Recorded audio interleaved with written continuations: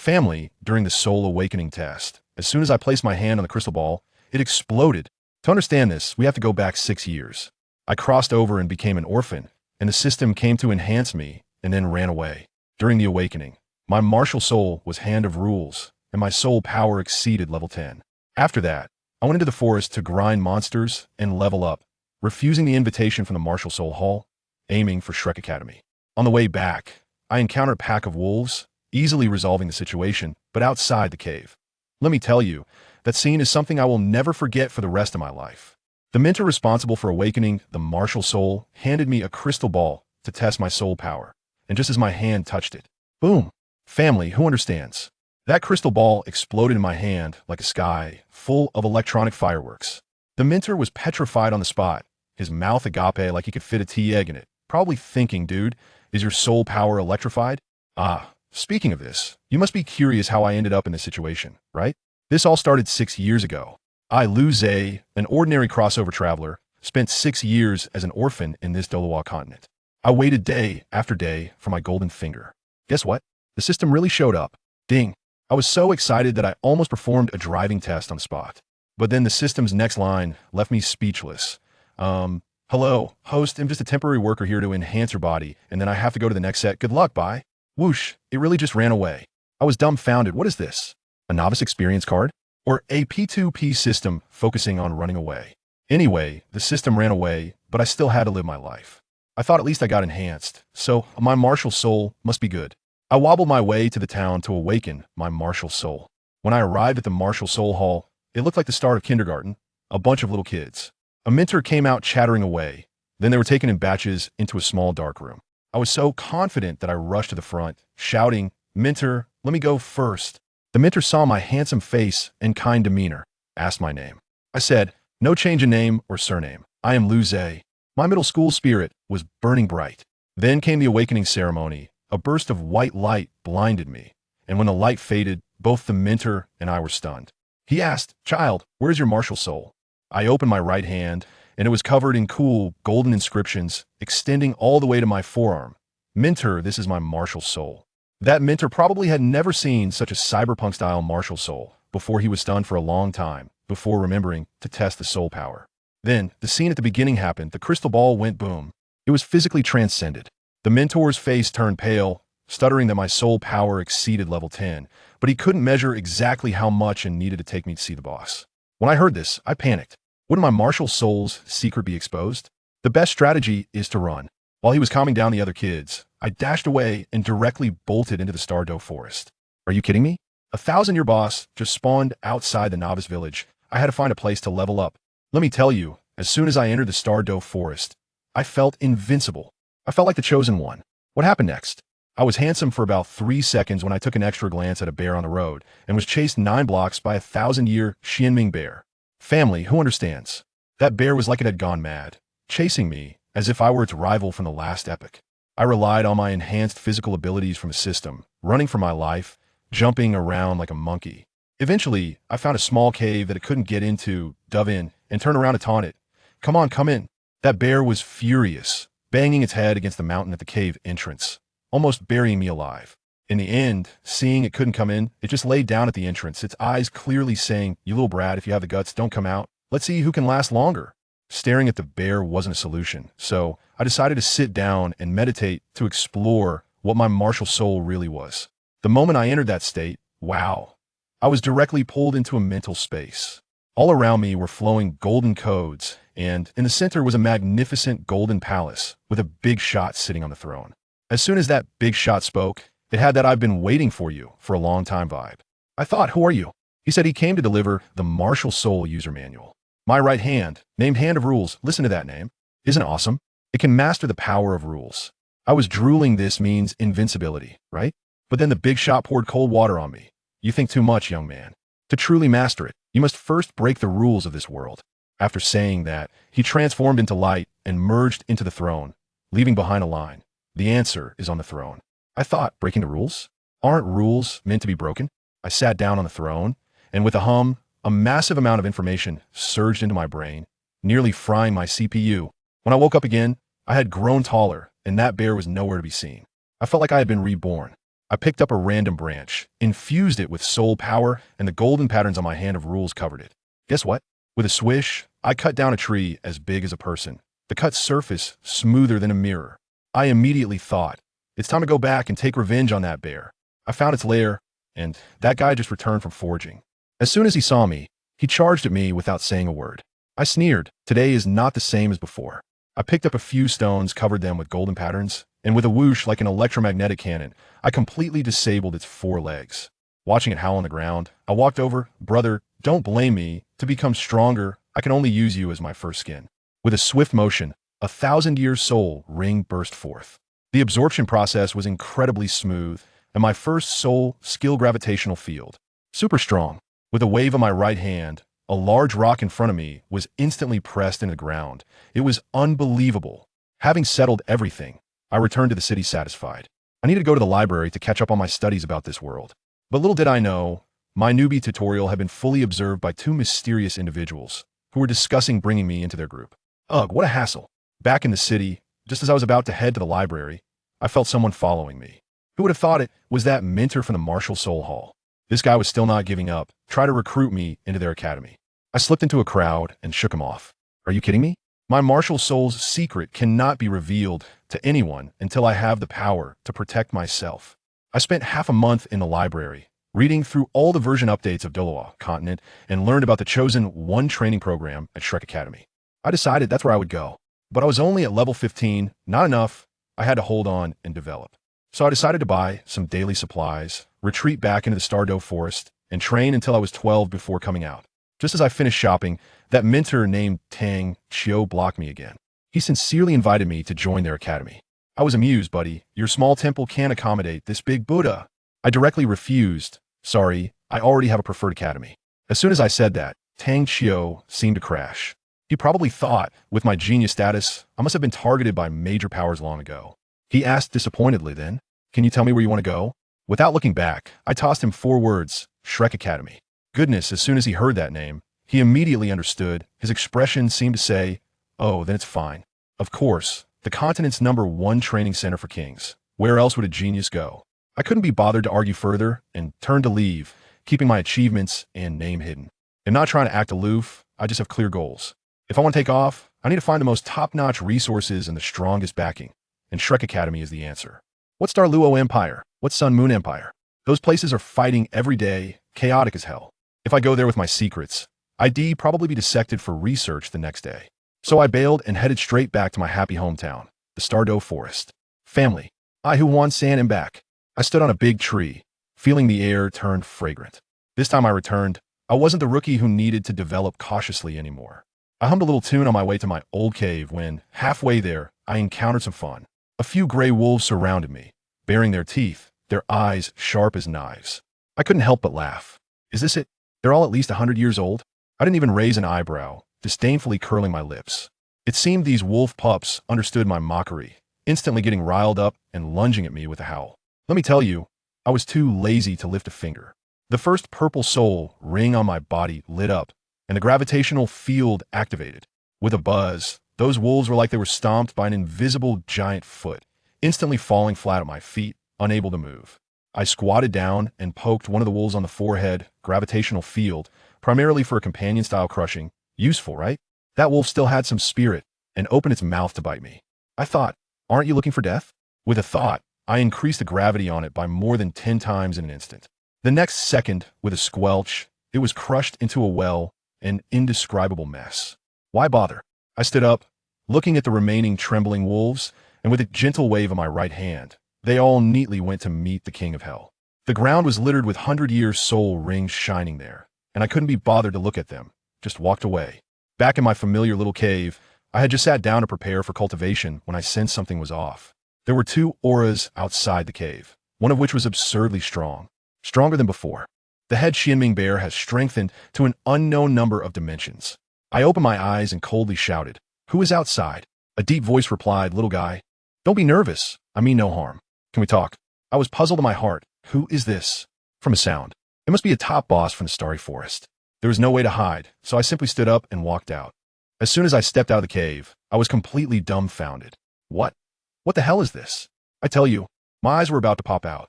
In front of me coiled a gigantic black dragon. Its size was like a small mountain, and the sense of pressure was overwhelming. The black dragon spoke, its voice like thunder. "Child, what is your name?" My heart skipped a beat. A soul beast from 100,000 years ago. This is definitely in existence, at the title Delual level. As a mere 15-level soul master, I am no different from a little chick in front of it. He saw that I was silent, and asked again. I finally came to my senses and pretended to be calm, saying, "You didn't come to find me just to ask for a name, right?" The black dragon actually smiled and said, "That's right. I came to find you because I need your help." At this point, I was completely stunned. "Wait, who are you, buddy?" "The beast god Emperor Tion Tion. You want my help? What can I do for you? Am I supposed to help you with a knife on Pinduoduo?" I directly asked him, "I don't understand." "You're so strong. Why do you need me?" I also didn't know why, but Emperor Tion Tion, the old dragon, was quite honest. "However, I could feel that you could lead our soul beast to an unprecedented height, precisely because of the mark on your right hand." Great, another cheat code. I understood that the signal strength of my golden finger could probably be detected within 100 miles. "So how do you want me to help you?" I went straight to the point.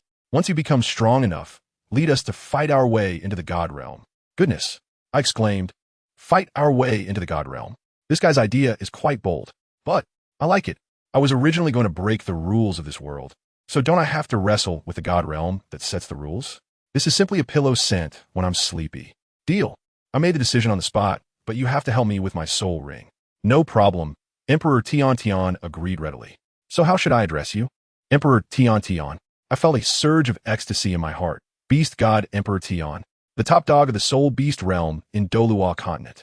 I just hitched a ride on the thickest thigh. "Come with me," Emperor Tion said before turning around, "to my place where you can improve faster." Without saying a word, I eagerly followed him. Let me tell you, the feeling of being led by a big shot is just different. 1 month, just 1 month. My soul power skyrocketed to level 20, and my real combat power can easily take down a soul sect. One day, while I was sitting cross-legged and cultivating, a soul beast covered in golden light, looking a bit like a small lion and a bit like a Qilin, approached me. This is the legendary imperial auspicious beast, the three-eyed golden lion. She asked me in a sweet voice, "When are you going to get your second soul ring?" I opened my eyes and smiled. "Just today." Ever since I arrived, this little one has been giving me a hard time, thinking I've taken her position as the favorite, always wanting to pick a fight with me. If it weren't for Tion protecting me, I would have probably been driven crazy by her by now. Just then, Tion came over and asked me, "How many years can your second soul ring endure?" I stood up and casually reported a number. Around 8,000 years would be fine. Tion was stunned at that moment. "Are you sure?" "Normally, the limit for a second ring soul master is only about 700 years. You've jumped it by more than 10 times. Are you kidding?" "Don't worry, no problem," I said confidently. Seeing my assurance, Tion sent Chi Wang to accompany me. As a result, the three-eyed golden lion immediately protested and insisted on joining to make some noise. Tion couldn't refuse her and had to agree, but warned her not to cause trouble. Looking at her bouncing around, I seriously doubted whether this auspicious beast had a low IQ. On the way, I quietly told Chi Wang the type of soul beast I wanted. After hearing it, Chi Wang's eyes widened. "Are you sure you want that kind? That thing is extremely rare." I said, "That's it." Even the Red King had no choice but to mobilize the power of the entire forest to help me find it. You wouldn't believe it, but he really found it. Without a second thought, I directly arranged the gravity field for that unfortunate guy, and a ring of deep purple soul rings slowly rose up. I sat down cross-legged on the spot and began to absorb. When I opened my eyes again, Chi Wang hurried over and asked, "How is it? What is your second soul skill?" I smiled mysteriously. "You want to know?" Seeing him nod frantically, I decided not to hide it anymore. The second soul ring flashed with purple light, and a transparent barrier instantly enveloped the Crimson King. The next second, I saw the Crimson King's face change dramatically inside. He desperately opened his mouth, but couldn't make any sound, his face turning red from the strain. After all, he was a fierce beast, and with his strength, he quickly shattered the barrier and emerged, looking at me in shock. What kind of soul skill is this?" I explained faintly, "My second soul skill, vacuum field. In simple terms, it creates a space without air. Without air, you can't breathe, and sound can't travel." The Crimson King was sweating profusely. "This move is too sinister. It's impossible to guard against. If someone is weaker, wouldn't they just suffocate if trapped inside? I'm a bit dissatisfied. It still feels lacking. Even you can't be contained. It seems I need to continue upgrading." After hearing this, The Crimson King didn't know what expression to show me. At that moment, the little three-eyed golden lion returned, curiously asking what we were talking about. The Crimson King recounted what had just happened, and upon hearing it, her eyes lit up, insisting that I give her one too. I had no time to play with her, so I casually found an excuse about a skill being on cooldown, which can only be used once a day, to send her off. She then said, "I'll come find you tomorrow." I felt dazed, as if I had dug a big pit for myself. Thus, the days passed one by one, and in the blink of an eye, I turned 12. My daily life consisted of training and coming up with various excuses to deal with that overly curious, three-eyed golden lion. Now, I have long silver hair, my eyes have turned golden, and my soul power has reached level 35. My third soul ring was a 10,000-year black ring personally hunted by Emperor Tion. I feel that the time is ripe, and it's time to venture out. I bid farewell to Emperor Tion, although he is reluctant. He understands that I can't stay in the forest forever. The human world, I'm back, standing at the edge of the starry forest. I look at the distant city with a wild smile on my face. First stop, Shrek City. Upon arriving at Shrek Academy, I registered smoothly, received a wooden plaque, and headed to the freshman dormitory. There was no one in the dormitory, so I tidied up a bit and sat cross-legged to start my cultivation. I don't know how long it passed, but I felt someone enter, so I exited my meditation. When I opened my eyes, a handsome guy with golden hair was staring at me, his gaze full of scrutiny. He spoke first. "Are you my roommate?" I smiled and said, "That's right. My name is Lu Zhe, and you?" "Dai Yaohong." I couldn't help but feel amused. Wow, isn't this the eldest son of the White Tiger Duke's family? It's quite interesting to be in the same class as him. I deliberately asked him, "Are you from the White Tiger Duke family of the Star Luo Empire?"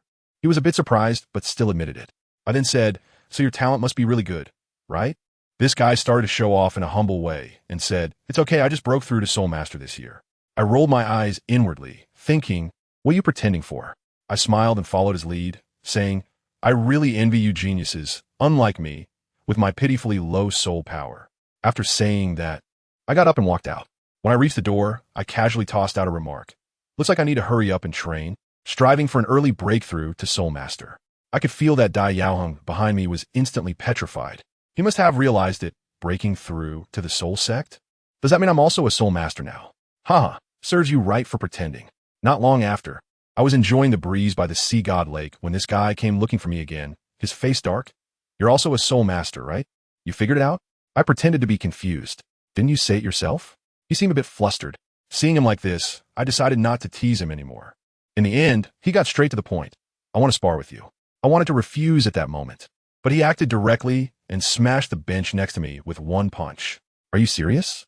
I dodged his attack, feeling a bit speechless. This guy is really too into it. Without saying a word, he directly activated his martial spirit, and 3 soul rings, 2 yellow and 1 purple, lit up, looking at me with intense battle intent. "What else?" "All right, since you insist on seeking punishment, I'll give you a little shock for my soul rings." I no longer held back, and the soul rings were instantly released. 2 purple, 1 black, 3 soul rings quietly spun around me. Let me tell you, at that moment, Dai Yaoheng's expression was like he had seen a ghost. His jaw almost dropped to the ground, and he was completely stunned. He probably had never seen such an outrageous soul ring configuration in his life. "So, are we still fighting?" I asked casually. To my surprise, after the shock, this guy not only didn't back down, but became even more excited. He let out a roar, braving my gravity domain, and stepped toward me 1 step at a time. "Oh, he's got some guts." I was a bit impressed by him. "You're really strong," I said with a smile, "but this is where it ends." I gently moved my right index finger, and the gravity on him instantly doubled. Dai Yaoyuan could no longer hold on, and with a thud, he was completely pinned to the ground, unable to move. I walked over, collected the field, and pulled him up. "Are you okay? There's no need to push this hard between classmates, right?" He stood up, looked at me, his expression as complex as if he were looking at a monster. He knew that the gap between him and me was not even in the same dimension. I clapped my hands, turned around, and went back to the dormitory, leaving him alone in the wind, confused. I knew that from a day on, this guy would definitely consider me a lifelong rival. What I didn't know was that the entire process of our fight was clearly observed by a teacher hiding in the shadows. At that moment, he sighed 2 purple, 1 black. This year's freshmen have brought in a real monster. The next day, this monster almost arrived late. How funny is that? I tell you, the next morning, my buddy Dai Yaoheng looked at me like he'd seen a ghost and said that my eyes seemed different after waking up, feeling like I had become stronger. I thought to myself, are you kidding me? Can you gain experience points from sleeping? There was no time to think too much, and we rushed into the classroom just in time. As soon as we sat down, the teacher walked in, a middle-aged guy named Shuryu, with a dark expression. Without saying a word, he slammed his hand on the podium, silencing all of us kids. Then he started a tirade of PUA, saying things like Shrek only accepts monsters, not geniuses, and so on, even using his soul power to intimidate us. Everyone else was scared out of their wits. But I tell you, I was so excited at that moment. This was the real deal. I had a feeling that this teacher had some issues. Sure enough, his next sentence was, "We need to elect a class monitor." Great, that's the one thing I hate the most. He even specifically called out names, saying there were only 2 soul masters in the class, and a monitor would be chosen from them. Then he said, "Lu Zhe, Dai Yaoheng, you two stand up." Dai Yaoheng's face instantly looked like he was constipated, probably afraid of competing with me. As for me, I just raised my hand and said, "Teacher, I abstain." The whole class was stunned. I thought, what's so surprising about this? Whoever wants to be the class monitor can do it. It's just a thankless job, a total hassle. The teacher wasn't pleased and insisted on asking me why, even announcing my level in front of everyone, saying I was level 35 for levels higher than Dai Yaoheng. Seriously, who understands? Dai Yaoheng's expression was one of shock, like his jaw was about to drop. Can I be honest? Can I say I find it troublesome?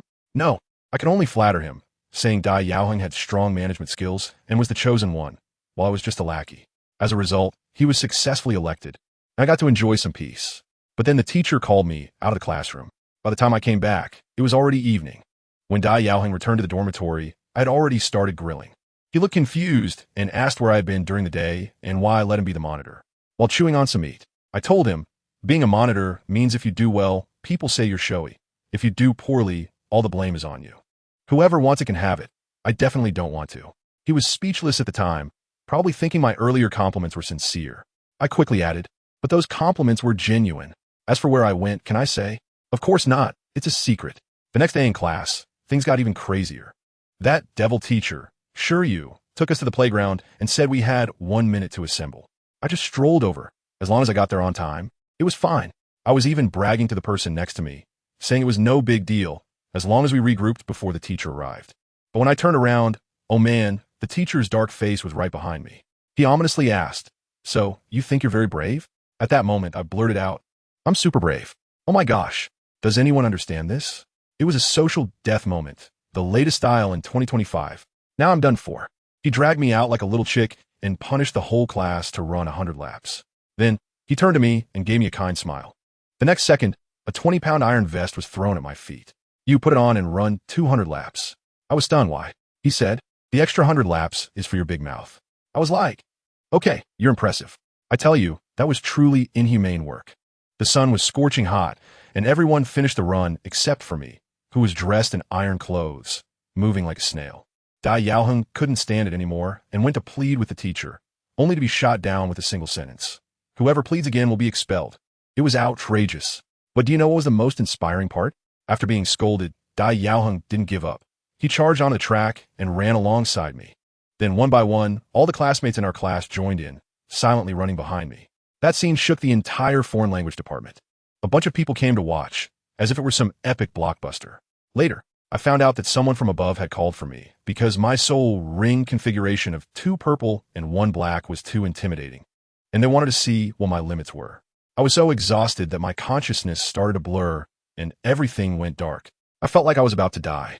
But the next second, I found myself in a magnificent hall, which was my spiritual sea. All my fatigue vanished in an instant, and I felt like I was on a power trip. Driven by some unknown force, I placed my hand on the throne. And boom, a tremendous power surged through my arm. When I opened my eyes again, I was still on the playground, but I was radiating golden light, feeling electrified and lighter. Then, under the astonished gazes of everyone, I sprinted the last few laps like a 100-meter dash. Awesome. Just one word. Awesome. I finished running. Now I'm famous. Everywhere I go in the outer academy, I'm the center of attention. Even during meals, it's so annoying. Dai Yaoheng laughs at me, calling me the big star of the outer academy. Then a few days later, that devil of a teacher, Shuryu, announced a new student assessment, where teams of 3 would compete, and the losers would be expelled. When I heard the groupings, I was stunned. Me, Dai Yaoheng, and a guy named Yin Yin. 2 soul masters with 1. ISNT this, just a fishing trip? It looks like this time it's in the back. After the teacher finished speaking, school was dismissed, and I sneaked outside the classroom to take a walk. But then Dai Yaoheng and Yin Yin came over, and Dai Yaoheng asked me, "Why did you just run off? Aren't you worried about the new student assessment?" I looked at him and smiled, giving him a thumbs up. Isn't this our big class leader? I believe you can take us all to new heights by yourself. But it also depends on who is leading. As soon as I finished speaking, a head popped up beside me, eyes shining like two light bulbs, staring at me intently. I heard the class leader say you're even tougher than him. Just how tough are you? Goodness, who is this guy? Oh, I remember now. His name is Yin Yun. Seeing that I didn't respond, he casually introduced himself. I am Yin Yun. My martial soul is 4-leaf clover, pure support, soul power level 21. As soon as I heard it, I felt happy. The support is great, and the healer is good. Now it's stable. As a result, this guy's curiosity was off the charts. And he asked me, and Dai Yaoheng in return, "What about you two? What are your martial spirits? Hurry up and tell me." I told you. At that moment, I tactically turned my head and pretended to admire the scenery. Just kidding, it was too embarrassing to reveal my martial spirit. Dai Yaoheng is quite honest. And he said expressionlessly, "White Tiger, level 31 assault system." In an instant, 2 pairs of eyes locked onto me. Dai Yaoheng added, "Yeah, we've known each other for so long. What martial spirit do you have?" Who understands that feeling of being surrounded by 2 curious kids? It was just too much.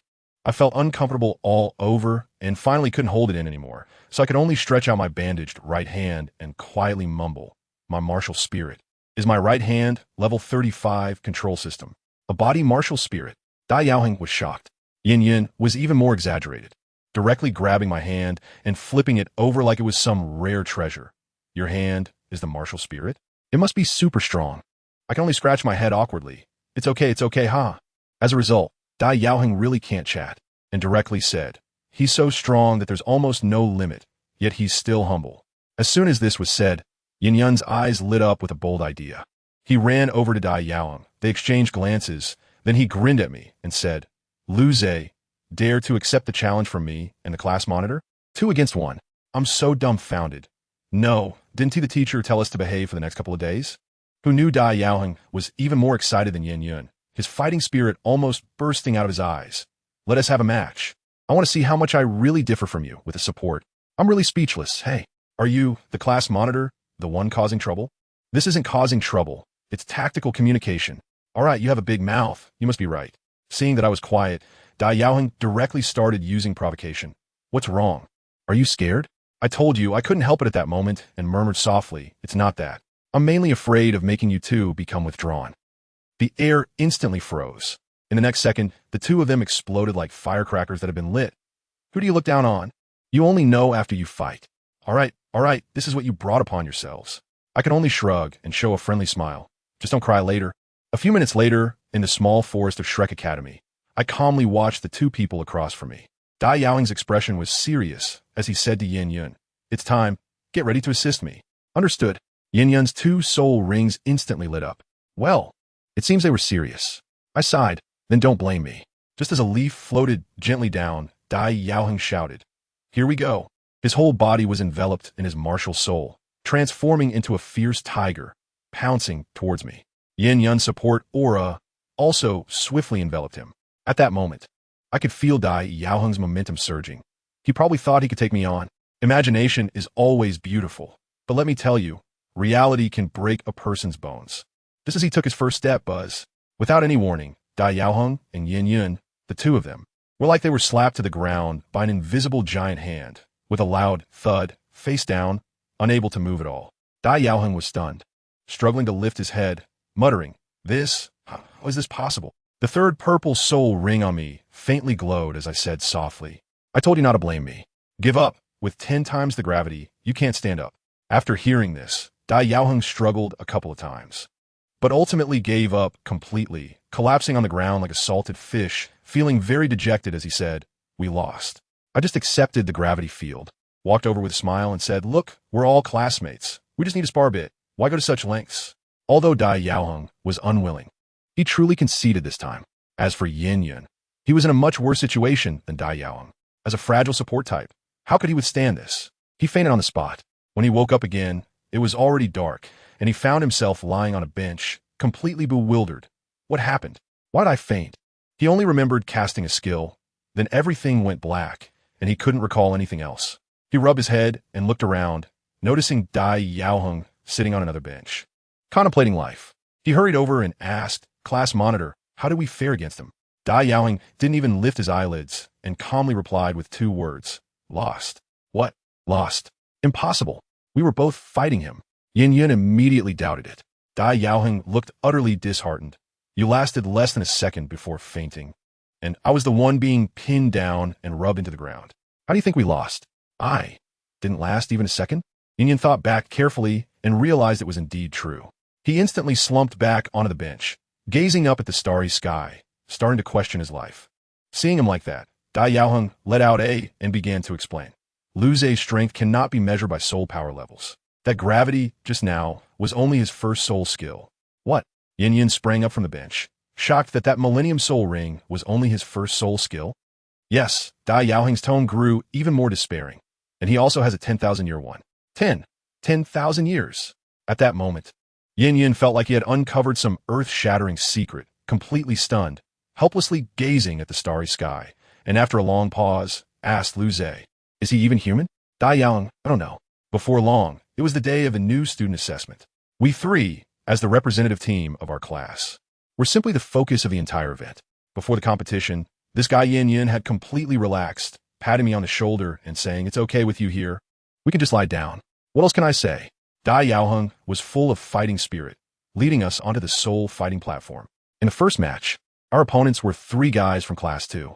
As soon as the referee blew the whistle, Dai Yaoheng shot out like a cannonball, the first to charge forward. One of the guys on the opposite side was so shocked he froze. How unlucky can I be, running into a soul master right off the bat? But one of his brave companions was full of confidence. What's there to be afraid of? We'll take him on together. With that, he charged toward Dai Yaoheng. I stood at the back, silently giving him a thumbs up. "Brother, you really have guts." The next moment, bang, with a loud crash, that warrior was directly slapped out of the ring by Dai Yaoheng. Dai Yaoheng shook his hand fiercely. "Although I can't beat Lu Ze, I'm not a pushover either." The entire audience was stunned. Dai Yaoheng didn't even give them time to react. In a flash, he sent the second shot guy flying with a punch. Only one was left, and this guy was quite clever. Seeing he couldn't beat Dai Yaoheng, he actually tried to sneak attack Yin Yun, who was hiding at the back. He was probably thinking, "This support hiding in the back must be the weakest. Let us take him out first." He rushed quickly to Yin Yun's front. Just as he was about to strike, he suddenly found himself unable to move.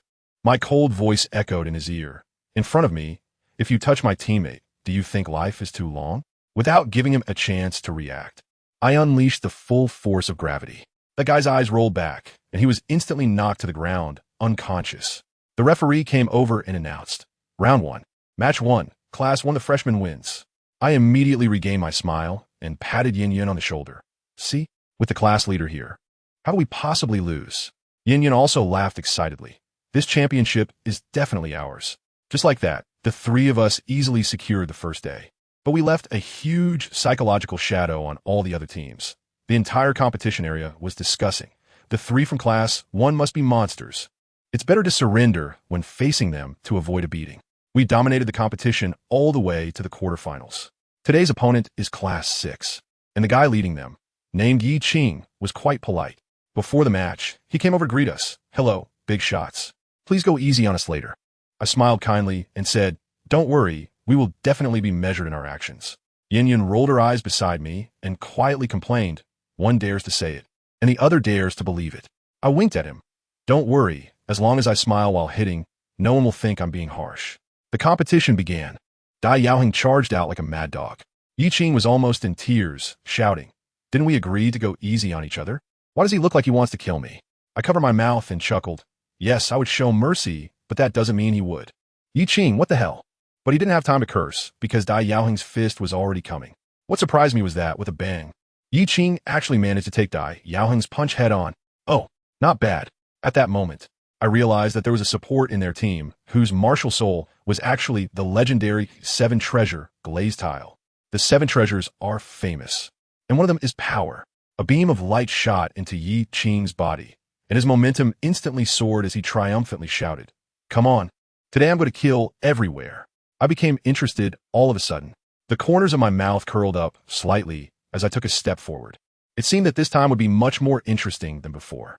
Yin Yun noticed my expression, and her heart skipped a beat. "Lu Ze, is he about to make a move?" Dai Yaoheng also sensed the aura coming from my side. He turned around sharply and saw me walking over slowly. He was taken aback, and in that moment of distraction, Yi Qing seized the opportunity and kicked him in the stomach, causing him to stagger backward several steps. Dai Yaoheng steadied himself, and instead of getting angry, he retreated behind me, his eyes filled with excitement. Let me see how terrifying you are when you take the initiative. Yi Qing, on the opposite side, thought he had the upper hand and began to swell with confidence. Dai Yaoheng, are you scared? Why are you running? He had no idea that he was about to face someone 100 times more terrifying than Dai Yaoheng. I looked at the Seven Treasures glazed pagoda opposite me and smiled. Let's see how powerful the Seven Treasures glazed pagoda really is. The moment my eyes met with the assistant named Ning Yuan, he instantly broke into a cold sweat, and the buffs he was giving to his teammates were interrupted. Ning Yuan, what's wrong with you? Ye vink éclamet angeusly. Ning Yuan came back to his senses, his voice trembling. Yi Qing, Xiao Feng, hurry. Let's attack together. That guy is way more terrifying than Dai Yaoheng. Yi Qing and another teammate, Xiao Feng, instantly turned serious, flanking me from both sides. Ning Yuan also went all out, applying buffs for strength and speed to both of them. The spectators went wild, sweating for me. Why isn't he dodging? Is he just standing there as a target? Just when everyone thought I was certain to lose, the next second, the entire arena fell silent. I could see 3 soul rings slowly rising around me. Purple, purple, black. 1,000 years, 1,000 years, and then a shocking 10,000-year soul ring. The entire soul arena, even the teachers, stood up. Everyone was stunned by this mind-boggling configuration of soul rings. Yi Qing and Xiao Feng, who were attacking me, were so scared they almost dropped their swords. I smiled and asked, what's wrong? Were you scared? The two of them retreated at lightning speed, but it was already too late. 2 long swords appeared out of thin air beside me, and without me needing to lift a finger, with a wave of my right hand, the swords automatically shot towards Yi Qing. This kid reacted quickly and dodged the first sword, but just as he was about to say he had evaded it, a thud sound was heard as the second sword had already sliced a gash in his back. Only then did he realize that he could only dodge the first attack from these 2 swords. The other Xiao Feng seized the opportunity to try to stab me, but I merely moved my index finger calmly. Buzz! Xiao Feng suddenly found himself as if trapped in a quagmire, each step feeling incredibly heavy. But he was tough. He began to burn his soul power, forcing himself to move forward. Interesting, I was so impressed by him. How many more steps can you take? Meanwhile, the support Ning Yuan was about to shout for the referee to concede when he suddenly found himself trapped by an invisible barrier, unable to make a sound or even breathe. Before long, the match was over. Yi Qing was covered in injuries, having fainted from exhaustion. Xiao Feng, forced to move under gravity, also collapsed from fatigue. Ning Yuan directly fainted due to lack of oxygen. The referee loudly announced, match over. The winners are Class 1 of the new students. This time, the audience did not cheer for us, but instead directed their applause to the 3 from Class 6. Although they lost, they earned everyone's respect for daring to fight a monster like me to this extent. From today onwards, I gained a new nickname in the academy, the Monster Among Monsters. On the way back to the dorm after the match, Dai Yaoheng didn't say a word. His face as dark as a pot bottom. I knew what he was thinking. He was struggling with what I had said to the almost fainting Xiao Feng at the end of the match. At that time, I had said, you are so far the only soul master who has managed to walk within 10 meters of me on your own. I admire you. In the evening, Dai Yaoheng finally couldn't hold back and asked me, why do you admire that Xiao Feng? I smiled, because he was willing to burn his own life force to gain power just to get close to me. Do you have this kind of awareness? Dai Yaoheng fell silent, recalling the abnormal strength that burst forth from Xiao Feng during the competition. It seemed like he understood something. The next day, in the semifinals, Dai Yaoheng's whole demeanor changed. His eyes became incredibly determined and calm. Our opponent is Class 7, and the one leading them, Mo, the Ram, is a bit effeminate. Before the match, he came over to us to get chummy. Hey, how are you guys? The next match is against us, so please go easy on us. I smiled and pointed to Dai Yaoheng beside me. I can hold back, but he might not. As soon as I said this, the delicate guy named Gongyang Mo opposite me turned pale, stammered for a long time, and finally dropped a line saying, then I'll be leaving first, and quickly ran back to his team. Let me tell you, he just left, and this kid, Yin Yin, immediately nudged me with his elbow. No way, Ace. Are you really going to go easy on that chatterbox? I gave him a look that said, you guess. He caught my expression and instantly understood 100% disbelief. Of course, how could he believe me? Last time, I said I would hold back before the match, and what happened? I directly pinned him to the ground and rubbed him down, creating sparks. Does anyone understand? The words "I will go easy on you" are now less credible than next time for sure. Dai Yaoheng saw us, exchanging glances, and directly interrupted. All right, get ready. The match is about to start. The first match of the freshman assessment semifinals. The contestants enter. With the referee's command, the three of us strolled into the arena. The three on the opposite side also took their time coming in. I noticed one guy among them, his legs shaking like they were on vibrate mode, quietly telling his captain, "How about we just forfeit? I don't want to experience being pinned to the ground and rubbed down." Another brother next to him, however, had some backbone and straightened up. "What are you afraid of? We have such great teamwork. Even if we can't win, we can exit gloriously." The guy with the shaking legs immediately shot back. "Then why are your legs shaking? Are you practicing for the driving test? You know nothing. I'm just excited." Honestly, I almost laughed out loud from a distance. The guy named Yang Tao, the one shaking his legs, happened to see me, and I thought I should be polite, so I waved at him. Goodness, cold sweat instantly broke out on his back, like a dam had burst. When the referee saw we were all ready, he announced, "The match begins." As soon as the words left his mouth, both Yin Yun and I were stunned. Guess what? Dai Yaoheng, our class leader who usually rushes forward at the start, actually stood still this time. I laughed. Wow, the class monitor is so composed today. Got any new tactics? Dai Yaoheng didn't even glance back, coolly tossing out a line. "Do we even need tactics?" "Oh well, fine, you're the boss." The three opponents were so nervous.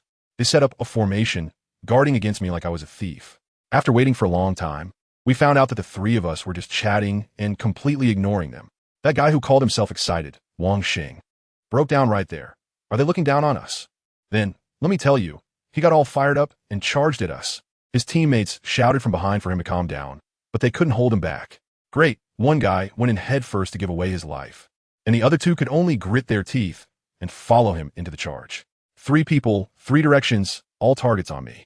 Their intention was to focus fire and take me out first. The idea sounded great, but reality often gives you a loud slap in the face. Buzz, just as they were about 10 meters away from me, I didn't even lift my eyelids. I just felt the air suddenly turn as heavy as cement. And those three went thud, thud, thud, all in sync, face down directly, slamming into the ground. I slowly looked over and coldly said, "I don't like to be disturbed when I'm chatting with someone." As soon as I finished speaking, gravity suddenly intensified. The three of them didn't even have a chance to react. Their eyes rolled back, and they fainted immediately.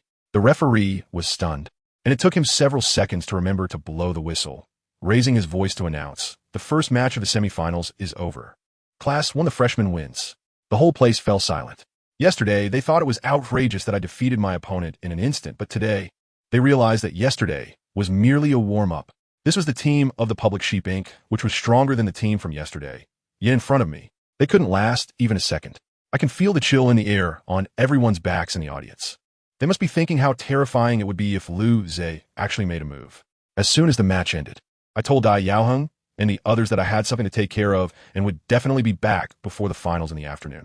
Then I slipped away alone and found a secluded little grove. Who understands the feeling, family? That sensation came back again. As soon as I arrived, my legs went weak and I collapsed on the ground. It felt like two forces were waging a world war in my head, and the pain was so intense I wanted to die. I held my head with both hands, gritting my teeth, afraid I would cry out. I don't know how long it took, but that tearing pain gradually subsided. I closed my eyes and stood up unsteadily. When I opened my eyes again, my golden pupils had turned into a creepy crimson color on the left side. It seems I still can't let my anger get the better of me. I muttered to myself, this situation has to start with my third soul skill, called absolute balance. It sounds impressive, and the ability is indeed abnormal. But the side effects are deadly. It directly places the good and evil in my heart on a balance scale, and I must maintain absolute equilibrium, neither too good nor too evil. If my emotions fluctuate too much, especially when I get angry, the scale will become unbalanced, and I'm prone to darkening. Last time in the Stardow Forest, there was a little incident, but I managed to control it. However, this time, things clearly went awry. I looked at my red eye and thought, if I go back like this, those two from Dai Yaoheng will definitely treat me like a lab rat for research. There's no choice in the end. I found an eye patch to cover my left eye. When they ask later, I can just make up some nonsense to get by. In the afternoon, the finals. The opponent is Class 10 of the freshmen. As the match was about to start, I still hadn't arrived. Yin Yun was pacing in the waiting area, anxious like an ant on a hot pan. Class leader, Is Liu Zhe in trouble? Dai Yaoheng seemed relatively calm, but his tightly furrowed brows betrayed him. The referee was already urging, Freshman Class 1, if you don't enter the arena soon, it will be considered a forfeit. Where on earth did Liu Zhe go? Yin was almost in tears. Dai Yaoheng's face turned pale. He knew there were two Soul Masters on the opposite side, and without me, the championship was basically lost. Gritting his teeth, he prepared to go tell the referee we would forfeit. Referee we. Just as he was about to speak, my voice rang out in time. Dai Yaoheng and Yin turned around sharply, and when they saw me, their expressions were as if they had just seen their long-lost father, almost rushing over. You finally made it back. I walked into the venue wearing an eye mask, strutting confidently. The audience erupted instantly, cheers echoing throughout. Dai Yaoheng leaned over and asked softly, "Where have you been?" I scratched my head and smiled awkwardly. Hee, I accidentally overslept. Their faces instantly darkened, and their expressions were as if they wanted to swallow me whole. Dai Yaoheng pointed at my eye mask. "What's wrong with your eyes?" "Oh, this," I replied with a very natural expression. I accidentally bumped into something and, not wanting to affect my handsome image, I put on a mask to create a sense of mystery, Although Dai Yaoheng looked at me with a "I don't believe you" at all expression. He didn't ask further. The match began. With the referee's command, the opponents erupted instantly. A girl named Ling Luocheng had her 3 soul rings in yellow and purple light up, and she turned out to be his soul master. Dai Yaoheng said in a deep voice that Chen Zifeng on their team is also a soul master. Wow, 2 soul masters, just like our configuration. No wonder they made it to the finals. I was still analyzing with a grin. Then, in the next second, I felt a chill under my feet as a layer of ice froze our feet. Immediately, that soul master named Chen Zifeng charged towards us. Dai Yaoheng shouted loudly, shattering the ice beneath our feet with his soul power, and went to meet him. The 2 soul masters started a fierce battle right on the spot. I was frozen in place along with Yin, purely too lazy to move. At that moment, another guy from across, named Yao Haoshuan, charged at me like a bolt of lightning. At the same time, the girl Ling Luocheng unleashed another soul skill, and with a snap, she turned me into a giant ice sculpture. Yin was stunned. Seeing the opportunity, Yao Haoshuan rushed in front of me, raised his hand, and prepared to deliver a fatal blow to eliminate me. Crack! Just as his fist was about to hit the ice block, cracks suddenly appeared on the ice sculpture. Yao Haoshuan felt an overwhelming sense of pressure and had no time to retreat. Buzz! He was instantly pinned down as if a mountain had crushed him, and with a thud, he fell to the ground, spitting out blood, looking at me in terror. Bang! The ice block exploded, and I stretched lazily as if nothing had happened. Pretty impressive. I looked at Yao Haoshuan, who was lying on the ground, and said with a smile, "Brother, why don't you guys just admit defeat, to avoid getting hurt? That guy was still quite tough." Admit defeat? Absolutely not. Oh, I nodded, broke free from the ice on my feet, and slowly walked toward the ice girl Ling Luocheng. As I passed by Yao Haoshuan, I added, "Since you won't admit defeat, you might as well lie down for a bit while I go ask your teammate. Come back. If you have the guts, don't use that trick." Yao Haoshuan shouted angrily behind me, but I completely ignored him. When Ling Luocheng saw me walking towards her, she panicked and started frantically throwing skills at me. Ice spikes and ice walls like they were free. But strangely, all her attacks disappeared into thin air as soon as they reached me. This left her completely bewildered. I walked up to her, smiling, and said, "How about surrendering? I won't make it difficult for you." She looked at my sunny smile, but felt as if a devil was smiling, tremblingly asking why. "Why is my soul skill ineffective against you?" I laughed and directly explained to her on the spot. "I've wrapped myself in a vacuum field. Your soul technique requires water molecules in the air, but I'm surrounded by a vacuum. No air, got it?" She was stunned right there, frozen in place, looking at her dazed expression. I couldn't help but raise my hand and give her a light flick on the forehead. Ouch! She crouched down, holding her head, and her gaze was so resentful it could kill me. "What? Do you want to continue?" Seeing her silent, I flicked her again. This time, it really annoyed her. Her eyes turned red, and it felt like she was about to cry in the next second. As soon as I raised my hand, she let out a scared yelp and retreated several meters, looking at me in terror. "You, don't come any closer." I laughed even more joyfully. On the other side, Dai Yaoheng had already pinned Chen Zifeng to the ground. Well, the outcome was clear. The referee immediately announced the end of the match, and we were the champions. With the championship in hand, I was just about to head back to celebrate properly when, guess what? I turned a corner and bumped into that 3-eyed golden lion, the hot-tempered girl who always wanted to arm wrestle with me. I told you, I was almost having a PTSD episode. Before she could say anything, I directly shut her up. Are you looking to fight again? To my surprise, she just looked at me blankly and said, can I just talk to you? Oh, so you're not here to fight? Well, that means I'm not tired at all. I immediately put on a smile. Great, go ahead, what's up? Can you guess what she said? She held it in for a long time, finally blurted out, nothing, and then she turned around and left. Just like that. Does anyone understand? This move left me dumbfounded, like she was playing a new kind of social game, right? But it's fine, it saved me from having to fight, and I went straight back to my exclusive VIP cave, peace at last. Back in my own territory. That feeling was so comfortable. Without a word, I went to my usual spot, sat down on the stone slab, and immediately entered meditation mode. The next second, my consciousness returned to that magnificent spiritual palace. I tell you, I know this place well, just like coming home.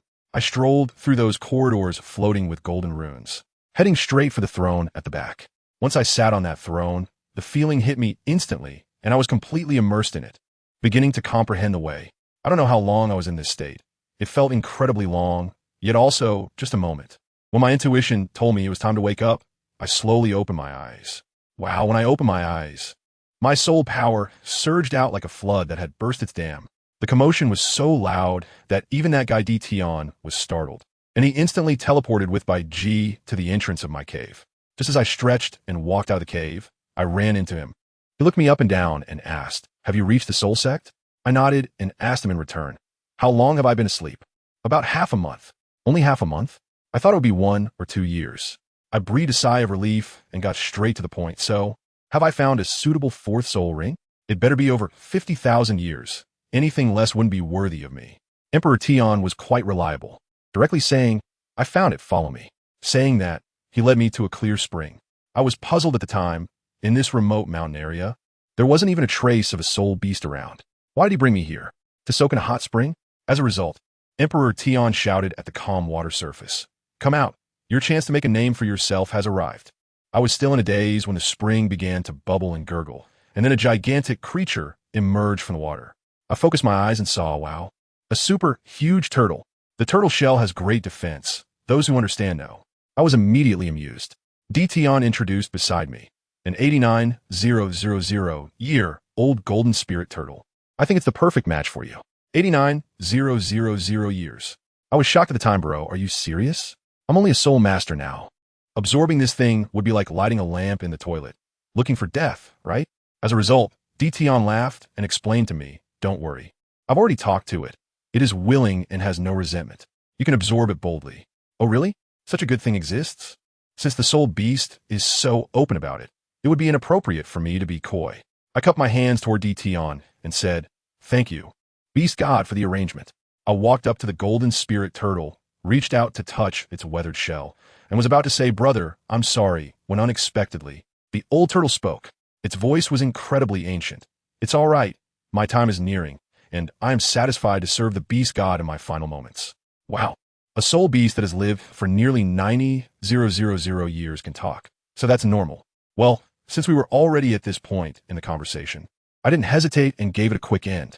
Looking at the deep black soul ring, I silently said, thank you, because it was a voluntary sacrifice. The absorption process was incredibly smooth. In no time, I felt my bottleneck break, officially stepping into the soul sect realm. The feeling of power was just incredible.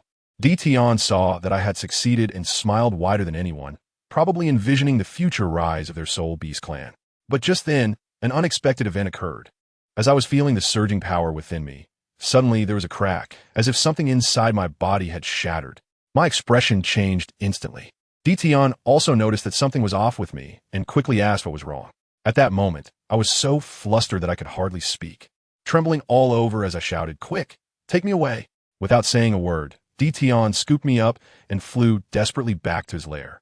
But when he returned to his territory and looked down at me, he was completely stunned. What? What is going on? I was covered all over, from my skin to my hair, in dense golden inscriptions. The hands that Tion used to hold me were shattered by this power, the dragon scales cracking with a loud noise, causing him excruciating pain. He felt that if he continued to hold me, he would be done for. He quickly set me down on the ground and retreated a dozen meters, his face filled with disbelief. With the last bit of consciousness, I stumbled and crawled into a huge tree hole nearby. As soon as I entered, I couldn't hold on any longer and collapsed to the ground. At the moment I fell, the golden inscriptions all over my body burst out with a loud sound, wrapping me layer by layer like silk. Soon, I was enveloped into a shimmering golden cocoon. The excess inscriptions spread out like a spider web, instantly covering the entire tree hole.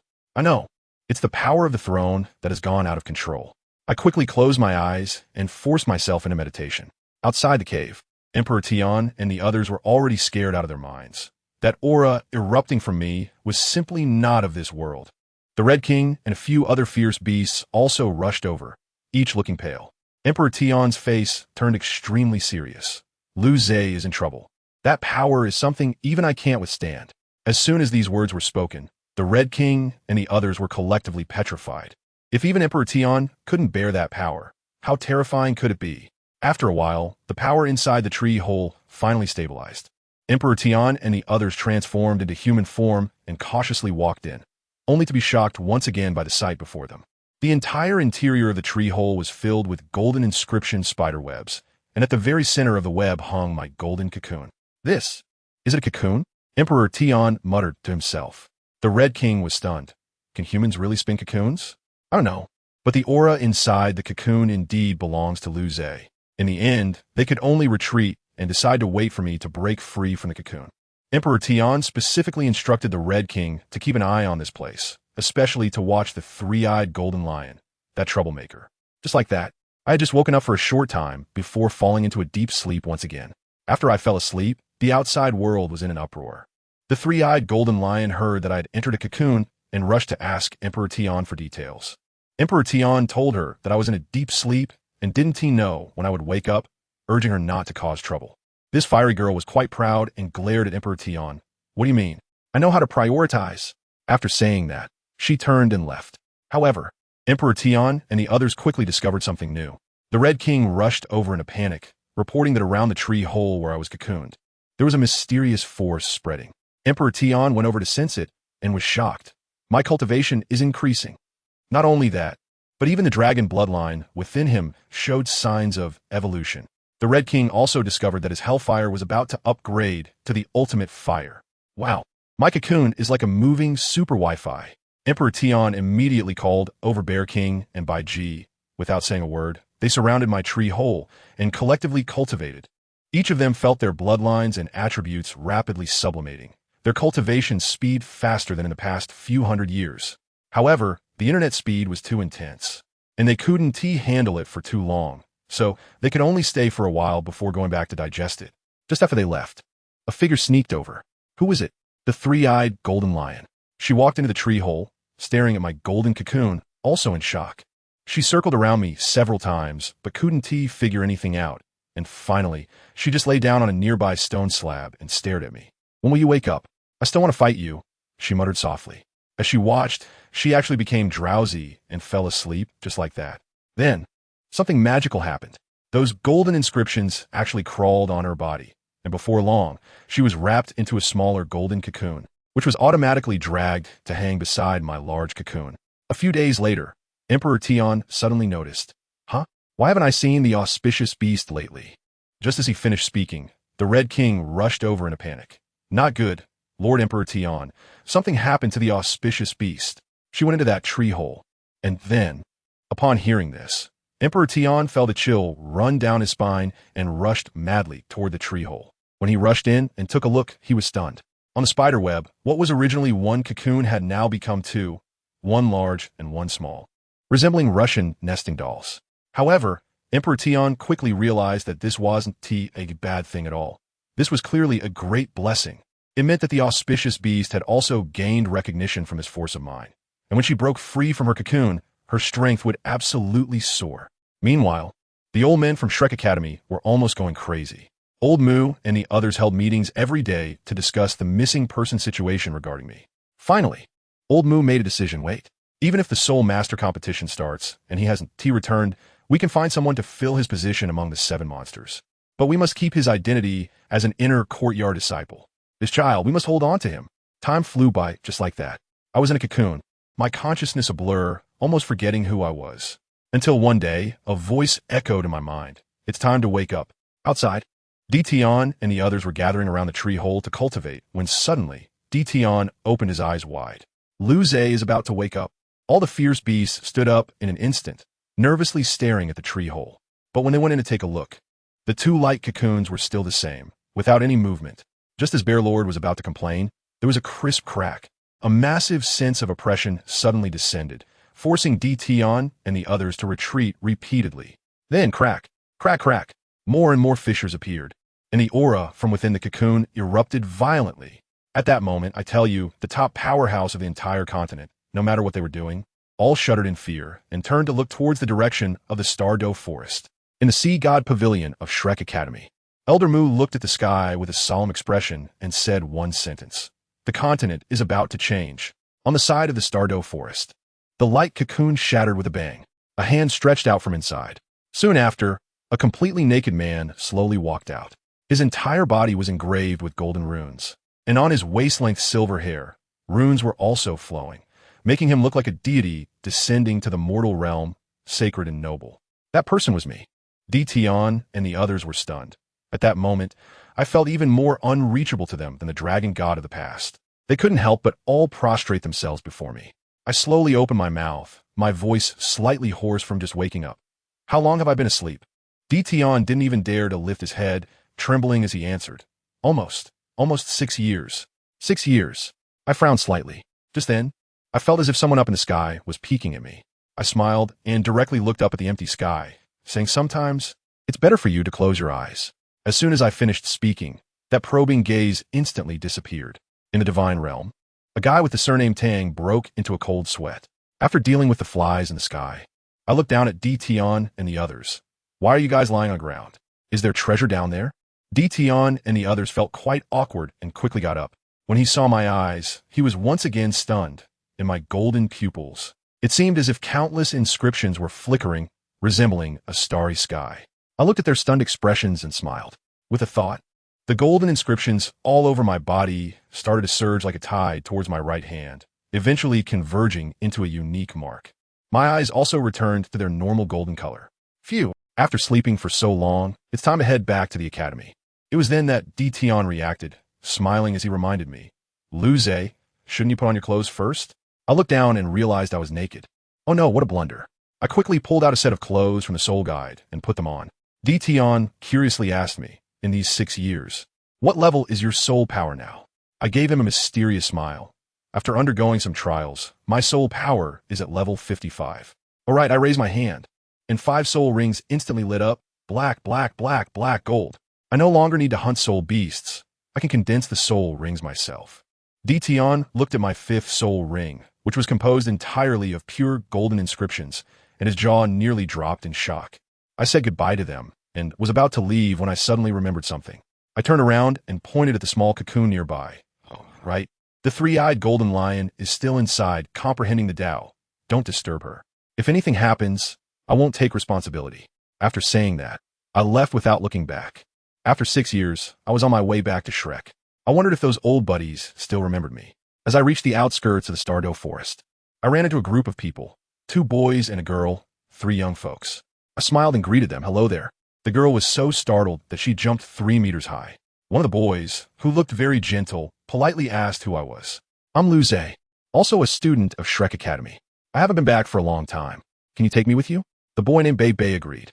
I followed the 3 of them, and along the way, my gaze fell on the blue-haired boy named Hua Yuhao. Interesting. Although this little brother's first soul ring looked like a 10-year white one, I could tell at a glance that something was off. He had a million-year external enhancement hanging on him. This guy is definitely playing the information gap. My piercing gaze scared the million-year-old ice silkworm in his sea of spirit, urging him to put away his soul ring. When I reached the gate of Shrek Academy, I bid farewell to the 3 of them and walked alone, familiar with the path, deeper into the academy. As soon as I stepped into the academy, I immediately felt something was off. I tell you, it felt like countless eyes suddenly locked onto me, as if I had opened my 3rd eye. Before I could even react, a shadow flashed by, and a large hand grabbed the back of my collar like an eagle catching a chick. I turned around, and wow, it's Elder Xian. He was staring at me with his beard puffed out. You brat, you actually know how to come back? I chuckled and quickly explained, Xian Lao, this really isn't my fault. Let me tell you, I got so caught up in my cultivation that I accidentally closed myself off until 2025. I just came out from seclusion. Xian Lao snorted, clearly not believing my nonsense, and flew me straight to the Sea God Pavilion. At that speed, I felt like my face was about to be blown out of shape. When we arrived at the Sea God Pavilion, Mu Lao was leisurely basking in the sun. Xian Lao set me down on the ground and sat next to me, munching on a chicken leg. Mu Lao's gaze was gentle. It felt like he could see right through me. He simply asked, "Child, where have you been all these years?" I could only repeat the saying about forgetting time during that training session. Old Mu didn't ask much and just nodded, signaling it was over. I quickly seized the opportunity to ask, "Old Mu, should I go to the outer courtyard or the inner courtyard next?" The one who answered me was Old Xian, who almost spewed out his drink and said irritably, "Get lost. Go to the inner courtyard. With your strength, going to the outer courtyard would just be pure fish bait. Leave some room for your junior brothers and sisters." All right then, with that said, I felt relieved. I bid farewell to the two big shots and dashed toward the inner courtyard. I wanted to see if that guy Dai Yaoheng had fulfilled the bragging he did back then. Coincidentally, just as I was looking for him, I heard two people chatting on a bench. One of them was slumped over like a rag doll, complaining, "Class leader, where the hell did that grandson Lu Zhe go? He said he would wait for us in the inner courtyard, but when I arrived, he was gone. What a liar." The other one was none other than Dai Yaoheng, who remained calm. How would I know? As soon as I heard it, I laughed. The guy lying there is Yin Yun. He's still bragging. Wait until I catch him. Just watch me smash his dog's head. I quietly emerged from behind them and patted Yin Yun on the shoulder. "Buddy, I heard you were going to blow my head off." In that moment, the air seemed to freeze. Dai Yaoheng suddenly turned around, his eyes wide open in shock and joy. "Lu Zhe, you're back?" Yin Yun, on the other hand, froze up completely, sweat pouring down as he dared not turn his head, stammering, that. You heard wrong, haha." I was so happy that I wrapped my arms around his neck and said, "Really? But why does it sound just like your voice to me?" The kid was so scared that he directly hid behind Dai Yaoheng, looking like a frightened little chick. I teased him for a bit and then turned to Dai Yaoheng. "All right, class leader, it's been a few years. What rank have you reached?" Dai Yaoheng smiled and said, "My talent isn't great. I've barely managed to make it to Soul Emperor." I pretended to be surprised. "Wow, Soul Emperor? Impressive." Then I sighed pitifully. Unlike me, a poor little Soul King at level 55.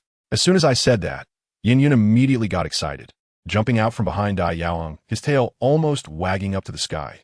"So you're only level 55? I'm already level 51. I raised the corner of my mouth. "So what?" This kid's courage suddenly grew, pointing at me and saying, "Today, I'm going to wash away the shame of the past with the class monitor.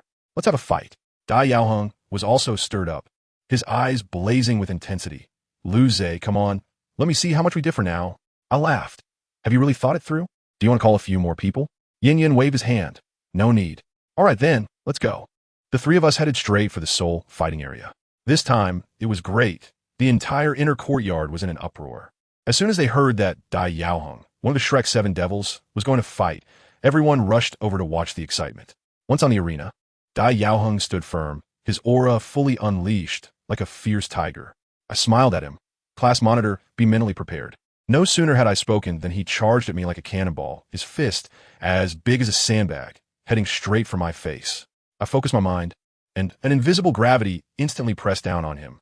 Dai Yaoheng let out a muffled grunt, his speed slowed for a moment, but he still gritted his teeth and continued to charge forward. I, like a leisurely stroll in a park, weaved back and forth amidst his fierce attacks, and he couldn't even touch the hem of my clothes. Just then, a girl with fiery red hair in the spectator area couldn't take it anymore and shouted loudly, "Is this guy just going to dodge? Can't he fight back like a man?" Someone next to her exclaimed, "That's Lu Zhe. Didn't he go missing?" Upon hearing my name, the fiery girl's eyes lit up. "Oh? So he's the one who took the position of Gong Yang, M.O.?" The person next to her quickly advised, "Sister Xiaotao, don't get any ideas and provoke that weirdo." And guess what? Not only did she not listen, but she got even more excited, shouted loudly, and transformed into a ball of flames, crashing down right between us, leaving both me and Dai Yaoheng in stunned silence. I told you, my anger just flared up in an instant. Disturbing others while they're catching up is simply crossing into my minefield. The girl named Ma Xiaotao looked at me excitedly. "You're Lu Zhe, right? I want to have a match with you." Dai Yaoheng was anxious. "Ma Xiaotao, are you crazy? Can't you see we're in the middle of a game?"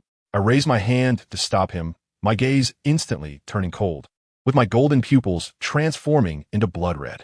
I coldly said, "Dai Yaoheng, Yin Yin, you two get down." Seeing my expression, Dai Yaoheng was left speechless, and he pulled Yin Yin down from the stage, nervously urging her to find a teacher. Only Ma Xiaotao, and I were left on stage. I stared at her. Are you here to cause trouble? She looked quite pleased. That can be understood. Fine. A cold smile appeared at the corner of my mouth. So let us do this. The gravity field was instantly unleashed, more than 10 times stronger than what I had used against Dai Yaoing. Ma Xiaotao turned pale, and her soul power erupted wildly just to barely move. But at the moment of her explosion, I flashed and appeared right in front of her, grabbing her hair and slamming her forehead hard against the ground. I smiled and asked her, is this the strength of the Shrek 7 monsters? So weak. Why come and challenge me? This girl couldn't take it and exploded on the spot, her evil fire engulfing me in an instant. And what happened? When the flames dissipated, I walked out unscathed, brushing off the non-existent dust on my clothes. Evil fire? Is that all? Ma Xiaotao was completely stunned. All 6 soul rings lit up, and she directly unleashed her ultimate move, the 6 soul skill Phoenix Meteor Shower. Goodness, the sky was filled with fire meteors raining down on me like they were free. However, those meteors seemed to have a special trajectory, all flying around me, not a single one hitting me. Have you had enough? I smiled even colder. And when you've had enough, it's my turn. My 5th soul ring lit up, and with my hands clasped together, I softly said, Mirror World, unfold. In the blink of an eye, both Mai and Ma Xiaotao's figures completely disappeared from the soul arena. In my world, Ma Xiaotao panicked. The evil fire within her was being suppressed tightly. I didn't appear but played with her using my voice. Welcome to my world. Want to get out? Defeat me. Or stay here forever. As soon as I finished speaking, a mirror appeared in front of her, and out of it walked a figure that looked exactly like her, but exuding evil energy, completely controlled by the evil fire. The two Ma Xiaotaos immediately began to fight. Let me tell you, her mirror image perfectly replicated all her moves, and it was even stronger with infinite soul power. How could she possibly win? In just a few moves, she was beaten to a pulp, looking utterly disheveled. Just when she was about to despair, a second mirror image suddenly appeared behind her, and a hand pierced through her chest. Just as she was about to die, I leisurely walked out. The 2 mirror images disappeared as soon as they saw me. I looked at Ma Xiaotao, who was lying in a pool of blood, and smiled, saying, now you know how serious the consequences of angering me can be, right? I originally wanted to let her fend for herself, but then thought, well, her teacher is Yin Xiaojia. It would be troublesome if he came looking for me. Never mind, I should do a good deed. I casually condensed a golden rune and infused it into her body. With a flash of golden light, her fatal wound instantly healed. But the healing magic was a bit too strong, and with a sizzling sound, it conveniently burned her clothes off. Oh, this girl has quite a figure. When she woke up and realized she was naked with me beside her, she was completely stunned. After regaining her senses, she screamed and slapped me across the face. I quickly pressed her down, feeling quite disappointed, and said, I saved you, and you still hit me? If I had known, I wouldn't have saved you. She was both embarrassed and angry, struggling beneath me. I leaned close to her ear, deliberately teasing her. This is my world. No one will come to save you. Seeing that she was genuinely scared, I finally released my grip and laughed heartily.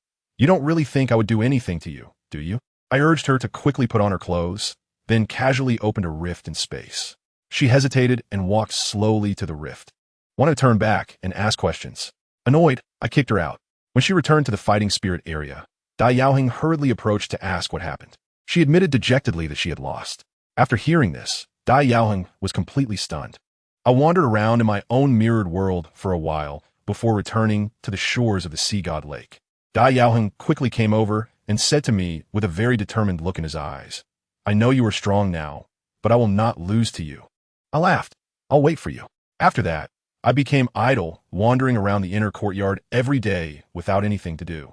Finally, the academy couldn't stand it anymore. Elder Xian called me over, grinning like a weasel, celebrating the new year with a chicken. Lu Zhe, seeing you so idle every day. I have a task here that needs extra hands. Are you willing to help? As soon as I saw his expression, I knew it was nothing good. But I still asked, what's the matter? Elder Xian's expression became serious. Over at Tianmen Mountain, there's a group of evil soul master bandits. You need to deal with it. Evil soul master?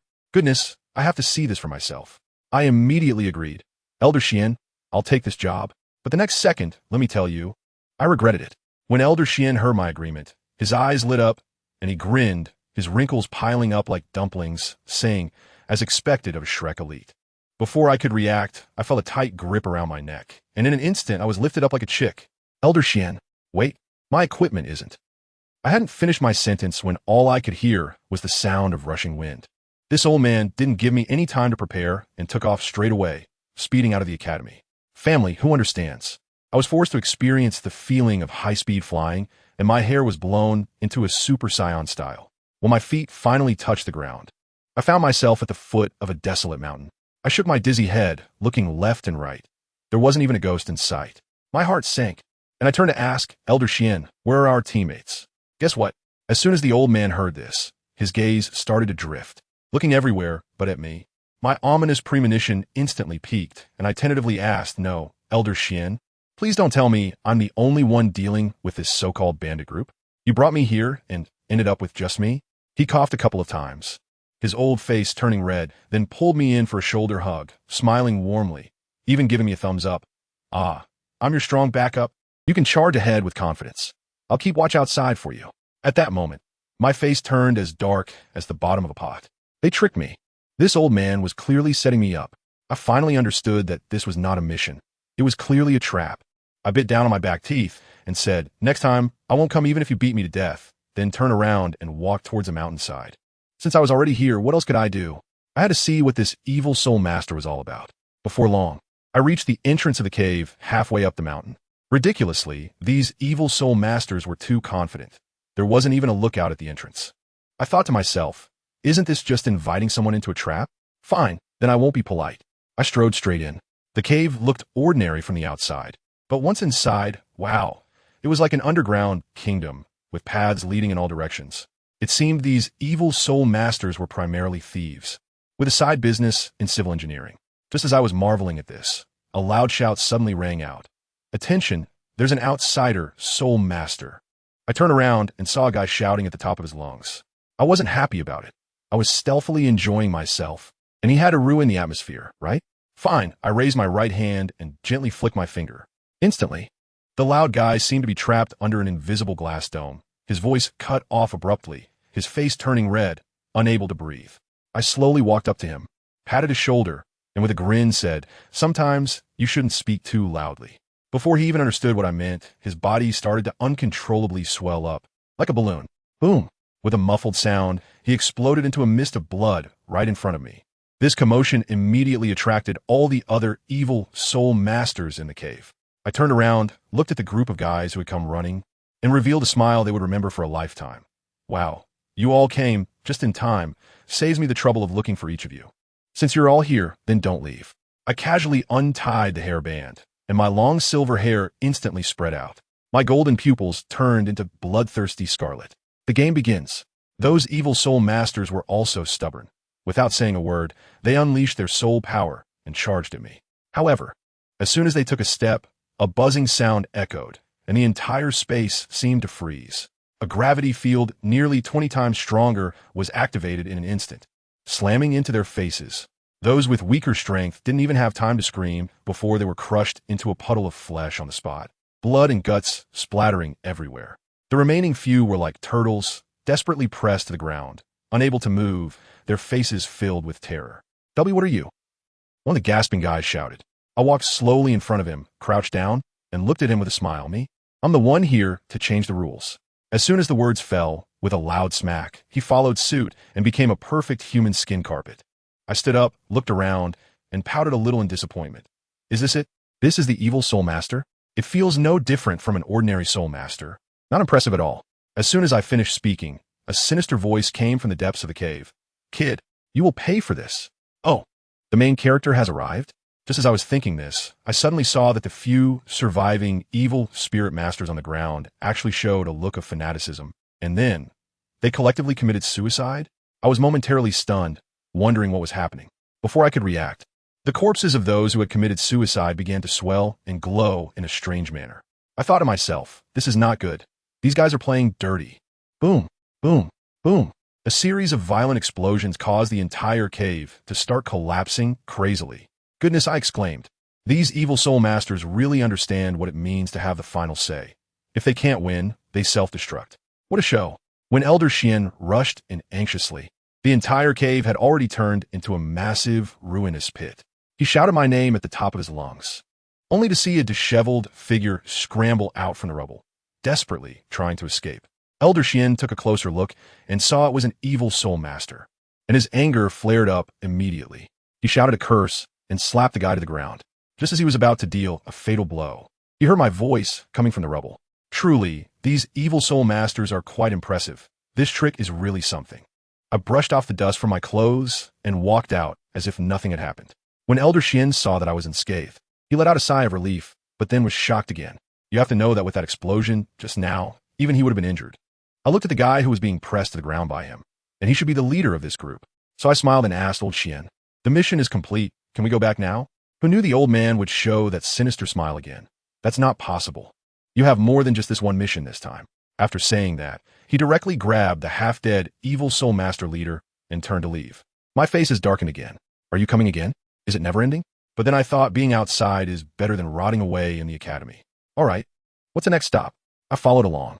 Xian Lao gave me a meaningful glance and uttered 4 words: Northern Mountain Range.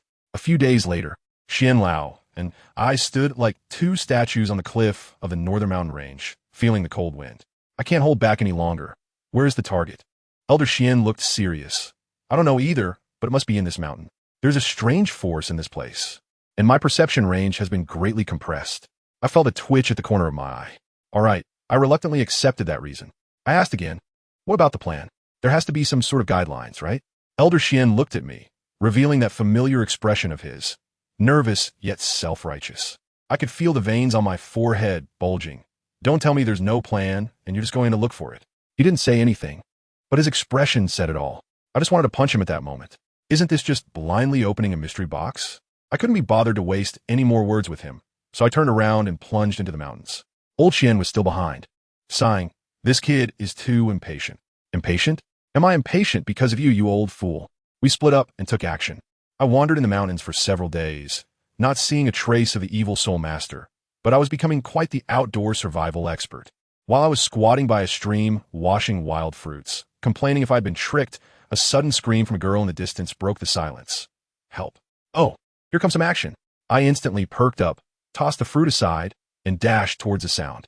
When I arrived, I saw a young girl, no more than a teenager, being pinned to the ground by 2 lewd men, struggling desperately. I smiled, and in the next second, I appeared behind the 2 men. By the time they noticed, it was too late. As I activated the gravity field, there were 2 new puddles of fresh meat, splattering blood all over the girl. She was stunned and sat there in shock. I walked over, trying to smile as gently as possible, and reached out my hand. Little sister, are you okay? But she still didn't respond. I thought she might be too scared, and just as I was about to turn and leave, she grabbed the hem of my clothing. I turned around, crouched down, and patiently asked her what her name was and why she was here alone. Only then did she come to her senses and, with a sobbing voice, said her name was Suya and that she got separated from her dad. As soon as I saw the little girl crying with tears streaming down her face, my heart softened. I hugged her and comforted her for a few moments, helping her wipe away the blood on her face, and said I would take her to find her dad. Only then did the little girl stop crying, and her emotions stabilized. I held her small hand and asked her where she got separated. She said it seemed to be on the north side of the mountains. All right, then let's head north. But I didn't notice that just after we left, a thick white mist suddenly rose up in the place we had just been. I took Suya and headed north, soon arriving at the entrance of a valley shrouded in thick fog. As soon as I saw the fog, I felt something was off. It was too eerie, but Suya beside me was very excited, grabbing my hand and saying, "Big brother, my dad seems to be inside there." I'm even more certain that there are ghosts, but I still have a smile on my face. Then take me in to have a look? Suya happily nodded and pulled me to run into the valley. As soon as we entered, I realized that this fog was no ordinary thing. Even my perception couldn't penetrate it. There must be something big in here. Big brother, we're almost there. Suya excitedly shouted in front. I smiled and followed her without any guard. Suddenly, with a puff, a spike formed from white mist shot out from the side, without warning, and pierced directly through my shoulder. I paused my steps, and Suya, who was with me, also stopped. Turning around, I saw her looking at my injury with a worried expression. "Big brother, what's wrong?" I touched her head and smiled, saying it's okay. "You go stand behind your brother first." Once she obediently hid behind me, the smile on my lips instantly faded, and I slowly spoke to the empty fog around us. Although I don't know what you are, I really hate it when others sneak attack. Buzz. The 30-fold gravity field erupted in an instant. The surrounding mist was pressed down to the ground by an invisible giant hand, and then I waved my right hand, activating the vacuum domain, instantly sucking all the mist away, causing the nearby flowers, grass, and trees to wither and decay. When I retracted the domain, the area was already clear, and I said lightly, "Aren't you coming out? It seems you are really not an ordinary soul master." A hoarse yet powerful voice echoed in the valley. As soon as this voice emerged, Suya behind me suddenly shouted excitedly, "Dad!" In the next moment, a man composed entirely of white mist slowly appeared in front of us. Upon seeing him, Suya rushed over without a second thought and threw herself into his arms. I stood in place, watching them like I was watching a family drama. The man comforted Suya, who was throwing a tantrum, and said she would never talk to him again. After the father-daughter interaction, the man walked up to me and asked who I was. I explained it to him again, and after some back and forth, I figured it out. The one in front of me, named Subai, and his daughter Suya, were not human at all. "So you're not human," I teased with a smile. Subai awkwardly chuckled, thanked me, and then walked deeper into the valley with Suya in his arms. Watching their figures fade away, I couldn't help but be amazed. Wow, they were actually a 10,000-year-old humanoid soul beast, a mist demon. That's even rarer than an SSR. I always felt that my connection with this father-daughter duo wasn't over yet. Sure enough, not long after, I saw them again. I came out of the valley and quickly noticed smoke in the distance. As I approached, I saw it was two minions of the evil soul master. I hid in a tree and listened to their conversation, which mentioned that their leader brought them here for a soul beast. I've heard enough. I'll just dodge down and let the 15 times gravity pin these two down. I stepped on one of their backs and started to interrogate them with a smile. They were also single, and in order to survive, they spilled everything like beans from a bamboo tube. Their leader had taken a large force to the northwest direction to hunt the soul beasts. I nodded and asked the last question. "Are you guys evil soul masters?" The two of them instantly panicked and stammered their denial. I laughed. "Sorry, that disgusting soul power within you has already betrayed you. Didn't you say you would let us go?" One of the guys got anxious. The smile on my face became extremely sinister. I said, "If you answer honestly, there's a 99% chance of surviving. Unfortunately for both of you, you happen to be that 1%. As soon as I finished speaking, I turned and left. Behind me came two explosions, and it was done. Following the direction they pointed, I quickly discovered traces of a fight. Moving forward, I saw a group of evil spirit masters surrounding two white figures. Who else could it be but Subai and his daughter Suya? Although this fog demon was a 10,000-year soul beast, its attack power was really lacking. Being chased and beaten by a group of soul saints, Subai was soon severely injured. He desperately released a dense fog and killed a few minions. But then a soul saint on the opposite side directly unleashed their martial soul true form, revealing a giant black bear. Another soul saint set up a barrier, completely cutting off Subai's retreat. Just as Subai was about to be captured alive, at that critical moment, guess what happened? Your father, making a dazzling appearance. An invisible gravity instantly enveloped the entire scene, and those arrogant soul saints, including the giant black bear, were all firmly pressed to the ground, unable to move. I slowly walked out of the woods, grinning at the shocked Subai. "It's been a while, Mr. Subai." When Subai saw me, he immediately breathed a sigh of relief. Suya ran over and hugged my leg, asking in a baby voice how I ended up here. I smiled and patted her head, telling her to go back to her dad for now, saying that I was going to handle a little matter. I turned around and looked at the few soul saints on the ground, especially the black bear. It was still there, roaring at me without distinguishing right from wrong. "Who are you? Do you know that you are provoking us evil soul masters?" "Evil soul masters?" I raised my eyebrows in faint surprise. The black bear soul saint thought I was scared and instantly became even more arrogant. "Kid, since you know the terror of evil soul masters, then just obediently let us go." I couldn't help but laugh as soon as I heard it. The next moment, I stepped on his enormous bare head, looking down at him from above with a disdainful tone. "You evil soul masters really have a lot of arrogance. But have you misunderstood the current situation? Your lives are now in my hands. I exert a little force under my feet, and gravity intensifies again." The black bear soul sage let out a painful groan and immediately coughed up a few mouthfuls of old blood. The few soul sages behind him who hadn't awakened their martial spirits fared even worse. They didn't even make a sound and were directly crushed into a puddle of flesh. "What? We want." The black bear finally recognized reality, his voice trembling. I sat directly on his back, crossed my legs, and leisurely asked, "Where's your boss? Or tell me where your base in this mountain is." He began to hesitate, and I really dislike it when people dawdle. Bang! With a muffled sound, his right front paw was crushed by the weight, flesh and blood flying everywhere. He let out a scream like a pig being slaughtered. I wore a smile, but my voice was cold and piercing. You still have 2 chances. Are you really not going to say anything? Before he could react, his 2 hind legs instantly exploded into a mist of blood. At this point, he completely broke down.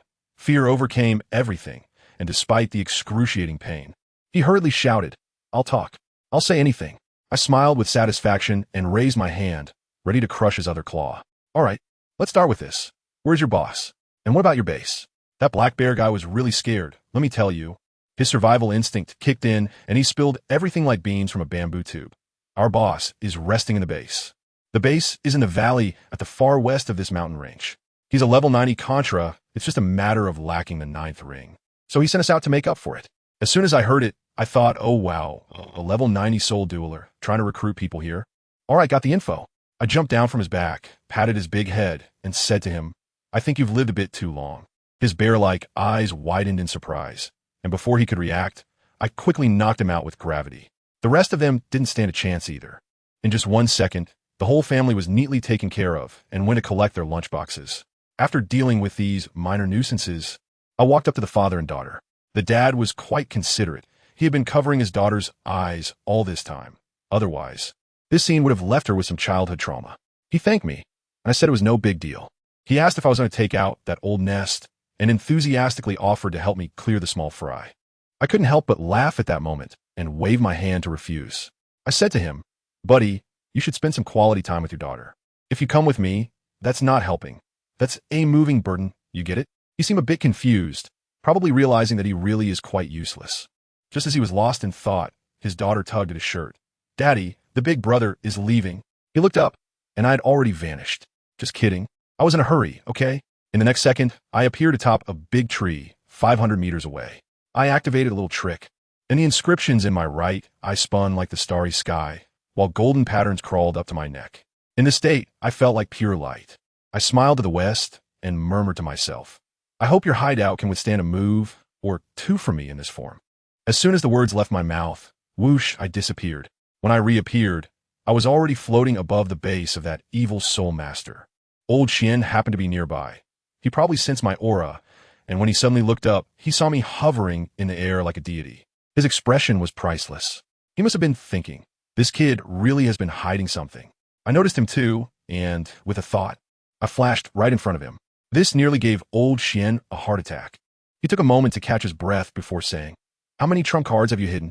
Even I can't sense your movements." Once he saw the golden patterns on my body and my glowing right eye, it seemed like he understood something and smiled. He said, "All right, I'll leave this hideout to you. No problem, right?" He wanted to see my trump card. I couldn't be bothered to talk nonsense, just smiled, and then raised my right hand. I stretched out my handsome right hand and began to form a ball. The old man Xian beside me was stunned and asked, "Kid, what are you doing?"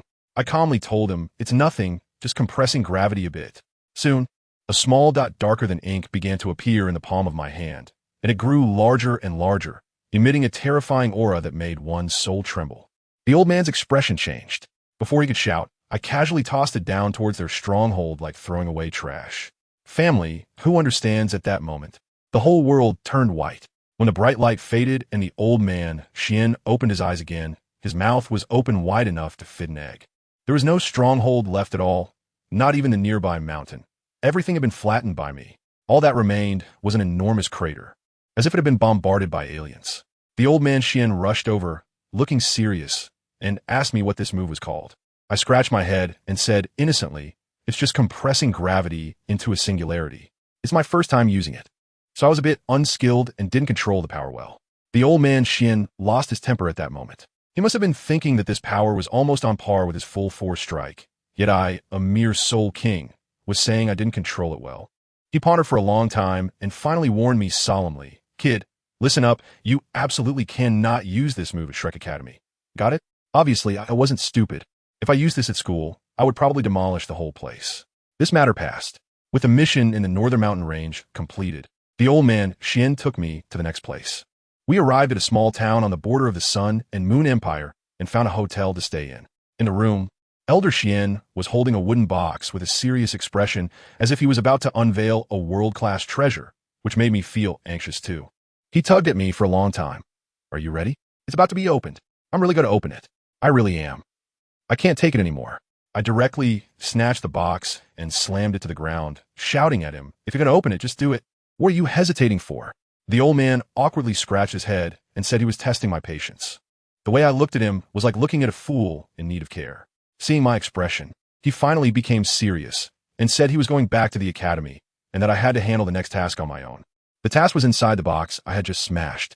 After saying that, the old man slipped away. I picked up the note from the box and saw that I was supposed to investigate the recent disappearance of children in this town.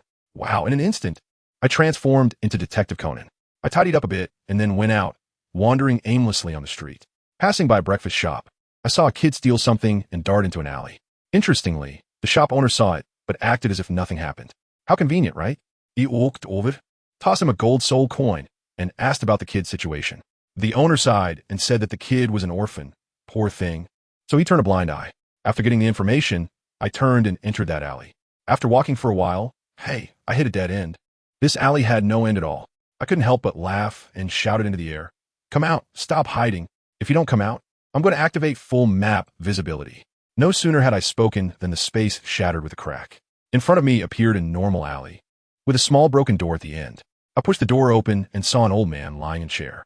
I smiled and asked him, "That space just now is what you're doing?" The old man, named Xia Yin, admitted it. I got straight to the point and asked if he had seen a little boy. His eyes flickered for a moment, but he said he hadn't seen him. My face immediately darkened, and I cranked up the gravity to 30 times, coldly saying, "Old man, I'm not joking. That kid is very important to me." Xia Yin was stunned by my display, realizing I was serious. I released the gravity and told him I was investigating a missing child case. Only then did he lower his guard and say that the child was hidden in his space and was very safe. He mentioned he was also looking into this matter, but there were no clues on the child, so he told me to leave. Fine, I turned to leave, politely saying goodbye. But as soon as I stepped out the door, I found myself stepping into thin air and fell down. An illusion. This again. I stopped midair, feeling both angry and amused. Is this all you guys can do? I waved my right hand gently, and the surrounding illusion shattered like glass. Standing still, I coldly said, "Aren't you coming out yet?" A creepy, eerie laugh echoed from the alley, and a scar-faced guy appeared, cackling and saying he couldn't believe I had broken his illusion. I was annoyed at that moment and instantly flashed in front of him, slamming his head into the ground with a slap. "Don't you know that villains die from talking too much?" I asked coldly. He actually tried to be tough, just starting to say "you" when with a crack. I crushed both of his legs with gravity. He howled in pain, but still shouted crazily, "I won't say anything even if I die." I thought to myself, then go die. With a squelch, another head was gone. I wiped my hands and was about to leave when I noticed that the entire town fell off. All the ordinary people on the street were like zombies, rushing towards me with vacant expressions. I flew up to the rooftop and looked down at these poor souls who had been hypnotized. Before I could figure it out, I was ambushed from behind. I didn't even look back as the 50-fold gravity field instantly unfolded. The guy behind me, dressed similarly to Scarface, was probably part of the same gang. He was crushed into a puddle of flesh on the spot, leaving no last words. Suicide Squad, huh? I scoffed. Bring as many as you want. I'll kill them all. I just don't believe there's not a single one who is afraid of death. But these guys were like rats, exceptionally good at hiding. After searching for a long time, I noticed more and more controlled civilians, resembling a zombie siege. My patience was completely worn out. With a wave of my right hand, I applied gravity, pinning them all to the ground. Then, the golden inscriptions on my body lit up again, spreading to my neck. With a glance from my right eye, I pinpointed the locations of all the hidden rats in the entire town in my mind. I called out names one by one. For the first person in the black robe, I patted him on the shoulder. "Brother, who are you waiting for?" As he turned around, I grabbed his neck. He was just like the others in front, refusing to yield, saying something about how the master was not something I could know, and then he self-destructed. "All right, so you all have such backbone, huh?" I was completely enraged. The mindless zombies around me closed in, my gaze icy, and I cranked the gravity field to maximum. With a hum, the entire street was turned into a river of blood. Yes, you heard that right. I slaughtered the whole city.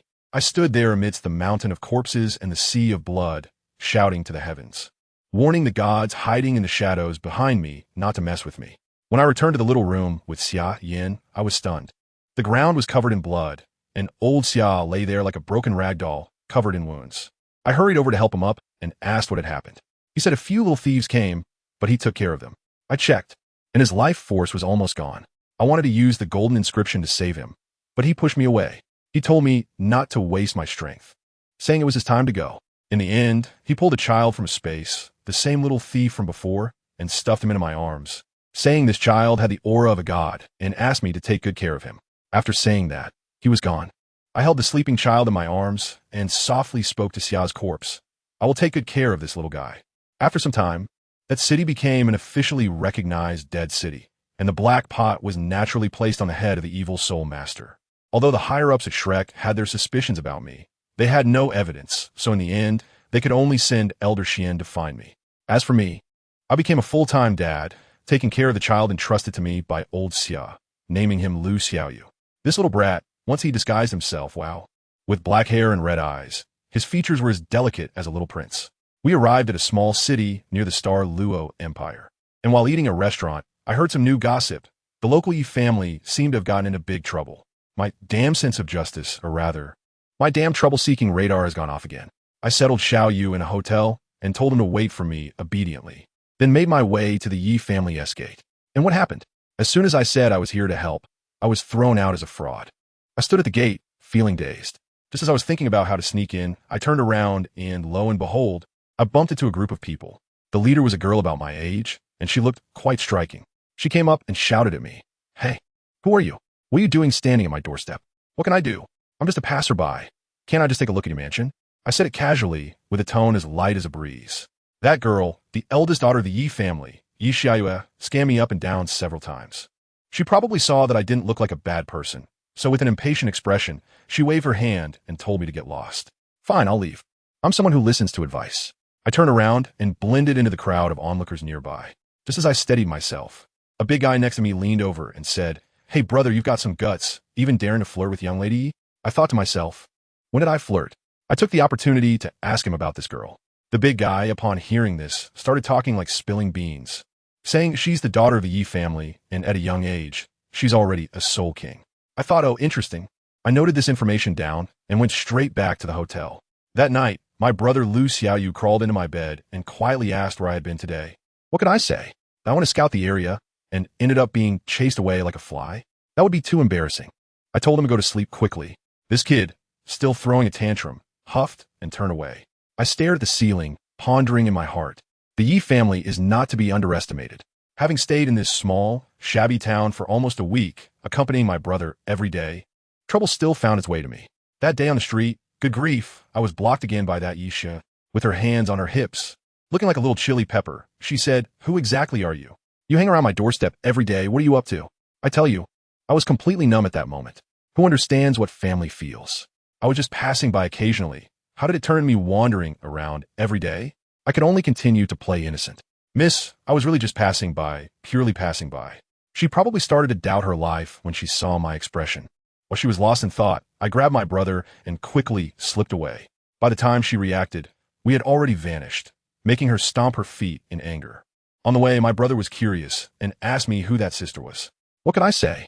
I patted his head and told him she was just a passerby. As soon as he heard the word passerby, his little face fell, probably thinking about his own background. I quickly squatted down to comfort him, but he was still being proud and turned his head away. Sigh. As an older brother, I really worry too much. As I pondered, it seemed that the matters of the Yi family couldn't be rushed, so I decided to take my brother to meet some of my old friends first. We turned around and headed straight for the starry forest. As soon as we entered the woods, my brother was like a curious baby, looking around everywhere. He asked me where I was taking him, and I told him I was taking him to meet a few friends. His little eyes were filled with doubt. "Do you actually have friends?"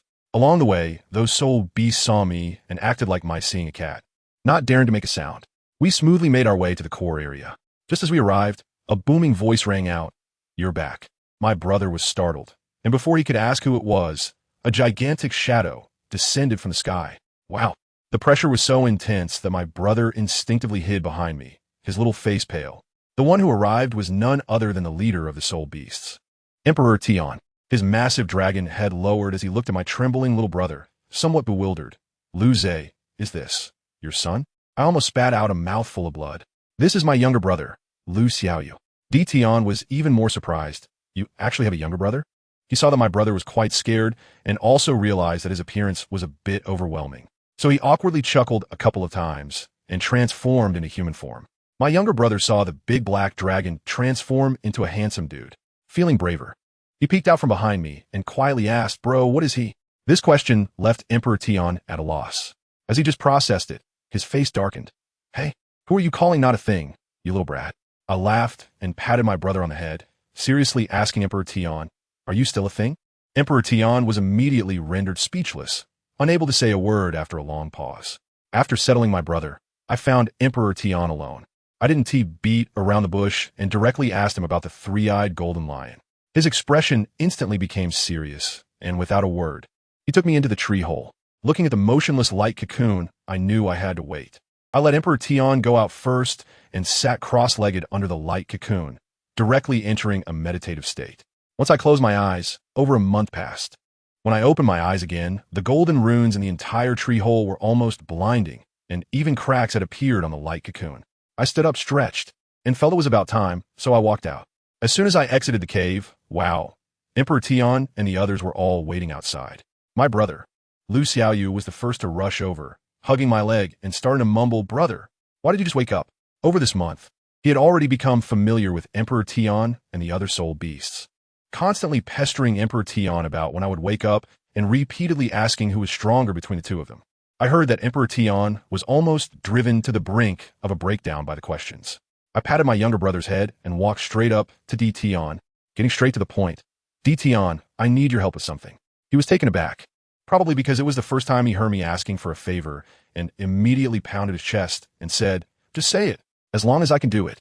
I glanced at my brother, and Tion understood immediately. "Don't worry, we will definitely take good care of your brother." As soon as my younger brother heard this, he got anxious and grabbed my hand. "Bro, are you going to leave me behind?" His little eyes looked so wronged. I felt quite uncomfortable inside too, but there was no choice. I told him that the outside world was too dangerous, and he had to become stronger on his own first. While I spoke, I rubbed his head and casually transferred some of my power of rules into his body. This kid, when he awakens his martial soul in the future, will definitely be on a whole new level. After comforting my brother, I called Tion to the mountaintop alone. I laid everything out for him and asked if he wanted to awaken his slumbering master. Upon hearing this, he was so excited that he almost knelt down to me, saying he was willing to pay any price. I let out a cold laugh. "The price isn't for you to bear, it's for your master." Seeing his expression as if he had eaten something foul, I slowly explained that the system of this world has a bug that I need to fix. Once it's fixed, an administrator will be needed, and that person will be my brother, Lu Xiaoyu. And after his master wakes up, his task will be to assist my brother in managing this world. Tion is a smart person and quickly understood. He asked me why I wouldn't manage it myself. I just smiled and told him that some things are better left unasked. After I finished explaining everything, I turned and left without looking back. Tion asked me when I would return, but I didn't answer. However, I knew he would take good care of Xiaoyu, because he understood that following me is the only future for the soul beasts. Leaving the Stardow Forest, my goal was clear: Shrek Academy. This time in seclusion made me fully understand that my task is to correct the rules of this world and then move on to the next one. And my brother is the administrator I leave behind in this world. A few days later, I finally stood outside Shrek City again. It had been a long time since I returned, and I didn't know how those guys at the academy were doing. As I reached the entrance of the academy, before I could even step inside, Elder Xian appeared before me as if he had teleported. "Well, you little rascal, you actually know how to come back. I thought you might have died outside." He laughed while scolding, then reached out and put his hand on my shoulder. "Come on, don't rush back to the dorm.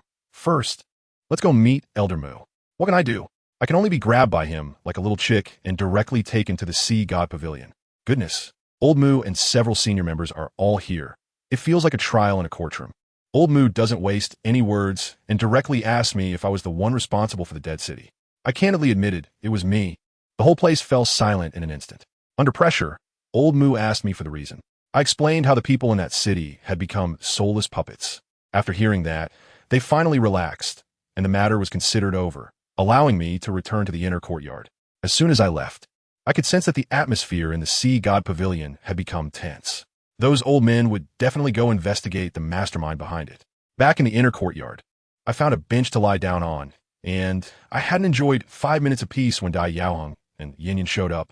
That brat Yin Yin immediately started shouting at me, saying it had been a while since we last met and that he was itching for a fight, asking if I dared to practice with him. I gave him a glance and said, You, the level 55 support type, Soul King. Want to solo me? What a dream. That one sentence left him speechless. Then Dai Yaoheng directly asked me how much I had improved since we last met. I sighed and pretended to say, oh, the feelings have faded, asking this right when we meet. But he didn't bite at all. Fine, I stopped pretending and revealed my 6 soul rings, casually saying, not much improvement, just barely made it to Soul Emperor. Dai Yaoheng's eyes widened, staring at my last 2 strangely colored soul rings, his fighting spirit soaring. Come on, let's have another match. I was having a headache, and Yin next to me was making a fuss. Just then, a clear and angry shout came.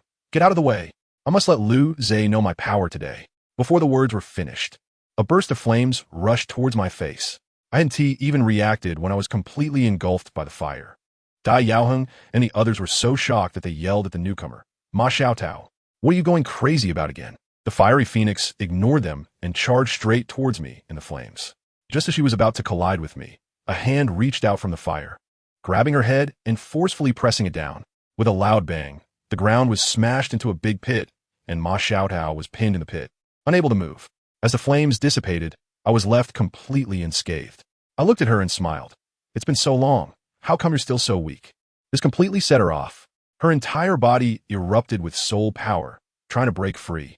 I felt that force and clicked my tongue twice. Oh, you made a bit of progress. But it was useless. No matter how she struggled, I still held her down tightly. This crazy woman, furious, actually called out in a tone that was almost coquettish. Don't bully me. Do you dare let me get up? I tell you, that voice, that tone, completely left Dai Yaoheng and Yin beside me dumbfounded, their mouths agape as if they could fit an egg in. I found it amusing, so I let go and stepped aside. All right, what now? As soon as she freed herself, she charged at me like a cannonball. In the next second, the familiar scene played out again, and I slapped her back into the pit. This time, I simply sat down on her back and said calmly, give it up. Even if I let you use one hand, you still can't beat me.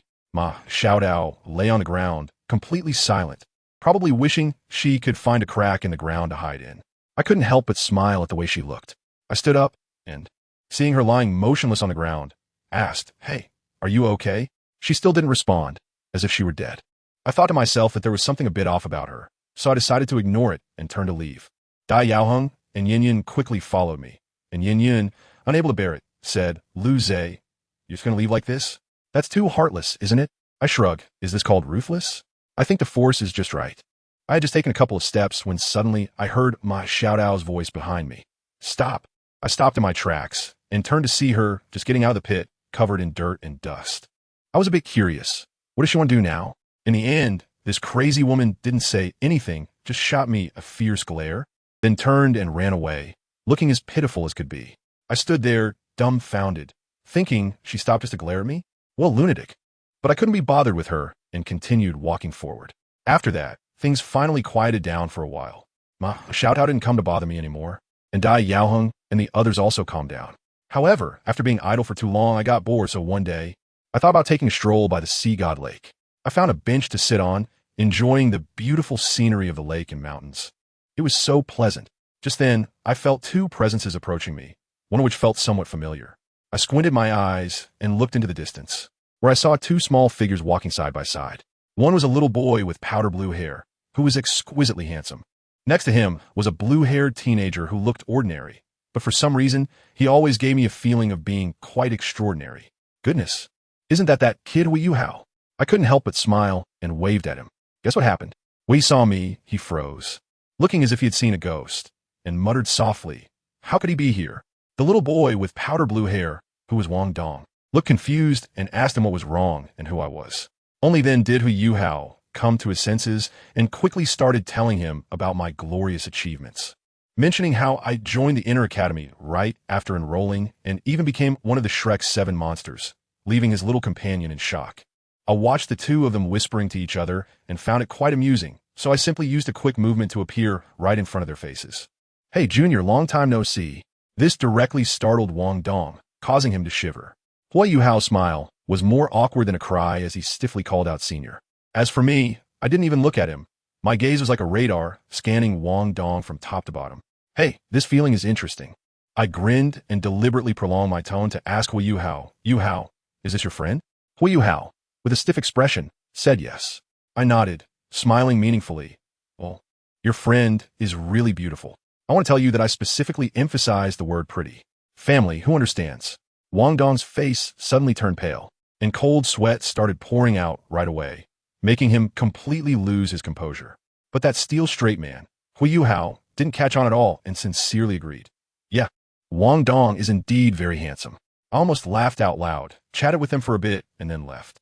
As soon as I walked away, those two guys looked like they had just returned from the gates of hell, sighed in relief, and collapsed onto the bench. I left, but in Hui Yuhao's spiritual sea, it was like an explosion. The Ice Emperor, that big green scorpion, was panicking, his voice trembling. Tianming, who was that guy just now? I'm a top 10 fierce beast. And I actually felt pressured. Tianming, that million-year-old silkworm, was also scared. I don't know. Anyway, one thing is for sure. That guy is definitely not someone we can mess with. The Ice Emperor was confused, saying, wait, that kid is clearly just a soul emperor. What are you afraid of? Just as they were arguing, the quiet little gray ball, which was actually the fragment of Ilex's consciousness, suddenly spoke up, sounding as serious as if the world was ending. Little Scorpion, let me give you a reminder.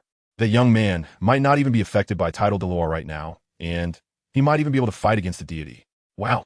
Once this was said, not only the Ice Emperor, but even Tianming, this million-year-old soul beast, was completely stunned.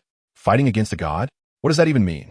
The situation got even more intense when the little gray ball added another piece of information. Also, that young man should have long discovered our existence. He just doesn't want to say it. Now Tianming and the Ice Emperor were completely on edge. If this got exposed, Hui Yuhao's life would be in danger. Tianming decisively issued a strict order. No, we must get Yuhao to build a good relationship with that guy. Otherwise, if a conflict arises, the three of us together won't even be enough for him to use as toothpicks. On the other side, I wobbled back to the inner courtyard. The Shrek's 7 monsters were meditating in the training room, each one looking like a monk in deep meditation. I was just idly lying on the sofa, watching them. As I was watching, Dai Yueheng suddenly lost his cool, jumped up, and shouted at me.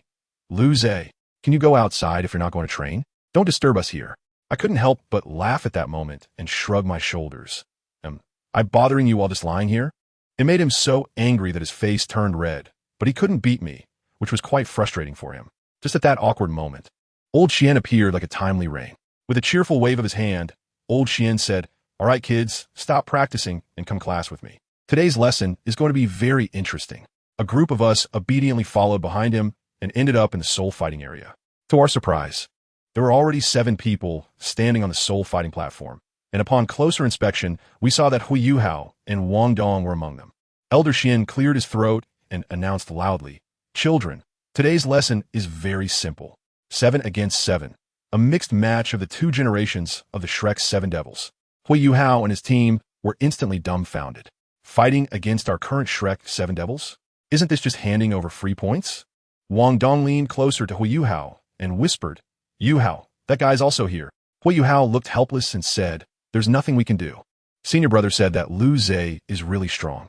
On Dai Yueheng's side, after assessing the opponent's strength, he became a bit cocky and casually remarked, they feel so weak. As soon as he said that, he regretted it because he glanced at me. I didn't mind. In fact, I found it quite interesting and was curious to see what Hui Yuhao was capable of. Soon, the groups were formed. I was in a team with Hui Yuhao, Wang Dong, Su Sanshi, and the others. Dai Yueheng led Ma Xiaotao, Bei Bei, and their team.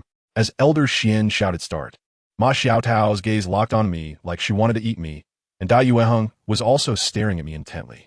Wang Dong noticed this and poked Hui Yuhao, saying, why are they all staring at Lu Zhe? Hui Yuhao still looked confused and replied, I don't know either. I heard it and turned back to them with a smile, saying, watch out, they're coming.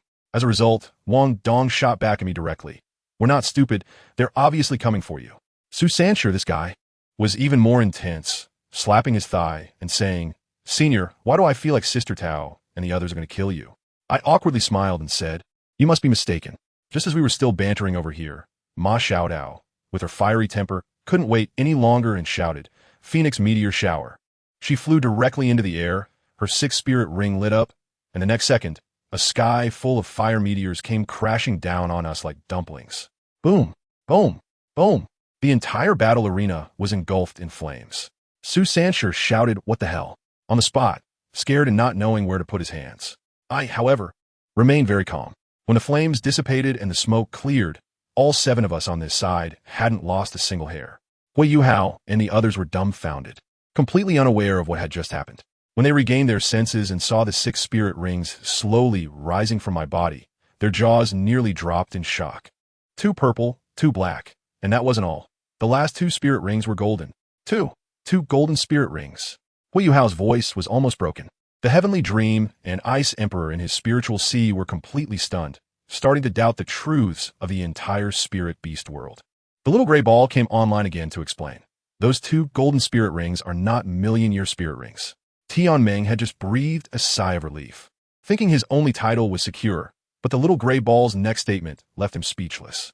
Although they are not million-year spirit rings, the power they possess is far greater than that of million-year spirit rings, because they are spirit rings condensed from rules.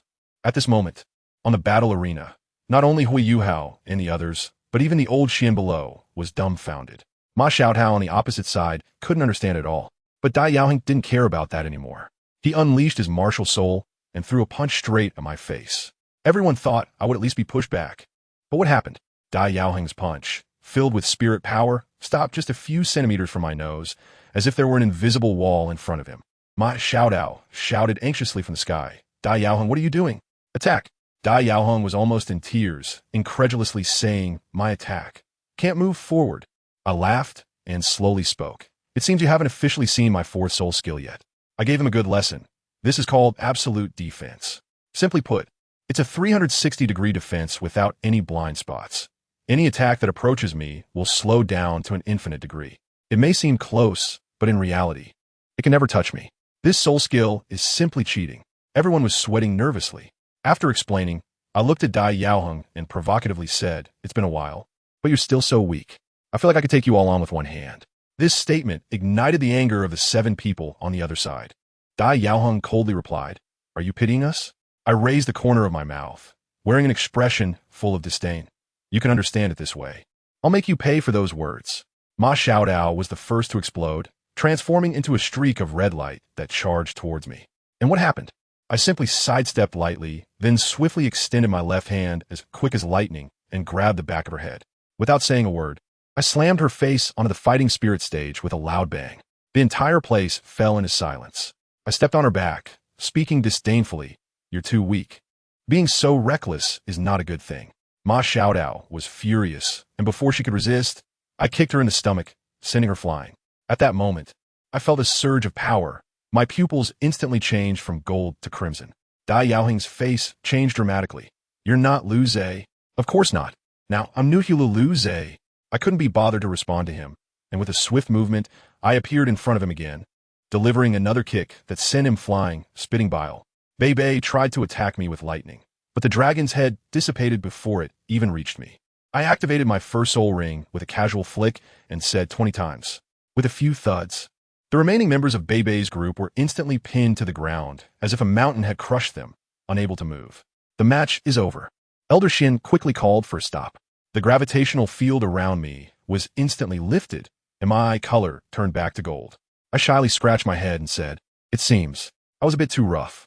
The way Hui Yuhao and the others looked at me was like they were looking at a monster. Elder Xian called me over and said with a stern face, "We're all friends here. Why did you go so hard?" I was still playing dumb. "Shouldn't we give it our all in the competition?" Elder Xian sighed and waved his hand. "Forget it. Just be more careful next time. However, don't hold back in the Soul Master competition." Then, he announced an even more outrageous second match. In the second match, all of you will fight against Lu Zhe together. Wow, 13 against 1. Su Sanshur immediately complained. "Are we really going to fight? He's ridiculously strong." Elder Xian glared. "What are you afraid of? Can't the 13 of you handle just one?" Although everyone was reluctant, they thought 13 against 1 should be a sure win, right? To ensure fairness, Elder Xian even added a rule. "Lu Zhe, you can only use 1 soul skill, and you're not allowed to use your invincible 4th soul skill." Dai Yaoheng and the others brightened up upon hearing this, thinking victory was certain. Ma Xiaotao even made a fierce remark. "This time, we are definitely going to teach you a lesson." I looked at their confident expressions, and I couldn't help but smile internally, while casually saying, "Well, let's see what you can do." As soon as the match began, Ma Xiaotao and Dai Yaoheng charged forward. My golden eyes turned crimson again. The game had begun. Ma Xiaotao attempted a sneak attack from behind, throwing a punch at my back, but what happened? I caught her hand and tossed her out like garbage. Dai Yaoheng came at me head-on, and his strength was indeed impressive, pushing me back a few meters. However, when he tried to follow up, I grabbed him by the back of the head and slammed his face into the ground, a classic replay. Bei tried to intervene, but I kicked her away. Yao Haoshuan attempted a sneak attack. Without even turning my head, I delivered a backward kick right to his abdomen, followed by a right hook that sent him flying. As soon as I saw it, I realized it wouldn't work. I had to take out the back row first. I dashed towards the support-type Xiao Xiao with a quick movement, and she was so startled that she hurriedly used her soul skill, but that large cauldron couldn't keep up with my speed. Just as I was about to slap her out of the arena, Hui Yuhao made his move. Mental interference. I paused for a fraction of a second, and during that moment, Jiang Nanan took the opportunity to rescue Xiao Xiao. But this time, Hui Yuhao was in trouble. His spiritual power couldn't shake me at all, and he was immediately backfired, turning pale on the spot. I recovered, smiled at him, and in the next second, I appeared in front of him and kicked him in the stomach, sending him flying like a broken sack. Ma Xiaodao's flame beam hit me, but it didn't even scorch my clothes. That was my second soul skill, energy absorption. I couldn't be bothered with her and directly flashed in front of the control-type Ling Luochan, kicking her away again. At this point, the other side completely lost confidence. This was simply not someone we could handle. Su Sancher was almost in tears. However, Dai Yaoheng and the other tough ones did not give up and charged forward again. I coldly smiled. I seemed to be a bit bored. As soon as I finished speaking, I moved. My speed was so fast that they couldn't react at all. I grabbed Dai Yaoheng by the neck and threw him like a bowling ball straight towards Ma Xiaotao in midair, and the two collided and rolled out. The others were pressed to the ground and quickly lost their will to fight after a round of friction. In the end, this farcical 13-against-1 ended with my one-sided crushing victory. Old Xian stood by, dumbfounded, probably thinking to himself that this kid is simply a hexagonal warrior, completely unsolvable. However, being this hexagonal warrior was quite frustrating for me. Just after finishing the fight, and before I could even warm my seat, Old Xian announced that we would be going to Xinglua City early the next morning for some Soul Master competition. Fine, a competition it is. But that night, the old man secretly cornered me in a small grove again. I tell you, his gaze was like that of someone interrogating a criminal. He got straight to the point and asked me about that dead city. Goodness, I just knew he had something up his sleeve. At that moment, I was wondering if this was something I could casually talk about. But seeing his determination to get to the bottom of it, I could only reveal a little. I told him that the ones attacking that city were not people from our world at all, and their target was just a child. When Xian Lao heard this, his eyes widened in shock, and he asked me what was so special about that child. I thought for a moment and dropped a bombshell. That child has a divine aura and might be a child of God. At this, Xian Lao completely lost his composure, muttering something under his breath and then asking where the child was. Could I tell him? That child is my future sister-in-law. What if something went wrong? I just managed my expression and let him figure out himself. Xian Lao is also quite perceptive. Seeing my expression, he sighed, said he wouldn't push me, and turned to leave, reminding me not to be late tomorrow. It's not that I don't want to say, but Xiao Yu is too important. If these people find out, who knows what kind of trouble it could cause. And guess what? The next day, I really was late. There's no helping it. As the protagonist, I always have to make a grand entrance. When I got to the school gate, Dai Yaoheng and his group had dark expressions, especially Wang Dong, whose gaze could practically shoot fire at me. I greeted them with a grin, which immediately killed the conversation, and obediently stood in line. I initially thought this was going to be a sponsored trip to Xingla City, but then Dai Yaoheng told me that we had to do some work along the way, eliminating a group of evil spirit master bandits. Who understands this, family? The vibe completely changed, and what happened to the promised vacation? I sighed on the spot, and my smile vanished instantly. Next to me, Xiao Xiao foolishly asked what was wrong, and I bluntly replied, "Supervisory missions are dangerous. Whoever wants to go can go." As soon as I said that, a few people around looked at me as if I were mentally challenged, probably thinking, "Aren't you the most dangerous one here?" Wang Dong snorted beside me, clearly unhappy. Hui Yuhao, caught in the middle, looked like he was about to die of embarrassment. I shot a glance at Wang Dong, too lazy to deal with him. It was normal for him to be upset since I had just rubbed him into the ground yesterday. Let him stew in it. On the way, Teacher Wang Yin asked the upperclassmen to lead the lowerclassmen. Originally, Ma Xiaotao wanted to take Hui Yuhao, but because of that brat Wang Dong, the task fell to me. I deliberately kept Hui Yuhao at the back of the line. He looked like a frightened rabbit the whole way, afraid I'd spill his little secrets. I looked at his nervous expression and couldn't help but laugh. I leaned in close to his ear and struck with precision. The White Tiger Duke, that's your dad, right? Hui Yuhao was instantly petrified, his whole being froze. Seeing his silly look, I added another jab. Don't think too much. I know there are 3 of them living in your head. This left him completely speechless, his gaze towards me filled with fear. I patted him and said, don't worry, I'll keep your secret. After that, he completely shut down, not saying a word the entire way. When we arrived at the Mingdo mountain range, Elder Xian called me aside and told me that for this mission, I would just be a bodyguard and shouldn't intervene, letting Dai Yaoheng and the others train on their own. Well, this was basically telling me to get paid while slacking off, something I excel at. I immediately agreed, promising to complete the task and be the strongest support. As soon as the mission began, Dai Yaoheng charged out like he was on fire, yelling as he rushed into the lair of the evil soul masters, and the others followed him in. I stayed outside with Hui Yuhao and the other newbies. Wang Dong, that little guy, got all fired up again, insisting that I was slacking off and getting angry enough to want to fight me. I was annoyed by his noise. So fine, I decided to go in. I had just entered when I heard a huge explosion, and the entire cave collapsed into ruins. Outside, Hui Yuhao and the others were stunned.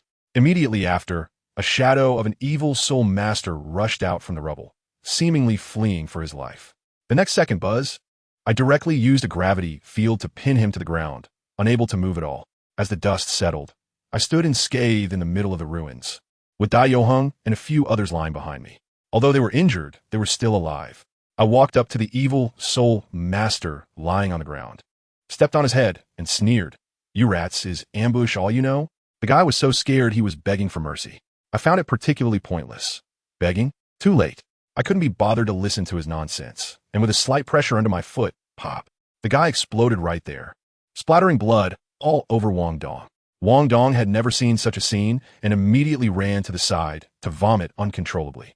At that moment, Elder Xian also rushed over and turned pale upon seeing the injured lying everywhere. I explained to him that it was a corpse explosion, and I had saved them, but they were still a bit injured and needed to recuperate. Elder Xian realized this was a problem.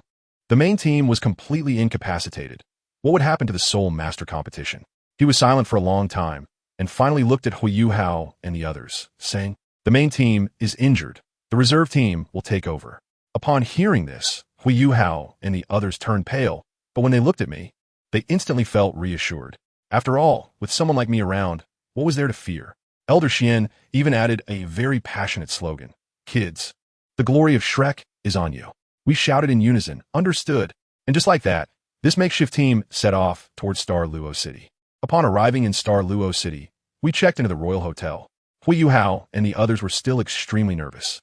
During the meeting, Teacher Wang Yin was giving motivational speeches, and I was almost falling asleep. That night, I was alone on the rooftop enjoying the breeze when Dai Yaoheng, still injured, came to find me, asking if we could win this competition. I was speechless and shot back at him. "Have you forgotten there's me in the team? With me here, you ask such questions?" The next day, the Soul Master competition officially began. In the preparation area, Hui Yuhao and the others looked as if they were about to go to battle, while I was the only one lying on the bench, feeling sleepy. Wang Dong exploded again, rushing over to shout at me to take it seriously. I could barely lift my eyelids and replied with 2 words, "Okay." Then I continued to lie there. He was so angry his face turned red. I finally sat up and said to him, "What's the rush? This match is for you guys. I'm just here to watch." In the first match, Shrek faced off against Tianling Academy. As soon as Hui Yuhao took the stage, good heavens, he directly revealed 600,000-year soul rings, causing the 7 opponents to lose all combat will, their eyes filled with clear stupidity. The match ended in an instant, and we won without a doubt. But just at that moment, I suddenly felt a familiar, cold aura. My expression darkened as I told Teacher Wang Yin I had something to do and left. I went to a deserted corner and coldly said to the air, "Come out." A shadow appeared out of nowhere, identical to those from the Dead City. He was also here to find Xiaoyu. I refused him outright, and without saying a word, he charged at me. His fist stopped just a few centimeters from my face, as if hitting an invisible wall. It was my paradox ability. The shadow was stunned, exclaiming, "This is a paradox. Oh, you know quite a bit?" I directly pressed him down with gravity, sitting on his back to interrogate him. This guy completely caved in and confessed everything. He said that their world's general was also a paradox wielder and was a space paradox. It was because of that general that they could traverse worlds. Good heavens, I thought I was the chosen one. But it turned out the other side had a cheat too. This world was finally becoming incomprehensible to me. Just as I was about to ask which world they were from, pop. The guy self-destructed again. The clue was cut off. It seemed that things were far more complicated than I had imagined. The next day, it was my turn to compete in the round-robin matches. The guy from Yinluo Academy, named Ma Yingjun, was so scared his legs went weak. As soon as the referee shouted start, I teleported right in front of him and gently flicked my finger on his forehead. Whoosh! He flew off the competition stage like a cannonball. The entire venue fell silent. The referee rubbed his eyes before announcing that I had won. Then, the entire Yinluo Academy team chose to surrender. Just like that, I easily won another match.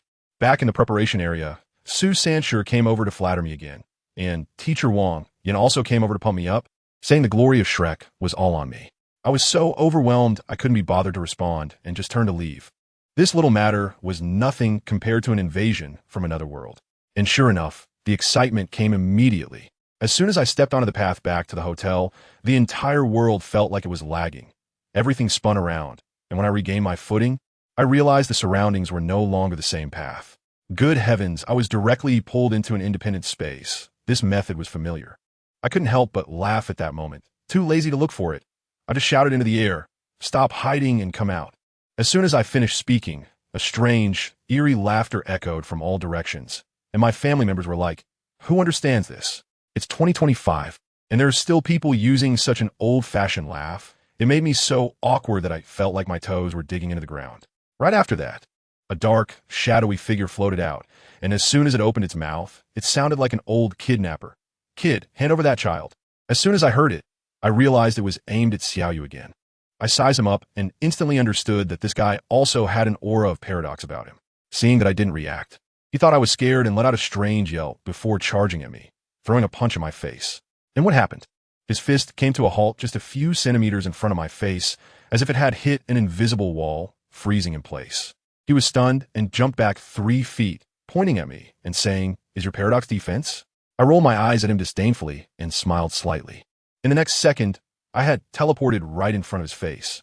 Just as he was about to say you, I kicked him and sent him flying, tracing a perfect parabolic arc in the air. "Aren't you talking a bit too much?" I said, brushing off my pants with an impatient expression.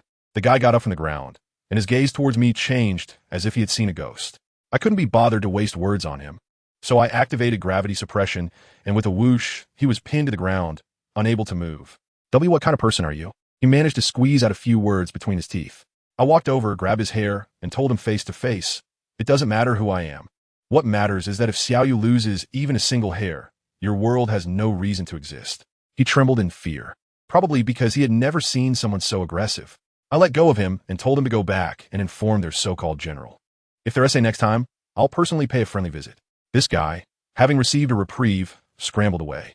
Just before he disappeared, I added softly, "I hope you're a smart person, Tengu of the 10 Sons." He froze, looking back at me with eyes full of terror and confusion, probably wondering how the hell I knew his background.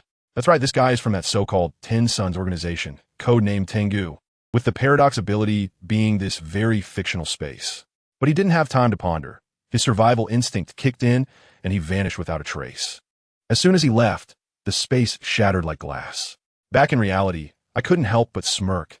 These people really don't know when to give up. The next day, the competition went on as usual. Let me tell you, after dealing with those from other worlds, watching these petty brawls in the arena felt like watching kindergarten kids fight over candy, utterly dull. We faced a team called Qianling Academy, who were fairly strong, with both Soul Kings and Soul Lords. And what happened? The opponent performed some fierce maneuvers, conjuring an impressive frost tornado that looked quite intimidating. It seemed my teammates were struggling a bit, and I couldn't bear to watch any longer. I sighed and stepped forward. What a hassle. With a casual wave of my right hand, the towering tornado, higher than several floors, instantly vanished with a puff, like a fart. The entire place fell silent. I didn't even give the referee time to react. With a backhand, I executed another gravity squeeze, and all 7 opponents collapsed to their knees, their faces turning purple. If their teacher had shouted, "I concede," even a tenth of a second later, they would probably have to be collectively sent to the crematorium. The match ended with another predictable victory. The people from Ryu Academy looked pale in the preparation area, especially that kid named Xiao Hongshen, who had been quite arrogant before.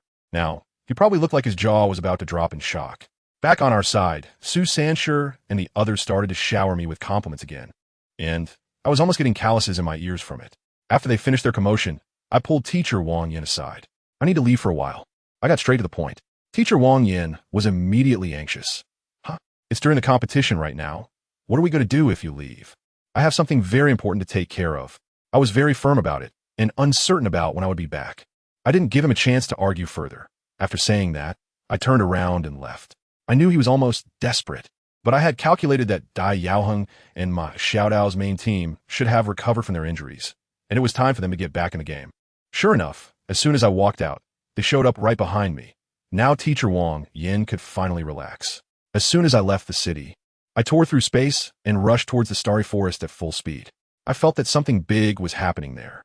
When I arrived at the core area, what a scene it was, truly brutal. The Beast God Emperor was covered in blood, being suspended in the air and beaten by two guys in black and gold uniforms. One of them, a bald man, was extremely arrogant, calling the Emperor and his companions beasts, and even saying that the gods of this world are nothing but pets of higher planes. I told you, I was quite a distance away, my fists clenched tightly. Xiong Jun, with his violent temper, couldn't stand this and charged forward with a roar, only to be knocked into the ground by that bald guy with one punch. Unable to get up for a long time, just when Di Tian and the others were about to collapse, a familiar aura erupted. It was the auspicious beast. She finally woke up and transformed into a little girl. As soon as she appeared, she stood in front of Di Tian and told those two to get lost. That bald guy, whose code name seemed to be Tian Lang, got even more excited when he saw the auspicious beast, mumbling something about incomplete rules of power, completely disregarding her. I understood their conversation. These two were the 8th seat of Calamity and the 9th seat of Tian Lang from the 10 Sons, and they were here for Xiao Yu. Tian Lang was really ruthless, using deadly force against a little girl, dragging the auspicious beast into his fabricated space and beating her mercilessly, even piercing her chest with his palm in the end. How dare he touch the auspicious beast? At that moment, I was truly furious. I didn't reveal myself immediately. Instead, I quietly used my paradox to silently cover his space. He thought he had won after knocking down the auspicious beast and obliterating Di Tian and the others who charged at him. But the next second, time reversed, and the auspicious beast and Di Tian were back on their feet, unharmed, charging at him again. Once, twice, 3 times, I directly gave him an infinite Tsukuyami, allowing him to endlessly experience the despair of being beaten up. It only took a few minutes for that guy to go from arrogant to confused, and finally to complete breakdown. Just as he was about to go crazy, I leisurely revealed myself, holding a fake disaster in my hand, and casually mocked him. The 9th seed of the 10 days, what great power you have. When Sirius saw me and the disaster in my hand, he completely broke down. Once I released the full aura of the complete rules, he lost the courage to fight back and turn to run. Run? Did I agree to that? I punched him from the sky into the ground, creating a massive pit. The space shattered, and we both returned to the real world. When Emperor Tian saw me, he was so excited he almost cried. Lu Zhe, you're finally back. At that moment, true calamity struck. He looked at me with an extremely serious expression, and without saying a word, unleashed his ultimate move. Paradox, space cutting.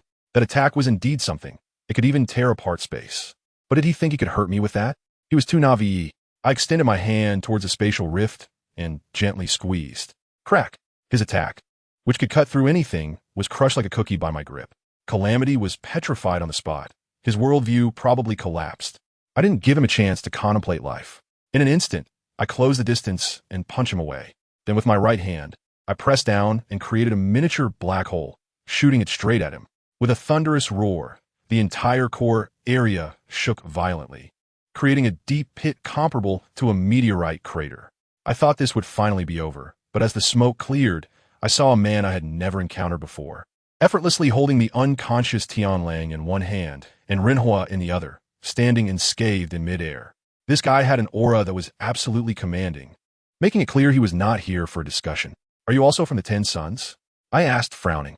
He laughed and shook his head, saying no. Don't compare me to that kind of low-level team. I am one of the 7 sins, Greed. 7 sins? That sounded several tiers above the 10 Sons. He showed no intention of attacking, tossed the 2 useless ones into a spatial rift, and before leaving, he glanced back at me and said, that child, I will take away sooner or later. I hope you won't try to stop me then. With that, he disappeared. I stood in place and took a deep breath. Family. This time we've really stirred up a hornet's nest. After dealing with these uninvited guests, the first thing I did was to find Di Tian and ask about Xiao Yu's whereabouts. This old dragon was still hesitating, but after I glared at him, he honestly admitted that Xiao Yu had been taken by his master, the Silver Dragon King, for cultivation. I asked him to lead the way, and the newly transformed mythical beast, Chiaoer, hopped along behind me. At the bottom of the Lake of Life, I encountered the legendary Silver Dragon King. She was very polite to me, considering my strength. After exchanging a few words, a small figure suddenly shot towards me like a cannonball. I pulled him down from midair, and it was Lu Xiaoyu. This kid has grown a lot taller, and his soul power is at level 40, and he was proudly showing off to me. I made a deal with the Silver Dragon King, asking her to take good care of Xiaoyu in the future, and to call me if she encounters anything she can't handle. Then I took Xiaoyu outside.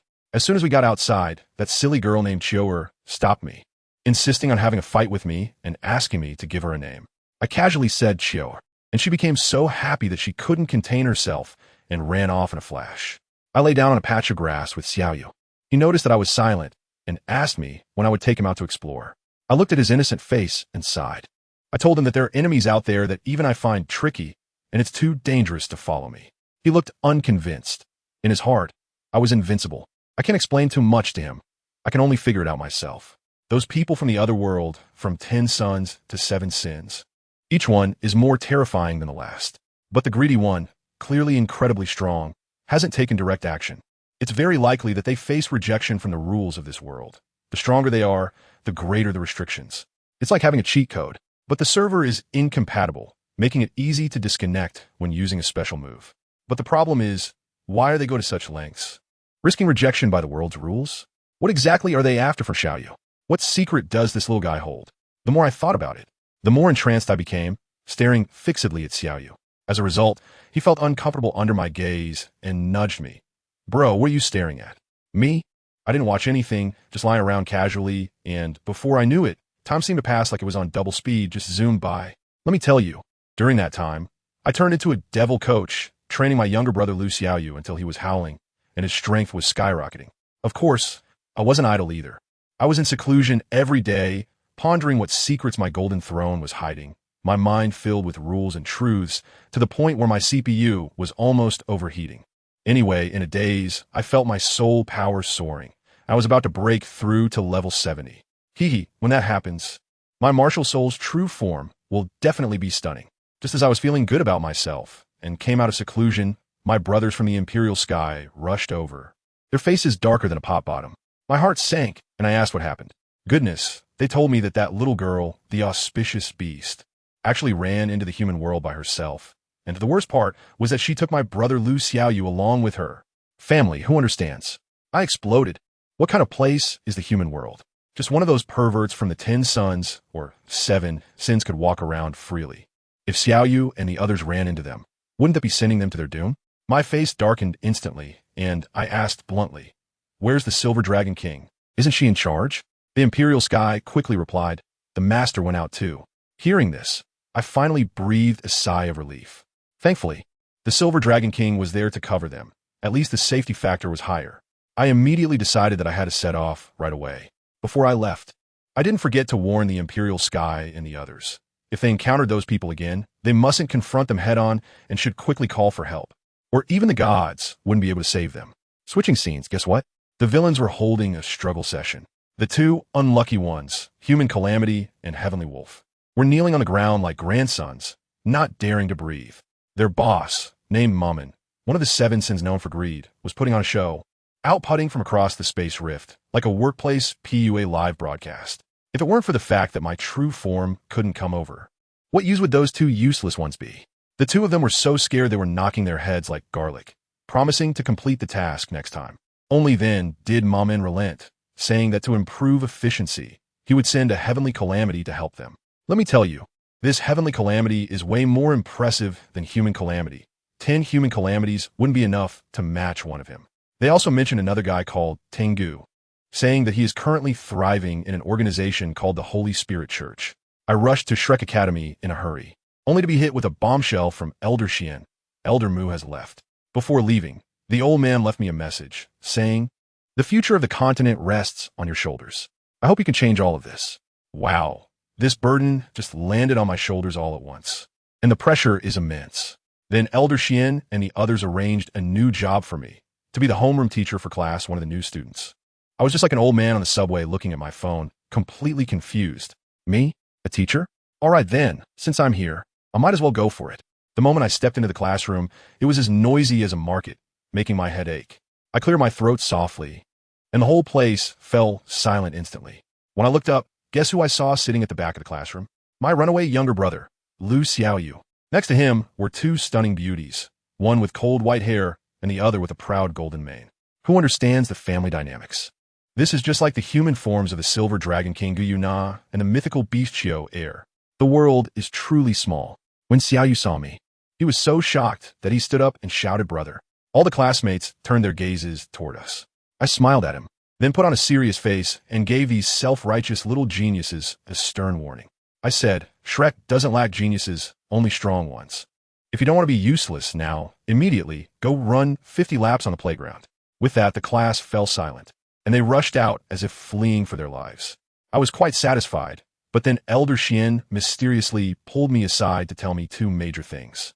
First, the rules for the next Continental Soul Master competition have changed. Besides academies, all kinds of other forces can participate. Second, the mastermind behind the Dead City incident has resurfaced, and they have joined the Holy Spirit sect, likely planning to stir up trouble in this competition. As soon as I heard it, I understood. This is clearly aimed at me, right? The 10 sons, along with the 7 sins behind them, can no longer hold back. I smirked. Fine, let us play then. Just right for me to see what you guys are really made of. After a month, my reputation as the demon teacher was firmly established. These new students were completely subdued by me. Even my younger brother had to face double penalties for his mistakes. That day, I had just announced the groupings for the new student assessment, placing Lu Xiaoyu, Gu Yuna, and Xiao in one group, and was about to leave after class when I noticed that Lu Xiaoyu was actually sneaking behind me. I was wondering what this little brat was up to, so I ignored him and went for a walk by the Sea God Lake. Just then, I ran into my old teammate from the Shrek's 7 Monsters, Xiao Xiao, and chatted with her for a bit, casually ruffling her hair. Goodness, I felt a piercing gaze from behind me, as if someone was trying to drill a hole through my back. Hiding behind a tree was Xiao Yu, and his expression was something else. It felt like my house had been robbed.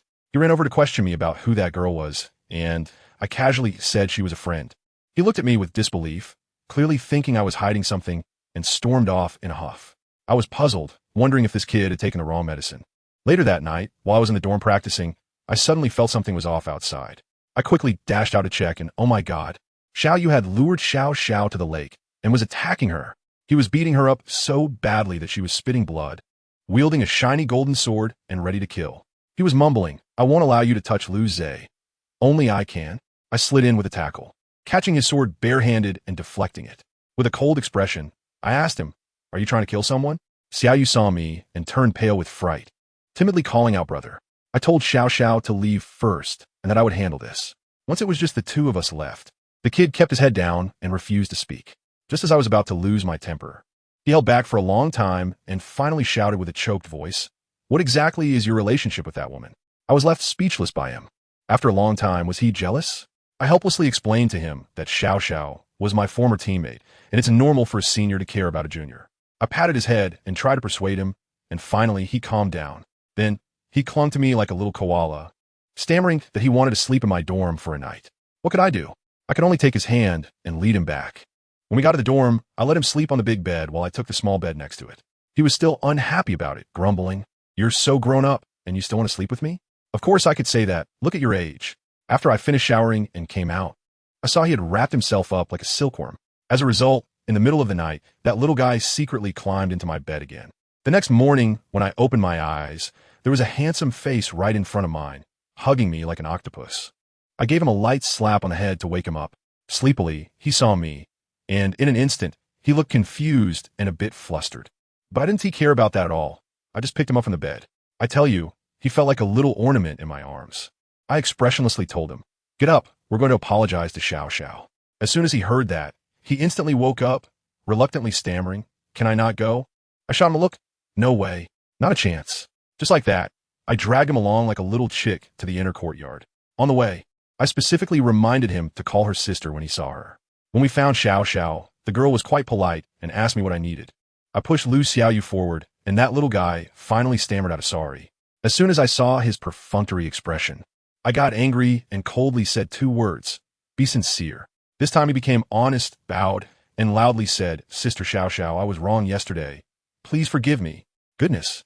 Xiao Xiao is also a sensible person. She smiled and said it was fine, even adding that this kid cared too much about me. What could I say? I could only awkwardly laugh a couple of times, thinking to myself, this isn't caring about me. This is simply losing it. This matter was settled. And soon it was time for the new student assessment. Let me tell you, the scene was lively, with drums and fireworks. And the entire Seoul fighting area was packed with people. I found a good spot to watch the show, and an old acquaintance, Gong Yang-mo, came over and said, "Our class's team is the real dark horse." I thought to myself, isn't that obvious? 3 Seoul masters against new students, isn't that a huge lead? The first few matches went quite well, and soon it was time for Lu Xiaoyu and the others to compete. The opponent named Yi Fei clearly had a bad temper. When he saw Lu Xiaoyu take the stage, he was looking around for me and didn't pay him any attention at all, which made him furious. He pointed at Lu Xiaoyu and yelled, "Are you looking down on everyone?" Lu Xiaoyu, this stubborn kid, coldly replied, "And if I am?" Wow. That one sentence completely exploded the other side. If it weren't for the referee intervening, they might have started a fight right there. Lu Xiaoyu ignored him and continued to search for me in the crowd. When he finally spotted me, his little face instantly lit up with a smile, his eyes sparkling, as if to say, "Bro, watch closely, I will definitely win." As soon as the whistle blew to start the match, Yi Fei charged at Lu Xiaoyu like a cannonball, shouting something about paying for his actions. And what happened? Let me tell you, Lu Xiaoyu didn't even move. Behind him, Guyuna gently uttered 2 words, "Flame wave." A wall of fire shot out. Yi Fei was so scared he scrambled to dodge. And just as he steadied himself, Chioer had already teleported right in front of him, holding a glittering long spear, and without saying a word, she struck him right in the face. Bang! A muffled sound. It was over. Really just like that. It was over. The whole audience was stunned. Who understands it was just one move, and the opposing Soul Sovereign was knocked down, embedded in the ground, and couldn't get up. The referee checked and concluded that he had lost the ability to fight.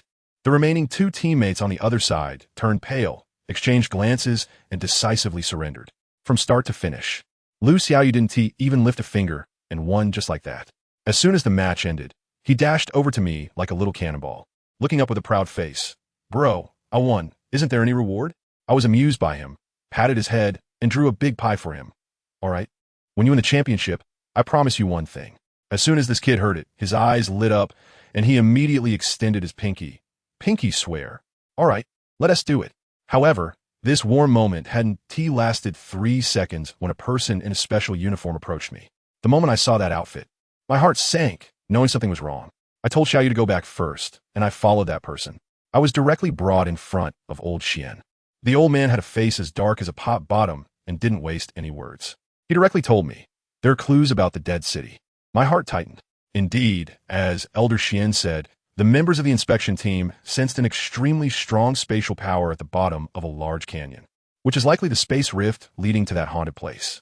As soon as I heard it, I blew up. Others may not know, but how could I not? That guy who claimed to be greedy last time, the power of that world is completely not from our dimension. Elder Xian even wanted to arrange for the geniuses from the Inner Academy to go with me, but I outright refused. What a joke. You don't just send people to die like that. I told him directly, no way. That place is too dangerous, not to mention them. Even you might not be able to come back unscathed. In the end, Elder Xian had no choice but to compromise, agreeing to only pick me up above the canyon and let me go down alone. Without further ado, we set off immediately. When we reached that bottomless canyon, I said a word to Elder Xian, and without saying anything else, I jumped right in. After searching around at the bottom of the canyon, I finally found that huge spatial rift.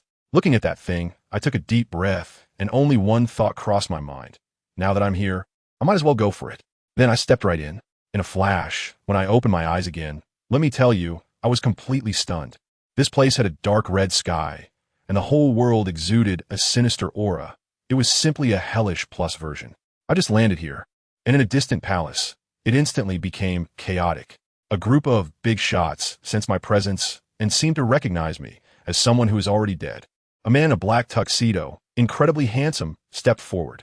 His name is Lucifer, the pride of the 7 deadly sins. As soon as he spoke, everyone fell silent. Sensing my weak aura, he dispatched his strongest organization, the 10 Sons, to capture me alive. At that time, I didn't know I had already become a VIP target for capture. I was walking forward when suddenly an attack hit me in the face. Damn. Luckily, I reacted quickly and blocked it with Zeno's turtle. While I looked up, there were 7 people floating in the sky, each staring at me as if I were a rare animal. The one in the lead was called Collapse, the chief of the 10 Sons. I was gasping for breath in the woods, covered in wounds. I had just fought with them and barely escaped thanks to my first form. But these guys caught up with me again. That guy named Collapse, without saying a word, suddenly vanished and reappeared behind me, kicking me right in the ribs. I reacted quickly and activated my absolute defense, but it was useless. With a crack, my defense shattered like paper. I was kicked away, spitting out a mouthful of blood, and crashed into the rocky ground. It was a mess, a terrible mess. I crawled up from the pile of stones, my face smiling more ugly than crying. There was no other way. I had to cheat. The golden inscriptions on my body instantly spread all over, and my power surged. Collapse noticed something was off and threw another punch at me. This time, I casually caught his full-force punch with one hand. He was stunned, and the 6 others in the sky were also taken aback. Then, all 7 of them charged at me together. Let me tell you, that scene was like a battle of gods. I fought against 7, and it was a deadlock. Neither side could gain the upper hand. But I also knew that if they really went all out, I would have been finished long ago. I couldn't keep fighting. I had to run. I seized an opportunity and threw out a gravity singularity, creating a massive explosion. Amidst the chaos of the blast, I turned and ran. I finally shook them off and dashed towards a spatial rift. Just as I was about to rush in, a magnetic voice sounded behind me. So, you think you can just leave like this? My body was instantly covered in goosebumps. I abruptly turned around, creating distance, and stared intently behind me. It was a man I had completely failed to sense. He smiled at me, and his gaze sent chills down my spine. Just as I was about to run away, he casually uttered a single word, "Stop." With just that one word, it felt like I had been pressed on pause. My mind was still active, but my body was completely immobilized. Does anyone in my family understand this? This isn't time stopping. This is a manifestation of will. This is no longer a power from the same dimension. He walked up behind me, placed his hand on my shoulder, and said with a smile, "Come with me."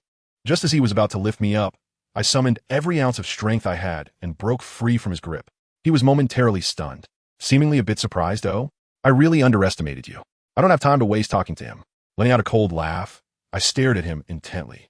The moment he spoke, a black dot of light that had gathered in my hand was already in front of him, and then it exploded with a loud bang. I tell you, after I finished my attack, I didn't even look back. I just turned around and charged towards that space crack. Victory was right in front of me, just one step away from going home. But what happened? Suddenly, a figure flashed right in front of me. Damn it, it's Lucifer again. This guy is completely unharmed. I was so shocked that my eyes widened, and I didn't have time to react. I just saw him extend a finger and lightly flick it towards me. In that instant, I swear it felt like being hit by a planet. I was knocked down with a bang and directly smashed into the ground, creating a huge pit. I spat out a mouthful of blood, feeling like my internal organs had all shifted. That guy floated in midair, looking completely unfazed, and smiled at me, saying, "Run? Can you escape? Just come with me honestly." I spat. Wiping the blood from the corner of my mouth, I stared at him fiercely and sneered. "I'm leaving, and no one can stop me." He was taken aback for a moment after hearing this, then burst into laughter, the kind that was full of condescension. "Interesting. You're the first one brave enough to challenge me like this." I couldn't be bothered to waste words with him. With a thought, 2 long swords appeared out of thin air. One slashed at his face, while the other stabbed at his lower back. He reacted quickly, deflecting the first sword with a clang. But he didn't dodge the second one. With a squelch, it opened a wound on him. He was stunned at that moment, looking down at his injury with an expression of disbelief, mumbling to himself, "The power of rules?" I don't have time to answer him. Wielding 2 swords is just a crazy output. At first, it was quite effective, making him flustered, but after a few moves, this guy seemed to activate his Sharingan, completely seeing through my tactics. Just as he was about to show off and speak, I thrust one of my swords forward again, but he vanished in an instant. And the next second, who understands this, my friends? This guy actually teleported behind me and wrapped his arms around my waist from behind. I was completely stunned at that moment. What kind of tactic is this? If you can't win, just play the 4 CP, right? I struggled desperately, but his arms were like iron hoops, and I couldn't break free at all. I shouted at him, "Let go of me." And what did he do? He didn't budge an inch, just held onto me tightly. Then, I watched in horror as my own long sword turned around and stabbed straight toward both her chests. With a whoosh, it pierced through us both. I looked down at the sword piercing through my chest, my mind blank. That pervert was still holding me tightly, whispering in my ear with an extremely ambiguous tone. I'm becoming more and more interested in you. In that moment, I felt something explode in my head with a buzzing sound. Everything in front of me started to blur. I couldn't hear anything, couldn't see anything, and I felt as if I had disconnected. Lucifer seemed to sense that something was wrong, immediately releasing me and stepping aside, looking at me with a serious expression. Awake? He seemed very surprised. I don't know what he meant by woke up, but I only felt an extremely terrifying power explode from my body. My eyes instantly turned blood red, and my entire body was enveloped in a layer of black shadow. I slowly turned my head to look at Lucifer. Let me tell you, in that one glance, I clearly saw the expression of terror for the first time on his eternally smug face. But I didn't take action. I merely gave him a cold glance before turning around to continue toward the space rift. This time, Lucifer was displeased and flashed in front of me to block my way, his voice icy. Did I allow you to leave? I looked at him as if he were a lifeless object, softly uttering a few words. Stay there, don't move. A miracle happened. Lucifer froze in place, his expression shifting from anger to extreme shock, his body completely unresponsive, standing there like a wooden post. I didn't look at him again step by step. I walked into the dark crack. Only after I completely disappeared could Lucifer move. He stared blankly at the crack, as if he were stunned, mumbling, "Is this the truth?" On the other side, at the bottom of the Grand Canyon in Doha continent, Elder Xian was anxiously pacing. I tell you, he had been waiting for me for almost a month, looking at that spatial crack with a grave expression. He was contemplating whether to come in and find me when suddenly a figure staggered out from the crack. Elder Xian focused his gaze and was immediately dumbfounded. That figure was me. He rushed over and hugged me, his voice trembling. Lu Zhe, what happened to you? No wonder he reacted this way.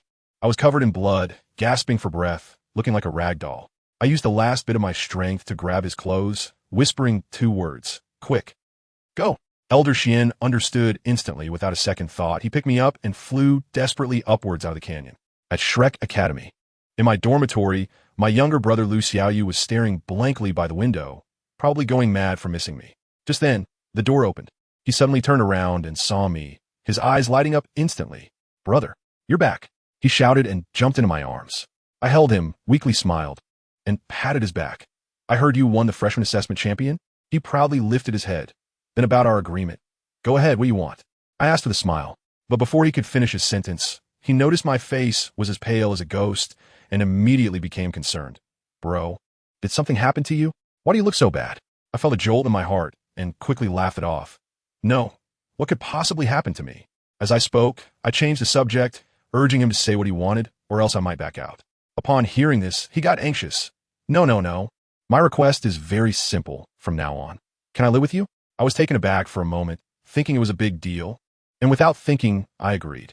Later, I told him that due to some reasons, I was no longer their class teacher and would be going to the inner court to be the teacher of the Shrek 7 monsters. In the evening, after taking a shower, I looked at the gruesome wound on my chest in the mirror, and my smile instantly vanished, my eyes turning frighteningly cold. Lucifer, I murmured softly, just wait for me. When I returned to my room, Xiaoyu was already asleep. I carefully laid down beside him, and then my consciousness sank into my sea of spirits. Wow, I was shocked. I hadn't realized how drastic it was until I looked. My originally magnificent spiritual palace had now turned entirely blood red. Even the runes looked like they were stained with blood. What shocked me the most was the throne. The thing I had never understood before, now I completely grasped it. In this throne, besides the power of rules and paradoxes, there was something even more powerful. Absolute truth. What is truth? It means that whatever I say is the truth. What I say becomes law, and no one can resist it. Absolute obedience. But I also understood that all who master the truth will ultimately become puppets of the truth. I looked at the blood-red throne and sneered, puppet? Ridiculous. In my world, Lu Zhe, there is no power I cannot control. The next moment, without hesitation, I threw a punch at the throne. Boom! With a loud bang, the throne exploded. Immediately, the entire blood-red palace, even my entire sea of consciousness, began to collapse. Countless blood-red inscriptions surged into my mind like crazy. The pain was worse than death. I let out a heart-wrenching roar and completely lost consciousness. In my unconsciousness, I seemed to hear a strange laugh. He. I can finally intervene in this world again. When I opened my eyes again, I found that Xiaoyu was crying on my chest, his tears soaking my clothes. When he saw I had woken up, He shouted at me in confusion, "Brother, wow, what happened?" I looked at him in bewilderment. He wiped his tears and said angrily, "You were hurt so badly. Why didn't you tell me?" I looked down and saw that the bandage I used to wrap my wound was exposed. I couldn't hide it anymore, and I was at a loss for how to explain it. Xiaoyu, angry, punched me in the chest. He might have forgotten that I had an injury there. And after he hit me, he regretted it immediately, looking like he was about to cry again. I'm sorry, I quickly comforted him. It's okay. It's just a little injury." As soon as I finished speaking, a sweetness filled my throat, and I spat out a mouthful of blood. Bro. Xiaoyu was completely panicked now. The worst was yet to come. I suddenly started bleeding from all 7 orifices, then everything went dark, and I fainted again. When I woke up, I was no longer in the dormitory.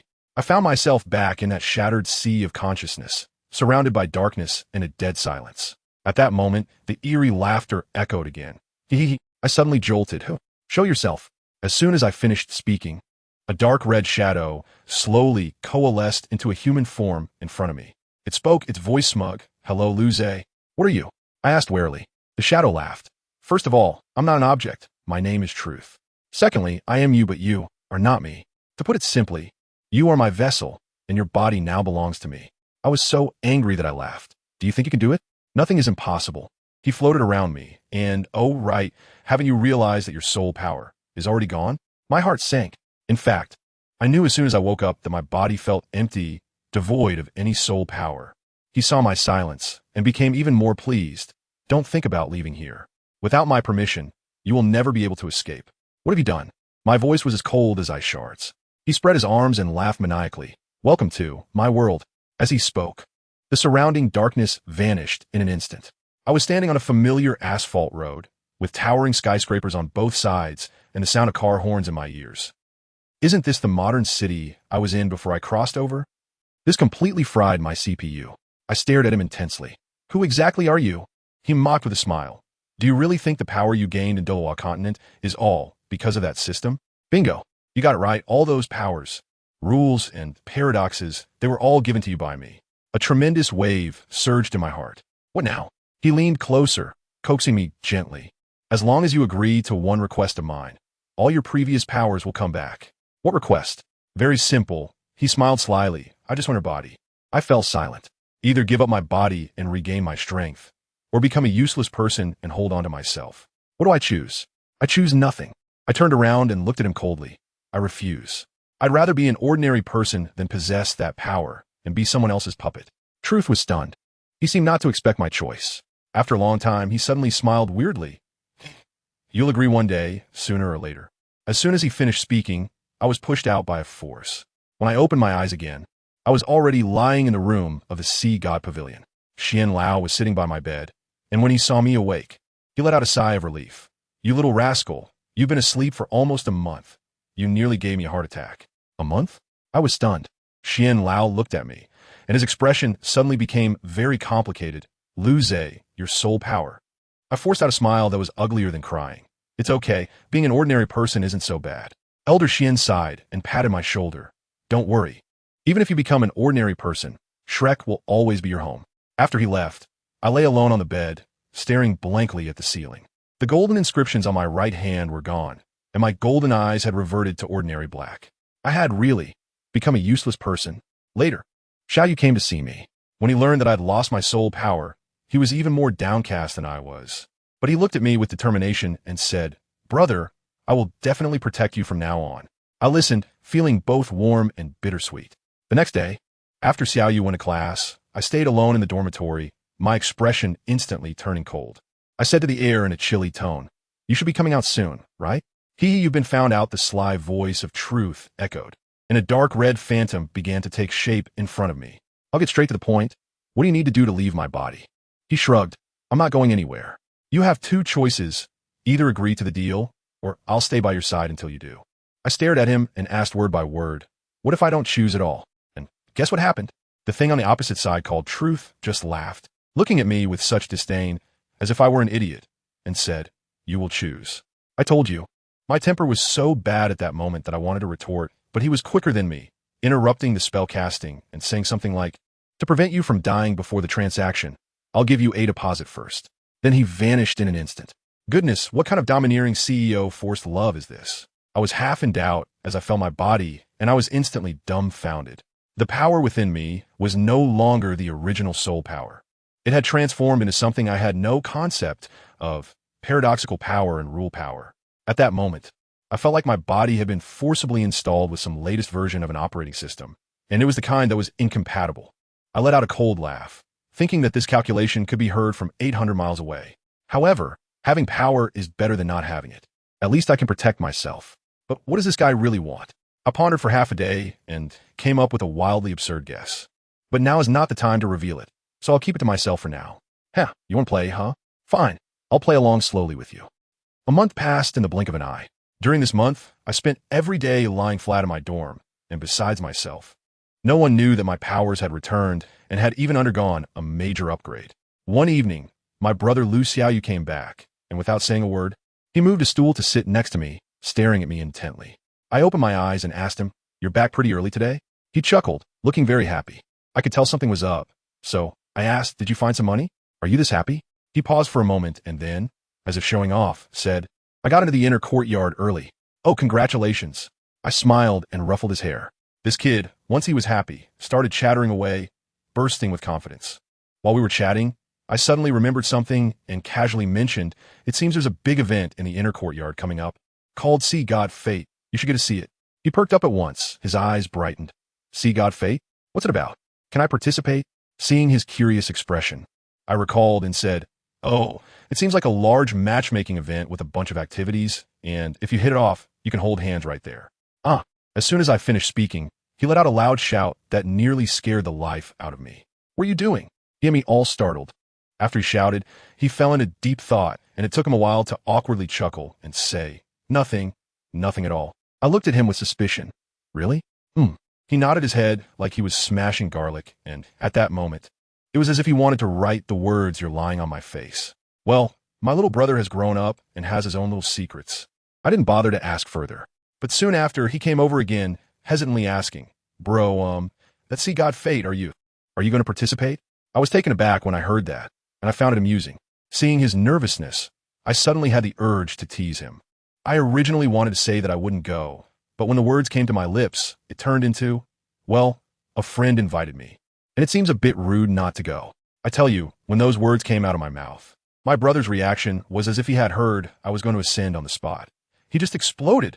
He grabbed my collar, his eyes turning red, and shouted at me, "No, I won't allow you to participate in that ridiculous See God Fate. Absolutely not. Family, who understands this?" I was completely stunned by his reaction, and all I could do was awkwardly smile. Just kidding, don't take it seriously." Only after hearing this did he calm down a bit, his tense muscles slowly relaxing, and he responded with a somewhat embarrassed HM. I rubbed his head and said, "All right, I'm going out to meet a few friends. You can sleep first." As I was about to leave, he suddenly grabbed my hand like a little ornament and said, "I want to go too." I reassured him that I would be back soon. "No, I want to meet your friends. Listen, I'll bring you back some snacks." "No, I want to go." Isn't this pure electronic pet behavior? In the end, I couldn't resist him and had to reluctantly take him along. It was completely dark, and we walked along the path in the courtyard, with him following me closely like a little tail, quietly asking, "Bro, what friends are we meeting?" "You'll find out when we get there," I replied without looking back. Soon, we arrived at the restaurant in the courtyard. As soon as we entered, Lu Xiaoyu immediately spotted a few people approaching us from a distance, instantly going into alert mode. The first one to approach was a blue-haired boy who greeted me warmly. "Luga, you're here too." "You how long time no see," I replied with a smile. Upon hearing our conversation, Lu Xiaoyu's alarm was immediately lifted, and he tugged at my shirt, asking quietly, "Bro, is he your friend?" I nodded and introduced him. "This is my former teammate, Hui Yuhao, who just returned from the Sun Moon Royal Soul Engineer Academy." Hui Yuhao was also curiously examining my younger brother. While they were looking at each other, Hui Yuhao suddenly asked that crucial question. "Brother Lu, the See God Fate is coming up soon. Are you going to participate?" Before I even had a chance to speak, Lu Xiaoyu directly answered, her voice so loud that it seemed she was afraid the entire restaurant wouldn't hear. "No, my brother is not participating." Goodness. The whole place went silent, and everyone's gaze instantly focused on her. At that moment, I was so embarrassed I could have dug a 3-bedroom apartment with my toes. Social death, you know? Capitalized social death.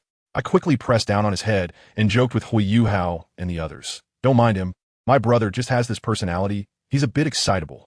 Only then did Lu Xiaoyu, who was being held down by me, settle down and shrink next to me like a little quail.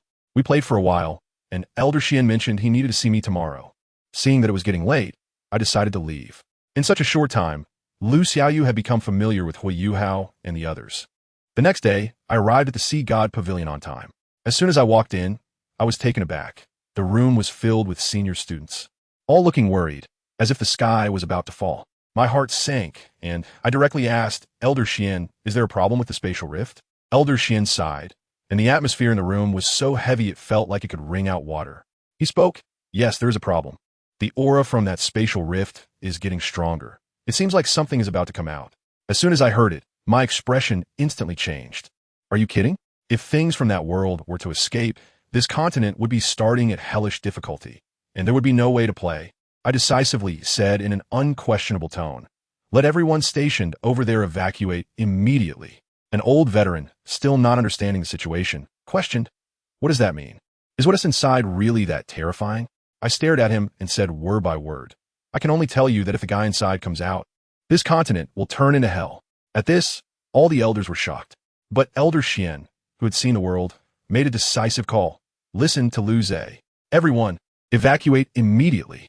Better to believe it than not believe it." The order was given, and they asked me what to do next. I took a deep breath and said, "I'll go solve it." "Are you crazy?" Xian Lao was the first to explode. "You don't even have any soul power left now. Last time you barely made it out alive. Aren't you just going to your death if you go now?" I felt unusually calm. I had my reasons to go, and since I dared to go, I had my own way. Xian Lao wanted to say something, but I cut him off. "No, it's pointless for any of you to go. Rather than going to your deaths, it's better to stay behind. Remember, I'm not doing this for some continent. I'm doing it for myself." After saying that, I turned around and left, not giving them a chance to say anything more. When I returned to the dormitory that evening, Lu Xiaoyu was already back, excitedly bragging to me, "Bro, I'm about to become a Soul Emperor. Isn't that awesome?" Looking at his bright smile, felt like a knife was cutting through my heart, but I still forced a smile and patted his head. "Yeah, that's impressive." We chatted casually for a while, but I ultimately couldn't hold back and asked him, "Xiaoyu, I want to ask you something. If one day I suddenly disappeared, what would you do?" The atmosphere in the dorm instantly froze. Lu Xiaoyu's smile stiffened, and he forced a smile as he said, "Bro, you're joking, right? Of course, I would go look for you. Until I find you." He answered decisively. I smiled and said nothing more. That night, after he fell asleep, he held me tightly and murmured drowsily, "Don't leave me." I kept my eyes open and softly said in the darkness, "I'm sorry." The next morning, Lu Xiaoyu woke up to find the space beside him empty. He shouted my name madly in the dormitory, calling from Gu to Lu Zhe, but the only response was the hollow echo. In the end, he curled up alone in bed, tears streaming down uncontrollably. Meanwhile, I was already standing on the path outside Shrek City. I glanced back at the direction of the academy, my gaze turning incredibly resolute. "Truth, come out. I know you're watching." I spoke coldly. That familiar laughter echoed around me. He. Have you thought it through?" I closed my eyes, and when I opened them again, all that was left was determination. I agreed. "Let's make a deal." In the next moment, he appeared before me, our foreheads touching. A wave of dark red energy instantly enveloped me. When I opened my eyes again, my deep black pupils had turned crimson, and my silver hair had transformed into pitch black. "You are now my vessel." The voice of truth echoed mockingly in my mind. "All my powers. You can use that will." I just let out a faint hum, feeling the destructive power within me. Without looking back, I walked towards the spatial rift. I knew in my heart that only this power could suppress the 7 sins inside. Only by suppressing them could my brother live safely in this world. On the other side, at Shrek Academy, after I left, Lu Xiaoyu completely changed. He locked himself in his room until Elder Xian came to find him. When he saw Elder Xian, his eyes were chillingly cold. "Don't call me Xiaoyu. That's not something anyone can say." Elder Xian had no choice but to make a deal with him. As long as he could lead Shrek to victory in the next Soul Master competition, he would tell him my whereabouts. Okay, I agree. Lu Xiaoyu agreed without a second thought. He was willing to do anything for me. Soon, the new Shrek battle team gathered in the training room. Elder Xian announced in public that the captain was Lu Xiaoyu and the vice-captain was Gu Yuna. A golden-haired kid named Dai Huabin immediately became dissatisfied and stepped forward to provoke them. Elder Xian directly threw the data in his face. Lu Xiaoyu, level 60 soul power. Strength comparable to a Soul Emperor. Gu Yuna, level 67 Soul Emperor. Do you think they're not capable? The golden-haired kid immediately shut up. But he was not discouraged. When Elder Xian left, he went to find trouble with Lu Xiaoyu again. As a result, before he could throw a punch, he was stopped by Guyana and Xiaoer on either side. Everyone in the training room was dumbfounded, not understanding what this kid had done to be protected by two fairies like that. Just then, someone in the crowd whispered, "I remember now. His brother is that Lu Zhe, right? I heard he's been crippled recently and lost all his soul power." Let me tell you, that scene was like pressing some kind of rage button. 1 second, Lu Xiaoyu was a melancholic, handsome guy, and the next second, he transformed into a demon, flashing to that person's front and smashing him into the floor with a loud thud. Gu Yina and Xiaoer couldn't hold him back and were directly thrown away. "You shouldn't say that about my brother." Lu Xiaoyu's voice was as cold as ice, just as it seemed someone was about to lose their life. Elder Xian arrived in time and used our agreement to help him regain his sanity. Lu Xiaoyu shot a fierce glare at the half-dead guy and turned to leave. From that day on, the whole inner courtyard knew a new rule. In front of Lu Xiaoyu, mentioning his brother Lu Zhe was an absolute taboo. Half a month later, at the bottom of the canyon, I stood in front of that twisted space crack, having fully mastered the power of truth. The time had come. I raised my right hand, and the power of rules intertwined with the power of paradox in my palm. Simply put, I can patch a bug in the real world, directly deleting this thing from the code level. I looked at the crack and softly uttered 2 words, "Erase." An invisible energy instantly enveloped the crack. Watching that scar tearing through space gradually become transparent, like a deleted file on a computer, until it completely vanished, I finally felt a sense of relief in my heart. I was just catching my breath when a loud explosion sounded behind me, almost sending me away. Goodness, when I turned around, 7 familiar faces staggered out of the billowing dust. Aren't these the first 7 of that unfortunate bunch from the 10 Sons? The one leading them, named Judgment, lit up with excitement as soon as he saw me, like a hungry wolf spotting meat, shouting, "What a coincidence to meet you here." I laughed at that moment and replied to him with a smile that didn't reach my eyes. "Isn't it quite a coincidence?" Just as I saw him about to rush over to practice with me, he was stopped by their leader, a guy named Collapse. The judge was not happy and said, "Why are you stopping me? If we take him down, we can hold our heads high in front of our master again." I tell you, that guy with the breakdown has some awareness. He stared at me intently and said with a serious face, "Don't mess around, this kid seems a bit off." Obviously, it's off. I feel like my whole vibe has changed. I couldn't be bothered to argue with them. So I charged straight in with one thought in my mind: erase. An invisible wave of energy surged toward the 7 of them in an instant. Those guys, experienced in battle, immediately sensed the terror of this thing and started dodging like rabbits, desperately trying to escape. Well, they actually managed to evade it. But when they turned back to look at the place I had just attacked, they were all dumbfounded. That area, along with the space, looked as if it had been erased by an eraser. Everything was gone. I smiled wickedly and looked at them. "You're quite quick at dodging, aren't you?" Now, even that judge didn't dare to make a fuss, his whole body tense with muscles. I leisurely started speaking, as if chatting. "I'm quite curious. How does the power you obtained through others' charity compare to my current strength?" As soon as I said this, the one with the distorted face turned pale. This is their core secret. I looked at their puzzled expressions and suddenly felt a bit bored. It was like I had activated a cheat code. I just blurted out a few words. "Stand there and don't move." Guess what? The 7 of them really froze like NPCs with a disconnected network, unable to move. The judge's eyes were as wide as copper bells, and he stammered, "I can't move." Family, who understands? This feeling of being able to dictate reality with just words is simply exhilarating. I leisurely strolled up to them and shook my head, saying, "It's really ridiculous." After that, I lifted my leg and kicked him directly in the stomach. With a bang, he flew like a cannonball, crashing into the rock wall of the nearby canyon, leaving a human-shaped indentation that couldn't be pulled out. As soon as I stepped down, it seemed like I had broken the immobilization spell. The few of them from the Honkai were so startled that their souls almost flew away. They shouted, "Split up and run. This guy is no longer someone we can handle." Then, with a whoosh, the 6 of them ran faster than rabbits and disappeared in an instant. I let out a cold laugh, too lazy to chase after them, and turned to look at the judgment that was embedded in the wall. He crawled out from the stone hole, coughing, and with a bewildered expression, he realized, "Where the hell are my teammates?" When he looked up and saw me smiling as I walked towards him, the fear on his face was impossible to hide. "They ran away. So I guess I'll have to get some information from you," I said casually. He panicked at that moment, but still tried to act tough. "Don't get too cocky, you brat. I was directly amused by him. Am I arrogant? The person had already teleported in front of him. He was so scared that he threw a punch at my face. I didn't even raise my eyelids and softly uttered 2 words. Get down. Thud. I tell you, his knee was like it had a spring in it, crashing uncontrollably to the ground in an instant, faster than when he listens to his dad. He struggled to lift his head, looking at me as if I were a monster.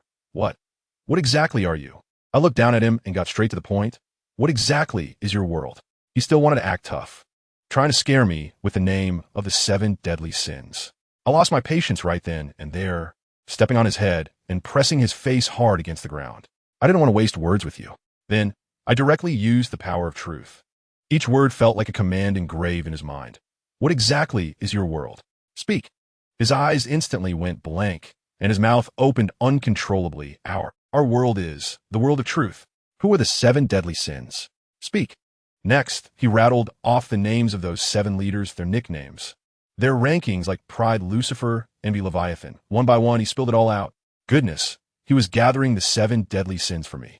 Who was the previous master of the world of truth? Speak. This. Only the 7 deadly sins know. I don't know. Fine, if you don't know. Then forget it. I changed the question. Why do you want to capture the divine child? Speak. I heard from the Lord of Destruction that the divine child is the child of the previous master, and only he can unlock the sealed door to the world of truth. Oh, I see. With the information in hand, I felt there was no use in keeping him, so I turned to leave. When he saw me turn, he thought he had saved his life and clearly breathed a sigh of relief. But before I left, I casually said to him, "You should take care of yourself." After saying that, I flew away, keeping my achievements hidden. I tell you, the judge kneeling on the ground turned pale upon hearing these words. His 2 hands had completely lost control, gripping his own neck tighter and tighter. He wanted to resist, but found that all his strength had long been emptied by me. Now he was just an ordinary person. The feeling of suffocation was painfully real. He watched helplessly as he choked himself to death, and at the bottom of the canyon, there lay a cold corpse. Meanwhile, in the so-called world of truth, in a palace, a guy exuding an aura of arrogance, namely Lucifer, suddenly felt the connection to the judge cut off. He was a bit curious. The judge's power was not weak, so how could it be gone so quickly? This is quite interesting, Luce. He murmured to himself while looking out the window.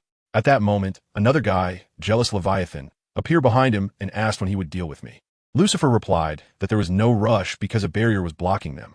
Without the divine sun, these top bosses couldn't get through and could only send some minions to take advantage. Leviathan then realized, wasn't that space crack smoothed out by that kid? Even if they caught the divine sun, they couldn't come back. Lucifer remained calm. Don't worry. I've left a backup for the collapse that will allow them to return at any time. As for me, I had already begun my hunting journey. In a border city of the day, in Moon Empire, I was chasing a scum from the Holy Spirit Church. That guy was running through the alley like a dog, panting heavily, thinking he had shaken me off. But when he turned around, I was standing right behind him, coldly asking, "Where do you think you're running to?" He was so scared that he fell to the ground, his face as white as paper. I approached step by step. He wanted to get up and run, but I directly said, "Stop." He froze as if he had been hit with a pressure point. I walked to his back and patted his shoulder. "I told you, you can't escape. Where's the address of the Holy Spirit Church? Tell me." As a result, this guy uncontrollably answered, "I don't know. Because of the address is already moved, and we small fry have no idea where it is." I sighed, feeling like I had wasted my efforts. Turning to leave, I casually waved my hand at him and erased him. In an instant, that guy vanished like a selected erroneous file on a computer, completely deleted without leaving any trace, as if he had never existed. The guy in my head called Truth has started rambling again, grinning and saying I'm ruthless. I coldly replied, "My business is none of your concern."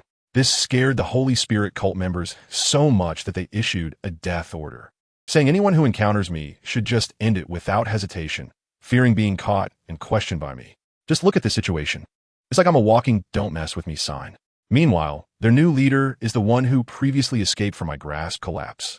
He has taken over the Holy Spirit cult and is discussing with the former leader, Yi Shishui, how to capture that godly child. Yi Shishui suggested making a move during the next Youth Soul Master competition, where there are many people and it would be easier to act. Collapse thought this idea was good and promised that if it succeeded, he would let Yi Shishui join them as one of the new 10 sons. I'm in a new city now. While walking down the street, I ended up in a situation. A woman suddenly bumped into me and fell on her backside, then turned around and yelled at me, saying I wasn't paying attention while walking and that I hurt her. I saw an old man on the subway looking at his phone. What an explosive move. I shot her a cold glance, and she instantly shrank back, not daring to make a sound. I couldn't be bothered with her and turned to leave. But just as I walked away, she shouted from behind, "What are you so arrogant about? Do you believe I can take you down in no time?" I completely ignored it. But what she didn't know was that her brother, a typical background character, saw it from the shadows and thought I had offended his sister. So he sent a few lackeys to follow me. I intentionally led them to a deserted alley, turned my back to them, and said, "I'm curious. What did I offend you?" The guy in the lead was quite arrogant. "Consider yourself smart. Since that's the case, I'll generously tell you." I directly interrupted him, activating the command, "Who are you? Speak." He was instantly stunned, his mouth uncontrollably revealing everything. "I am Chun Tao from the Chun family." By the time he regained his senses, he was almost scared silly, not understanding why he had said that. "Why are you following me?" "Because you ignored my sister, and I can't stand you." He again uncontrollably spoke the truth. "All right, the case is solved." He was furious and commanded his few soul king-level attendants to charge at me. I looked at those odd-looking individuals and laughed. I raised my hand and lightly uttered 2 words, "Erased." In the next second, those soul kings vanished as if they had evaporated from existence, not leaving a single pixel behind. The young master, named Chun Tao, was directly scared into a sitting position on the ground, trembling as he asked what kind of monster I was. I walked over with a smile and told him that if he helped me with a little task, I would let him go. I asked him if he knew about evil soul masters. The kid was clever. To save his life, he said he didn't know, but his father, the head of the Chun family, was well-informed and definitely knew. So, he eagerly led the way, bringing me back to their Chun family. Upon arriving in the Chun family's living room, he asked me to wait a moment while he went to find his father. I just sat down, and the truth in my mind popped up, saying that this kid is a smart guy. I shot back directly. "If you say another word, do you believe I'll terminate the deal right away?" I've already figured out his background, and know he's not as impressive as he claims to be. The power I hold can completely rival him, and he is afraid of me now. He snorted reluctantly and backed off. Soon, Chun Tao walked in with a middle-aged man, exuding quite a strong presence. "Is it you who is looking for me?" I stood up and got straight to the point. The junior Liu Zhe, would like to inquire about something." I directly asked him if he knew about the Holy Spirit Church. As soon as the master Chen Xian heard these 3 words, his face instantly changed, and his eyes began to evade. I didn't waste any more words with him. As usual, I said, "Tell me everything you know." He couldn't handle it, and honestly confessed that he had indeed made his fortune with the help of the Holy Spirit Church, but later cut off contact out of fear trouble. Great, another useless piece of information. I stood up, ready to leave. Just as I reached a corner, bang, I bumped into someone again. Good grief, it was that young lady, Chunghua. As soon as she saw me, she exploded. "Why is it you again? How did you get in my house? Are you a stalker?"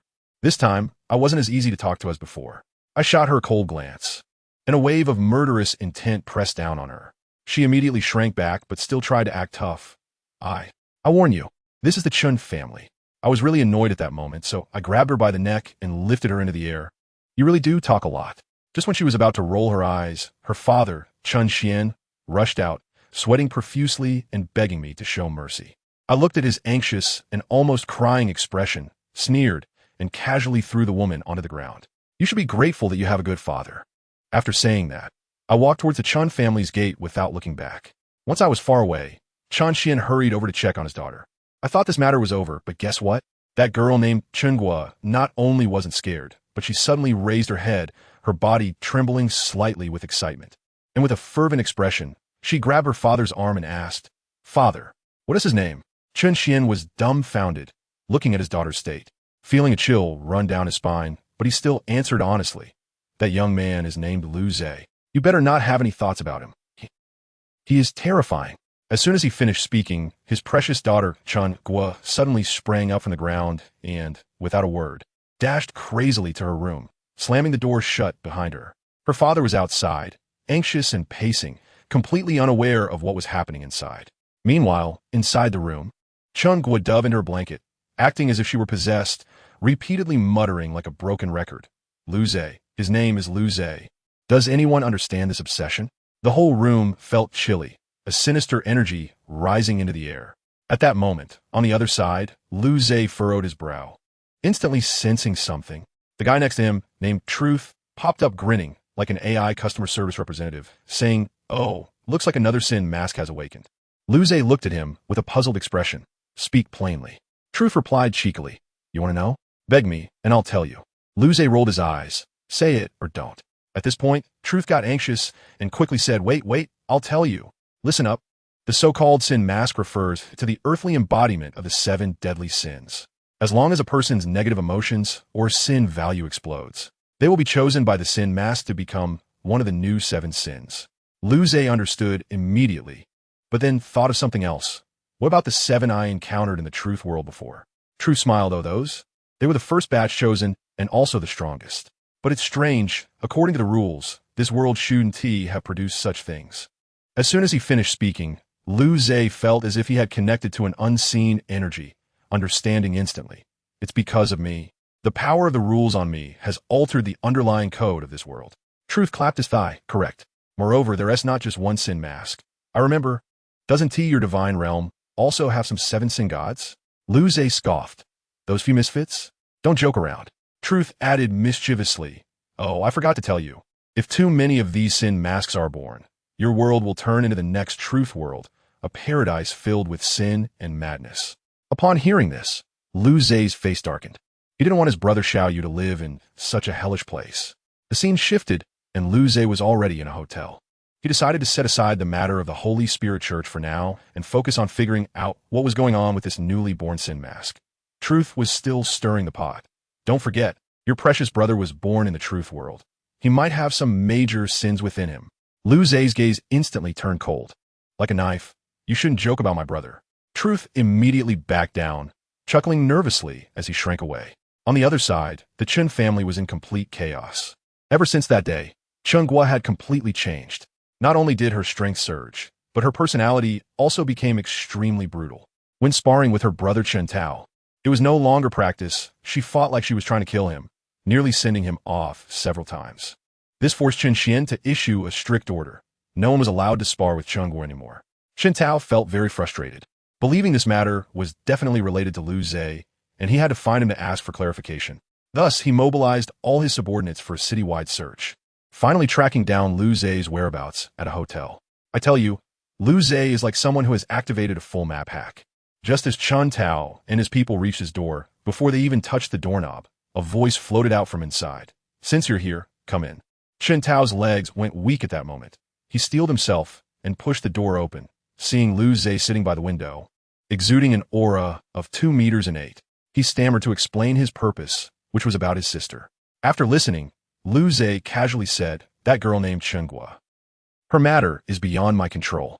Chen Tao became anxious upon hearing this, nearly kneeling. Please, there must be a way, right? Lu Zhe glanced at him, and that look made Chen Tao's heart tremble.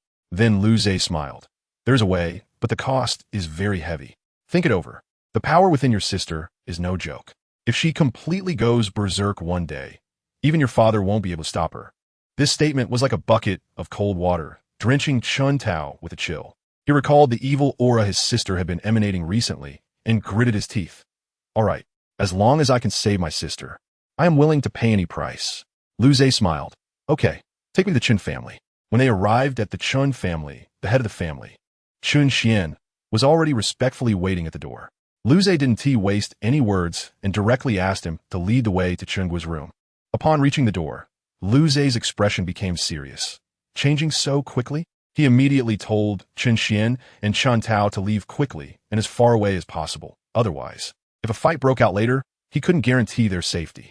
Once the father and son left, Lu Zhe's face turned cold as he asked Truth, this girl, which sin face is she?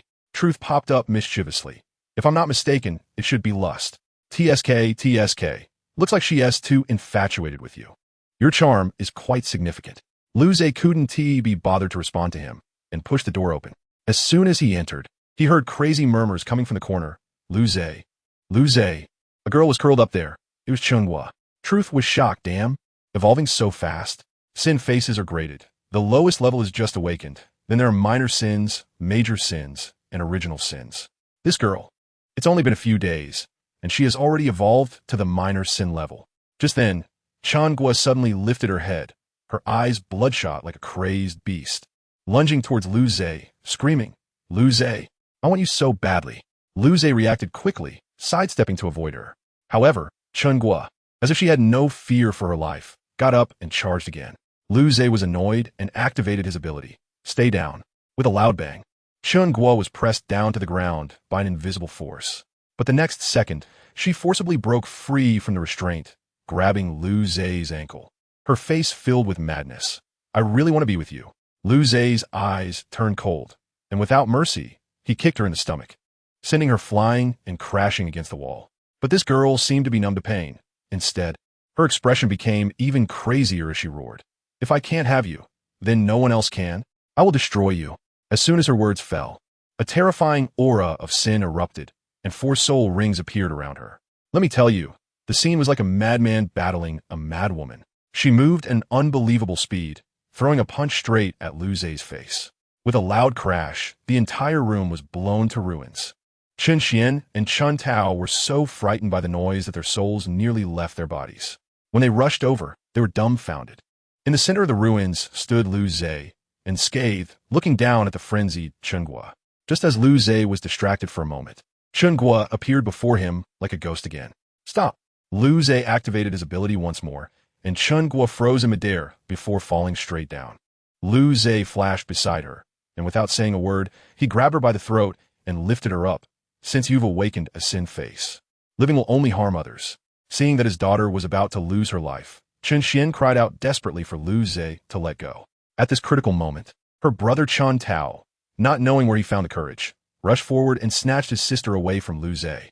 Lu Zhe's gaze was icy. Do you know what you're doing? Chun Tao, holding his sister, defiantly said, She is my sister. I don't want her to die. If she doesn't die, you all will die. Just at that moment of hesitation from Chun Tao, with a plop, who understands family? In his arms, Chen Guo turned around and directly pierced her hand through her own brother's chest. Chen Tao spat out a mouthful of blood, looking at his sister, who was laughing madly. In disbelief, it seemed that there was no saving her. Lu Zhe said coldly. He instantly appeared in front of Chen Guo, about to deliver a fatal blow. But truth popped up again. Wait. There is still a way. Don't you have paradox? Use that ability to directly erase the sin within her. Lu Zhe fell silent. I know, but doing so will erase her soul power, martial soul, and even memories, turning her into an ordinary person. Truth laughed. Which is more important, power or life? Indeed, Lu Zhe smiled. The next second, an invisible airflow enveloped Chen Guo, and with Lu Zhe's command to erase, she let out a heart-wrenching scream. A few seconds later, Lu Zhe casually threw her to the ground like trash. Chen Xian rushed over to check and was completely shocked. His daughter's soul power and martial soul had truly all disappeared. Lu Zhe turned to leave, and behind him came Chen Xian's tearful thanks. For him, as long as the child was still alive, it was better than anything else. A long time passed since this incident, and Lu Zhe was ready to set out. He realized that since someone like Chen Guo could awaken, there must be more sin faces in this world. In order for his younger brother Xiaoyu to have a normal future, he decided to find these time bombs one by one and erase them all. This operation mainly focused on a physical exorcism. In the blink of an eye, a year had passed. I tell you, this year, the entire continent's atmosphere has changed. Everywhere, there are people who can awaken evil powers, whether they're soul masters or ordinary people. The forces on the continent call them sinners. At Shrek Academy, Elder Xian and the others are so worried about this that they are almost losing their hair. These sinners are too dangerous. They completely disrupt the balance. Just then, Elder Xian suddenly sensed a familiar aura and flew out of the academy. On the hillside, he saw a man. The man slowly turned around, and Elder Xian was stunned. It was Lu Zhe, but he was completely different, an unfathomable presence. Lu Zhe got straight to the point and asked about his brother's situation, then changed the topic. I heard those people are called sinners? Elder Xian's heart skipped a beat, and he nodded. Lu Zhe smiled. I've encountered them before. In fact, I'm someone who specializes in eliminating those guys. To be precise, they're called sin faces. You guys should stay out of this. If you encounter weaker ones, it's fine. But if you run into great sins, you won't even have a chance to escape. This was a clear warning for Shrek not to interfere. Elder Xian understood and could only nod in agreement, telling him to be careful. Before Lu Zhe left, he specifically instructed, don't let my brother know I've been back. At this moment, in the inner courtyard of Shrek, in Lu Zhe's former room, his brother, Lu Xiaoyu, has been acting like a cool guy disconnected from the world ever since his brother left, cold and aloof, getting angry at anyone who mentions his brother. One day, Shower came to find him, saying that Elder Xian had called everyone for something. When Hui Yuhao, Wang Donger, and the others arrived, Elder Xian announced a new mission. Due to the emergence of sinners, the Shrek inspection team would increase their tasks to monitor those who have gone astray. Their target this time would be the sinners in a town on the border of the Star Luo Empire. Lu Xiaoyu and the others had no idea how dangerous this mission was. Even Elder Xian himself did not know how terrifying the sin faces in that place were. Everyone prepared to depart, waiting at the academy gate before dawn. Just as they were about to set off, a mysterious figure in the distance quietly observed everything. I'll tell you, that figure is none other than the main character's brother, Lu Zhe. Goodness, Lu Zhe was standing there at the time, filled with 1,000 questions in his mind, wondering what the hell old Xian was up to. Knowing full well that this place was suspicious, why would he push his own brother in the fire pit? If something serious were to happen here, even he would have to think twice. Don't be fooled by how similar big sin and small sin sound. The difference in their power is like that between a smartphone and a space station. Not even on the same dimension. But what could he do? He couldn't just watch his brother go to his doom, right? So he had no choice but to act as a secret bodyguard, quietly following along. As the scene shifted, old Xian and the others had already arrived at their mission location, a seemingly bustling big town. However, as soon as my brother, Lu Xiaoyu, arrived, his brows furrowed, and his eyes were fixed on the city, feeling like all the hairs on his body were standing up. Seeing his expression, Gu Yina immediately sensed something was off and quickly asked what he had discovered. Lu Xiaoyu shook his head, saying he couldn't quite explain it, just a gut feeling that there was something in the city that could cost him his life. Who could understand such a sixth sense? It must be outrageous. Gu Yina's face turned pale upon hearing this. Meanwhile, old Xian, carefree as ever, waved his hand cheerfully and said, "Kids, we've arrived. Let us go into the city to carry out our mission." He even mentioned settling in first and then having free time as long as they investigated.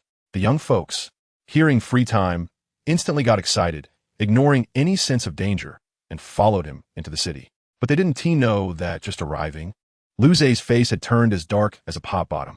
The truth within him spoke up, delivering a cold remark. "Oh dear, your brother and the others might be in for a total wipeout this time." Lu Zhe didn't argue because the truth was indeed speaking the truth. With a grim face, he said, "I didn't expect that this broken city actually hides two big sins."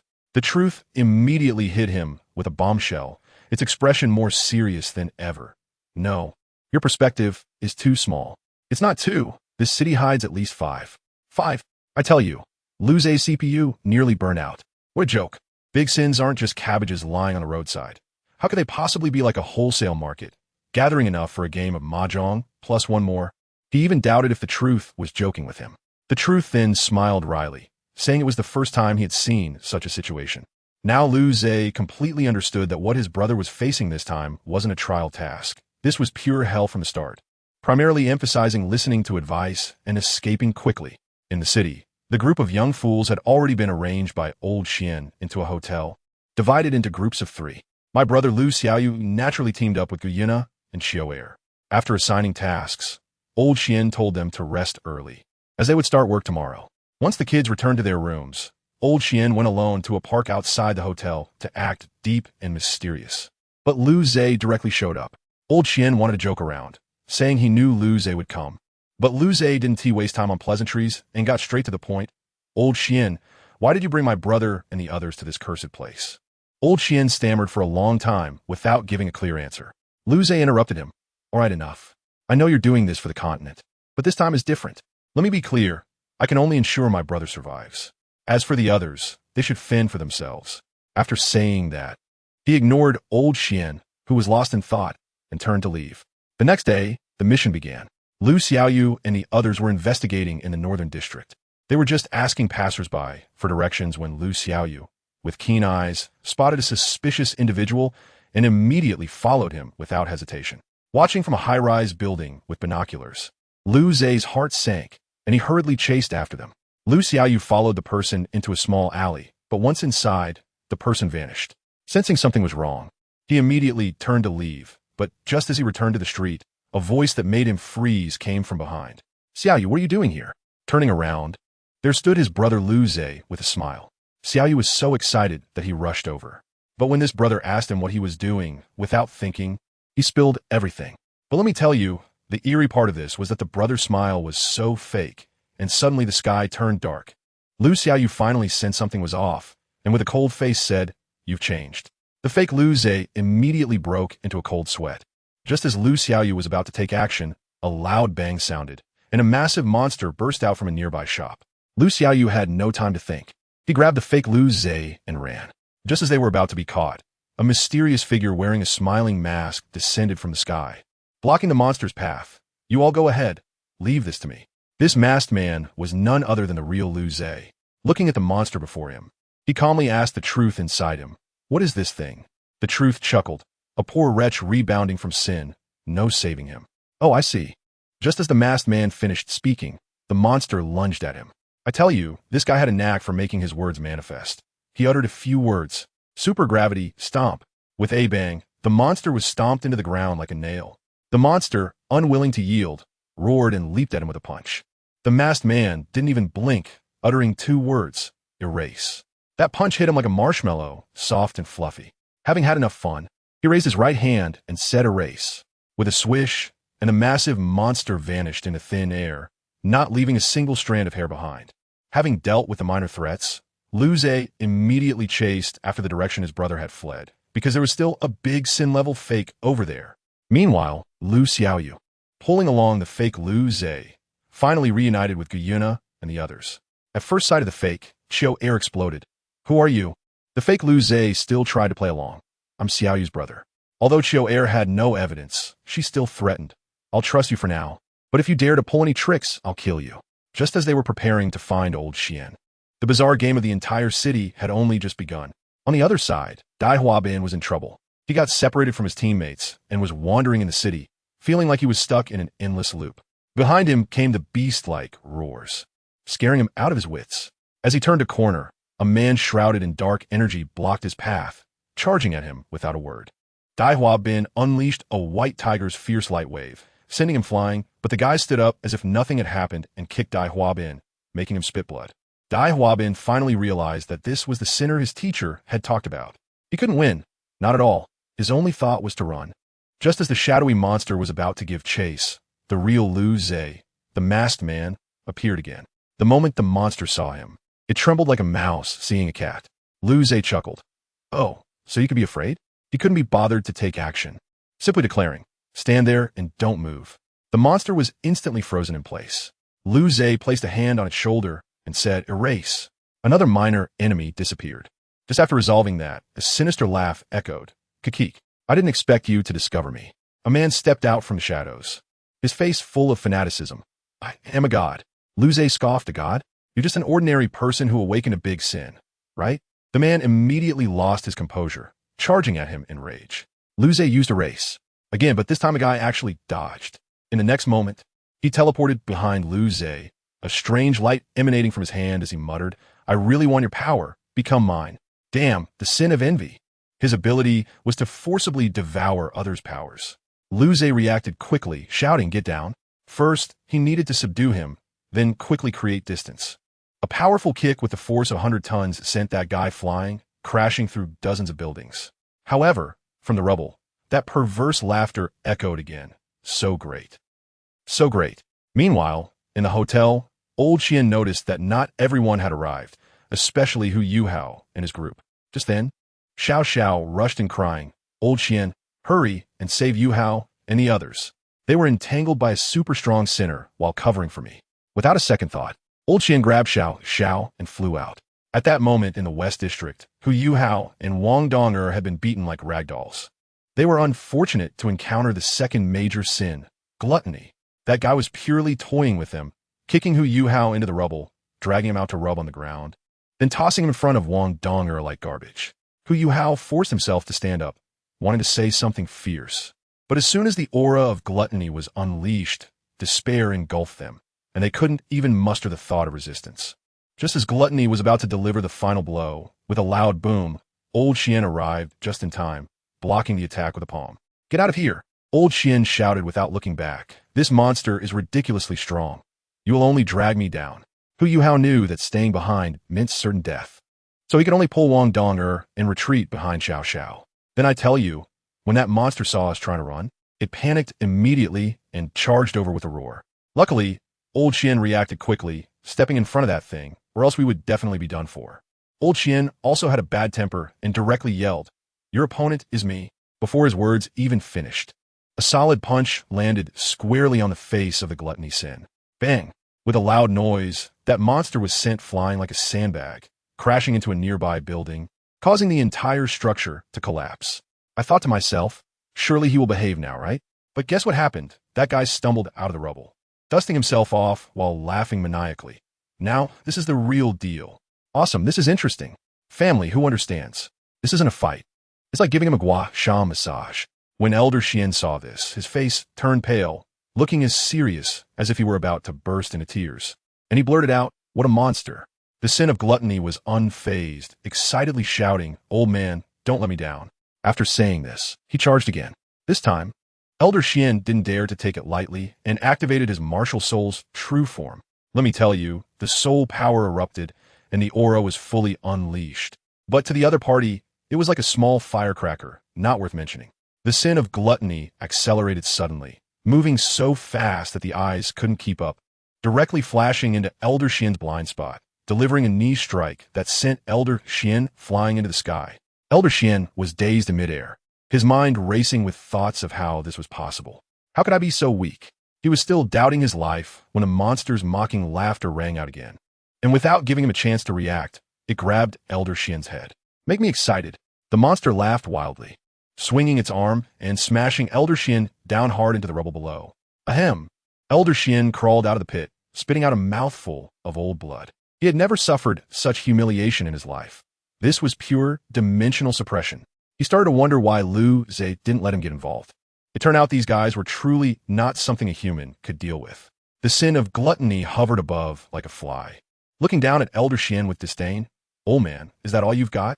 Elder Xian calmed down at this point, realizing that getting angry was useless. He could only think about how to buy some time.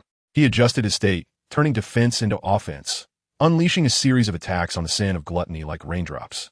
But guess what? It was completely useless. The other party just stood there, not moving an inch, tanking all his attacks. "Old man, are you just scratching my itch? Can you use a bit of strength?" The sin of gluttony scoffed, then casually swung a punch that sent Elder Xian flying. Now Elder Xian was truly at his wit's end, exhausted like a dog, with only one thought in his mind. Buying even one more second is crucial, as long as the kids can escape. But that monster didn't give him a moment to breathe, starting to gather a gigantic energy ball in its hands. The aura radiating from it made my scalp tingle from a distance. Elder Xian looked at it, feeling hopeless. Two words echoed in his mind. Unstoppable. "Old man, the game is over, die." The sin of gluttony sneered, ready to smash the energy ball down. Just at that critical moment, I thought, my God, a savior has come. Boom! A figure slammed into the sin of gluttony like a cannonball from the side, directly knocking it away. Elder Xian was still in shock when a familiar voice rang out. "I've said it. This matter is not something you can handle." Who was it that came? Lucia. It was indeed Lu Zhe, but he looked pretty battered too, his clothes torn, the signature smile mask on his face shattered, clearly having just finished a tough battle. When Elder Xian saw him, he immediately felt relieved. "Elder Xian, hurry back to the hotel and get them out of this city," Lu Zhe urged urgently. Elder Xian wanted to stay and help, saying, "The kids are being guarded by Lu Xian. I can at least help you." Lu Zhe interrupted him directly. "No, it's more dangerous over there. A sin has also mixed in beside my brother, and it has transformed into my previous appearance." Upon hearing this, Elder Xian was stunned, but still worried. "Can you handle both of them alone?" Lu Zhe simply smiled faintly. "Don't worry, just two of them, I can manage. You go back quickly and just hold off the one next to my brother. I'll be there soon." Elder Xian understood the urgency of the situation without saying another word, turned around and flew toward the hotel. Once Elder Xian left, Lu Zhe's gaze instantly sharpened, becoming incredibly fierce. Behind him, the sin of gluttony just knocked away, and another character, the sin of jealousy, crawled out of the rubble. The sin of gluttony was ecstatic. "This guy is way stronger than that old man. I'm starting to look forward to this." Saying this, he suddenly teleported behind Lu Zhe and threw a punch. But Lu Zhe seemed to have eyes on the back of his head, easily dodging it, then teleported above the sin of gluttony, saying a few words. "Supergravity, stomp." He stomped down, boom. He directly embedded the sin of gluttony into the ground. Immediately, he gathered a stream of colorless energy in his hands, shouting into the pit. Erasure. The sin of gluttony was clever, sensing something was off, and instantly flashed back to the sin of jealousy, but he was still a moment too late. He looked at his right arm disappearing into thin air, completely stunned. What kind of power is that? Why does it terrify me? Next to him, the sin of jealousy was acting like a lunatic, completely ignoring him, instead staring at Lu Zhe with wild enthusiasm, laughing loudly. This power is too perfect. It's simply tailor-made for me. Give it to me. After yelling, he charged at Lu Zhe, kicking toward Lu Zhe's ribs. Lu Zhe didn't even blink, coldly commanding, "Get down." A miraculous scene occurred. The sin of jealousy truly uncontrollably dropped to the ground beside Lu Zhe, a look of enjoyment on his face. It was simply unbelievable. Lu Zhe didn't indulge him. Raising his foot for 100-ton strike, bang. He kicked him away, crashing through half a street's worth of buildings. This left the sin of gluttony dumbfounded. While he was in shock, Lu Zhe flashed in front of him, delivering an erasure right to his face. The sin of gluttony reacted quickly this time, dodging the fatal blow, but one of his arms was still wrapped in that colorless energy and instantly vaporized. Pretty quick reaction. Lu Zhe said casually. The sin of gluttony, furious, laughed. "Not bad, kid. You took out one of my arms." Lu Zhe's gaze turned cold. "Not just an arm. I want your life." As soon as those words left his mouth, the sin of jealousy emerged like a ghost, throwing a punch at Lu Zhe's stomach, causing him to cough up blood. These two were becoming increasingly difficult to handle.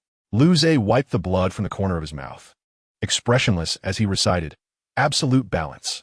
Two long swords appeared out of thin air, circling around him like hunting dogs. The sin of jealousy, undeterred, charged at him again. Whoosh! One of the long swords instantly pierced through his chest. At first, he didn't care, but the next second he felt something was wrong, spitting out a mouthful of blood. His face filled with disbelief. What kind of power is this? Lu Zhe couldn't be bothered to answer. He gripped the other sword and appeared in front of him, slashing at his neck. Just at that critical moment, the sin of gluttony finally stopped watching and kicked Lu Zhe away, roaring, "Did you forget about me?" Lu Zhe stabilized himself mid-air, looking at these two troublesome foes, somewhat headache-stricken as he complained, "What a hassle." Meanwhile, back at the hotel, we had just regrouped with Senior Zhang Lixian when Hui Yuhao and the other three came back supporting each other, looking utterly disheveled. Hui Yuhao said with a wry smile, "That monster is too strong. We are no match for it." For a moment, the atmosphere in the entire room was heavy. Just as we were preparing to evacuate, a voice suddenly came from the door. "You can't leave yet." We were startled, and when we looked, it was Lu Xiaoyu and the other three, and next to Lu Xiaoyu stood none other than Lu Zhe. Hui Yuhao immediately sensed something was off and rushed to ask, "Lu Go, didn't you disappear? How did you end up here?" The Lu Zhe there smiled and said he happened to be staying in this city and coincidentally ran into the situation. At that moment, I felt something was off about that guy. The ethereal vibe was too strong, almost like it had been edited in. Without time to think, we hurriedly followed Senior Zhang Lishuan and ran towards the city gates. Just as we arrived at the city gate, thinking we could escape, a bold voice shouted from the city wall, "This is not a place you can come and go as you please." I saw two figures standing on the wall, their aura not weaker than what we had encountered before. A guy named Xie Huanyue, not believing in evil, tried to force his way in, only to be instantly trampled by one of the men, bleeding from all 7 orifices and fainting on the spot. Senior Zhang Lishuan wanted to save him, but that man just glared at her, the terrifying pressure making her too scared to move. The other man, known as the Wrath of Sin, was even angrier. Seeing Zhang Lishuan not respond, he teleported over and threw a punch. Just one punch. Our team leader was directly sent flying, his life uncertain. Everyone was stunned. The Wrath of Sin roared that he would kill us and charged over.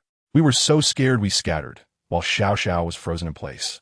Just as the attack was about to engulf her, Wang Donger wanted to save her, but was too late. In that critical moment, Elder Xian, who had arrived at some point, stood in front of Xiao Xiao, covered in blood, and took the hit. "Child, I will never let anything happen to you." He trembled as he spoke. But the Wrath of Sin didn't play fair. He teleported over and grabbed Elder Xian by the neck, tossing him into the ruins like trash. Elder Xian was truly tough. He climbed up from the ruins, activated his martial spirit, transforming into a giant, roaring that he would fight to the death to protect us. Meanwhile, Lu Zhe was still grappling with gluttony and envy when suddenly he seemed to sense something, his expression changing. He knew there were 3 sins on his brother's side and couldn't delay any longer. He shouted, "Stay right where you are," using his ability to bind them. He kicked each of them away and rushed toward the city gate, muttering, "I must catch up. Wait for me, Xiaoyu." At the city gate, Elder Xian had reverted from his martial spirit form, covered in injuries, looking like a bloodied person, trembling as he stood in front of the building where we were hiding. Opposite him, the Wrath of Sin and a new Sin looked at him and scathed, like a cat watching a mouse. "Old man, sorry about this," the Wrath of Sin said, having been alerted by his companion that someone was coming. He stopped playing around, gathered all his strength, and punched towards the exhausted Elder Xian. Elder Xian closed his eyes in despair. Boom! A loud sound echoed, dust filling the air. But the expected death did not come. In the dust, a figure firmly caught the punch of the Wrath of Sin, and a familiar voice rang out. "You've worked hard, Elder Xian." As the dust settled, it was Liu Ze. He had finally arrived. Before the Wrath of Sin could say anything, Liu Ze punched him in the abdomen, sending him crashing into the city wall like a cannonball. "You finally came." Elder Xian said this before he could no longer hold on and fell, being supported by Liu Ze. "Leave the rest to me," Liu Ze said, coldly looking at us, or rather at the Liu Ze beside Lu Xiaoyu. "Aren't you coming out?" The fake Liu Ze smiled. "I was hoping to spend more time with your brother, but this is really boring." Liu Ze didn't waste time talking to him. He flashed in front of him, shouted enough, and punched him away. "Brother." Lu Xiaoyu looked at this black-haired, red-eyed brother with an overwhelming aura, momentarily unable to believe it. Liu Ze turned around, showing a gentle smile. Lu Xiaoyu could no longer hold back and directly threw herself into his arms, crying. But now was not the time for reminiscing. Gluttony and envy had also arrived. Good heavens, 5 sins gathered at the city gate all at once. Pride, envy, wrath, greed, and gluttony. This lineup was enough to tear the heavens apart. Liu Ze knew this battle would be tough. He quietly called over Gu Yuna and handed the exhausted Lu Xiaoyu to her. "Take them away from here. I will hold them off." Then, he used his ability to put Xiaoyu to sleep. After settling everything, Liu Ze walked alone towards the 5 sins that were like gods and demons. The Wrath of Sin, seeing Gu Yuna leading the retreat, just smiled and did not stop them. "Let them go. Let's deal with Liu Ze first." The battle was about to erupt. The Wrath of Sin couldn't hold back and instantly appeared behind Liu Ze, roaring, "Kid, you dare to be distracted while fighting us." A punch came crashing down. Liu Ze retorted with a command, "Get down." But just as he was about to use his erasure ability to deal with the downed Wrath of Sin, Gluttony's attack arrived, kicking Liu Ze hard in the stomach and sending him flying. I have to tell you, that hit completely stunned me. It felt like all my organs shifted positions, and I was thrown into a heap of ruins. But I thought to myself, no way, I have to regain my ground.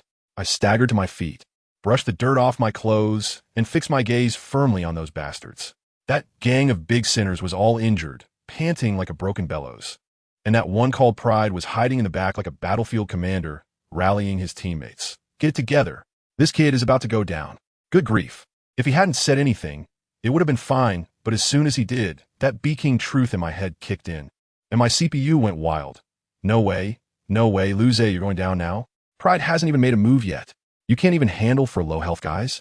Think about your brother. Who's going to protect him if you go down? Folks, who understands? His words hit me right in the lungs. Just that moment of distraction. That son of a gun, Wrath, flashed in and hit me in the face, landing a punch right in my chest, and I spat out a mouthful of blood. Before I could catch my breath, Gluttony came crashing down from above, stomping me right into the ground. With a bang, I felt the whole world spinning, and my consciousness was almost fading. Just then, that guy Truth's voice rang out again. "Want to live? Want to see your brother? Sign a contract with me." What options did I have at that moment? I trembled as I crawled out of the pit, looked at him, and smiled. It was a reckless smile. And I said, "Come on, I can't die here." Hey. Truth laughed, genuinely happy. The next second, I felt the whole world change. A terrifyingly powerful force exploded from my body, radiating red light. Let me tell you, that feeling was like unlocking a permanent exclusive skin and double attributes for my character account. The 5 guys outside the pit were pale with fear, especially Arrogance, whose expression was so serious it could wring out water. He stammered, "It seems we have awakened a beast." No kidding, I felt like a god right now. I exhaled a breath of foul air, looked down at myself, and murmured, "Is this the true truth?" I too am not in a hurry, just leisurely walking towards them like a stroll. The prideful one is quite clever, shouting for everyone to keep their distance. But the glutton is just standing there like a stuck record, not moving at all. I walked up to him and locked eyes with him. Let me tell you, this operation is all about eye contact lock. Your account is gone. I silently muttered erase in my heart, and in the next second, the glutton was directly deleted from this world. Really, not even a pixel was left. Now everyone was stunned. The sin of jealousy was just beginning to comprehend something, but the next second, He accidentally made eye contact with me. It was over. He was also frozen, mumbling why. I feel everything he did was right. The wrath over there was shouting, but couldn't wake him up. The prideful one was anxious, yelling at the top of his lungs. Don't look into his eyes. Too late. While Wrath was shouting, he also made eye contact with me. Erase. As soon as I finished speaking, jealousy and wrath, those two unfortunate souls, instantly vanished. Now only pride and greed were left. Greed was so scared that his legs went weak and hid next to pride. Pride probably knew he couldn't win and wanted to whisper to greed, using mental power to prepare for a getaway. But he didn't know that I am the rule now. And I heard all his little schemes clearly. I laughed directly. Want to run? Did you ask me? Pride reacted really quickly, teleporting away the moment I looked over. But that greedy guy wasn't so lucky. He made direct eye contact with me and was immediately frozen. I raised my hand and used hundredfold gravity, boom. The entire ruins of Qianyuan City, along with greed, was crushed into a puddle of meat paste and a piece of nothingness. In the distance, that prideful one, barely escaping death, lay in a pool of blood, all his bones cracked, angrily roaring. Why? I clearly have absolute strength. Why did I lose? I slowly walked up to him, looking down at him from height, and coldly said, You call that strength? He still wouldn't accept it and charged at me like a madman. I couldn't even be bothered to raise my eyelids and directly ordered, Get down. With a bang, he fell to the ground like a dead dog, face down, howling in pain. I stepped on his head and said, Creatures like you, so ugly, should not exist. I pressed down hard, and with a squelching sound, the world became quiet. When I woke up again, I found myself lying in a cave, completely forgetting what happened after signing the contract. Truth floated out to explain to me that I had gone berserk and killed the 5 major sins. And because I was too tired, I found a cave to sleep in. He also warned me that my power of truth had been overused and was temporarily on cooldown, telling me to take it easy from now on. I don't really care.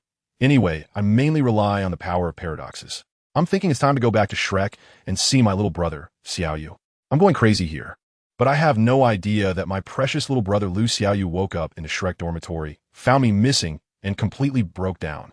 He went from sunny, cheerful boy to a gloomy iceberg in an instant, and no one could help him. Even when Hui Yuhao came to invite him to join the Tang sect, he shot him down with a single cold remark. I rested for a while in the starry forest, checked in with DT on, and was preparing to return to the academy. With some free time on my hands, that guy Truth floated out again, teasing me with a smug grin, saying he had peeked into my thoughts and knew I was thinking about my brother. I was so angry I wanted to hit him, but he has a spirit, so I couldn't touch him. After messing around for a bit, he suddenly became serious and gave me a piece of advice. The power within your brother is not simple. Be careful. If you two end up falling out in the future, the consequences could be unimaginable. At that time, I didn't take it to heart at all. I was joking. How could my brother and I possibly fall out? After coming out of the Stardow Forest, I first settled in a small city near Shrek City. Just after I checked into the hotel, Truth exploded. Lu Zhe, there's a presence of the great sin nearby. I'm numb. How come this great sin is everywhere like cabbage by the roadside? The Truth says it's all my fault, that the power of rules on me is changing this world. Great. Now the blame is on me again. I followed my instincts and finally arrived outside the door of a super luxurious landlord's house. Without saying a word, I pushed the door open and entered. A brawny guard at the Soul King level rushed out to stop me, but I couldn't be bothered to pay him any attention and directly toss him away like a piece of garbage, kicking open the main door. However, once I got inside, I was dumbfounded. There was no one else in the room, just a gigantic meatworm curled up there. The expression of Truth instantly became serious. Be careful. This is gluttony, and it's already approaching the original sin level. I was taken aback. Original sin? That's a creature on the same level as Lucifer. I quickly gathered my strength, ready to make a move to eliminate the threat first. But then the guard rushed in again, throwing me aside with a punch, acting like a madman as he stood protectively in front of that lump of flesh and worms, shouting, You can't hurt her, even if she becomes a monster. I'll stay with her forever. Wow, that's quite passionate. Unfortunately, I didn't have time to watch a melodrama. I directly used gravity to pin him down, but just as I was about to deal with that lump of flesh, the guy suddenly unleashed an astonishing amount of power, breaking free from my gravity and punching me out of the room. I just realized that this guy actually exudes the aura of the 7 deadly sins, a gluttony that approaches original sin, and a lustful sin that has just awakened. You're in trouble. The Truth is right beside, enjoying the spectacle and not minding the chaos. I couldn't be bothered with small talk. In an instant, I teleported in front of that newly appointed sin of lust, grabbed his head, and erased him without giving him a chance to say a word. Then I turned to look at the gluttony, which seemed to be roaring in rage because of its fallen companion. With a wave of my right hand, I invoked the paradox, silencing the sound and making the world instantly quiet. Then, with another act of erasure, that so-called gluttony, which was close to the original sin, vanished as well. I let out a sigh of relief, feeling a bit ridiculous for being so weak. But just as I stepped out the door, the surrounding streets suddenly began to twist, and all the pedestrians froze in place like wax figures. It seemed we had been caught. The truth had floated out, and this was the sin realm of that great sin, an interdimensional space. All right, this is a bit interesting. I strolled down this eerily quiet street where time had stopped, and not far ahead, I heard the crying of a little girl coming from an alley. I thought to myself, it's a bit creepy in the middle of the night. Even Truth was scared and advised me not to go in. I said, what am I afraid of? And went straight in. In the corner of the alley, there was indeed a little girl squatting there, crying.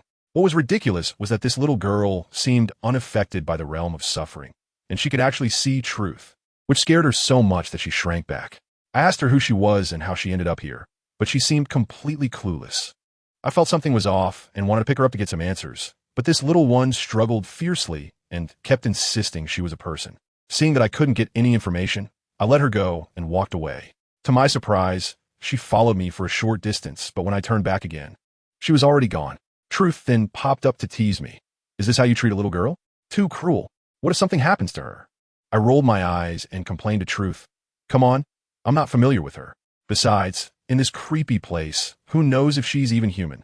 Better safe than sorry. You know, we were just chatting aimlessly, and before we knew it, we were almost at the city gate. But guess what happened? As soon as we stepped outside, it was like the outside world had pressed the pause button, completely still.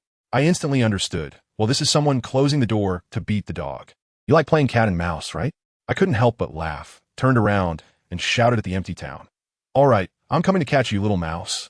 As soon as I finished speaking, I used a blink and found myself standing on the highest tower of this broken city. The view was quite good, but I couldn't feel a single trace of breath. This mouse was really hiding deep. The Truth was still stoking the fire. This is what makes it interesting. I chuckled and felt like I was going a bit crazy because of him. Without saying a word, I jumped off the tower with faith. As soon as I landed, I tell you, out of nowhere, I had a bloody cut on my shoulder. I didn't even see a shadow. Truth was so scared that he yelled, damn. There can't really be a ghost, right? I was speechless. How could this guy be so timid? Just then, 2 sharp spikes shot up from the ground. TCH, a trivial skill. With a flick of my right hand, those things seemed to be paralyzed, steadily stopping in front of me.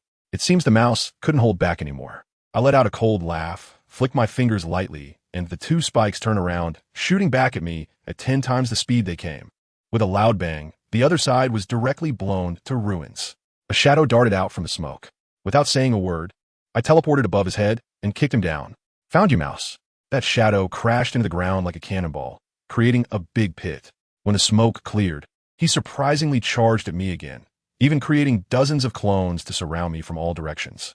It's interesting, but in the face of absolute power, any technique is just flashy. Erase. With a wave of my hand, the shadow in front of me vanished without a trace, not even a remnant left. Just then, I felt a chill behind me. My true self had appeared behind me. It was the same every time. Without turning my head, I swung a knife hand strike backward, and with a soft PU, I directly opened his chest. When I turned around, ready to see what this rat looked like, I was completely stunned. Family, who understands? That face was actually my younger brother, Lu Xiaoyu. He was still acting, clutching his chest, and trembling as he walked towards me. Bro. Why? At that moment, my heart felt like it was stabbed by a knife, but in the next second, my rationality instantly returned. I grabbed him by the neck and lifted him up, leaving Junli in shock. Are you crazy? I was filled with rage. I do care about my brother, but not about a fake like you. Lu Xiaoyu's face instantly twisted, letting out a creepy laugh. I couldn't be bothered to waste my breath on him. With a wave of energy in my hand, I made him disappear from this world, in a physical sense.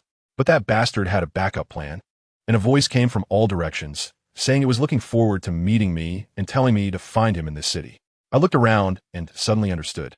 Good heavens, this isn't a barrier at all. The entire city itself is the original sin. The Truth also reacted. Can't we just destroy it? Exactly what I was thinking. I flew up into the sky and unleashed a big one. Paradox gravitational singularity. A black dot compressed to the extreme shot out. Boom. The entire town was instantly flattened. But it was useless. Then, a terrifying aura that made the hair on my neck stand up emerged beneath my feet. Countless spikes shot up from the ground, and I quickly activated an absolute defense to block them. Hee hee. That laughter rang out again. Still not coming out? Just as I finished speaking, a figure wrapped in red energy appeared. Are you the mouse? I teased him. He was stunned for a moment, then laughed maniacally. I'm not a mouse. I'm jealousy. Oh, one of the 7 deadly sins, huh? I can't stand villains introducing themselves. I directly teleported in front of him and kicked him in the forehead. You talk too much. He was kicked away but got up without a scratch, excitedly shouting, yes, that's the power. Hurry, give it to me. Is this guy crazy? He charged at me like a rabid dog. I tried to use paradox time stop to control him, but the next second he broke free and punched me away. All right, this is getting interesting. I crawled up from the ruins, brushed off the dust, and got serious. He teleported over and delivered a whip kick, which I blocked with a spatial barrier, then kicked him away. Before he landed, I preemptively positioned myself and unleashed a paradox erasure at him. He dodged quickly but still got grazed, one arm completely gone and unable to grow back. Now, he was honest, panting, and calling me a monster. I laughed. You're the monster, aren't you? Still not dead after all this. Then this guy completely stopped acting human, grinning wickedly. All right, warm-up is over. Now for the main course.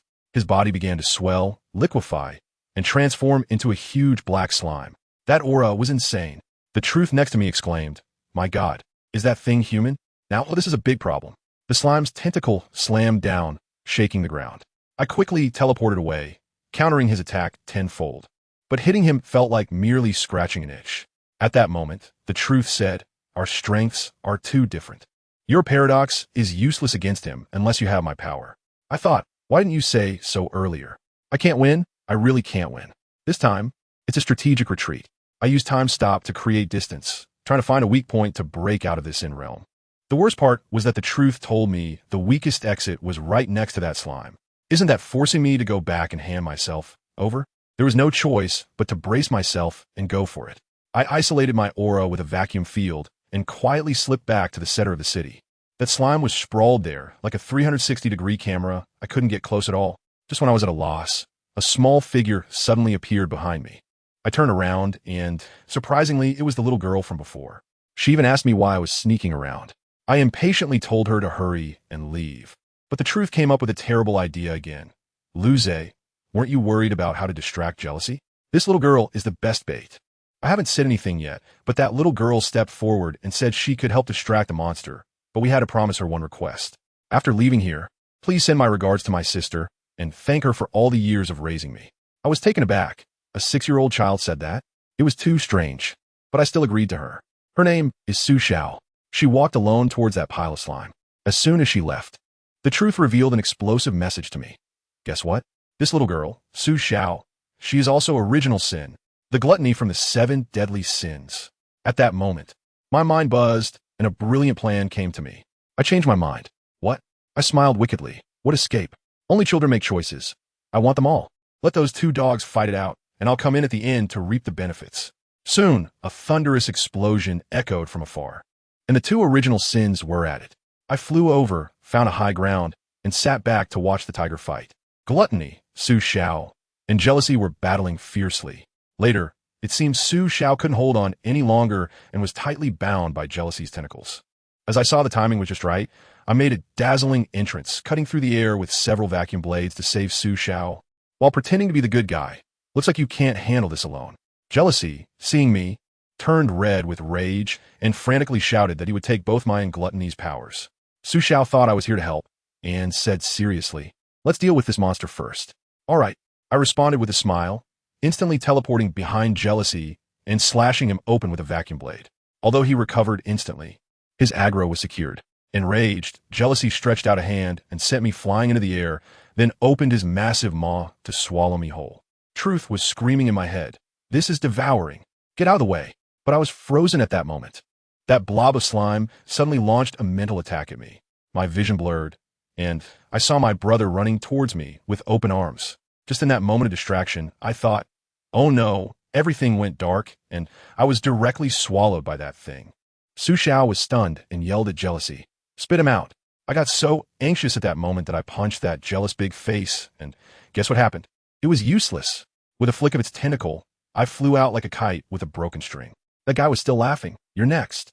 Man, that really pissed me off. Let me tell you, Su Xiao transformed right on the spot. Originally a little lowly, she suddenly turned into a tall and leggy big sister. Her aura was 2 meters 8. Her voice even changed, deep and terrifying. I'll say it again, spit out Lu Zhe. On the other side, Lu Zhe's perspective. What the hell, where am I? It's pitch black in front of me. I can't see my hand in front of my face. It's like being in the ultimate version of a small black room in the universe. I pondered for a long time before I remembered that I was knocked out by something called jealousy. Just as I was in a daze, I felt the power inside me leaking out like air from a deflated balloon. At that moment, the old guy inside my body, Truth, slowly floated out and said, "Brother, this bastard's ability is to devour and possess. Our energy is being digested by him." As soon as I heard that, I got anxious. Is there a way to get out? Hurry up and tell me, or we'll both end up as his power banks. And guess what? That guy, Truth, actually went silent on me. When I saw his expression, which looked like he was constipated, I instantly understood that the method must come at a high cost. I laid it all out. Stop stalling. No matter what it takes, I have to get out. Only then did Truth sigh and say, "There is a way, but you have to give me control over your body. But you need to stay fully conscious throughout. Your mind can't get chaotic. Once your rationality breaks down, I can't guarantee what will happen." I felt a jolt in my heart. This didn't sound like an easy job at all, but I had no choice. So I gritted my teeth and agreed. No problem. It's just about staying rational, a small matter. Let's go. Outside, in the center of Ruin City, Su Xiao, transformed, was fighting jealousy fiercely. Let me tell you, Su Xiao's ability is gluttony, which simply means the more she gets hit, the more excited she becomes, able to convert the attacks she receives in her own power, like having an unlimited health cheat. But jealousy is even more underhanded. Whoever he devours, he can use their abilities, a real skill fusion monster. After Su Xiao finished her fierce words, a tentacle thicker than a utility pole swung over, smashing her directly into the ruins. Su Xiao coughed up blood, but became even more excited because that hit charged her up a bit. She roared that gluttony was the existence above jealousy. With a teleport, she appeared right in front of jealousy and threw a punch. Boom! A massive crater was smashed into Ruin City, and jealousy was directly punched through, leaving a hole in his body. Jealousy howled in pain, his tentacle swung, and suddenly, a rain of black spikes shot towards Su Xiao. Su Xiao immediately picked up a giant rock from the ground as a shield, blocking all of it. But jealousy didn't play fair. Several tentacles came over and crushed the giant rock, tying Su Xiao up tightly. In the next second, who understands family? The tentacles started to electrify. Zap! Zap! The current was so strong that Su Xiao screamed in agony and was reverted to her original form, turning back into that small body. Jealousy saw this and was delighted. Is this it? Your power is now mine. He opened his big mouth, ready to swallow Su Xiao. At the last moment before being swallowed, Su Xiao gathered all her strength and shouted, "I will definitely kill you." Everything went black. Su Xiao was utterly desperate, thinking it was over, and her sister couldn't save her either. Just when she thought she was going to die, a chilling laugh suddenly came from behind. Hee hee hee. Giving up already? A hand caught her. Su Xiao turned around and was shocked to see Lu Zhe. But the Lu Zhe in front of her had a strange, eerie smile, unfamiliar. Lu Zhe grinned and said, "It's our first meeting, you know. For our first meeting, I am Truth." Su Xiao was dumbfounded, but she could feel that this guy wearing Lu Zhe's face was ridiculously strong. Truth picked up Su Xiao. "Hold on tight. We're going out." As soon as he finished speaking, without giving her time to react, he grabbed Su Xiao and shot out like a firecracker, bursting out from Jealousy's belly. Jealousy, still thinking it was over and feeling smug, suddenly felt a tumult in his stomach. With a puff, a large gash opened on his body, and 2 figures flew out. Jealousy was stunned, just about to ask, "Who exactly are you?" Before he could finish his sentence, that Lu Zhe, Truth, didn't even lift his eyelids and simply said, "Shut up." A miraculous scene occurred. Jealousy's big mouth actually closed uncontrollably. Although he quickly broke free from the control, the expression on his face changed from confusion to terror. Truth turned around, grinning. "Although I still can't beat those 7 old monsters in the truth world, crushing you is more than enough." Saying this, he didn't give Jealousy a chance to talk back, and a massive stream of colorless air shot out. Swish! Half of Jealousy's body instantly vanished, as if erased by an eraser. Oops, missed a bit. Truth scratched his head, laughing like a madman. Jealousy was genuinely scared this time. turning into a big bird and desperately flying away. Truth's smile instantly disappeared, and he pouted in displeasure. I was hoping to play with you a bit longer, but this is boring. He clapped his hands, lightly uttering 2 words, dimensional reduction. Buzz. Let me tell you, the scene was incredible. Jealousy flying in the sky, along with all the surrounding space, suddenly turned into a 2D painting. Jealousy screamed in terror within the painting, but it was useless. Truth extended a finger and gently pointed at the painting. Crack! The entire painting, along with jealousy inside, instantly shattered into countless pieces, disappearing without a trace like deleted files. Su Xiao was completely stunned beside her. Is it over? This combat power is too abstract. It's like something drawn by AI. And Truth just showed a strange smile, softly murmuring, a new life has begun. On the other side, after taking over Lu Zhe's body, Truth was extremely happy. He hopped along a forest path, bouncing around like a newly released puppy, joyfully frolicking everywhere. So this is what it feels like to have a body. Initially, he thought about returning to Shrek Academy as Lu Zhe intended. But then he reconsidered. The world is so big. Who wants to go to that broken academy? Here comes the beautiful world. I'm coming. However, he didn't walk far before noticing a little tail following him. Su Xiao. At the entrance of a hotel in a small town, Truth finally grew impatient and turned to Su Xiao. Little sister, don't you want to find your sister? Why are you following me? Su Xiao whispered. I'm just passing by. Truth didn't believe her at all and directly used his ability. Why are you following me? Speak. Su Xiao's mouth instantly became uncontrollable. I want to make a deal with you. As soon as the words came out, she was surprised herself. But at this point, she decided to go all out. I want you to rescue my sister. My life can be the price. Rescue your sister? Truth laughed. You a gluttony sin? Can't even save your sister? How ridiculous. Su Xiao's face was bitter, but she remained silent. Truth couldn't be bothered with her. So he went into the hotel and booked a room. Su Xiao stood at his door like a guardian, always waiting outside. Truth came in and out several times, and she kept following him. Finally, Truth couldn't take it anymore and picked her up. What do you want? I ask you a question, and you don't answer. The pressure scared Su Xiao so much that her face turned pale. Seeing her pitiful appearance, Truth threw her on the ground in annoyance and went back to his room. When he came out again, he found Su Xiao curled up asleep at the door. As soon as he stepped out, Su Xiao woke up and silently followed him again. Truth finally lost patience. What happened to your sister?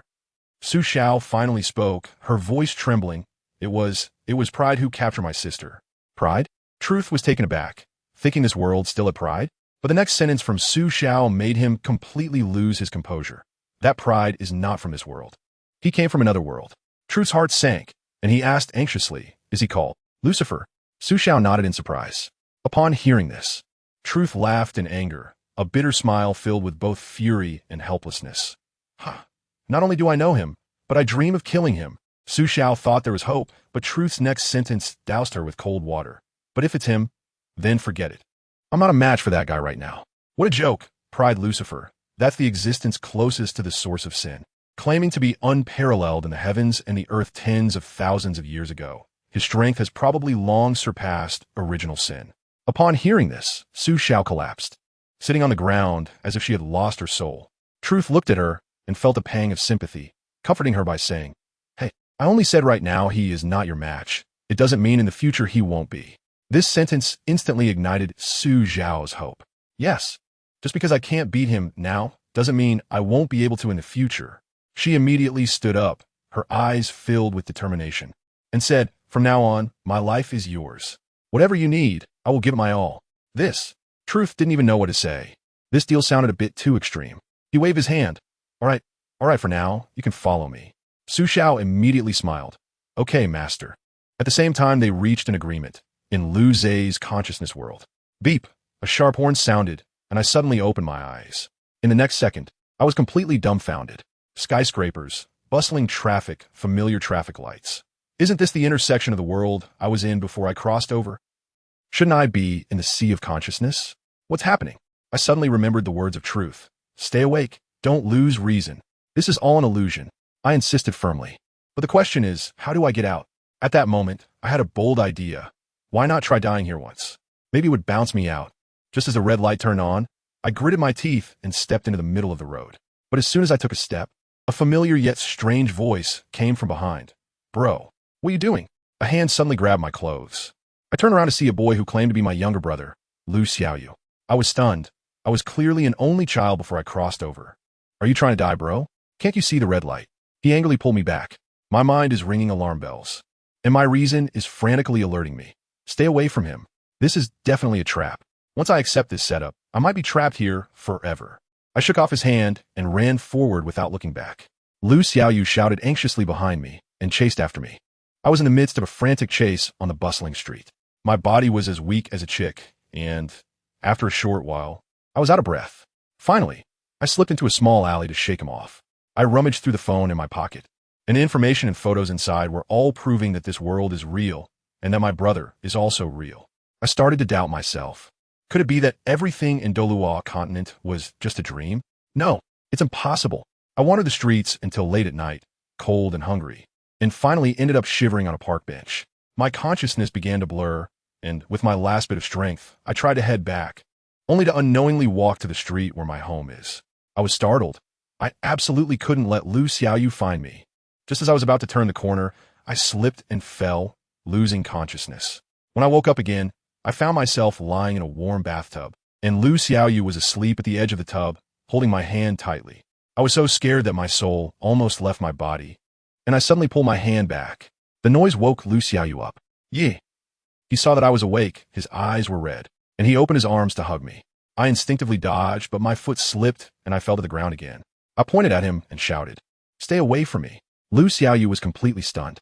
Taking the opportunity, I got up and ran outside, but he reacted quickly and pounced on me. Pinning me down and holding me tightly, "Lu Zhe, what on earth is wrong with you? You won't leave this door until we get this sorted out." He was much stronger than me, directly pulling me up from the ground and throwing me onto the sofa. Then I didn't know where he pulled out a rope from, but in no time, he tied me up securely. I was tied to the sofa, unable to move, only able to glare at him with cold eyes. Lu Xiaoyu stared at me seriously. "What's wrong with you?" I was telling you, my mind was about to explode at that moment. I just felt that the atmosphere was off. As a result, Lu Xiaoyu came over with a bowl of noodles, smiling, and sat down behind me, asking, "Bro, what's wrong with you?" I ignored him completely and stared out the window, thinking about how to escape. But who understand my family? Suddenly, this guy hugged me from behind. I was covered in goosebumps, my hair standing on end. "Bro, do you dislike me now?" He was still there laughing. At that time, I was still tied up and couldn't move at all. I angrily shouted at him, "Let me go first." Only then did he realize, all right, I was still bound. Then he started to untie me. Let me tell you, the moment the rope fell to the ground, I threw a punch. I had been enduring him for a long time. But to my surprise, he reacted even faster than I did, grabbing my fist in one go and putting on a wronged expression, saying, "Bro, you really hate me now. We used to sleep together." As soon as I heard this, my scalp went numb, and I quickly withdrew my hand. I thought I had to take strong measures. So I put on a serious face and said to him word by word, "Stay away from me. From today on, we have nothing to do with each other." As soon as I said this, he was completely stunned and stammered, "You must be joking, right?" There's a chance. Seeing his reaction, I immediately pressed on. "Do I look like someone who jokes around? Don't come looking for me again." After saying that, I turned to leave. However, just as I took a step, I felt a tight grip around my neck as a hand from behind locked my throat.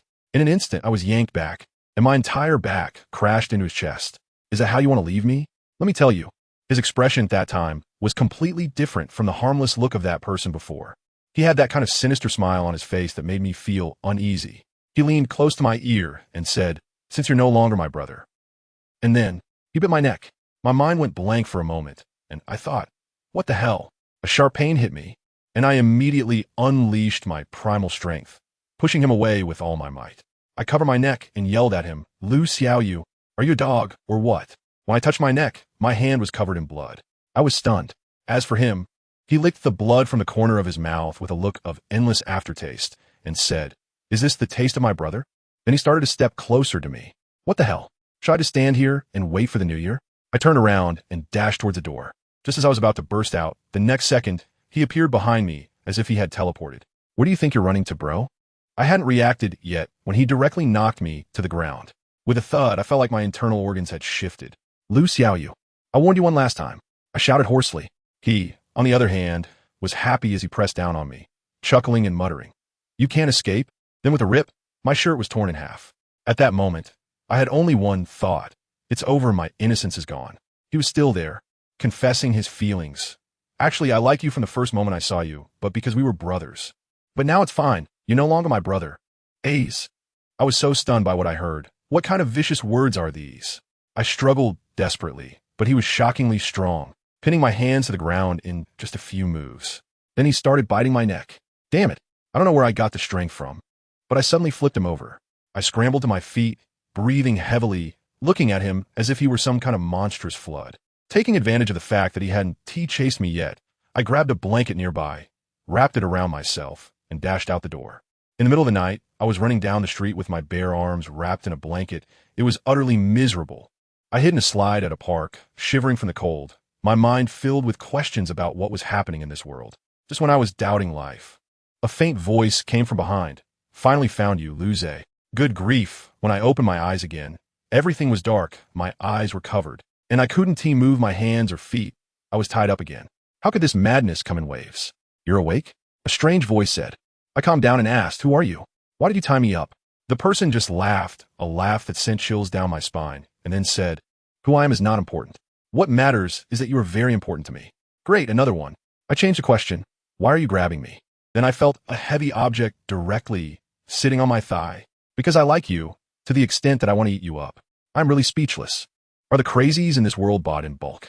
Is there a buy one get one free deal? This mysterious person sat for a while, and then got up, saying, wait for me a moment. There's one more person to deal with. His existence will affect us. After saying that, he left. I took the opportunity to shake the chair desperately, trying to break this damn thing apart, but it was as solid as if it had been welded. Just when I was in despair, suddenly there was a loud bang of a gunshot. My heart skipped a beat. Then the cloth covering my eyes was suddenly yanked off, and when I opened my eyes, Lu Xiaoyu was standing in front of me. Bro, I'm late, he said as he began to untie me. Just then, that mysterious person appeared behind Lu Xiaoyu like a ghost, holding a gun and looking crazy. Lu Xiaoyu, I want you dead. At that moment, the ropes binding me were also undone. Without thinking, I shouted and threw myself down, tackling Lu Xiaoyu to the ground. Bang! The bullet whizzed past our heads. Bro, stop talking, run. I pulled him up and dashed toward the cover, while that madman relentlessly pursued us with his gun. We were running for our lives in a construction building, and the gunfire never stopped. In the end, we were forced to flee to the rooftop. As soon as we reached the rooftop, there was no way out. That madman caught up with us, laughing as he aimed the gun at Lu Xiaoyu. If it weren't for you, Lu Zhe would have been mine long ago. Why did you have to be born? After saying that, he was about to pull the trigger. Bang! I don't even know what I was thinking. In a moment of impulse, I stood in front of Lu Xiaoyu. A sharp pain shot through my chest, and a surge of warmth erupted out. I was completely dazed and started to fall backward. But thankfully Lu Xiaoyu caught me. The madman who fired the shot was also stunned, trembling as he walked over. A's why? I coughed up 2 mouthfuls of blood, propped myself up to stand, and said to Lu Xiaoyu, you find a chance to leave, I'll hold him back. The madman became even more agitated upon hearing this, pointing at us and shouting, why? Why isn't it me? I looked at him coldly. I don't know you at all. It's all just your own fantasy. Nonsense. He fired another shot, hitting the ground beside my foot. He stepped closer, his eyes completely crazed. Since I can't have you, then I'll just kill you.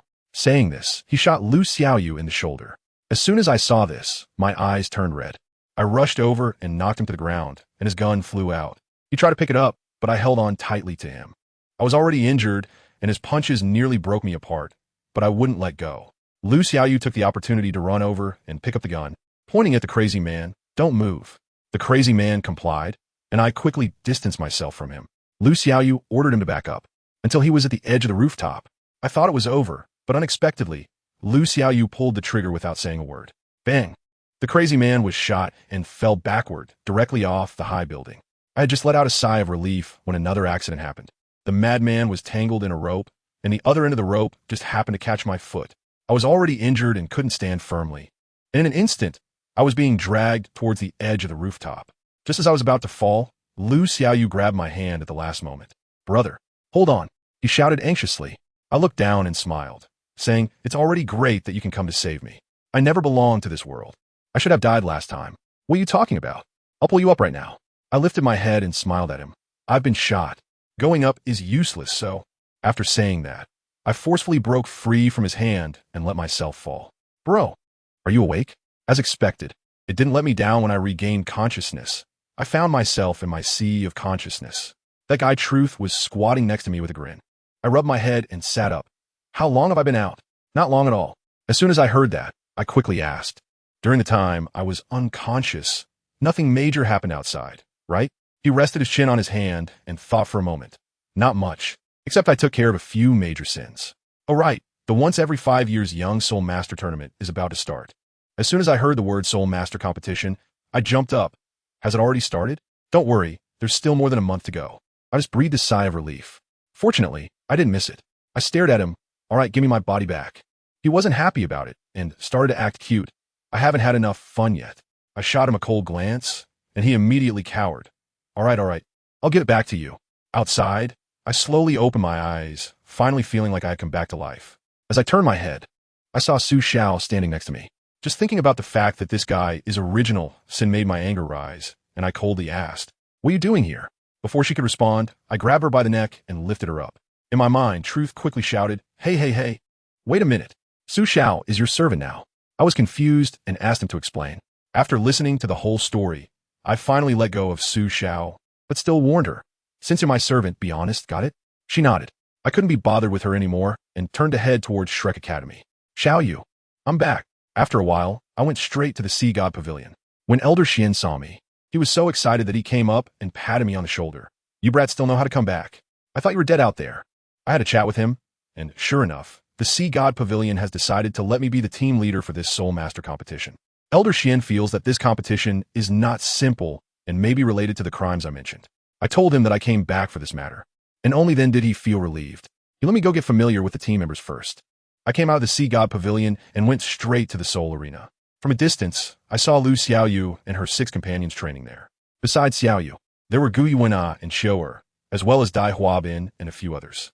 Dai Huabin was talking to Lu Xiaoyu with a serious expression. Let me tell you, Lu Xiaoyu is now a level 75 Soul Saint, which is simply abnormal. Dai Huabin looked like a little chick in front of her. I walked up to them with a smile and greeted, "Long time no see," everyone when Lu Xiaoyu saw me. She was taken aback for a moment, then her eyes instantly lit up, and she shouted, "Brother," and pounced on me like a little cannonball. I hugged him, then cleared my throat and announced to everyone, "All right, starting tomorrow, your training will be taken over by me." The whole place fell silent. Dai Huabin and the others were so shocked their jaws almost dropped. I didn't explain much, and after finishing, I just pulled Lu Xiaoyu away. On the way back to the dormitory, this guy kept staring at me and asked where I had been during this time.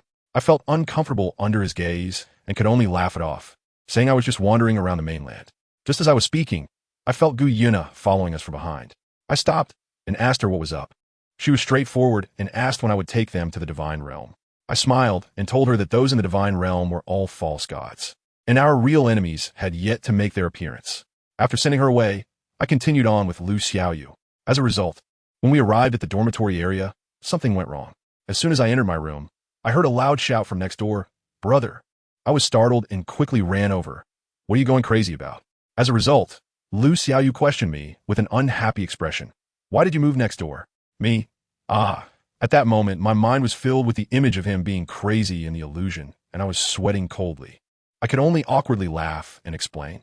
"You're already so grown up, you can't still sleep with your brother, right?" As a result, he grabbed my collar and smiled maliciously. "We're both men. What are you afraid of?"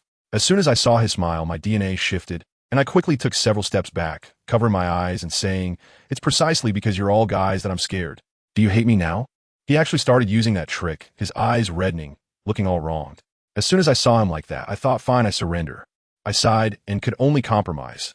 "All right, just for tonight, but absolutely not again in the future. Do you understand?" Oh, he responded disappointedly and turned to lie down on the bed weakly. Looking at him like that, I felt a pang in my heart, as if I had done something wrong again. I have to tell you, the more I think about this matter, the more it feels off. After dinner, I returned to the dorm and told my brother Lu Xiaoyu, "Tomorrow, I'm starting devil training, so you better go to bed early and get some rest." What did he do? He just responded with an "oh," then pulled the blanket over his head, giving me the back of his head, acting all aloof. Fine, what else could I do? I can only go take a shower myself. Once I entered the bathroom, I faced the mirror and called out the guy inside me named Truth. Let me tell you, as soon as he appeared, he had that smug grin on his face, which was just infuriating. I got straight to the point and asked him, "What do you think about my brother? What is his situation?" He heard this and pretended to think for a long time before saying, "I don't know the specifics about your brother, but the power inside him feels very familiar to me, like an old friend. Wow, he even has a fellow villager vibe? I quickly followed up. So compared to that friend of yours, who's stronger? Hey, guess what? As soon as he heard that, his face darkened, and his expression practically screamed that we had a grudge against each other. All right, it seemed like I wouldn't get anything out of him, so I waved my hand for him to go back to my sea of consciousness.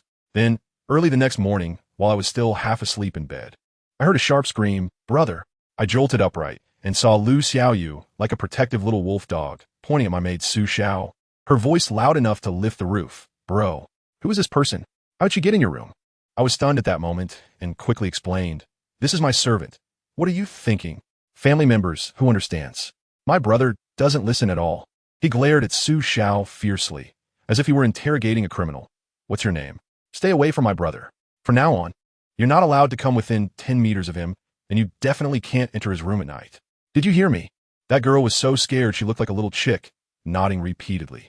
I just sat on the bed, completely dumbfounded, thinking what kind of script is this where a domineering CEO falls in love with me, and the main character is still my brother? After dealing with Su Xiao, he turned to me again. "Brother, you're not allowed to find a maid anymore." "Did you hear me?" What else can I say? I can only agree with him. After all the fuss, I took him straight to the training ground. The little brats from Shrek had already arrived. I stood there exuding my aura and directly announced my training plan. My training has 2 goals. First, to forge your bodies into steel. Second, to refine your soul power to the utmost. As soon as I finished speaking, the guy named Dai Huabin still had a look of disdain on his face, feeling that his physical strength was already strong enough. I smiled and directly served them the first tough dish. "Listen up, everyone. This morning, all of you will stay in a 10-fold gravity environment." As soon as I said this, the entire venue fell silent. Ning Tian from the support department immediately stood up to oppose it. "Teacher, I'm from the support department. Is it really necessary to train like this?" My face fell at that moment as I walked up to her and asked her word by word. "In your heart, what is the support class?" She was caught off guard by my question. I scanned the crowd, speaking softly but clearly enough for everyone to hear. In my eyes, there are no useless professions. The support class should be the one that controls the situation and turns the tide. A great support can lead the whole team to victory. Who says supports can't get into fights? My words shattered the worldview of those kids. Seeing that they had no objections, I flicked my fingers, not giving them any time to react, and 10 times the gravity instantly descended. Thud, thud, thud. 7 people, except for me, all fell flat on the ground, like 7 pancakes crushed by a roller. Only Lu Xiaoyu was a bit resilient. After more than an hour, he was the first to use his soul power to strengthen his body and shakily stood up. Soon after, Gu Yuna, Chiu'er, and a few others also got up one after another. I sat back casually with my legs crossed, focusing on a torturous form of companionship, smiling as I reminded them, "Come on, everyone, this is just the beginning. There are still 3 hours left." Lu Xiaoyu's gaze was so fierce, it seemed like he wanted to eat me alive. Finally, after enduring until the afternoon, these 7 guys were exhausted like dead dogs. I walked over, waved my hand, and said, "Fatigue eliminated." Instantly, the 7 of them were revitalized, jumping up as if they had come back from the dead. Before they could celebrate, I cheerfully announced the afternoon training content. "All right, for the afternoon challenge, you 7 will try to hit me once." When Lu Xiaoyu heard this, his eyes lit up as if he had been injected with adrenaline. "How do we hit you?" "Simple," I said, extending a finger this month, every afternoon. "If you can touch me even once, you win. Let's start." As soon as I finished speaking, Lu Xiaoyu charged at me like an arrow, darting behind me, his hand reaching out as if he was about to grab me. But guess what happened? I moved my lips, and you know what happens when I speak? "Get down." With a thud, he fell flat on the ground like a puppet with its strings cut. Next, Chiu'er's golden spear came flying at me. But I didn't even raise an eyelid. The spear came to a complete stop just a few centimeters in front of me, unable to move. They attempted a 3-pronged attack, launching fireballs and claw strikes, but I made it easier for myself with a single paradox: erased. All their attacks vanished without a trace. These kids finally got smart, huddling together to whisper about tactics. When they resumed the fight, it was quite a spectacle, with feints and dazzling moves. Chiu'er was the main attacker, while Dai Huabin and the others used their martial soul fusion technique for a sneak attack. And what happened? I simply said stop, and they were frozen in place, while martial soul fusion, erased, sent them back to their original forms. Just when I was having fun with Gu Yuna and Lu Xiaoyu, I caught a glimpse of Lu Xiaoyu once again pinned to the ground, looking so puffed up that it was hilarious. I couldn't help but smirk. Just that moment. That split-second flaw. A figure appeared behind me like a ghost, gently tapping my shoulder. It was Wu Feng. Teacher, we won. I was taken aback for a moment. Then I laughed. Well, these little brats really know how to seize opportunities. Lu Xiaoyu immediately leaned over and said, Bro, we won. Shouldn't there be some kind of reward? I thought for a moment and said, All right, whoever touches mine, I will grant her a wish. Wu Feng, what is your wish? I tell you, everyone was envious at that moment. Dai Huabing's expression was such that it almost screamed how great this opportunity was. And then, guess what Wu Feng asked? She thought for a long time and sincerely asked me, Teacher, I want to know just how strong are you? Puffed. I almost spat out a mouthful of old blood. Dai Huabing was already pounding the ground, probably thinking to himself, if only you asked for a magic weapon. I couldn't help but laugh at that moment. Clear my throat. I said in a rather pretentious manner, Oh, actually I'm not that strong, just a little bit stronger than your old Xian. From that day on, these little brats went crazy just to be able to touch me once to make a wish. But how could I let them get away with it? Especially Lu Xiaoyu. That kid challenged me every day, chasing me down to fight, and I made him lie on the ground every day. Finally, there was one time when I knocked him away with one move, and he ended up embedded in the wall. I looked at him with his head down, not saying a word, and thought I might have been too harsh. Just as I was about to go over and ask, a particle of light suddenly shot past my face, leaving a trail of blood. I was stunned at that moment. When I looked up again, Lu Xiaoyu came out from the wall. However, that gaze, that aura, had completely changed. This plot twist was more beautiful than my mental state. He didn't give me any time to react at all, and with a punch, he struck the ground beneath my feet. If I hadn't dodged quickly, my leg would have been gone. I hurriedly asked Guyuna and the others to evacuate, leaving just the two of us in the entire training room. You're not Xiaoyu, who are you? I stared at him fiercely. He smiled, that smile cold and unfamiliar. Me? I am. Truth. My mind buzzed, and the truth within me exploded. His voice was unusually grave. Oh no, this guy's awake. I was stunned at that moment and asked the truth. What's going on? There are two truths? Yes. The truth within me quickly explained. I am the absolute truth, and my words create laws. The one on your brother is the relative truth. His ability is just one, which is to nullify all abilities around him. My heart sank. Are you saying that my one-click screen clearing and spell-casting abilities are completely useless in front of him? The truth hit me hard. Not just useless. It's like he pulled the plug, brother. Now we're just two ordinary people, but he is not. As soon as I finished speaking, Lu Xiaoyu had already teleported in front of me and punched me squarely in the stomach. Bang! I flew out like a cannonball and crashed hard against the wall, feeling like my internal organs had all shifted. How can I fight like this? Isn't this just like a max-level player getting their account banned by the system, then being thrown to fight against an opponent using a health hack? The truth in my mind shouted anxiously. Don't confront him head-on. You can't win. He won't be able to maintain this state for long. Run. Drag it out until he falls asleep. All right, if running is what it takes, then I'll run. So, in the vast training room, an extremely absurd chase unfolded. I was running around like a headless fly, while the one resembling my brother, who represented the truth, followed behind at a leisurely pace.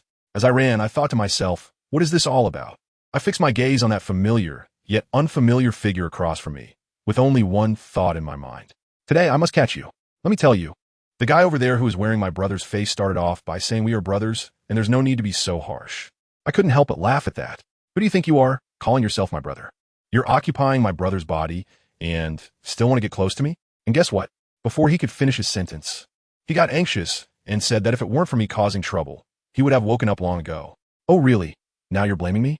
I couldn't help but laugh out loud and said, sorry, I couldn't hold it in, but you should really get some sleep. As soon as I finished speaking, this guy fell to the ground like a puppet with its strings cut, his eyes wide open, looking completely bewildered. Why? Because I already knew he couldn't withstand the power I had stuffed inside Xiaoyu. For him to bounce around for a bit was already an extraordinary performance. Falling into a coma was just a matter of time. Who understands this, right? I carried the unconscious Xiaoyu back to the dormitory, my mind a complete mess. Outside, Gu Yuna and the others saw us come out and finally breathed a sigh of relief. I told them to go back and rest. Then I stayed in the room to ponder over this situation alone. I asked the old guy inside my body, Truth, to explain the situation to me clearly. He slowly told me a shocking revelation. He said there are actually two truths.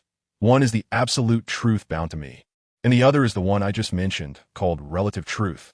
The power of that relative truth is simply my nemesis. It can create a domain where Except for itself, everyone's abilities become ineffective, turning them into ordinary people. Upon hearing this, I felt uneasy and asked him what this had to do with my brother, Xiaoyu. He sighed, and what he said left me stunned. He said that my brother is actually not my brother, or rather, the Lu Xiaoyu I know is just a personality split off from that thing called relative truth. This personality will eventually disappear completely, and then that relative truth will fully awaken, taking complete control of my brother's body and the power I left within him. At that moment, I casually responded with a sound, completely calm, as if I were listening to a weather report. Truth was quite surprised at how composed I was. How could I not be calm? I had already started calculating in my mind. If little you was gone, then this so-called relative truth could forget about surviving. I was hiding alone in the bathroom. My face was so cold that I was scared myself. I was saying it was just a personality issue, unavoidable, but in my heart, I was thinking, whoever dares to touch my brother, I will crush them to dust. The next day, my brother woke up as if nothing had happened, still that clingy little brat, coming over for a hug. I lifted him up, making him stand properly, and my heart was filled with mixed emotions. In the afternoon training, this little guy suddenly made a big move, betting me in front of everyone with a mischievous grin, saying that if anyone could touch me during the practice, I would have to agree to one of their requests. I laughed at that, sure. Let us give you guys a taste of the harshness of society. And what happened? Gu Yuna and a few others rushed at me, and I had a thought, just stand there, and they all ended up being punished to stand still. Dai Huabin tried to sneak attack me from behind? Good grief. His so-called White Tiger's fierce light wave hadn't even reached me before it disappeared, and he was sent flying against the wall with just a finger. In no time, it was just me and my brother left in the entire arena. I activated absolute defense, thinking I was safe now, wondering what tricks he could pull. But guess what? I'm telling you, he actually just walked right through it. He casually placed a hand on my shoulder. I was completely stunned. What is going on? Are the laws of physics non-existent? He had a smug look on his face. Bro, I won. Fine, I admit defeat. I asked him what he wanted. I thought he would ask for some powerful weapon, but after thinking for a long time with his chin resting on his hand, he innocently said, Bro, can you wear women's clothes to teach us tomorrow? I was momentarily blinded. The other few people I had knocked down also gathered around, fanning the flames, saying things like the teacher wouldn't back out. It's just cross-dressing. It's only for a day. What? What could I do? I could only squeeze out a few words through gritted teeth. Fine, I'll wear it. Sigh, these students really know how to have fun. The next morning, this kid rushed into my room, more punctual than an alarm clock. I had just finished showering, wrapped in a bathrobe, and he was stunned.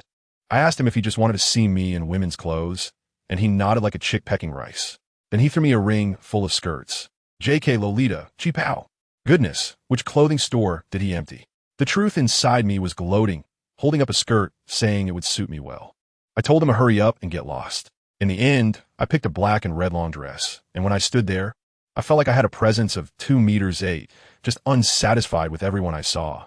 The rate of people turning their heads was 300%, making me really angry. When we arrived at the task location, a small town, trouble came. A bunch of guys came up to flirt, and I nearly lost control of my temper, especially one named Longxing, who insisted that I was his destined person and claimed to be the sole king who could protect me.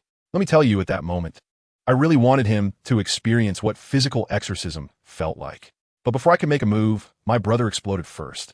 He kicked that guy away with one kick, his eyes as cold as if he wanted to kill, protecting me and calling me sister. Family, who understands? I'm a grown man, and my brother treats me like a sister. That feeling. It's too strange. After that kid left, my brother naturally took my hand and walked forward, while the looks from Gu Yuna and the others behind us made me feel all goosebumps. When we got to the hotel, I called them over for a short meeting, emphasizing the danger of this mission, and then sent them all back. But not long after, Xiaoyu came knocking on the door, pitifully asking if she could sleep with me. I told you, my heart softened at that moment, but I still resolutely rejected him. No way. Just 2 words, with no reason at all. I can't indulge him anymore, mainly because I'm afraid.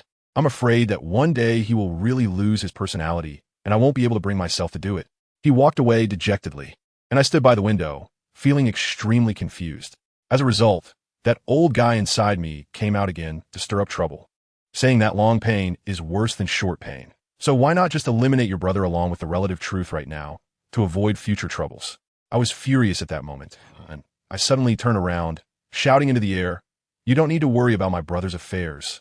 As soon as I finished speaking, that black wind that had wrapped around my brother vanished in an instant.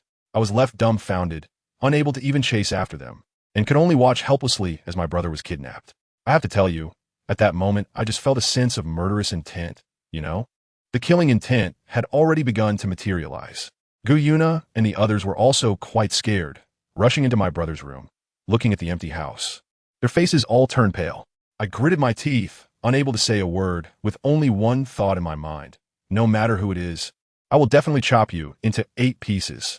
Man, I was so anxious I was about to explode, and guess what my brother was doing? He was putting on a show. He was doing it on purpose. This was a reverse marketing strategy, using himself as bait to lure those bastards out. The scene shifted, and my brother was already tied to a pillar, still pretending to be weak, whining like a baby. Where the hell is this? I'm really impressed. The Oscars owe him a little golden statue. Then that greasy guy who teased my brother during the day, what was his name? Longxing, came out like a villain, leering and saying something like, "Beauty, I'm interested in you." Seriously, who understands this? It's 2025, and there are still such lowbrow plots. My brother continued to showcase his acting skills, using that pure yet alluring voice to ask him, "Aren't you afraid my brother will come looking for you?" Longxing laughed at that moment, laughing so wildly, saying, "I had the title Doloa capture you. What does your brother count for?" Oh, if I had heard that at the time, I would have made sure he knew why the flowers are so red. But who is my brother? After hearing that, he almost grinned from ear to ear, probably thinking, the fish is hooked. The big shot inside him, called Truth, also reported synchronously, "Luze, just as you guessed." That great sin is right here. The plan worked. Longxing was still feeling good about himself, reaching out his greasy hand to touch my brother's face. As a result, it was a loud pop. Blood splattered everywhere. That greasy hand instantly turned into a sauce-drenched pig's trotter. It flew out on the spot. Longxing rolled on the ground in pain, howling. And my brother? The ropes on him seemed to be made of paper, instantly shattering. He stood up, moved his wrist, looked at the waste on the ground, and laughed like a demon king, saying, "The game has just begun." The scene that followed was a one-sided slaughter. Longxing's so-called titled law support looked like a little chick in front of my brother, and was taken down in a matter of seconds. Longxing was so scared he peed his pants, kneeling on the ground begging for mercy. My brother completely ignored him and walked past him, and just as Longxing breathed a sigh of relief, he was suddenly cut into a pile of mosaics. It was simply unbelievable. My brother just realized that the entire town was shrouded in a domain called the Realm of Sin, with a blood-red sky. He had just made a sarcastic remark when another enhanced title Delor rushed out to ambush him. My brother was speechless at the time and immediately said, "Get down." The guy just slammed his face into the ground. As a result, this guy was surprisingly tough and managed to break free for a moment. My brother laughed and said, "Oh, you can still move? All right, kneel down." This time, that guy really couldn't move anymore. His legs seemed like they were welded to the ground. My brother started interrogating directly. "Who sent you?" The title law was still holding on, but my brother unleashed his power. "Answer me." The next second, that guy spilled everything like beans from a bamboo tube, saying he was sent by Lord Greed, and that Lord Greed was on his way towards us little brothers. As soon as my brother heard this, his face instantly darkened. With a wave of his right hand, that title law vanished on the spot, not leaving a trace behind. He coldly said to us, "You better not mess around." And then, in a flash, he disappeared. Meanwhile, we were in the middle of a heated battle. Dai Hua Bin was like a walking electronic pickled vegetable, both weak and overly eager to jump in, insisting on challenging a clearly dangerous monster. As a result, he was sent flying by a single punch, like a bowling pin. It was only then that we realized this thing was no small fry. Its strength was comparable to that of a title de law. We all rushed forward, and after a tremendous effort, we managed to pin it to the wall. But it still wouldn't die. Just at that critical moment, I made my move, teleporting in front of it, and, with a swift strike, a large head shot up into the sky. Just as we finished dealing with it and hadn't even caught our breath, a gust of wind swept through, and a man with an explosive aura appeared before us. He stared at me and said, "Come with me, Divine Son." Huh? Divine Son? Who's the Divine Son? Are we filming a fantasy drama here? I was furious and wanted to curse, but this guy didn't play fair at all. He stepped in front of me in one stride and grabbed me. Just as I was desperately struggling, suddenly there was a loud boom. A figure fell from the sky and smashed that man into the ground like a nail. I turned around and saw my brother. Although his clothes were tattered, he looked incredibly handsome. He patted my head, then looked coldly at the pit on the ground and said something that filled me with a sense of security. "Who allowed you to touch my brother?" The self-proclaimed fair guy crawled out of the pit, accompanied by a wounded accomplice named Justice. It turned out my brother had taken down Justice first before rushing back. How domineering. Just as Fair was about to say something tough, my brother flashed over and stomped on his face, sending him back into the ground. After all this time, your habit of talking nonsense hasn't changed. The smile on my brother's face was simply the smile of a demon. Next came a pure, crushing match. Fair, realizing he couldn't win, turned to run. My brother couldn't be bothered to chase him down, instead grabbing the barely alive Justice and calmly said 2 words, eradicate. Whoosh. That guy named Justice just vanished in a thin air, leaving no trace, as if he had never existed. Immediately after, a beautiful sister named Su Xiao appeared, holding the half-dead sin of greed. She was there to protect us, arranged by my brother. Without even looking at that thing, my brother simply said, kill it. Su Xiao swiftly executed the order, and greed exploded on the spot, splattering blood all over her. With greed's death, the entire sin realm shattered as well. Back at the academy, my mind was filled with questions, so I went to ask my brother, but he wouldn't say anything and just played dumb. Later, I found out he had argued with the truth boss inside him, and truth even threatened that if I chose the wrong side in the future, he would personally kill me. My brother exploded with rage, saying, my brother is not someone you can handle. Sigh, what a situation. But I couldn't be bothered to think about it anymore, so I went to find my brother and made a bet with him, saying that if I won the Soul Master competition, he would have to grant me a request. He agreed with a smile, probably thinking I was just a kid making a fuss. After that, it was intense training. Even Dai Huabin was awakened by my brother, no longer entangled in his issues with Hui Yuhao, and focused solely on getting stronger. Before the competition, my brother rarely gave us a day off. I immediately clung to him and dragged him to the city to play for an entire day. That night, after it got dark, I was so tired from playing that I just hung on his back and let him carry me. He found a hotel and walked to the front desk, saying, 2 rooms. The clerk looked troubled and replied, I'm sorry, sir, but we only have 1 room left. At that moment, I thought to myself, 1 is enough. It's not a big deal. I tossed him onto the bed, and the little guy was already sleeping like a log. I figured I should quickly take a shower to relax. As soon as I entered the bathroom, I quietly asked the AI system inside me, Truth, to scan the place and see if it was clean. And guess what? That guy Truth popped up with a sly grin and said in a teasing tone, don't worry. There are no dirty things here, just a greedy little cat with an overwhelming sense of possession. I was puzzled, wondering what it meant. She waved her hand and said she was just joking. Fine, if she doesn't want to say more, then I won't push it. I simply lay back in the bathtub, and wow, it was so comfortable it felt like all my bones were soaking loose. Just as I was soaking, let me tell you a secret. At the same time, in another dimension, that guy named Lucifer was up to no good. He told his subordinates not to rush to find any divine child, as the timing wasn't right. His subordinate asked about those people from Honkai. Lucifer sneered and said, they're just cannon fodder to hold Lu Zhe back. His subordinate was shocked and asked if the artifact he gave them was useless. Lucifer told him to keep his voice down and said, it's not that it's useless. That thing is just a one-time door opener that can connect the 2 worlds for a minute, which is enough. Does anyone understand? So I'm just a tool being walked around? That old guy Lucifer is calculating so much that I can't hear it, even in Doha. The next morning, I was sleeping soundly when suddenly I felt like I was suffocating. I opened my eyes abruptly to find that little Lu Xiaoyu was completely on top of me, with his head buried in my chest. I nearly passed out right then and there. I quickly shook him awake and pushed him off me, but he groggily opened his eyes, glanced at me, and then buried his head down again. I was really at a loss whether to laugh or cry, so I had to forcibly pick him up and throw him back onto the bed. Let me tell you, raising a little brother is basically a form of companionship-style imprisonment. I was just about to sneak out for breakfast while he was still asleep, but as soon as I cracked the door open, this little guy zipped over to my side like a cheetah, grinning and asking, bro, where are you going? He was as energetic as if he had a battery in him. I said I thought he was still asleep.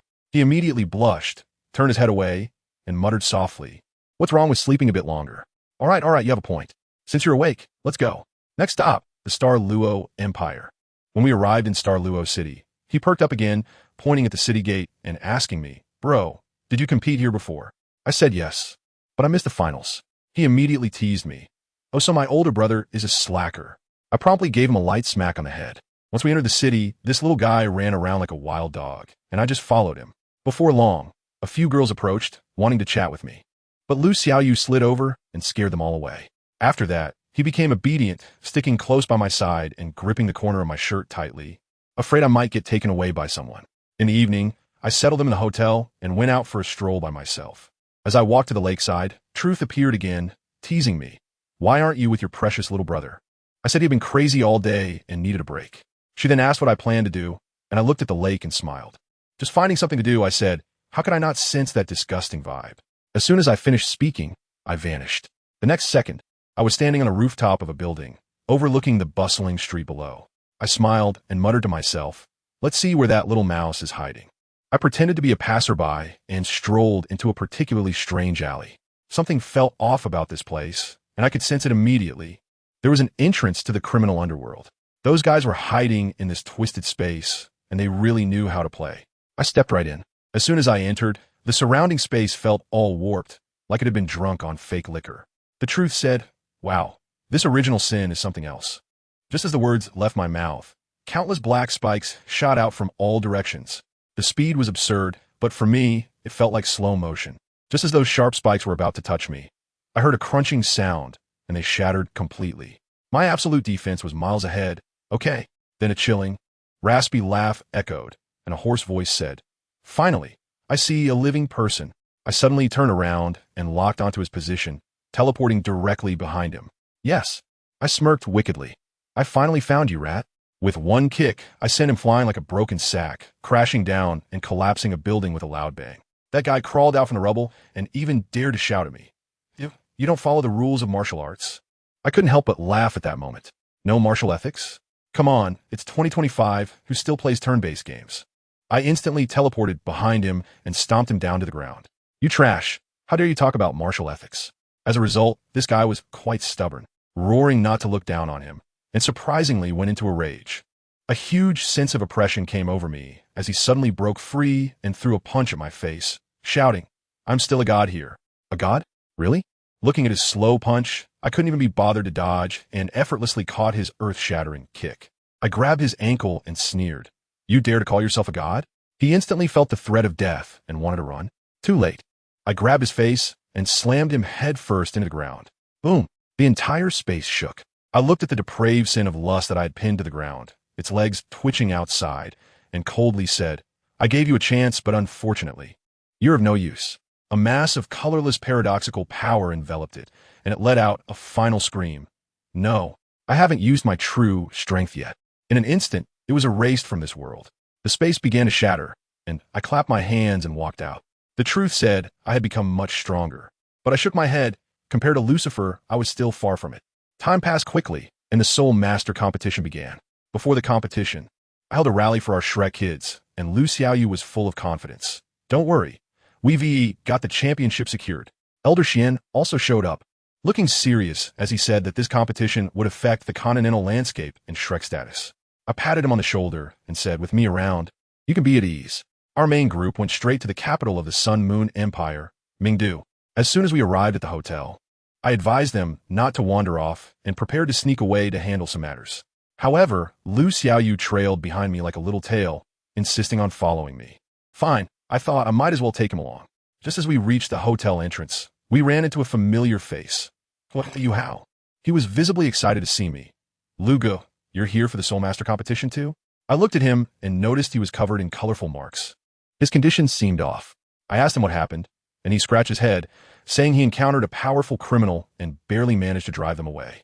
I thought to myself, this kid is improving quite fast. He nervously asked if I was there to compete, and I smiled and said, I'm not here to compete. I'm just here to watch. He obviously relaxed at that.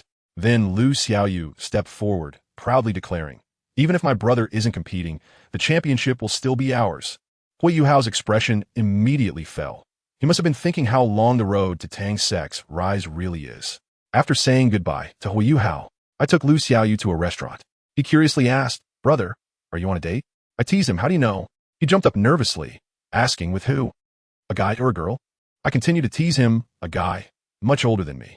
He nearly exploded, pulling me to leave. I laughed heartily and gave him a light tap on the head. I'm just kidding. Why are you reacting so strongly? He puffed his cheeks in anger and punched me. Before long, the person I was waiting for arrived, a woman named Juzi.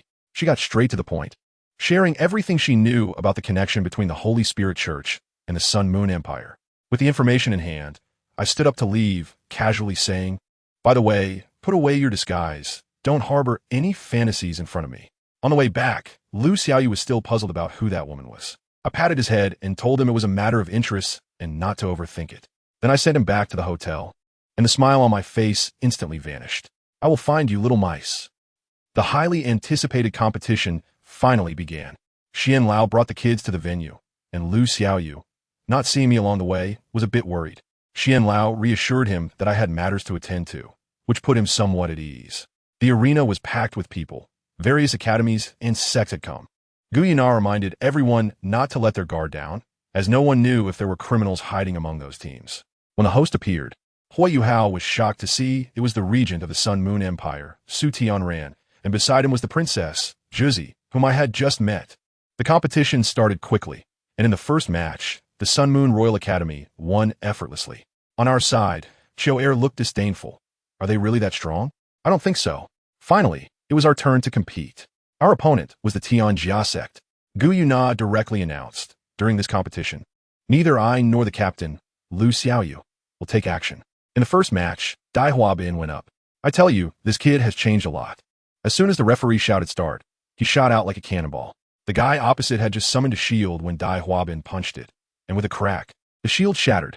That punch landed solidly on the opponent's chest, resulting in an instant KO. Throughout the match, he didn't even activate his martial soul. Hui Yuhao was dumbfounded watching from the sidelines, saying that not only had Dai Huabin become stronger, but his personality had also changed. After Dai Huabin easily won 2 rounds. In the third round, he surprisingly declared, Shrek Academy, Dai Huabin forfeits. The entire venue was stunned. He could have easily won 7 matches. Then Wu Feng came on stage and continued to dominate. In the team battle, we went even further, sending only 5 people, while Lu Xiaoyu and Gu Yuna continued to watch from below. The captain of the Tianjia sect was displeased. Do you Shrek Academy look down on us? Qiu Er, holding the golden dragon spear, simply smiled. It's not just that we look down on you. We look down on everyone participating in this competition. Wow. As soon as those words came out, the whole venue erupted. The referee announced the start of the match, and Qiu Er, alone, charged forward with her spear. The 7 opponents had just set up their formation, preparing to unleash their combined martial soul technique, when Qiu Er fired a single shot. With just that one shot, their fusion technique was instantly shattered like glass. The match ended before it even began. After the competition, members of Tang's sect came to celebrate with us, and Hui Yuhao was astonished because Dai Huabin actually greeted him friendly, completely devoid of their previous hostility. Everyone was having a great time chatting, but when Hui Yuhao asked about me, Lu Xiaoyu's mood suddenly dropped, saying he didn't know where I had gone. Meanwhile, I was standing on the highest rooftop in the city. Truth was floating beside me, saying, looks like it's very safe today. I had a heavy expression, always feeling that something big was about to happen. Truth asked me, are you still thinking about those things? I nodded. The reason I didn't show my face was that I was afraid of alerting the snake by stirring the grass. Worried that that guy named Shi Yao would change his plan. For now, I could only wait for the right moment in the dark. So, I discussed it with Truth, and just waiting around wasn't a solution. We had to do something, right? I said, let us go to Mingda Hall and scout the situation, give them some pressure. I just set off, and my brother Xiaoyu's match had a big issue the next day. The organizers suddenly went crazy and said they changed the rules.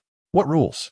Simple and brutal, 1-team battle per day. Win and stay, lose and go home.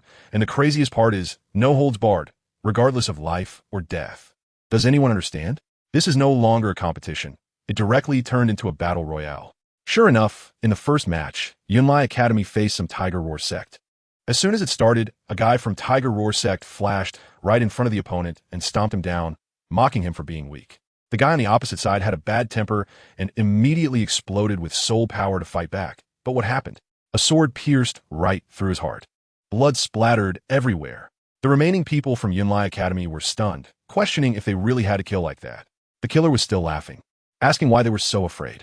The entire audience gasped, and my brother Xiaoyu, watching from below, turned pale, probably thinking about what they would do if they encountered such a crazy team. Next up was Tang Min against Tianling sect. Hui Yuhao and his team took the stage. Let me tell you, Tianling sect was also stubborn, shouting to focus fire on Hui Yuhao right away. But Hui Yuhao just smiled and softly called out Snow Empress. And a little ice and snow lowly appeared. Then, with a whoosh, the entire competition area was shrouded in ice fog, visibility 0, like they turned on a global silence mode.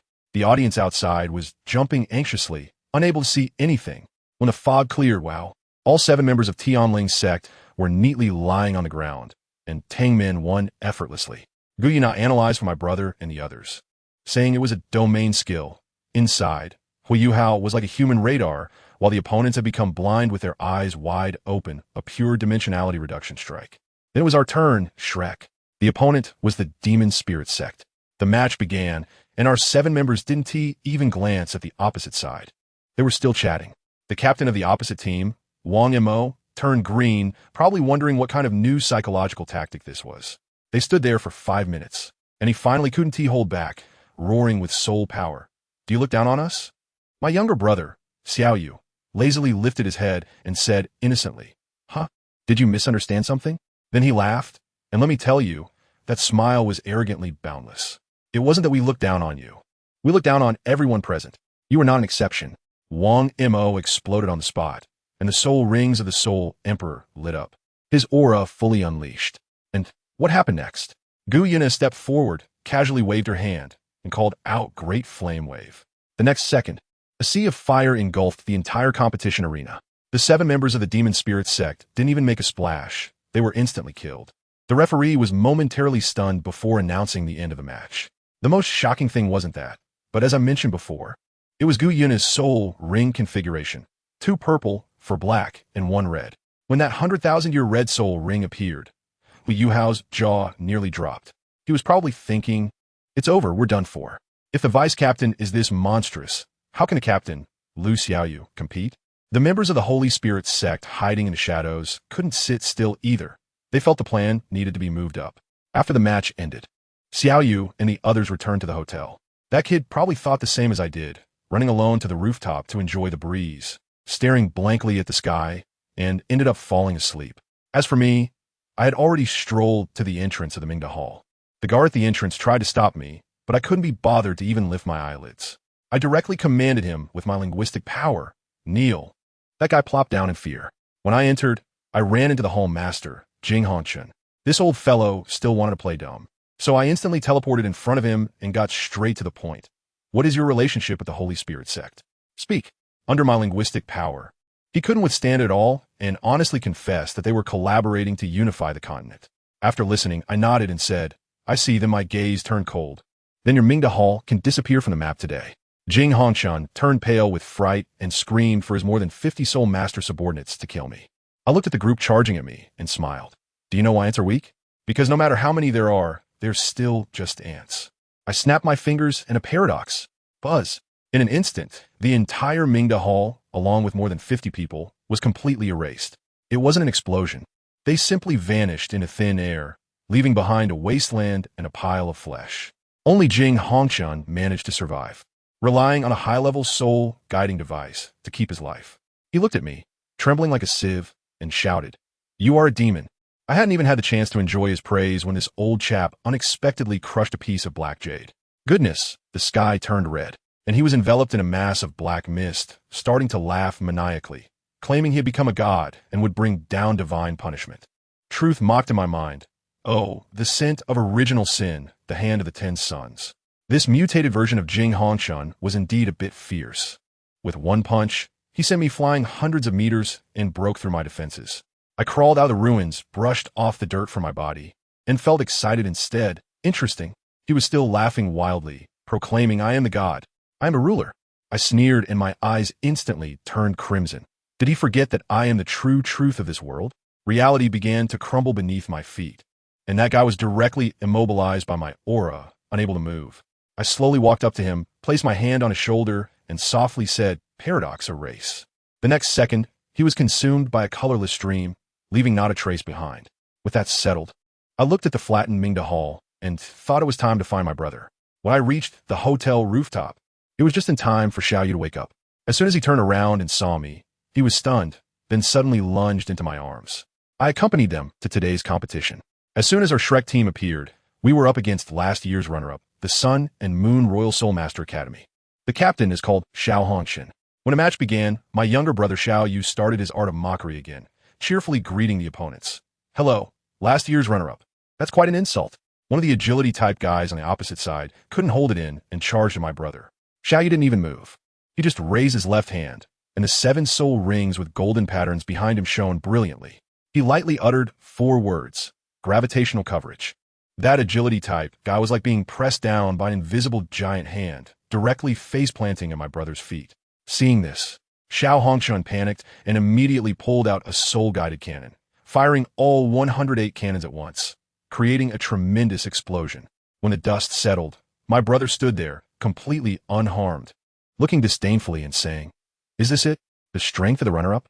Xiao Hongshun's sister, Meng Hongshun, attempted a sneak attack from behind, but as soon as she tried to unleash her skill, she was crushed by the gravity and couldn't catch her breath. Then my brother kicked her out of the arena. The teacher on the opposite side saw this and realized there was no point in continuing, so he raised a white flag to concede. My younger brother won the match and proudly ran over to show off. "Bro, did you see? This is my current strength." I smiled and didn't say anything, continuing to watch the game. He asked me if I was leaving, and I said I'd decide after watching the next match. At that moment, the referee's voice echoed throughout the arena. Third round of the knockout stage. Second match, Spirit Sect versus War Elephant Sect. Please have both sides enter. Let me tell you, as soon as the Spirit Sect and the War Elephant Sect come on stage, the atmosphere is completely different. On the War Elephant Sect side, wow. 7 muscular guys stand there like they've been hitting the gym for 70 years. They look like a solid wall. The Spirit Sect, on the other hand, is much more understated, with 7 people dressed in matching black robes, their faces obscured, giving off a creepy vibe. My brother was sitting next to me, really into it, insisting on climbing onto my back to get a better view. I couldn't be bothered to deal with him, so I just let him hang on. As soon as the match started, I was completely taken aback. The 7 tough guys from the War Elephant Sect didn't bother with any probing. The captain shouted, "Number 2, use your ultimate." Then, in an instant, the 7 of them merged together like in Tetris. Seriously, who understands this? 7 into 1. They directly fused into a perfectly muscular, handsome guy. The aura was so strong, I felt it was almost at Contra level. My brother was shouting on his back, "Bro, did you see that? Starting with a royal flush. The Battle Elephant Sect is bound to win." I laughed at the time and said, "You're still too young. Just wait and see." He was unconvinced and insisted on betting with me. I said, "All right, let's bet. Whoever loses has to listen to the other person's request." The muscular guy on the field was indeed incredibly strong. Without saying a word, he activated a 100,000-year soul ring and flew out like a cannonball, unleashing a barrage of attacks on the Holy Spirit Sect. With one punch after another, he knocked the Holy Spirit Sect members to the ground, making them spit blood. Like bowling pins being struck down, 4 of them fell instantly. The entire audience went wild, cheering for the Battle Elephant Sect. My brother was so proud that his tail was almost pointing to the sky. I reminded him, "Take a closer look. Do the remaining few from the Holy Spirit Sect look a bit flustered?" He leaned in to have a look and said, "Hey, they really do. The other 3 look like they're watching a show," even wanted to laugh a little. My brother stubbornly said, "I don't believe it. Anyway, the War Elephant Sect is bound to win." Just as he finished speaking, something happened on the field. That muscular guy in the combined form threw a heavy punch at the only girl among the remaining 3. I thought this was it, but guess what? The girl casually stretched out a hand, and just like that, she caught that fist the size of a clay pot. With one hand, I was shocked. The muscular guy was dumbfounded himself. He hadn't even said a word when the other 2 members of the Holy Spirit Sect kicked him out. With a bang, he crashed against the protective shield. That guy spat out blood, got up, and his expression changed. When he looked up again, the 3 members of the Holy Spirit Sect had vanished. Even I couldn't sense them. The next second, the 3 appeared behind him like ghosts, and 3 long swords pierced straight through his chest with a whoosh. Blood sprayed high. This guy was tough too. Even after that, he wanted to fight back, roaring as he charged forward. But after just a couple of steps, all his strength drained away, and with a thud, he fell straight in front of the 3. Then the most terrifying scene unfolded. His combined form disassembled directly, turning back into 7 strong men. But all 7 were purple all over, frothing at the mouth, clearly poisoned. And they died on the spot. My brother was so shocked that his mouth was wide open, as if he could fit an egg in it. I patted him and said, "See, this is a high-level match. The Holy Spirit Sect is really ruthless." After saying that, I got ready to leave. Watching this match gave me chills. On the way back, my brother was still sulking about the betting. I tell you, while we were watching the match, something earth-shattering happened outside. The 2 genius siblings from the Sun and Moon Royal Soul Master Academy, Zaya Honkin and Meng Honkin, received terrible news from home. Their family S. Mingdatang had been destroyed and their father had died. Goodness, this is really going to break me. Meanwhile, The villains from the Holy Spirit sect were plotting a big scheme, preparing to send real experts to replace their team members in the finals, trying to force a so-called divine child to reveal himself. I just returned to the hotel when Hui Yuhao and Wang Donger came knocking. Hui Yuhao is quite straightforward. He got straight to the point and said that the Holy Spirit sect is actually the evil soul master of the Holy Spirit Church and wanted to recruit me to join their Tang sect to uphold justice together. I laughed at that and said, "Kid, this water is too deep for you to handle." I told him that I would definitely deal with the Holy Spirit Church matter. But joining the Tang sect was out of the question. Moreover, the Holy Spirit Church has a powerful backing, one that even the divine realm has to avoid, related to something terrifying called the Sin Face. I might not even be able to come out unscathed if I encounter it now. Hui Yuhao was stunned after hearing this, and he fell into deep thought. After they left, I felt that the atmosphere of the competition was becoming increasingly strange. In the blink of an eye, we reached the round of 16-8, and none of the remaining teams were easy opponents. I could sense the ominous aura of the Sin Face lurking in several teams. This competition was only just beginning. Sure enough, when my brother and the others from Shrek Academy took the stage, they encountered tough opponents, a team called the Evil Wolf Sect. The captain of the opposing team, named Wolf Mo, was incredibly arrogant and claimed before the match that my brother and the others were lacking. As soon as the match began, two of their team members immediately activated their skills to transform. One became a werewolf, and the other was covered in red patterns, crashing into Dai Huabin and the others. Then, the climax arrived. Wolf Mo suddenly shouted at his four teammates behind him, "For victory, offer your lives." Then, under the gaze of the entire audience, he opened his mouth wide and swallowed all four of his teammates whole. He truly ate them. I immediately felt something was wrong and shouted to the arena, "Xiao Yu, retreat quickly. That guy is a little sin." But it was already too late. After Wolf Mo devoured his teammates, his power skyrocketed, and in the blink of an eye, he appeared in front of Dai Huabin, knocking him away with a single punch. Then he grabbed Wu Feng's neck and opened his bloody mouth to bite down. My brother's eyes turned red at that moment. He teleported over and delivered a fierce whip kick to the wolf's ribs, sending it flying and rescuing the still trembling Wu Feng.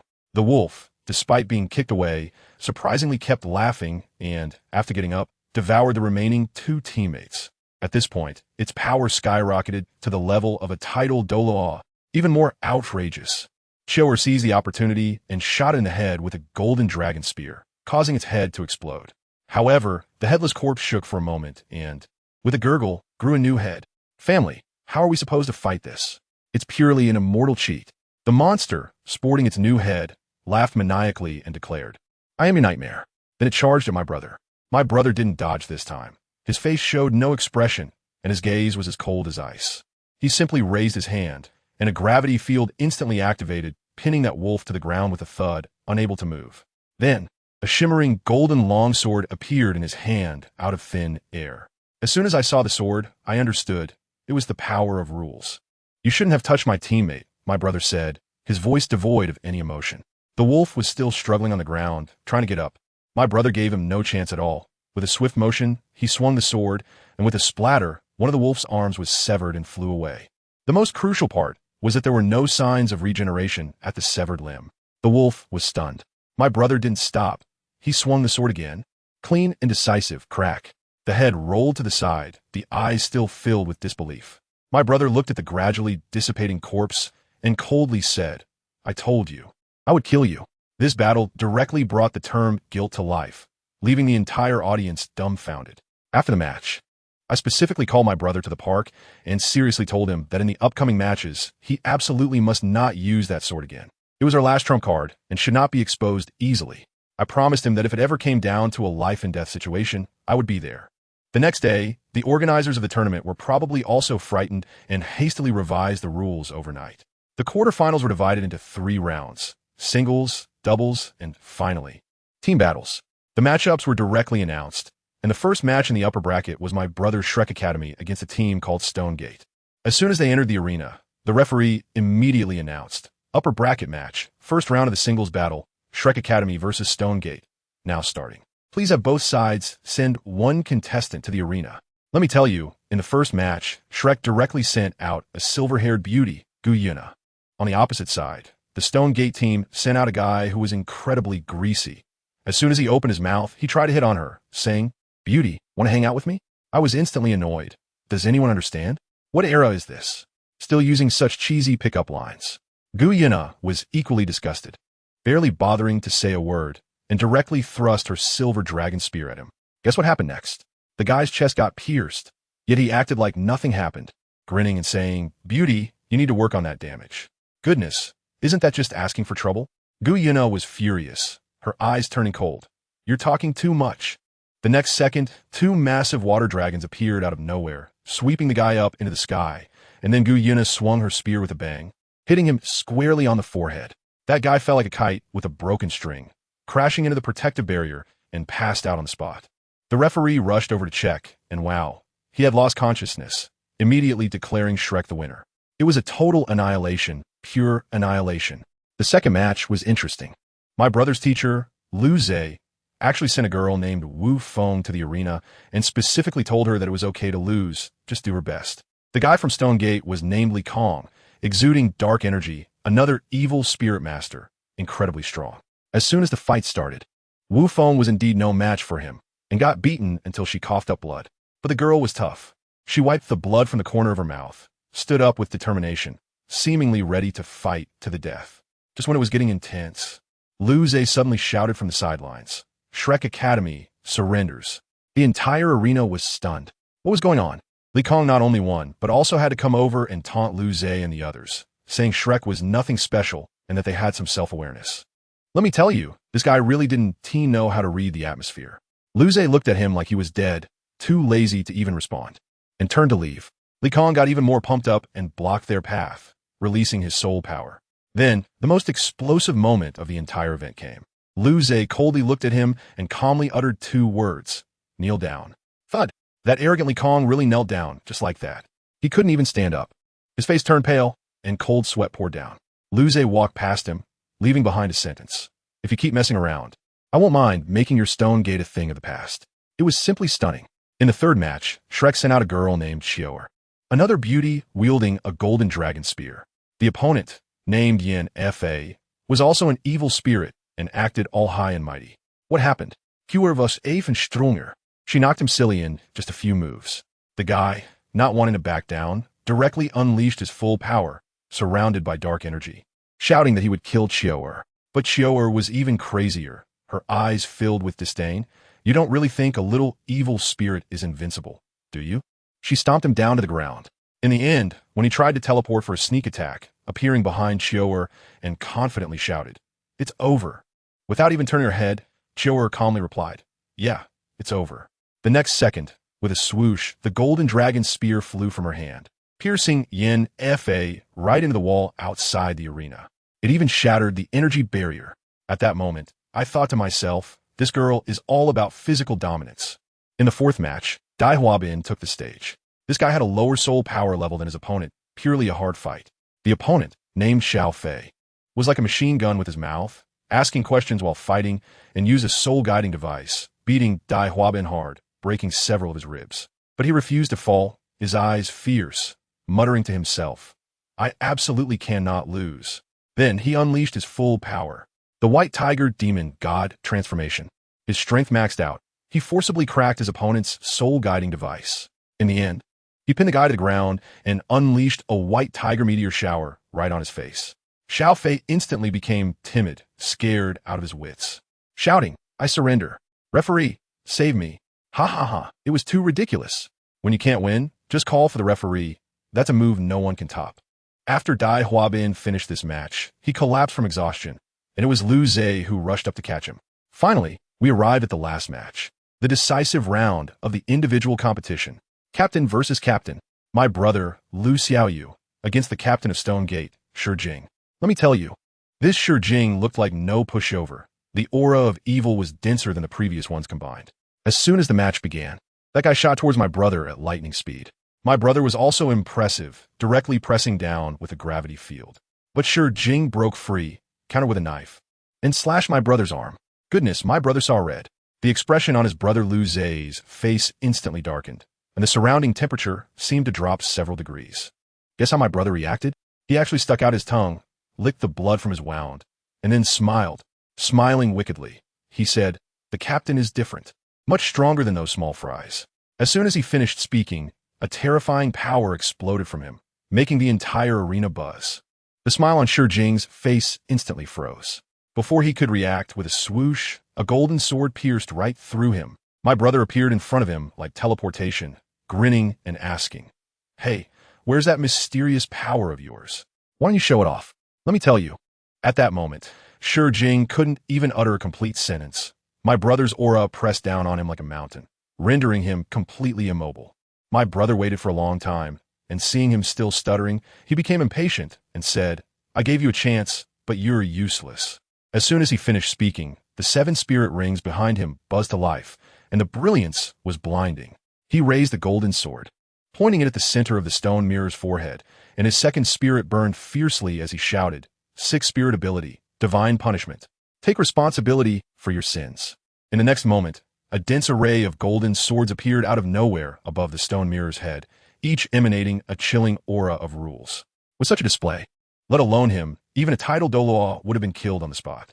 The stone mirror turned pale with fear, realizing he was about to be turned into a sieve. While their team leader screamed from the sidelines, Stone Gate concedes. "Referee, save him." The referee was also quick-witted. If he delayed even a moment, he would have to join him in the grave. He dashed forward and, just before the myriad swords fell, yanked the stone mirror out by his collar. Immediately after, there was a thunderous explosion. The entire competition arena was blown into a massive pit. Who understands the anxiety of the family? Just a fraction of a second later, and they would have had to pay the price. The referee, still shaken, announced, "Match over. Shrek Academy wins." At this point, the audience looked at us differently, feeling as if the champion trophy had already been engraved with Shrek's name. Backstage, my brother Lu Zhe was deeply pained and grabbed my younger brother's wrist. My younger brother was quite proud, saying, "It's nothing, just a small injury." My brother didn't listen at all. He lifted his hand and simply said 2 words, "Wound healed." As soon as he finished speaking, the wound instantly vanished, and his skin was as smooth as new. This ability was simply unreasonable. Then my brother suddenly said, "We concede in the second round of the doubles battle." We were all stunned. Why concede a match we could easily win? My brother calmly explained, "I know we can win, but it's too much of a waste of time. It's best to skip directly to the final team battle and finish it quickly." After hearing this, I was completely enlightened. It was truly brilliant. Not long after, the referee set up a new platform and began calling for the second round. The 2 from Stonegate had already gone up, but they waited, and we didn't have a single person on our side. The opponents began to murmur, "Is Shrek afraid?" Then my brother leisurely walked onto the stage and said to the entire audience, "In the second round, Shrek concedes." After saying that, he turned and left, looking incredibly cool, leaving the entire stadium filled with question marks. Once everyone processed this, the referee, looking bewildered, announced, "Shrek Academy concedes. Stonegate wins the second round." Next up, the team battle. As soon as the team battle began, the people from Stonegate learned their lesson. Without a word, they all activated their sin-face state, making the atmosphere eerie. The 2 charged at us like mad dogs, but after just 2 steps, it was as if an invisible hand pressed down on them, and they all fell to the ground. Following that, Chioer and Guyuna charged in like 2 female warriors. Chioer was even fiercer. When one called Yin Fa tried to block her, she ignored him completely and delivered a kick directly to his ribs, accompanied by a crisp crack. The guy was stunned from the kick. Chioer's gaze turned cold. "Get out of my way." With another kick, she sent him flying dozens of meters away, spewing blood nonstop. On the other side, Guyuna's opponent was even worse off. Guyuna seemed like a different person, her eyes cold enough to kill, and the silver dragon spear in her hand danced like a storm, each strike causing the guy across from her to crack his palms. She coldly said, "This world should not have trash like you with such heavy sins." The opponent was dumbfounded. How did this girl suddenly change her demeanor? Just as he was distracted, thud, the silver dragon spear pierced through his chest. It wasn't over. Guyuna quickly condensed a fireball and slammed it in his chest. Fire explosion. Boom. The guy was instantly reduced to ashes. With his teammate killed, Yin Fa completely went mad, losing all rationality, his body swelling with dark energy, entering a full berserk state. My brother watched from the sidelines and calmly said, "So there is something suppressing the sin face. Now that it's released, this is the complete form." Unfortunately, in front of my younger brother, even the complete form was useless. Lu Xiaoyu looked at the madman on the field, calm as ever, slowly flying into the air, the golden sword in his hand, pointing at all the remaining opponents. That destructive aura once again descended, and the sky was once again filled with light swords. Recognize your sins. My brother's voice was solemn like a deity. The sins you have committed will be punished by me. Confess. Whoosh, whoosh, whoosh. Countless light swords rained down like a storm. Just as the stone mirror shouted to run, it was already too late. Another earth-shattering explosion occurred, and when the dust settled, apart from our Shrek members, only the stone mirror was left lying in the ruins, gasping for breath, just one breath away from death. The referee rushed out to announce. Match over. Shrek Academy wins. The cheer from the crowd nearly lifted the roof off the arena. We returned to the lounge, and my brother smiled and said, "Welcome back." My younger brother immediately leaped onto him, saying, "Did you see? We're super strong." After everyone joked around for a while, my brother said, "The competition is over, and the semifinals are in 2 days. Take these 2 days to relax." Once they all ran out to play, the old man named Truth inside my brother suddenly popped up and said with great guilt, "You care a lot about these kids." Sigh. If I hadn't been so headstrong back then, you wouldn't have encountered something like Sin Face.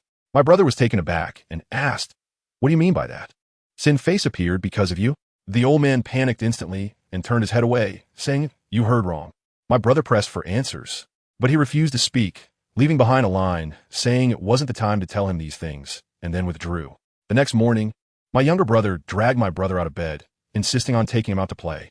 They strolled down the street, and my younger brother spotted a stall where someone was throwing knives to pop balloons. My brother, being very indulgent, took out a gold soul coin and tossed it to the stall owner, saying, "Let him play. If he runs out of money, tell me." The stall owner was stunned. Then my brother made an excuse, saying he needed to use the restroom, and turned into an empty alley, speaking to the air, "You've been following me for so long. Aren't you going to come out and see me?" As soon as he finished speaking, a figure slowly appeared. Can you guess who it was? It was Xiao Hongchun from the Sun and Moon Empire. He came for the matter of the destruction of Mingda Hall. My brother candidly admitted I did it. Although Xiao Hongchun was angry, he also knew that his father had done something inhumane. After holding it in for a while, he surprisingly reminded my brother, "Although we are enemies, I still want to remind you to be careful of the Holy Spirit Church." Upon hearing this, my brother paused and replied, "Then let me remind you as well. This Soul Master competition will change the entire continental landscape. You better leave the Sun and Moon Empire, because it will be the first to suffer." After saying this, he left without looking back, leaving Xiao Hongchun alone, bewildered in the wind. When my brother went back to find my younger brother, a truth in his mind suddenly sounded an alarm. Pay attention to Lu Zhe. There are at least 5 original sins nearby. My brother's heart sank, but he acted as if nothing was wrong. As a result, my younger brother, who had sharp eyes, pointed at a group of people not far away. "Brother, isn't that the fairness team from 10 Suns?" My brother took a look and was shocked to see familiar faces in a meeting. He immediately pulled my younger brother and said, "Let's go back home." In the blink of an eye, it was the semi-finals, with the final 4 being Shrek Academy, Holy Spirit Sect, Tang Sect, and Wujizong. My brother's pre-game motivation was just one sentence: don't hold back later, solve it as quickly as possible, and don't give the opponent any chance. In the first match of the semi-finals, we faced Wujizong. In the first round of the individual competition, they sent out their captain, Wang Yu, a 7-ring soul sage. Quite strong. On our side, Guna was up. When Wang Yu saw that his opponent was an absolute beauty, he became a bit overconfident. As soon as they engaged, he was stunned. His power was completely suppressed. What followed was Gu Yuna's personal show.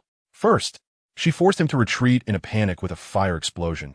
Then her silver dragon spear flew out, directly piercing his shoulder. Before he could react, he was engulfed by a towering wave, and then Gu Yuna uttered a frost spell, freezing both him and the water into an ice sculpture. Finally, Gu Yuna gathered a storm in her hand and calmly said, "Storm execution." With a loud bang, the ice wall shattered, and Wang Yu was directly blown out of the arena. In the Wujizong preparation area, everyone was dumbfounded. Their leader sighed, stood up, and shouted, "No need to compete. We forfeit." After the referee confirmed, it was announced on the spot. The first round of the semifinals is over. Wujizong forfeits. Shrek Academy wins. After the match, my brother didn't leave and said he wanted to stay and watch the match between Tang Sect and Holy Spirit Sect. My younger brother asked in confusion, "Brother, who do you think will win?" My brother thought for a moment and said, "Holy Spirit Sect." "Why?" "Tang Sect is obviously so powerful." My brother explained, "Although Tang Sect is strong, they are not on the same level as Holy Spirit Sect. If this world hadn't given rise to Sin Faces, Tang's sect should be weaker than us. My younger brother thought about it and immediately understood. Soon, the referee came to the stage and announced loudly. The second round of the semifinals, Tang sect versus Holy Spirit sect. The first individual match begins now. Just after the referee finished shouting, I tell you, the one from Tang sect named Bei was simply a king of lightning. Whoosh, he disappeared. And a blue lightning bolt hit the opponent's face directly. The guy from Holy Spirit sect, named Geely? I think he was quite unlucky. Before he could even see clearly, his neck was already grabbed, and he was out of commission. Bei just said 2 words, you lost. So cool. In the first match, it was a one-hit kill. Then in the second match, Tang sect sent up someone named Su Sancher. The guy from the other side, wow, was wearing a veil, making it all mysterious. When he slowly took off the veil, my brother's face instantly darkened. The man smiled and introduced himself. Hello, I'm from Holy Spirit sect, Tianlang. Family, who understands? This is not Tianlang. This is clearly a member of that top villain organization called 10 Sons. My brother sneered on the spot and said, this game is getting interesting.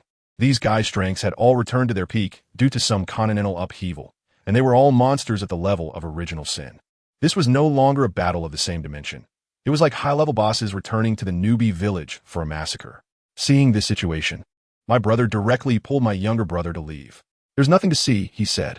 Holy Spirit sect has a monster at the level of original sin in charge. The result of this match is already decided. Staying here is just a waste of time. My younger brother is still in shock, while my older brother has already walked out without looking back. Just as we left, it seemed like the Holy Spirit sect received a signal. As soon as my brother returned to the hotel, he went straight to the rooftop, seemingly waiting for someone. Sure enough, after a while, a familiar figure appeared, greeting my brother with a smile. The person was the top boss, Collapse. He didn't beat around the bush and directly said, Son of God, I must take you away. The Son of God, he referred to as my younger brother. Let me tell you, the look in my brother's eyes at that moment instantly turned as sharp as an ice blade. He hates small talk, so he shot back with one word, speak. Wow, the confidence in that statement was incredibly cool. Collapse seemed to be controlled on the spot and honestly laid out his plan.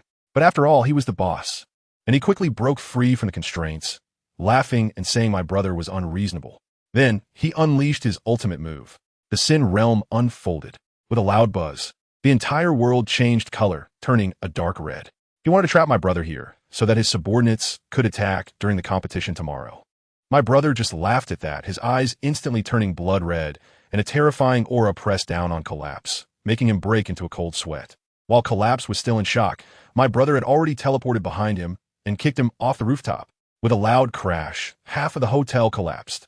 My brother hovered in midair, looking down at him like a judgmental deity, and thousands of golden, long swords instantly materialized behind him, raining down like they were free. Collapse was no slouch either. He punched through space and swallowed all the sword rain. But my brother had plenty of tricks up his sleeve, and with a swift motion, he executed a spatial cut. If Collapse hadn't dodged quickly, he would have been sliced in half on the spot.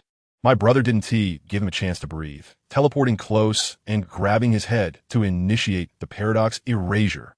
But then Collapse went into overdrive, unleashing all his power and transforming, shouting that he was the chief of 10 sons and not to be underestimated. The next second, with a loud bang, my brother was actually sent flying by a punch. My brother stood up, wiped the blood from the corner of his mouth, and instead became excited. Interesting. Don't let me down.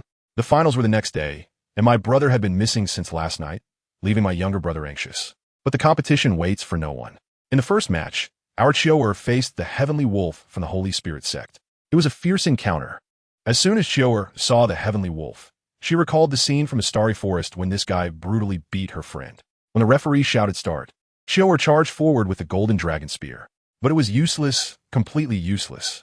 The Heavenly Wolf was at peak strength now, and in front of him, Chioer was like a helpless child being pinned to the ground, unable to fight back at all. The Heavenly Wolf taunted her while fighting, deliberately trying to provoke her to use her ultimate skills. Our people couldn't stand it anymore and wanted to admit defeat, but my brother, as the captain, refused to agree, shouting that we must win the championship. On the field, Chioer was already battered and bloodied, lying on the ground, unable to get up. Tianlang stepped forward, ready to deliver a fatal blow. Just when everyone thought Shrek was done for, a golden light erupted from Chioer. She grabbed Tianlang's ankle and slowly stood up. Who understands what it's like? She was just a punching bag and now transformed into a Valkyrie. The aura was terrifying. Tianlang was instead excited, saying this was interesting. In the next moment, Valkyrie Chio'er teleported in front of him and knocked him flying with a single shot. Tianlang tried to sneak attack her from behind, but Chio'er countered with a punch that sent him flying. Following that, Chio'er's golden spear swooshed and pierced through Tianlang, pinning him to the arena wall like a specimen. The referee was stunned and took a long time to announce our victory. As soon as Chio'er heard the match was over, the golden light dissipated and she fainted. On the Holy Spirit sect side, they realized something was wrong. The chief couldn't hold on, so they quickly activated Plan B. In the second match, my brother took the stage personally against a guy called Gongping from the Holy Spirit sect. Gongping didn't even want to fight. He actually tried to persuade my brother to join them in public. Of course, my brother refused and drew his sword to fight. But just as he spoke, Gongping suddenly appeared in front of him, moving at an absurd speed, grabbing my brother by the neck and pulling him into a strange space to kidnap him. Just as they were about to escape, my sister-in-law Su Xiao, who was sent to protect him covertly, burst out. She punched Gongping away, trying to rescue my brother. However, the second-in-command of the Holy Spirit sect, called Xuanli, finally made his move. Let me tell you, that was true to spare. He was also a monster of the original sin level, and with a casual wave of his hand, the entire arena was flattened with a thunderous roar. Countless spectators died on the spot, and Su Xiao was left bloodied and blind in one eye. Xuanli floated in the air, looking at Su Xiao like she was an ant, preparing to deliver the final blow. Just at that critical moment, the sky split open. A rift in space appeared out of nowhere, and a pressure 1,000 times more terrifying than Xuanli descended. Then, my brother's voice, filled with overwhelming rage, echoed, "You did well. You've really angered me this time." As soon as he finished speaking, my brother, bloodied, emerged from within, holding a half-dead Collapse in one hand. And his gaze felt like it could freeze the entire world. He casually threw Collapse aside, teleported in front of Xuanli, and asked word by word, "Where's my brother?" Xuanli still dared to laugh defiantly. My brother directly used a word spell to force him to reveal my brother's location with Gongping.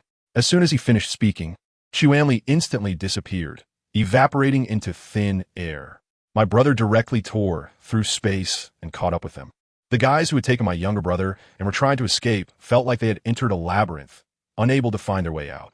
In the next second, my brother appeared in front of them, and the surrounding space twisted due to his anger. The leader wanted his subordinates to buy time by throwing the sphere containing my brother to another person to escape first. But as his men charged forward, my brother clapped his hands and coldly uttered 2 words, "Dimensionality reduction."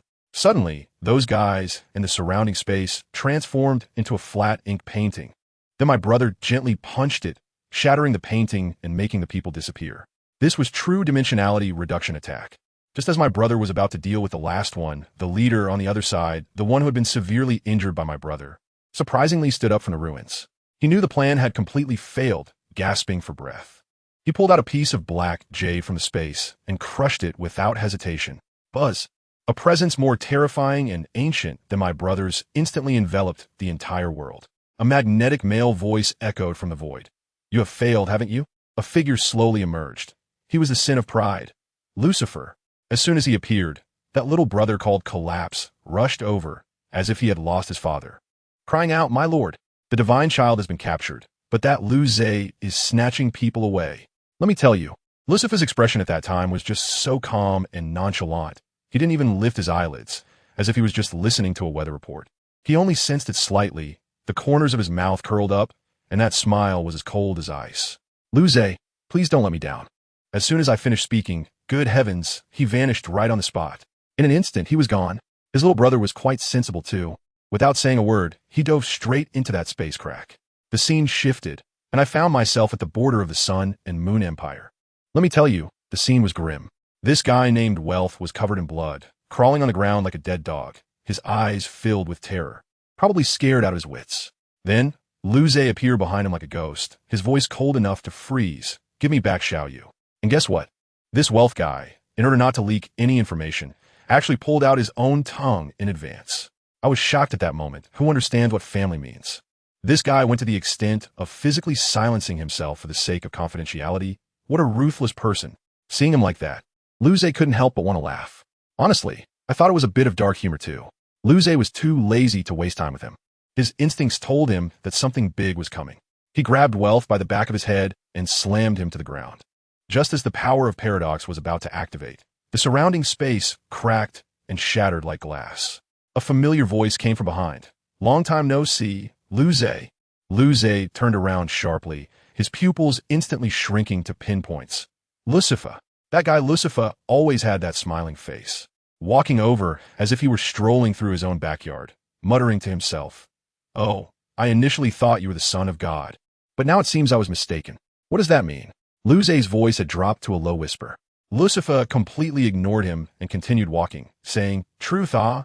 What an ethereal thing. In a world, there can only be one truth, but your appearance has broken this balance. TSK, you have rules protecting you. So you weren't backfired." Just as Luze was about to make a move, he found he couldn't move. It was like lagging with a 999 delay, his body completely unresponsive. Lucifer was still there chattering away. "What exactly do you want to say?" Luze could only output with his mouth. "Sure." In the next second, Lucifer had already teleported in front of him, one finger directly blocking his mouth. The action was just full of provocation. He smiled and said, "What I want to say is very simple. In a world, there can only be one truth. Therefore, you are an anomaly. Do you understand?" As soon as he finished speaking, he flicked his finger. Boom. I tell you, just like that, as if flicking away an ash. Luze was blasted away like a cannonball. His bones shattered into pieces in an instant, flying backward for hundreds of miles, plowing a bottomless canyon into the earth. Lucifer picked up the half-dead Wealth on the ground and lightly said to the end of the canyon, "You won't die, right?" Good heavens. This time it directly put Luze in a state of life and death. On the other side, Lu Xiaoyu woke up in a castle that looked like hell. As soon as he opened his eyes, he saw an elegant man standing by the bed, smiling at him. "My lord, the son of God, you are finally awake." Lu Xiaoyu's alertness instantly peaked. "Who are you?" "I am Lucifer, your servant." Lu Xiaoyu was stunned at that moment, feeling that the name sounded familiar, but he couldn't recall. He quickly asked, "Where's my brother?" Upon hearing this, Lucifer's smile was simply extraordinary, turning on the PUA master mode. He said slowly, "Your brother, in fact, has been dead for a long time." "Impossible." Lu Xiaoyu exploded on the spot, directly interrupting him. "My brother is alive and well." "You're talking nonsense." Lucifer immediately switched to an extremely serious expression.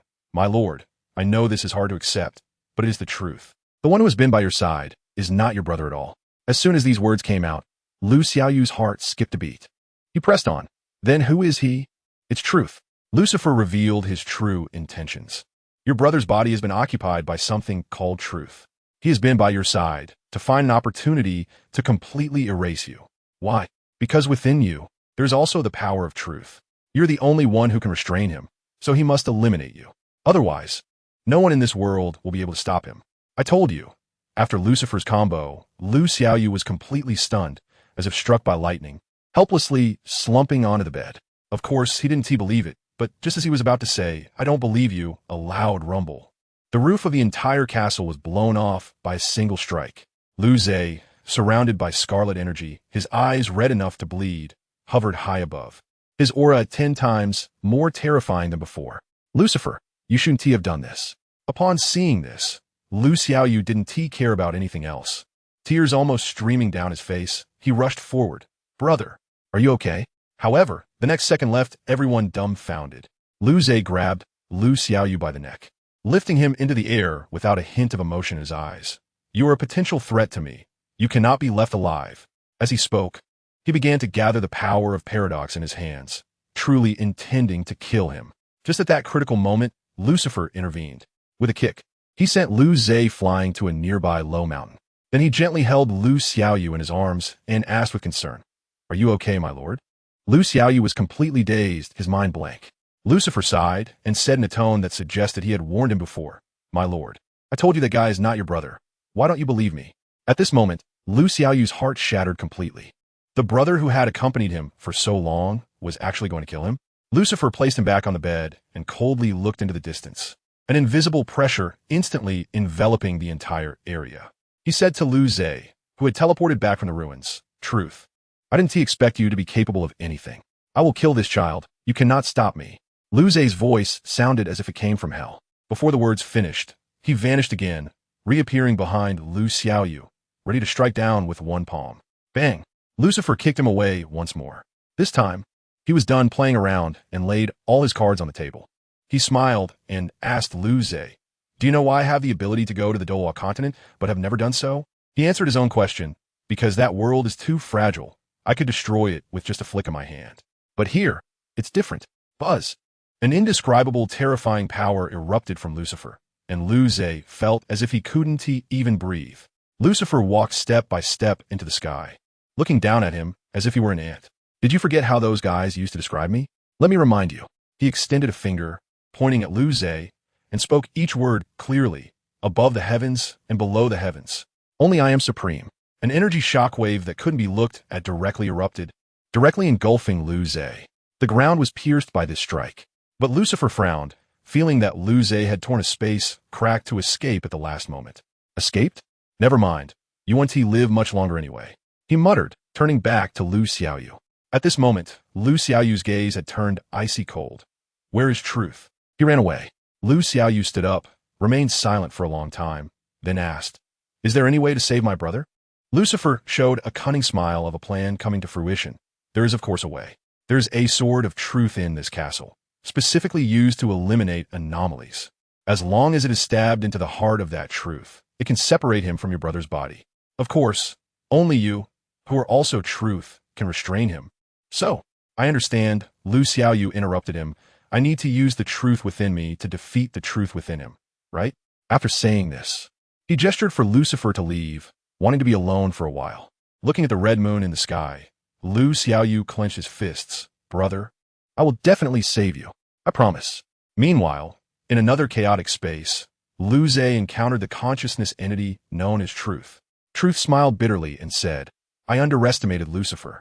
At the last moment, I tore the space to save you, but my strength and the power of rules have been temporarily exhausted. You will fall into a deep sleep, and I don't know when you will wake up." "Got it." Liu Ze nodded and closed his eyes. Time flew by, and half a year passed. In the realm of truth, Liu Xiaoyu devoured his originally weak master persona, completely taking control of his body and the power of truth. He became cold and decisive. Lucifer suggested to him, "My lord, the best way to find truth is to unify the Doluwa continent and have everyone search for us." Good idea. Thus, 6 months later, in the core area of the Stardow forest, a space crack opened wide, and Liu Xiaoyu and Lucifer descended. Beasts of the level of Emperor Tian and Bear Monarch didn't even dare to breathe in front of Lucifer. Guyana was also intimidated by their aura, and faced with Liu Xiaoyu's command to unify the soul beasts, as well as Lucifer's undeniable threat, she only had one day to consider. The next target, Shrek Academy. Elder Xian and the others immediately refused, but what happened next? Huo Yuhao tried to persuade them, only to be beaten half to death by Lucifer in one move. In the face of absolute power, even the Sea God Pavilion elders had to kneel. The news of Shrek Academy's submission shocked the entire continent. Soon after, the Soul Beasts submitted, and various emerging evil sects also submitted. Liu Xiaoyu's unification plan was unstoppable. Another 6 months passed, and the Doloa continent was unified. In a magnificent hall floating in the sky, Liu Xiaoyu sat on the throne, looking down at the subdued Shrek people, high-ranking officials of the Sun and Moon Empire, and Soul Beast Emperors. All the powerful beings of the continent gathered here. He smiled wickedly and issued the first command. "I command the entire continent to hunt down Liu Ze, alive." At the same time, in a dense forest, a little girl with braids was taking a walk when she suddenly found a bloodied man lying in the bushes. Ah! A scream pierced the sky. An old man with white hair and a youthful appearance instantly appeared. "Rong, what happened?" The newcomer was Chun Xian, the sword-in-law of the Seven Treasure Glazed Tile sect. And that little girl was Ning Rong. "Grandpa Jian, there's a corpse over there." Chun Xian went over to take a look. Just as he was about to destroy the body, he suddenly sensed a faint breath. Not dead yet. He checked the man's injuries and was shocked to find that despite being in such a state, he still had a breath of life. His fate was too great. "Well, encountering me is also a fate between us." Chun Xian picked up the man and returned to the Seven Treasure Glazed Tile sect with Ning Rong. Along the way, the more he investigated, the more shocked he became. This man had no trace of soul power, yet he could make his sword heart tremble faintly, which was simply outrageous. This unconsciousness lasted for 5 years. 5 years later, in a room of the Seven Treasure Glazed Tile sect, the man, who was Liu Ze, finally slowly opened his eyes. He looked around and happened to meet Chun Xian, who was coming in through the door. You finally woke up, Chun Xian said with a smile. Lu Zhe's gaze instantly turned sharp. Where's this place? Before Chun Xian could answer, Lu Zhe immediately added, Answer me. Chun Xian suddenly felt as if his mouth was out of control and obediently spat out a few words. This is the Seven Treasure Glazed Tile Sect. Lu Zhe fell into deep thought and asked again, Who are you? Say. Chun Xian uncontrollably replied, I am Chun Xian, the title de law of level 95. The title Sword de law? Lu Zhe was stunned. Am I in the timeline of the first de law? Taking advantage of his daze, Chun Xian quickly distanced himself. His face filled with horror. Lu Zhe came back to his senses and continued to ask, How long have I been asleep? Answer me. Chun Xian wanted to resist, but found that the power was simply unresistible, so he could only humbly say, 5 years. You have been in a coma here for nearly 5 years. So long? Lu Zhe murmured thoughtfully. Meanwhile, Chun Xian was about to explode with anger. Do I, the dignified Sword de law and title de law, still need to maintain my dignity? I tell you, this old man is really anxious. The 7 kills sword suddenly lit up with a hum, wrapped in killing intent, and thrust towards my face. Goodness, he is really going to fight me to the death. I was puzzled at the time, thinking, what's the big deal? I just lifted my eyelids and calmly uttered 2 words. Kneel down. Guess what happened? Thud. It was so decisive. Just a second ago, the imposing sword law was on the offensive, and the next second he was bowing down at my feet. His face turned a deep purple, veins bulging, trying to stand up, but his knees seemed to be welded to the floor, unable to move at all. He gritted his teeth and asked me who I was. I chuckled, walked over, patted his shoulder, and told him, I, Lu Zhe, am the truth of the world. I also kindly reminded him not to always think about fighting and killing, otherwise, your 7 Treasure Glazed Tile School might just get removed from the map. After saying that, I didn't bother with him anymore, casually rummaged through my soul guide for a set of clothes to put on, and strolled out. As soon as I left, the pressure on him dissipated. I could imagine his bewildered and frightened expression when he stood up. Just as I stepped out the door, lo and behold, another group of people blocked my way, and the leading man was grinning like a fox. I could tell at a glance that this was Ning Fengji, the leader of the 7 Treasure Glazed Tile School. He approached me very politely, saying that he wasn't trying to stop me, but wanted to be friends. My heart is as clear as a mirror. This is not about making friends, but about probing into my background. I felt a bit playful and approached him, smiling as I said, Making friends? Sure, but you have to show some sincerity. He probably didn't expect me to be so straightforward, and was taken aback for a moment, then said that the gates of their 7 treasures, Liuli sect, would always be open for me. When I heard that, I thought, great, that's straightforward. I returned the gesture with a grand offer. Since we are friends now, if your sect encounters any troubles you can't resolve, just call me, and I'll help you sort it out. But there's only one chance, okay? It's a limited experience card. I saw Ning Fengji's smiling face momentarily freeze. Probably caught in a crazy brainstorming session, doubting if he had been tricked by me. I couldn't be bothered with what he was thinking, waved him off, and directly left without leaving a trace. When I reappeared, I was already on a lively street. I pondered that this timeline should be around the time of Dolaw I. But unfortunately, my power of rules couldn't be used for the moment. Otherwise, going back would be a matter of minutes. Well, since I'm here, I might as well enjoy it. Since I had nothing to do, I decided to check out the legendary Tang San at Shrek Academy. I was just thinking when suddenly, bang, a soft object bumped right into my arms. It was a little girl, rubbing her head and crying out in pain.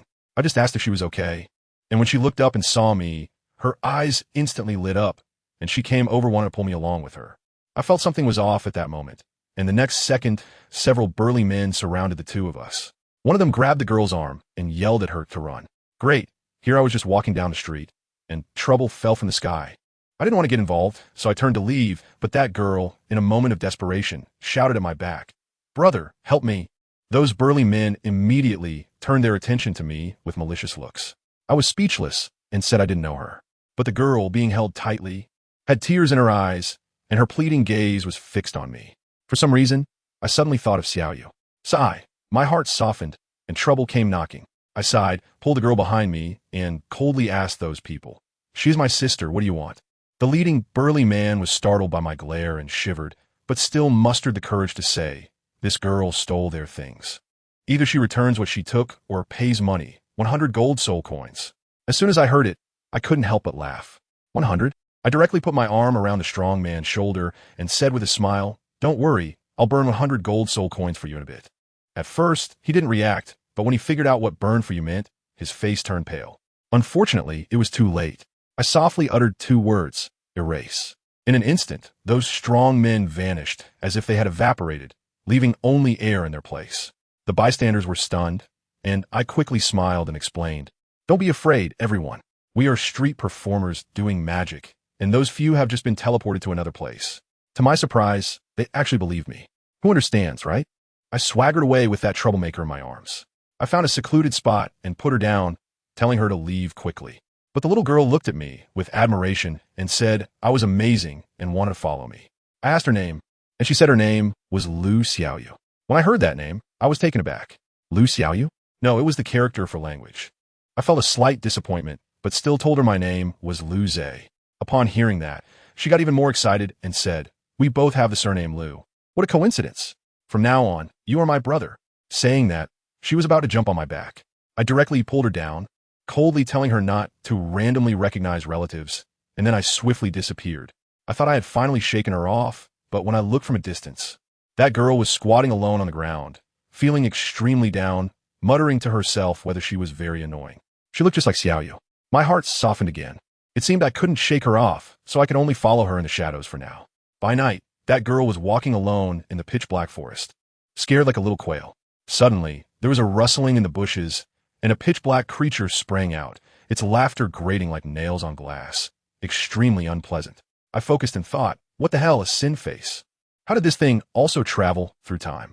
Lu Xiaoyu was immediately paralyzed with fear, and just as the sin face's dark hand was about to grab her, I delivered a flying kick that sent the monster flying. When Lu Xiaoyu saw me, she cried out and hugged me like I was her savior.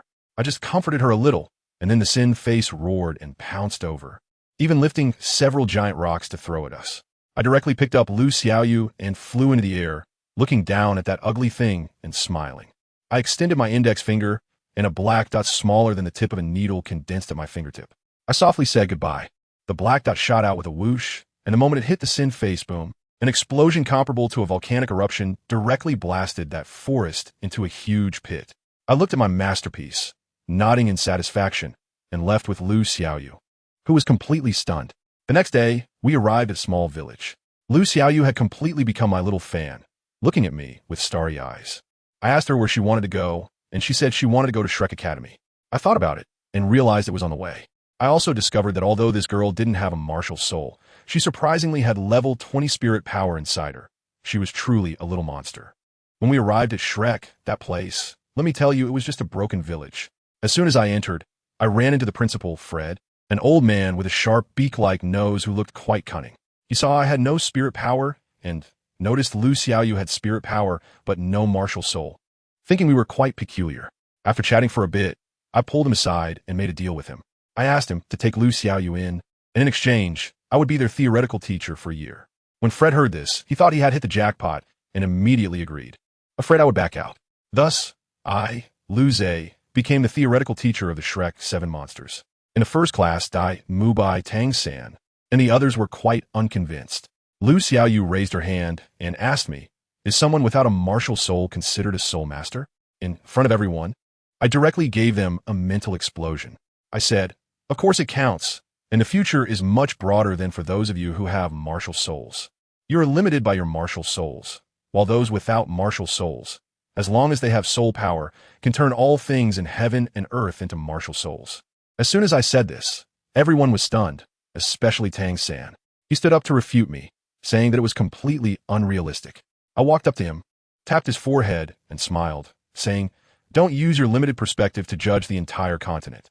The world is vast." By evening, Tang San indeed came to find me, probably because my words during the day had left him puzzled, insisting on coming to me for clarification.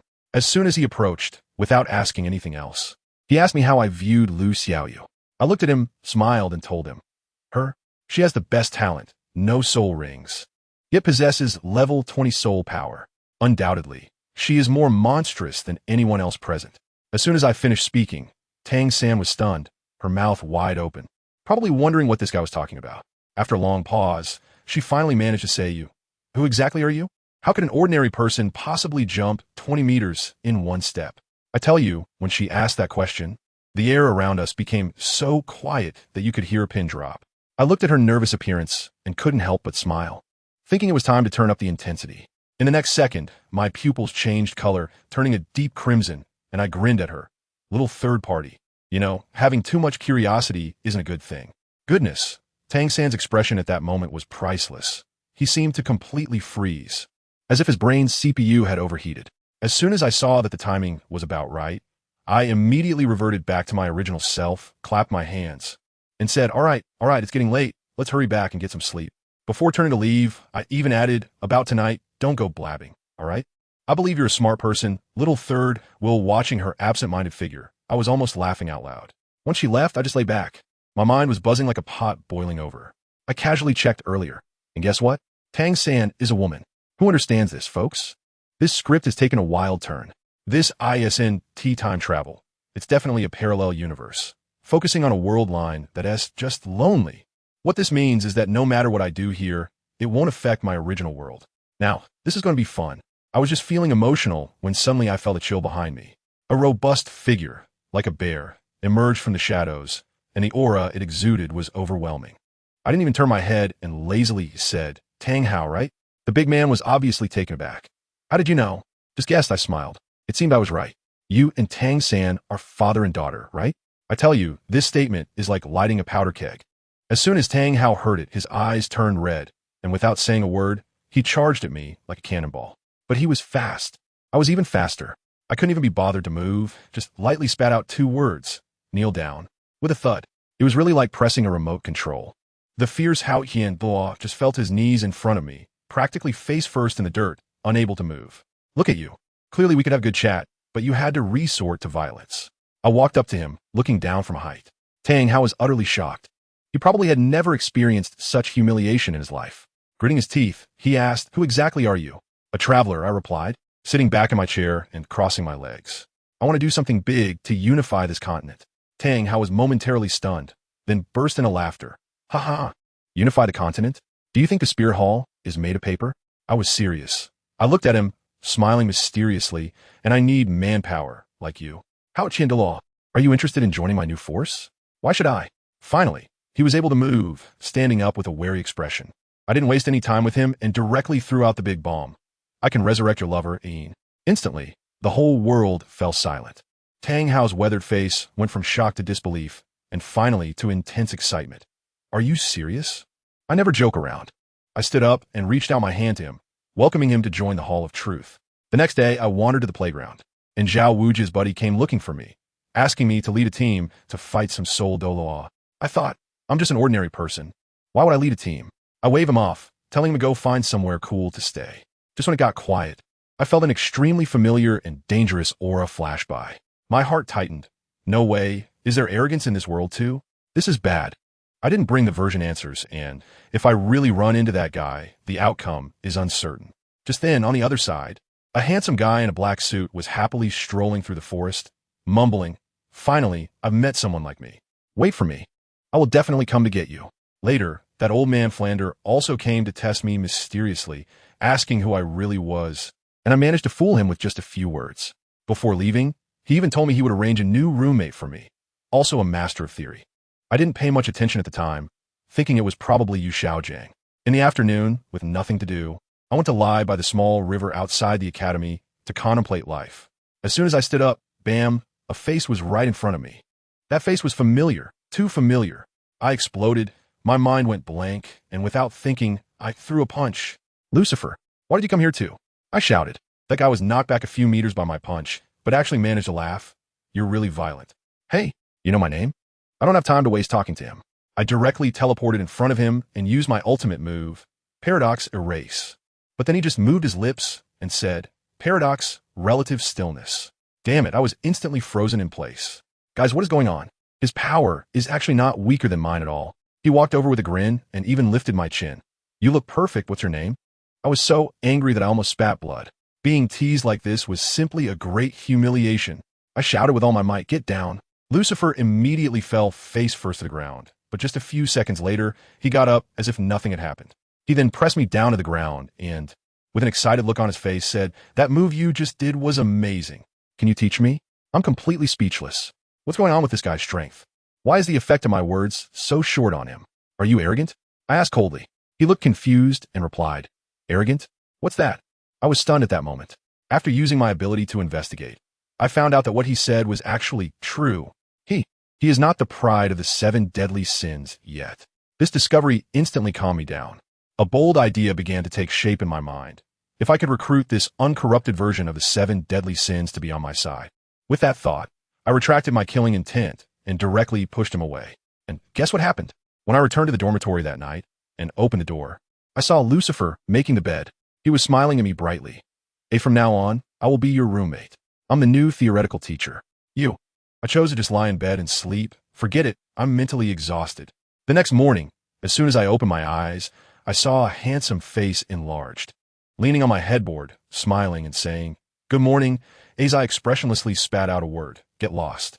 Today I had my class, and I couldn't be bothered with him. So I went straight to the training ground. As a result, I found out that Lu Xiaoyu didn't come. Ning Rongrong said she wasn't in the right mood and hadn't been seen for several days. As soon as I heard this, I understood. Everyone around her is a genius. And she's just an ordinary person. The little girl must be feeling insecure. I had others train normally while I directly initiated a full map scan and instantly found Lu Xiaoyu's location. Goodness, she was squatting under a big tree, and beside her was none other than that persistent guy, Lucifer. Without saying a word, I instantly flashed over and kicked Lucifer, who was about to approach, flying away. Stay away from her, I coldly warned him. Surprisingly, Lucifer wasn't angry at all. He rubbed his belly and chuckled. All right, A's, I'll leave right away. Watching his obedient, retreating figure, I couldn't shake the feeling that something was off. I turned around, looked at Lu Xiaoyu, and directly asked, Are you very concerned about not being able to become a soul master? The little girl's eyes suddenly turned red. I smiled and told her, Who says you can't? It's actually quite simple to become a soul master, even if you don't have a martial soul. I told her, This road you're on, no one has walked it before, but if you succeed, you'll be a god. What is there to fear without a martial soul? Let us just create our own martial soul. Every 10 levels, replace your martial soul with something amazing and let it become your new martial soul. By the time you reach Title de Law, you'll have 9 martial souls in hand. Although each martial soul only has 1 soul skill, this diversity is enough to make you a versatile and perfect soul master. Who in the world can be your opponent? Lu Xiaoyu was stunned on the spot, and the light in her eyes reignited. I looked at her determined eyes and smiled. Since you've made up your mind, I'll take you to get your first 2 martial souls tomorrow. As she ran back happily, my smile instantly faded, and I coldly said to the air not far away, Lucifer, is it fun hiding there? Lucifer chuckled and walked out from behind the tree. Caught me. We both need to have serious talk. I looked at him, my expression becoming extremely serious. Yes, it's time to talk, he smiled meaningfully. I'll get straight to the point. What are you really doing here? Of course, it's for you, he said with a look of certainty. You're the most perfect existence I have ever seen. I thought to myself, the opportunity has come. I looked at him and threw out the bait. What if I told you that in this world, besides us, there are 6 others who possess the same power as we do? Lucifer was indeed shocked. I seized the opportunity and reached out my hand to him. What do you think? Are you interested in joining my faction? Let's find them all together. He hesitated for almost no time and directly shook my hand. I came for you. Of course, I will join your invitation. Welcome to the Hall of Truth, I smiled. Although I had recruited a troublemaker, he was also a heavyweight fighter. The next morning, I was once again greeted by Lucifer lounging at the head of my bed. I resisted the urge to kick him out and went straight out to find Lu Xiaoyu. Bro, today is the most important day for me. The little girl was extremely excited. I nodded and took her straight to the Stardo Forest. On the way, she curiously asked me which 2 spirit souls she should merge. I've been thinking about it for a long time. Just tell her control and agility. Why? She obviously didn't understand. Her little face full of confusion. I want to merge a strong attack spirit. Because your little body is as fragile as paper, silly sister. Let me tell you, strong attack systems are fierce, but right now you're like a glass cannon. You understand? Forcing one and will directly block your upgrade path in the future. It's not worth it. My brother is all about efficiency, and he doesn't give me any time to react. The next second, whoosh, I could feel the air around us change. Family, who understands? There's a chilling wind, and everywhere is filled with the terrifying aura of ancient soul beasts. My calves started cramping right away, and my brother even complained that I was walking too slowly. Just when I was about to cry, I tell you, a shadow came rushing towards us like a reckless delivery, heading straight for our faces. I was so scared that I hid behind my brother. And what did he do? Without even blinking, he casually waved his hand, and an invisible force slammed that shadow down to the ground, as if he were squashing a fly. Effortless and easy. When I finally saw what it was, wow. It was a big black cat, incredibly cool. My brother said casually, Underworld Leopard, your first martial soul. Although it's a sensitive attack type, its attack power is not weaker than those clumsy, strong attack types. It's perfect for you. Go kill it. After saying that, he handed me a small dagger. I was dumbfounded. I had to kill it? Shaking, I walked over and saw the leopard pinned down, only able to bare its teeth at me. I steel myself, closed my eyes and thought, sorry, leopard brother, for the KPI, I have to sacrifice you. With a swift motion, I gave a quick end. The next second, a purple halo shot up into the sky, almost blinding me. Purple. 1,000 years. I broke my voice and shouted, brother, this is 1,000 years. My little body would need to go to the ICU just to absorb 100 years worth. My brother remained calm, with a look that suggested he was just going through the motions. He walked over and said, with me here, nothing can go wrong. All right, I believed him. I sat cross-legged, and that purple soul ring instantly enveloped me. Let me tell you, the sensation was like having every bone in my body crushed and then reassembled inch by inch. It hurt so much that I almost passed out. Just when I thought I was done for, my brother waved his hand gently, and guess what? The pain disappeared in an instant, replaced by a warm and comfortable sensation that made me feel completely at ease. Then, the corpse of the shadow leopard transformed into countless specks of light, and all entered my body. When I opened my eyes again, I felt completely different, light as a feather. Not only was there a cool purple soul ring floating beside me, but there was also a half-transparent dark purple big cat shadow squatting next to me. My martial soul. I was so excited that I couldn't say a word, but my brother patted his butt, stood up, and said, let's go, time to find the next one. The next one? There's another? I quickly asked him, bro, what are we looking for next? Control system. As soon as he finished speaking, several vines shot out from the bushes around us, seeming to come alive as they reached towards us. My brother did the usual thing, muttering gravity coverage, and with a snap, all those vines were pressed to the ground. He walked over, grabbed one vine, and with a heave, yanked an entire vine nest out of the ground. 1,000-year ghost vine, very strong control, he explained. All right, another 1,000-year one. I was already numb and even a bit excited. I was familiar with the process. Go up for a finishing blow, sit down to absorb, while my brother acted as security beside me.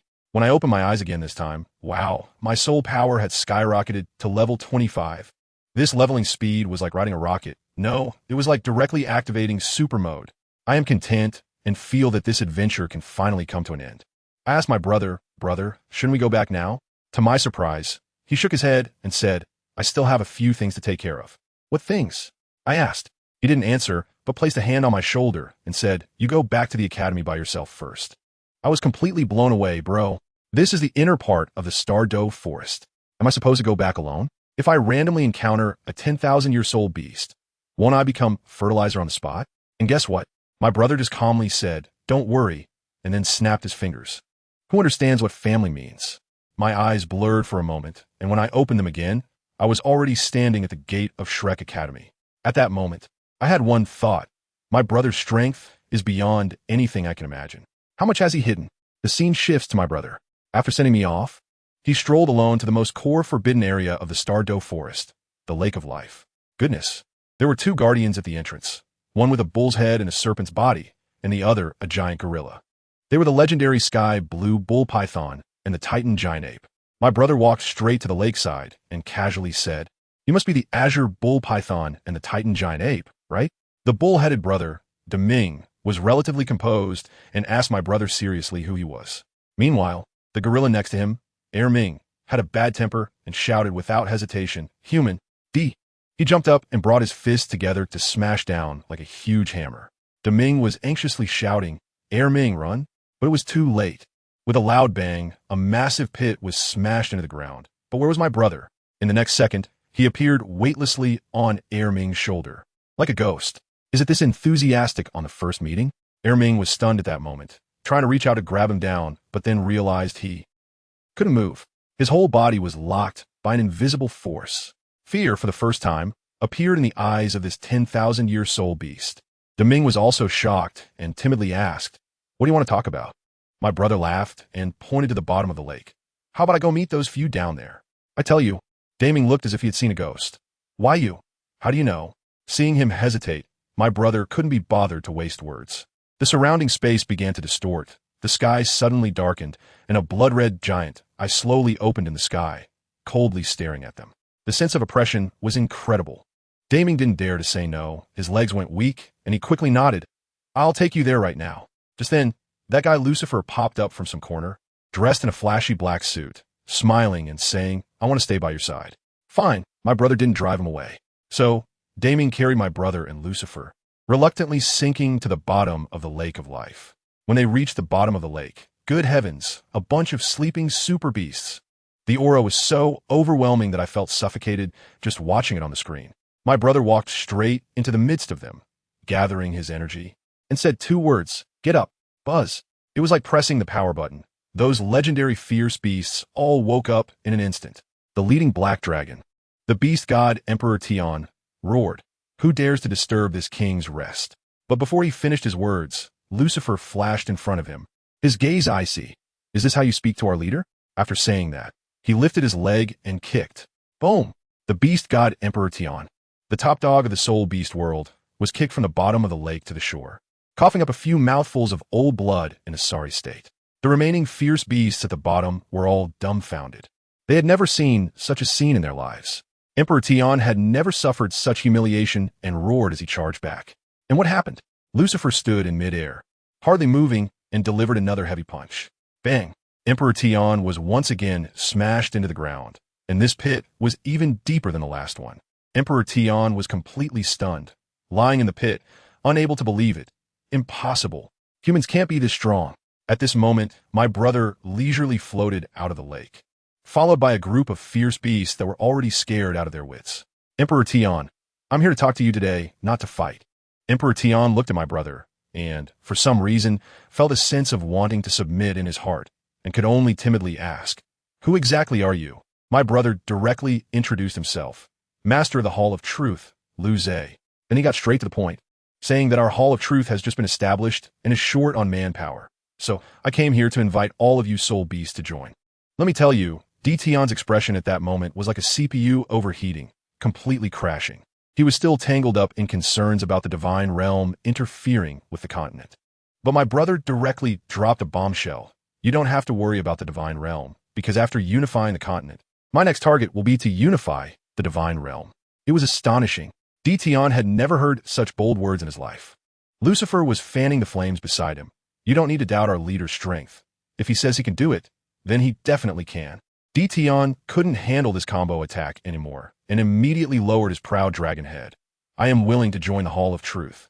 My brother nodded in satisfaction. You represent all soul beasts, so now you all belong to our Hall of Truth. Tion said he had nothing to do with the northernmost land and ocean soul beasts, but my brother waved his hand majestically. It's fine, they will agree. Just like that, the million soul beasts of the Stardow Great Forest were all brought under my brother's command. When my brother and Lucifer strolled back to Shrek Academy, as soon as they reached the school gate, they saw a group of armored soul masters walking out, led by a middle-aged man with an arrogant expression. As soon as my brother saw him, his expression instantly became serious. They directly went to find Dean Flender, who, upon seeing my brother, looked dejected and constipated. Under Lucifer's questioning, he finally revealed that the person they had just seen was Yu Xiaojang. Damn it, Master. Flander said that Yu Xiaojang betrayed a few years ago and joined the Spear Hall. Relying on BB Dong's connections, he now holds a high position. This time, he came to bully others and want to poach all of Tang San and his group of little monsters into the Spirit Hall. My brother listened quietly, his face expressionless, and directly walked up to the little monsters, smiling as he asked, Do you want to go to the Spirit Hall? Everyone kept their heads down and said nothing. My brother understood immediately, clapped his hands and said, All right, it seems like you all are reluctant to leave. In that case, you can stay at Shrek. No need to feel burdened. I will take care of everything. His tone was light and carefree, yet it brought an immense sense of reassurance. That night, my brother sat outside alone, lost in thought, when Tang San quietly approached him. Teacher, I want to talk to you alone. My brother opened his eyes and smiled. What is it? Go ahead and say it. Tang San hesitated for a long time, but finally spoke up. I have a connection with Master. When I first met him, he wasn't like that. Later, because of an outsider, He left without saying anything. By the time I heard news of him again, he was already in power at the Spear Hall. Outsider? My brother's smile faded, and he became a bit serious. The aura emanating from that outsider makes me feel dirty, Tang Sin added. Dirty aura, my brother murmured softly, lost in thought, probably thinking of that sinister organization or something. After a while, he stood up and said, "All right, you should go back now. You shouldn't get involved in this matter." Just as he was about to turn back into the house, Tang Sin suddenly called out to him from behind, asking the question everyone wanted to know. "Master, I want to know just how strong you are." I have to tell you, when I heard Tang Sin say that, I almost burst out laughing. I turned around and looked at his curious little face and deliberately teased him. "So how strong do you think I am?" He was quite straightforward and said decisively, "Very strong." I thought to myself, isn't this just nonsense? So I went along with what he said and replied, "Isn't that really strong then?" After saying that, I turned around and gracefully walked into the house, leaving him there in a mess, probably already experiencing a CPU overload in his brain, pondering what kind of strength unit my really strong was referring to. The next morning, I couldn't even be bothered to attend class and just went out. As soon as I arrived at the college gate, that little devil Lucifer popped up like a ghost behind me, grinning widely and saying, "A's, you're out so early today?" I glanced at him and got straight to the point. "No more nonsense, come with me to a place." As soon as he heard this, his eyes lit up, and he was so excited. After all, it was the first time I had taken the initiative to take him out. He eagerly followed me and asked, "Where are we going?" I looked at his naive expression and casually uttered 3 words. "Spirit Hall." "Wow," he directly exclaimed in an exaggerated tone. Is he finally going to take action against the Spirit Hall? "Everyone, it's time to team up." I couldn't be bothered with him and just walked ahead, completely ignoring him. This kind of delusional behavior is hopeless. Before long, we strolled into the Spirit City. Wow, it was really impressive, especially the Grand Hall in the city center, which was resplendent with gold and jade. Lucifer was beside me, acting like an excited Lu Lao Lao entering the Grand View Garden, constantly exclaiming wow. I felt embarrassed and quietly maintained a 2-meter safety distance from him. He was still there dreaming about the future. A's. How about we build our Hall of Truth right here? The location is great. I gave him a big eye roll and said, "Who told you I'm here to recruit the Spirit Hall?" He was stunned. "Huh? Isn't that the case?" "Of course not," I replied irritably. "I'm just here to see what the current Pope looks like and to meet that outsider who has changed Xiao Zhang's temperament." It was then that Lucifer understood, but his thought process was quite peculiar. He immediately comforted himself. "Well, that's fine. After all, this continent will eventually be ours. No need to rush." I found his words quite agreeable and pretended I didn't hear them. As we sneaked to the entrance of the Spirit Hall and were just about to step inside, a loud shout stopped us. "Who goes there?" I looked in the direction of the voice and saw a guard in armor, who was just a soul master at most, acting all arrogant here. He saw us, as if we were strolling in our own backyard, and his face turned long. "Don't you know that the Spirit Hall can't be entered casually?" I couldn't help but laugh at that moment and said slowly, "We are here to see His Holiness the Pope." The guard was taken aback for a moment, then straightened his face and replied, "No, the Pope is unwell and cannot see visitors. Please leave." Hearing his perfunctory tone, my smile became even brighter. Anyone with a bit of perception would know that I was not pleased. The guard, seeing my friendly smile, probably sensed some kind of danger signal, and he stepped back 2 steps in fright, pointing his spear at me. "What do you want?" "This is the Spirit Hall." "Calm down." Lucifer flashed in front of me and grabbed the tip of the spear, pointing at me, as if it were nothing.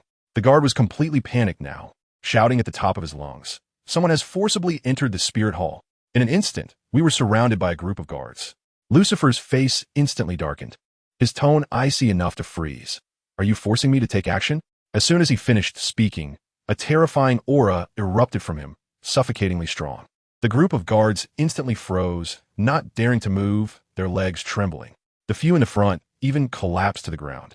Lucifer glanced at them disdainfully and was just about to lead me inside when suddenly several powerful auras descended upon us.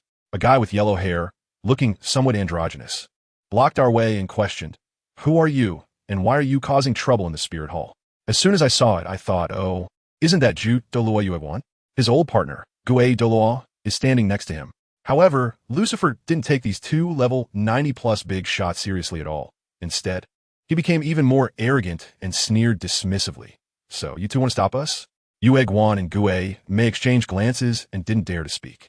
They weren't stupid. They could tell that Lucifer was definitely a tough opponent, and if it came to a fight, they would probably be pressed to the ground and rubbed.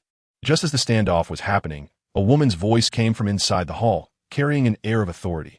"Let them in." Yueguan's face instantly turned a shade of liver color. It was quite a sight. Lucifer couldn't help but laugh, fully mocking. "Did you hear that? Your master has spoken. Are you still here acting as gatekeepers?" At this point, Jude Delaw and the others had no choice but to reluctantly make way. I swaggered into the hall and immediately spotted the woman on the throne. I couldn't help but smile. "Hope Bibi Dong, right?" She looked at me with a hint of surprise and coldly asked, "Who are you, and what business do you have with me?" I replied with a grin. "I'm a traveler, currently a theoretical teacher at Shrek Academy."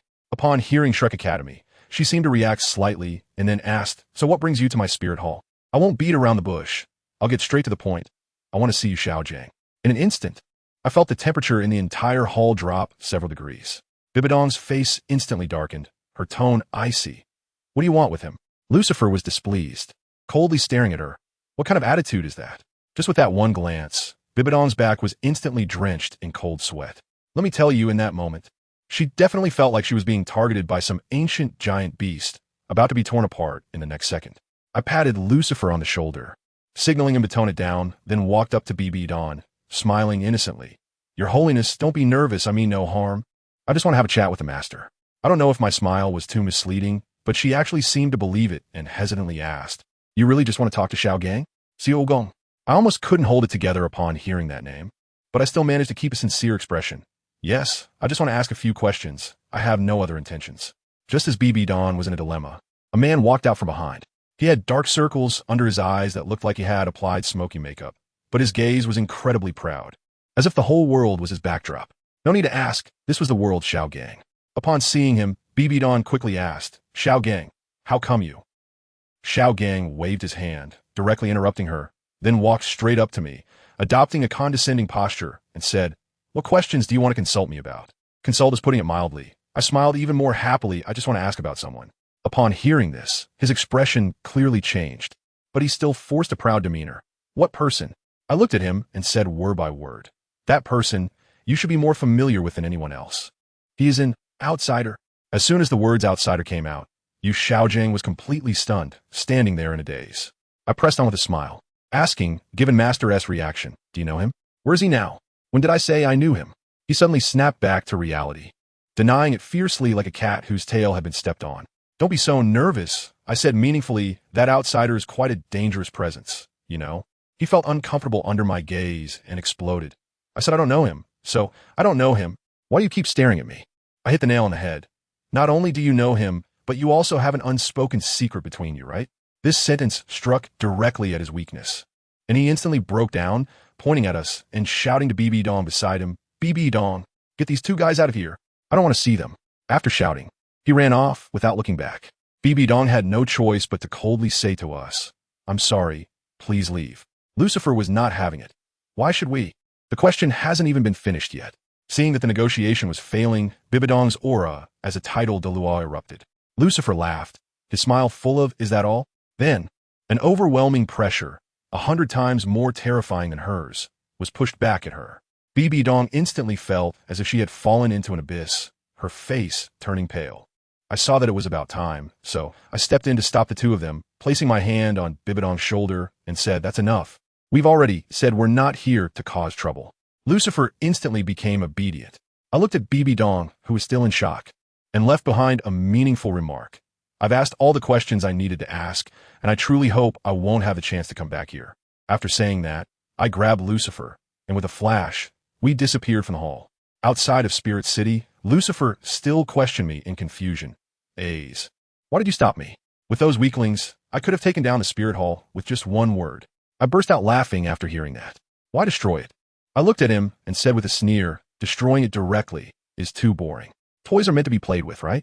We didn't return to Shrek, but instead headed straight to the Seven Treasures Glazed Tile School. Lucifer asked me what that place was, and I briefly explained that it was a sect focused on support. As soon as we arrived at the entrance, Ning Fengji personally came out to greet us, accompanied by Sword Delaw and Bone Delaw, which was quite a show of respect. After some pleasantries, we were directly invited to the rooftop for tea. As soon as Ning Fengji sat down, he politely offered his assistance, saying that I could ask for help if needed. I took a sip of tea, smiled faintly, and directly said, "It's nothing serious. Just coming to invite your 7-treasure glazed tile school to join our Hall of Truth. Ning Fengji was taken aback. Join you? That's right, I nodded. I am preparing to expand my influence and am currently recruiting. He looked puzzled. Aren't you afraid of being targeted by the Spirit Hall? I laughed. Spirit Hall? Sorry, but we at the Hall of Truth are not afraid at all.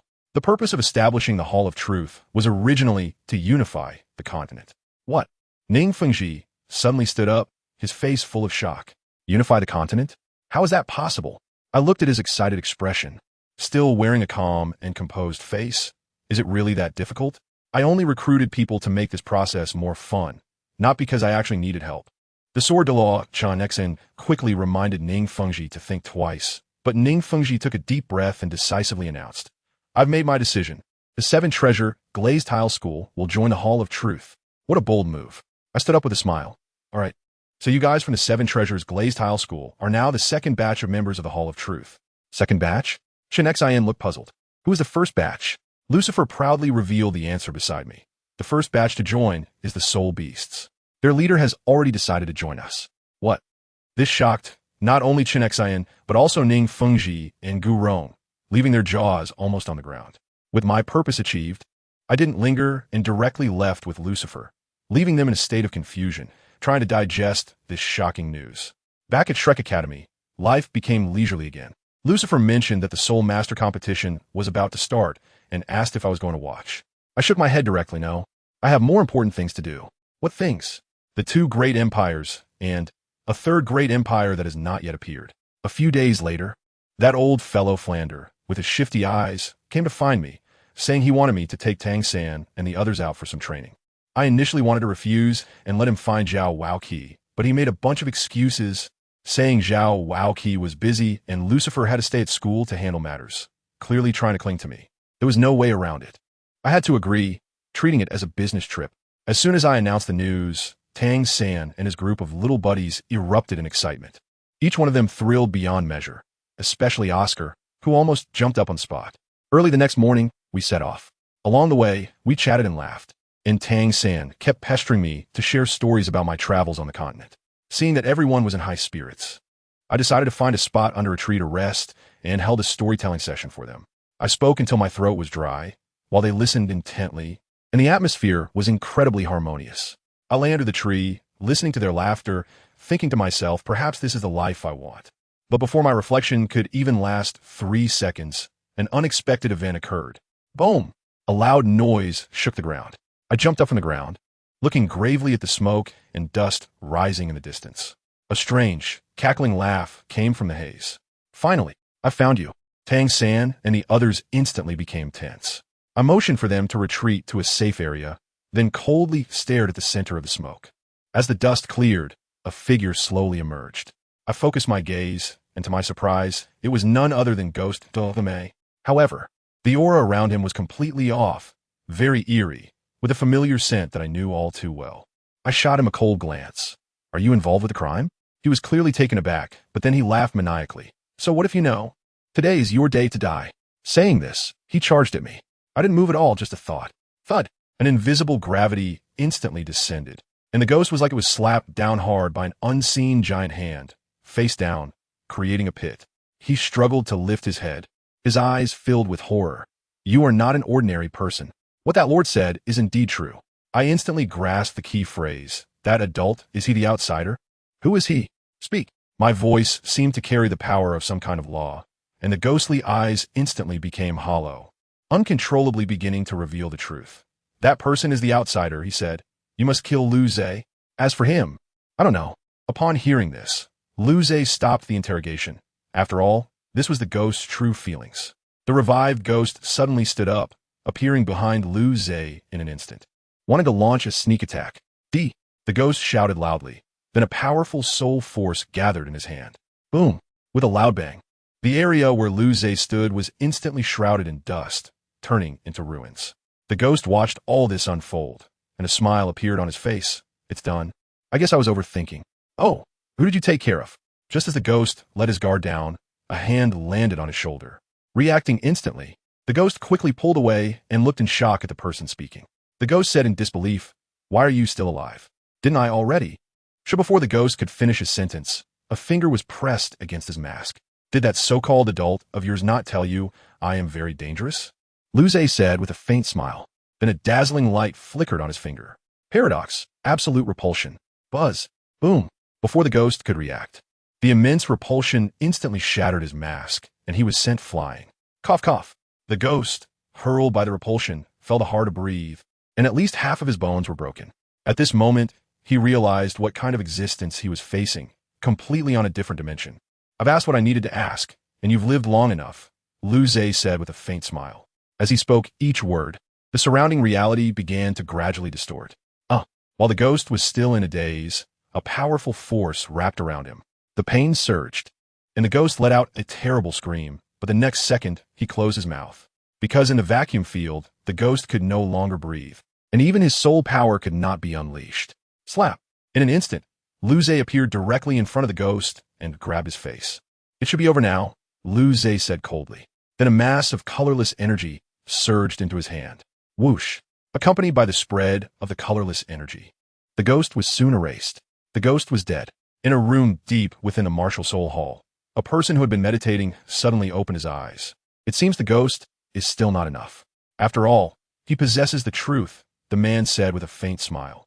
After saying this, he no longer paid attention to the matter and closed his eyes again to continue meditating. On Lu Zhe's side, after dealing with the ghost, he let Tang San and the others come out. Teacher, who was that person? Why did he want to kill you as soon as we met?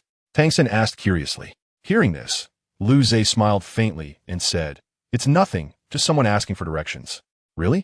Tang San and the others looked at him with disbelief. Seeing their expressions, Lu Zhe felt amused and waved his hand, saying, Let's go, everyone prepare, we will head to the final destination of the trial. Okay, Tang San and the others replied in unison. Although they didn't know who that person was, they could at least confirm he wouldn't come looking for trouble again. After a while of traveling, Lu Zhe and the others finally arrived at their final destination for this outing, Tianyuan City. Wow, is this a big city? Compared to our little village, it's like a small witch meeting a big witch, Ma Hongjun said with a look of awe. The others merely smiled and didn't say anything. All right, let's find a place to stay today and start the trial task tomorrow, Lu Zhe said to them with a faint smile. The others had no doubts and quickly agreed. Soon, they arrived at a hotel, and Ma Hongjun was once again dazzled by the hotel's decorations. Lu Zhe first asked them to wait there while he went to book a few rooms. Before long, according to Lu Zhe's arrangement, everyone entered their respective rooms, and Lu Zhe sat comfortably in a chair. This kind of life is really good, Lu Zhe murmured in enjoyment. But soon he fell into deep thought, because that outsider actually knew him, while he couldn't understand who he was. Lu Zhe speculated that the other party was at least on the level of original sin, or even more powerful. There was a vague hint of the 7 deadly sins, which concerned Lu Zhe. If that outsider was one of the 7 deadly sins of this world, his plans could be delayed. Once the plans were delayed, it would increase the danger for his brother. Xiaoyu, you must wait for me. Your brother will definitely come back to find you. Chapter 140. Ian revived a new journey. All right, the trial is simple. Everyone treat it like an outing, Lu Zhe said with a smile in front of Tang San and the others. Upon hearing this, Tang San and the others jumped up happily and headed out of the hotel. They really are full of energy, Lu Zhe thought as he watched them leave. A slight smile on his lips. After that, he turned and walked up to the hotel rooftop. The reason he went to the rooftop was that someone was waiting for him there. Welcome, Hall Master. Soon, Lu Zhe arrived at the rooftop, and standing before him was Tang San's father, Tang Hao, who had been waiting for a long time. Sorry to keep you waiting, Lu Zhe said with a faint smile. Tang Hao immediately lowered his posture, saying, Not at all, it's an honor to wait for the Hall Master. Since you're here, let's not beat around the bush. How did your investigation go? Lu Zhe became serious. Tang Hao replied slowly, The whereabouts of that outsider are indeed hard to trace, but I still found some clues. Oh, let's hear it, Lu Zhe said, intrigued. He didn't expect Tang Hao to be quite diligent. I don't know much else, but one thing I can confirm is that the outsider is from beyond the continent, like you, having detached from the rules of soul masters relying on soul power. Tang Hao said gravely. Hearing this, Lu Zhe had some suspicions, but quickly dismissed them. You've worked hard. Lu Zhe patted Tang Hao's shoulder. Tang Hao's expression was conflicted. However, Lu Zhe could see through his inner thoughts at a glance. Are you thinking about that matter I promised you? Lu Zhe said lightly. I dare not. Serving the Hall of Truth is my honor, Tang Hao quickly replied, deliberately avoiding Lu Zhe's gaze. Seeing this, Lu Zhe couldn't help but laugh, then turned and said, "Take me to see her." This, Tang Hao was momentarily at a loss for how to respond, feeling it was a bit unrealistic. Seeing him frozen in place, Lu Zhe smiled and said, "Aren't you coming? I only have a few days free." Okay. Tang Hao quickly rushed forward, and a radiant smile instantly spread across his face. Lu Zhe, seeing this, merely smiled faintly, as people like Tang Hao were indeed rare. "Master, what about the others?" At this moment, Tang Hao suddenly thought of his daughter. Lu Zhe seemed to have anticipated this, and casually said, "Don't worry, there are others protecting them, so you can relax." Although Tang Hao didn't know who Lu Zhe was referring to, he figured that person must be reliable. The news of Lu Zhe's departure quickly spread among Tang San and the others. The one who informed them of this was Lucifer, who was also there to take over Lu Zhe's leadership for this training. "How could brother leave us behind? That's so awful," Lu Xiaoyu complained. Although she was upset, after thinking it over, she calmed down, knowing that Lu Zhe was a busy person and it was normal for him to have something to attend to. Compared to that, Tang San and the others remained relatively calm, feeling only a bit disappointed at most. Lucifer, seeing the dejected expressions on everyone, suddenly didn't know what to say, thinking to himself, "Could it be that I'm really not as charming as Lu Zhe? That can't be true. Everyone, don't be too downhearted. I'm still here, right?" Lucifer tried to regain some face. However, Tang Xiaoyu and the others just glanced at him faintly before turning back to their rooms. Witnessing this scene made the veins on Lucifer's forehead bulge. However, the three boys, Dai Mubai, Oscar, and Ma Hongjun, remained in place, which made Lucifer feel much better. "You three are good, knowing to respect your teacher," Lucifer said with a smile as he approached them. Upon hearing this, Dai Mubai didn't dare to say much. But Oscar and Ma Hongjun cheekily came up to Lucifer and asked, "Teacher, who is smarter, you or Teacher Lu?" Lucifer was momentarily at a loss for words, but then sighed and smiled helplessly. "Of course it's your teacher Lu Zhe, but I'm only slightly behind him," Lucifer replied with a faint smile. Oscar and Ma Hongjun thought for a moment, then casually left with their arms around each other's shoulders. Dai Mubai, who was left behind, suddenly felt a sense of danger and looked tremblingly at the dark-faced Lucifer, quickly saying, "Teacher, I think you're much more amazing than Teacher Lu. Like how you're much handsomer than him." Upon hearing this, Lucifer burst into laughter and patted Dai Mubai's head. "Don't flatter me too much. I'm aware of the gap. Although I'm stronger than Lu Zhe now, he seems to have suffered a serious injury and hasn't recovered, plus he excels in theory compared to me," Lucifer said with a smile.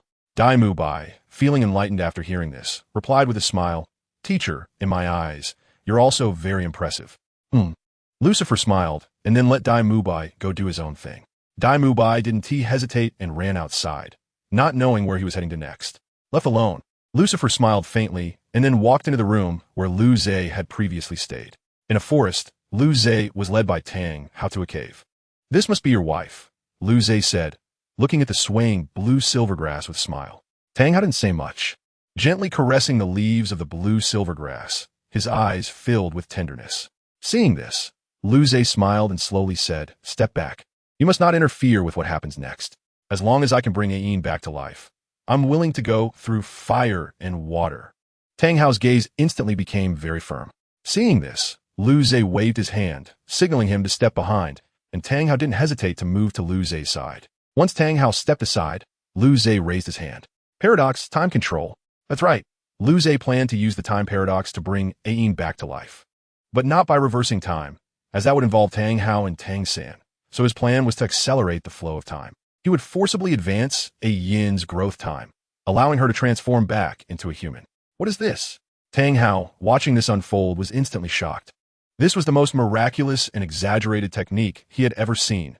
No one could achieve such a method. In an instant, the entire cave was filled with vitality, and Ayin, who originally had only decades of cultivation, jumped directly to tens of thousands of years in just a short while. And it didn't stop there, continuing to rise. 50,000 years, 60,000 years, 80,000 years, until it reached 100,000 years. Ayin's cultivation finally stopped. And when Lu Zhe ceased his action, Ayin also spoke. "How?" Although it was just a single word, Tang Hao shed tears. "Ayin, I really miss you," Tang Hao said, trembling as he stepped forward to Ayin. At this moment, Ayin had not yet transformed, but she couldn't help but reach out to touch his face. Seeing this, Lu Zhe merely smiled faintly and then turned to walk out of the cave. knowing that this matter was no longer within his control, so it was better to avoid it. When Liu Ze reached outside the cave, he noticed that he was already drenched in sweat. It seemed that the super-spec time paradox was still too strenuous. He was exhausted after such a short time. Liu Ze sighed helplessly and then sat down on the ground to recuperate. As night fell, Liu Ze slowly opened his eyes. At this moment, Tang Hao also came out, standing next to a blue-haired woman who could only be Ayin. "Thank you, Master, for your kindness," Tang Hao exclaimed as he suddenly knelt down. Ayin also knelt down, expressing her gratitude. "Get up," Liu Ze said with a smile as he slowly rose. Tang Hao obediently stood up, though his eyes were still filled with gratitude. "Thank you for saving my life," Ayin said gratefully. Upon hearing this, Liu Ze waved his hand and smiled. "Now that this matter is resolved, I should leave for the overseas continent. You need to keep a close eye on the Spirit Hall. If anything happens, remember to go to Shrek and find a man named Lucifer." "Understood, Master. Please rest assured. I will definitely complete the task you entrusted to me," Tang Hao said loudly. Liu Ze did not speak further and took a step forward, walking into the distance. Tang Hao and Ayin, left behind, watched his figure with deep gratitude. A new journey was beginning, and Liu Ze was about to encounter even more interesting events. Chapter 141. Unexpected Events by the Sea. A few days later, in a small town by the sea on the Doluwa continent, Liu Ze had just arrived here and was looking for a place to rest. "Hey, little brother, you must be coming from the inland," a voice suddenly called out from behind Liu Ze. Upon hearing this, Liu Ze politely responded, "Yes, I'm a traveler. I heard that the scenery by the sea is beautiful, so I came to take a look." A skinny man with a shifty appearance approached Liu Ze, but he exuded an aura of the soul sect, indicating there was something amiss. "Oh, it's a traveler. Hello, I'm Li Yi, the most knowledgeable person around here. You can hire me as your guide," the man said with a grin. Liu Ze thought for a moment and then smiled. "Sure, I was worried about not having anyone to help me get familiar with this area." "Great, let me take you to find a place to stay," Li Yi said with a smile. Liu Ze didn't respond, just gave a faint smile and followed him. Li Yi felt surprised by his trust. Normally, one should be more cautious, so why did this person trust him so easily? "What's wrong? Is there something on my face?" Liu Ze asked with a smile. Li Yi, who had been staring at him, quickly turned his head away and awkwardly laughed. "Nothing. I just haven't seen such a handsome man before." "Ha!" Liu Ze scratched his head and chuckled, then didn't say much more. Li Yi felt that after changing the subject, he could show Liu Ze the way again with a smile. Before long, under Li Yi's guidance, Liu Ze arrived at an inn. He didn't waste time and decisively booked a room to stay in. Once in the room, Liu Ze first looked around at the decor, then went to the window to look outside. "The view is really nice. I can see the sea right after waking up." Liu Ze smiled faintly. He then lay down on the bed and closed his eyes. Since the sun and moon continent hadn't collided with the Doluwa continent yet, these fishermen probably didn't know about its existence. After resting for a while, Liu Ze slowly opened his eyes. "If no one here knows, then I will have to find that guy at the bottom of the sea," Liu Ze thought, and the corners of his mouth curled up slightly. However, before finding that guy, Liu Ze planned to stay here for a few days. Maybe he could gather some insider information. After thinking for a while, Liu Ze felt that he had rested enough, so he got up and walked out of the inn.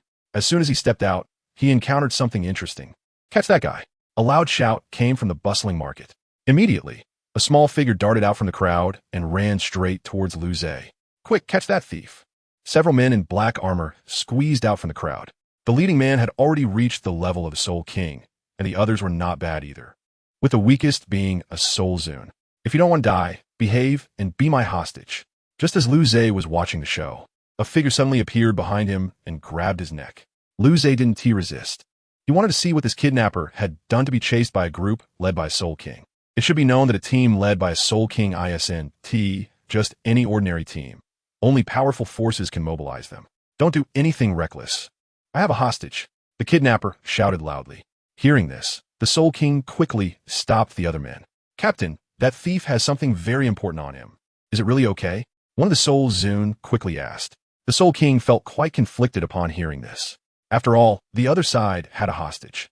If they acted recklessly, it could harm that young man.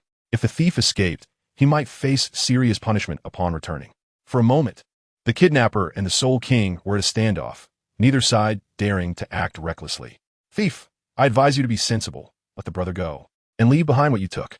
We might spare your life," the Soul King said seriously. The thief immediately rejected his words. "You think I'll give up what I've worked hard to get? Dream on," he shouted, then unfolded a pair of black-purple wings behind him. In front of everyone, he forcibly lifted the still unresponsive Liu Zhe into the air. The Soul King was furious upon seeing this, and his soul power erupted instantly. Then he pushed off the ground with great force. Boom! In an instant, a violent wind surged, and the Soul King shot towards the thief in midair like a cannonball. You're forcing me. Don't think you can do whatever you want just because you have a hostage, the Soul King shouted as he reached out his enormous hand to grab the thief. Humph!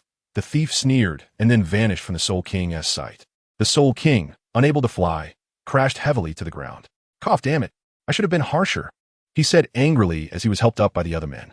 But now, anger was useless, as the thief had long since disappeared from their pursuit range.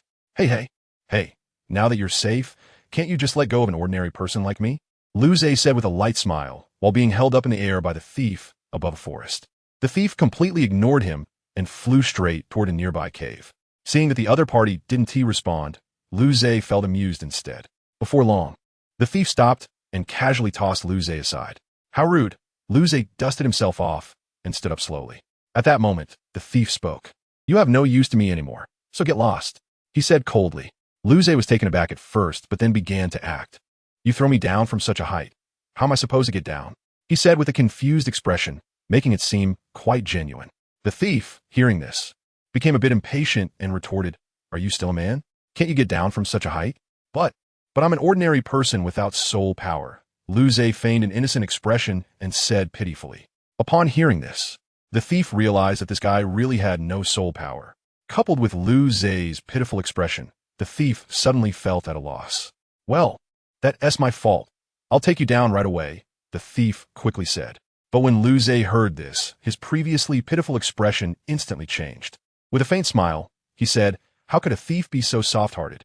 Don't you know that being soft-hearted leads to losses? Seeing Liu Zhe's smiling face, the thief immediately realized he had been tricked and hurriedly distanced himself. Who exactly are you? The thief asked warily, because the only people who could avoid detection by his soul power were either stronger than him or truly had no soul power. But looking at Liu Zhe's smile, the only feeling the thief had was that this guy was definitely not simple. Liu Zhe smiled faintly and slowly approached the thief. Just an ordinary traveler. I'm just interested in that thing on you. Chapter 142, The 1,000-Year Water Avoiding Pearl? I'm just an ordinary traveler, coincidentally interested in the thing you have, Liu Zhe said with a light smile. At that moment, the thief felt a terrifying pressure. Why do you feel this way when you clearly have no soul power? The thief stammered, fearfully retreating until he backed against the rock wall of the cave. What are you afraid of, my dear little sister? Liu Zhe smiled innocently. Upon hearing this, the thief became even more frightened and collapsed to the ground. Why you? Don't come near me, the thief said, stuttering. But Liu Zhe completely ignored his words and waved his right hand, causing the black mask that had covered the thief's face to instantly turn to ashes. Beneath the black mask was an exquisitely beautiful face, clearly that of a young girl. At that moment, the girl's pupils shook as if she had seen the most terrifying monster of her life. Am I really that scary?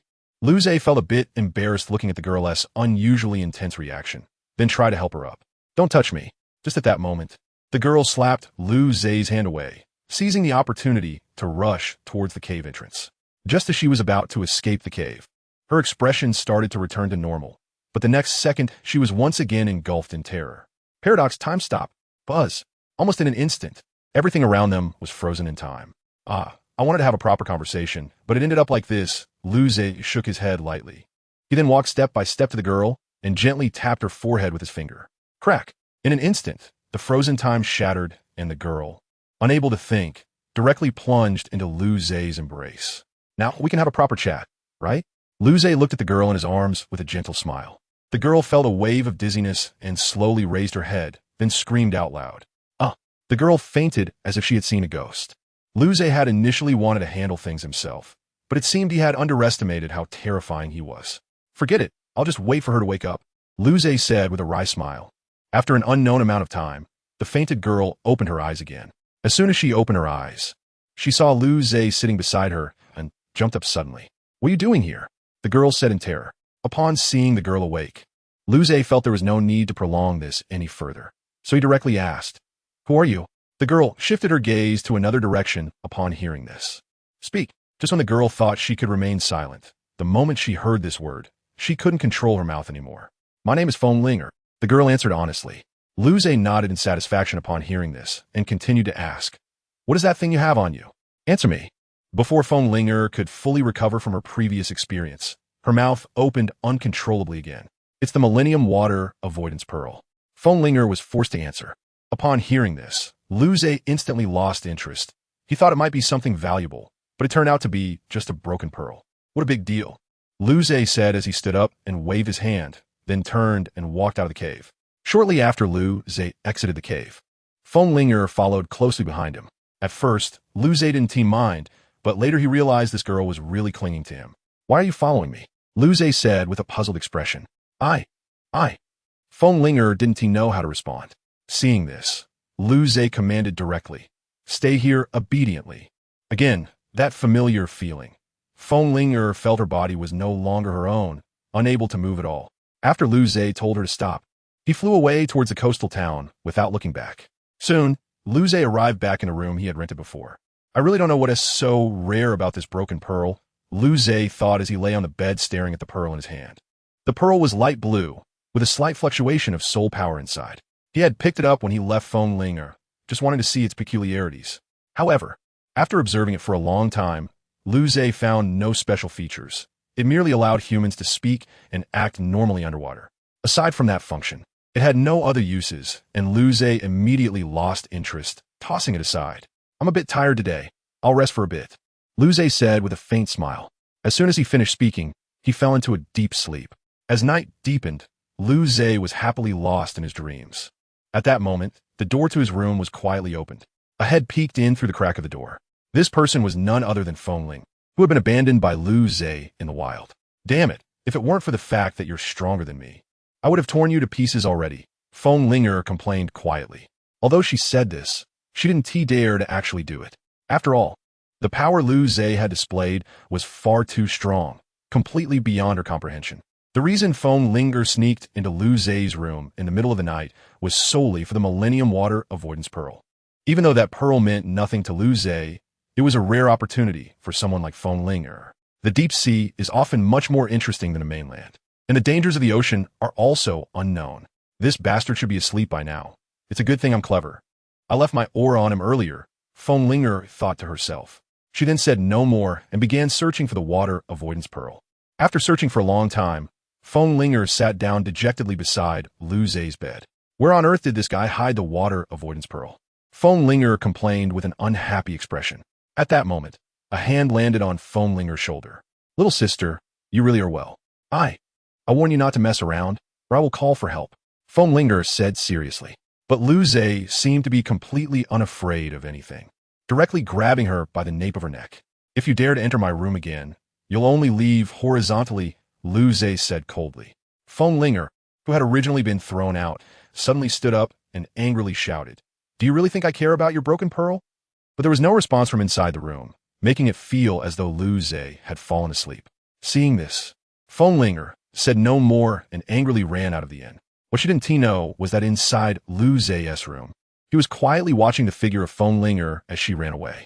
I really don't understand why these people are enemies with the creatures of the deep sea. Chapter 143 New Continent. Early the next morning, Lu Zhe arrived at the dock once again. Looking at the newly risen sun, he couldn't help but feel quite content. At that moment, Li Yi approached him from behind. Little brother, do you also like this kind of scenery? Li Yi said with a smile. Hearing this, Lu Zhe chuckled and replied, This scenery is naturally beautiful, but I want to see what's at the end of the sea. Are you talking about Sea God Island? Li Yi replied. Lu Zhe shook his head upon hearing this. No, it's a continent even farther than Sea God Island. Really? Li Yi looked skeptical, as this seemed a bit too absurd. Lu Zhe ignored him and stepped forward towards the sea. Seeing this, Li Yi panicked and wanted to rush over to pull him back. But he was stunned because Lu Zhe was standing steadily on the surface of the sea. Little brother, what are you doing? Li Yi asked with a confused expression. Lu Zhe slowly turned his head and smiled. It's just a little trick. After saying that, he prepared to move closer to where the sun was rising. Li Yi could only stay where he was since he couldn't walk on the water like Lu Zhe. Finally, when Li Yi decided to leave the dock, he turned around and was stepped on the face by someone. Damn it, this guy actually wants to run away with my water-repelling pearl. The person stepping on Li Yi's face was Foam Linger. She had been following Lu Zhe since early morning. looking for an opportunity to snatch the water-repelling pearl. But just now, she had been distracted for a moment, and Luze had already walked away on the water. Realizing this, Feng didn't think twice and directly activated her martial soul to fly towards the direction Luze had left, not far from where Luze walked. He smiled calmly and then raised his right hand. Stop! Feng, who was rushing, immediately halted her movements and fell into the sea with a splash. Luze watched this unfold with a faint smile, then raised his hand again. Feng was lifted out of the water by an invisible force. Cough, cough. After being rescued, Feng gasped for air, thinking she would never see the sun again. Are you really willing to risk your life for a broken pearl? Luze said lightly. Feng didn't know how to respond. Seeing this, Luze stopped talking and turned to walk ahead. Feng could only watch him leave, dazed. In the end, she made a decision to follow Luze until she got her water-repelling pearl back. However, her soul power couldn't support her flying continuously, and she almost drowned several times along the way. If it weren't for Luze's help, she would have likely died, but she still insisted on following him. Luze found her persistence amusing. Since you want the water-repelling pearl so much, I'll give it to you, but you have to agree to one condition, Luze said with a light smile. Upon hearing that she could get the water-repelling pearl back, Feng perked up and said, what condition? As long as it's not too excessive, I can accept it. Simple, just come with me. Luze waved his hand and smiled. Feng felt something was off immediately, but at that moment, Luze took out the water-repelling pearl. So, have you thought it over? There is only this one chance, Luze said with a smile. I agree, just give me back the water-repelling pearl. Feng said reluctantly. That's not enough. You have to come ashore first, Luze smiled. Feng looked displeased, but what could she do? After all, the water-repelling pearl was not in her hands. Seeing Feng fall silent, Luze smiled and walked in front of her, then grabbed her by the back of her collar. Don't worry, it will be quick, Luze said lightly. Before Feng could react, Luze accelerated towards the direction of the rising sun. Looking at the scenery in front of her, Feng couldn't help but close her eyes. After an unknown amount of time, the sky gradually darkened, and Luze, still holding Feng finally slowed down. Are we at the shore now? Feng slowly opened her eyes as she sensed the speed decrease. Not yet, but we're close, Luze said, looking at the distant coastline. Feng raised her eyes to look ahead. Is it the shore? She asked in surprise. To be precise, that's a new continent, an area we have never stepped foot on, Luze said slowly. Feng was shocked and then asked, how do you know? I won't tell you, Luze smiled. He certainly couldn't say he was from the future, and he knew such things, right? Just thinking about it was enough. He wanted to keep some secrets for himself. Seeing his smiling face, Feng felt annoyed. Luze didn't waste any words and soon reached the shore. Now, can I have the water-repelling pearl? As soon as they reached the shore, Feng stretched out her hand without hesitation. Luze just smiled and tossed the water-repelling pearl to her. What does it matter? You can't go back now anyway. Will you come with me to explore this new continent, or stay here and wait for me to return? Luze looked at Feng. After hearing this, Feng fell into deep thought. I'll give you one night to think about it. Tell me your choice tomorrow morning, Luze said, turning to walk toward a nearby tree. Meanwhile, Feng stayed in place, still contemplating whether to follow Luze or wait for him here. After all, it seemed quite impossible to return to the continent alone. She didn't even know the way, and what if she encountered a powerful sea soul beast on the way back? The next morning, Luze slowly opened his eyes and discovered Feng lying beside him. Hey, have you made up your mind? Luze woke Feng up without any courtesy. Feng, who was forcibly awakened, looked confused and rubbed her eyes, slowly saying, I've made up my mind. I'll follow you. Good. Otherwise traveling alone would be too lonely, Luze smiled and said. He then walked into the interior of the new continent. I wonder what fun things there will be in the sun and moon continent from 10,000 years ago, Luze murmured with curiosity in his heart. Seeing his expression, Feng rolled her eyes at him but said nothing more, directly following behind Luze. However, just as they left, a dark shadow appeared not far away. They really came. It seems that guy was right, the shadow said with a smile. Don't let me down, fellow. Chapter 144, The Wrath of Original Sin from 10,000 years ago. Luze and Feng had been on the new continent for almost 3 days, yet they had not discovered any traces of humans. Luze, how long are we going to stay on this continent? Feng was starting to feel a bit impatient. After 3 days of contact, she knew Luze's name, but that was all. Where are we almost at? Feng felt quite curious. The human settlement area, Luze said slowly. Upon hearing this, Feng Linger was stunned. She could hardly believe her ears. But looking at Lu Zhe's expression, she instinctively chose to trust him. Then she pointed at the mountain excitedly and said, "The human settlement area is just behind that mountain, right?" Seeing her excitement, Lu Zhe smiled and nodded. After getting confirmation, Feng Linger instantly unleashed her soul power, and a pair of wings unfurled from her back. Without looking back, she dashed toward the mountain's peak. Lu Zhe, however, did not follow. Instead, his expression turned cold. "You've been following me since you got ashore. Won't you come out and meet me?" Lu Zhe slowly closed his eyes and spoke. As soon as he finished speaking, a gentle breeze swept through, rustling the leaves. "Ha!" At that moment, a man's laughter rang out. "No wonder you're my kind. After all this time, you're the first to notice me." As the laughter faded, a man slowly appeared behind Lu Zhe. Upon hearing the man's voice, Lu Zhe turned to look at him and was taken aback. The guy in front of him looked remarkably similar to Samuel, one of the 7 deadly sins, specifically the sin of wrath. "You're showing me that kind of expression. Do you know me?" The man seemed very curious. Realizing what was happening, Lu Zhe waved his hand and laughed. "I don't know you. I just think you look a lot like someone I know." "Oh, what kind of person is that? How do I compare?" The man asked excitedly. Lu Zhe thought for a moment and then smiled. "He's very irritable and stronger than you." Hearing this, the man's expression immediately darkened. Lu Zhe observed the man's reaction and quickly concluded that this guy was indeed the future sin of wrath, Samuel. However, Samuel was not his real name.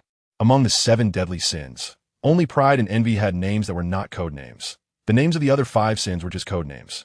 "This big brother, I'm just a traveler. What is your name?" Lu Zhe asked with a smile.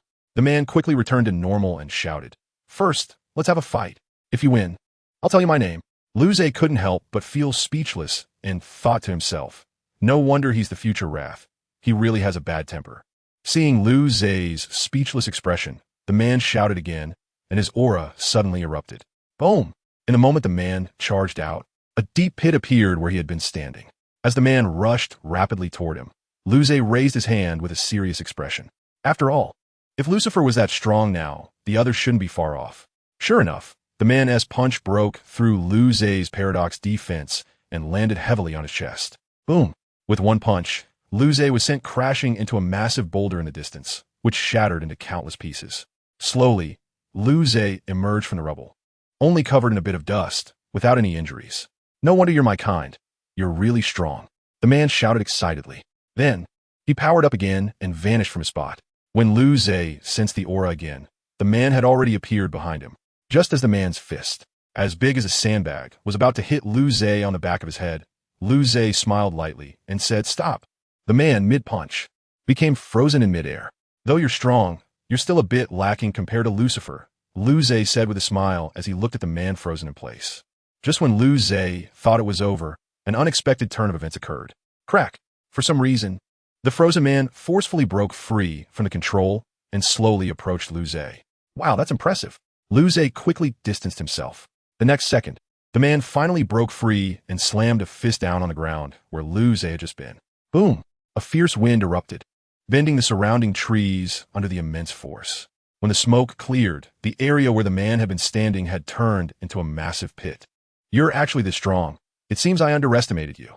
The man looked up at Lu Zhe, who was floating in midair. Lu Zhe responded with a smile. "You're not bad either. You're quite strong." "Ha!" The man laughed heartily, then pointed at Lu Zhe and declared, "I will definitely step on you." "Sure.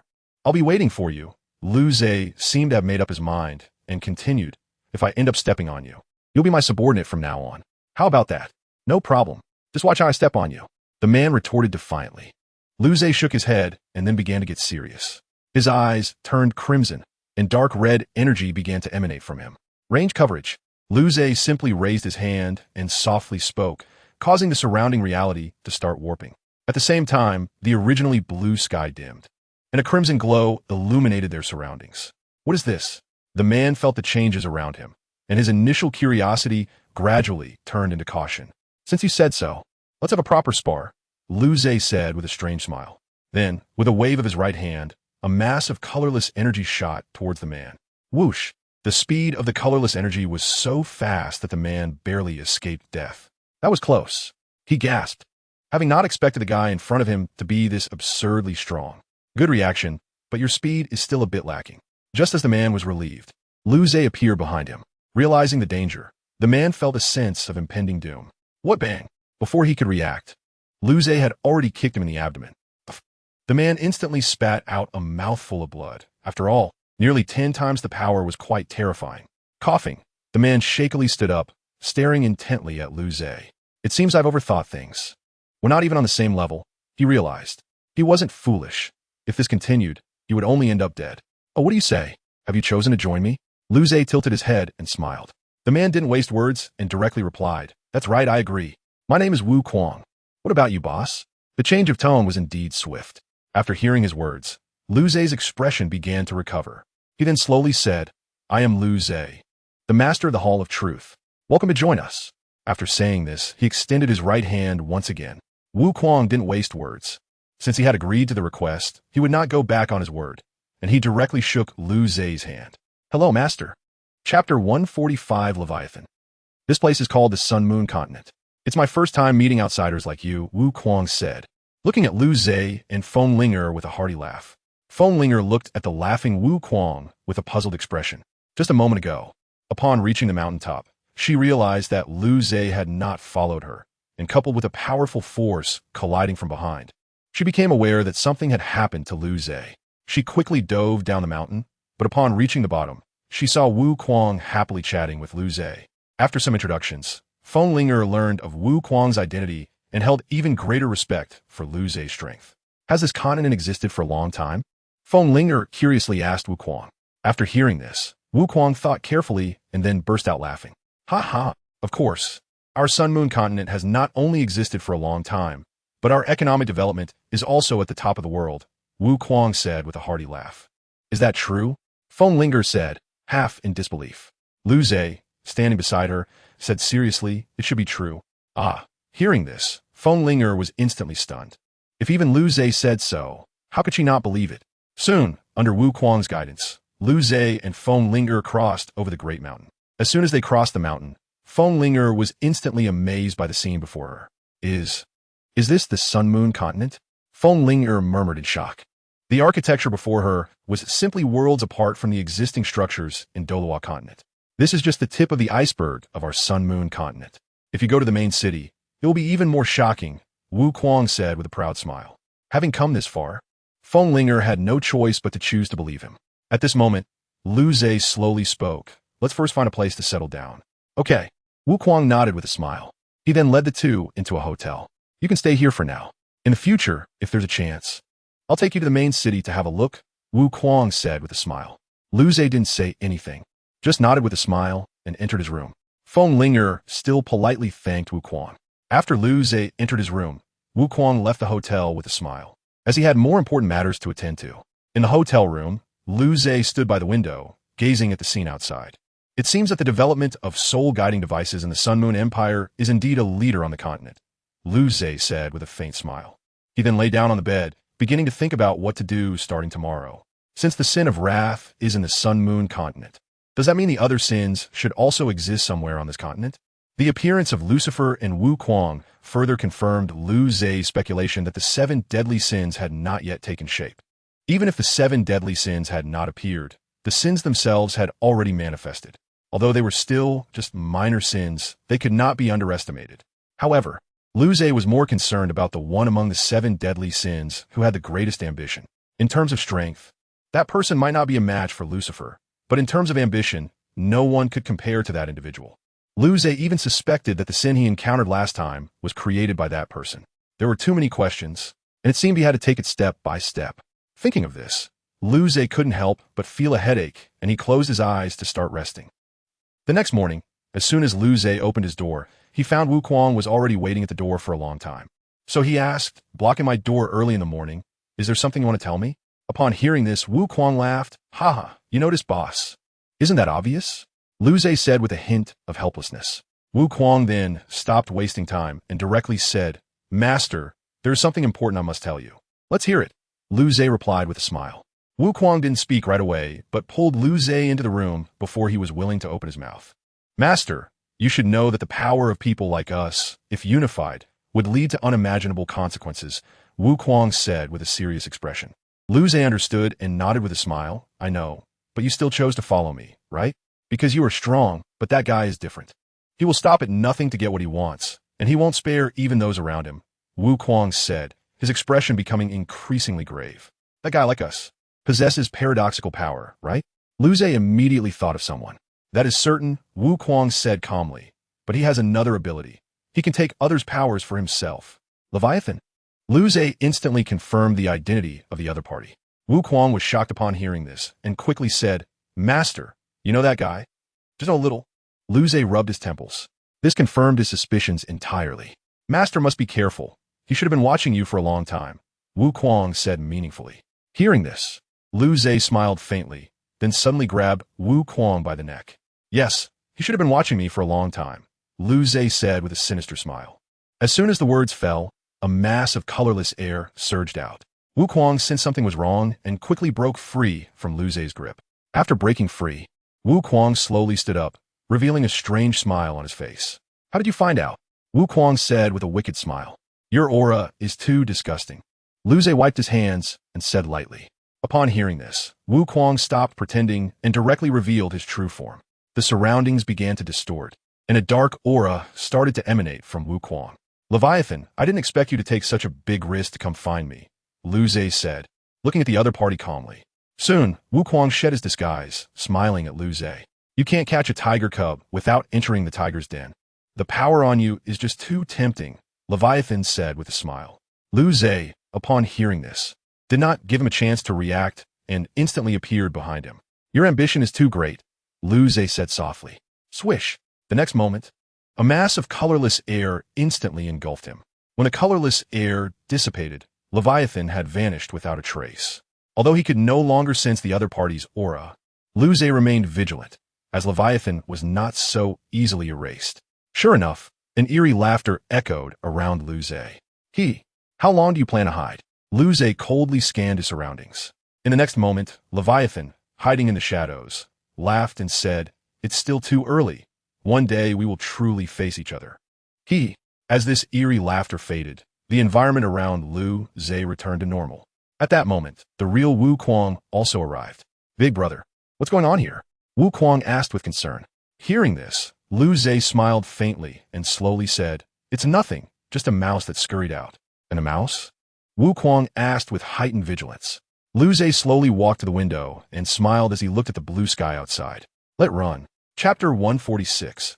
The arena. After meeting Leviathan, Lu Zhe became serious. According to what he had said earlier, Leviathan must have already turned several of the other 7 deadly sins into his subordinates. Currently, they only had Lucifer and Wu Kuang on their side, and if they didn't speed up, the outcome of their next encounter might truly be uncertain. Just then, Feng Linger suddenly appeared. Where are we going today? Feng Linger asked curiously. After thinking carefully, Lu Zhe slowly replied, Let's first familiarize ourselves with the surrounding environment. Oh, Feng Linger nodded. Wu Kuang then smiled and said, I'll take you to a fun place. A fun place? Lu Zhe was a bit puzzled, wondering if this place really had anything fun. However, Feng Linger was very excited and immediately shouted, Great. Let's go see. Seeing Feng Linger so excited, Lu Zhe didn't know what to say. Wu Kuang, scratching his head, then smiled and said, Come on, I'll really take you there. Feng Linger didn't hesitate and laughed as she followed him. Lu Zhe could only shake his head helplessly and slowly follow behind. Before long, Feng Linger and Lu Zhe, led by Wu Kuang, arrived at a dark alley. Is this the fun place you mentioned? Feng Linger said with a distressed expression. Wu Kuang, grinning widely, replied, of course. Just follow me and you'll see. Although puzzled, Feng Linger chose to follow. Soon, Wu Kuang brought them to a door at the end of the alley. In here? Feng Linger asked curiously. Lu Zhe sensed something and slightly raised the corners of his mouth. That's right, this is what I think is the most fun place, Wu Kuang said with a smile. Really? Feng Linger became more spirited. Yeah, Wu Kuang said confidently. As soon as he finished speaking, he pushed the door open. Feng Linger, who was initially very excited, suddenly froze upon entering. Kill him. Put in more effort. Go. A chorus of shouts instantly erupted in Feng Linger's ears. Seeing the scene before him, Lu Zhe couldn't help but smile. So the fun place you mentioned is actually the arena? Feng Linger trembled as she looked at Wu Kuang. Wu Kuang revealed a big grin and said, That's right. This is what I think is the most fun place. Hearing this, Feng Linger couldn't help but lower her head. Lu Zhe patted her shoulder and smiled. This is the joy of men. It's understandable that you girls can't accept it. TCH, Feng Linger swatted Lu Zhe's hand away, shot him an annoyed glance, and then followed Wu Kuang.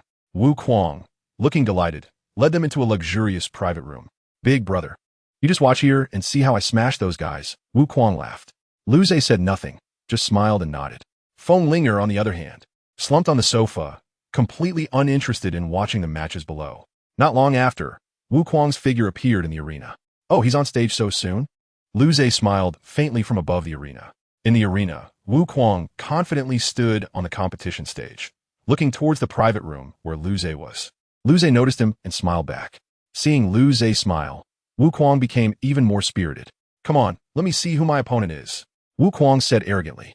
Soon, his opponent entered the arena. The person facing Wu Kuang was a Soul King, with a muscular body that looked very fierce. But in Wu Kuang's eyes, he was just a weak little chick, too weak. You all know the rules of the arena, right? No matter life or death, only victory counts. At this moment, the referee stepped forward to remind them. Wu Kuang didn't care and wore a relaxed smile. In contrast, his opponent looked very nervous. His expression revealed his tension. Don't be so nervous, relax a bit. What's your name?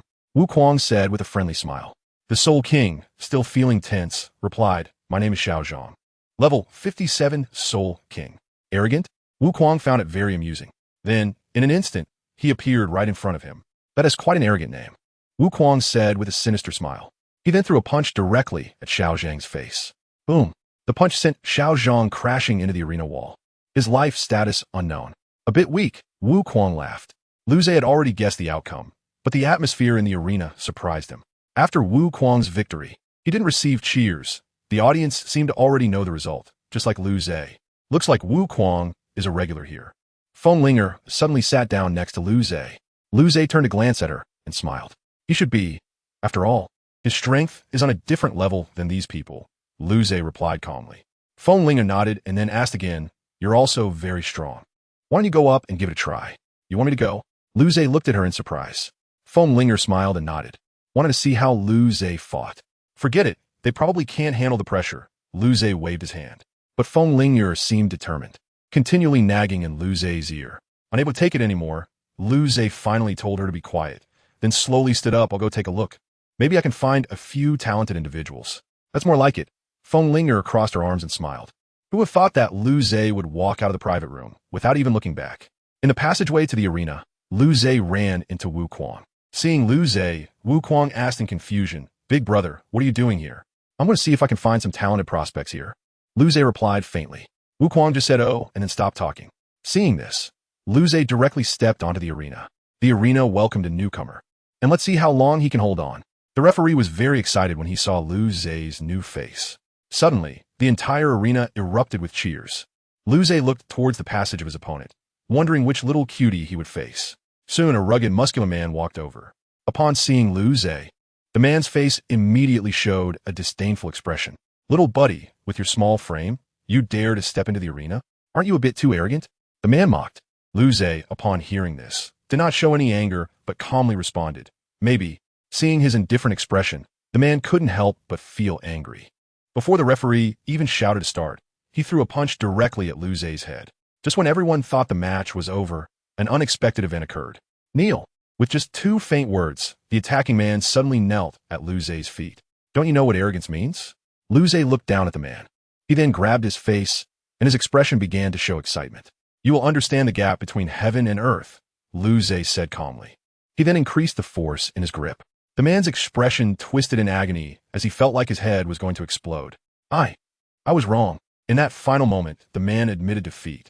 This was something no one had expected, but it was the truth. The man lost, and Lu Zhe won easily. From then on, Lu Zhe's reputation in the arena was firmly established. Everyone remembered his words. Do you understand the gap between heaven and earth? They all realized that Lu Zhe had used his strength to show them the height of the sky. Chapter 147, Night Tour. Lu Zhe's appearance made all the spectators in the arena tremble. His strength could no longer be described as just powerful. No matter how fierce the opponent or how swift the attack, there would always be people kneeling before him. Lu Zhe also felt bored, having not encountered a worthy opponent for so long. It's really boring. There hasn't been anyone worth promoting, Lu Zhe muttered disinterestedly. The referee standing beside him felt speechless, as Lu Zhe's strength was indeed too overwhelming. At this moment, Lu Zhe spoke again. Who is next? As soon as he said this, the entire arena fell silent. Everyone found it difficult to breathe, as if they were about to suffocate at any moment. Seeing that no one dared to speak, Liu Ze couldn't help but sneer. His sneer seemed to mock all of them. Although they felt extremely angry, no one dared to step up to challenge him. Just when Liu Ze was feeling bored and ready to leave, a voice stopped him. "Stop! I'll be your opponent." Upon hearing this voice, Liu Ze was taken aback, then slowly turned to look towards the opponent's passage. A man of similar height, who looked quite ordinary, was walking into the arena. However, Liu Ze was surprised to sense a hint of paradoxical power from this man. Feeling intrigued, he looked directly at him and smiled. "What is your name?" "Night Tour." The man replied seriously. After learning his name, Liu Ze laughed again and raised a finger. Buzz. In an instant, Night Tour didn't even have time to think before being overwhelmed by an invisible force and knocked to the ground. The spectators watched this scene with concern, as he was a warrior whom everyone admired. Night Tour pressed to the ground, gritted his teeth, and his knees were already bleeding slightly. "You know my strength. Why do you still step into the ring?" Liu Ze said slowly, looking at the gritting Night Tour.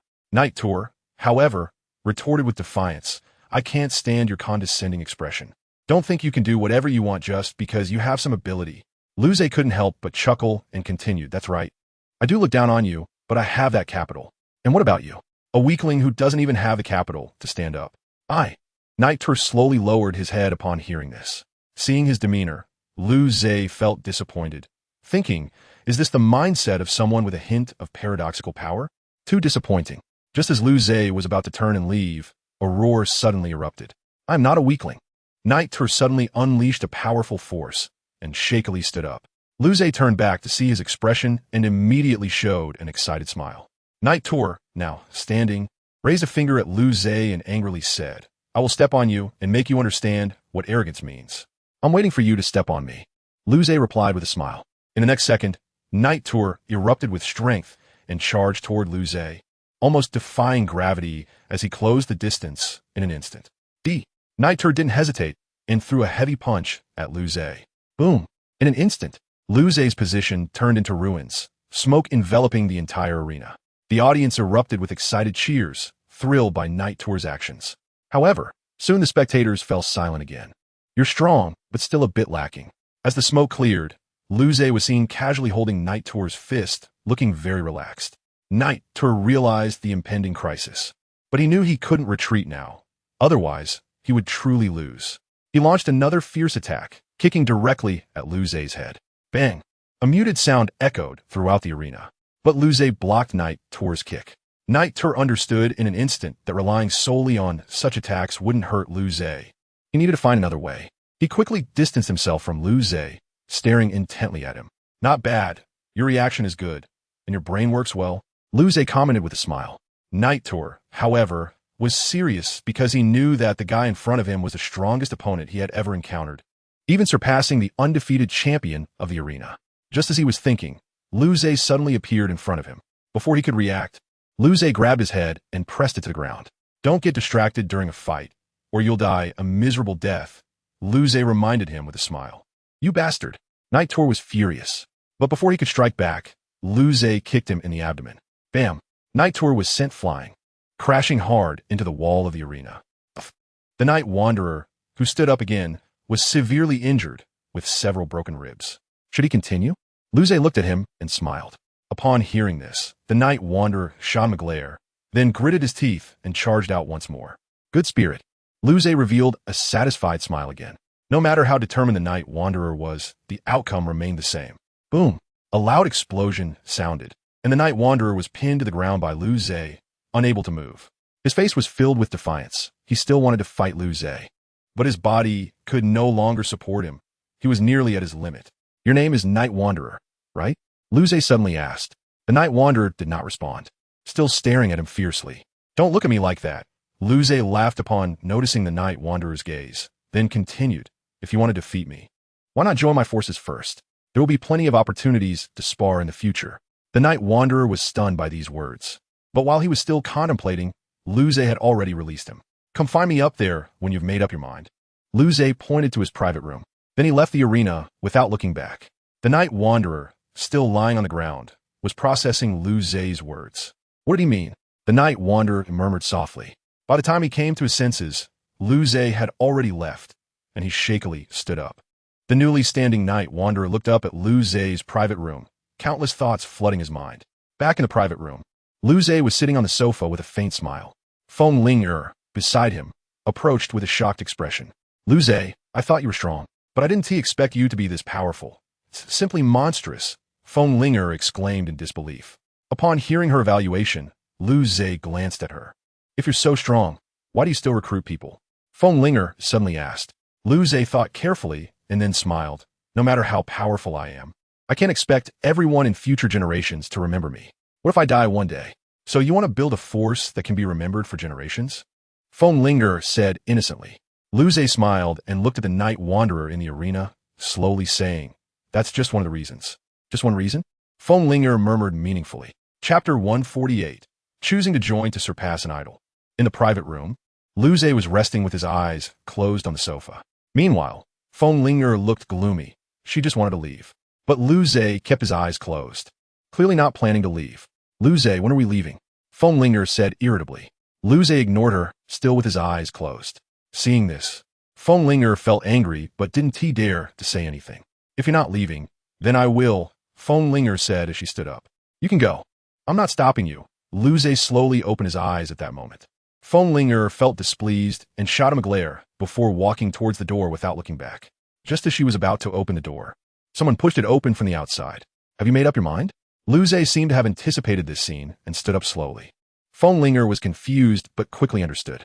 The person who walked in was the Night Wanderer who had fought Lu Zhe earlier. The Night Wanderer approached Lu Zhe with a cold expression. What do you want? He asked seriously. Lu Zhe smiled and replied, what do you think? With your talent, it's a pity to stay in a place like this. So you want me to join your forces and serve you? The Night Wanderer questioned. Lu Zhe nodded and stepped closer to him. Joining my forces won't be a loss for you, Lu Zhe said with a gentle smile. The Night Wanderer looked at Lu Zhe's smiling face and felt conflicted inside. His power was evident to everyone in the arena. Perhaps joining his forces would indeed bring certain benefits. Just as he was hesitating, Wu Kuang burst in. Boss, let me take you out for a meal, Wu Kuang said with a laugh. When the Night Wanderer saw Wu Kuang, his eyes widened in shock. And no, the invincible god of war. The Night Wanderer exclaimed involuntarily. Indeed, the invincible god of war in the arena was Wu Kuang, who was the strongest before Lu Zhe appeared. However, things were different now. Many believed Lu Zhe's strength surpassed Wu Kuang's. Wu Kuang soon noticed the Night Wanderer standing in front of Lu Zhe and showed a puzzled expression. Boss, what is this guy doing here? Wu Kuang asked in confusion. Lu Zhe smiled faintly and replied, I want to invite him to join our Hall of Truth. What? Wu Kuang was immediately taken aback. He never expected that this seemingly weak guy would. Who told you the Hall of Truth only accepts the strong? Lu Zhe looked at Wu Kuang with a smile. Wu Kuang was momentarily at a loss. Meanwhile, the Night Wanderer, for some reason, shouted loudly, Boss, I'm willing to join your forces. Lu Zhe was slightly shocked by this. He had just been hesitating, so why the sudden change of heart? In fact, the Night Wanderer was a loyal fan of Wu Kuang, and in his eyes, Wu Kuang held the highest status. He always regarded Wu Kuang's achievements as his own goal, hoping to surpass him one day. Now, standing in front of him, Lu Zhe commanded even Wu Kuang to call him boss. What did that imply? Given Wu Kuang's temperament, he must have fought Lu Zhe and lost. Otherwise, why would he willingly call him boss? This meant that joining Lu Zhe's forces would definitely give him a chance to surpass his idol.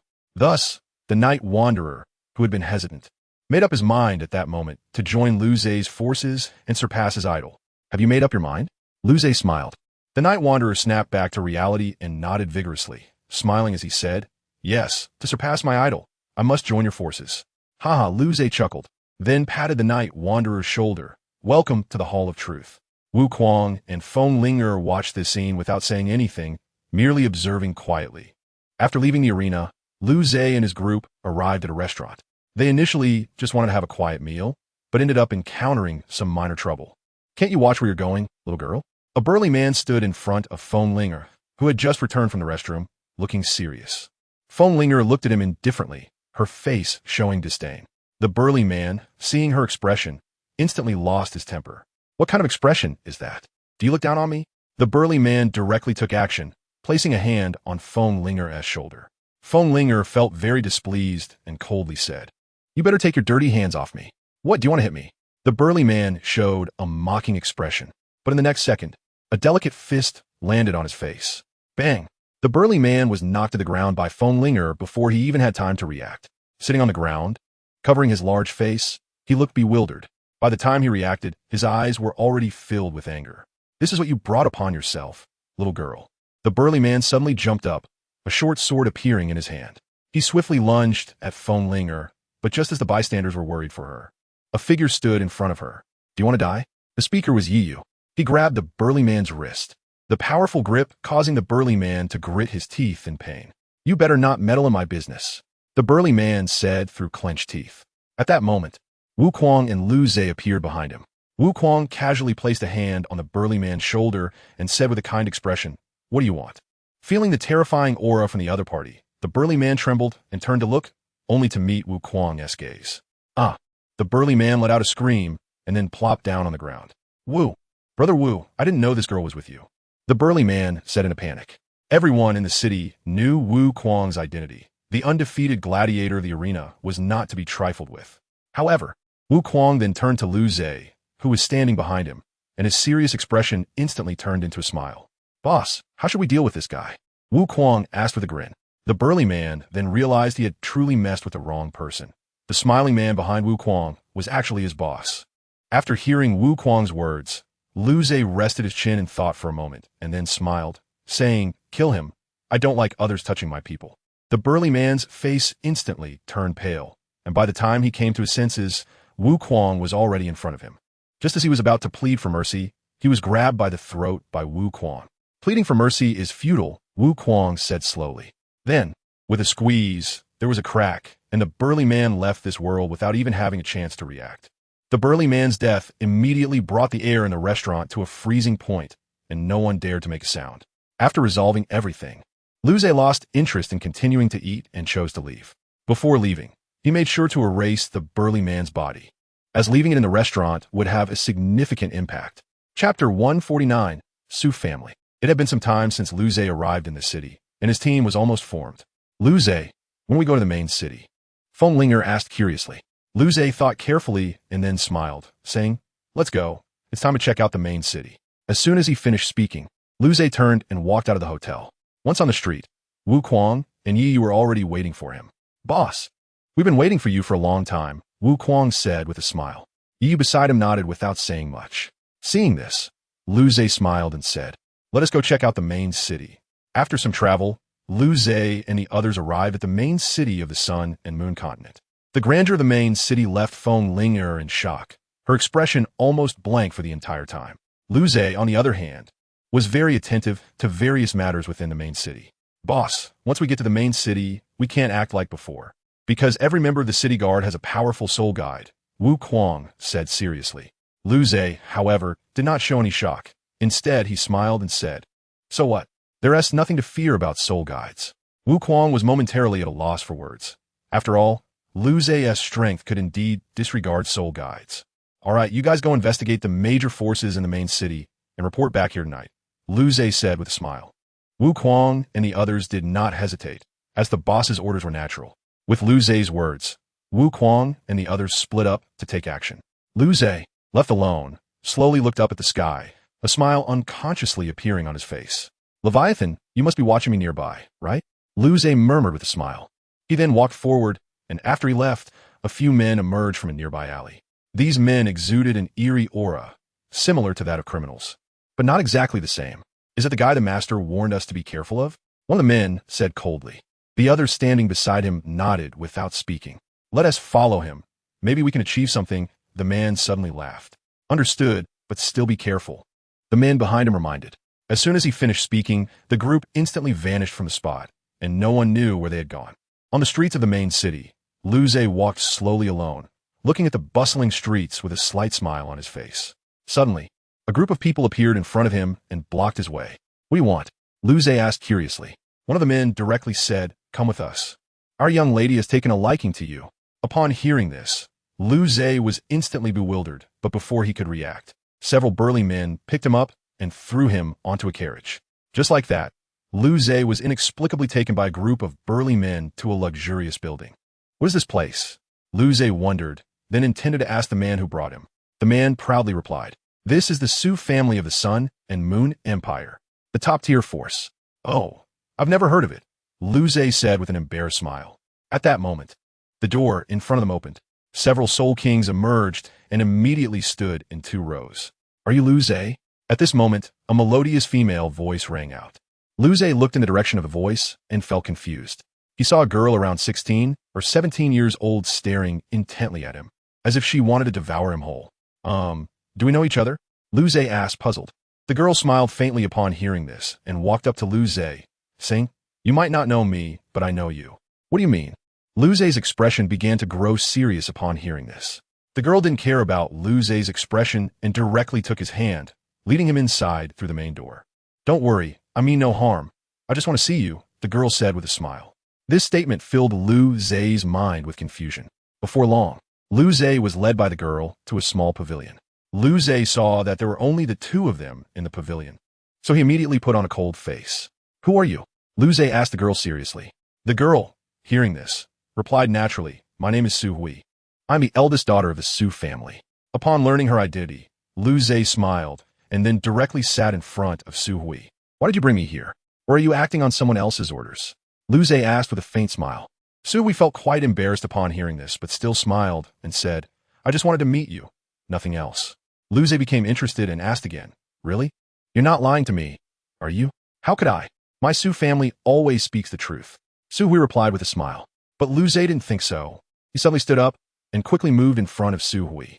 Take me to see your family head, Liu Ze said with a cold face.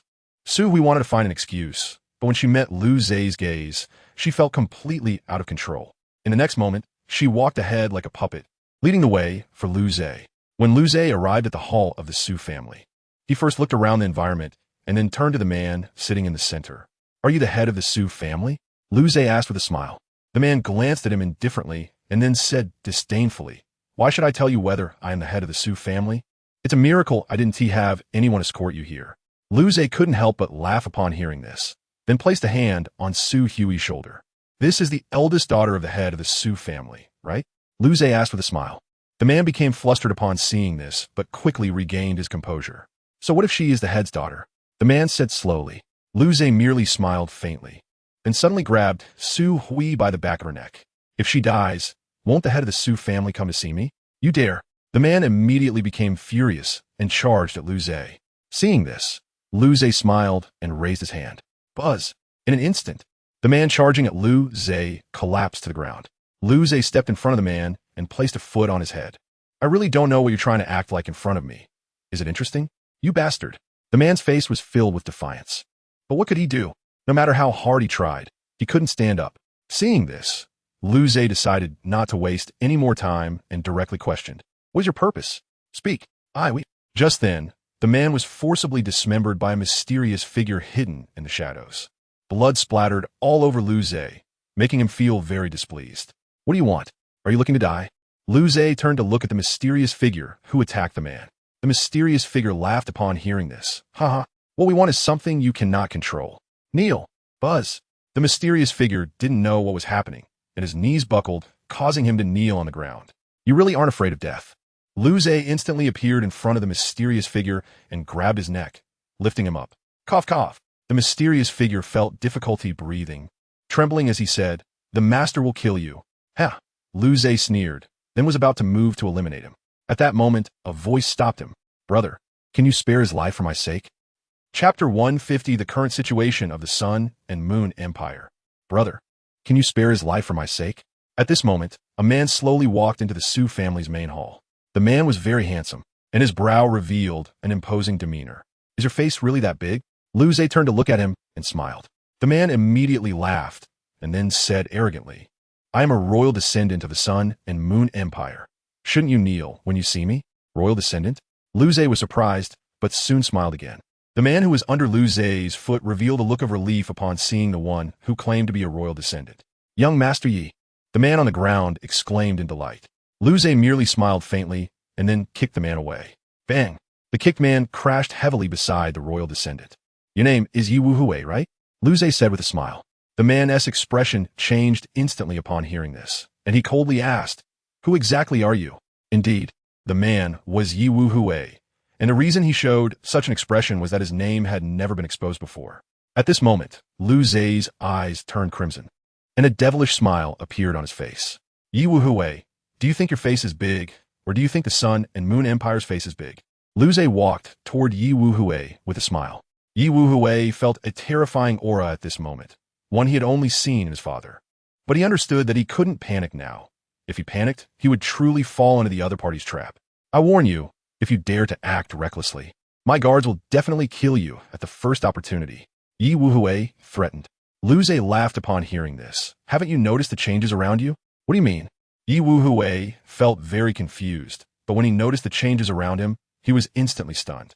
At that moment, Liu Zei smiled and said, "You're now in my world." Indeed, the entire Su family had now merged into Liu Zei's world, and everything around began to distort. Yi Wuhui initially wanted to say something, but in the next second, he was grabbed by the neck by Liu Zei, who suddenly appeared in front of him. "I'm a person of principle, so I'll give you two choices," Liu Zei said with a smile. Yi Wuhui felt intense fear. Everyone appears powerless when facing death. "Two choices. Either take me to find your father or die here, and I will go find him myself," Liu Zei said slowly. Upon hearing these two choices, Yi Wuhui hesitated for a moment but ultimately made a choice. "I will take you to find my father," Yi Wuhui shouted loudly. Liu Zei then released his grip, and Yi Wuhui slumped to the ground, his pale face glistening with cold sweat. "You made a wise choice," Liu Zei said with a smile as he patted his shoulder. Yi Wuhui, still unable to regain his composure, could only nod numbly. Seeing him in such a sorry state, Liu Zei didn't say anything more and headed toward the hall's exit. As Yi Wuhui came back to his senses, he hurriedly said, "When you wanted to take you to see my father?"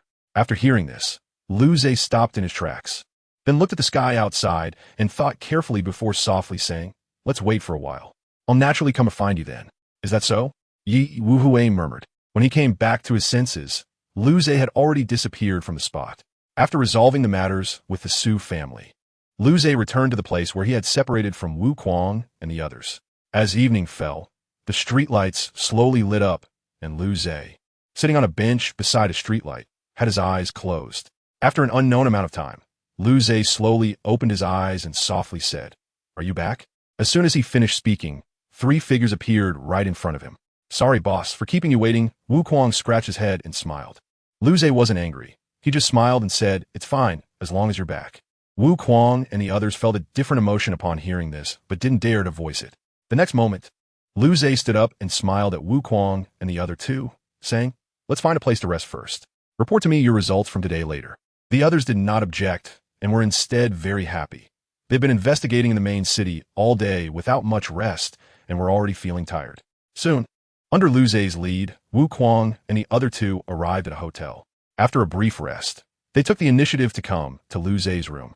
"Boss, we're here to report today's findings," Wu Kuang said with a smile. Upon hearing this, Liu Zei smiled and replied, "Go ahead, I'm listening." "I'll go first," Feng Linger spoke up. This action surprised Liu Zei a bit. Usually, Feng Linger wouldn't even bother to talk to him, but this time she took the initiative. "Let us hear it." Liu Zei showed interest. Seeing this, Feng Linger immediately revealed a confident smile. "I didn't gather much other information, but I did learn a little about the royal family of the Sun and Moon Empire." As soon as the royal family was mentioned, Liu Zei immediately thought of Yi Wuhui from today. So he asked, "Do you know Yi Wuhui?" "Yi Wuhui?" Feng Linger was shocked, and then said, "How do you know about him?" "By coincidence," Liu Zei simply responded a bit. After hearing this, Feng Linger continued, "Yi Wuhui is one of the heirs of the Sun and Moon Empire's royal family. There are 6 others competing with him for the throne, but he is the most favored one." "6 others?" Liu Zei murmured thoughtfully. After she finished speaking, Feng Linger didn't say anything more, and Liu Zei smiled helplessly at this. He then signaled Wu Kuang and Yi Yu to share their findings. After a round of reporting, Liu Zei learned about the general divisions of the Sun and Moon Empire. At the top were the royal family, followed by the 4 major sects, and finally the 7 great families. The Su family was one of the 7 great families, which resonated with Liu Zei. Nevertheless, Wu Kuang and the others still hadn't gathered any news regarding Leviathan, not even about the Sin Front. However, Liu Zei wasn't in a hurry. After his last meeting with Leviathan, he had stopped exposing his whereabouts, indicating that Leviathan didn't have the confidence to win against him. This meant Liu Zhe still had time to find the other original sins before Leviathan did. After reporting, Wu Kuang and the others returned to their respective rooms under Liu Zhe's orders. Meanwhile, Liu Zhe, left in his own room, lay on the bed with a slight smile. Leviathan, I really didn't expect my opponent to be you. I wonder how your next move will unfold. I'm really looking forward to it. Chapter 151. The Seven Great Families. The Shangwan family, having learned about the current power divisions of the Sun and Moon Empire, Liu Zhe already had a plan. That was to conquer the entire Sun and Moon Empire, of course excluding the forces that had already submitted to Leviathan. Boss, what are we doing now? Wu Kuang came to Liu Zhe's room early in the morning. Liu Zhe, who had already woken up, said calmly, "Let us go check out the Seven Great Families." No problem, Wu Kuang smiled and replied. At this moment, Yi Yu and Feng Ling also walked in. Liu Zhe, what are we going to do? Feng Ling asked. Liu Zhe glanced at her and smiled. You and Yi Yu stay at the hotel and focus on your training. Otherwise, what will you do if you hold us back later? What do you mean? Are you saying I'm not capable? Feng Ling felt quite displeased upon hearing this. Just as she was about to confront Liu Zhe, Yi Yu pulled her back at a critical moment. Miss Feng, can you calm down for a moment? Right now, we really can't help the boss, Yi Yu said, showing some self-awareness. But Feng Ling was still not happy, no way. I'm definitely going to teach him a lesson today. Seeing this, Wu Kuang couldn't help but laugh. After calming down, he approached Liu Zhe and asked, Boss, when are we leaving? Right now, the weather outside is quite nice. Liu Zhe looked at the sunlight outside the window, then slowly got up and walked out of the hotel. Seeing this, Wu Kuang followed him. Feng Ling wanted to follow as well, but was stopped by Yi Yu. This made her quite unhappy, but she could only huff and return to her room. Left alone in her room, Yi Yu pondered for a moment and then returned to her own room to begin her training. After all, she was determined to surpass Wu Kuang. On the streets of the Sun and Moon Empire, Liu Zhe and Wu Kuang were walking down the bustling street. Just as Liu Zhe was contemplating how to act, he suddenly saw a very luxurious convoy passing by. Each carriage in the convoy was engraved with a large dragon character. This was undoubtedly the Long family among the Seven Great Families. Boss, this seems to be the Long family. Should we go up and make contact with them? Wu Kuang whispered in Liu Zhe's ear. Liu Zhe shook his head and replied, No, we can't gain anything right now by approaching them. It's said that the Long family has always been very domineering. Going up now would likely lead to unnecessary trouble. What are you afraid of? I can take them all down by myself, Wu Kuang said confidently. Liu Zhe smiled upon hearing this. It's not that I fear the Long family, but my current goal isn't them. Then who is it? Wu Kuang asked in confusion. Liu Zhe calmly replied. Do you know which family among the Seven Great Families is the most friendly? Shangwan? Wu Kuang guessed uncertainly. Liu Zhe smiled and nodded. Seeing this, Wu Kuang understood and didn't say anything more. As they turned to leave in another direction, a girl emerged from one of the carriages in the Long family's convoy. Is this the one who caused a ruckus at the Su family yesterday? Her aura is indeed different from others, the girl murmured with a smile. At this moment, a deep voice came from behind her. Linger, what are you looking at? The speaker was a dignified middle-aged man. After hearing his voice, the girl immediately withdrew her head back into the carriage and then smiled, saying, Dad, I just saw the person who caused a ruckus at the Su family yesterday. Oh, causing a ruckus at the Su family, the middle-aged man murmured thoughtfully. Seeing this, the girl continued, What do you think of that guy? What, do you like him? The middle-aged man teased with a smile. No way, stop talking nonsense. If you keep it up, I won't pay attention to you. The girl puffed out her cheeks. Huh? The middle-aged man laughed. I was just joking, don't take it seriously. Humph, that's more like it. The girl felt a bit better after hearing this, and then asked again, Quick, tell me your thoughts on that guy. That person, how should I put it? The middle-aged man thought carefully. After some contemplation, he slowly said under the girl's expectant gaze, I don't really know. After all, I haven't interacted with him, but I can still sense that he's not simple. Oh, is that so? The girl replied irritably. Then she ignored the middle-aged man, who just smiled and fell silent, as he had more important matters to attend to today. After leaving that place, Liu Zhe and Wu Kuang went straight to the gate of the Shangwan family. Liu Zhe looked at the luxurious gate in front of him, a smile appearing on his face, and then slowly approached the door. Traveler Liu Zhe, here to visit the head of the Shangwan family, Liu Zhe announced loudly. As soon as he finished speaking, the gate was opened shortly after. Nearly dozens of people rushed out from inside, each possessing at least the cultivation of a soul king, with the lowest being a soul master. What do you want our Shangwan family?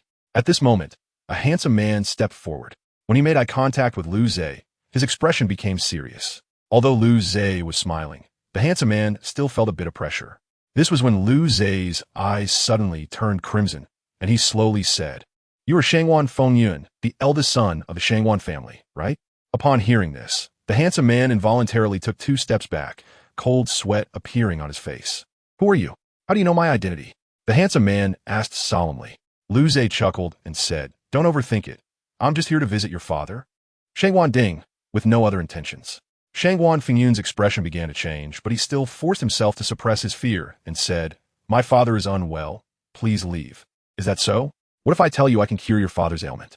Lu Zhe said with a smile. This time, Shangwan Fengyun could no longer remain calm. It was one thing for the other party to know his identity, but the fact that he even knew about his father's condition was no small matter. Therefore, Shangwan Fengyun believed that Lu Zhe absolutely could not be allowed to leave alive, and he directly ordered, "Everyone, listen up. Take this guy down." Upon hearing this, those Soul Kings immediately unleashed their soul power, and in an instant, overwhelming soul power filled the surroundings. But what shocked Shangwan Fengyun was that Lu Zhe didn't even flinch. Lu Zhe slowly raised his hand, and Wu Kuang, standing behind him, immediately understood and stepped forward. "My boss is not someone you can touch," Wu Kuang shouted loudly. He then exploded with the power within him. Buzz! In an instant, the soul power of the Shangwan family's guards was suppressed, the terrifying pressure making it hard for them to breathe. Seeing this, Shangwan Fengyun began to panic. Just one person suppressed dozens of Soul Kings from the Shangwan family. This was too strong. "Can we talk properly now?" At this moment, Lu Zhe suddenly appeared right in front of Shangwan Fengyun. Shangwan Fengyun looked at Lu Zhe, who was so close, and immediately slumped to the ground. "I'm a good person. You have to believe me." Lu Zhe smiled and reached out his hand to help Shangwan Fengyun up. But Shangwan Fengyun didn't dare to extend his hand. The difference in their strength was too great. What if the other party had murderous intentions? Just then, a hoarse voice came from inside the Shangwan family. "Yinner, let him in." Chapter 152. Conversation with the Shangwan family. Because of the hoarse voice, Lu Zhe and Wu Kuang entered the hall of the Shangwan family. As soon as they entered the hall, Wu Kuang sensed a killing intent and was about to make a move, but was stopped by Lu Zhe. "Boss, they harbor killing intent," Wu Kuang said seriously. Lu Zhe just waved his hand and said, "I know, but don't worry, they don't dare to act." "Why?" Wu Kuang felt very puzzled. Lu Zhe then looked at the old man sitting in the center of the hall and smiled. The head of the Shangwan family should be a perceptive person. After this was said, Wu Kuang immediately understood and closed his mouth. The old man sitting in the center of the hall slowly opened his eyes and said, "Who are you, and why have you come to my Shangwan family?" "I remember that my Shangwan family has not offended anyone, right?" "Haha, you're right, old man, but I'm not here to cause trouble," Lu Zhe said with a smile. Old man Shangwan Ding felt puzzled upon hearing this, and then said, "Then why have you come to the Shangwan family?" "To make a long story short, I'm here to invite you to join the Hall of Truth," Lu Zhe said with a smile on his face. Upon hearing this, Shangwan Ding pondered for a moment. "My Shangwan family is one of the 7 great families of the Sun and Moon Empire. Why should we join another force? Are you saying that you want me to force you to join?" Lu Zhe's expression turned cold as he spoke. Upon seeing this, Shangwan Ding immediately felt a terrifying pressure, cold sweat breaking out on his body. At this moment, Lu Zhe spoke again. "I'll give you 2 choices. Either join me or become history." Lu Zhe's words were very calm, but every word was filled with threat. Shangwan Ding didn't know what to do for a moment. He was well aware of the other party's strength. Just then, a melodious female voice came from behind Lu Zhe. "Dad, don't agree to him. I've already become an inner court disciple of the Qingfeng Pavilion, so we don't need to fear them at all." Upon hearing this voice, Lu Zhe turned around and saw that the speaker was a tall girl, not exactly stunning, but still a beauty in her own right. The girl was none other than Shangwan Ding's daughter, Shangwan Yu.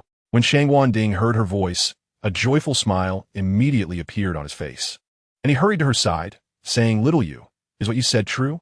Shangwan Yu smiled lightly and said, "Yes." The 5th elder of the Qingfeng Pavilion recognized my talent and directly let me enter the inner court. "Well, you are indeed my daughter. Well done." Shangwan Ding laughed heartily.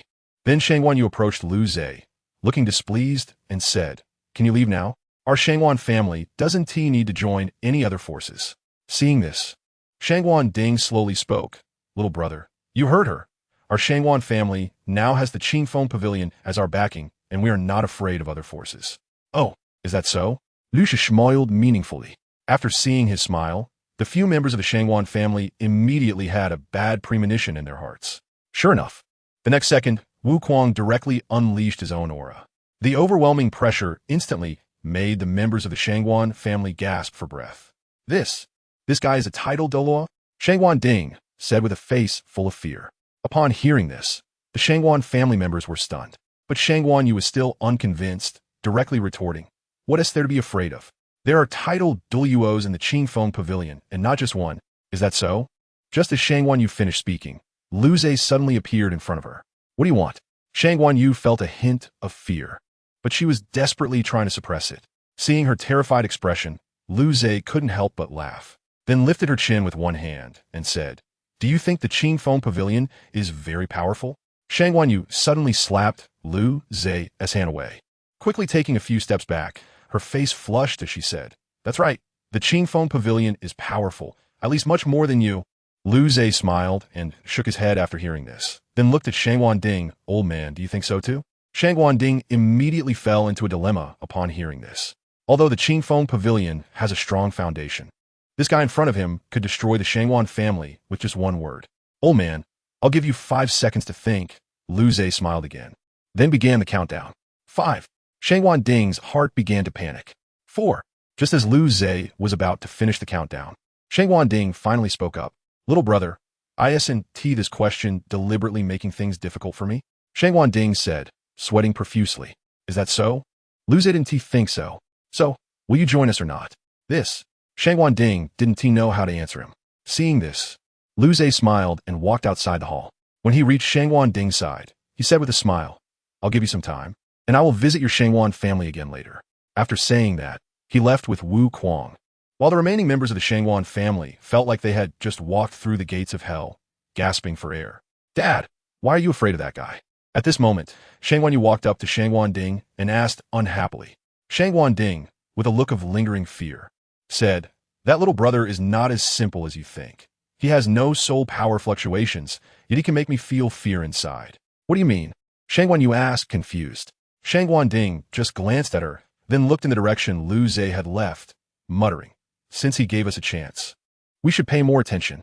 After leaving the Shangguan family, Wu Kuang came to Lu Zhe's side and asked, "Boss, why did you give the Shangguan family time to make a choice? Wouldn't it be better to just defeat them into submission?" No. Doing that would affect the reputation of our Hall of Truth," Lu Zhe said with a smile. Wu Kuang was puzzled. "Then how should we do it?" Lu Zhe looked at the sky and said with a smile, "Don't worry, they will submit." After saying that, he walked in another direction, which was towards the location of the Qingfeng Pavilion. "Boss, what are you planning to do?" Wu Kuang felt very confused. When they arrived outside the Qingfeng Pavilion, Lu Zhe spoke. "Wu Kuang, you can go back first. Remember to tell you and the others that I probably want to be back for a while. And you all take care." "Why?" Wu Kuang was very puzzled. Lu Zhe looked at his expression and said again, "I'm going to play in the Qingfeng Pavilion. But if I barge in openly, it might attract Leviathan's attention. What if the hidden sins of all major forces escape then?" "Oh, I understand." Wu Kuang nodded as if he understood, then smiled and left. Alone outside the Qingfeng Pavilion, Lu Zhe had a smile on his face. Without soul power, he probably couldn't enter the Qingfeng Pavilion, so it seemed he had to squeeze out some soul power. After saying that, a trace of soul power flowed out from his body, not too high or too low, just right at the Soul King level. 5 soul rings slowly condensed behind him. 2 yellow, 2 purple, and 1 black, a very standard configuration. After doing all this, Lu Zhe exhaled a breath of turbid air and revealed his big white teeth. Let us experience the world. Chapter 153. Qingfeng Pavilion's Recruitment Assessment. In the square outside the Qingfeng Pavilion, Lu Zhe looked at the crowd and didn't know what he was thinking. At that moment, a man came to his side. "Brother, are you here to join the Qingfeng Pavilion too?" The man said with a smile. Upon hearing this, Lu Zhe first looked around, then pointed to himself and said, "Are you talking to me?" The man smiled wryly. "Who else could it be?" "Oh." Lu Zhe nodded and then said, "I heard that the Qingfeng Pavilion is starting to recruit disciples today, so I came to take a look." "Of course you can, but wanting to join the Qingfeng Pavilion is really difficult. This is my 3rd time participating in a recruitment assessment," the man said with a face full of frustration. Lu Zhe smiled upon hearing this, then asked, "Is the Qingfeng Pavilion's recruitment standard very high?" "Very high, especially high," the man asserted. "To join the Qingfeng Pavilion, you first have to reach the Soul King level, and then there's the assessment. You're already a Soul Emperor. Why haven't you become a disciple of the Qingfeng Pavilion yet?" Liu Ze saw through the other party's realm. The man's face immediately showed a helpless expression as he said with frustration, "Although my realm has reached the standard, I can't pass the assessment. So I still Haven T entered the Qingfeng Pavilion. What kind of assessment could be so difficult?" Liu Ze felt curious. The man looked at his curious expression and explained, "The Qingfeng Pavilion's recruitment assessment is divided into 3 stages. But the prerequisite to participate in the assessment is to reach the Soul King level." "So what are the 3 stages?" Liu Ze continued to ask. The man answered directly. "The first stage is to climb the heavenly ladder, which has a total of 999 steps. The pressure increases by double every 100 steps. The second stage is to strike the golden bell. The louder the sound, the easier it is to catch the attention of the Qingfeng Pavilion's assessment teachers. Finally, you have to battle with the disciples of the Qingfeng Pavilion. If you win, you can enter the Qingfeng Pavilion." "I see," Liu Ze murmured thoughtfully. At this moment, the man said again, "My name is Ma Fei, what about you?" Upon hearing this, Liu Ze simply replied, "Liu Ze, please take care of me." Soon, while the two were talking, a powerful voice came from the high platform. "All disciples, quiet down. The recruitment assessment is about to begin." A man in a white robe stood on the high platform and said loudly. In an instant, the noisy square fell silent, and everyone looked at the man on the high platform with anticipation. "All right, the recruitment assessment now begins. Please, those who do not reach the Soul King level, leave on your own," the man in the white robe said slowly. Upon hearing this, the people in the square immediately fell into an uproar, and those soul masters who did not reach the Soul King level reluctantly left, while those who remained were all Soul Kings. And there were even Soul Emperors like Ma Fei. Liu Ze looked at the square, which had nearly halved in number, and couldn't help but smile. Soon, the man in the white robe directly announced, "The first round, the ascending ladder, begins. All disciples, give it your all." After saying this, he turned and sat down in a chair at the back. The people in the square surged toward the ascending ladder. Liu Ze did not rush to climb the ladder. Instead, he stood still and quietly observed. "When are you planning to go up?" At this moment, Ma Fei came to Liu Ze's side and asked. Upon hearing this, Liu Ze smiled and replied, "Let us wait a bit longer. I want to watch first." "I see. Then I'll go ahead. I hope to see you in the outer court." Ma Fei smiled and walked toward the ladder. Liu Ze, remaining in place, watched the people who had already started climbing the ladder and murmured, "The enrollment assessment of Qingfeng Pavilion is indeed different. If it weren't for these people having martial souls, I would have thought I had entered an immortal world." As soon as he finished speaking, Liu Ze took a step forward. Arriving at the first step of the ladder, he couldn't help but look up. Some people had already reached the 150th step. If he didn't hurry, he would truly fall too far behind. The ladder shouldn't be that simple, right? Liu Ze smiled and took a step. Sure enough, as soon as Liu Ze stepped onto the ladder, he felt a pressure. Although it was nothing to him, it was different for others. Soon, Liu Ze walked up again. After a while, he had already reached nearly 200 steps. While some people had stopped at over 100 steps, a few talented individuals were nearing 300 steps, but some among them were already exhausted. Liu Ze smiled at this scene and continued to step forward. Ma Fei, who was standing on the 300th step, was already panting heavily. He slowly raised his head to look up and felt quite desperate. If he was struggling at just 300 steps, it seemed his cultivation wasn't enough. Just as he was muttering to himself, a hand suddenly rested on his shoulder. "Who?" Ma Fei turned around alertly and found that it was Liu Ze. Liu Ze smiled and said, "Why are you standing still?" "I'm tired," Ma Fei said with a frustrated expression. Then he noticed that Liu Ze didn't have a single drop of sweat on his face, and he was instantly stunned. "How come you have no sweat at all?" Ma Fei exclaimed in shock. Liu Ze replied calmly, "I feel quite relaxed." "Haha," Ma Fei awkwardly laughed. Liu Ze then patted his shoulder again and said with a smile, "I'll go ahead." After saying that, he continued to walk up the steps above the 300th. Ma Fei watched his back, lost in thought. Is this guy really that abnormal? At this moment, he could only watch Liu Ze's figure from behind, unable to keep up even with all his effort.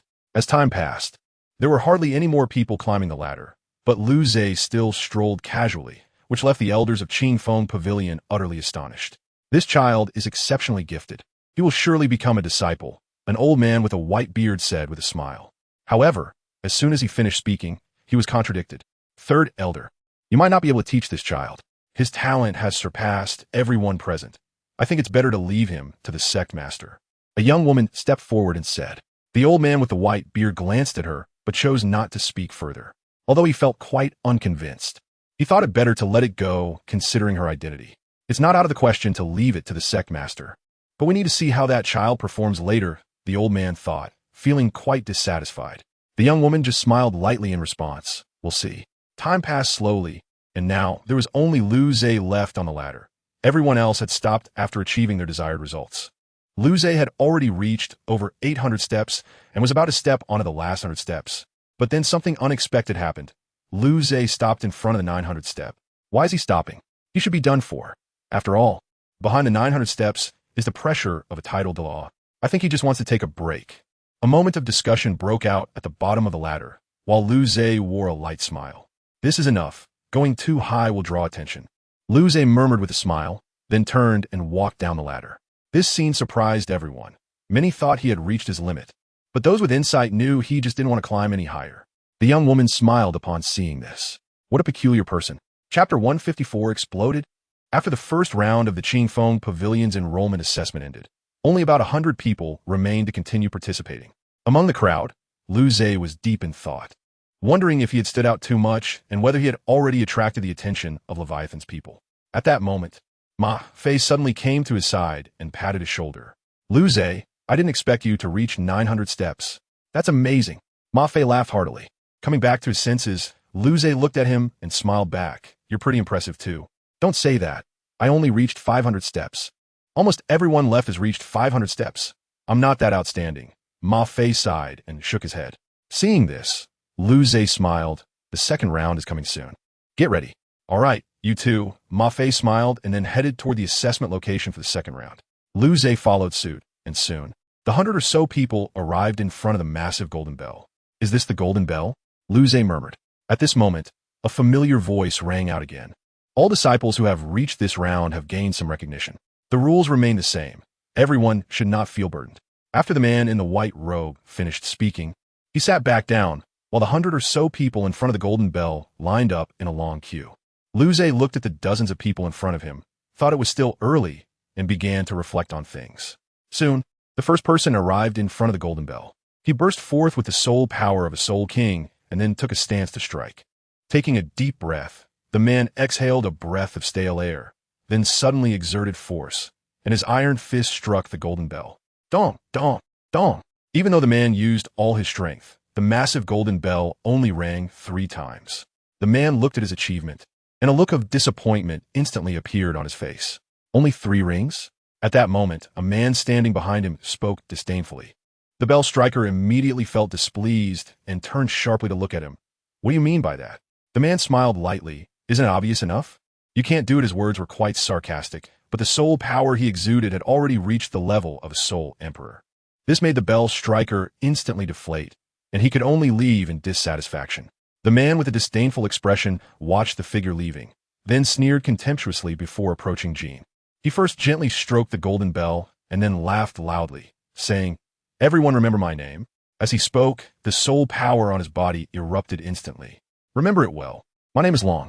Ba, Tian, the man shouted, and his fist slammed hard onto the golden bell. In an instant, the massive golden bell trembled violently, followed by the sound of ringing. Ding, ding, ding, ding. The elders of Qingfeng Pavilion showed satisfied smiles. 52 rings, not bad. Not bad. Another good seedling, the old man with white beard said with a smile. This child has good talent, but his character is too arrogant. The white-robed woman spoke at this moment. Hearing this, the old man with white beard looked at her, agreeing internally, then sighed and continued watching the assessment. At the assessment site, those who had not yet participated showed shocked expressions, but some were also very excited. After all, among these 100 or so people, there were quite a few who were combative. Lu Zhe just glanced up faintly, then no longer paid attention. The man just now was named Long Ba Tian, a descendant of the Long family from the 7 great families, and his talent could be considered top-notch.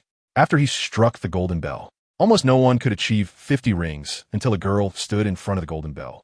52 rings? The girl said as she casually threw a punch. Boom! In an instant, the golden bell rang out 70 times, shocking everyone once again. This girl is too monstrous. 70 rings, and the previous Long Ba Tian only had 52. The old man with white beard's eyes lit up, eager to take the girl as his disciple. Even the young woman, who had always had a cold expression, couldn't help but glance at the girl again. A promising talent, the young woman said simply. The several elders sitting nearby were instantly shocked. It should be known that this young woman rarely spoke highly of a junior unless they were a peerless genius. Otherwise, she wouldn't even look at them. One can imagine what kind of existence the girl's talent was, absolutely surpassing Long Bation. At the assessment site, Long Bation coldly stared at the girl from the resting area, his face full of displeasure. The girl, at this moment, also looked over at him and showed a mocking expression. Seeing this, Long Bation couldn't hold back and instantly stood up, wanting to rush over and teach the girl a lesson. But as soon as he took a step, he remembered that he was in Qingfeng Pavilion and couldn't act recklessly. He swallowed his anger and sat back down on the nearby chair with an unhappy face. The girl, seeing this, laughed even more happily and quickly left in front of the golden bell. Standing behind her, Lu Zhe looked pleasantly surprised. He hadn't noticed her just now while thinking about things. He never expected to encounter someone with paradoxical power here, and her talent seemed quite good. Feeling very excited, Lu Zhe realized it was now his turn, and then he calmly approached the golden bell. His entrance caught the attention of several elders of Qingfeng Pavilion, and even the young woman couldn't help but stand up. Lu Zhe looked at the enormous golden bell and slowly murmured, "It looks quite simple. Just a little force should do." As soon as he finished speaking, he threw a casual punch. Under the gaze of the elders, Lu Zhe's fist finally struck the golden bell. However, to everyone's surprise, the golden bell didn't ring even once. Just as everyone was puzzled, an unexpected event occurred. Crack! With a cracking sound, a fissure suddenly appeared on the massive golden bell, and then the crack began to expand. The next second, boom! The massive golden bell exploded into countless fragments in everyone's eyes. This scene left the elders in shock, and even the young woman widened her eyes. "Is this even human?" The old man with the white beard said incredulously. The young woman, at this moment, slightly calmed her shocked emotions and slowly said, "This boy cannot be taught by us at Qingfeng Pavilion. He is definitely extraordinary. Take him to meet the sect master." After the young woman finished speaking, she turned and left directly, while the many elders left behind were still immersed in the scene they had just witnessed. At the assessment site, Lu Zhe looked at the golden bell that had now turned into fragments, feeling at a loss. Lu Zhe bitterly smiled and murmured, "Looks like I used too much strength." Others were also at a loss for words, as they were momentarily unable to process what had just happened. Seeing this, Lu Zhe also prepared to slip away. But as soon as he turned around, he was stopped by several elders. "Young man, come with us for a moment." Chapter 155, A Chat.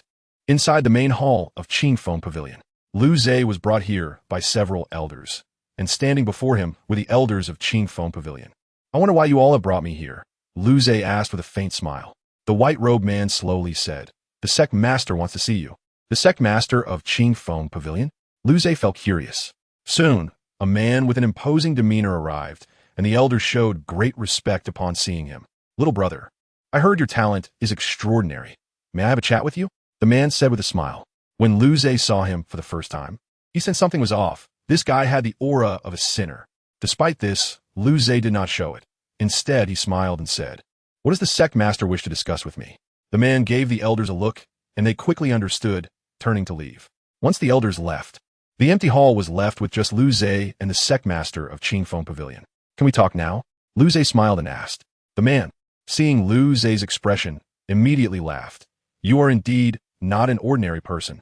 Sect master, now that it's just the two of us, it must be uncomfortable to keep certain things bottled up, right?" Lu Zhe smiled and said. The man, hearing this, calmed his inner feelings slightly, then slowly said, "You have an aura I am familiar with. What is your relationship with Leviathan?" As he spoke, he unleashed a powerful pressure. Feeling this pressure, Lu Zhe not only did not show any embarrassment, but instead smiled. "Sect master, what do you mean by that?" What I mean?" The man's expression began to turn sinister. Then, in an instant, he teleported in front of Lu Zhe and directly reached out to grab his neck. "Stop it, Buzz." The man was shocked. His body couldn't move. "Sect master, can we have a proper chat now?" Lu Zhe said calmly with a smile. "Who exactly are you?" the man asked in shock. Lu Zhe smiled faintly and slowly said, "Do you have a grudge against Leviathan?" "It's more than just a grudge. I wish I could kill that guy." The man said angrily. "Oh, then what's with the aura of guilt surrounding you?" Lu Zhe directly asked.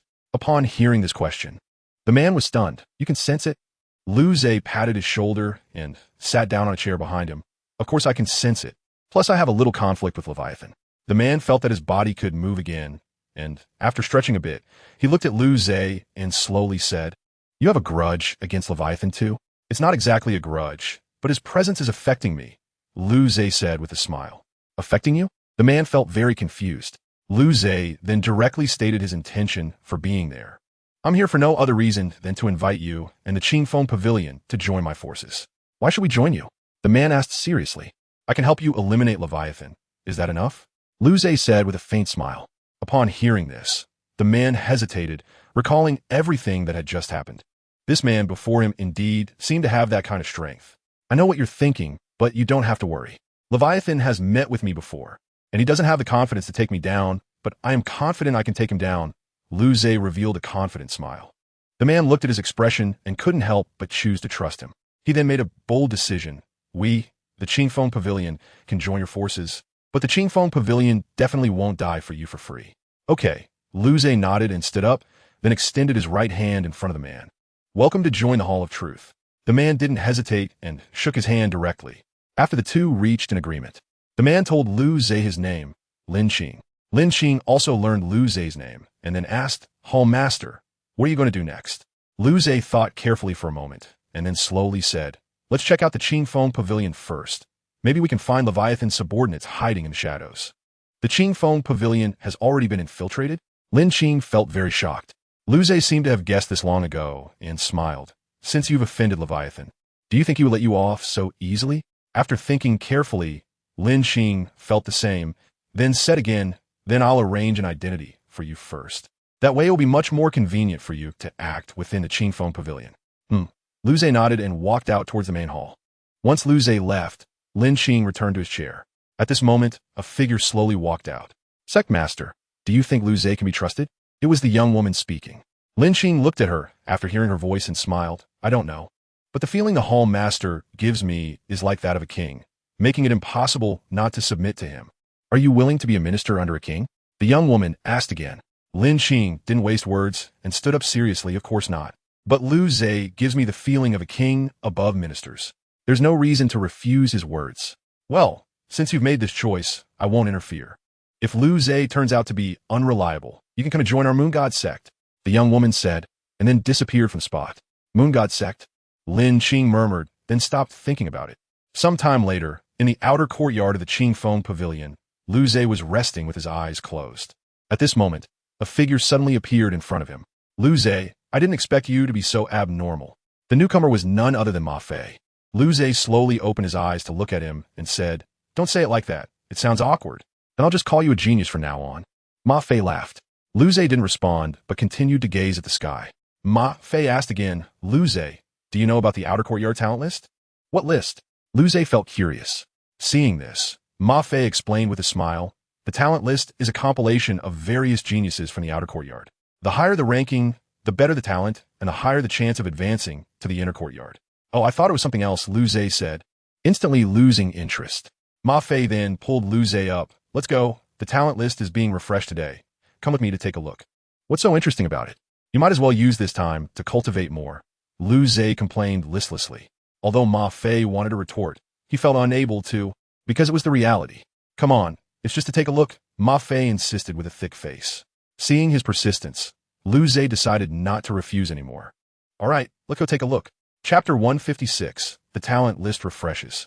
In the outer courtyard of the Qingfeng Pavilion, the square where the talent list was located was already crowded with people. When Lu Zhe and Ma Fei arrived, they felt speechless at the sight before them. The talent list had not refreshed, yet it had already attracted so many people's attention. How chaotic would it be once it refreshed? Ma Fei smiled awkwardly. Lu Zhe ignored this and looked up at the talent list. Talent list. First place. Zhuge Yu, Soul Power Level 69 Control System Soul Emperor. Martial Soul, White Feather Fan. Soul Ring Configuration. 1 yellow, 3 purple, 2 black. Second place. Ouyang Xiaogong, Soul Power Level 68 Attack System Soul Emperor. Martial Soul, Silver Snow Sword. Soul Ring Configuration. 2 yellow, 2 purple, 2 black. Third place. Bailey Dangfeng, Soul Power Level 65 Attack System Soul Emperor. Martial Soul Spirit Gun. Soul Ring Configuration. 2 yellow. 100th place. Huang Yi, Soul Power Level 55 Defense System Soul King. Martial Soul Golden Dragon Shield. Soul Ring Configuration. 2 yellow, 2 purple, 1 black. Upon seeing this, Lu Zhe couldn't help but smile, but he wasn't focused on all the soul masters on the talent list. Rather, he was concerned about the top 5.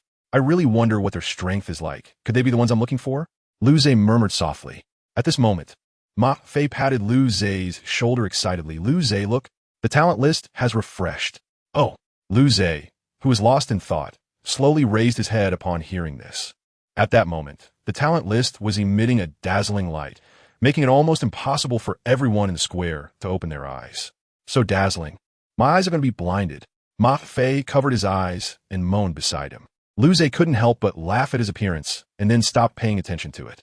Soon, the dazzling light faded, and a new talent list was revealed to everyone's eyes. Hey, quickly check what changes there are in the talent list. A passerby reminded loudly. As soon as he finished speaking, everyone began searching for changes on the new talent list. Before long, they quickly discovered the first change. Huang Ye's position had been replaced, and now the one in the 100 position was a person named Ding Ling. Huang Ye's position has been replaced, a girl exclaimed. But soon everyone noticed even more shocking changes. While the positions after the 10th place were not worth mentioning, even the top 10 positions had undergone changes. 7th place, Long Batian, 65th level Soul Emperor of the Assault System, Martial Soul Black Dragon, Soul Ring Configuration, 2 yellow, 2 purple, 2 black. 5th place, Ouyang Fengwu, 65th level Soul Emperor of the Agility System, Martial Soul Green Phoenix, Soul Ring Configuration, 2 yellow, 2 purple, 2 black. But that's not all. The most shocking change is in 3rd place. Originally 3rd place by Li Dengfeng has now dropped to 4th. And the one who took his spot is none other than the previous 2nd place, Ouyang Xiaogong. The reason is simple. It's because the name of the 1st place has changed, with the former Zhuge Yu now in 2nd place, which caused Ouyang Xiaogong and by Li Dengfeng to drop in rank. The one who replaced Zhuge Yu is none other than Lu Zhe. 1st place, Lu Zhe, 69th level Soul Emperor, Martial Soul Unknown, Soul Ring Configuration Unknown. Everyone was stunned upon seeing this. Are you kidding me? What is this Lu Zhe's martial soul? And why is it not displayed? Could he be the one who shattered the golden bell with a single punch during the admission assessment? At that moment, someone suddenly thought of the previous admission assessment. Everyone recalled that incredibly powerful and terrifying silhouette. Now they could understand. Anyone who had witnessed the admission assessment would not doubt Lu Zhe's strength. Lu Zhe, you are actually first. Ma Fei was instantly shocked when he saw the name at the top of the talent list. Lu Zhe, on the other hand, remained calm, as he had never taken these matters to heart. Let us go. There's nothing to see here, Lu Zhe said disinterestedly as he turned around. Ma Fei was left speechless, and after a sigh, he followed suit. Just as Lu Zhe left the square, someone set their sights on him. Is that Lu Zhe? A man sitting in a regular seat watched Lu Zhe's departing figure, a smile unconsciously appearing on his face. Miss you, what do you think of that, Lu Zhe? The man quickly turned to a woman sitting beside him. The woman slowly opened her eyes upon hearing this. He is very strong, stronger than all of us. I cannot predict his path, nor can I see his past. Is Miss you serious? The man immediately stood up, his expression very serious. The woman slowly rose. Looking earnestly at the man, when have you ever heard me tell a lie? Upon hearing this, the man instantly realized his mistake and quickly apologized. Sorry. I just find it hard to believe that Lu Zhe could be strong enough to even frighten you. Maybe, but never provoke Lu Zhe, the woman advised. The man then fell silent, thanked her, and turned to leave. In the outer court dormitory area, Lu Zhe quickly returned to his room while Ma Fei had to leave for something. Lying alone on the bed, Lu Zhe once again fell into deep thought. It's been so long. I wonder how Xiao Yu is doing. I really don't know when that guy Truth will wake up. Lu Zhe sighed helplessly. Truth had fallen into a deep sleep since Lu Zhe awoke in this world, and there hadn't been any signs of awakening for such a long time. This made Lu Zhe suspect that Truth might have already died, but due to the contract they signed, he quickly dismissed that idea. If Truth were dead, he should be dead too. Since he was still alive and well, it meant Truth was also still alive, just in a deep sleep. Although he didn't know when Truth would awaken, Lu Zhe could at least guarantee that he wouldn't encounter any major issues. It seems I can't continue like this. If it goes on, I will never return to Xiao Yu's side. Lu Zhe suddenly sat up. He then slowly walked out of the room, heading straight towards the inner part of Qingfeng Pavilion. However, just as he exited the living area, he was stopped by someone. Are you Lu Zhe? A figure suddenly appeared in front of Lu Zhe. Lu Zhe glanced at him and smiled. What can I do for you? Long Batian? You know me? The man was indeed Long Batian. Lu Zhe didn't know how to respond, so he just smiled and explained. You were the first to make the golden bell ring over 50 times during the new student assessment. Have you forgotten? Lu Zhe said with a smile. Long Batian looked a bit embarrassed upon hearing this, scratching his head and saying, "Don't take it seriously. When I arrived at Qingfeng Pavilion, I realized the gap between me and them. I was too arrogant before. So you want me to teach you how to become stronger?" Lu Zhe said lightly, his crimson eyes gazing at him. Long Batian was shocked by this, then no longer hid anything and directly said, "That's right. I want to become stronger. So please teach me how to get stronger." Lu Zhe looked at the earnest Long Batian and gave him one method: overload training. Only through this can one quickly become strong. Lu Zhe looked at Long Batian with a meaningful smile. Becoming stronger comes with a price. Are you sure you can handle it? Long Batian hesitated for a moment, but ultimately chose to become Lu Zhe's disciple. And Lu Zhe smiled. "Leviathan, I'm waiting for you." Chapter 157, Eve of War. In Qingfeng Pavilion, on a quiet path, Lu Zhe was leisurely strolling. It had been some time since he arrived at Qingfeng Pavilion, and nothing unexpected had happened. The presence of Sin Face seemed rare. He should be in the inner court, Lu Zhe murmured lightly. At that moment, a beautiful figure blocked his path. "Lu Zhe, can we talk?" The figure said slowly. Lu Zhe looked at her and smiled. "I wonder what you want to talk to me about?" The visitor was none other than Ouyang Fengwu, ranked 5th on the talent list. Ouyang Fengwu watched Lu Zhe's expression and then said, "I heard that Long Batian has become your subordinate now?" "Yes, what is wrong?" Lu Zhe nodded with a smile. Upon hearing this, Ouyang Fengwu directly said, "Aren't you afraid that guy has ulterior motives? What if he ambushes you?" Lu Zhe didn't take her words to heart. Instead, he laughed and walked over to her, patting her shoulder. "There's nothing to be afraid of. He wouldn't do that." "You." Ouyang Fengwu immediately felt displeased. But by this time, Lu Zhe had already walked far away, leaving Ouyang Fengwu to watch his retreating figure. Not listening to good advice. Ouyang Fengwu huffed in annoyance, and then walked in another direction. Meanwhile, Lu Zhe, who had already left, just smiled faintly and continued walking forward. But at that moment, Lu Zhe suddenly felt a familiar presence. "Is there Sin Face nearby?"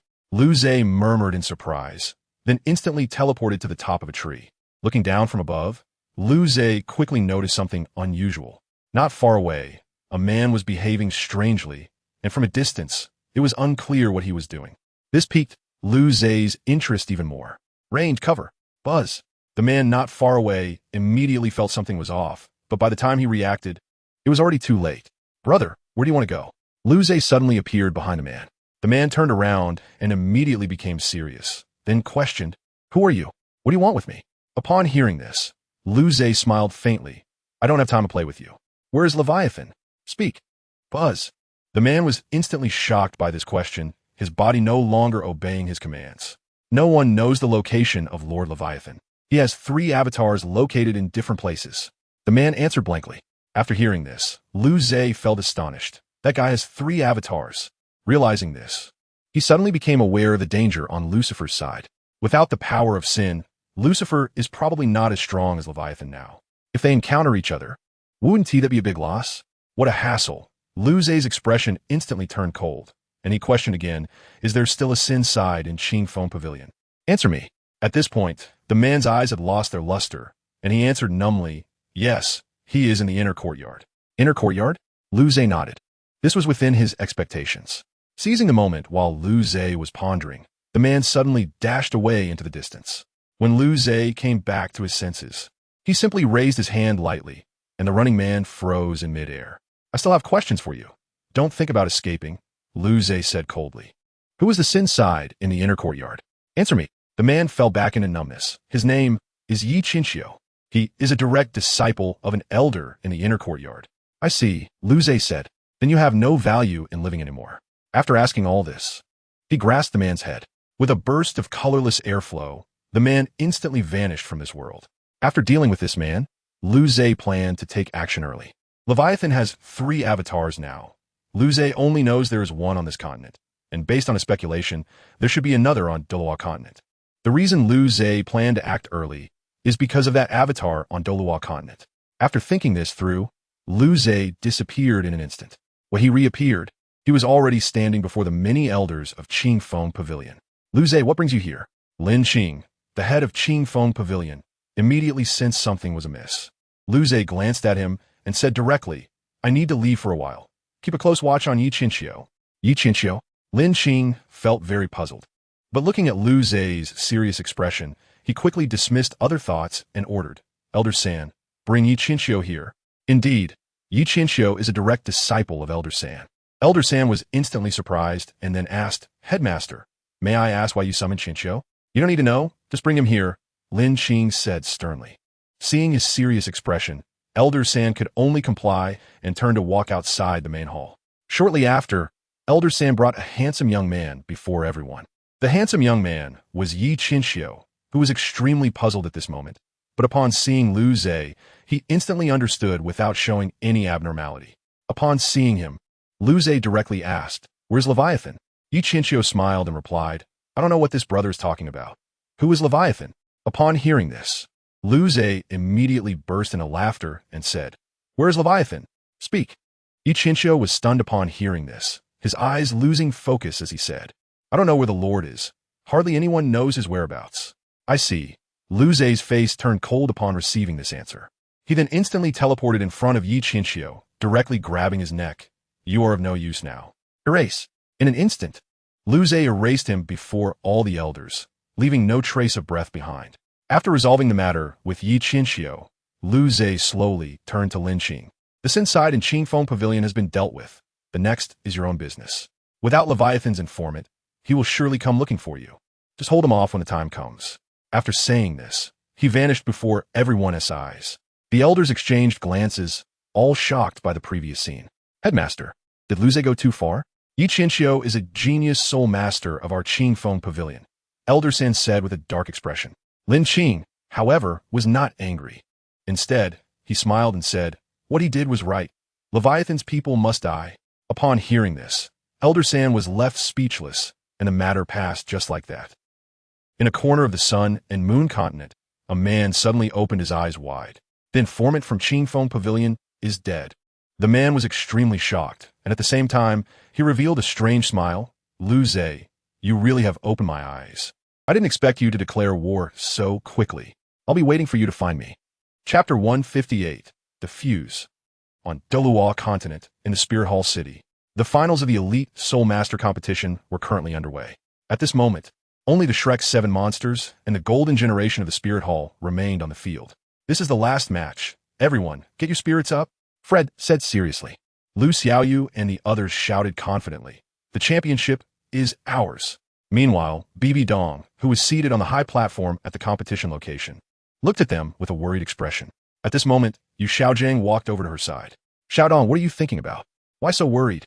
Yu Xiaojiang asked with a smile. Bibi Dong glanced at him and then stood up, saying, It's nothing. Really?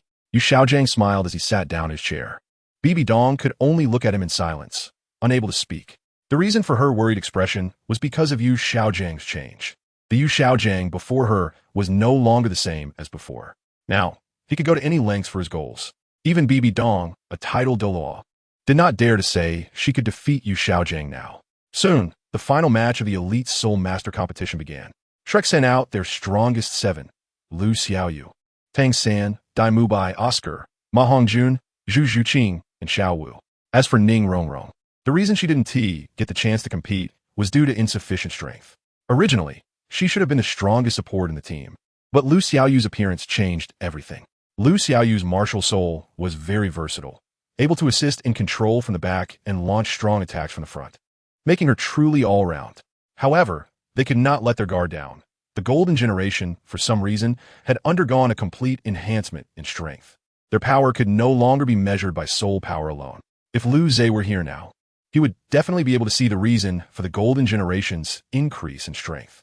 They had absorbed the power of the Sin side. Before long, the competition field was filled with the two teams, one side being Shrek and the other the Golden Generation. The referee glanced at the states of both sides and then shouted directly, Match, start. With the referee's command, the people from Shrek Academy charged forward first. Mubai, you and I will hold back Xiaoyu and Yin and leave Hulaina to Xiao San. Lu Xiaoyu shouted.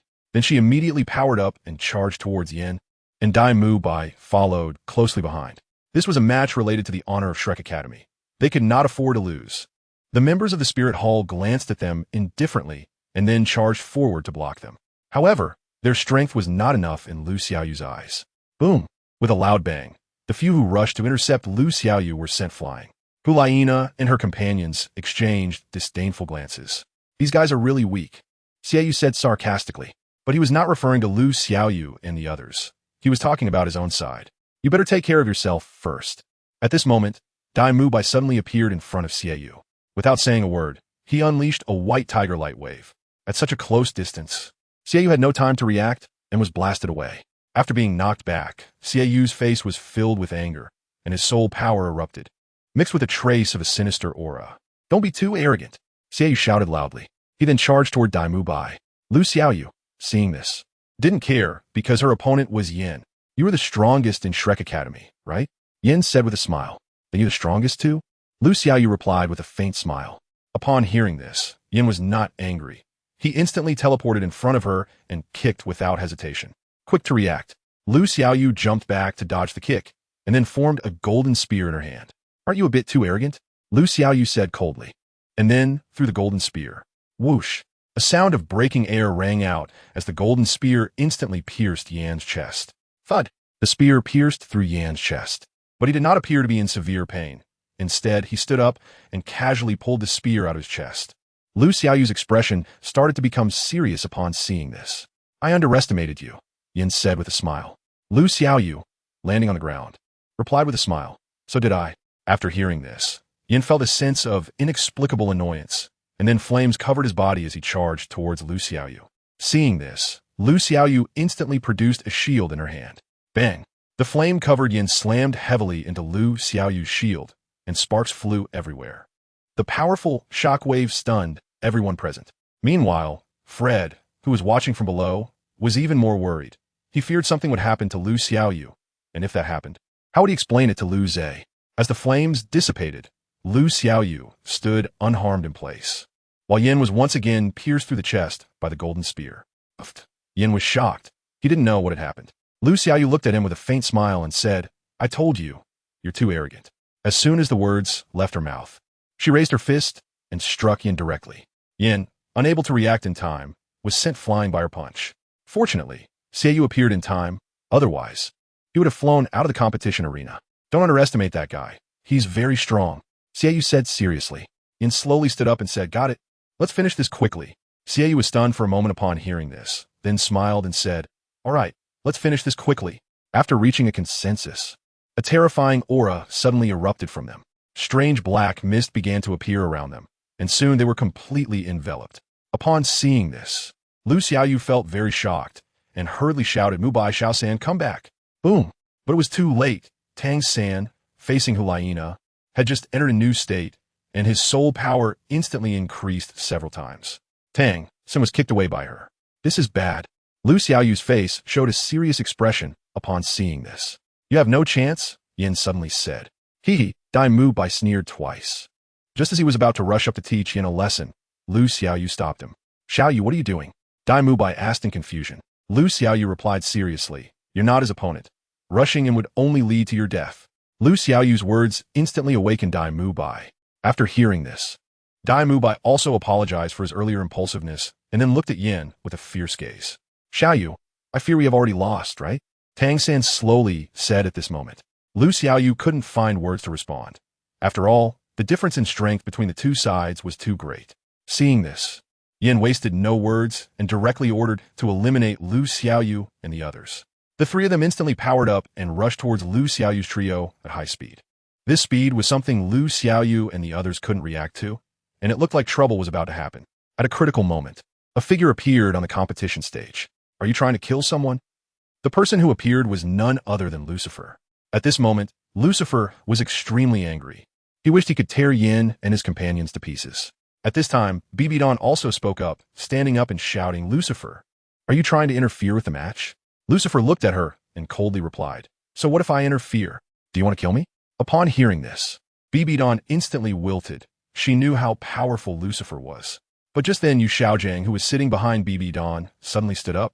Lucifer, you don't really think you're invincible, do you? Yu Xiaojang said with a cold smile. As soon as he finished speaking, a terrifying aura erupted from him, one that was several times stronger than Yan's. What is your relation to Leviathan? Lucifer suddenly recalled the source of this aura. Upon hearing the name Leviathan, Yu Xiaojang's expression instantly became serious. How do you know? Yu Xiaojang questioned. Lucifer said coldly, I know it all too well. That nauseating aura Is that so? Yu Xiaojiang sneered again. I'm not weaker than you now. The Lord has granted me the power of a god. I am now a god. A god? Lucifer sneered, staring at him. You're just a puppet. Yet you dare to claim to be a god. How laughable. Yu Xiaojiang looked at Lucifer with a cold smile. Do you want to try me? Come on. Lucifer said with a smile. A great battle was about to break out, and the heavens of the continent were about to change. This was not only a battle between Yu Xiaojiang and Lucifer, but also a fuse between Leviathan and Lu Zhe. Chapter 159. Leviathan appears on the Dolo continent in Spirit City. At this moment, Spirit City was already in ruins, and the cause of all this was Lucifer and Yu Xiaojiang. Bibi Dong knew the power of Lucifer, but she was immensely shocked by Yu Xiaojiang's strength. At the same time, everyone present was almost equally astonished. Yu Xiaojiang was clearly just a great spirit master who wasn't even a soul sage, yet he could hold his ground against the incredibly powerful Lucifer. At this moment, Lucifer's body was already covered in dust, but he showed no signs of distress. Instead, he appeared very excited. It seemed that Leviathan had indeed treated you well, Lucifer said as he looked up at Yu Xiaojiang. Hearing this, Yu Xiaojiang grinned arrogantly and said, Your strength isn't bad either. Why not join us and let's unify the continent together? You guys? Lucifer scoffed. Yu Xiaojiang felt quite displeased at this reaction, and in an instant, he appeared right in front of Lucifer. I don't like what you just said, Yu Xiaojiang said coldly. He then threw a punch directly at Lucifer's face. Fortunately, Lucifer reacted quickly and caught his fist in one hand while raising a foot to kick towards his ribs. Bang! Yu Xiaojiang was sent flying and crashed into the nearby ruins. Cough, cough. A very disheveled Yu Xiaojiang slowly emerged from the ruins, glaring angrily at Lucifer. Lucifer, noticing something, couldn't help but laugh. Do you really think you're invincible? What do you mean by that? Yu Xiaojiang sensed something was off. In the next moment, Lucifer appeared behind him in an instant, grabbed the back of his head, and slammed it down onto the ground. Do you really not know my strength? Or are you just pretending? Lucifer displayed his invincible expression once more. Indeed, the reason Lucifer had been so restrained before was entirely because Lu Xiaoyu and the others were present. He couldn't unleash his full power. Now it was different, as he sensed that Lu Xiaoyu and the others had reached a safe area, so he no longer felt burdened. At this moment, Yu Xiaojiang, pinned to the ground, sensed something was wrong and tried to break free. However, no matter how hard he struggled, he couldn't move. Lucifer looked at his helplessness and couldn't help but smile. What are you panicking about? Our battle has just begun. As soon as he finished speaking, he suddenly lifted a foot and kicked Yu Xiaojiang in the abdomen. Bang! Yu Xiaojiang immediately spat out a mouthful of blood and awkwardly stood up from the ruins. You bastard! I will definitely kill you. Yu Xiaojiang shouted with a fierce expression. Lucifer laughed loudly in response. Haha, what power do you have without the Sin domain? You really overestimate yourself. As soon as he finished speaking, he appeared right in front of Yu Xiaojiang again, and without another word, he grabbed him by the throat and lifted him up. This will let you see the gap between us, Lucifer said as he slowly ascended into the air while holding Yu Xiaojiang, speaking in front of countless people. Remember, I am Lucifer. In heaven and earth, I am the strongest. After saying this, he began to gather an incredibly terrifying aura in his hands. As Yu Xiaojiang felt this power while being held by the throat, a look of fear instantly appeared on his face. Lucifer looked at him as if he were a monkey, with a disdainful expression. Die. Whoosh. Just as Lucifer's words fell, the Yu Xiaojiang he was holding by the throat suddenly disappeared. The person who saved him was a stranger, whose aura was several times stronger than his. Leviathan, you finally decided to show yourself? Lucifer recognized him at a glance. Upon hearing this, the man smiled and said, Lucifer, it's been a long time. You're still so arrogant. The man was indeed Leviathan, but just one of the 3 avatars. Yet he was the strongest among them. Lucifer, I've been thinking about one thing. Why didn't you absorb the power of the Sin domain with me back then? Leviathan asked with a smile. However, Lucifer seemed unwilling to chat with him much, and in the blink of an eye, he was in front of him. You two still so talkative after all this time? Lucifer said coldly. He then suddenly delivered a kick to Leviathan's head. Boom! Leviathan was sent crashing into the ruins below, appearing quite disheveled. Lucifer looked down at Leviathan from above like a king, his face devoid of any expression. I can't let you keep walking down that wrong path, Lucifer said, raising his right hand and pointing at Leviathan on the ground with a smile. Divine punishment, heavenly retribution. Boom! Boom! In an instant, the sky was filled with terrifying lightning. And the next second, a bolt of lightning struck down. Caught off guard, Leviathan chose to endure it with his body. This scene shocked even Lucifer. He knew the power of this move, as very few could survive the baptism of lightning. Soon, amidst the vast sea of lightning, Leviathan let out a heart-wrenching howl. Seeing this, Lucifer let out a sigh of relief. He had thought Leviathan had some powerful trump card, but now he realized he had overestimated him. In the sea of lightning, Leviathan's body began to fracture, with every inch of his skin looking terrible. However, there was a strange phenomenon. Leviathan was actually smiling. Soon, Lucifer realized something was wrong, but it was already too late when he reacted. Whoosh! Several black spikes instantly pierced through his chest, causing blood to gush out. Lucifer, you're still too naive, Leviathan said as he stood behind him, smiling. Lucifer turned around in surprise. You bastard. Forget it. I need to deal with you first. Leaving you alive is a threat, Leviathan said coldly, suddenly changing his face. He then waved his right hand, and several black spikes instantly pinned Lucifer to the ground. Cough! Cough! Lucifer, pinned to the ground, felt a sharp pain. But now he didn't know what to do. The black spikes had pierced through his limbs and chest. He was now just a lamb waiting to be slaughtered, easily killed with a light touch. Leviathan looked down at Lucifer with a high and mighty demeanor, a smile once again appearing on his face. Lucifer, this can't be blamed on me. Blame your own talent. As soon as he finished speaking, he raised his hand, and the sky suddenly darkened, with an incredibly dark long spear coalescing directly above Lucifer. Everyone felt the terrifying power of that black spear. If it landed, this land would likely be flattened. Lucifer looked at the black spear before him with a grave expression, knowing full well that this move could probably kill him. Drop! At that moment, Leviathan suddenly said. The massive black spear began to descend, and a terrifying aura pressed down. Lucifer looked at the scene before him, feeling unwilling yet powerless. If Leviathan hadn't absorbed the power of the Sin domain, he definitely wouldn't be Lucifer's opponent. Just as the black spear was about to land, a figure suddenly appeared beneath it. It's over. The figure spoke softly, then waved his right hand, and a mass of colorless airflow instantly engulfed the black spear. The black spear, consumed by the colorless airflow, quickly disappeared from its original place, leaving no trace. Leviathan smiled at this moment. You finally arrived. Luce. Yes, I'm here. The figure was indeed Luce. At this moment, Luce was enveloped in black airflow, his eyes blood red, exuding a terrifying aura. I'm really curious how you got here from the sun and moon continent, Leviathan said with a smile. Luce ignored him and approached Lucifer, looking at him nailed to the ground, his gaze turning cold.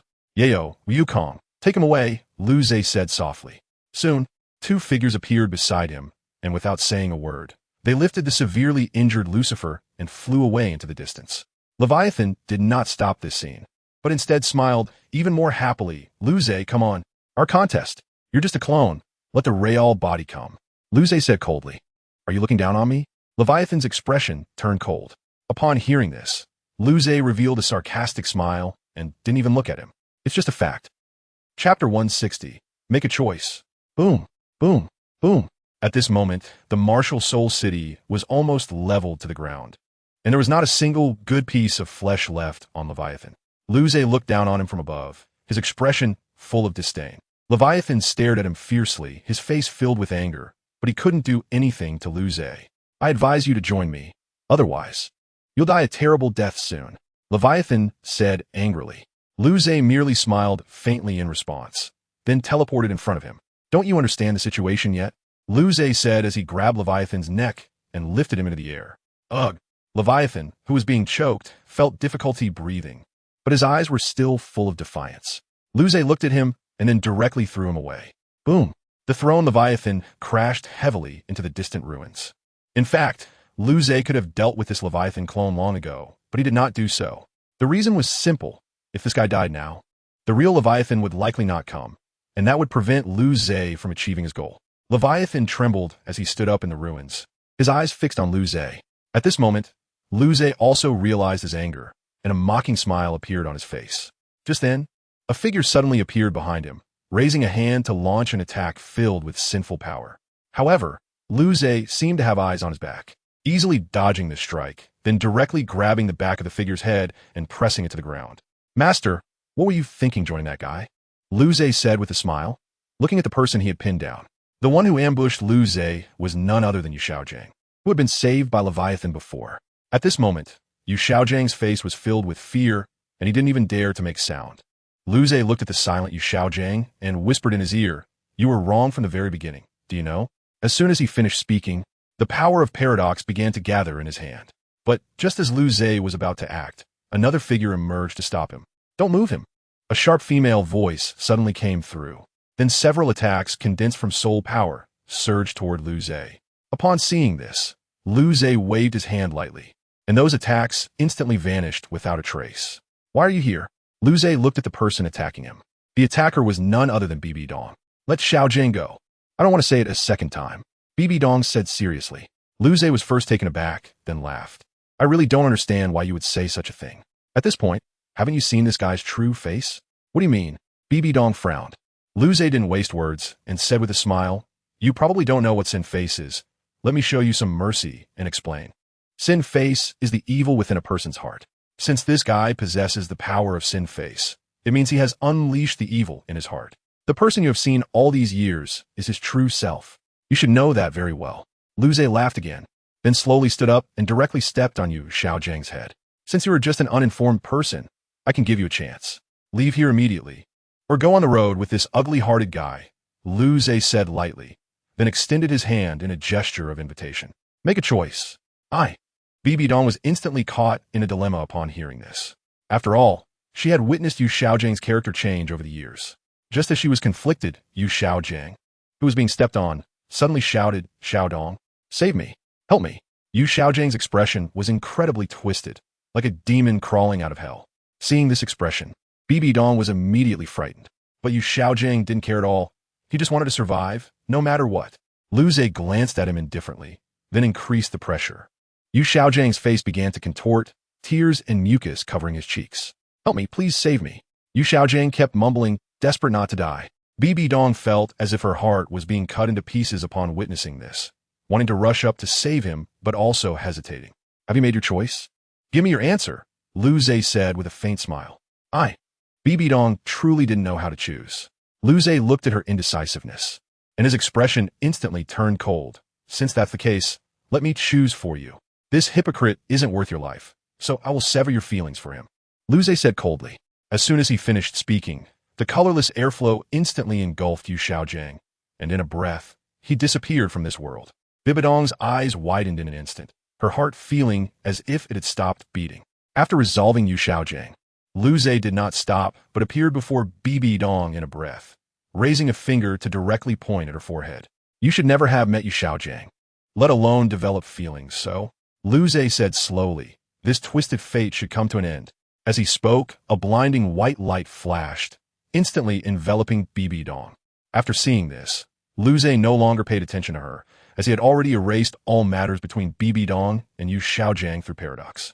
In other words, at this moment, Bibi Dong had completely forgotten Yu Xiaojiang, as if she had never met him. After finishing these tasks, Lu Zhe looked towards the position where Leviathan was located once again. Leviathan, amidst the ruins, had a dark expression, feeling as if 10,000 grass mud horses were galloping through his heart. "Where is your true body? Aren't you coming to save you? Or did he never think of saving you at all?" Lu Zhe suddenly laughed. Upon hearing this, Leviathan became furious, but he did not blindly charge forward. After a moment of calm, he smiled and said, "You will definitely regret this." Just as Leviathan finished this sentence, Lu Zhe instantly appeared in front of him. "Oh, really?" Lu Zhe said with a smile, then kicked him in the abdomen. Bang, bang, bang. The kicked Leviathan crashed through several buildings before barely coming to a stop. But when he looked up again, Lu Zhe was once more in front of him. Without saying a word, Lu Zhe directly grabbed his head and pressed him down to the ground. "I really don't want you to die too early. After all, I haven't had enough fun yet," Lu Zhe said with a smile. Leviathan gasped for breath, trembling as he spoke. You will regret it." Hearing this, Lu Zhe burst out laughing. At that moment, it seemed as if he was the villain, such an ugly guy. Even his words were so. Crack. Just then, a crack suddenly appeared in the already dim sky. At this moment, everyone on the Doluo continent felt it and looked up. "The sky, has it cracked?" Fred exclaimed in shock. Others were at a loss for words, their hearts filled with immense shock. And Leviathan, who was pressed to the ground by Lu Zhe, suddenly revealed an arrogant smile. "Ha ha ha, you're finished." Leviathan laughed. After noticing this, Lu Zhe stopped laughing, and a colorless airflow instantly engulfed Leviathan. In just a breath, Leviathan disappeared from this world. Luzay slowly stood up and then looked up at the sky. Finally, it has come. Chapter 161. The Awakening of Truth into the Parallel Journey. Part 1. Doluwa Continent. The sky opened a rift, and the entire world lost its color. Luzay, didn't you want to see me that much? I'm here now. Why do you have such a cold face? The true Leviathan stood at the crack in the sky, smiling. After hearing this, Luzay looked at him and said, I really didn't expect you to bring so many people. That's right. Leviathan was not alone in coming here. There were 4 other men exuding the power of the 7 deadly sins. If Luzay guessed correctly, these 4 should be greed, gluttony, sloth, and lust. Come on, it's time for our final battle, Leviathan said with a smile. As soon as he finished speaking, the 4 of greed charged at Luzay without giving him any chance to react. Luzay reacted quickly upon seeing this and directly used the power of truth. Get down, Buzz. As soon as he spoke, the 4 of the original sin of greed instantly crashed to the ground. Seeing this, Luzay smiled faintly and said to Leviathan, Aren't you dragging this out a bit too much? Ha. Leviathan laughed, then instantly teleported right in front of Luzay. Luzay had no time to react and was kicked away. Bang! The kicked Luzay crashed into a low hill over 100 meters away. In an instant, the entire low hill was flattened, making the people watching from afar, including Lu Xiaoyu, extremely anxious. Brother, Lu Xiaoyu murmured with a worried expression. Fortunately, Lucifer walked over to comfort her. Don't worry, the guild leader won't be taken down so easily. After saying this, Lucifer teleported towards Leviathan. In just a breath, he arrived behind the still laughing Leviathan. Boom! Lucifer did not hesitate and launched a powerful punch directly at Leviathan. Old friend, it's not nice to sneak attack. Leviathan casually received Lucifer's punch. Then, he threw him out, and the 4 of greed instantly understood what to do and followed suit. After dealing with Lucifer, Leviathan looked again at the distant low hill, a smile appearing on his face. Luzay, is this all you can do? As soon as he finished speaking, the surroundings fell silent, as if entering a deserted room. Leviathan's expression suddenly turned cold. He did not come here for an easy victory, but wanted to go all out. Luzay, are you really going to disappoint me? Leviathan said coldly. Despite this, there was still no echo from the low hill. Just as Leviathan was about to check, something unexpected happened. Rumble, rumble. In an instant, the ground shook, all the mountains were almost halved, and all buildings were reduced to ruins. Leviathan was shocked when he sensed the anomaly. Not only he, but nearly all the residents on Doluwa Continent were stunned by the scene before them. The sky is falling. Tang San and his group were utterly shocked. At this moment, the sky that had already cracked open began to collapse. Not only that, but the residents near the seaside of Doluwa Continent discovered that a new landmass was emerging on the sea surface, getting closer and closer to Doluwa Continent. At this moment, Leviathan finally understood what kind of existence he was fighting against. This was something that mere humans could not achieve. No, even gods could not be so exaggerated. Heaven will ultimately fall. The continent will ultimately expand. Just as Leviathan was in shock, a deep voice came from the distant low hill. Immediately afterward, a red light broke through the clouds, and a figure slowly emerged from within the red light. That figure was none other than Luzay in his true form. At this moment, countless red giant eyes suddenly opened in the space behind him. The moment the red giant eyes opened, the spatial walls of this world began to shatter. Only the truth will endure in this world, and I am the truth, Luzay said slowly, then walked step by step towards Leviathan. Leviathan was under an endless pressure. If he hadn't absorbed the powers of the 7 deadly sins, he would probably have died under this pressure long ago. Is this the true strength of the guild leader? Lucifer, who was fighting the 4 of greed, suddenly stopped, staring at Luzay in shock. The 4 of greed stood frozen in place, as if under a paralysis spell, unable to move. Is this your true strength? Luzay, Leviathan suddenly burst out laughing, his expression filled with excitement. Luzay did not respond to him, but silently stared at him. Ha ha! Leviathan, seeing that Luzay ignored him, let out a mad laugh that echoed throughout the heavens and earth. Urgently, a terrifying power began to erupt from his body. I have long recognized the power of truth, and today I finally witnessed it with my own eyes. For this moment, I have prepared for decades. Leviathan laughed madly. Then, he raised his hand and waved it at the 4 of greed, instantly breaking their confinement, sending them flying towards Leviathan's position. At that moment, a bottomless black hole appeared in Leviathan's chest, and the 4 of greed were immediately sucked into the abyss. Leviathan's aura expanded once again. nearly reaching the peak of this world. At this moment, he could destroy a continent's civilization with just a flick of his finger, but in his eyes, that was still far from enough. Because truth is eternal, without limits, and there is no way to conquer it. Yet Leviathan did not give up, as he had waited for this moment for a long time. As long as he could conquer truth, he could devour it and inherit it. At that time, he would be the new truth of this world. Luzay looked at him calmly, with no emotional fluctuations on his face. Leviathan, having fused with his power, charged straight at him. Hand over the truth to me. Leviathan laughed madly. In the next second, Luzay looked at him, his lips moving slightly. Kneel, Buzz. The moment Leviathan's brain received this command, he immediately knelt on both knees at Luzay's feet. Luzay looked down at him from above and slowly said, "Challenging truth is a foolish choice." Then, with a flick of his fingers, Leviathan was sent flying. Boom! In an instant, a bottomless abyss appeared on the continent, and at the bottom of the abyss lay Leviathan, who had lost half of his body. Leviathan spat out a mouthful of blood and then stood up trembling. Is this the power of truth? Just then, before he could catch his breath, an invisible pressure instantly enveloped his entire body. Buzz! This time, the pressure was even more terrifying than before, and Leviathan was directly pushed beneath the continent. When the pressure dissipated, Leviathan thought it was over, but he didn't expect a massive scarlet sword to be condensing right above him. From a distance, Luzay felt it was about time and waved his right hand. The scarlet giant sword instantly fell, piercing right into the pit where Leviathan was located. Boom! In an instant, the entire continent trembled as if it were about to collapse. After witnessing this, Luzay stopped his assault and slowly said, "You've been awake for a long time, haven't you?" There was no one beside him, and no one knew who he was talking to. Perhaps only one person knew, but they were not in this world. Hee at that moment, a laugh echoed, and a scarlet phantom slowly emerged from Luzay's body. Indeed, this phantom was truth itself, which had awakened from its contemplation. Truth smiled mischievously. "Luzay, I didn't expect you to notice my awakening. If you hadn't awakened, my power of truth wouldn't have reached this level," Luzay said slowly. "Oh, quite clever. So what are you going to do next?" Truth asked with a smile. Luzay looked up at the sky, which was within reach, and slowly said, "To the divine realm, to obtain the power of rules, and then go home." You guessed it? Truth was a bit surprised. Luzay said nothing, only nodded slightly. "That's right, to restore the power of rules. One must awaken the power of rules within by using external rule power. Let's go. It's time to head to the divine realm." The battle on the continent resulted in Leviathan's death, the sky collapsing, and two continents merging ahead of time.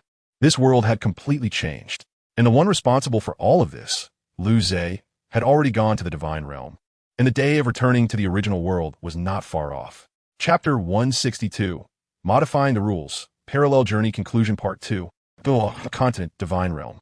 Everything that happened on the continent had affected the divine realm, and the gods all showed very serious expressions.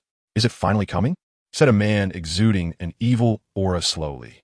He was none other than the evil god. Standing beside him was the good god. "Can we really resist that guy?" The good god said with a worried expression. The evil god simply shook his head, looking dejected. "There is no chance at all. He has become too strong for us to contend with." Not just the two gods, but all the gods present had serious expressions, as they knew the strength of the other side. In the next second, a figure slowly walked into their view. Is this the gathering place of the gods? The visitor was none other than Luzay. At that moment, Truth also emerged, sneering. "So these are the gods of this world? They look so weak. Not even half as strong as their arrogance." The evil god and the others listened to Truth's words, feeling very displeased, but dared not say anything. After all, their strength was evident, and with Luzay already so powerful, let alone the scarlet phantom behind him. "Why can you enter the territory of the gods?" At this moment, the Shura god asked with a serious expression. "Why can I enter the territory of the gods?" Luzay was taken aback by this question, then laughed disdainfully. "A small space can be called the territory of gods? That's ridiculous." "You," the Shura god said darkly, but was stopped by the evil god. Otherwise, the outcome might have been really bad. At this time, Luzay directly stated his intention. "No more nonsense. I'm here to take the power of rules." "Do you know the significance of the power of rules to our world?" the evil god said with a cold face. "I know, but you have no right to possess the power of rules." Luzay's expression began to turn cold. Looking at the expressions of the evil god and the others, they seemed unwilling to give up control of the power of rules. If that were the case, then the worst method would have to be employed. Upon hearing Lu Zhe's words, the Shura god's forehead immediately bulged with veins, and his aura began to surge. You better not force us. I don't believe that so many gods can't handle you alone, the Shura god said coldly. Before Lu Zhe could respond, Truth jumped in first. You really overestimate yourselves. You don't even have half the strength of arrogance, yet you dare to dream of defeating us? The Shura god instantly flew into a rage, stepping forward to confront Lu Zhe. You bastard. Enough. Luckily, the evil god spoke up at this critical moment. Otherwise, a tragedy would have occurred. Evil god, what are you doing? The Shura god asked in confusion. The evil god replied solemnly. You don't need to ask too much. This guy can make us fall with just a flick of his finger. If you want to die, I won't stop you, but please don't drag us down with you. Looking at the evil god's serious expression, the Shura god chose to back down. The evil god, upon seeing this, directly approached Lu Zhe and said solemnly, We can grant you the power of rules, but you must agree to one of our demands. You have no right to make demands. You should understand the principle of the victor and the loser, Lu Zhe replied slowly. The evil god was at a loss for words after hearing this, as they couldn't overpower him. Seeing his speechlessness, Lu Zhe walked directly to the central seat of the gods and sat down without further ado. From now on, the divine realm belongs to the Hall of Truth. You have two choices. Either join the Hall of Truth or perish here, Lu Zhe declared with an imperial demeanor and a smile. The evil god and the other gods nearly dared not meet Lu Zhe's gaze. If the God King was the highest position in the divine realm, then Lu Zhe's status now surpassed even that of the God King. Noticing the silence from the gods, Lu Zhe chuckled and said, Since you aren't responding, I'll assume you've chosen the first option.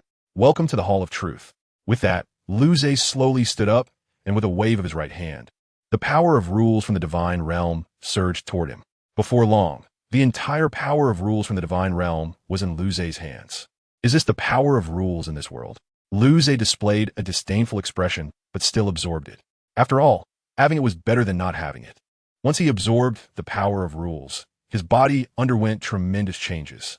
The evil god and the others also noticed that the power of rules emanating from Lu Zhe was now even stronger and more robust than before. Has it finally awakened? Truth revealed a rare, serious expression. At this moment, changes began to occur in Lu Zhe. His originally black hair turned silver white, and his dark pupils transformed back into brilliant golden ones. Simultaneously, golden patterns began to appear on his skin, initially only on his right hand, but then spreading across his entire body, even to his hair. A long-lost feeling returned, and Lu Zhe stretched his limbs, revealing a satisfied smile. Soon Lu Zhe, now covered in golden patterns, returned to normal, with black hair and deep black eyes.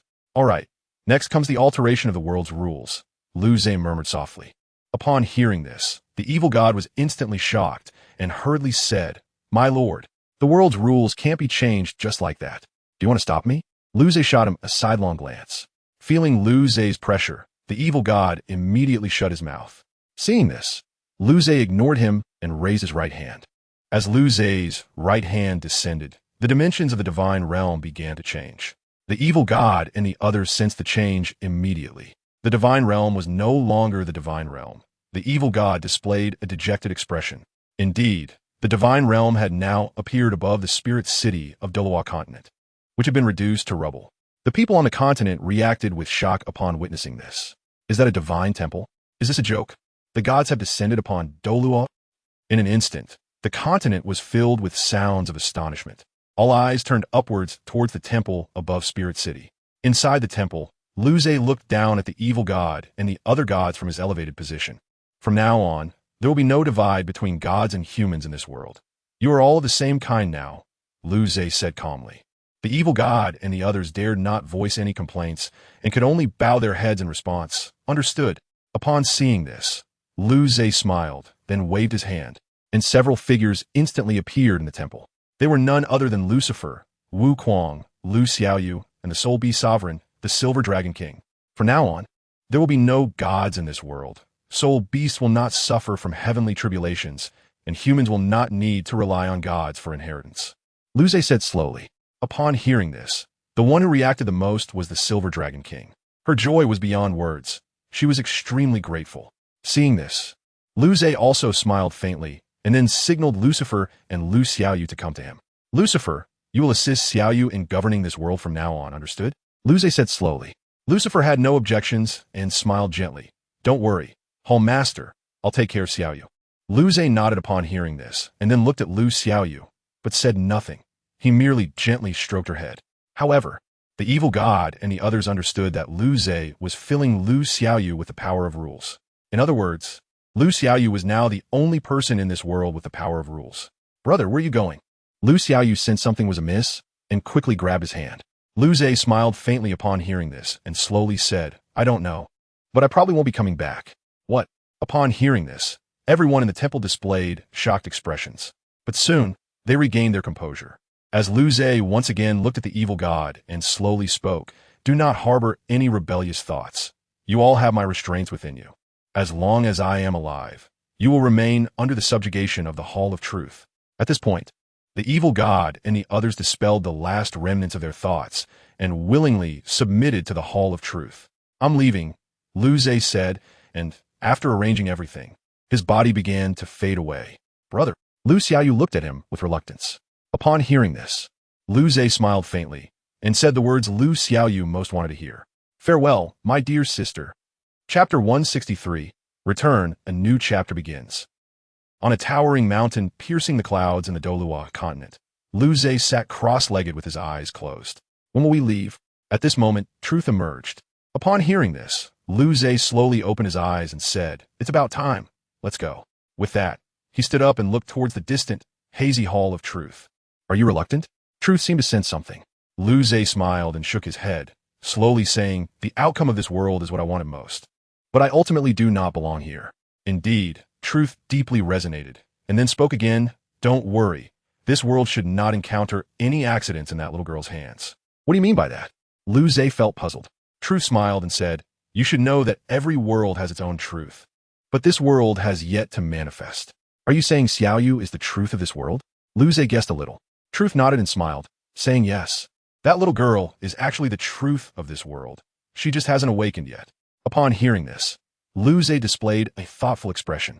Seeing this, Truth spoke again also. The truth within that little girl should, if nothing unexpected happens, be stronger than me and the relative truth. What? Lu Zhe was extremely astonished. Then what exactly is she the truth of?